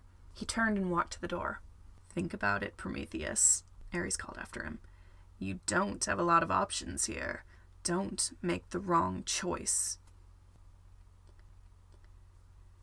DW took her eyes off the road to glance at Janus. Are you okay? Janus couldn't blame her for asking. He couldn't stop fidgeting. He tugged on his gloves, bounced his leg, chewed on his sleeves. He wasn't exactly the picture of relaxation. Frankly, no, he said. I don't know what we're going to find when we get in there. I'm half expecting to see Ares dead on the ground as soon as we walk in. I don't know. I don't know either, Logan's voice admitted through the speaker of Janus's phone. But Remy knows Patton better than we do. Maybe he can do something before things get out of hand. Janus nodded. He and DW were just meant to sneak Remy and his bounty hunter friend into the building. They didn't have to interfere in anything else if they didn't want to. Janus had every intention of leaving Patton to Remy. They turned down another street. Janus tensed at the sight of Wrath's Blade's headquarters towering above them. It just looked like an old apartment building, but Janus knew it wasn't what it seemed. They parked a little ways down the street, just out of sight of Wrath's security cameras. It didn't look like Remy and his bounty hunter friend had arrived yet, so they had some time to kill, it seemed. Janus took that time to send an email to Ares Justice, requesting a meeting in person. Even if Ares said no, Janus and DW had no choice but to go in. They had to know what Patton was doing here. Janus received a response from Ares within seconds. Janus, dear, I'm flattered that you are thinking of me. How kind. Unfortunately, I'm dealing with a tiny issue that has me a little temperamental. Wouldn't want you running away in the middle of our conversation because you couldn't stand the yelling, would we? In conclusion, stay the fuck out of my building. A Justice. Does he always speak like that? Logan's voice asked. No, not exactly like this, Janus said. He usually signs his emails with an orange heart, and he never sounds outright angry, like he does at the end there. Then something's definitely wrong, DW muttered. Patton must already be in there, Janus said. Perhaps it's better that Ares declined. When he sees us, he'll be too annoyed to notice Remy and his friend sneaking Patton out of the building. He lowered his phone and stared out the windshield at Rathspace. Now all they had to do was wait. Virgil hated the waiting. Mr. Minder sat at the table in the staff room, frantically typing on his laptop and occasionally saying something to Janus through his phone. Dr. Bacani had left the room to smooth some ruffled feathers with the people in the building who were currently panicking. Virgil was on the verge of panic himself. He hardly knew what was going on. All he knew was that Dad had gotten himself into trouble. Roman and Remus didn't seem to know what to do with themselves. Roman had busied himself by writing in the notebook he'd brought with him, but he kept sighing and huffing and running his hand through his hair in frustration. Remus settled himself at the opposite end of the table with his sketchbook, huddled over the pages to hide his drawings from everyone else. Occasionally, he would pause in his sketching to tap his pencil on the table in an aggravated 6-beat rhythm. Diana didn't look any more calm than Virgil felt. She paced back and forth, turning her necklace between her fingers. She couldn't seem to stop fidgeting with it. Virgil didn't like how stressed everyone seemed. He wanted to demand answers from Logan, or go find Dr. Bacani and ask him questions about what was going on, or go to wherever Dad was and help him. He didn't want to just sit here and wait. Virgil shoved his hands into his pockets. His fingers grazed against a piece of paper. Dad's letter was still in his pocket. Well, if he was going to read it at any time, now might be good. Virgil needed something to distract himself from the growing anxiety in his gut. He took the letter out of his pocket and held it in front of him. He ran his thumb over his name written on the paper. Dad was in trouble. These could be the last words he might ever hear or read from Dad. That thought was terrifying. It almost made him want to put the letter back in his pocket. He steeled his nerves and dug his thumb under the flap of the envelope. The flap ripped when he tried to open it, and he struggled to open it the rest of the way, tearing it open in tiny rips along the top of the envelope. He was careful to keep most of the envelope intact, so his name wouldn't be ripped. He finally got it open and tugged out a few folded up pieces of paper. Tossing the half-ruined envelope to the table with one hand, he took a deep breath and flipped the paper open with his other hand. He had already read the first part of the letter on the first page, the part that told him how to get to Chimera and find Janus. He lightly skimmed over that part to find where he left off. His stomach flipped when he found the part he hadn't read. Was he ready to read it? Virgil took a deep breath to calm himself and started reading. Virgil, I know you probably won't read this until you get to Chimera. You likely prioritize your brother's safety over reading the rest of this letter. Chances are you're not reading this full thing all at once, because you want to get out of the house as soon as possible. I'm proud of you for that, in a way. You've got a good head on your shoulders. You know how to step up and take responsibility, even though you shouldn't have to. And I'm sorry for putting the safety of you and your brothers in your hands. I have no other choice, but I trust you to keep your priorities straight. Well, straighter than me, at least. There's a lot that I haven't told you. A lot about our family, and my past. I don't have a lot of time to write this, but I'll do my best to tell you everything. I used to be an assassin. I know it sounds crazy, but just ask Janus Chimera. He'll tell you. I know you think assassins are cool, and I hate to burst your bubble, but being a hitman is not as cool as you think. It's scary and dangerous, and I've hurt so many people I never wanted to hurt, including the leader of the gang that's chasing me down. I hurt, shot, killed the old leader 10 years ago. My brother, your uncle, inherited the gang after I killed our father. He's coming after me because the people working in his gang want him to punish me for killing our father. But there is another thing he wants me for, and it involves you kids. My brother Ares Justice doesn't have kids. Rath's Blade, the gang he leads, is a family business. He needs someone to lead the gang after he dies. Although I don't think he's going to die anytime soon, you can never be sure in this business. You 3 boys, and your cousin, Diana Short, are currently the only people available to lead Rath's Blade after his death. He's been oddly desperate to get to the 4 of you recently. I want you all to stay away from Rath as much as possible. For your own safety, no matter what, stay away from him. Virgil, you are one of the smartest, most compassionate people I know. You're stubborn and determined, and that is something you want to hold on to. I don't want to let things happen to you. If you can change something you don't like, change it. Don't be like me. I let my family push me around for over 20 years, and I got so fed up with it, I killed my father. I don't want you to go down the same path, and I'm not just saying that because I would rather you not kill me. You and your brothers gave me a chance to redeem myself. You three make me want to be better than I was. No matter what happens, Virgil, I'm so incredibly grateful that I met you. I'm so proud of how far you've come. Love, Dad. Virgil lowered the letter. It took him a moment to notice that his cheeks were wet. He wiped at his eyes, dismissing the fact that his makeup was probably smudged now. He sniffled as he tried to stifle his quiet crying. He didn't want to concern anyone else. Virgil found it impossible to describe how he felt. He never thought that he was so important to Dad. He thought he was just a charity case, someone Dad wanted to help because he felt bad for Virgil. But that wasn't the case at all. And Dad was proud of him. No one had ever been proud of Virgil before. Kiddo. Virgil wiped his eyes and looked up. Diana stood next to him, head tilted in worry. What's wrong? She said. Virgil fluttered the letter in his hand as an answer. Diana peered down at it. Oh, is that from Uncle Pat? Virgil nodded. He gave it to me when he left, Virgil said, voice thick with emotion. I just got around to reading it. Diana sat in the chair next to Virgil. Oh, dear. Are you okay? Virgil sniffled. I don't know, he admitted. I really want him to be okay. Diana sighed. Me too, Virg. But there's not really anything we can do. No, Virgil muttered. He sniffled. I wish there was. He let his voice trail off. An idea popped into his head. It was a very bad idea. A very, very bad idea that Dad would definitely not approve of. Virgil didn't even know if it would work, but if it meant he could get Dad out of danger, it might just be worth it. Virgil skimmed over the letter again.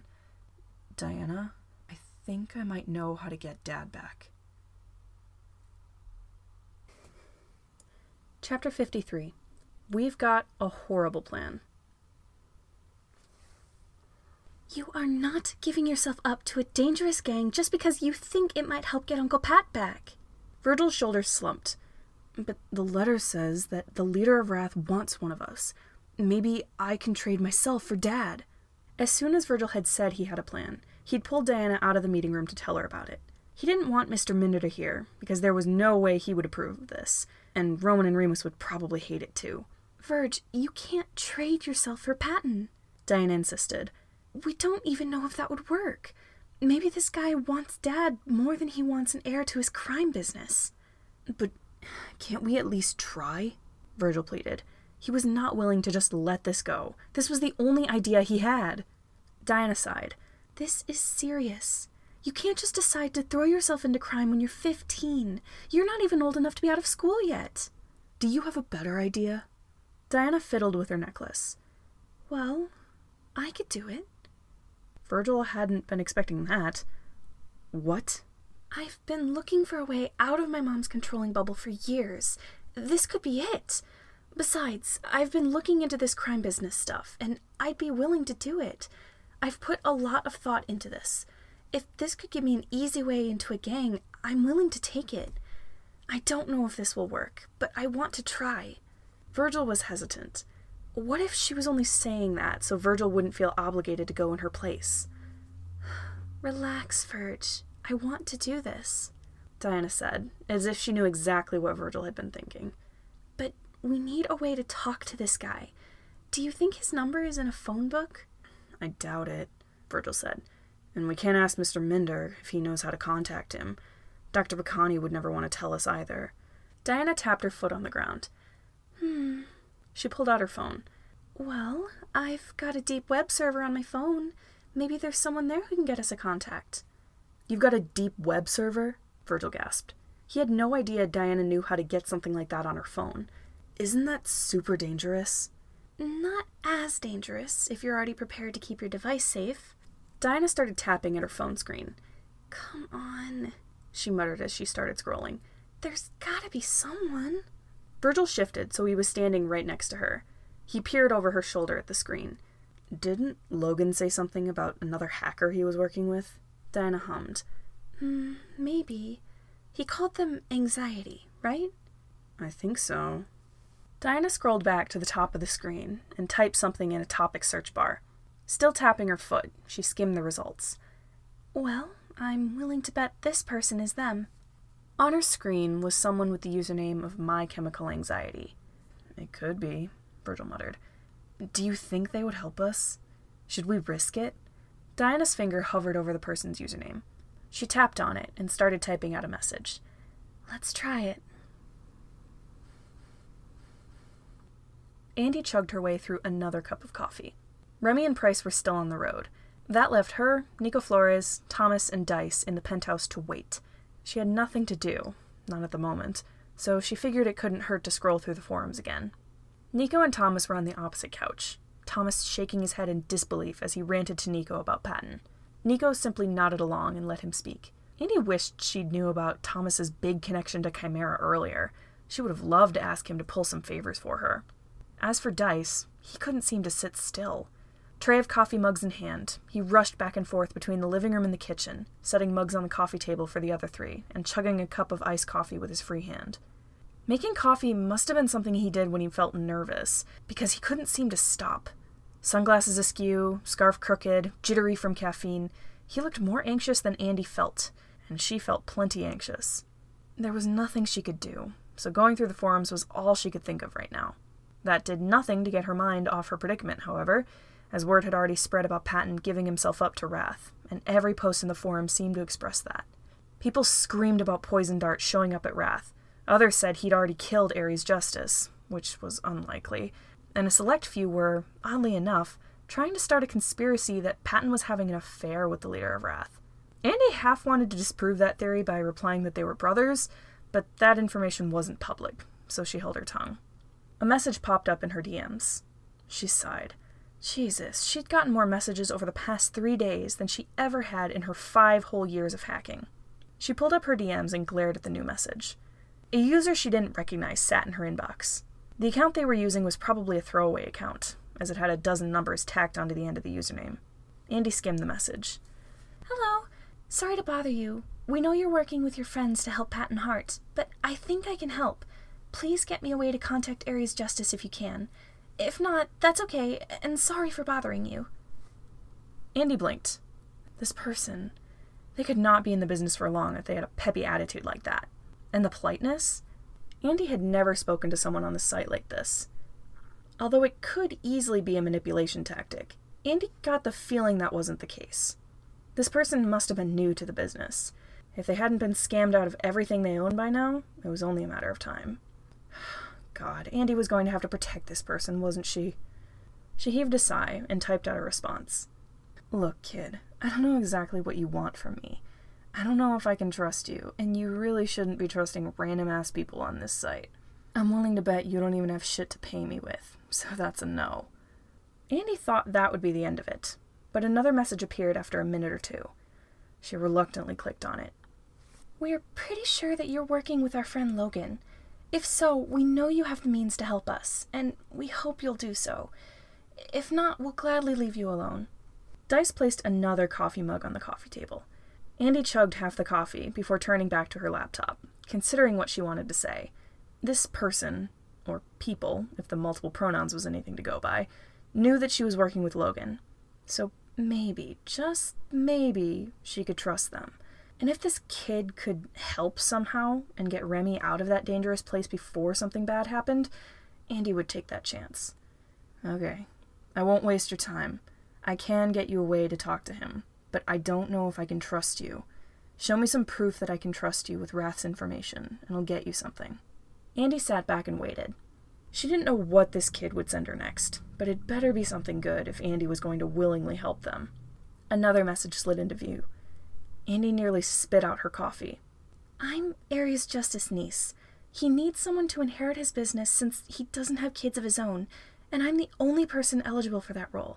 I believe I can convince him to give up Patton if I offer myself in his place. I know Janus Chimera is planning on solving this problem, but I don't see any way this could end well for any of them. I need to help. Dice, Andy shouted. Get your gay ass over here. Dice rushed in from the kitchen, pouring coffee from the pot into a cup of ice. What? Where's the fire? She motioned him over. He cautiously set the coffee pot on the table and stuck a straw into his iced coffee. He sipped on it and peered over her shoulder. "Were you aware that Ares Justice had a niece?" she whispered, so Nico and Thomas couldn't hear. Dice lowered his sunglasses and furrowed his brow. "Yes, I was. His sister had a daughter ages ago. She's got to be at least 18 by now. Demeter Justice left Wrath long before that. It's not exactly common knowledge. If someone is reaching out to you claiming to be his niece, I would take them at their word." Andy nodded once. "Thanks, bitch." "No problem, hun." Biting her lip in thought, Andy considered the message on screen. If it was true that Ares Justice had a niece, and it wasn't a well-known fact, then this person had to be either his niece or be very close to her. This person also knew Andy was working with Logan and Chimera, so maybe she could trust them. This could have been a big mistake, but Andy typed out a response. "Okay, I'll get you a cell number. Give me a few, and we can come up with a plan." "Thank you. I appreciate your cooperation. Don't worry, I'll fix everything." Andy grit her teeth, wondering whether her decision to help this kid was the right one. She chose to trust the kid's judgment for now.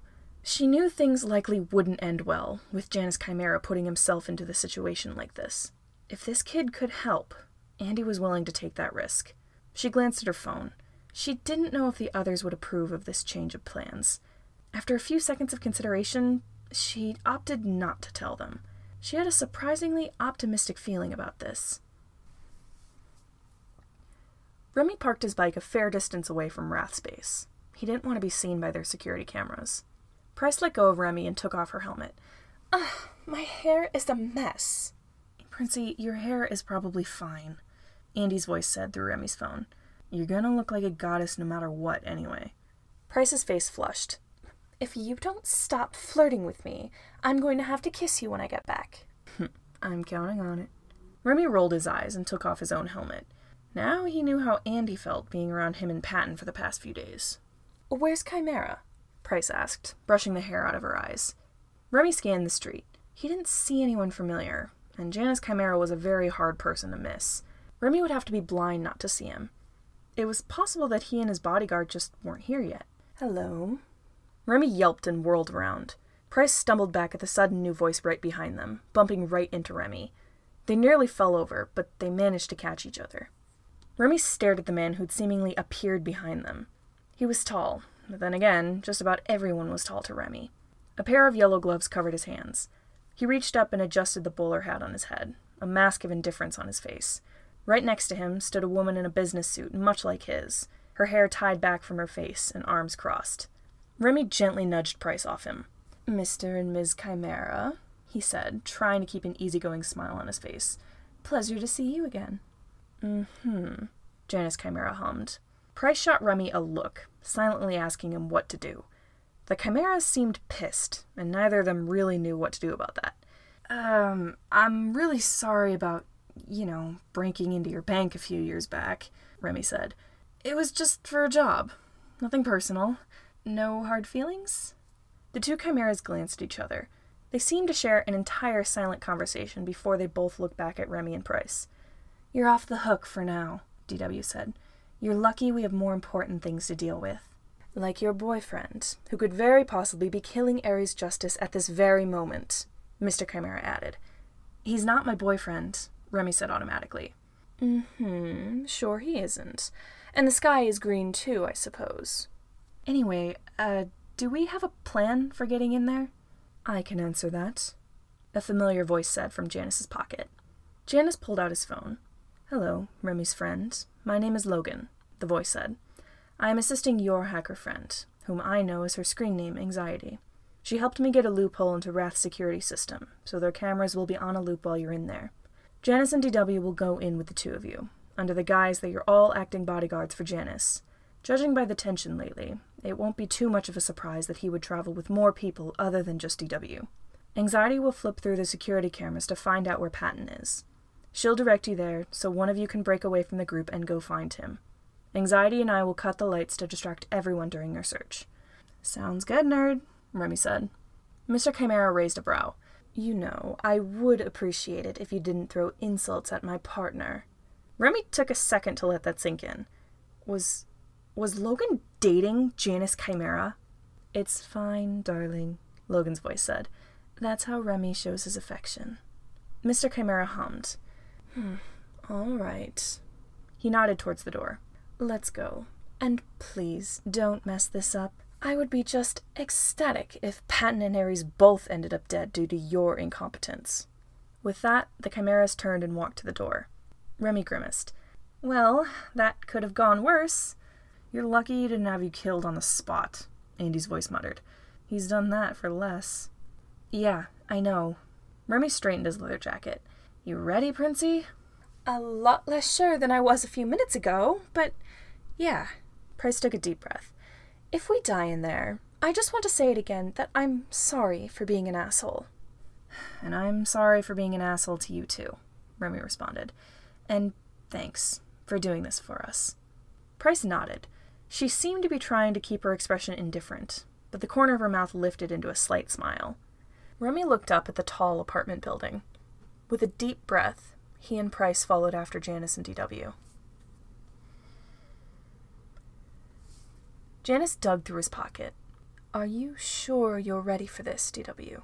He asked in a quiet voice, so Remy and his strange bounty hunter friend couldn't hear. DW took a deep breath and set her jaw. On the outside, she seemed entirely confident, but Janus knew better. The heel of her hand rubbed against her hip, and her other hand was shaking the slightest bit, just enough for Janus to notice. Let's go, she said. Janus pulled an orange keycard out of his pocket. He'd snitched one the first time he visited Ares Justice in person. It had come in handy many times since. It was a stroke of pure luck that Ares hadn't demanded it back when he noticed it was gone. Janus tapped it against the scanner next to the door. It gave a quick beep, and Janus pushed the doors open. The four of them emerged in the lobby. A dozen people were crowded in the small space, whispering amongst themselves. A receptionist sat behind the front desk.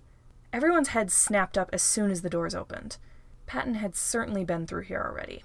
They wouldn't be so on edge otherwise. Despite the bitter rivalry between Wrath and Chimera, all of the Wrath workers in the room seemed to relax upon seeing that it was Janus and DW that entered. They continued whispering, but now Janus caught his own name being thrown about along with Patton's. Mr. Chimera, someone said, stepping forward, timidly fidgeting with a knife in their hands. I take it you've heard? Of the poisoned dart situation?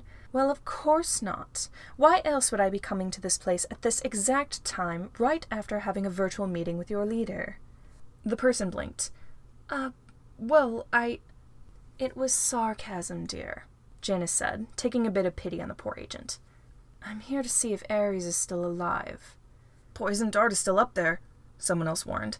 I don't mean to question you, but are you sure you want to go and see them? See, you said you didn't mean to question me, and yet you did exactly that. I'm not here to answer questions. I'm here to solve problems. Now, kindly let me do my job. He brushed past the concerned people in the lobby, making a beeline for the elevator. DW followed right behind him. Remy and Price followed suit, albeit more reluctantly than DW. As soon as the elevator doors shut, he tapped his card against the scanner and jabbed the button for the top floor. He tried to refrain from stimming too much. He had to appear calm. Jan, I know you're stressed, DW said, voice quiet, but you might want to tone down the sass. Everyone else is worried too. I know, he said. I'm sorry. The elevator slid to a stop. The doors opened, and Janus resisted the urge to sprint down the hallway. He kept his pace fast, desperately wanting to fix this problem as soon as possible. Remy and Price managed to keep up with him, if only just. DW hurried after him, grimacing as she struggled to match him in stride. Jan, are you sure this is actually going to work? She asked. Janus slowed a little, so DW wouldn't have to run after him. We can only hope. They reached the end of the hallway and paused at the heavy metal door. Janus reluctantly peeled off his glove. He pressed his palm to the scanner next to the door. A beep of acceptance told him that Ares hadn't yet removed him as an accepted visitor in Wrath's database. Of course he wouldn't. Otherwise, he and Ares wouldn't be able to have their little arguments in person. Janus steeled his nerves and pushed open the door. Ares Justice's living space was just as cramped as Janus remembered. Ares was never one for the finer things, but he certainly liked to cram his area with as much stuff as possible. The couch and coffee table were practically touching, and pressed against the back of the couch was a short bookshelf. Janus shuffled past it, DW at his side. Luckily, there were no puddles of blood on the ground, so perhaps Patton and Ares hadn't fought quite yet. Janus brought his phone out of his pocket. "Darling, we're in Ares' flat. Have you found out where Patton is yet?" "Not quite," came Logan's voice. "After you meet with Justice, we'll shut off the lights as soon as we find out where Patton is." "Sounds good. I may have to cut you off here. I don't think Ares would enjoy having someone listening." In truth, he didn't know if Ares would be able to tell if someone was spying on their conversation. He hadn't noticed last time. Still, Janus didn't want to risk it. He hung up and tucked his phone away in his pocket. "Remy, Price," he said, "as long as we're in here, you two stay silent. Whichever one of you goes to find Patton will have to be quick, and you'll have to figure out some way to convince him to get the hell out of this building. I don't care which one of you does it. Decide between yourselves." Remy swallowed. "Got it." He still wouldn't meet Janus's eyes. At least the little fucker felt a bit guilty for breaking into Janus's place of business. Janus strode down the hallway and took a sharp turn when he found the door to Ares' office. He exchanged a hesitant glance with DW. She seemed nervous, but she nodded. He sharply rapped on the door. "Justice," he called. "I would like to talk. I'm coming in." With that, he turned the knob and pushed the door open.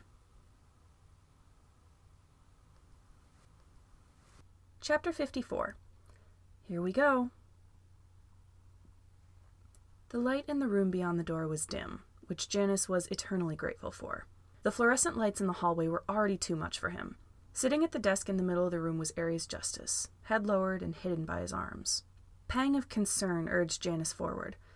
"Ares, are you all right?" Ares slowly lifted his head, his tired gaze fixed on Remy and Price. "2 new bodyguards," he rasped. "The 3 of them can stay out of the room if you'd like," Janus offered. If they didn't have to be in Ares' direct vicinity, it would be easier for Remy or Price to sneak away and find Patton. Ares gave a sharp nod. Janus turned to the other 3. "DW, please guard the door," he said. He kept his voice softer when speaking to her, knowing full well that she hated being in this place, much less in the presence of Ares Justice. "And make sure those 2 don't touch anything." DW hesitated. "Are you sure?" she asked. She seemed reluctant to leave Janus alone with Ares. "We'll be fine," Janus said. She still seemed uncertain, but she ushered Remy and Price out of the room. With one last concerned look at Janus, she shut the door. Janus stepped forward and lowered himself into the chair on the other side of Ares' desk. "Where's your brother?" Ares scoffed. "I didn't kill him, if that's what you're asking." He ground his teeth to hide a wince, something Janus wouldn't have noticed if he hadn't been around Ares as much as he was. Ares didn't raise his head any higher than it already was. Janus raised a brow. "Did you have a flare?" he asked quietly. Ares grimaced. "No, but I feel like I might," he admitted through gritted teeth. "Did you invite him here?" "The hell do you think?" Ares spat. There wasn't nearly as much venom behind his words as there normally would have been. "Why did you ask him to come here? He could have killed you." "But I'm still fucking alive, Chimera. He's a little bitch. He has kids now. The fucker wouldn't hurt a goddamn fucking butterfly." "Language, dear. I know you're angry, but do try to keep things civil, why don't you?" "Shut the fuck up." "Why on earth would you ask him to come here? Were you planning on killing him?" Ares scoffed. "Fuck no. I just wanted to make him a deal." Janus hadn't been expecting to hear that. "A deal," he repeated. "What kind of deal?" Ares gave a casual shrug. "Gave him a couple options. He's making a decision. Now, I thought I said I didn't want to talk to you. Get out of my place, or I'll call security and force you out." "We both know you wouldn't do that." Ares growled, but he didn't deny it. He clenched his fists, arms still folded on the table. "You're a goddamn nuisance." "I'm well aware." Janus folded his arms in his lap to keep them still. "Now, what options did you offer your brother?" Ares didn't answer right away. His gaze traveled everywhere but Janus's face as he picked at the tape on his hands. "Ares, what did you do?" Janus hissed. "I offered to leave his family alone if he rejoins Wrath," Ares said finally. Janus stayed silent as he let that sink in. He flexed his fingers in his gloves and took a deep breath. You did what? Janus asked, his voice low. Well, I didn't want to fucking kill him, Ares snapped. And he won't let me mentor one of his kids to take the business when I'm gone. This isn't even your business. Why are you so concerned about it? Because if he joins you, that will affect my business, Janus said, along with every other business in the underground. Hitmen will lose jobs because people will only use his services. His leadership will create a huge scandal because people will find out that he's your brother and he killed his father, and the workers in Wrath will revolt as soon as he takes the business. Also, do you really think he would keep doing things the same way they've always been done around here? He could shut down Wrath, leaving all of your employees out of a job. Or maybe he'll make things even worse and start taking workers from other organizations. He could either make the entire underground economy collapse or end up running a monopoly of a crime empire because no one will dare go against him. There are two extremes here, and neither of them are good. Well, what did you want me to do? Ares said, voice slowly raising in volume. I don't have a lot of options here. You could have done anything but that, Janus answered. He kept his voice quieter, hoping that Ares would follow suit and lower his voice. I'm doing what I have to, Ares snarled. Now, I suggest you get the fuck out of my office before I... The lamp on the desk flickered and went out. Janus flinched as Ares shouted a curse to the darkness. Ares clicked the switch on the lamp multiple times, but the light didn't come back on. Janus sighed. Dear, did you forget to replace your light bulb? Ares growled. Hang on. Janus heard footsteps walk around him to the door. Ares fumbled for the doorknob. The door swung open, but the room remained dark. Janus could just barely see the outline of DW and Price standing in the hallway. Remy was nowhere to be found. Another fucking power outage? Ares swore. You don't have something to do with this, do you? Absolutely not. Funny, because the last time this happened was yesterday when we were talking. The usual venom crept back into his voice. Just what the hell are you planning, you fucking snake? Nothing, dear. I'm sure these blackouts are a coincidence that just happens to coincide with the times that I visit you, Janus said. There's absolutely nothing suspicious about that. Ares took a deep breath. You kidnapped those kids from our warehouse, he said, his voice deadly quiet. Correction. You kidnapped them. We rescued them. Do try to keep up, darling. You said you were going to stay out of my business. Oh, you know I'm a liar. Fuck you. That's Logan's job, not yours. Ares left the room. He pushed past Price and DW, who had both stayed silent through the exchange, possibly due to fear. Ares didn't seem to notice that Remy was missing. Janus stood and walked after him, waving for DW and Price to follow suit. They fell into step behind Janus.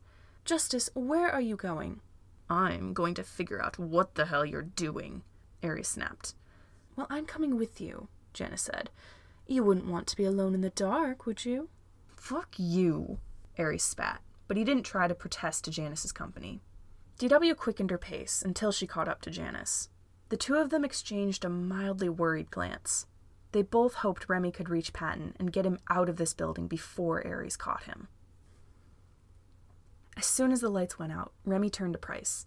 I'll go find him, he whispered. Price gave a sharp nod. Remy crept away towards the door, digging his phone out of his pocket along the way. He ducked out of the room and hurried down the hallway, keeping his footsteps light. It was hard to see in the darkness. He hoped no one would be able to spot him, but just in case, he was already racking his brain for a cover story. He dared to unlock his phone, the dim light illuminating the hallway for a moment before he lowered the brightness. Nothing from Andy quite yet. A text popped on screen. He breathed a quiet sigh of relief and scanned the words. Hey, Rem. I found Patton's location, but I'm starting to second-guess this. Someone contacted me, and we've got another plan. You should probably get out of there in case things go south. Remy raised a brow. Who else had contacted Andy, and why did she come up with a new plan without telling everyone else? He quickly tapped out a response. I don't think I can get out of here right now, so can you please send me Patton's location quick and then tell me your new plan? He tiptoed down the hall, phone in hand. The elevator doors stood in front of him, but a T in the hallway provided him with a choice. He hesitated before ducking down the left hall. He didn't really know what Andy's plan was, but he desperately hoped she knew what she was doing. Well, she always knew what she was doing, but he hoped she knew what she was getting the rest of them into. Another message popped up. He's in room 16H. Should be in the hallway you're in right now. Go find him, and I'll explain. Remy typed a quick thanks and pocketed his phone. He could hardly see the doors that lined the hall, but he could just make out the white lettering that labeled each one. He skidded to a stop when he spotted a door that read 16H. A glance down the hall confirmed that he was alone. He hesitated, but he gently knocked on the door. A heavy sigh met his ears through the door. "What do you want, Aries?" a familiar voice said. The door opened just a crack. Someone looked out at Remy, brown eyes blinking in confusion. Then the door opened the rest of the way. Someone stepped out, sliding a pair of round glasses onto their face. "Remy?" Patton whispered. Remy nudged the door open and gently brushed past Patton to go into the room beyond. He didn't like being so exposed and alone in the dark hallway of this place. The light from the window across the room provided enough light for Remy to see. The room looked like a bedroom that hadn't been lived in for years. A bed sat against the wall to the left, neatly made with the pillows leaning against the headboard. The dresser next to it was covered with a thin film of dust. The only sign that anyone had been here before was an orange sleeve poking out of a slightly open drawer. Remy turned to Patton and gave him a brief once-over. The sleeves of Patton's cute cat sweater hung over his hands, but he'd rolled up one of them so he could twiddle with a necklace that hung over his collar. He looked nothing like the dangerous assassin Remy had seen just earlier that morning. He looked shocked and scared and a little worried. Remy was relieved to see that there didn't seem to be any injuries or wounds on him. Patton caught his arm. "Remy, what are you doing here?" he whispered, voice high and frantic. "You have to leave. This isn't safe. You're going to get killed. You can't be here. You have to go. Now." "No," Remy said firmly. He took Patton's hand and unwrapped his fingers from around Remy's arm. Remy laced his fingers with Patton's and looked him dead in the eye. "I'm not leaving unless we're both leaving. I'm not going without you." Patton shook his head, distress written on every inch of his face. "Rem, please," he begged, voice thick with emotion. "Someone's going to kill you. Then come with me." I can't," Patton said. Tears gleamed in his eyes. He looked on the verge of panic. I have to make things right. I have to make up for the things I've done. I can't go. If someone sees you here, they're going to kill you. Please, Remy, just leave." "I don't care," Remy insisted, growing more and more desperate. He needed Patton to come with him. "I'm not leaving until you agree to come with me, and that's final." Patton sniffled. "You're too stubborn for your own good," he muttered. Remy forced a small grin onto his face. "That's part of my charm." That earned a tiny laugh from Patton. One hand still clutching Remy's in a vice grip. He lifted his glasses with the other hand to wipe at his tears. "Rem, please. You're going to die here. Not if you leave with me." Patton kept shaking his head. "Please. I can't have another death on my conscience. Least of all yours." "Then let's get out of here. Look, the Chimeras came up with a plan. Logan and Andy are helping too. We're going to get you out of here." Patton blinked. "Logan?" "Yeah, I know, right? I think he's dating Janus Chimera. It's fucking weird." Patton let out another small giggle. "Oh my goodness. I should have known. They're so similar. They would absolutely get along." "Anyway," Remy continued, squeezing Patton's hand a bit tighter, "are we getting out of here or what?" A grimace made its way onto Patton's face. Remy kept his grip on Patton's hand tight. There was no way he was letting go until Patton agreed to come with him. But just by looking in Patton's eyes, Remy could tell that he was determined to stay here, no matter how much it would hurt both of them. Tears still glimmered behind his glasses, and he nervously fidgeted with the necklace at his throat. And Remy realized just how scared Patton was. Not scared for himself, but for Remy, and what Wrath would do to him if they found out he snuck in. Remy made a mental note to rethink his habit of sneaking into headquarters of dangerous gangs. Remy had to do something to convince Patton to leave. He may have thought giving himself up would solve everything, but that didn't change the fact that Remy loved him, and he wasn't going to let Patton stay here forever.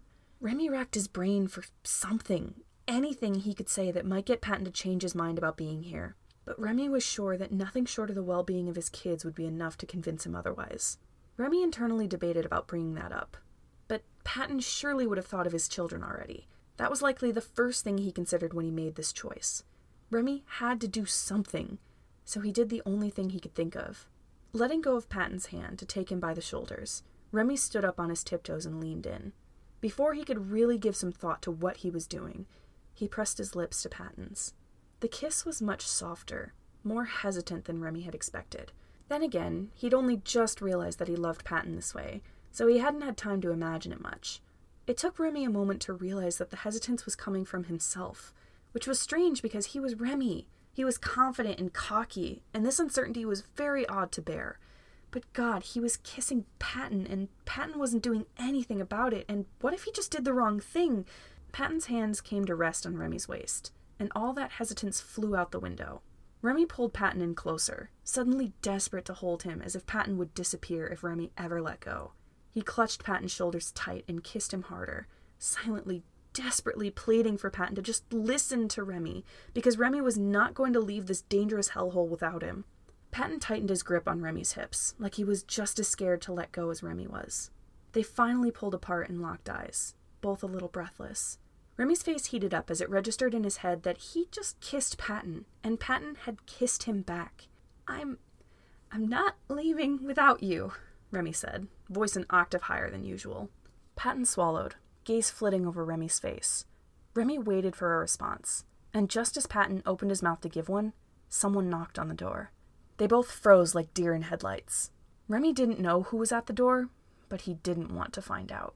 Luckily, Patton seemed to share the sentiment. He grabbed Remy's arm and pulled him over to the closet rather unceremoniously. Remy stumbled after him, a little taken aback. Patton opened the closet. "Hide," he said. Remy wanted to protest, but the look in Patton's eyes radiated fear, and Remy decided that he did not want to be in view when the person outside came into the room. He ducked into the near-empty closet, and Patton slid the doors shut. Remy held his breath as he heard Patton's footsteps make their way to the door. He tried to focus on the problem at hand. The problem being that he was stuck in a closet and could easily be found by whoever was going to come in. But his stupid gay brain couldn't stop thinking about how soft Patton's lips had felt against his own. Goodness, how had he not realized he loved Patton earlier? His thoughts were interrupted when he heard the door to the room open. "Prometheus," said a raspy voice, and it took Remy a moment to recognize it as Ares Justice. "What do you want, Ares?" Patton asked. There was a fierce hardness to his voice that hadn't been there before, but it was still a little shaky and breathless. Remy hoped Justice didn't notice.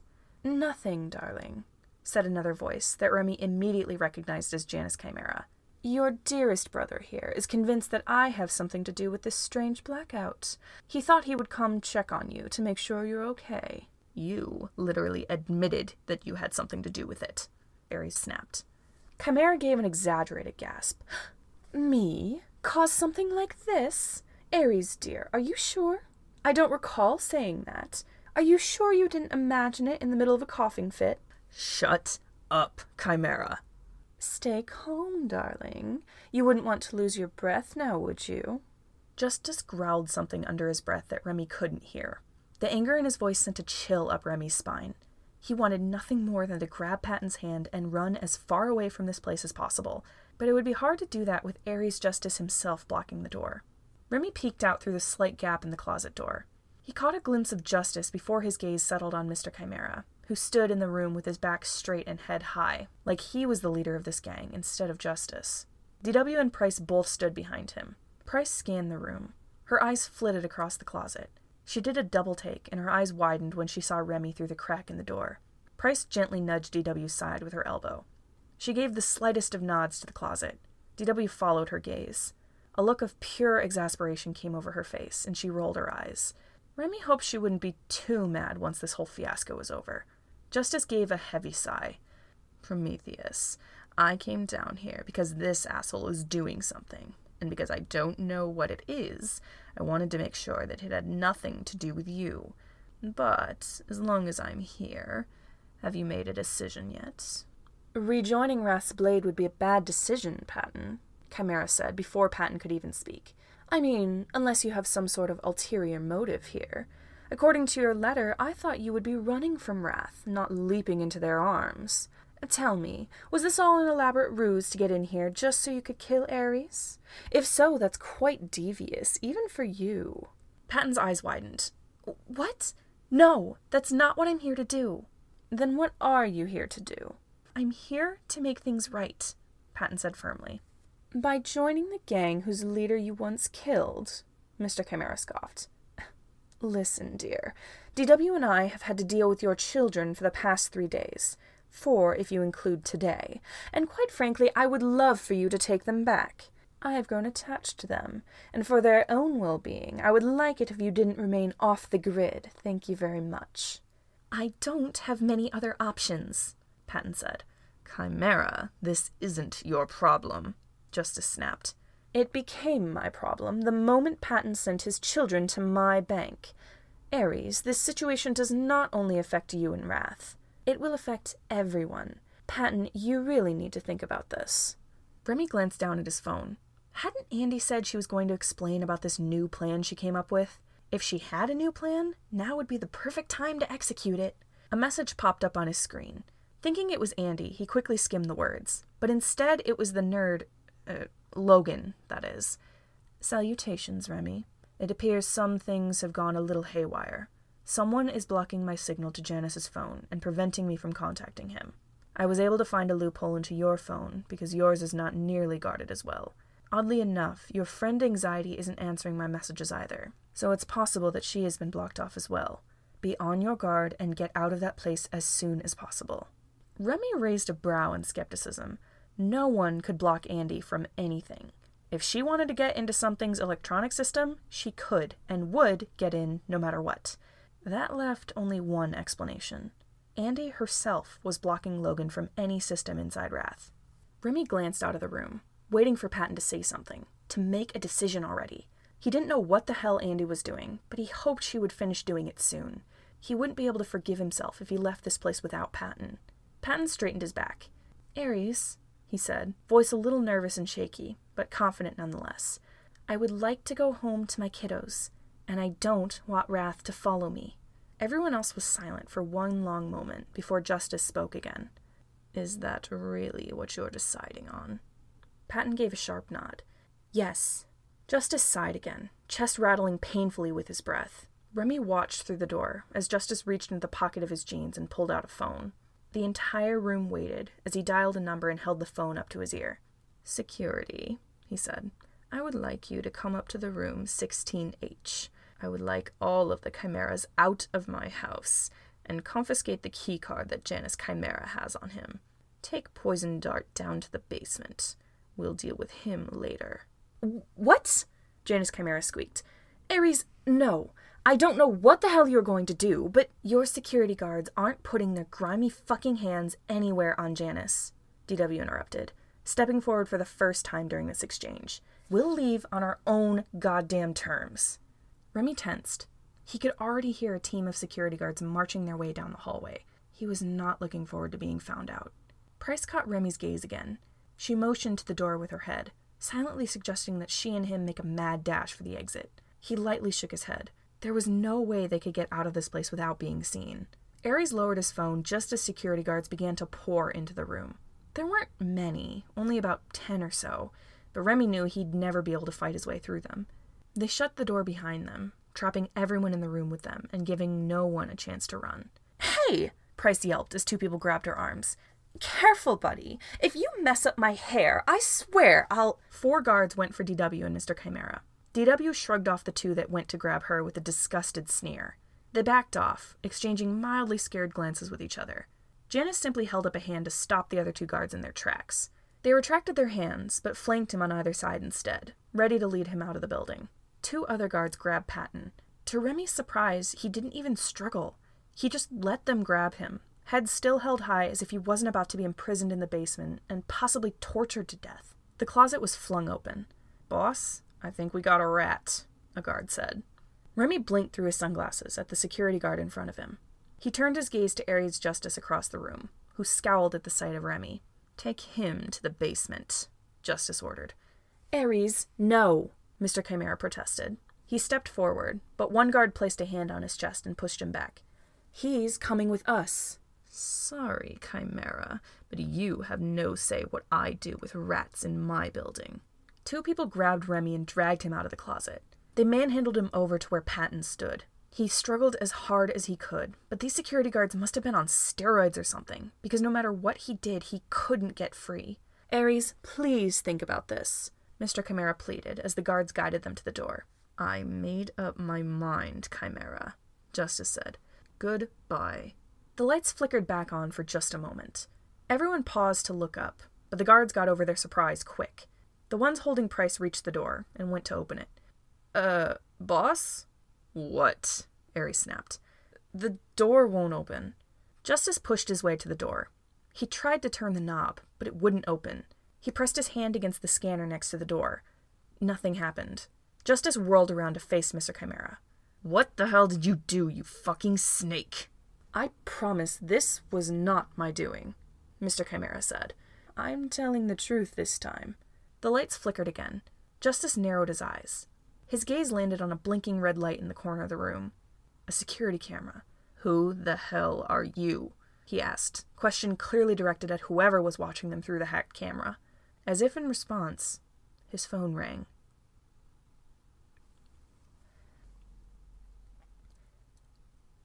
Chapter 55.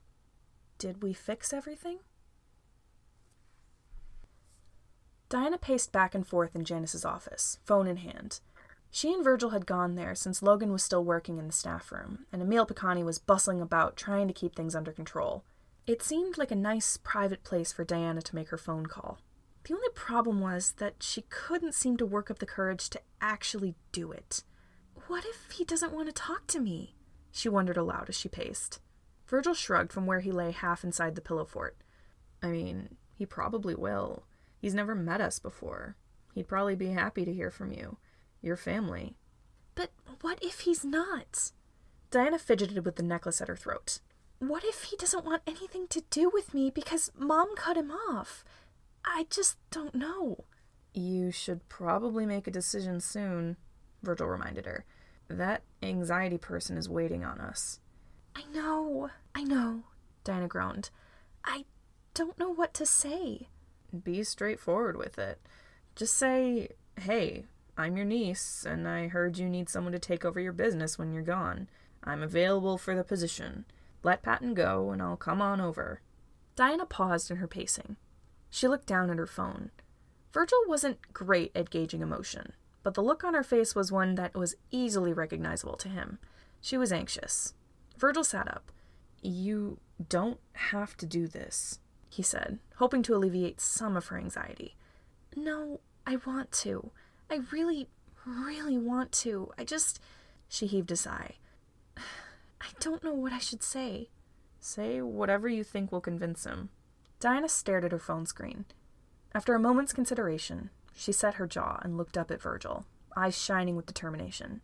I'll let anxiety know I'm ready. Andy frantically flicked through the cameras inside Wrath Space. She and Logan hadn't planned for Ares Justice to leave his office and go find Patton.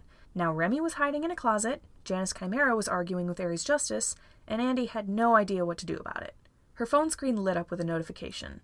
She opened it. A message was on her screen from Justice's niece, telling Andy she was ready to go. Fucking finally.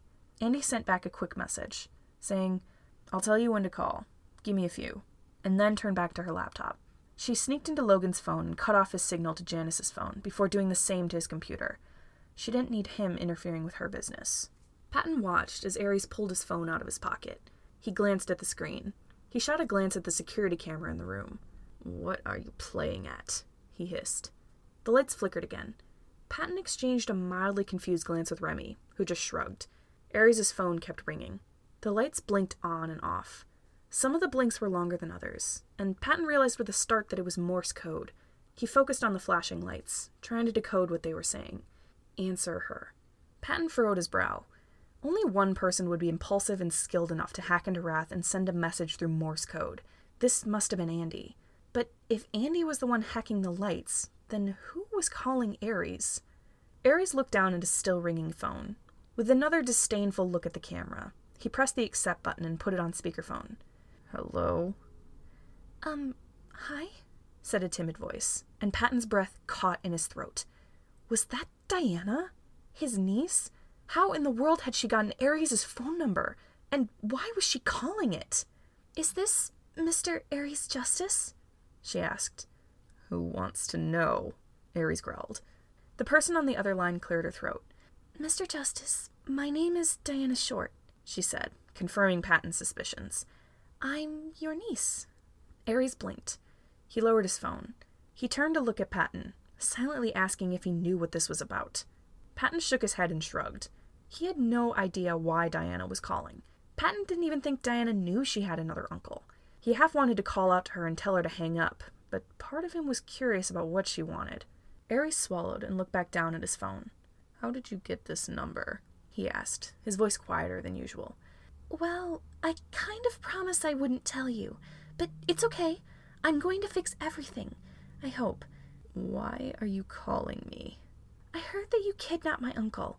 Well, my other uncle, Patton. And my cousins kind of need him back because he's their dad.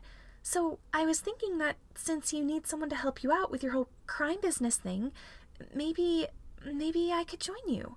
But only if you let Patton go. Please. No! Patton blurted. Diana, don't! He didn't get to finish his sentence.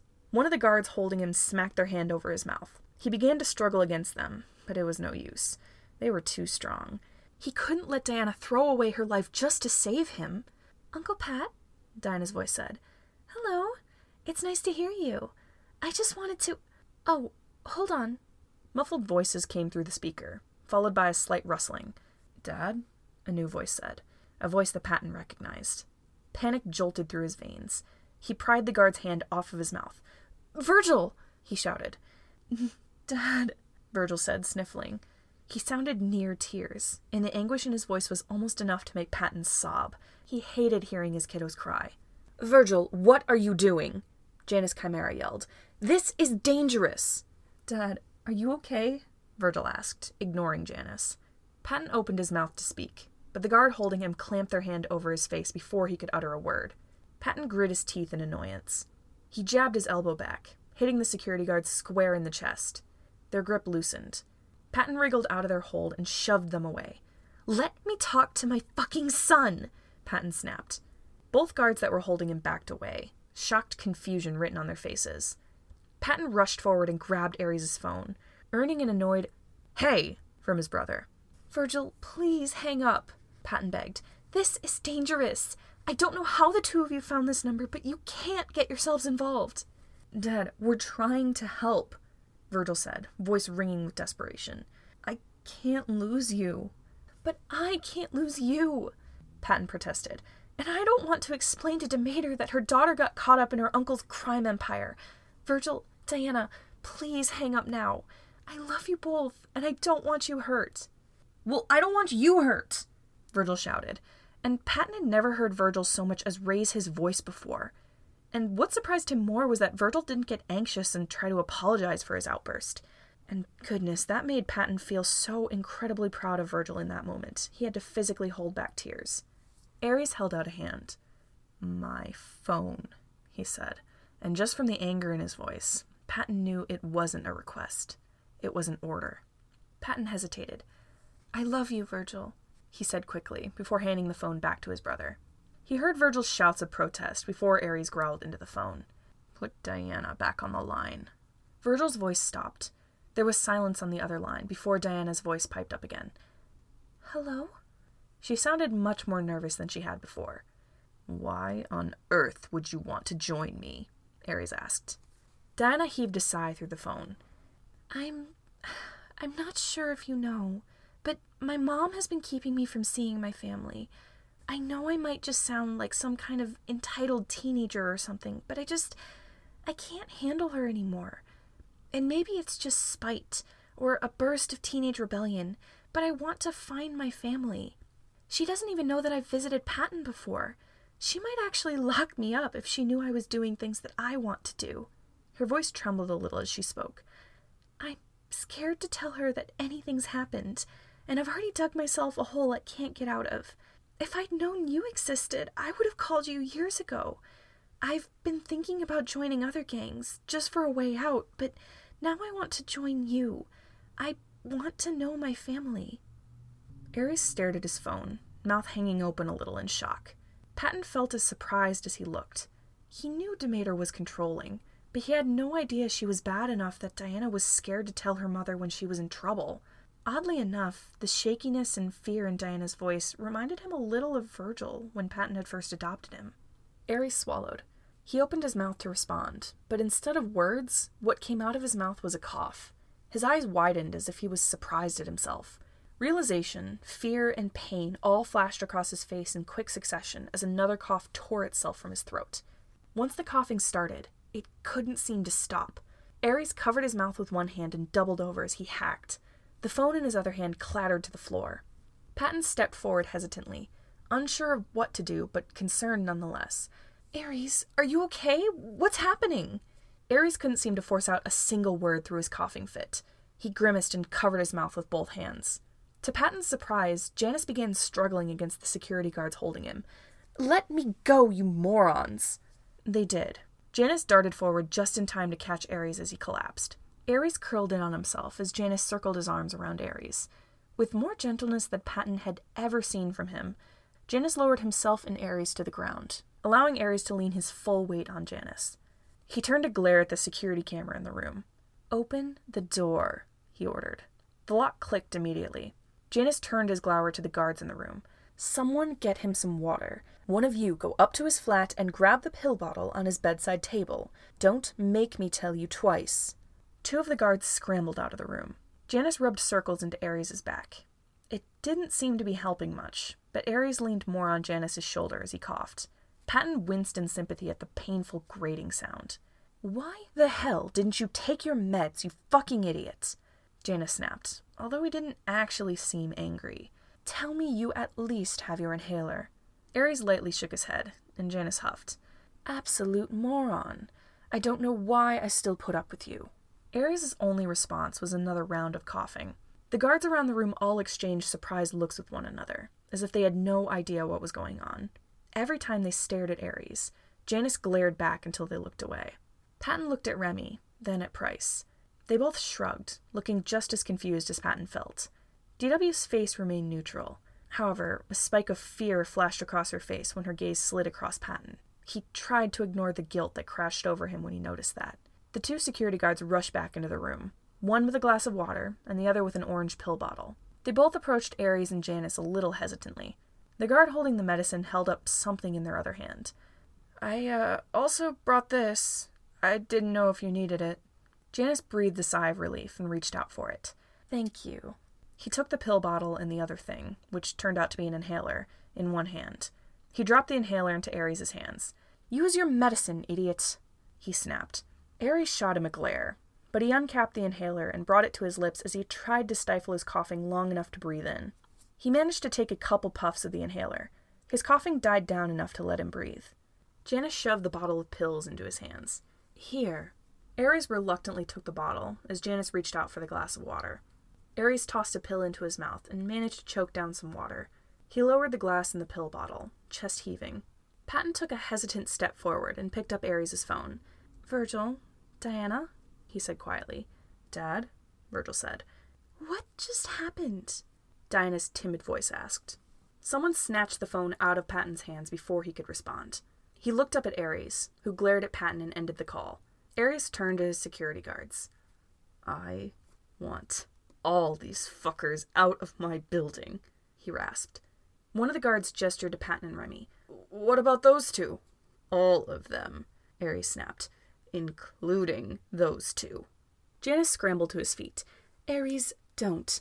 Pushing us away isn't going to help anyone, least of all you. Aries whirled around to face Janus. I said, out. Patton yelped when 2 guards grabbed his shoulders. Hey, wait! He didn't want to be thrown out now, not when his brother was clearly struggling with something. Patton wanted to help. Janus struggled against the 2 guards that grabbed him. Let me go! Aries, please! Aries didn't respond and just glared. The lights started flashing again. Probably Andy trying to bargain with Aries via Morse code. But Aries ignored it. Patton wriggled, trying to get away from the guards dragging him to the door. "Ares!" he called. The last he saw of his brother was a piercing, fiery glare before he was carried out of the room. Patton kept fighting against the guard's grip, even as he and the others were carried to the elevator. Both Remy and DW weren't struggling, which was probably the smart thing to do, but Patton couldn't just leave. He still had to fix things. That was the whole reason he came here. If he was forced out now, everything would stay the exact same it had been before. Wrath tracking Patton down to get revenge on him for killing their old leader. If Patton didn't try to fix it now, the problem would never get resolved. Before Patton knew it, he was being dragged through the lobby and tossed out the door. His breath left his lungs in a sharp oof as he landed on the sidewalk. Remy and Price were thrown to the ground after him. Janus and DW were pushed out with a little more gentleness than the rest of them, but DW still stumbled over her feet. The doors slammed shut behind them. Patton remained on the ground for a moment to let himself catch his breath. A gloved hand extended itself to Patton. He reluctantly took it and let Janus haul him to his feet. As soon as he was upright, Janus stepped forward so they were face to face. "You're a despicable and dangerous man," Janus spat. "If not for your children, I would have left you in there to rot. Be grateful."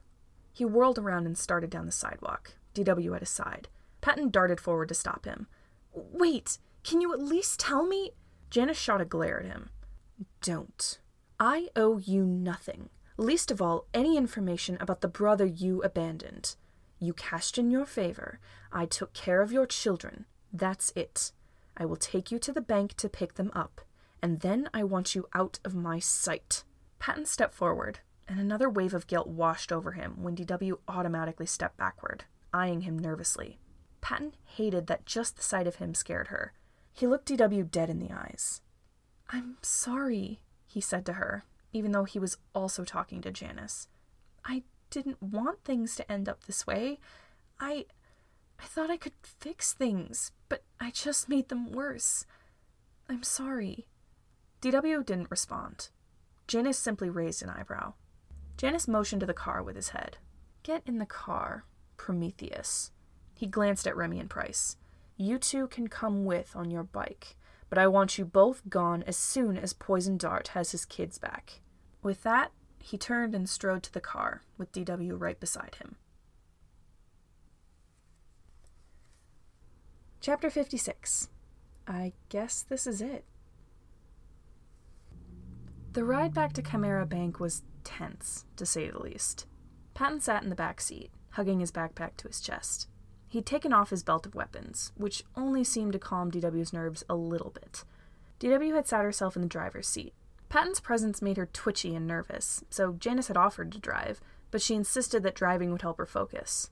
Janus couldn't stop bouncing his leg and chewing on his glove through the entire drive. They were almost at the bank when Janus got a call. He reluctantly picked up and pressed the phone to his ear. "Hello?" "Finally," said Logan's voice. "I've been trying to reach you for the past 10 minutes. Something blocked me off from you. What happened?" "It's a long story, dearest. I'll tell you when we get home. We have to take the children there to pack up their things." "So Patton is all right, then?" "Physically, yes." Janus shot a glance at Patton in the rearview mirror. "He may have had a nervous breakdown, however, judging by the looks of him. Please tell Emil that he may need to remain in Clawmore for the rest of the day while I deal with this. Nico Flores can handle things over in Sidehill." "Will do. I'm eager to hear what you did in there. Wrath's Blade has taken down the bounty for Patton." Janus blinked in surprise at that. "Really? They've already taken down the bounty? Why on earth would they do that?" "I'm not sure. You must have been very convincing when speaking to Ares Justice." "I suppose you could say that. We're pulling up to the bank. I'll see you inside." "All right. See you then." "Goodbye, dear." Janus hung up and shoved his phone back in his pocket. "They took the bounty down?" DW asked. "Appears so," Janus whispered. "Haven't a clue why." DW parked the car. "Can you ask Justice?" Janus went to his messages to do just that, but he paused. "Huh. What?" "He's blocked my number." "What about your email?" Janus opened his email. "That too," he sighed. "It's not a big deal. Surely Logan can get me a way around that. But why would..." His voice trailed off when he spotted the last email Ares had sent him. It was not the one he'd sent before Janus had entered Wrath's headquarters without permission. This was one Janus hadn't read. I'll figure things out on my own. Kindly fuck off. A Justice. He says he'll figure things out alone, Janus said. He sighed. What an idiot. DW opened the car door as Remy and Price pulled up on Remy's bike and parked. Patton, she said, her tone sharp and clipped. Your kids are inside. Patton nodded and opened his door. Janus took a moment to sit in the car and take a deep breath. After everything that had happened over the past few days, he was probably going to need a week of downtime at home just to calm down. He stepped out of the car and followed DW to the bank doors. Patton trailed after them with Remy and Price at either side. Remy reached out and took Patton's hand as they walked. Everyone's eyes landed on the group as soon as they walked in the doors. Chimera agents stared in horror at Patton, despite the fact that he couldn't have looked less intimidating in his cat hoodie and crooked glasses. Janus held up a hand as he strode to the elevator. He's not here to harm anyone. He will be picking up his children and leaving immediately. That didn't seem to get anyone to relax. Janus and DW led the other three to the elevator. The tense silence clung to them, even with a dozen other people in the room. Teal was among them, and while she appeared a little frightened, she didn't look at all surprised. The elevator ride down to the first floor felt like ages, although it was only a few seconds. He spotted Remy's red-headed bounty hunter friend texting someone on her phone. Please tell me you're not contacting someone and telling them to come in, Janus said. I would just love it if I had to deal with more problems today. Price tensed. Oh, no, I'm not. I'm just asking a friend of mine if she can drive my car out here to Clawmore so I have a ride back. Can you ask Andy what the fuck happened back there? Remy asked quietly. She says she'll tell us about it later, Price said. She's coming here alone. Thomas is staying in Side Hill with that Flores dude. The elevator doors opened. Janus made a beeline for the meeting room, where he was sure everyone would be waiting, but he stopped in his tracks when he heard footsteps running down the hall towards him. He looked up to see Diana and Virgil sprinting down the corridor. They both skidded to a stop when they saw the group. Virgil stared at the five of them, and it took Janus a moment to realize just who he was staring at. The group parted to let Patton step forward. He and Virgil stared at each other like they couldn't believe the other was even real. Tears welled in Virgil's eyes. They ran towards each other as if a magnet had pulled them together. They both dropped their backpacks along the way. Both were already crying as they collided and wrapped each other in the tightest hug Janus had ever seen. Virgil sobbed freely, face buried in Patton's sweater. Janus imagined that his tears would leave some black marks in the fabric because of his makeup, but neither of them seemed to care. Patton held his son close and kissed the top of his head, muttering, I'm sorry, and I love you, and I'm never leaving like that again. Janus turned to the meeting room and opened the door. Logan still sat at the table, laptop perched in front of them. Roman had busied himself with a notebook, while Remus had resorted to pacing back and forth, his sketchbook forgotten. They all looked up as Janus entered. Roman, Remus, Janus said. He nodded to the hallway. There's someone who wants to see you. They exchanged confused glances, but they abandoned their writing and pacing and circled the table to get to the door. Roman nearly burst into tears as soon as he reached the hallway. Dad! He cried. Patton looked up. His face split into a smile, despite the tears on his face. He and Virgil opened up their hug to let Roman join. He launched himself into their arms. Remus stared at the three of them, blinking furiously, his gaze 1,000 miles away. He shook his head and finally focused in on Patton. He gasped and rushed forward. He wriggled his way into the hug, earning a few teary laughs from his father and brothers. Janus couldn't help the smile that tugged at his lips. In the few days he'd been with these kids, he'd never seen any of them this happy. Someone walked up next to Janus and stood there, hands behind their back. Janus glanced to his side to see who it was. Diana stood there, gazing at the family reunion with sad eyes. She let out a sigh. You're probably mad at me, she said to Janus. Janus raised a brow. Mad? Why would I be mad? I shoved myself into this problem. I probably made things worse. Janus scoffed. On the contrary, I believe you may have solved our problem. Patton is here, and the bounty on his head has been lifted. It seems as though his brother has given up on trying to force him into a role he doesn't want. Diana relaxed a little, but her sad expression didn't falter. This is why I wanted to find my family, she whispered. I never had something like this. Janus didn't exactly have a response to that. It was true that Demeter Justice had never been an affectionate person. Janus couldn't imagine the woman even smiling at her daughter, much less giving her a tearful hug like this. Ares, however... Janus shook the thought from his mind. No use thinking about possibilities at the moment. This problem may be more or less solved, but yours isn't, Janus said. Your girlfriend will remain in our infirmary, and you can stay with DW and I until she's awake and well enough to leave. Diana nodded. Thanks. It's no problem, Miss Short. Logan stepped out of the staff room, laptop tucked under his arm, and stopped next to Janus. How did it go? He asked quietly, so as to not interrupt the heartfelt reunion happening in the hall. Janus heaved an exhausted sigh. You would not believe me if I told you.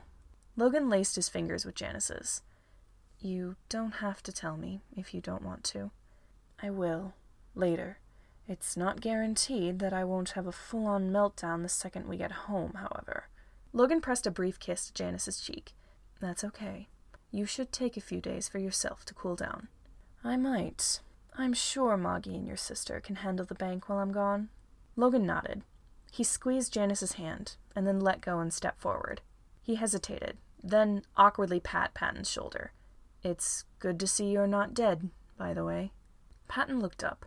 His expression morphed from one of pure relieved joy to one of sheepish concern. Oh, hi, Logan. I'm sorry you had to find out about everything like this. I just didn't know when... It's all right, Logan reassured him. Now, I hate to interrupt this moment, but I believe we should go pack up your kids' things and get all of you home. Janus caught the brief sadness that flashed across the kids' faces before the three of them gently untangled themselves from their father's arms. Were they perhaps disappointed to be leaving Janus and DW? No, it had to be Janus's imagination. When they got back to Janus's place, the kids scurried around upstairs, gathering up their things so they could return home. Patton had gone with them, obviously reluctant to let them out of his sight, and none of them had protested. Remy accompanied him as well. It seemed something had transpired between the two of them back in Rathspace that made them nearly inseparable. As for Price Princeton, she stood on the porch and waited for her so-called friend to arrive with her car so they could leave. She kept fidgeting with the golden necklace at her throat and glancing down at her phone. This friend of hers must have been quite important for her to be so impatient. Meanwhile, Janus had gone directly to the kitchen. Making food always helped him calm down, so he just started baking whatever recipe had popped up in his recipe box first. He was pretty sure it was for iced cookies, but he was hardly paying attention. As he mixed ingredients, he explained to Logan everything, and that meant everything, about Patton and his past with Rathsblade, how Patton had grown up in Wrath with Ares for a brother, been raised to be an assassin, shot his own father, and went on the run. DW and Diana were in the room as well, but Janus was mostly talking to Logan. He deserved to know things. By the end of Janus's explanation, he'd made one batch of cookies and was currently working on the second. Logan leaned against the counter with a cup of coffee in his hands, staring at Janus in shock. I was wondering why he never disclosed anything about his family to me, Logan muttered. The poison dart thing was obvious once you said it, but this came out of nowhere. You probably would have known had you met Ares Justice, Janus said, mixing up a bowl of icing for his second batch of cookies. The two look very similar. Not quite as much as Patton and his sister, but you can still see the resemblance. He peered down at his icing. Dorothy, do we still have food coloring? Should be in the cupboard behind you, DW said through a mouthful of cookie. Thank you. Janus turned and opened the cupboard. Anyway, it wasn't really a shock when I found out. I figured it out almost as soon as I met Patton. He and his brother sounded a lot more similar back then, before Ares' condition got worse. What's wrong with him? Diana asked as she turned a cookie over in her hands. I mean, that coughing fit didn't sound pleasant. She'd hardly taken a bite of her cookie. It was nearly reduced to crumbles due to all her fidgeting. He has a lung condition, Janus said. He put a few drops of red and blue food coloring in the icing. Cannot for the life of me remember which one, but it's some form of chronic obstructive pulmonary disease. Bastard doesn't take care of himself, so I have to do it for him half the time. It's partially why I don't want to cut ties with Wrath. The idiot needs support. Logan raised a brow. I thought you said the two of you were enemies. Nothing more, nothing less. He raised his mug of coffee to his lips. Enemies with benefits, Janus said. Logan choked on his coffee. He coughed a couple times and lowered his mug. That implies something very different than what you think it might imply. What does it imply? Logan couldn't seem to hold back a grin. He shook his head and chuckled. Just say, friendly enemies. Frenemies, DW added. Janus nodded. Yes, frenemies. That's what we are. Someone knocked on the kitchen door. It opened and someone stuck their head inside. Sorry to bother you, Price Princeton said, but my ride is here, and the kids are ready to go too, so we're all gonna head out. Patton, said you might want to know. Janus set down the bowl of icing and wiped his hands on a towel. Thank you. I'll be right out. Price ducked out of the doorway. Janus tugged his gloves back on and followed, grabbing his suit jacket off the counter and draping it over his arm. The other three went after him as well. Standing in the living room were Remy, Patton, and his 3 kids. The twins clung to Patton like they were afraid to ever let him go. Virgil stood with them, backpack over his shoulder. Remy leaned against the door, waiting, and next to him stood a short woman with brown skin and black hair cut into floppy emo bangs similar to Virgil's. Her form was half buried in an oversized black sweater. She twirled a set of car keys on her fingers. She spotted the group and gave them a smirk. Hey, Logic. Logan blinked. Hello. Your anxiety, I believe? Yepers. She tossed the keys in the air and caught them in one hand. You still owe me a couple favors, remember? Logan gave a sharp nod. Yes, I remember. You may call me if you ever need assistance, and I will do what I can. You have my number. She grinned. I'll keep that in mind. We'll drive Pat and the kids home before we run back to Side Hill. Come on, Princey. She strolled out the door and left it open behind her. Price followed after her without so much as another glance at Janus and DW. Janus turned to Patton, Remy, and the kids. Well, it's been a delight having you in the house, he said to the kids. I would say I'm glad to see you going home, but that wouldn't be true. Virgil glanced back and forth between Patton and Janus. He lowered his gaze and gave Janus a 2-fingered salute. It's been fun, Chimera. Roman and Remus exchanged a look that Janus couldn't quite decipher. They both let go of Patton and rushed over to Janus. He stumbled back as they both tackled him in a hug. He raised a brow at Logan, who smiled and gestured at the twins, silently telling him to hug them back. Janus awkwardly patted Roman and Remus on the back. He had to admit he would miss having the kids in his house. The place had seemed much less empty as of late with them around. The twins let go of him. Roman darted over to DW and hugged her next, earning a surprised laugh from her. Remus took a step back. Scratching the back of his neck, he averted his gaze as if he thought he would be expected to give her a hug too. DW gave Roman a brief squeeze and then stepped back. See ya, kiddos, she said. Remus nervously fidgeted with his sleeves. He looked like he was debating with himself for a moment, before he took a step towards her and held up a hand for a high five. DW smiled and gently hid his palm with hers. I'm gonna miss you. Roman and Remus retreated back to Patton's side. Diana waved at them. I'll visit you guys the next time I'm in the neighborhood. Me too, Logan said. We never got much studying done, so I believe a few extra tutoring sessions are in order. Roman and Remus both groaned in frustration at that. Virgil cracked a smile and ruffled their hair. It's not so bad. He nodded to the door. Why don't you two go out to the car? I gotta ask Jan something.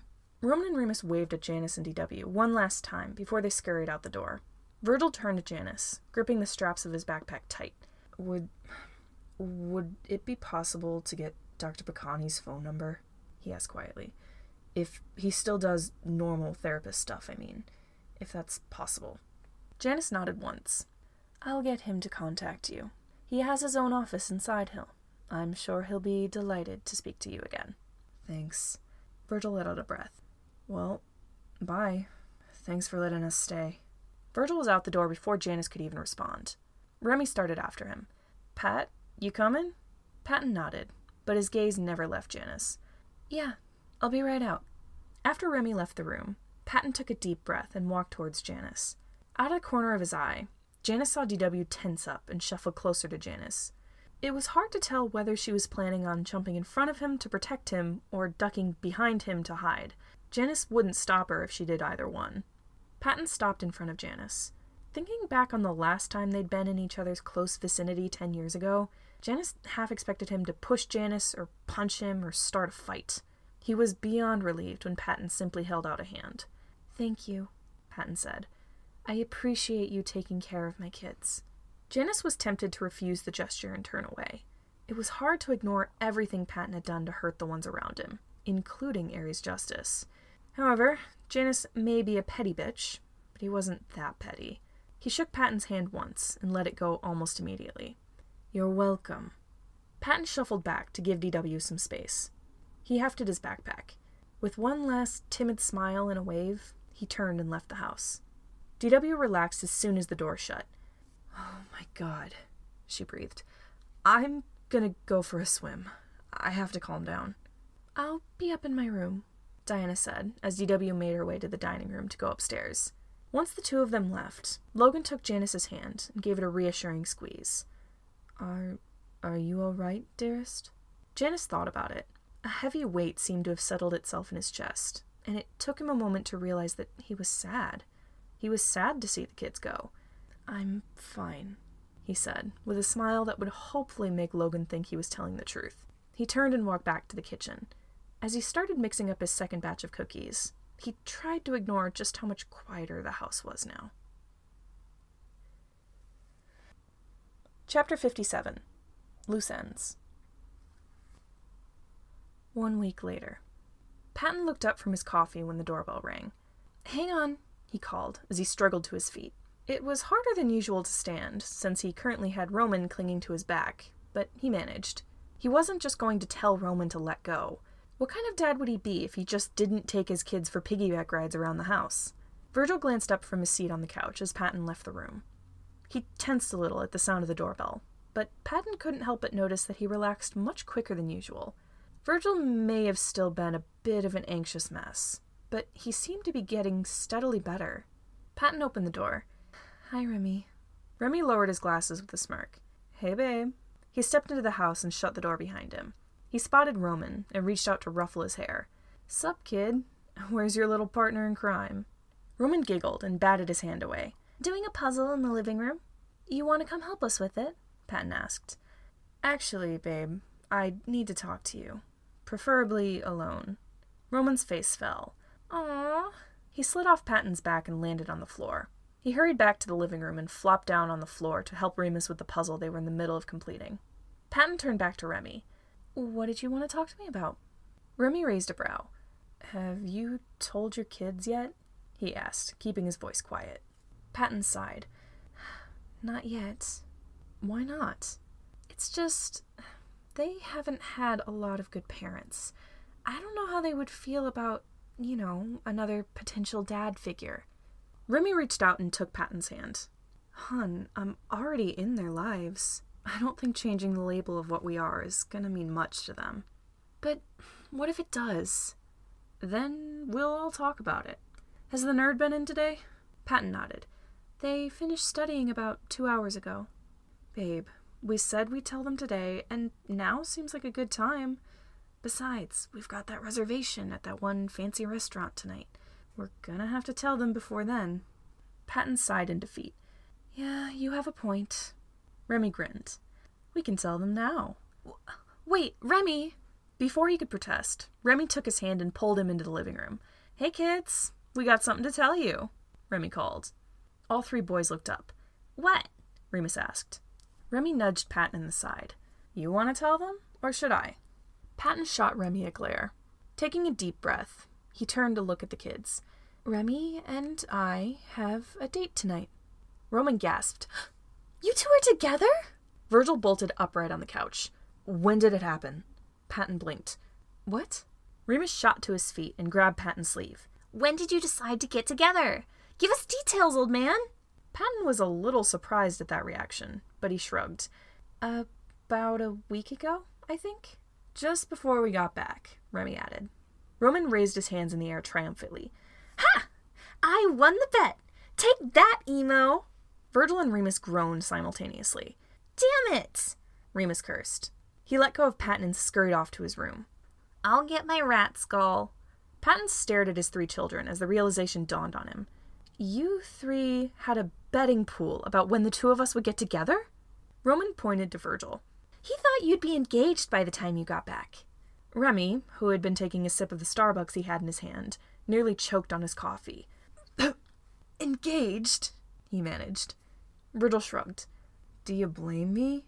I mean, you two are so gay for each other that even I could see it.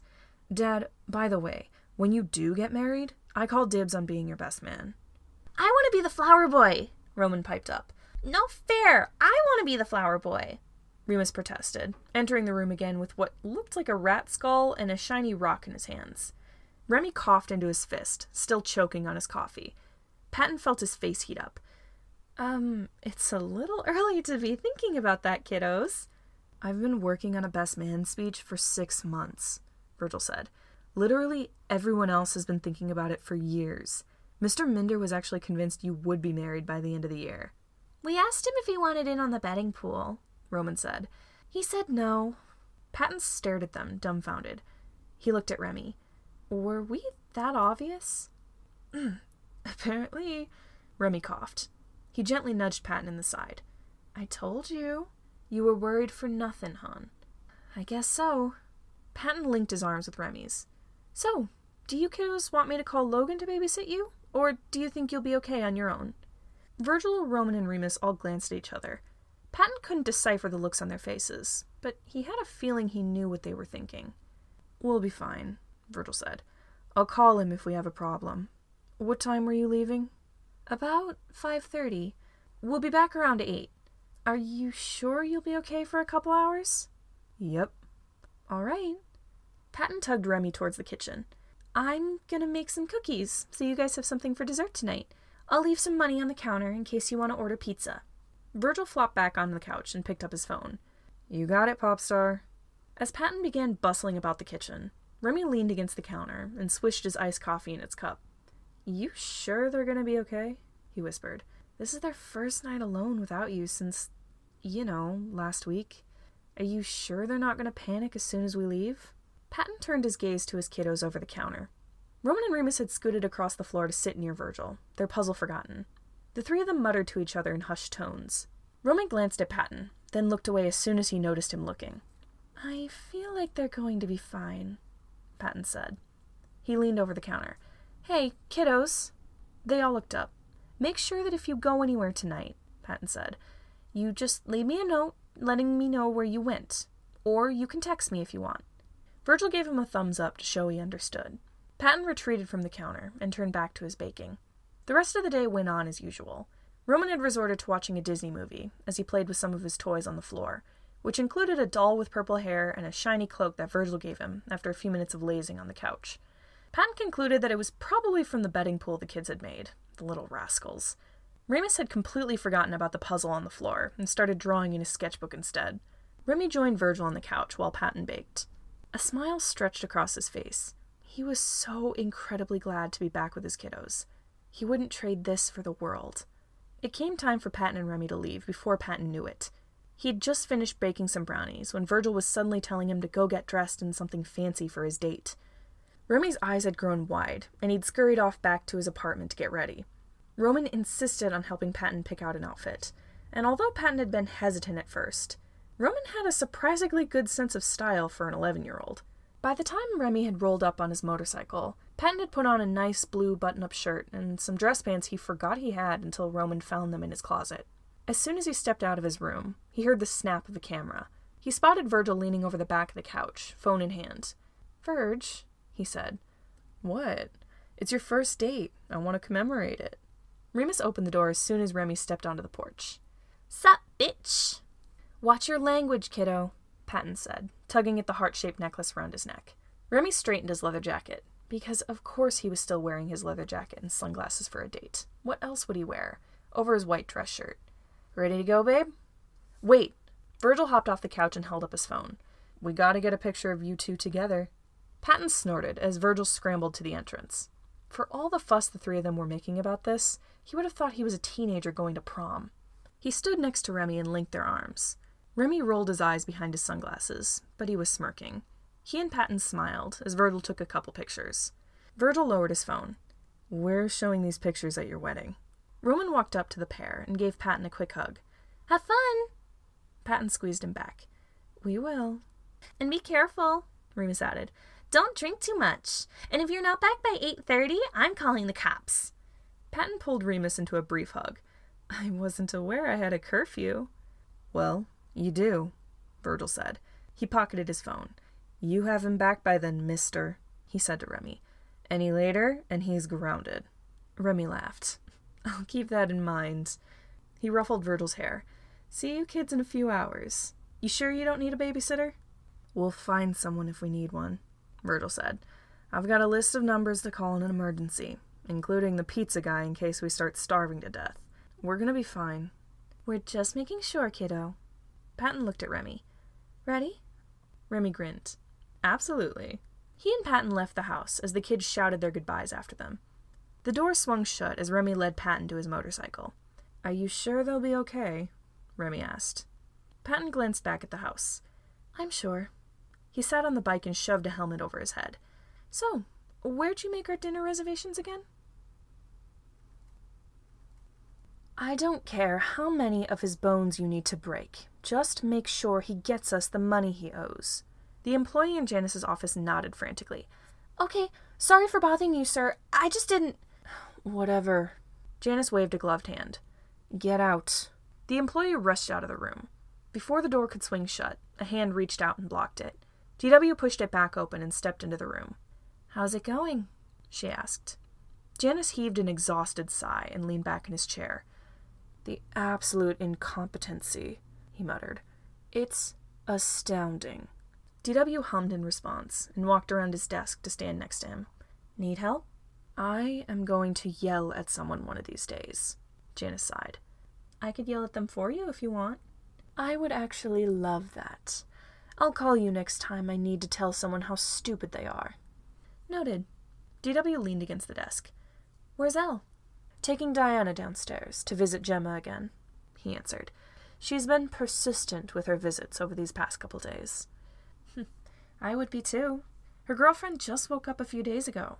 And by the way, if your nail polish is chipping, I can repaint your nails tomorrow morning, but you have to braid my hair in return." "Deal."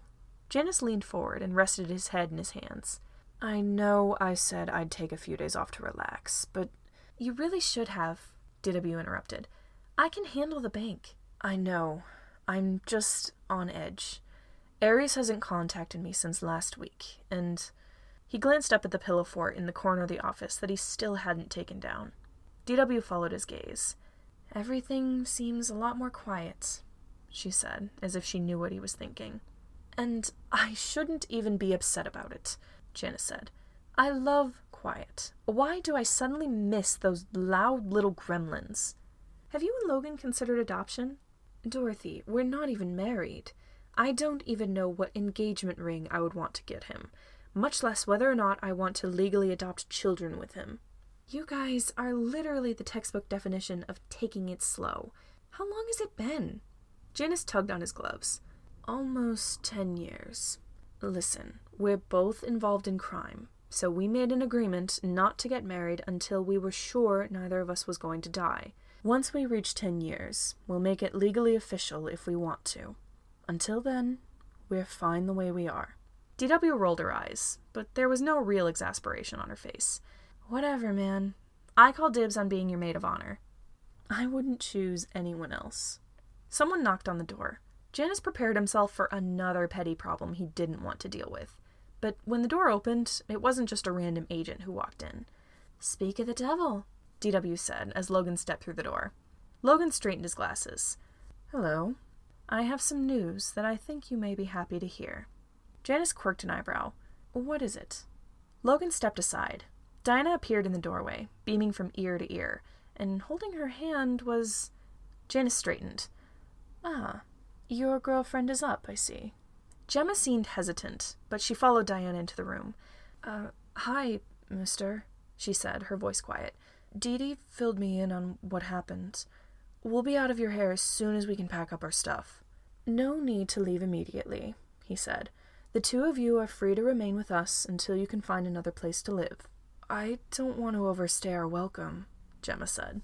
You've hardly done so. I've only just properly met you. I assure you, it's no issue if you two wish to stay while you're finding somewhere to live. Thanks, Mr. Chimera, Diana said, for everything. Janus pretended to be busy with some papers on his desk.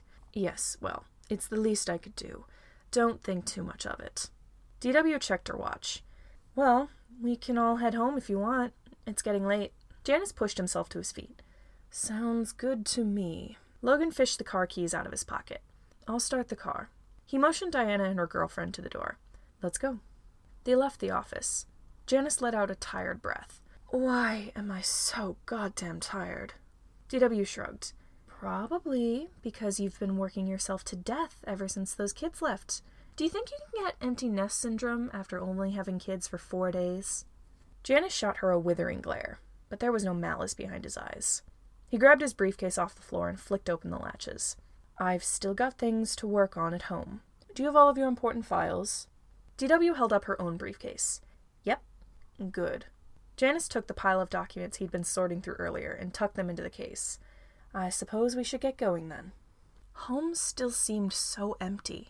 It had really only been Janus and DW for a while, with only the occasional visit from Logan. Logan did visit more often, but he had his own jobs to get back to, so he wouldn't be staying tonight. Diana and Gemma were in their own little corner of the house, up in Diana's bedroom, so she could fill Gemma in on everything that had happened over the past week. Gemma seemed all too eager to hear it. That left Janus and DW more or less alone after Logan left.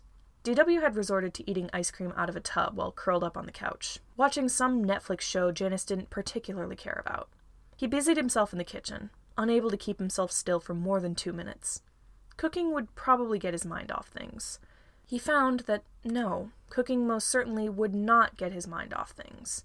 Even as he got to work making spaghetti and garlic bread, his thoughts kept drifting to Ares, to the kids, to Patton Hart, and back to Ares again. He just wished there was some kind of magical answer to all of his problems. He set aside the bread roll he was currently cutting into eighths. Christ, he was tired. Maybe after dinner he would go to bed early. No, wait, it was his night to do the dishes. He'd have to do that first. I should have taken a week, he muttered to himself. But no, he just had to go and overwork himself because he didn't know what else to do. Logan had already been insisting that he take a break, but Janus just didn't listen. He was going to work himself into a full burnout one of these days. With a heavy sigh, Janus went to continue cutting the bread roll, but he flinched when the doorbell rang. He set down the knife. Who on earth would be at their door at this time? He left the kitchen, tugging his gloves back on. Dorothy, who is it? DW was busy trying to find the pause button on the remote. Not sure. Give me a second. I've got it. Janus dusted off his shirt to make sure there were no breadcrumbs on the fabric. He didn't quite know who this could be. There were a few Chimera agents that might have needed assistance. Perhaps it was Alex. They were always getting themselves into trouble. Janus opened the door. If it's an emergency, I can... His voice trailed off. He stared at the 3 people standing in his doorway. Hey, Chimera, Virgil said. We need a babysitter. Janus opened his mouth, then closed it, unsure of what to say. How did you get here? He blurted finally. Took an Uber. Figured it was safe enough to assume that the person driving wouldn't try and kidnap us. Virgil rocked back and forth on his heels, hands shoved in his pockets as Roman and Remus stared at Janus with their wide brown eyes. Anyway, Dad and Remy are on a date, and we need a babysitter for a couple hours. You free? Janus tried to say something, but what came out of his mouth instead was a surprised laugh. These kids traveled all the way across the city while their father was on a date, just to see if Janus and DW could babysit them. And they were standing here like it was no big deal at all. Goodness, they really did take after their father in the best ways. Janus opened the door and stepped aside, gesturing for the kids to enter. I hope you like garlic bread and spaghetti. Sweet pasta, Remus said, as he followed his brothers into the house. Janus couldn't help but smile as he heard DW's gasp of excitement upon seeing the kids, and the greetings exchanged between them. Even as he went back to the kitchen, he could hear the 3 kids talking amongst themselves and commenting on whatever it was that DW was watching. The house already felt much less empty. Diana was overjoyed. Even now, hours after Gemma had woken up, the excitement and relief still hadn't worn off. Diana had pulled Gemma up to her room and explained everything that happened last week. The stuff with Uncle Patton, her cousins, Janus Chimera, and her newfound Uncle Aries. Gemma was dumbfounded by the story, hanging on to every word like her life depended on it. Seeing the sparkle of amazement in Gemma's brown eyes made Diana want to just squish her cheeks and call her adorable and give her 1,000 kisses because Gemma was alive and awake, and that was all that mattered right now. That was pretty much what Diana ended up doing by the end of her long explanation, which led to Gemma giggling and half-heartedly trying to push Diana off. I get it, she squealed. I'm cute, I know. Gemma managed to plant a kiss on Diana's forehead. But you're cuter. Impossible, Diana said. You're the cutest thing on the planet. Nothing is cuter than you. Gemma giggled and crushed Diana in a tight hug. Oh my god, I can't believe you got caught up in all that, she said. I mean, both your uncles are world-renowned criminals? Yeah, guess it runs in the family. There was that word again. Family. Something Diana had never really known. Sure, she had her parents, but her father was constantly away on business trips, and her mother was distant and cold. Neither of them even knew Diana was dating Gemma. They didn't even know she liked girls. The mood was suddenly a lot more sour than it had been a second ago. Gemma seemed to sense the shift. She scooted closer to Diana on the bed and held her tighter. You okay? Diana managed a slight smile. Yeah, I'm okay, because you're awake. Gemma hummed. Thinking about your parents again? Diana sighed in defeat. Yeah. We could always stay with my folks, Gemma offered. I don't want to bother them, Diana said. They said we're always allowed in their house. It wouldn't be a bother. Yeah, but I feel like I would be, Diana admitted. Gemma gave her another squeeze. It's okay. We'll figure something out. It was then that Diana's phone buzzed. She gently untangled herself from Gemma's arms and dug it out of her dress pocket. A wave of confusion washed over her when she looked at the screen. Come outside. Diana furrowed her brow.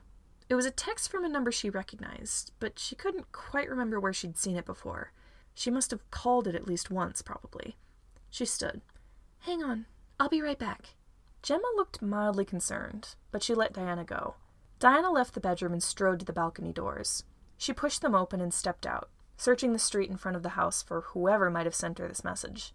An orange car was parked across the street. She looked from the orange car to the little orange heart tacked onto the end of the message. She blinked, a little confused. She examined the number again and racked her brain to remember who the hell it might belong to. Then it clicked. A gasp left her lips. She covered her mouth with one hand. It couldn't be, and yet it was the only explanation that made sense. She rushed back into the house and threw open the bedroom door. Pack up your stuff, she told Gemma with a smile. When she and Gemma ran down the stairs, suitcases in hand, they saw Virgil, Roman, and Remus lounging on the couch, watching some show on Netflix. Janus Chimera and DW stood at the window, staring skeptically at the vehicle outside. They were both eating garlic bread, but Diana paid no mind to that. Is that him, or one of his grunts? DW asked Janus. I believe it's him, Janus said back. What he's doing here? I have no idea. They both seemed to notice Diana and Gemma at the same time. They turned to look at the girls in their suitcases. Where are you off to? Janus asked. Diana just smiled. Thanks for letting me stay. She glanced at the boys. I'll talk to you guys when I get home, she called. And didn't saying that feel great? Home. Every time she said that word before now, she only used it to mean the place she slept and ate and existed. But now she had family there too. She had Gemma, and now she would have someone else. She and Gemma left the house and made their way down the driveway towards the orange car. The driver's door opened, and a man stepped out. One that had the same color hair as Patton, the same freckles as Mom had on her cheeks, and the same necklace Diana had around her throat. He waved at the girls, and Diana already knew that this was where she'd find her home. She hopped into the passenger seat, and Gemma sat in the back with their suitcases. The man sat back down in the driver's seat and shut his door. Ready to go home? Aries Justice asked in his hoarse voice. Diana smiled. Absolutely. Thank you all so much for listening. This project has been a beast to get over the finish line, but it has been a blast, and I want to thank everyone who commented as we went along. You guys really helped me keep my momentum. Now that When the Chips Are Down is done, I'm going to be taking a little break from posting weekly content for at least a few months while I work on some projects in the background. But before I go on break, I'm going to have a live stream where you guys can come chat with me, ask me questions, and give me suggestions for the direction this channel will take in the future. Make sure you subscribe and hit the bell so you don't miss that. But until then, thank you all for your support, and I'll see you next time.